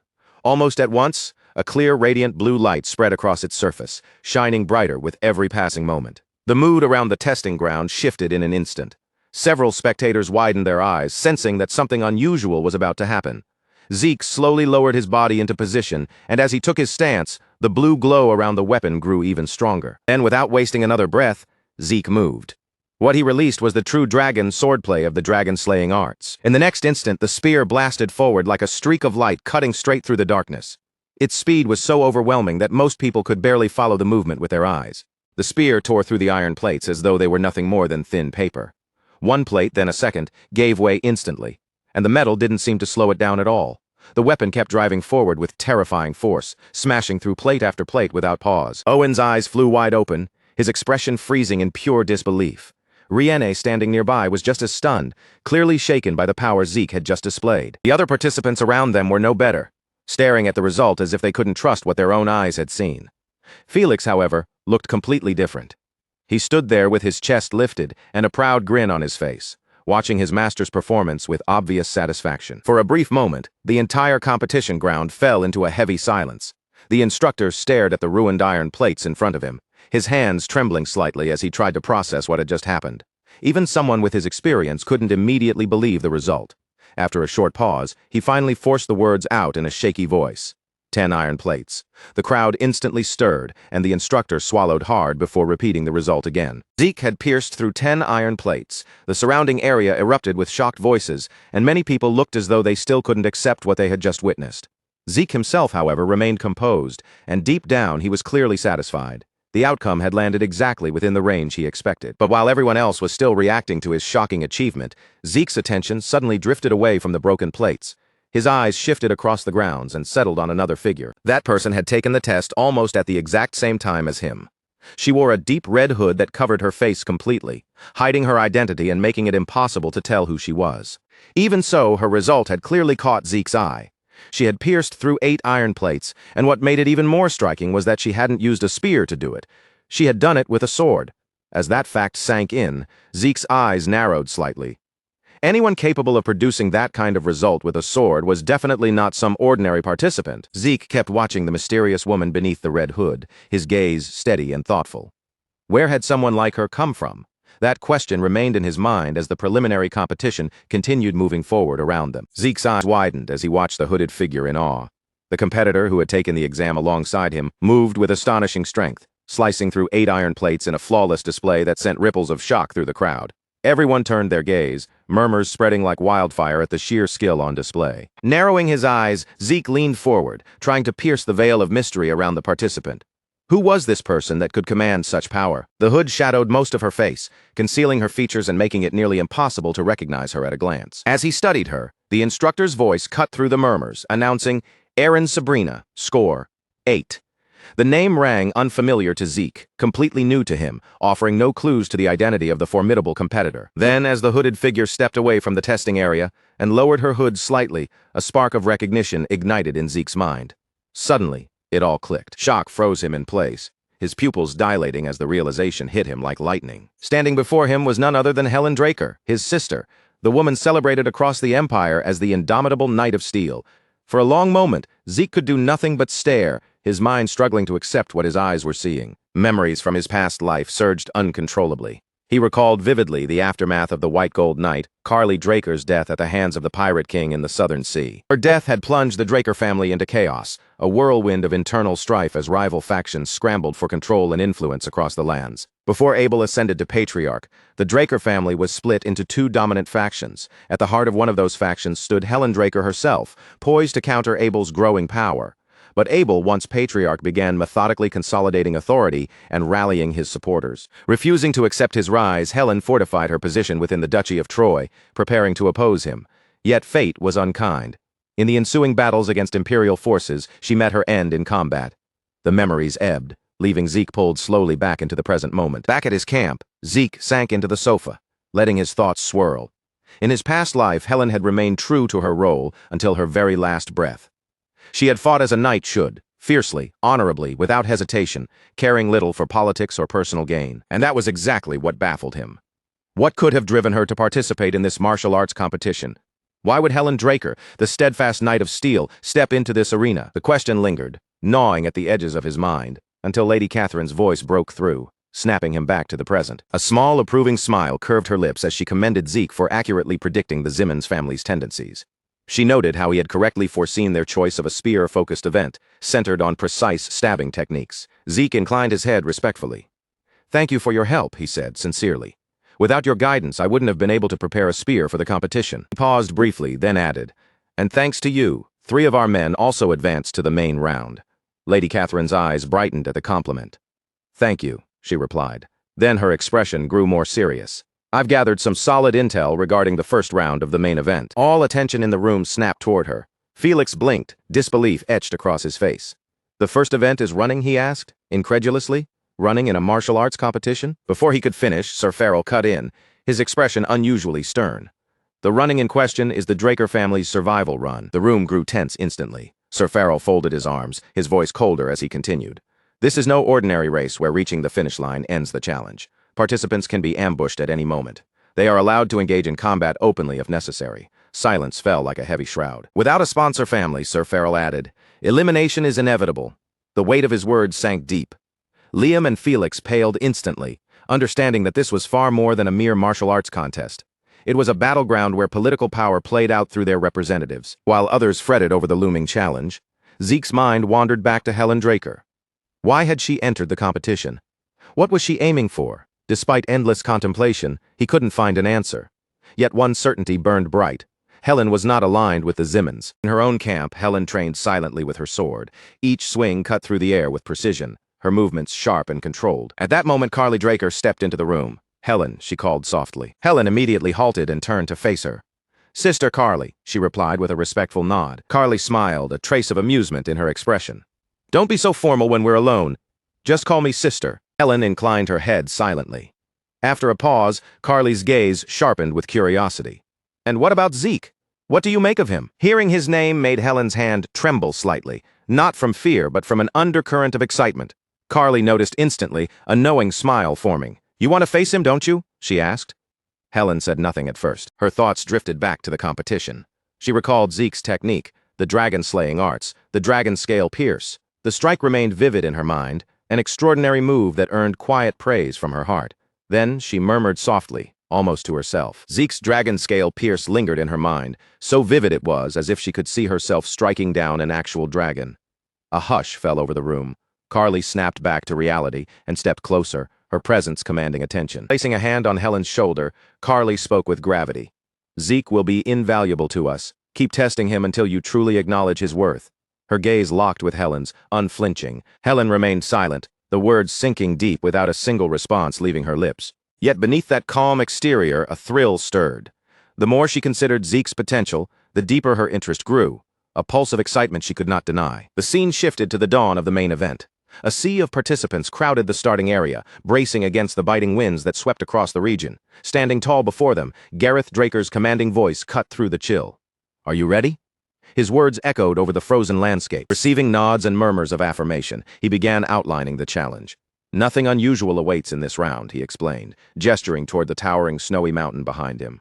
"Reach Atlas Summit within 48 hours. Participants' eyes followed his gesture upward, the mountain's snow-covered peak vanishing into clouds, a daunting challenge far beyond the simplicity Gareth's words suggested. Without hesitation, Gareth signaled the start of the competition, sending the participants surging forward into the frosty expanse. Elsewhere, Owen Zimmons revealed a sly, confident smile, certain that this round would allow him to easily suppress Zeke, but Zeke paid him no mind.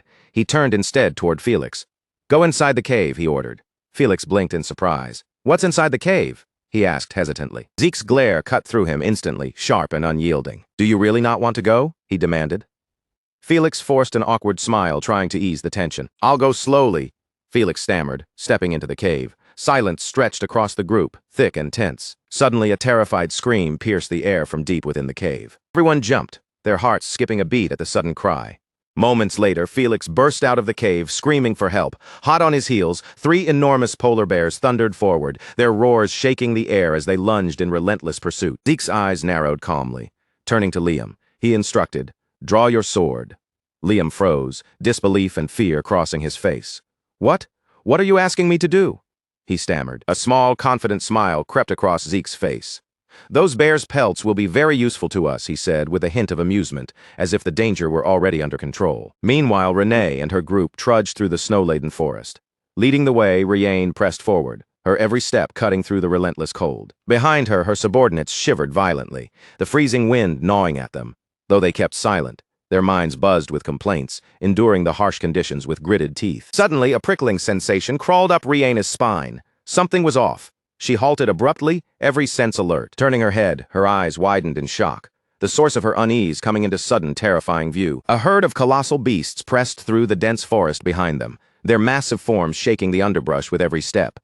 These weren't ordinary creatures, they were yetis, towering figures cloaked in thick white fur, their glowing eyes cutting through the dim light filtering between the trees. Rihanna froze, her breath catching in her throat. In all her years, she had rarely witnessed yetis reveal themselves so brazenly in front of humans.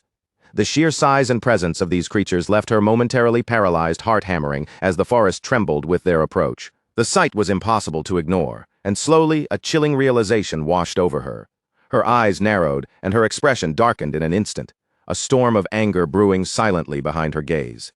"This is the Zimmons' doing," she muttered under her breath, her voice low but edged with bitter clarity. The truth was undeniable now. The Zimmons had orchestrated this, somehow manipulating the yetis to track and confront them, turning nature itself into a weapon against her. Riane ground her teeth so hard it nearly hurt, her fists curling tightly at her sides. She hissed a curse under her breath, each word a dagger aimed at the Zimmons who dared interfere.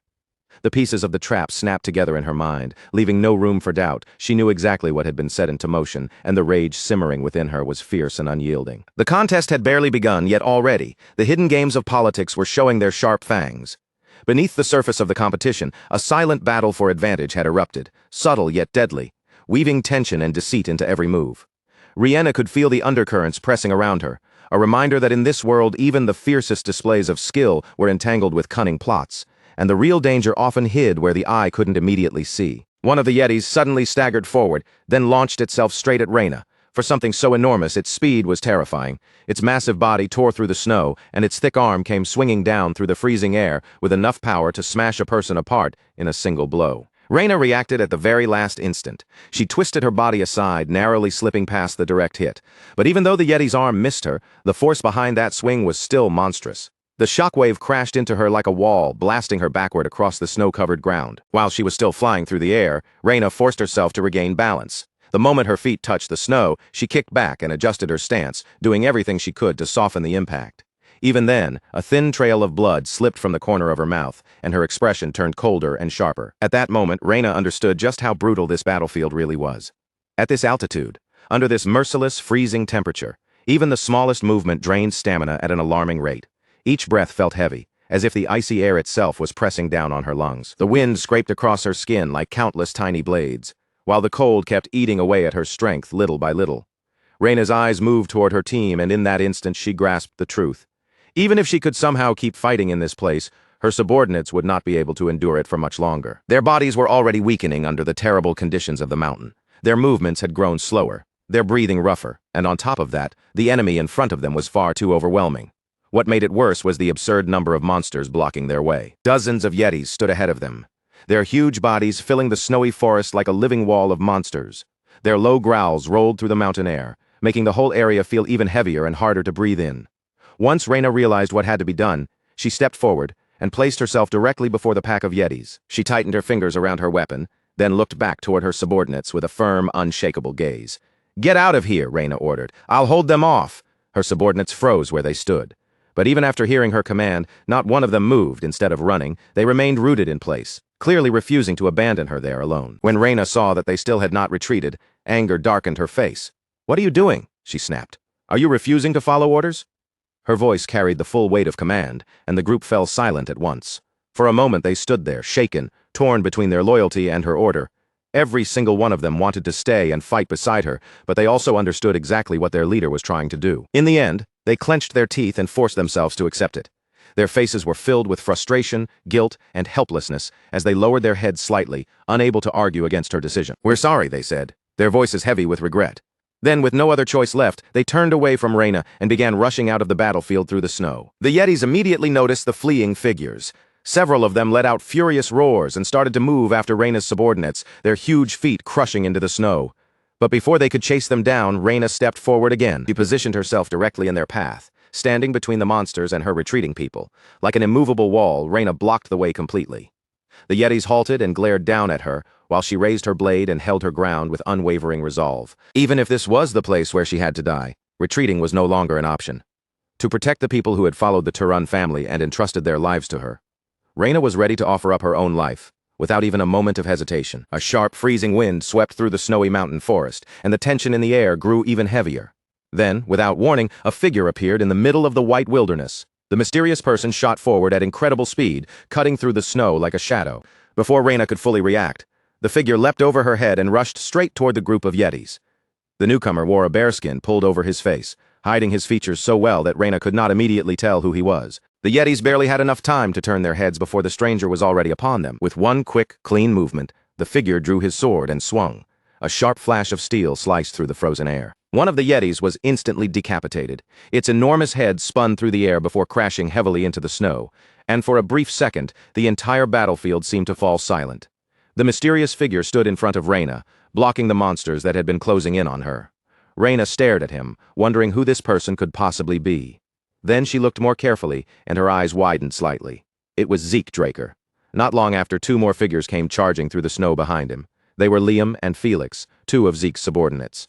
"Master," they called as they hurried toward him. Once Felix got close enough, he immediately threw a spear in Zeke's direction. The spear spun fiercely through the cold air, cutting a sharp path over the snow. Without even a hint of panic, Zeke reached out and caught the weapon with perfect precision, as if he had been waiting for that exact moment. Then, without wasting even a single heartbeat, Zeke lowered his body and took his stance. His muscles tightened and the pressure around him seemed to shift. Using his full strength, Zeke hurled the spear straight toward the yetis. The weapon shot forward like a bolt of lightning, tearing through the air before piercing through several yetis in a single straight line. The monsters collapsed almost instantly, and fresh blood splattered across the white snow. When the remaining yetis saw the overwhelming power of the opponent in front of them, their momentum broke. Fear flickered in their eyes, and after only a short pause, the surviving monsters began to pull back. Their huge figures retreated into the depths of the snowy forest, gradually disappearing between the trees and drifting snow. Only after they were gone did the battlefield finally fall quiet. Zeke then turned his gaze toward Reyna. Looking directly at her, he asked in a calm voice, "The Turan family never forgets a favor, right?" Reyna met his eyes and gave a firm nod. "That's right," she answered. Her expression remained serious as she looked at him. "What do you want?" Zeke shifted his eyes toward the distant mountain peak, where their destination waited beyond the snow. Nothing much, he said calmly, and it's not some difficult condition either. Then he made his proposal. Since time was running out, they needed to reach the destination as quickly as possible. Meanwhile, at the top of the mountain, Gareth Draker stood waiting for the participants to arrive. Beside him, one of the instructors was giving the latest report on the results. A total of 30 participants have passed so far, the instructor said. Gareth Draker listened quietly, then gave a small nod. The end time for the competition is approaching, Gareth Draker said. Nearby, Owen Zimmons watched the situation with a satisfied smile spreading across his face. In Owen Zimmons' mind, his plan had worked perfectly. Using the Yetis to stop Reina had clearly been the right move, and he believed everything had unfolded exactly according to his expectations. Just as Gareth Draker was about to announce that the designated time had ended, a voice suddenly rang out from the distance. Wait a moment. Everyone immediately turned toward the source of the voice. Several figures emerged through the snow. It was Reina, along with Zeke's group. The moment Owen Zimmons saw them, his expression changed completely. Shock flashed across his face because they had actually arrived within the required time. Zeke looked completely relaxed as he stepped forward and casually remarked, "Looks like we made it too." Seeing their arrival, Gareth Draker gave a measured nod. "That was close," he said. Then he officially declared that since they were the final participants to reach the destination, the first round of the main tournament had come to an end. He informed everyone that they were to rest for now and prepare themselves for the second round, which would take place tomorrow. As soon as the announcement ended, the participants began murmuring among themselves, discussing the results and what might come next. At that moment, someone approached Zeke and called out his name. "Zeke!" He turned around and saw Helen Draker standing there. She looked at him with a calm, unreadable expression before speaking. "You managed to break through all of the Zimmons family's interference." Zeke stared straight into her eyes, not backing away from her gaze for even a second. "What are you trying to say?" he asked. Helen's expression did not change at all.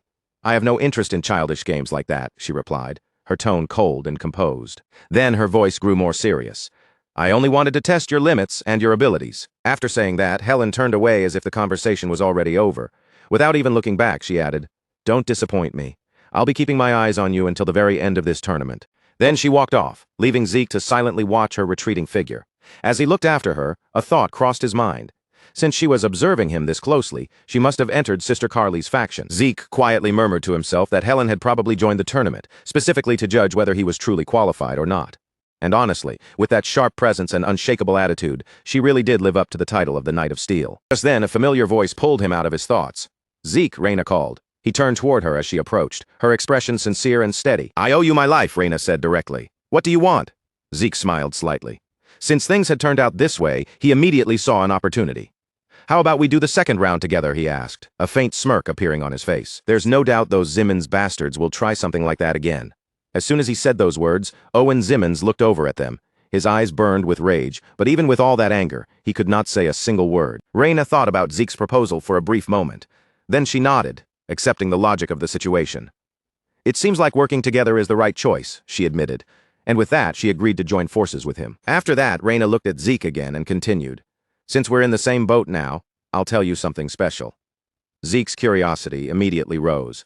Whatever Reina was about to reveal, it clearly was not something ordinary. Reina's expression suddenly became much more serious. She lowered her voice slightly and said, "The next match, the second round of the main tournament, I know what the event will be." The instant those words slipped from Reina's lips, Zeke, Liam, and Felix froze on the spot, their faces changing all at once as shock spread through the group. For a moment, none of the three could even respond. Zeke, Liam, and Felix simply stared straight at Reina, their eyes wide with disbelief, clearly caught off guard by what she had just said. Reina watched their stunned expressions and immediately understood the truth. As expected, they really hadn't known. Keeping her voice steady, she went on to explain that this information had been incredibly difficult to obtain, and even her side had only barely managed to get their hands on it. The moment those words settled in, the air around them grew heavy, and the mood turned tense. Only then did Reina stop holding back. With everyone's attention locked on her, she finally revealed the secret they had all been missing. It was about the second round event. Reina paused for a brief moment, letting the suspense hang in the air before she finally continued. The next stage was rope wrestling. As soon as that unexpected answer came out, Zeke, Liam, and Felix fell silent again, staring at her while they tried to process what this meant for the tournament ahead. After Renee finished laying out the details of the upcoming event, Zeke and Sir Farrell stayed seated together, quietly turning over every possibility behind whatever scheme the Zimmons family might be hiding. A thick, focused silence hung over the room. Zeke and Sir Farrell remained at the table, their attention locked on the problem, while Felix and Liam stood off to the side without saying a word, listening closely to every exchange. Sir Farrell had fallen deep into thought. His brows were drawn tight, and his expression only grew more troubled as he tried to imagine what kind of trap the Zimmons family could possibly prepare for tightrope wrestling. But no matter how long he considered it, the answer refused to come clearly. Seeing that look on his face, Zeke finally spoke up and asked if something was wrong. Farrell gave a slow shake of his head before answering. The event itself was not the issue, he said. After a brief pause, his tone became more serious. What truly bothered him was that the Simmons family had chosen this event at all, and that single fact was enough to make him uneasy. Zeke went quiet after hearing Farrell's concern. He leaned back slightly, gathering his thoughts. From what he understood, tightrope wrestling was not the kind of event that could easily be twisted with cheap tricks. It depended on balance, reflexes, and raw personal skill. That was exactly why the Simmons family's confidence in selecting it felt so unnatural. Before the discussion could move any further, the door suddenly swung open.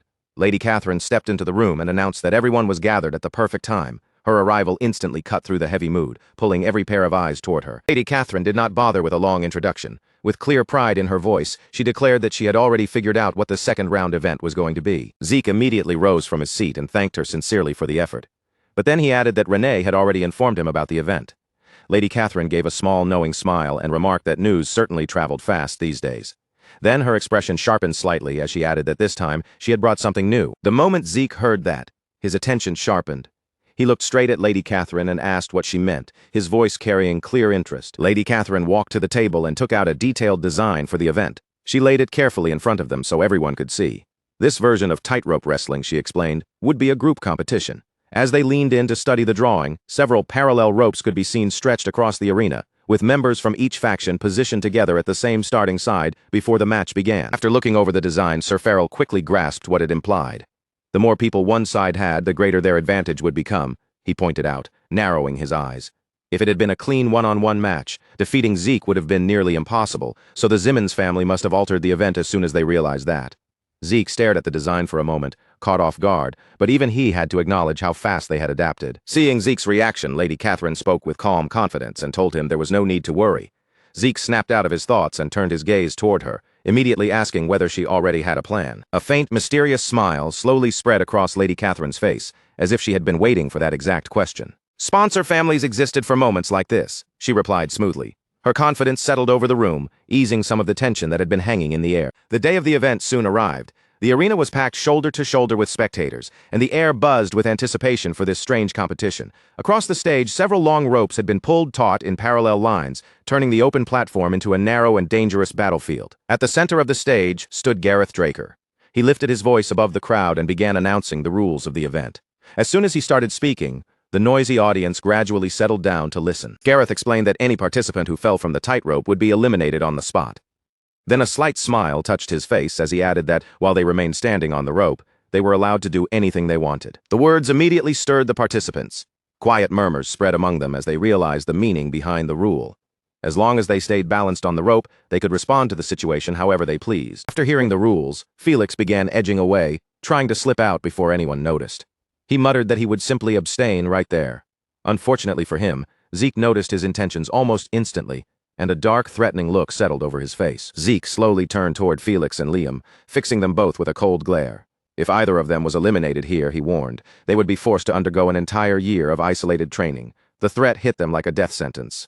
Felix and Liam froze on the spot, their faces draining pale as the horrifying thought of spending a full year in isolation crushed any desire to escape. A short while later, the instructor officially signaled the start of the match. In the next instant, participants from every faction sprang into motion and leapt onto the tight ropes. Owen Simmons landed smoothly on top of one of the ropes, his posture steady and confident. A smug smile curled across his face. After all, these tight ropes were the Simmons family's special training tool, and Owen had been walking on them since he was 5 years old. In this kind of arena, he believed there should be no one capable of matching him. Cast a glance toward Zeke's group, and quietly thought it was unfortunate that his family had been forced to reveal their secret training method in public. Still, if exposing it meant eliminating both Zeke and Renee properly, then it was a sacrifice worth making. Overflowing with confidence, Owen raised his voice and ordered his subordinates to charge forward. At his command, the men under him immediately rushed ahead with fierce momentum. In the very next moment, Owen's confidence shattered. To his complete shock, his own men began dropping from the ropes one after another. One fell, then another, and then another right behind them. It all happened so quickly that Owen could barely understand what he was seeing, and his face turned pale as his forces were eliminated in rapid succession. Owen stared in disbelief, unable to make sense of it. These were clearly trained personnel, people who should have been skilled enough to handle the ropes. There was no reasonable explanation for why they were falling so easily. At that moment, Zeke understood the truth almost immediately. This had to be Lady Catherine's doing. He had always known she was wealthy, but even he had never imagined that she could use money so effectively that she could buy off members from inside the Simmons family itself. A confident smile slowly formed on Zeke's face as the situation tilted sharply in his favor. Since the worthless obstacles had already been cleared away, there was no longer any reason to hold back. Now, Zeke's side could finally begin their own advance. Reyna Turun was the first to move. Gripping her sword firmly, she launched straight into her Turun-style dragon-slaying arts. Her body shot forward across the rope like a bullet, sharp and unstoppable. The rope beneath Reyna trembled violently as she advanced. Every opponent standing in her path was knocked out of the match almost instantly, unable to withstand her momentum. Meanwhile, Liam lowered his body and reached down to grab the rope beneath his feet. For a brief second, everyone watching was left wondering what he was trying to do. Then, without warning, Liam swung the rope with all the strength he had. A heavy wave rippled through it, rolling outward with force. The opponents standing on that line lost their balance almost immediately. One after another, they slipped, stumbled, and began falling from the tightrope. On another side of the arena, Felix was using his speed to full effect. He cursed at the opponents one by one while leaping rapidly between the ropes. His figure blurred with each movement, and before his enemies could even react, they were already being knocked out of the competition. Zeke glanced back over his shoulder. After seeing how well his subordinates were performing, he felt completely satisfied. Everything was unfolding exactly the way he had intended. Then Zeke turned his attention back toward Owen Simmons. He called out Owen's name sharply, and Owen immediately glared back at him. Zeke raised his sword and pointed it straight toward Owen. He challenged him to settle things properly, night to night, in a clean one-on-one battle, without dragging those useless underlings into it. Owen's face tightened with anger the moment he heard the provocation. Even so, he snapped back and asked whether Zeke truly thought he would fall for something so cheap. Before Owen could say anything more, Zeke suddenly sprang high from the rope. With his sword lifted above his head, he prepared to bring down a strike. If Owen would not come to him, Zeke declared, then he would make the first move himself. But before Zeke's attack could reach Owen, another figure abruptly cut into his path. Helen Draker appeared between them. She met Zeke's attack head-on and blocked his strike directly. Their blades slammed together with tremendous force. The instant their weapons crossed, sparks burst into the air around them. Owen stood frozen, completely confused by what had just happened. Helen was not even on his side, so he could not understand why Helen Draker had suddenly stepped in to stop Zeke. After the clash, Helen and Zeke both dropped back down onto the rope. The tightrope swayed beneath their feet, reacting to the force of their landing. Keeping his balance perfectly, Zeke looked at Helen and asked whether she had decided to side with the Simmons family. Helen calmly shook her head and replied that she simply wanted to test his abilities, nothing more. Zeke glanced down at his hand. Even after the clash had ended, it was still numb from the impact. The force behind Helen's attack had been extraordinary, and he quickly realized that if he had not been holding the Bahamut's sword, he probably would not have been able to withstand that blow. A smile slowly spread across Zeke's face as he looked at Helen. Then he asked if this was the test she had mentioned the last time they met. Helen answered without the slightest trace of panic, simply saying, "It is."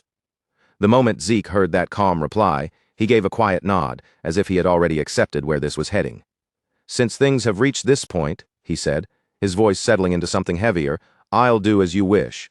And as those words left his mouth, the relaxed look on his face slowly disappeared, replaced by a much sharper, more serious expression. Right after that, Zeke shifted his body and slowly raised himself into a proper fighting stance.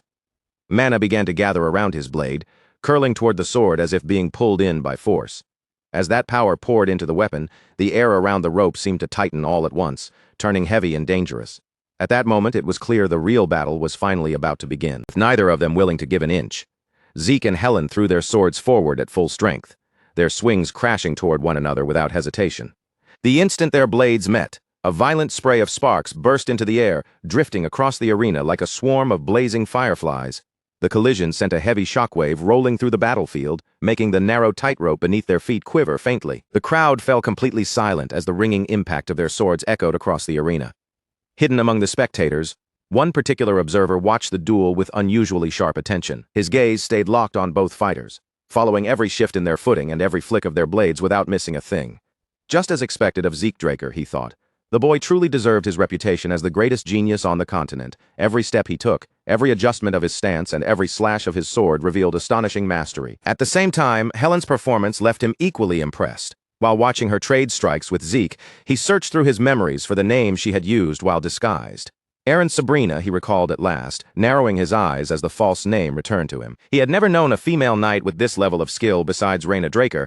Yet Helen was standing there on a thin rope hanging high above the ground, matching Zeke blow for blow, without giving up even a single opening. The sight went far beyond anything he had expected from her. Out on the rope, Zeke was thinking much the same thing. Helen's ability was no joke.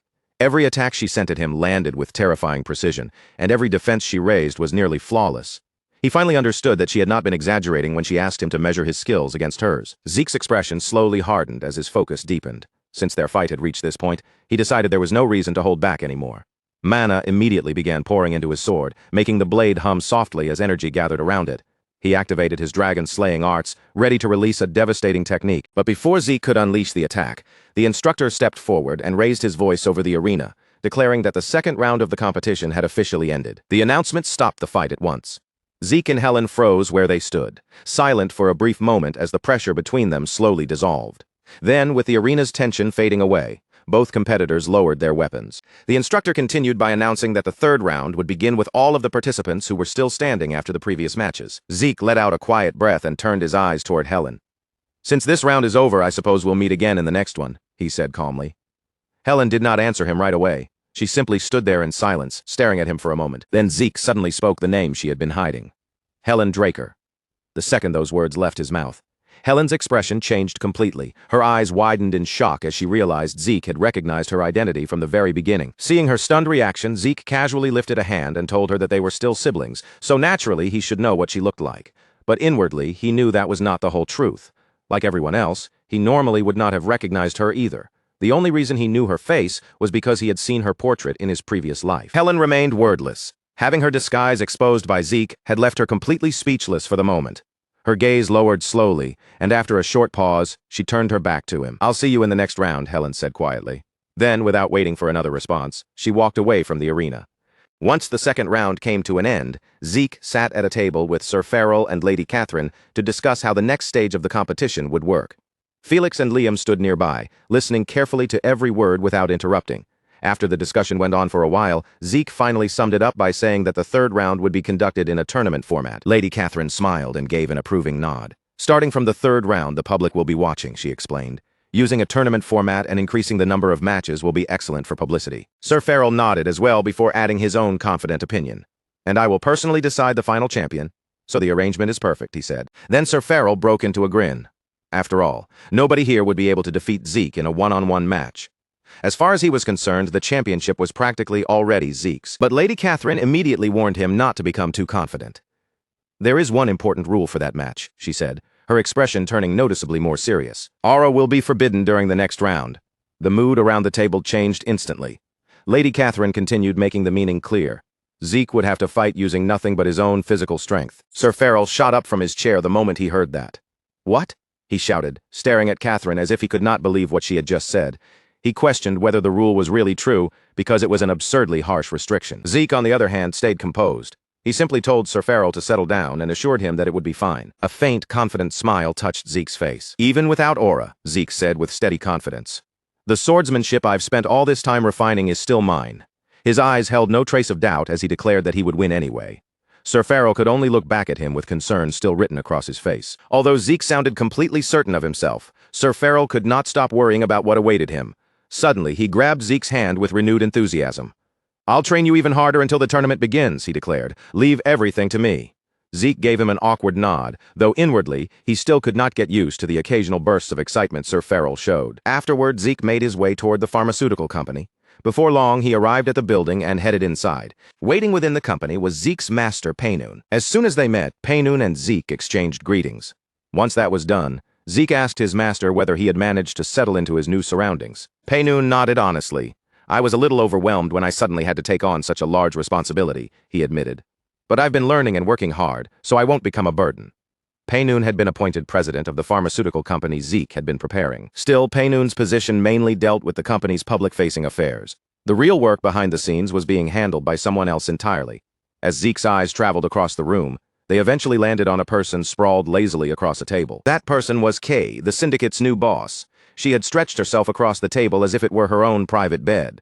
The moment she noticed Zeke, she greeted him through a long, sleepy yawn. Kay asked Zeke how he had managed to find time to visit when he should have been occupied with the martial arts competition. Zeke immediately reminded her that she was the one who had sent him an urgent message. He then asked why she had called him here in such a hurry. "It can't just be because there's too much paperwork," he added. Kay gave a small nod. "That is a problem," she admitted. But that's not the reason I asked you to come. Zeke's expression became more alert as he asked whether something had happened on the cartel's side. Kay shook her head and told him that was not the issue. Then Kay lifted a finger and pointed directly at Zeke. "You're the problem," she said plainly. Zeke was left stunned for a brief moment. Kay began explaining with a much more serious look on her face. Both the Imperial Intelligence Bureau and the Draker Black Stage were currently investigating activity in the south.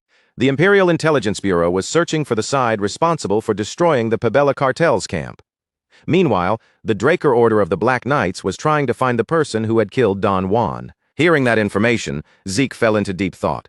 He already had a fairly good idea why the Imperial Intelligence Bureau might be searching for him. He suspected it was connected to Cain Zimmons Constantinus. After all, Zeke had killed Cain and taken the magic armor for himself. That alone gave the Intelligence Bureau more than enough reason to begin tracking him down. At the same time, Zeke could not help wondering why the Order of the Black Knights was involved as well. Seeing him lost in thought, Kay casually waved a hand. "You don't need to waste time wondering why the Order of the Black Knights is after you," she told him. "That's simply the kind of organization they are." Kay then casually asked whether Zeke wanted her to tell Simon to eliminate every source that might be leaking information. Her relaxed tone while talking about murder made Painoon visibly tremble, and he looked frightened just from hearing the conversation. Zeke immediately shook his head. "We're not the cartel," he said. "We don't need to kill everyone who starts investigating us." Kay merely gave a careless shrug in response. Zeke soon changed the subject and asked about the Black Yaksha. "Is he adapting well in the south?" Kay nodded before answering that he was actually the one who had brought them this information. "Maybe it's because he used to belong to the Intelligence Bureau," Kay said. "He's extremely sensitive to Imperial movements." A faint grin appeared on her face as she added that Simon liked him because he was especially good at his work. Hearing that, Zeke decided it was fortunate that he had not killed the Black Yaksha back then. Kay stretched her body lightly before speaking again. "There's one more problem." Zeke immediately asked what had happened this time. Kay explained that there had been trouble involving the alchemists they had recently hired. Zeke frowned, unable to understand what kind of issue could have arisen. Before Kay could explain any further, Painoon stepped in. "We hired them to develop a new drug using soma," he said, letting out a troubled sigh. "But some time ago they suddenly went on strike and completely stopped their research." Zeke blinked in surprise and asked whether there was a way to persuade them to start working again. Painoon shook his head with clear frustration on his face. "We already tried," he said, "but those two are incredibly difficult to handle." Without warning, an old memory suddenly flashed through Zeke's mind, making his eyes widen ever so slightly. He turned his gaze toward Painoon and asked, "Don't tell me those two alchemists are twins?" Painoon froze in obvious surprise before staring back at him. "How could you possibly know that?" he asked. A slow, knowing smile spread across Zeke's face as the answer confirmed everything in his mind. So it really was them, the same pair of gifted but endlessly troublesome alchemists he remembered all too well. They were Al and Jeff, the infamous twin brothers whose extraordinary talent in alchemy was matched only by the chaos they always seemed to bring with them. Back in Zeke's previous life, the rose disease spread across the continent like a nightmare no one could stop.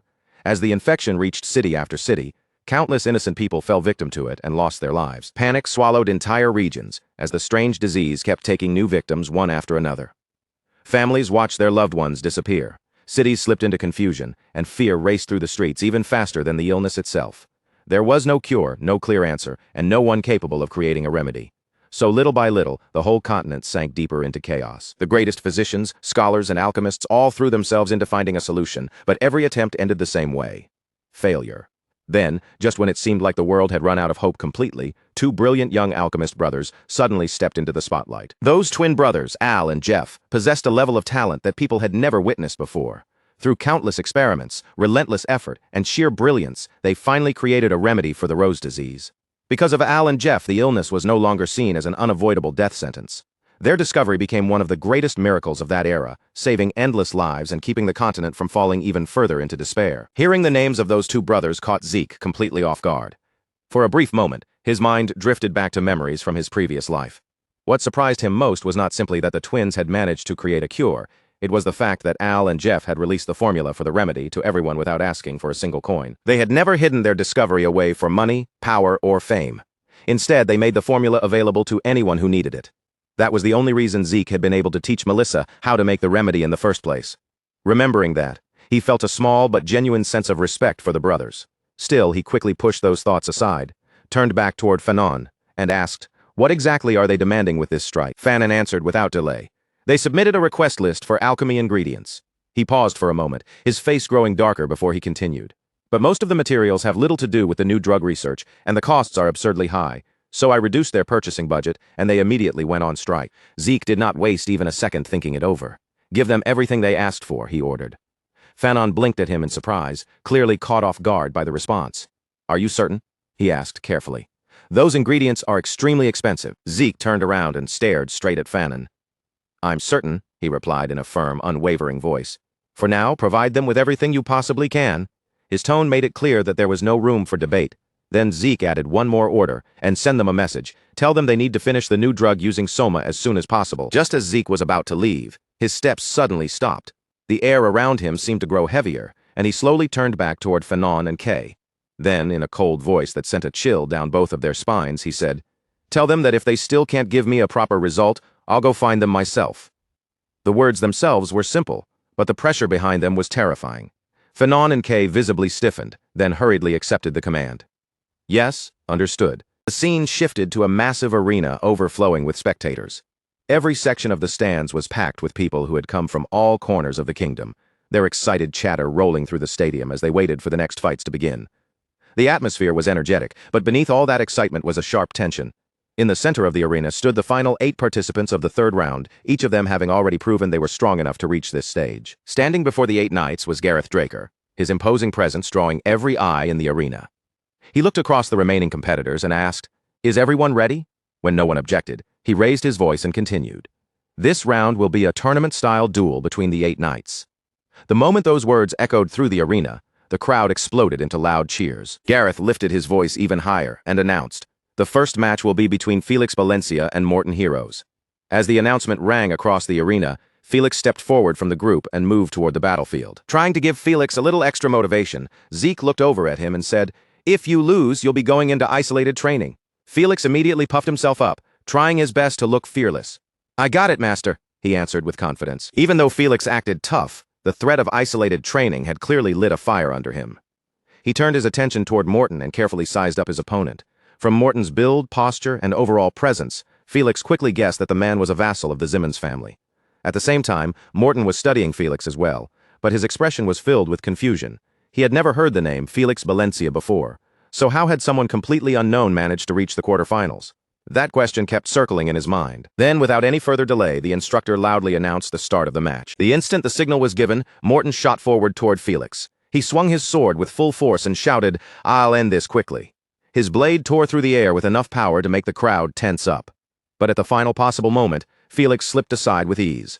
Morton's eyes widened in shock. Felix had dodged the strike without even taking a single step backward. The spectators reacted with startled murmurs, while Morton's face quickly darkened. His anger rose and the careless confidence in his eyes disappeared. At that point, he finally understood that Felix was not some lucky nobody.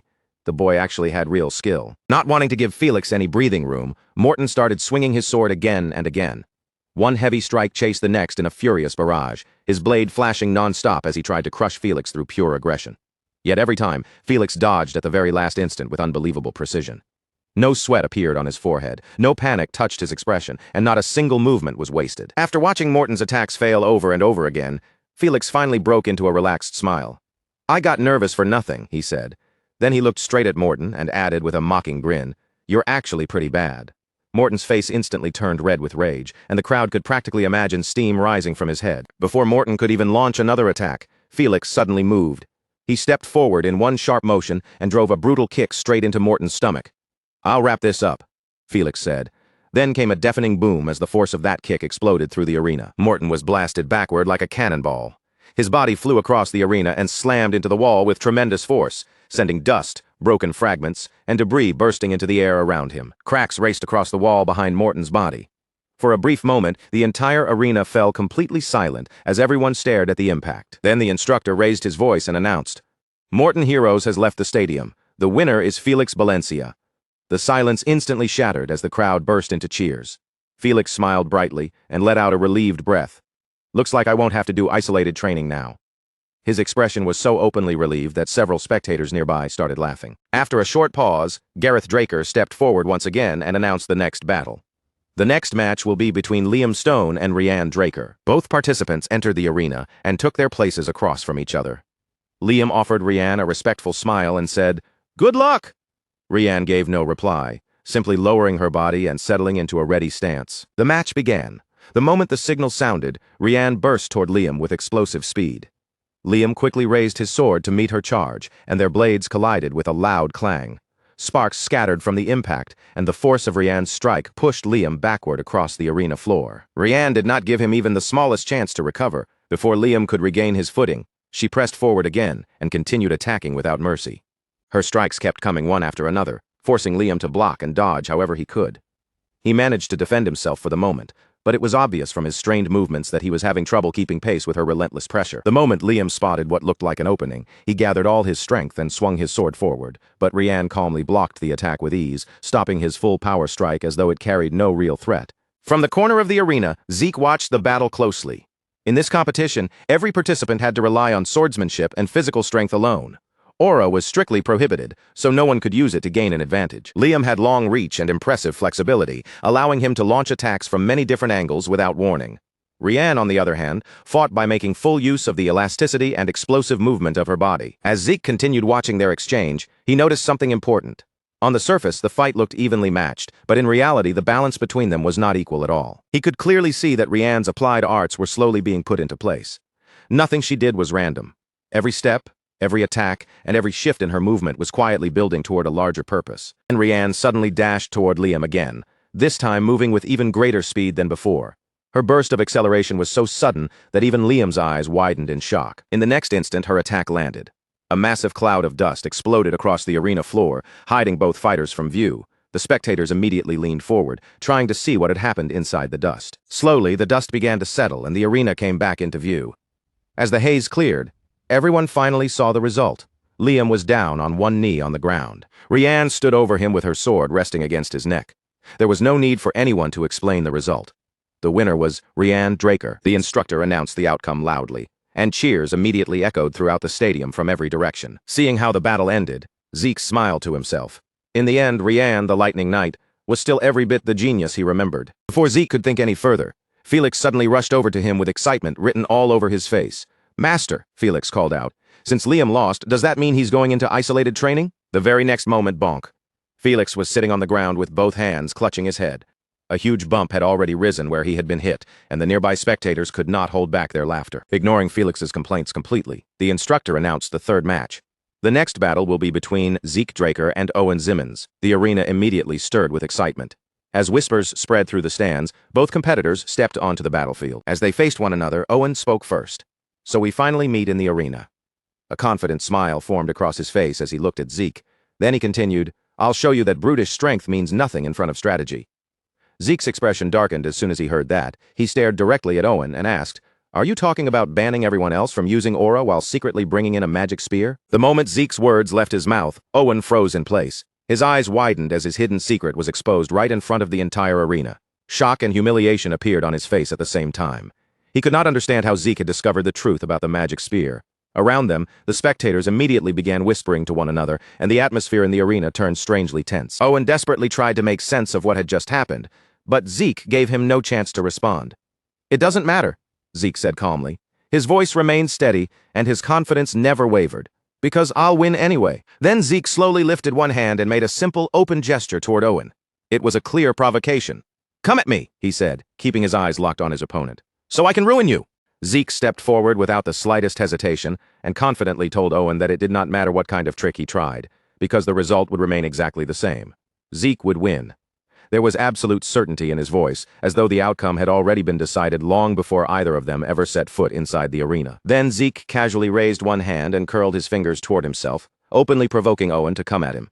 With an arrogant look on his face, he told Owen to attack so he could crush him right there. The bold challenge rang across the arena, immediately causing surprised spectators to turn toward one another and exchange startled glances. The moment those words reached him, Owen clenched his teeth and angrily cursed at Zeke. Rage twisted across his face as his fingers tightened around the shaft of his spear, yet beneath that furious expression, his thoughts were moving at full speed. He could not understand how Zeke had discovered the truth about his modified weapon. Owen had hidden that secret with extreme care, and even the powerful, experienced tournament officials had completely failed to notice anything unusual. The longer Owen turned the matter over in his mind, the more uncomfortable and suspicious he became. Eventually, another possibility crept into his thoughts, and he began wondering whether Zeke might have secretly used the exact same kind of tactic himself. After all, Owen could think of no other explanation for how Zeke had uncovered the truth so easily. While Owen remained frozen in place, hesitating instead of attacking, Zeke stared at him impatiently and asked what exactly he was doing just standing there without moving. A mocking expression spread across Zeke's face as he wondered aloud whether Owen had finally become such an idiot that he could no longer understand simple words. That insult struck directly at Owen's pride. His remaining restraint immediately snapped, veins bulging across his furious face as he once again began shouting curses at Zeke. Owen's patience was completely gone. Letting out an enraged roar, he suddenly exploded forward and drove the point of his spear straight towards Zeke at terrifying speed. The weapon tore through the air like a flash of lightning, closing the distance in an instant, yet even with the spear racing directly toward him, Zeke remained completely calm and showed no sign of fear. As the spearhead came closer and closer to his face, Zeke finally moved. With one casual sweep of his sword, he knocked the incoming attack aside with almost ridiculous ease. His movement was so smooth and effortless that it looked as though he had barely used any strength at all. Owen stared at him in complete shock. A bead of sweat rolled down his face while disbelief filled his widened eyes. Zeke simply smiled and told him that, at this point, the modified weapon was practically no different from using aura. His voice even carried a trace of disappointment, as though Owen's carefully hidden trick had turned out to be far less impressive than he had expected. Then, without giving Owen even a moment to recover, Zeke swung his sword directly at him. Owen reacted quickly enough to raise his spear and block, but the power behind Zeke's strike was overwhelming. The impact violently shook Owen's entire body, and before he could stabilize himself, he was blasted backward through the arena. Fear immediately flooded Owen's heart. His eyes widened as he desperately wondered what kind of monstrous strength Zeke possessed. He had expected this match to be difficult, but what he was experiencing was far beyond anything he had imagined. Unfortunately, Zeke gave him no chance to process it. The instant Owen was sent flying backward, Zeke rushed after him, his body blurring across the arena floor before suddenly appearing right in front of him. Then, with all his strength, Zeke drove a fist straight into Owen's face. Bang! The brutal impact thundered across the entire arena. Owen crashed onto the arena floor and continued sliding backward under the force of the blow. Dust billowed around him as his body scraped across the hard ground. Agonizing pain exploded through his head, and his vision immediately became hazy and distorted. Before Owen could even begin pushing himself back to his feet, a dark shadow suddenly fell across his body. Slowly lifting his head, he looked upward and found Zeke already standing directly above him. Looking down at him, Zeke calmly remarked that Owen had really chosen a terrible day to pick a fight with him. Then Zeke slowly began cracking his knuckles one by one. The sharp sounds alone were enough to drain the color from Owen's face. In a threatening voice, Zeke told Owen that with all these people watching, he was going to show everyone exactly how pathetic Owen truly was. A sinister smile gradually spread across Zeke's face, as he asked whether that was not a perfectly fair price for trying to win through dirty tricks. Owen's face turned completely pale beneath Zeke's terrifying stare, and only then did he finally understand just how badly he had miscalculated. Sometime later, Owen was carried out of the arena on a stretcher. Zeke had beaten his face until it was covered in blue bruises, and foam was spilling from Owen's mouth as he lay there unconscious and utterly miserable. The same man who had entered the arena overflowing with confidence was now being carried away in complete defeat. Meanwhile, the crowd erupted into thunderous cheers, repeatedly shouting Zeke's name. Many spectators had expected a fierce battle, but almost nobody had imagined the match would end in such a brutally one-sided fashion. As Zeke stepped down from the arena, he could not help wondering why Owen had gone through all the trouble of using dirty tricks when he had never stood a chance against him in the first place. However, Zeke's thoughts were suddenly interrupted when something nearby caught his attention. His eyes shifted to a bench not far away, and a trace of surprise appeared on his face. His two subordinates, Liam and Felix, were sitting there together, yet both of them looked unusually gloomy. Zeke could understand why Liam was depressed after losing his match, but Felix's miserable expression made no sense to him, so he directly asked what was wrong. Felix let out a heavy sigh before answering that his next opponent was Aline Sabrina. The moment that name left his mouth, his shoulders seemed to sink even lower, making his lack of confidence painfully obvious. With his head lowered, Felix asked how he was possibly supposed to defeat someone who had once fought evenly against Zeke. That battle was still fresh in everyone's memory, and from Felix's perspective, the gap between them seemed almost impossible to overcome. Hearing this, Zeke immediately tried to shake him out of his despair. He asked why Felix was worrying so much and told him to enter the arena and show everything he was capable of. Then Zeke added that if Felix held back simply because he had already convinced himself he would lose, Zeke would personally throw him straight into closed-door training. Felix immediately looked at his master in disbelief and demanded to know why the situation was suddenly being handled that way. When Liam had lost his match, Zeke had not threatened to send him into closed-door training, yet somehow Felix was being treated differently.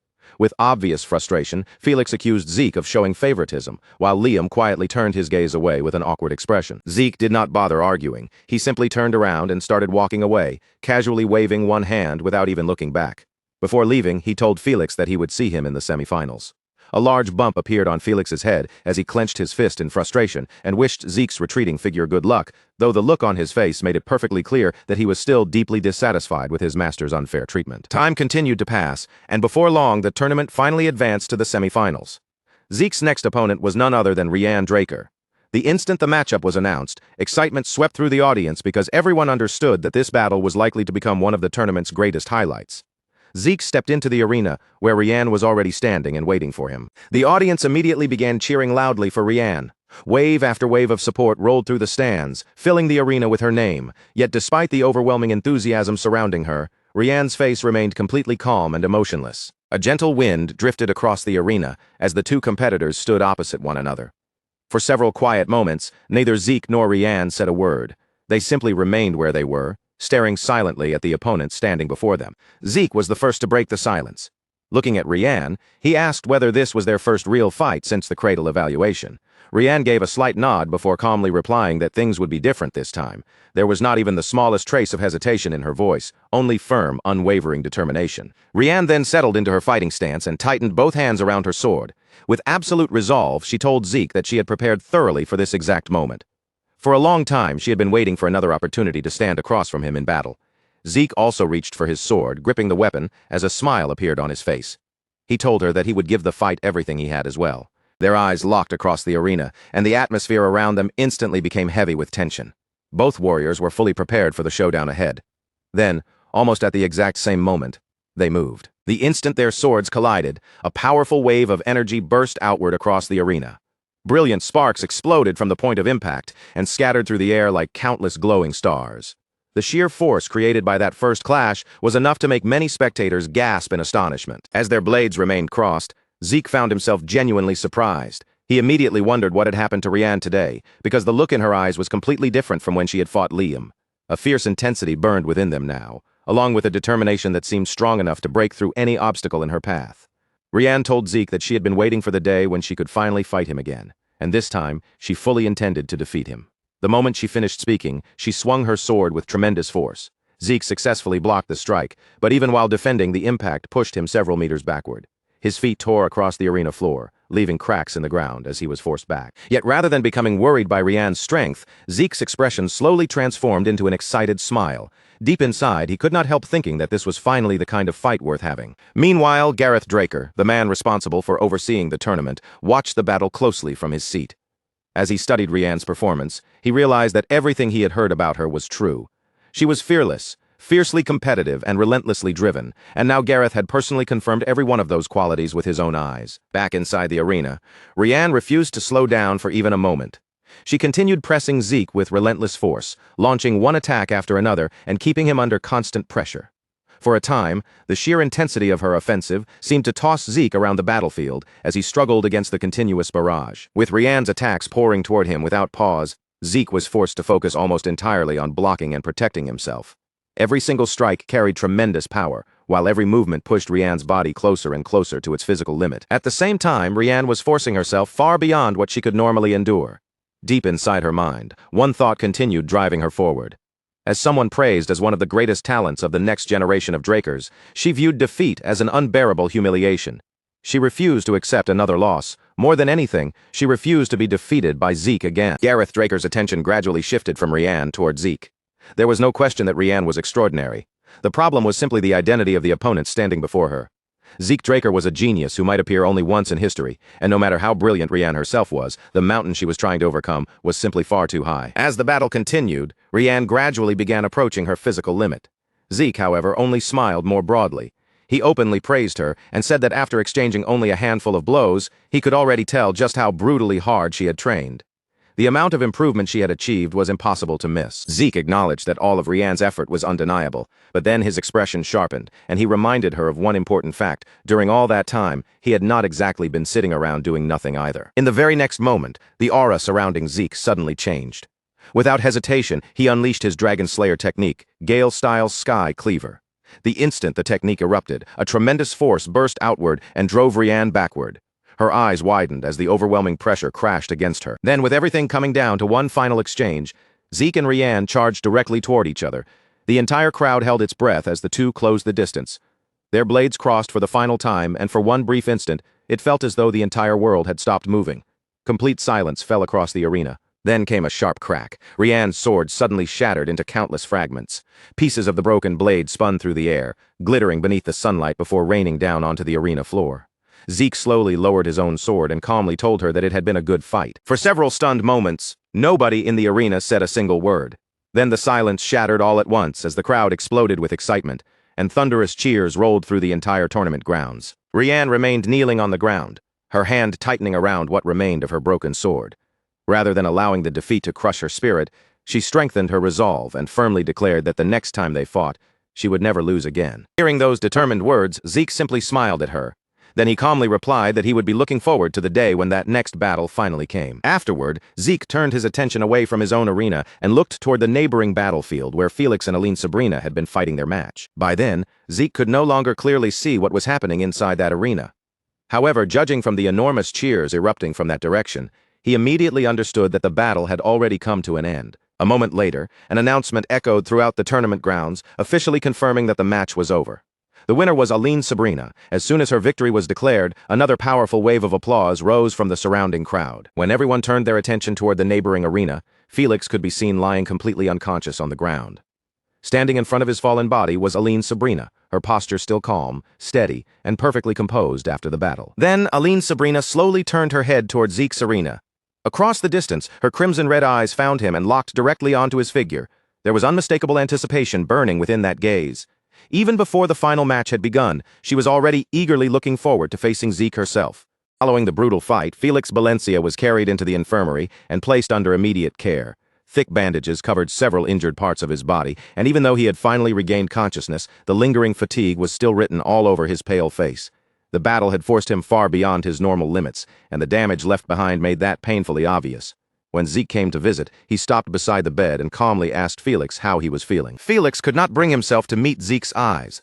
Lowering his head with a deeply ashamed expression, he apologized to his master and admitted that he had suffered a complete and undeniable defeat. Zeke only gave him a small, reassuring smile, thinking that Felix was being far too hard on himself. He had already heard every detail of the match from Liam Stone, who had stood close enough to observe the entire battle and witness every attack, counterattack, and desperate exchange from beginning to end. According to Liam, there was no question that Felix had been thoroughly defeated. The difference between the two fighters had eventually become overwhelming, and Felix had even lost consciousness before the semi-final match officially reached its conclusion. Even so, the final result was not what people remembered most. Everyone who had witnessed the semi-final agreed that Felix had fought exceptionally well, pushing himself so relentlessly that even Helen Draker's sword was visibly trembling once the battle ended. Although Helen had claimed victory, Felix had forced her into a far more difficult fight than anyone in the arena had anticipated. His stubborn determination, incredible endurance, and absolute refusal to surrender had left a powerful impression on every person who watched him stand his ground. Then, while standing alone in the center of the arena beneath the eyes of countless spectators, the mysterious woman made a revelation no one had expected. In a clear voice, she declared that Aline Sabrina was not her real name. The instant those words crossed her lips, the roaring venue abruptly fell into complete silence. Without wavering beneath the stunned gazes surrounding her, she revealed her true identity to the entire arena. Her real name was Helen Draker. She was a direct descendant of the Draker household, a pure-blooded Awakened One, and one of the family's elite Blue Knights. As the weight of that identity sank in, unrest swept through the stands. The spectators stared at her in disbelief, unable to accept that such an important figure had been competing before them under another name. Shock spread from one end of the arena to the other, as the spectators began whispering excitedly among themselves. One person shouted that she was the legendary Steel Knight who had wiped out every outlaw in the central region. Another cried out that the faceless warrior who had concealed her appearance for so long had secretly entered the tournament. For many of them, the truth was almost impossible to believe. The mysterious knight whose achievements had become famous across the continent had been fighting directly in front of their eyes the entire time. Helen then raised her voice and declared that she, Helen Draker, intended to fight with everything she possessed in the upcoming final. Her words carried clearly across the vast arena, firm and completely free of hesitation. She followed that declaration by formally asking the organizers to reconsider the tournament rule that prohibited the use of aura. The moment the crowd heard her request, thunderous cheers erupted from every direction. The spectators eagerly supported her, desperate to witness a final where neither warrior would be forced to hold back. They wanted to see both finalists unleash their true power and discover which of the tournament's strongest fighters genuinely deserved to stand at the very top. After hearing everything that had unfolded in the arena, Zeke quickly understood why aura had ultimately been permitted during the final match. The overwhelming pressure of public opinion had left the organizers with little choice but to give in to the demands of thousands of excited spectators. Until then, Zeke had assumed the Steel Knight was nothing more than a strict and inflexible warrior. Yet Helen had revealed an unexpectedly calculating side. With only a few carefully chosen words, she had seized the crowd's support and maneuvered the organizers into granting exactly what she wanted. While Zeke remained absorbed in those thoughts, Felix's voice suddenly pulled him back to the infirmary. Still lying beneath his bandages, the injured young man called out to his master. Felix cried out with obvious frustration, demanding to know whether Zeke was truly planning to make him undergo closed-door training after all this. The misery and disappointment spread across Felix's face so openly that Zeke almost burst out laughing. For a brief moment, he even wondered whether he should show his wounded disciple a little more kindness. Before long, however, the long-awaited final day of the competition finally arrived. Excitement had consumed the entire city, and from early morning onward, enormous crowds flooded the streets surrounding the arena. Everyone wanted to witness the decisive battle with their own eyes. By the time the match was ready to begin, Zeke and Helen stood face-to-face on opposite sides of the arena floor. Once both finalists were in position, the instructor stepped forward and loudly announced the beginning of the tournament final, his booming voice carrying through every corner of the massive venue. The spectators' deafening cheers slowly faded as every pair of eyes turned toward the arena. From a high platform overlooking the battlefield, Gareth Draker rose and addressed the crowd. Before the final could begin, he announced that, because this was the tournament's decisive match, an especially distinguished guest had come to join them. Curiosity immediately rippled through the audience. Countless spectators twisted around in their seats, directing their attention toward the arena entrance. Gareth Draker also turned his gaze to the side, and a moment later, a solitary figure emerged from the passageway and walked into view. The instant the man appeared, a heavy and suffocating presence settled over the entire venue.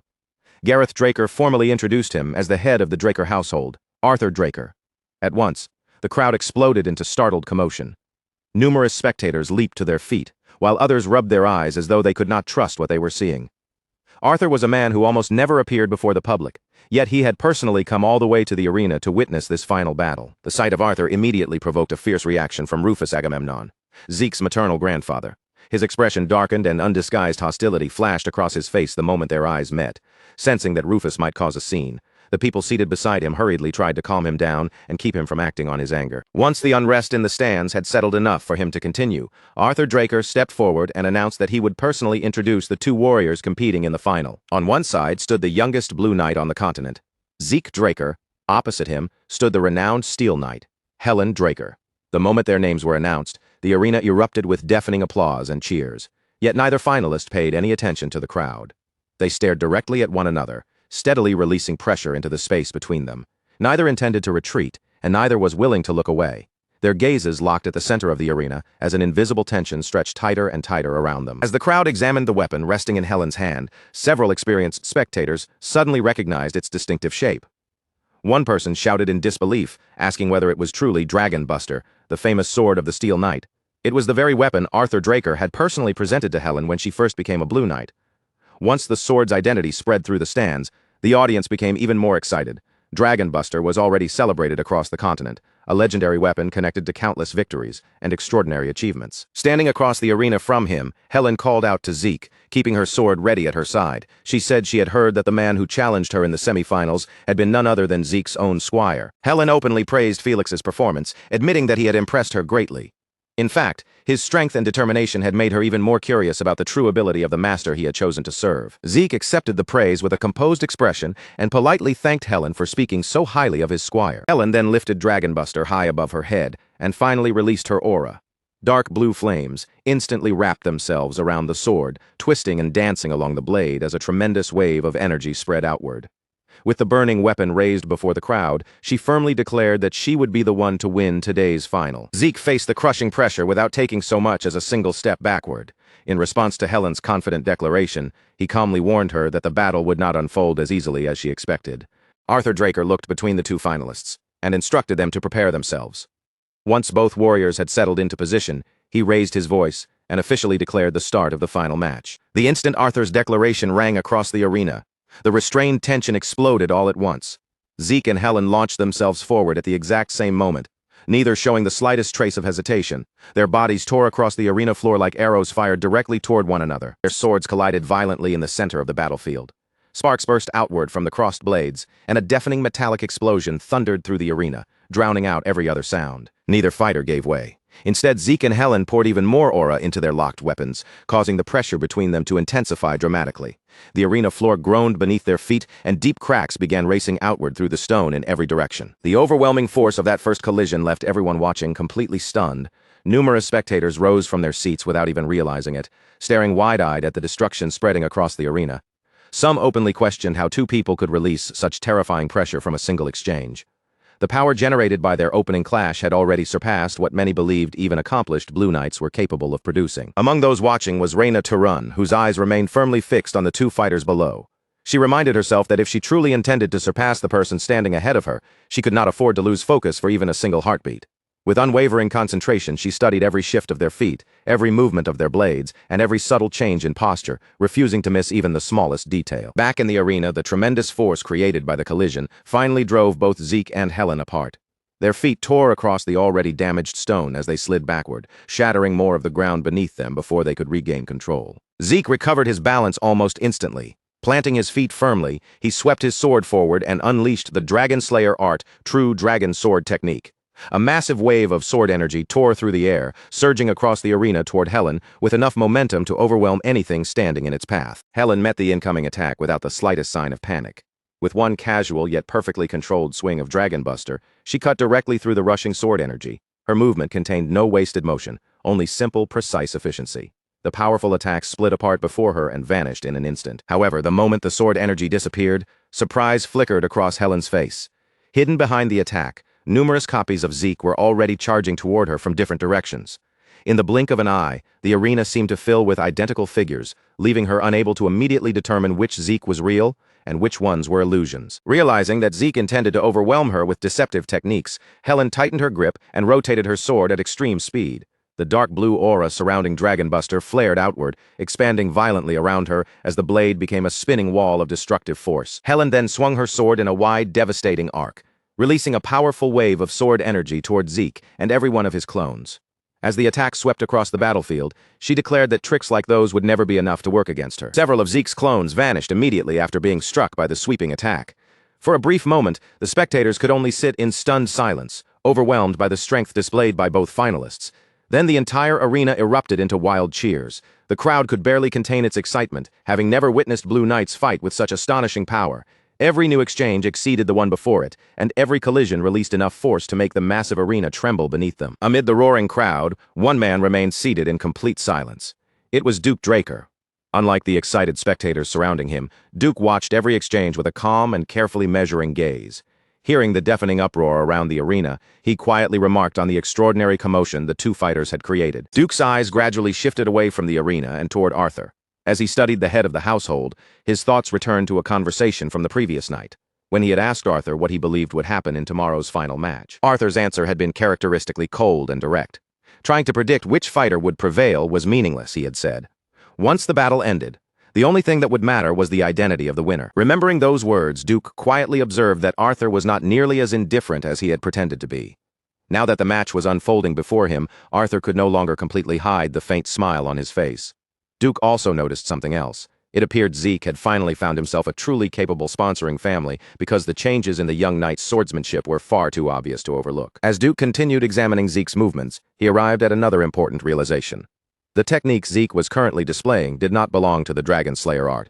The rhythm, structure, and flow of his attacks were unmistakably different, making it clear that he had acquired an entirely separate form of swordsmanship. In the arena below, Zeke began drawing his aura inward while shifting into a new stance. The change was immediate and unmistakable. His posture, balance, and grip were completely different from before, confirming that he had moved into another sword style. Around him, the gathered aura steadily condensed along the length of his weapon. With a serious expression settling over his face, Zeke admitted that Helen's defense was exceptionally solid. Since breaking through it directly would not be easy, he told her that he intended to shake things up a little. Helen studied his unfamiliar stance with growing curiosity and asked what he was planning this time. She admitted that she had never encountered that swordsmanship before, then questioned whether Zeke had learned an additional sword style besides the Dragon Slayer art. A confident smile appeared on Zeke's face as he confirmed her suspicion. He explained that this particular sword style had been taught to him by the reliable family sponsoring him. Upon hearing his answer, the edge of Helen's lips lifted into a faint, intrigued smile. Zeke called Helen's name and warned her that the real excitement was about to begin. Helen answered his challenge with a smile of her own, tightening her grip around Dragon Buster. She declared that from this moment onward, she would also face him with every ounce of strength she possessed. At the same instant, both warriors unleashed the full force of their aura and charged straight toward one another. An enormous wave of pressure swept across the arena, making the air itself shudder beneath the power they released. Every spectator instinctively held their breath. The deafening cheers vanished as though cut off by an invisible blade, and the entire arena fell into absolute silence beneath the overwhelming presence of Zeke and Helen. Zeke suddenly lunged forward and brought his sword down on Helen with terrifying force, erasing the distance between them in a single explosive step. Yet at the very last possible instant, Helen twisted her blade into position and narrowly deflected the strike, forcing Zeke's sword away before it could connect cleanly. Without pausing for even a heartbeat, Zeke pulled his sword back and immediately followed with a lightning-fast thrust. The blade shot straight toward Helen, giving her barely any time to steady herself after blocking the previous attack. Helen managed to stop him once again, stubbornly holding her ground beneath the crushing pressure. Their blades slammed together with a violent metallic crash, sending brilliant sparks scattering across the arena as the echo of colliding steel rang through the air. Neither fighter gave way at first, each one pushing against the other and testing their limits. But Helen was clearly having the harder time. With every exchange, her movements grew heavier, and it became obvious that Zeke was steadily driving her closer to exhaustion. After trading one especially powerful blow, both fighters were thrown backward.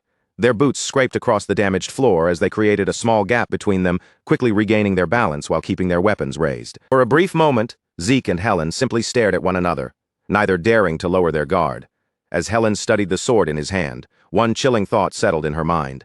A single clean hit would be fatal. The pressure radiating from Zeke's blade alone told her that if even one of his attacks landed directly, the battle would end on the spot. Helen's expression hardened as she struggled to understand how Zeke had reached such an incredible level before her. No matter how she tried to make sense of it, she could hardly accept that someone once dismissed as inferior had grown this powerful. But after feeling his strength firsthand, she could no longer deceive herself.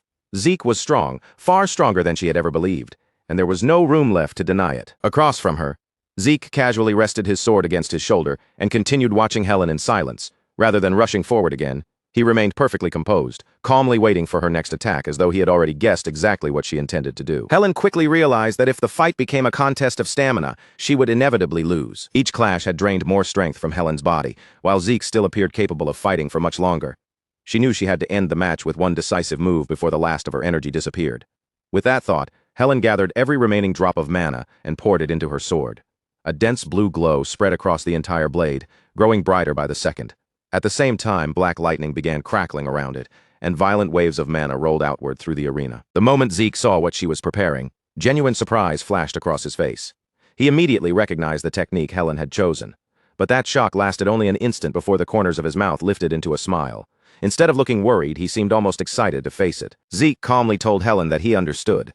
She had clearly decided to bring the battle to an end, staking everything she had on one final strike. Helen's eyes sharpened even further as she warned him that she was coming. Her fierce expression made it clear that she had already cast aside every hesitation and fully committed herself to this last attack. A famous legend told of Tarakun Draker, the first Draker, splitting apart the enormous wall of a castle with a single swing of his sword. That astonishing feat had been passed down through generations as one of the greatest achievements in the history of House Draker. And now, as the spectators looked at the tremendous power gathering around Helen's blade, every one of them was reminded of that very tale. The immense concentration of mana and the destructive force swelling around her sword seemed worthy of the legendary strike itself. Helen finally moved. Pouring every last ounce of strength into her arms, she swung her sword and unleashed the Castle Slayer arts. The instant the strike left her blade, an enormous wave of destructive power erupted across the arena. The attack ripped through the ground as it charged toward Zeke, splitting the stone floor apart and hurling shattered chunks into the air without losing any momentum. Yet Zeke remained standing exactly where he was. Even with that terrifying force rushing directly at him, his expression stayed calm, and he openly praised the overwhelming strength behind Helen's final blow. Then Zeke began pouring his own mana into his sword. With complete confidence, he told Helen that it was now his turn to show her what he could do. A tremendous surge of energy immediately gathered around his blade as he focused all the strength he still possessed into a single decisive attack. Zeke lifted his sword straight above his head, and the blade began shining with a brilliant light. Streams of mana from throughout the arena seemed to bend toward him, as though the energy in the surrounding air were being dragged into his weapon. Even the spectators could feel the atmosphere changing, while power from every direction converged around Zeke's glowing sword. Echoing Helen's earlier declaration, Zeke fixed his gaze on her and calmly announced that he was coming. With every trace of his remaining strength gathered into the blade, Zeke unleashed the ultimate three-knock style of the true dragon swordplay and swung his sword with everything he had. The instant Zeke completed the swing, a massive torrent of sword energy exploded forward. As it tore through the arena, the attack transformed into the shape of an enormous water bird. Its magnificent body appeared to be formed entirely from compressed water and mana, while its vast wings spread wide as it surged directly toward Helen's oncoming strike with overwhelming force. Helen's eyes widened the moment she saw the gigantic water bird racing toward her. Complete disbelief crossed her face, because she had never imagined Zeke was capable of producing an attack on such a scale. Both the size and refinement of the technique surpassed everything she had expected from him. That instant, Helen remembered the words Carly Draker had once spoken. Carly had claimed that Zeke's sword possessed enough power to truly kill a dragon. Helen had heard those words before, but only now did she finally understand their meaning. Seeing the attack with her own eyes and feeling the terrifying pressure pouring from Zeke's blade, she could no longer doubt Carly's judgment. Zeke closed in almost instantly, his figure appearing before Helen faster than her eyes could properly follow as his sword drove toward her. Yet even while facing the certainty of defeat, one thought unexpectedly passed through Helen's mind. Zeke would become an enormous help to them. Someone with talent and strength of this level would undoubtedly prove invaluable in the future. Just before their swords collided, Zeke looked directly at Helen and declared in a firm, serious voice that it was over.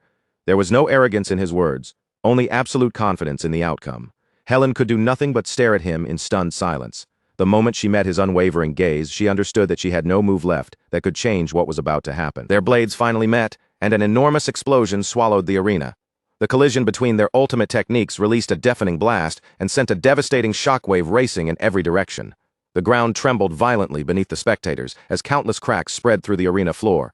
Dust, broken stone, and debris erupted high into the air, completely concealing both Zeke and Helen. With the entire battlefield buried beneath a thick cloud, no one could immediately tell which fighter had won. After several tense moments, the heavy cloud of dust slowly began to settle over the shattered arena.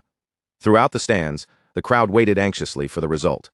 Not a single spectator spoke as every pair of eyes remained fixed on the center of the battlefield, desperate to see who was still standing. When the dust finally cleared, the result left countless spectators speechless. Zeke had won. He had defeated Helen Draker, the warrior known as the Steel Knight. In the center of the ruined arena, Zeke remained standing with his sword still held firmly in his hand, while Helen knelt before him in undeniable defeat. The difference between them could no longer be questioned.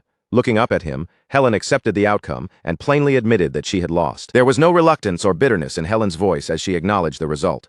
She went on to tell Zeke that he was truly incredible and that she simply had not been able to defeat him. After personally experiencing the full weight of his power, she had no doubt left that he had surpassed her. Zeke answered her praise with a modest smile, claiming that he had only been lucky. Still trembling from the battle, Helen slowly forced herself back onto her feet.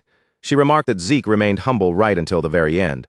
Even after achieving such an astonishing victory, he showed no desire to boast about what he had accomplished. Helen's expression then became serious. She informed Zeke that Carly Draker had something important to tell him and would come to see him soon. Until then, he needed to wait for her. The weight in Helen's voice made it obvious that this was not a casual message. Zeke responded with an easy smile and told Helen that he understood. With that, Helen turned away from him. Before leaving the arena, she congratulated Zeke on his victory, then slowly walked off the battlefield while the crowd continued watching from the stands. From his elevated position above the arena, Arthur Draker, the patriarch of House Draker, rose and announced that the champion of this year's martial arts competition had finally been decided. His commanding voice swept across the entire stadium, instantly drawing the attention of everyone present. Arthur formally declared that the winner was Zeke Draker. The moment the name left his mouth, another thunderous wave of cheers erupted from every corner of the arena as the spectators celebrated their new champion. Arthur then announced that Zeke would personally receive a medal from the patriarch himself. Standing below, Zeke raised his gaze toward his father and waited calmly as Arthur prepared to descend. Arthur eventually made his way down into the arena. Approaching Zeke before the watching crowd, he placed the championship medal around his son with his own hands. The crowd immediately erupted once more. Zeke stood at the center of the damaged arena as countless voices thundered through the stadium, celebrating the champion who had defeated every opponent placed before him. Arthur praised Zeke, telling him that he had carried out the mission remarkably well. Zeke, however, answered without pride, saying that he had merely followed the order he had been given. Arthur smiled at that response and explained that the champion of the Draker martial arts competition would receive several special benefits. He would reveal those rewards when the proper time came. But before discussing any of them, Arthur wanted to give Zeke something personally, not as the patriarch, but as a father proud of his son. His stern expression softened slightly as he looked at Zeke and asked whether there was anything he desired. Zeke remained silent for a moment, carefully considering the question. Then, rather than asking for wealth, status, or power, he requested that Arthur tell him about his mother. The instant those words were spoken, the color drained from Arthur's face, and the once celebratory atmosphere suddenly became heavy. Arthur turned away and cast a glance toward the members of the Agamemnon family. He then asked Zeke whether he had already heard something from them. Zeke replied that there was still much he had not been told, which was exactly why he wanted to ask Arthur himself. He wanted the truth, an answer that only his father could provide. Arthur then questioned why, out of every reward available to him, Zeke wanted this one thing above all else. After becoming champion, he could have requested almost anything. Yet, he had chosen to ask about the past Arthur had kept hidden. Zeke answered with a single word: irregular. Though his response was brief, its effect on the patriarch was immediate. Arthur's expression froze, and unmistakable shock spread across his face the moment he heard that word. Zeke's own expression turned grave as he continued. He wanted to learn about the prophecy left behind by his mother, who herself had been an irregular. His unwavering eyes remained locked on Arthur, silently demanding the answer that had been concealed from him for so many years. Inside the quiet study, Abel sat across from William and calmly raised his teacup to his lips. After taking an unhurried sip, he gently returned the cup to the table and stated the final result plainly. In the end, Zeke had emerged victorious. William kept his gaze fixed on the view beyond the window, his expression heavy as a long sigh escaped him. Owen Zimmons. I should have known the moment that fool stepped forward. Even now, he could hardly accept that Owen had been defeated by Zeke Draker without putting up the slightest resistance. William had expected Owen to offer at least some kind of proper fight, even if victory had been impossible. Instead, Owen had failed to display even that bare minimum of ability, and the humiliation was so severe that William's face grew colder every time he thought about it. Abel listened to his complaints before casually pointing out that Owen would become stronger once he received the blessing. Since the situation could still be corrected to some extent, he asked why William was allowing himself to become so angry. Perhaps after gaining additional strength, Owen might still prove useful. William immediately rejected that idea. A blessing only held true value when it was granted to someone worthy of receiving it. In his eyes, there was little meaning in taking a mediocre fool and merely making him somewhat stronger than before. With an icy expression, William declared that Owen would ultimately remain nothing more than a stain upon the Zimmons family. Owen's present level of strength had never been the real problem. What mattered was that he lacked the qualities required to carry the family name, and no blessing could ever give him what he fundamentally did not possess. Abel attempted to soften William's anger, reminding him that Owen was still his younger brother and would undoubtedly be hurt if he heard such cruel words. No matter how badly Owen had failed, the same blood still ran through their veins, so there was no reason to condemn him so harshly. William, however, coldly answered that he had no desire to acknowledge a man who disgraced the Zimmons name as his brother. His voice remained completely emotionless, as though he had already erased Owen from his heart. To William, the honor of his family stood far above something as simple as blood. Setting the matter of Owen aside, Abel shifted the conversation and asked how their efforts concerning the Guardian Knight position were progressing. William explained that Carly Draker's faction was apparently still working to persuade the elders.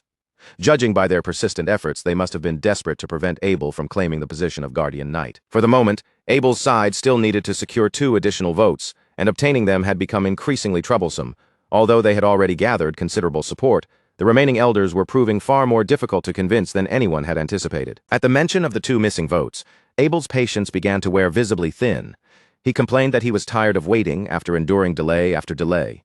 Each additional day that passed only caused the frustration building inside him to grow stronger. William turned toward him and calmly reminded Abel that he understood better than anyone just how long Abel had been waiting for this moment to arrive. No one understood Abel's desire to obtain that position more clearly than William did, precisely because he knew how much it meant to him. William also understood that they could not afford even one careless mistake at this critical stage. Once the Guardian Knight issue and the matter involving Karis were both resolved properly, Abel's wish would soon become reality. Until then, William urged him to endure a little longer and remain patient. As long as both situations ended in the outcome they desired, the rest of their plans would naturally fall into place.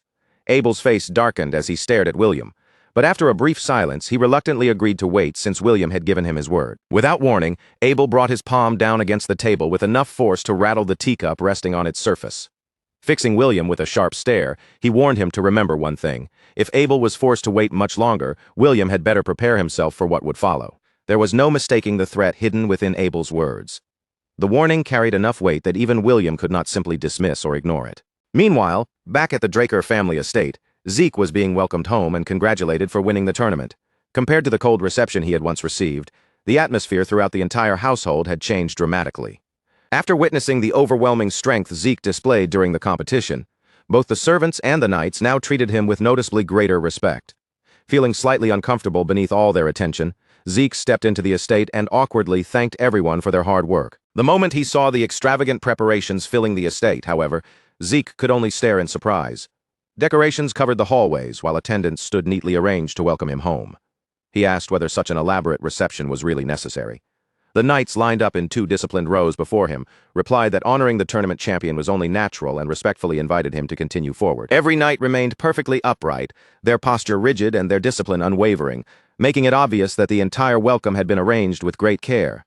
As Zeke headed toward the Patriarch's chamber, he wondered how the previously unfriendly Draker knights had suddenly become so courteous. Only a short while ago, many of them had openly looked down on him, yet now they lowered their heads respectfully whenever he passed. And Zeke pushed open the chamber door. He found the Patriarch, Arthur Draker, already seated inside.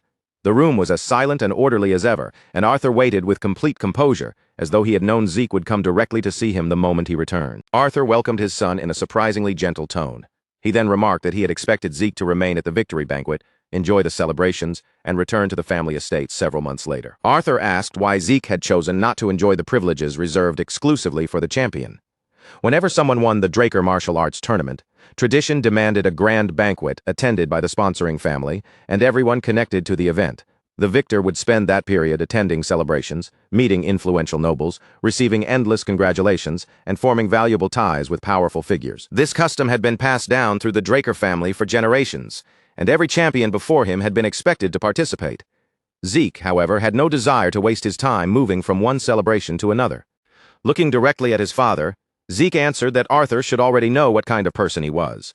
Crowded banquets and noisy parties had never been things he particularly enjoyed. For Zeke, standing around for hours while exchanging empty compliments and meaningless greetings with strangers had never felt enjoyable or worthwhile. Arthur smiled faintly after hearing his answer, and admitted that he had been much the same at Zeke's age. Back then, Arthur had cared only about training, pursuing greater achievements, and becoming stronger. Any time spent enjoying entertainment had seemed completely pointless to him. Arthur's expression then became more serious as he told Zeke to remember an important truth. Even if Zeke eventually rose to become a Black Knight, he would never be able to confront the entire continent alone. No matter how powerful one person became, certain obstacles could not be overcome through individual strength alone. The harsh reality was that if 2 other Black Knights joined forces against him, Zeke would have almost no chance of escaping death. Even the mightiest warriors on the continent could be overwhelmed when several opponents of equal standing attacked them together. Zeke stared at Arthur in disbelief. He had never expected Arthur Draker, a man recognized as one of the strongest beings on the entire continent, to offer him such a cautious warning. From his father, Zeke had anticipated absolute confidence, not an admission that strength could have limits. However, Zeke knew the same rule would not apply to Hero King Kaiser. Even if several Black Knights surrounded his former master at once, their combined strength still would not be enough to bring him down. The reason immediately came back to him. Hero King Kaiser had surpassed the level of ordinary warriors and reached the extraordinary realm of a Grand Master. That thought caused a new question to form in Zeke's mind. Could he also become a Grand Master one day? If he reached that realm, he could rise above every rival and stand at the absolute peak. By attaining the same level as his master, perhaps there would be no one left on the continent capable of opposing him. Arthur interrupted Zeke's thoughts by placing a small wooden box upon the table between them. Sliding it toward his son, he calmly told Zeke to open it and take a look at what was inside. Zeke leaned closer and discovered a pocket watch resting within the wooden box. At first glance, the watch appeared extremely old, as though it had existed for many years. Despite its obvious age, there was not a trace of rust, damage, or deterioration anywhere on its surface. Every detail had been crafted with astonishing precision, making it clear that this was no ordinary possession. Arthur confirmed Zeke's suspicion, explaining that the watch was special and that Laura had entrusted it to him. Zeke's eyes remained fixed on the pocket watch as he asked whether it was some kind of keepsake left behind by his mother. Arthur nodded and explained that Laura had carried the watch with her at all times. No matter where she traveled or what circumstances she faced, that pocket watch had never once left her side. Arthur then told Zeke that he intended to pass the watch on to him. Although the object might reveal very little about Laura herself, it had belonged to her and therefore deserved to be inherited by her son. Confused by the unusual way Arthur spoke, Zeke asked what exactly he meant. Arthur explained that Laura had used the watch to glimpse a realm that ordinary people like them were unable to perceive. Because the object had belonged to an irregular, however, there was almost nothing the Draker family could do to understand or activate it. In truth, they knew almost nothing about the mysterious watch beyond the fact that it had originally been discovered somewhere on the northern continent. Every attempt to uncover its real function had ended in failure. Arthur admitted that this was the full extent of his knowledge, adding that Laura had always been a woman surrounded by secrets. Even throughout the years they spent together, there had been countless things she refused to explain. Zeke quietly absorbed his father's words. Even Arthur Draker, the head of the entire Draker household and the man who had been Laura's husband, knew surprisingly little about Zeke's mother or the truth behind her existence as an irregular. Rather than providing Zeke with answers, that realization only deepened the mystery surrounding Laura and made her hidden past seem even more difficult to understand. After a brief silence, Zeke told Arthur that there was something else he wished to ask. Arthur looked toward him and calmly invited him to speak. Zeke hesitated only slightly before asking whether Arthur had ever considered the possibility that his son might possess talent as a healer. Arthur answered that the possibility had indeed crossed his mind. However, he stated with certainty that Zeke was not a healer. He was a pure-blooded Draker who had successfully awakened the family's power. Beneath the table, Zeke slowly tightened one hand into a fist. A troubling question immediately surfaced within him. Would Arthur have abandoned him if he had not been a pure-blooded awakened Draker? His father had answered without the slightest hesitation, yet that disturbing possibility refused to leave Zeke's mind. Before Zeke could dwell on the thought any longer, Arthur spoke again, saying there was one more important matter he needed to tell his son. Arthur warned Zeke not to investigate Laura Agamemnon's past too deeply. Throughout the Central Continent, irregulars were regarded as cursed beings, and uncovering his mother's identity would bring no benefit to someone who carried her blood. The more Zeke uncovered about Laura's past, the greater the danger and unwanted trouble he might draw toward himself. Faced with Arthur's solemn warning, Zeke offered no immediate response and remained silently seated for several moments. Zeke slowly lowered his gaze, silently turning over every word Arthur had just said. After carefully considering the situation, he finally lifted his head, gave a firm nod, and agreed to carry out Arthur's order exactly as instructed. Some time later, Zeke sat alone inside his room, his attention fixed on the pocket watch resting in his hands. Not a single sound disturbed the stillness around him, leaving him to examine the mysterious keepsake in complete silence. As he stared at the watch, one question continued circling through Zeke's mind. Why had his mother chosen this particular object as the final keepsake she left behind? If the watch truly concealed some kind of secret, then perhaps it was not merely a memento, but the only clue she had deliberately entrusted to him before disappearing from his life. Zeke brought the pocket watch closer and studied every detail of its surface. The longer he looked at it, the stronger that strange sense of familiarity became. Somewhere deep in his memory, he felt certain he had encountered an object just like this before, though he could not immediately remember where. After searching through his memories for a moment, realization suddenly struck him. He had seen an identical pocket watch in the possession of Shelturn Draker. It was the very same kind of watch Shelturn had carried with him when he traveled to Bahamut. Zeke remembered clearly that the object had contained the power of Kronos. As soon as that thought surfaced, the memories of everything that had happened back then returned with startling clarity, each forgotten detail becoming sharper in his mind. With that possibility in mind, Zeke tightened his fingers around the watch and raised it before him. He began wondering what kind of response it might show if he poured ether directly into it, just as he had done when activating ancient relics like Hersian and the Golden Mask. The moment Zeke allowed his ether to flow into the pocket watch, a translucent notification window abruptly appeared before his eyes. The first message announced that the soul of an elder dragon had been detected within the user's mana. Before he could fully process those words, a second notification followed, declaring that the watch blessed by the ancient dragon was now activating. Zeke's eyes widened as the messages appeared one after another. He had expected the relic to respond somehow, but he had never imagined it would trigger a reaction of this magnitude. Just as the pocket watch began to awaken, yet another notification window suddenly materialized in front of him. This time, instead of confirming the activation, the message requested that he provide an activation key. Zeke stared at the unfamiliar request with a puzzled expression. An activation key? He had encountered several ancient relics before, yet he had never once heard of any of them requiring something like that before they could be used. Before Zeke could think any further, another notification window appeared and announced the beginning of a new main quest. Its objective was clear: renew the authentication key and fully activate the pocket watch. Beneath that condition, the promised reward was displayed: the authority of Kronos. The instant Zeke read those final words, his entire expression went rigid.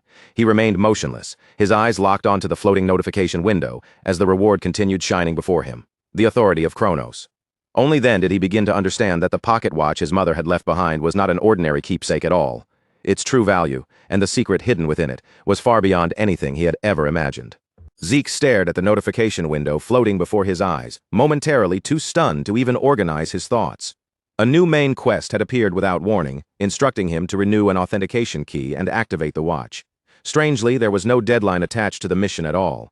But what truly held his attention was the reward written beneath it: Kronos' power. Zeke quietly repeated those words to himself. Kronos' power. His mind immediately went to the Kronos connected to the Hero King's contract. If this was truly the same existence, then whatever authority it possessed could easily be on the same terrifying level as Bahamut's. The more Zeke considered that possibility, the more questions surfaced. Just what kind of power did Kronos hold, And why had the system suddenly chosen this moment to give him a mission connected to it? There was another problem as well. The quest told him to renew the authentication key, but it gave almost no explanation about where that renewal was supposed to take place. Zeke studied the notification carefully, trying to find some hidden clue or additional information that might point him toward the proper location. Just as Zeke began wondering how he was supposed to locate the destination, a map abruptly unfolded in front of him. A single location had been marked clearly, answering his question at once. The destination was Aten. Zeke's expression stiffened slightly when he realized where that meant he had to go. Aten lay inside Nirvana family territory. Considering his history with the Nirvana family and everything surrounding that place, walking into their territory was hardly going to be comfortable. Still, Zeke had already intended to visit the area sooner or later, so the quest did not completely ruin his plans. The real question was timing. He would need to choose the right opportunity to renew the key without drawing unnecessary eyes toward himself or stumbling into trouble that could easily have been avoided. While Zeke remained absorbed in those thoughts, a knock suddenly sounded from the door. He casually gave permission for whoever was outside to enter, though his brows drew together slightly. As far as he remembered, no one was supposed to visit him today. He hadn't arranged any meetings, so he couldn't help wondering who had come all the way here without warning. The door swung open a moment later, revealing Carly Draker and Helen Draker standing on the other side. The two women stepped into the room together, and Carly greeted Zeke by congratulating him on his victory in the competition. Her expression remained composed and confident, carrying the same calm presence Zeke had already come to associate with her. Zeke rose and walked over to receive them, remarking that Carly could simply have summoned him if she wanted to talk. He certainly hadn't expected someone of her position to come personally. Carly dismissed the idea, saying they couldn't exactly order the busy champion around whenever they pleased, especially after Zeke had just claimed victory in such an important competition. Carly then shifted her attention toward Helen and confirmed something Zeke had already suspected. Helen was on their side. She went on to explain that Helen's reason for participating in the competition had been partly personal as well. She had wanted to test Zeke's abilities with her own hands and see just how capable he truly was. With that explanation, Zeke finally turned fully toward Helen. He gave a small nod of understanding, then extended his hand toward her. As she accepted the gesture, Zeke thanked Helen for holding back and showing him consideration during their match. Zeke calmly added that the result could have been very different if Helen had chosen to use her bloodline ability. In fact, he believed he would almost certainly have lost. Helen's composed expression immediately cracked with surprise. She stared at him and demanded to know how he had learned about her bloodline ability in the first place. Their hands still clasped, Zeke merely told Helen to consider it a personal interest of his in the renowned Knight of Steel. The answer was deliberately vague, revealing nothing useful about how much he actually knew. Instead of satisfying Helen, however, it only deepened the curiosity in her eyes. Zeke smoothly moved the conversation along and asked why the two of them had come to see him personally, certain that Carly and Helen would not have made the trip themselves without an important reason. The three soon moved over to the tea table and took their seats around it. Whatever light atmosphere had remained from their greetings quickly faded. Once everyone settled in, their expressions grew more serious as the conversation finally turned toward the real purpose behind Carly's visit. Carly looked across the table at Zeke and got straight to the point. She wanted to know exactly how much he had heard about the recent situation developing around the Four Seasons Fortress. Zeke didn't need much time to guess where this was heading. He replied that the matter probably had something to do with Abel Draker, his tone making it clear that he had already connected the pieces before Carly even explained further. Carly confirmed his suspicion. Before long, the Draker Council of Elders would convene a grand meeting to decide the issue of Abel's appointment as a guardian knight, and if Abel succeeded in gaining that title, Carly was certain he would immediately begin using the authority that came with it to expand his influence. That was why they could not afford to wait until his position was secure. They needed to cut off whatever advantage he was preparing before he had the chance to establish himself even more firmly. Zeke nodded slowly, understanding exactly why Carly considered the matter urgent. Carly's expression sharpened. She brought one hand down firmly against the tabletop, making the tea set tremble slightly, and told Zeke that this was precisely why she needed to ask something important of him. Keeping her eyes fixed directly on Zeke, Carly finally revealed the mission. She wanted him to travel to the Dolta Republic and interfere with the transaction taking place between Abel and the Empire. Whatever agreement the two sides were preparing, Zeke's job would be to make sure it never succeeded. Zeke remained silent for a brief moment, carefully processing what Carly had just told him. Then he looked back at her and asked for confirmation. Abel was actually negotiating some kind of deal with the Empire. Carly gave a firm nod and explained that the information had come through their own intelligence network. Unfortunately, Carly admitted that they had not yet uncovered the exact contents of the agreement, meaning the most important piece of information was still missing. Even so, she was convinced that whatever Abel planned to obtain from the Empire would become the trump card he presented before the Elders in order to secure the Guardian Knight position. Zeke studied her for a moment before asking whether she was truly comfortable placing such an important task in his hands. If Abel's plan succeeded, the consequences would clearly reach far beyond a simple family dispute. Carly explained that Abel had already begun watching every move made by her faction. Sending someone openly associated with her would only make him more cautious and place the entire operation under suspicion. At the same time, handing the mission to an ordinary knight would be far too dangerous. They didn't know what kind of people Abel had waiting on the other side, and sending someone without enough strength could end in disaster before they even discovered what the deal involved. Zeke fell quiet again as he weighed the consequences. If he accepted this assignment, there would be no pretending afterward that he remained completely neutral. Taking Carly's mission would effectively place him among Carly Draker's people in the eyes of everyone watching. Yet, after considering the advantages that came with that position, Zeke realized the idea wasn't necessarily bad for him at all. After all, Zeke's own entry into the Four Seasons Fortress was approaching quickly now that he had won the competition. The fortress was the heart of the Draker Blood Alliance, a place where some of the continent's most influential nobles, territorial lords, and politicians constantly crossed paths. In an environment like that, raw strength alone could only carry someone so far. A person without powerful backing could easily be crushed beneath political pressure, hidden alliances, and the interests of people whose influence reached across entire territories. From that perspective, Carly was more than powerful enough to serve as the shield Zeke needed. Her authority and connections could protect him from many problems that would otherwise force him to fight alone. But there was one detail he couldn't ignore. In the future, Zeke remembered from his previous life, Carly Draker would eventually die at the hands of the Pirate King. That memory had never left Zeke, even with everything that had happened since his return. Yet the future was already beginning to look different from the life he remembered. More than a handful of events had changed, some of them dramatically. The world was no longer moving along the exact path of his previous life, and each new deviation proved that the future he knew was not something carved permanently into stone. That possibility led Zeke to an even bigger question. If he stepped in at the right moment, could Carly's death be prevented entirely? And if Carly survived an event that was supposed to kill her, perhaps the consequences would spread much further. There was even a chance he could prevent the Third Continental War. Carly's survival could reshape the future of the Draker family, and a changed Draker family might alter the political balance of the entire continent. With those possibilities turning through his mind, Zeke finally looked directly at Carly and told her he would accept the mission. A trace of relief crossed Carly's face when she heard his answer. She simply said that was good, clearly pleased. Zeke had accepted without dragging the matter into a lengthy argument. She then gave him the remaining details. They would depart in 1 week, and the meeting connected to Abel's deal would take place at a casino inside the Dalta Republic. Once Zeke heard the location and understood how the operation would unfold, another thought immediately came to him. He told Carly that if he was going to handle this mission, there was one condition, or rather one request, he wanted her help with. Carly gestured for him to continue, ready to hear whatever preparations he believed were necessary. Zeke explained that hiding his identity in Dalta would actually be more suspicious than traveling there openly. He had just won the competition, which meant his name and face were already attracting attention. If someone as recognizable as him suddenly appeared inside the Republic while making an obvious effort to conceal himself, people would start asking questions immediately. A much cleaner approach would be to give him a legitimate reason for being there. For that, they needed a suitable person or family from Dalta to officially invite him. Carly accepted the suggestion without hesitation. She told Zeke she would use her own connections and arrange for someone appropriate to receive him. Judging from her confidence, finding a household important enough to host the competition's champion wouldn't be difficult in the slightest. Zeke thanked her, once again recognizing how useful Carly's enormous network of influence could become. Just when it seemed their discussion had come to an end, Helen suddenly turned toward Zeke and said that she had a request of her own.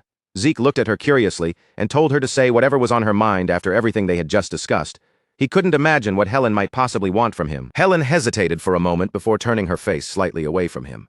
Then, in a much less intimidating tone than before, she told Zeke that from now on he should call her sister. Zeke froze, genuinely caught off guard by how unexpectedly simple the request was. Still, he quickly recovered and agreed. It was only a small change in how he addressed her, but it made one thing obvious after their match. Helen had become noticeably more comfortable around him. Zeke simply accepted the change without teasing her or making the moment unnecessarily awkward. 1 week passed, and before long Zeke found himself standing outside the gates of his mansion, fully prepared to leave for the Dalta Republic and begin the mission Carly had entrusted to him. Zeke had expected Carly to find someone respectable to serve as his host, but even he hadn't imagined she would choose the Zaid family. They were no ordinary household. The Zaid family was known as the wealthiest family in the entire Dalta Republic. Looking toward the people who had arrived to receive him, Zeke realized that Carly's definition of a suitable connection existed on an entirely different scale from his own expectations. The realization forced Zeke to reevaluate Carly's influence yet again. Moving a family of the Zaid's stature with little more than a request was not something an ordinary noble could accomplish. Her connections clearly stretched far beyond the Draker family's immediate sphere of control. If Carly could persuade the wealthiest family in Dolta to cooperate this easily, there was no telling how many other powerful households, merchants, or political figures she could reach whenever she truly decided to call in her influence. Before Zeke could continue thinking about the implications, a loud commotion from nearby pulled his attention away. He turned toward the source and found Sir Farrell in the middle of training Liam and Felix. Calling it training almost seemed too gentle. The session had already become brutally intense, and both young men were visibly struggling to keep up with Farrell's relentless pace. Sir Farrell declared in a firm, unwavering voice that he would teach the two of them with everything he had, and make certain he lived up to Zeke's expectations. There was nothing casual about the determination in his voice. He immediately ordered Liam and Felix to attack again, barely allowing them enough time to catch their breath. Felix, already swaying from exhaustion, complained that if they kept going at this rate, they might actually die before the day was over. Farrell showed absolutely no sympathy. The moment they hesitated, he charged straight toward them and declared that if they refused to come at him, then he would come to them instead. Zeke watched the miserable sight for a moment before casually turning to the butler beside him. With the same tone someone might use to request an ordinary household chore, he instructed the man to tell Sir Farrell to push Felix a little harder. The butler accepted the order without the slightest hesitation. For Felix, who was already barely surviving the current training, Zeke's simple request was practically a death sentence. Satisfied, Zeke left them to their suffering and shifted his attention elsewhere. Zeke then called Decker over and suddenly asked what he thought about becoming a knight again. Despite how casually the question came out, it wasn't something Zeke had decided on a whim. He had been observing Decker for quite some time. No matter how perfectly the man performed his duties as a butler, there were small details about his movements and presence that simply didn't belong to an ordinary servant. Zeke explained that he needed more capable people around him, especially people whose loyalty he didn't have to question. Decker already fit both requirements perfectly. He was talented, dependable, and someone Zeke knew he could trust. Decker, however, politely declined.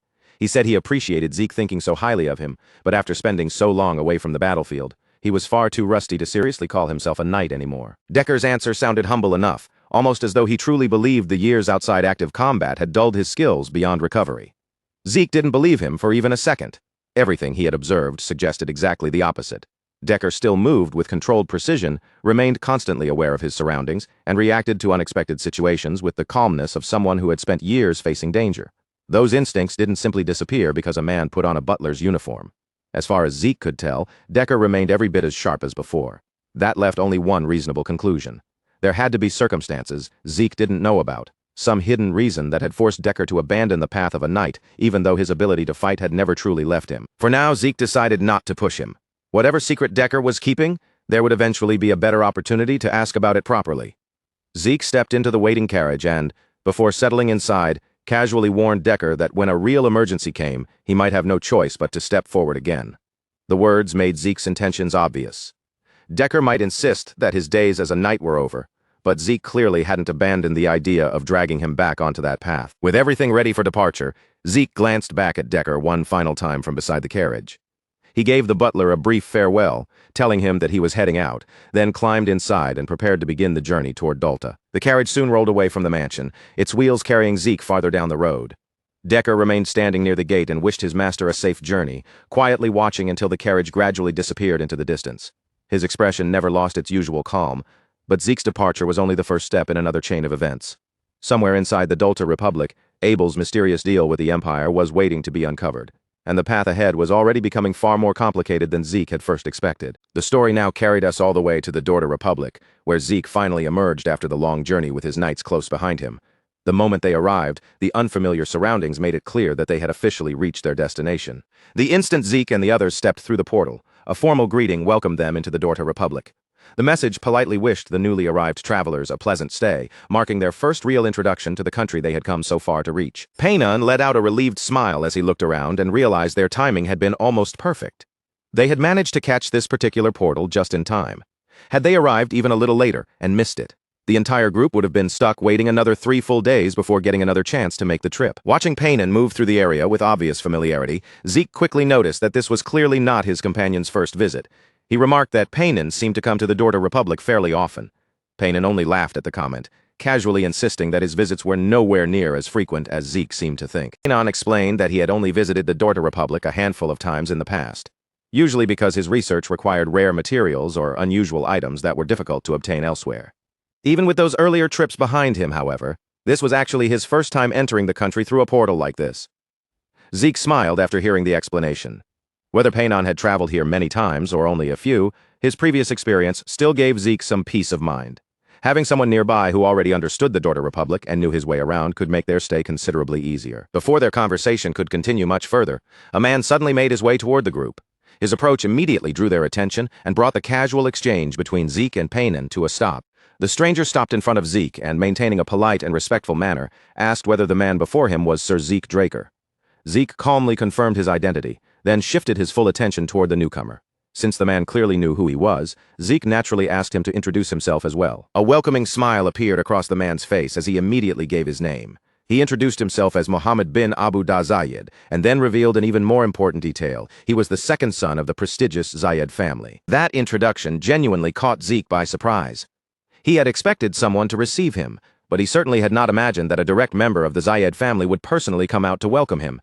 Since Mohammed had gone out of his way to show such courtesy and respect, Zeke decided it was only proper to respond with the same level of consideration. Zeke's expression softened into a friendly smile as he extended his hand toward Mohammed. The two shook hands, and Zeke sincerely thanked him for personally coming to offer such a warm welcome. Mohammed gave a surprised chuckle after hearing Zeke speak. Judging from his reaction, he had not expected Zeke to already understand so much about the Dorter Republic or its customs. For Zeke, however, none of this knowledge had appeared out of nowhere. It was another moment where the experience and memories accumulated during his previous life quietly proved their value, allowing him to handle the situation with ease. Mohammed then mentioned that he had already heard quite a bit about Zeke from Kaylee Draker. Zeke acknowledged the comment without much surprise, quickly realizing that Kaylee must have spoken to Mohammed about him before his arrival in the Republic. From Mohammed's tone, it was obvious that Zeke already understood enough about the circumstances that there was little reason to waste time explaining every detail. With that unspoken understanding established between them, Zeke immediately turned toward the true purpose of this meeting. He asked Mohammed to arrange the casino they had discussed beforehand. Mohammed, however, quickly told Zeke that there was no need for him to worry about personally arranging anything. The unexpected confidence behind that answer instantly caught Zeke's attention. Curious about exactly what Mohammed meant, Zeke remained quiet and waited for him to explain himself. Mohammed calmly clarified that nearly everything of importance within the country ultimately fell under the authority and control of the Zayed family. In other words, arranging access to a casino was hardly a difficult request for someone in his position. Zeke understood the implication almost immediately. Considering the enormous wealth, political influence, and authority held by the Zayed family, controlling or arranging something involving a major casino would naturally be well within their reach. Since Mohammed could deal with that part without difficulty, there was no reason for Zeke to spend any more time worrying about it.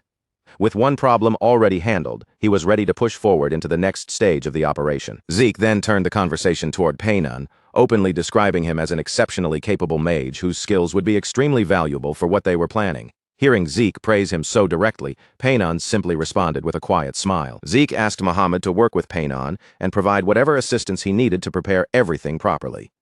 The most important part of their plan was to establish a way to secretly listen in on the location where the upcoming meeting would take place. Whatever method they used had to remain completely hidden. Zeke's group needed to hear the negotiations clearly without drawing attention, revealing that anyone was listening, or giving the people inside the meeting even the slightest reason to suspect they were being monitored. Zeke also wanted Mohammed and the people under him to cooperate closely with them throughout the entire operation. With the Zayed family's support, they would have a much better chance of safely monitoring the negotiations and collecting every piece of information they needed. But just as the arrangements seemed nearly complete, Zeke revealed that there was still one final favor he needed from Mohammed. He moved closer and lowered his voice, quietly explaining the additional request. Mohammed's expression immediately suggested that he understood exactly where Zeke was going with this. The moment the meaning of Zeke's request fully sank in, Mohammed's face changed. His surprise was impossible to hide, and for a brief moment he simply stared back in shock. Zeke, on the other hand, showed almost no reaction at all. Even after seeing Mohammed's obvious discomfort, his expression remained calm, controlled, and cold. Zeke made his position unmistakably clear. This was not some casual suggestion that Mohammed could easily brush aside. Whatever he had just asked for was something Zeke genuinely needed, and he had no intention of pretending otherwise. Mohammed clearly disliked what he was being asked to do, but the situation left him with almost no room to refuse. After a moment of visible reluctance, he finally accepted Zeke's request. Though he was far from pleased about it, Mohammed promised that he would do everything within his ability to fulfill what Zeke had asked of him. Once the final arrangements had been settled, the remaining hours of the day slowly passed.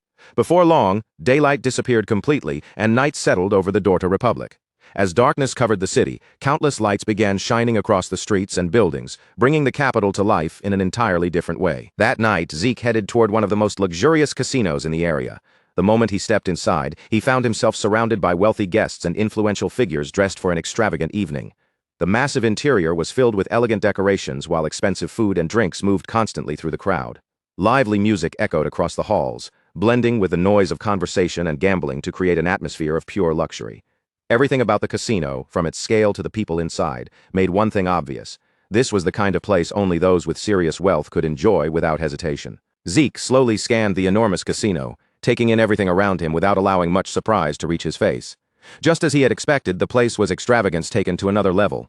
Between the luxurious facilities, expensive furnishings, endless service, and sheer number of guests filling the venue, he briefly found himself wondering how much money it took just to keep a place like this operating. But before he could continue studying his surroundings, someone suddenly approached him from behind. A familiar voice called out to Zeke from behind. The sound was enough to make him stop immediately, and his attention shifted away from the casino the instant he recognized the voice. It had been quite a while since Zeke had last crossed paths with this particular man. The instant recognition set in, the corner of Zeke's mouth lifted into a faint smirk. Standing behind him was none other than Black Yaksha.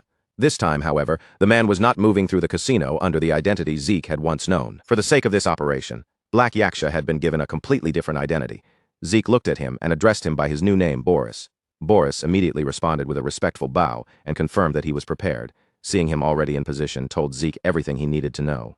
Muhammad had successfully arranged the special request Zeke had made earlier, and that part of the operation was now ready. Under the name Boris, Black Yaksha could now move around without exposing who he truly was or where his loyalties lay.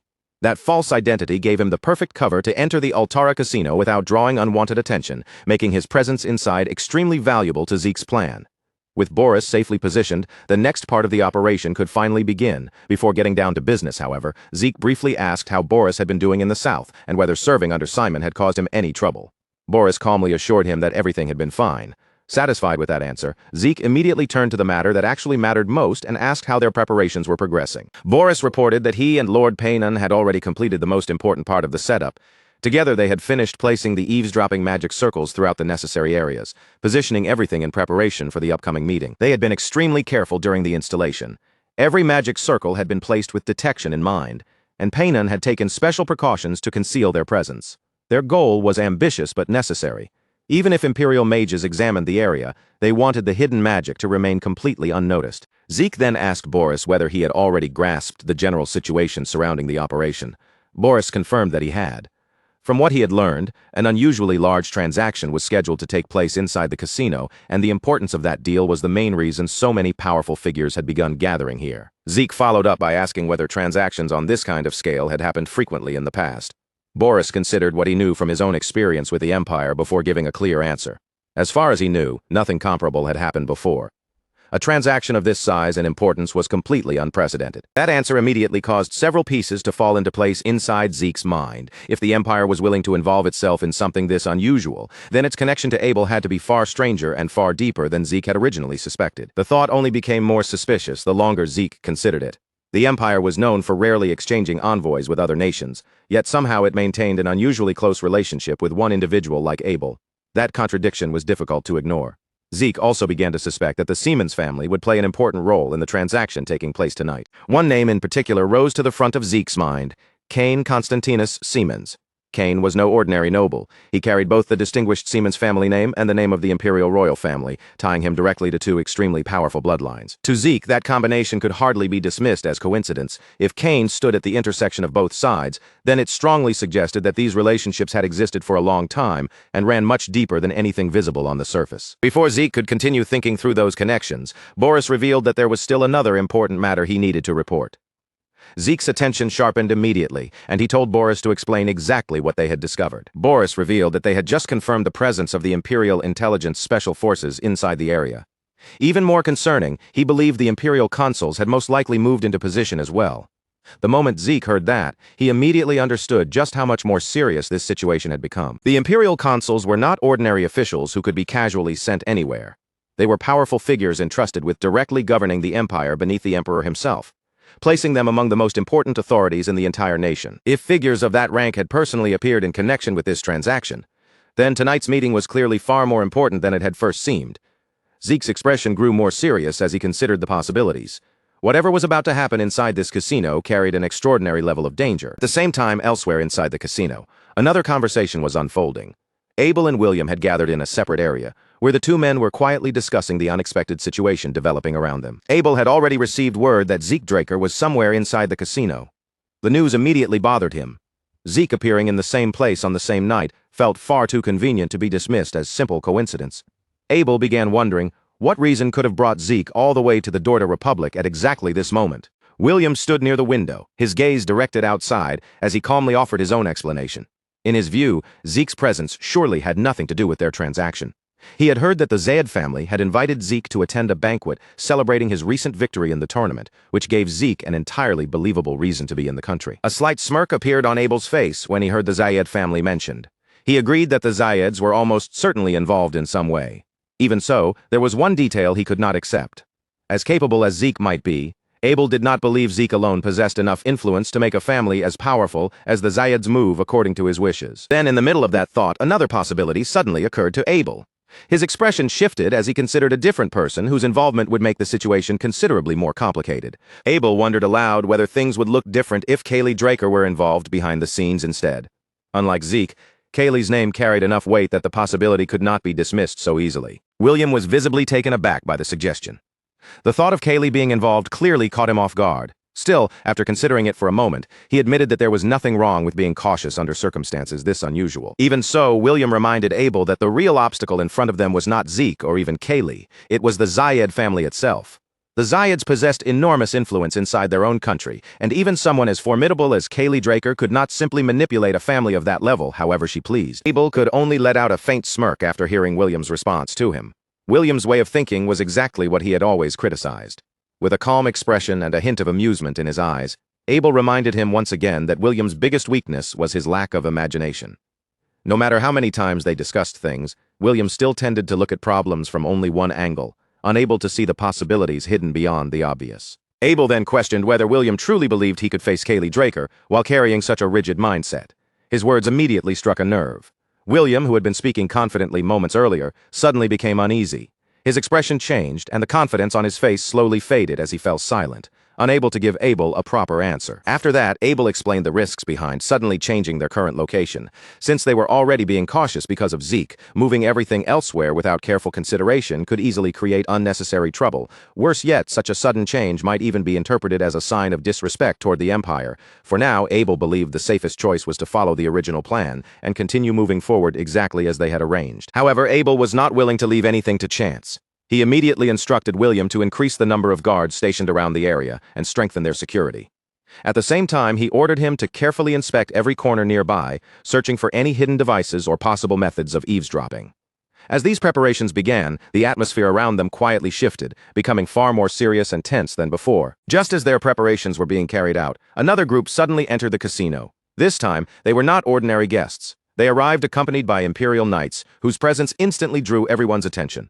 The knights stepped forward and announced that the consul they had been waiting for had finally arrived. The moment William heard the announcement, his expression changed. A feeling of uneasiness immediately spread through him, and his instincts told him that the situation had just become much more complicated.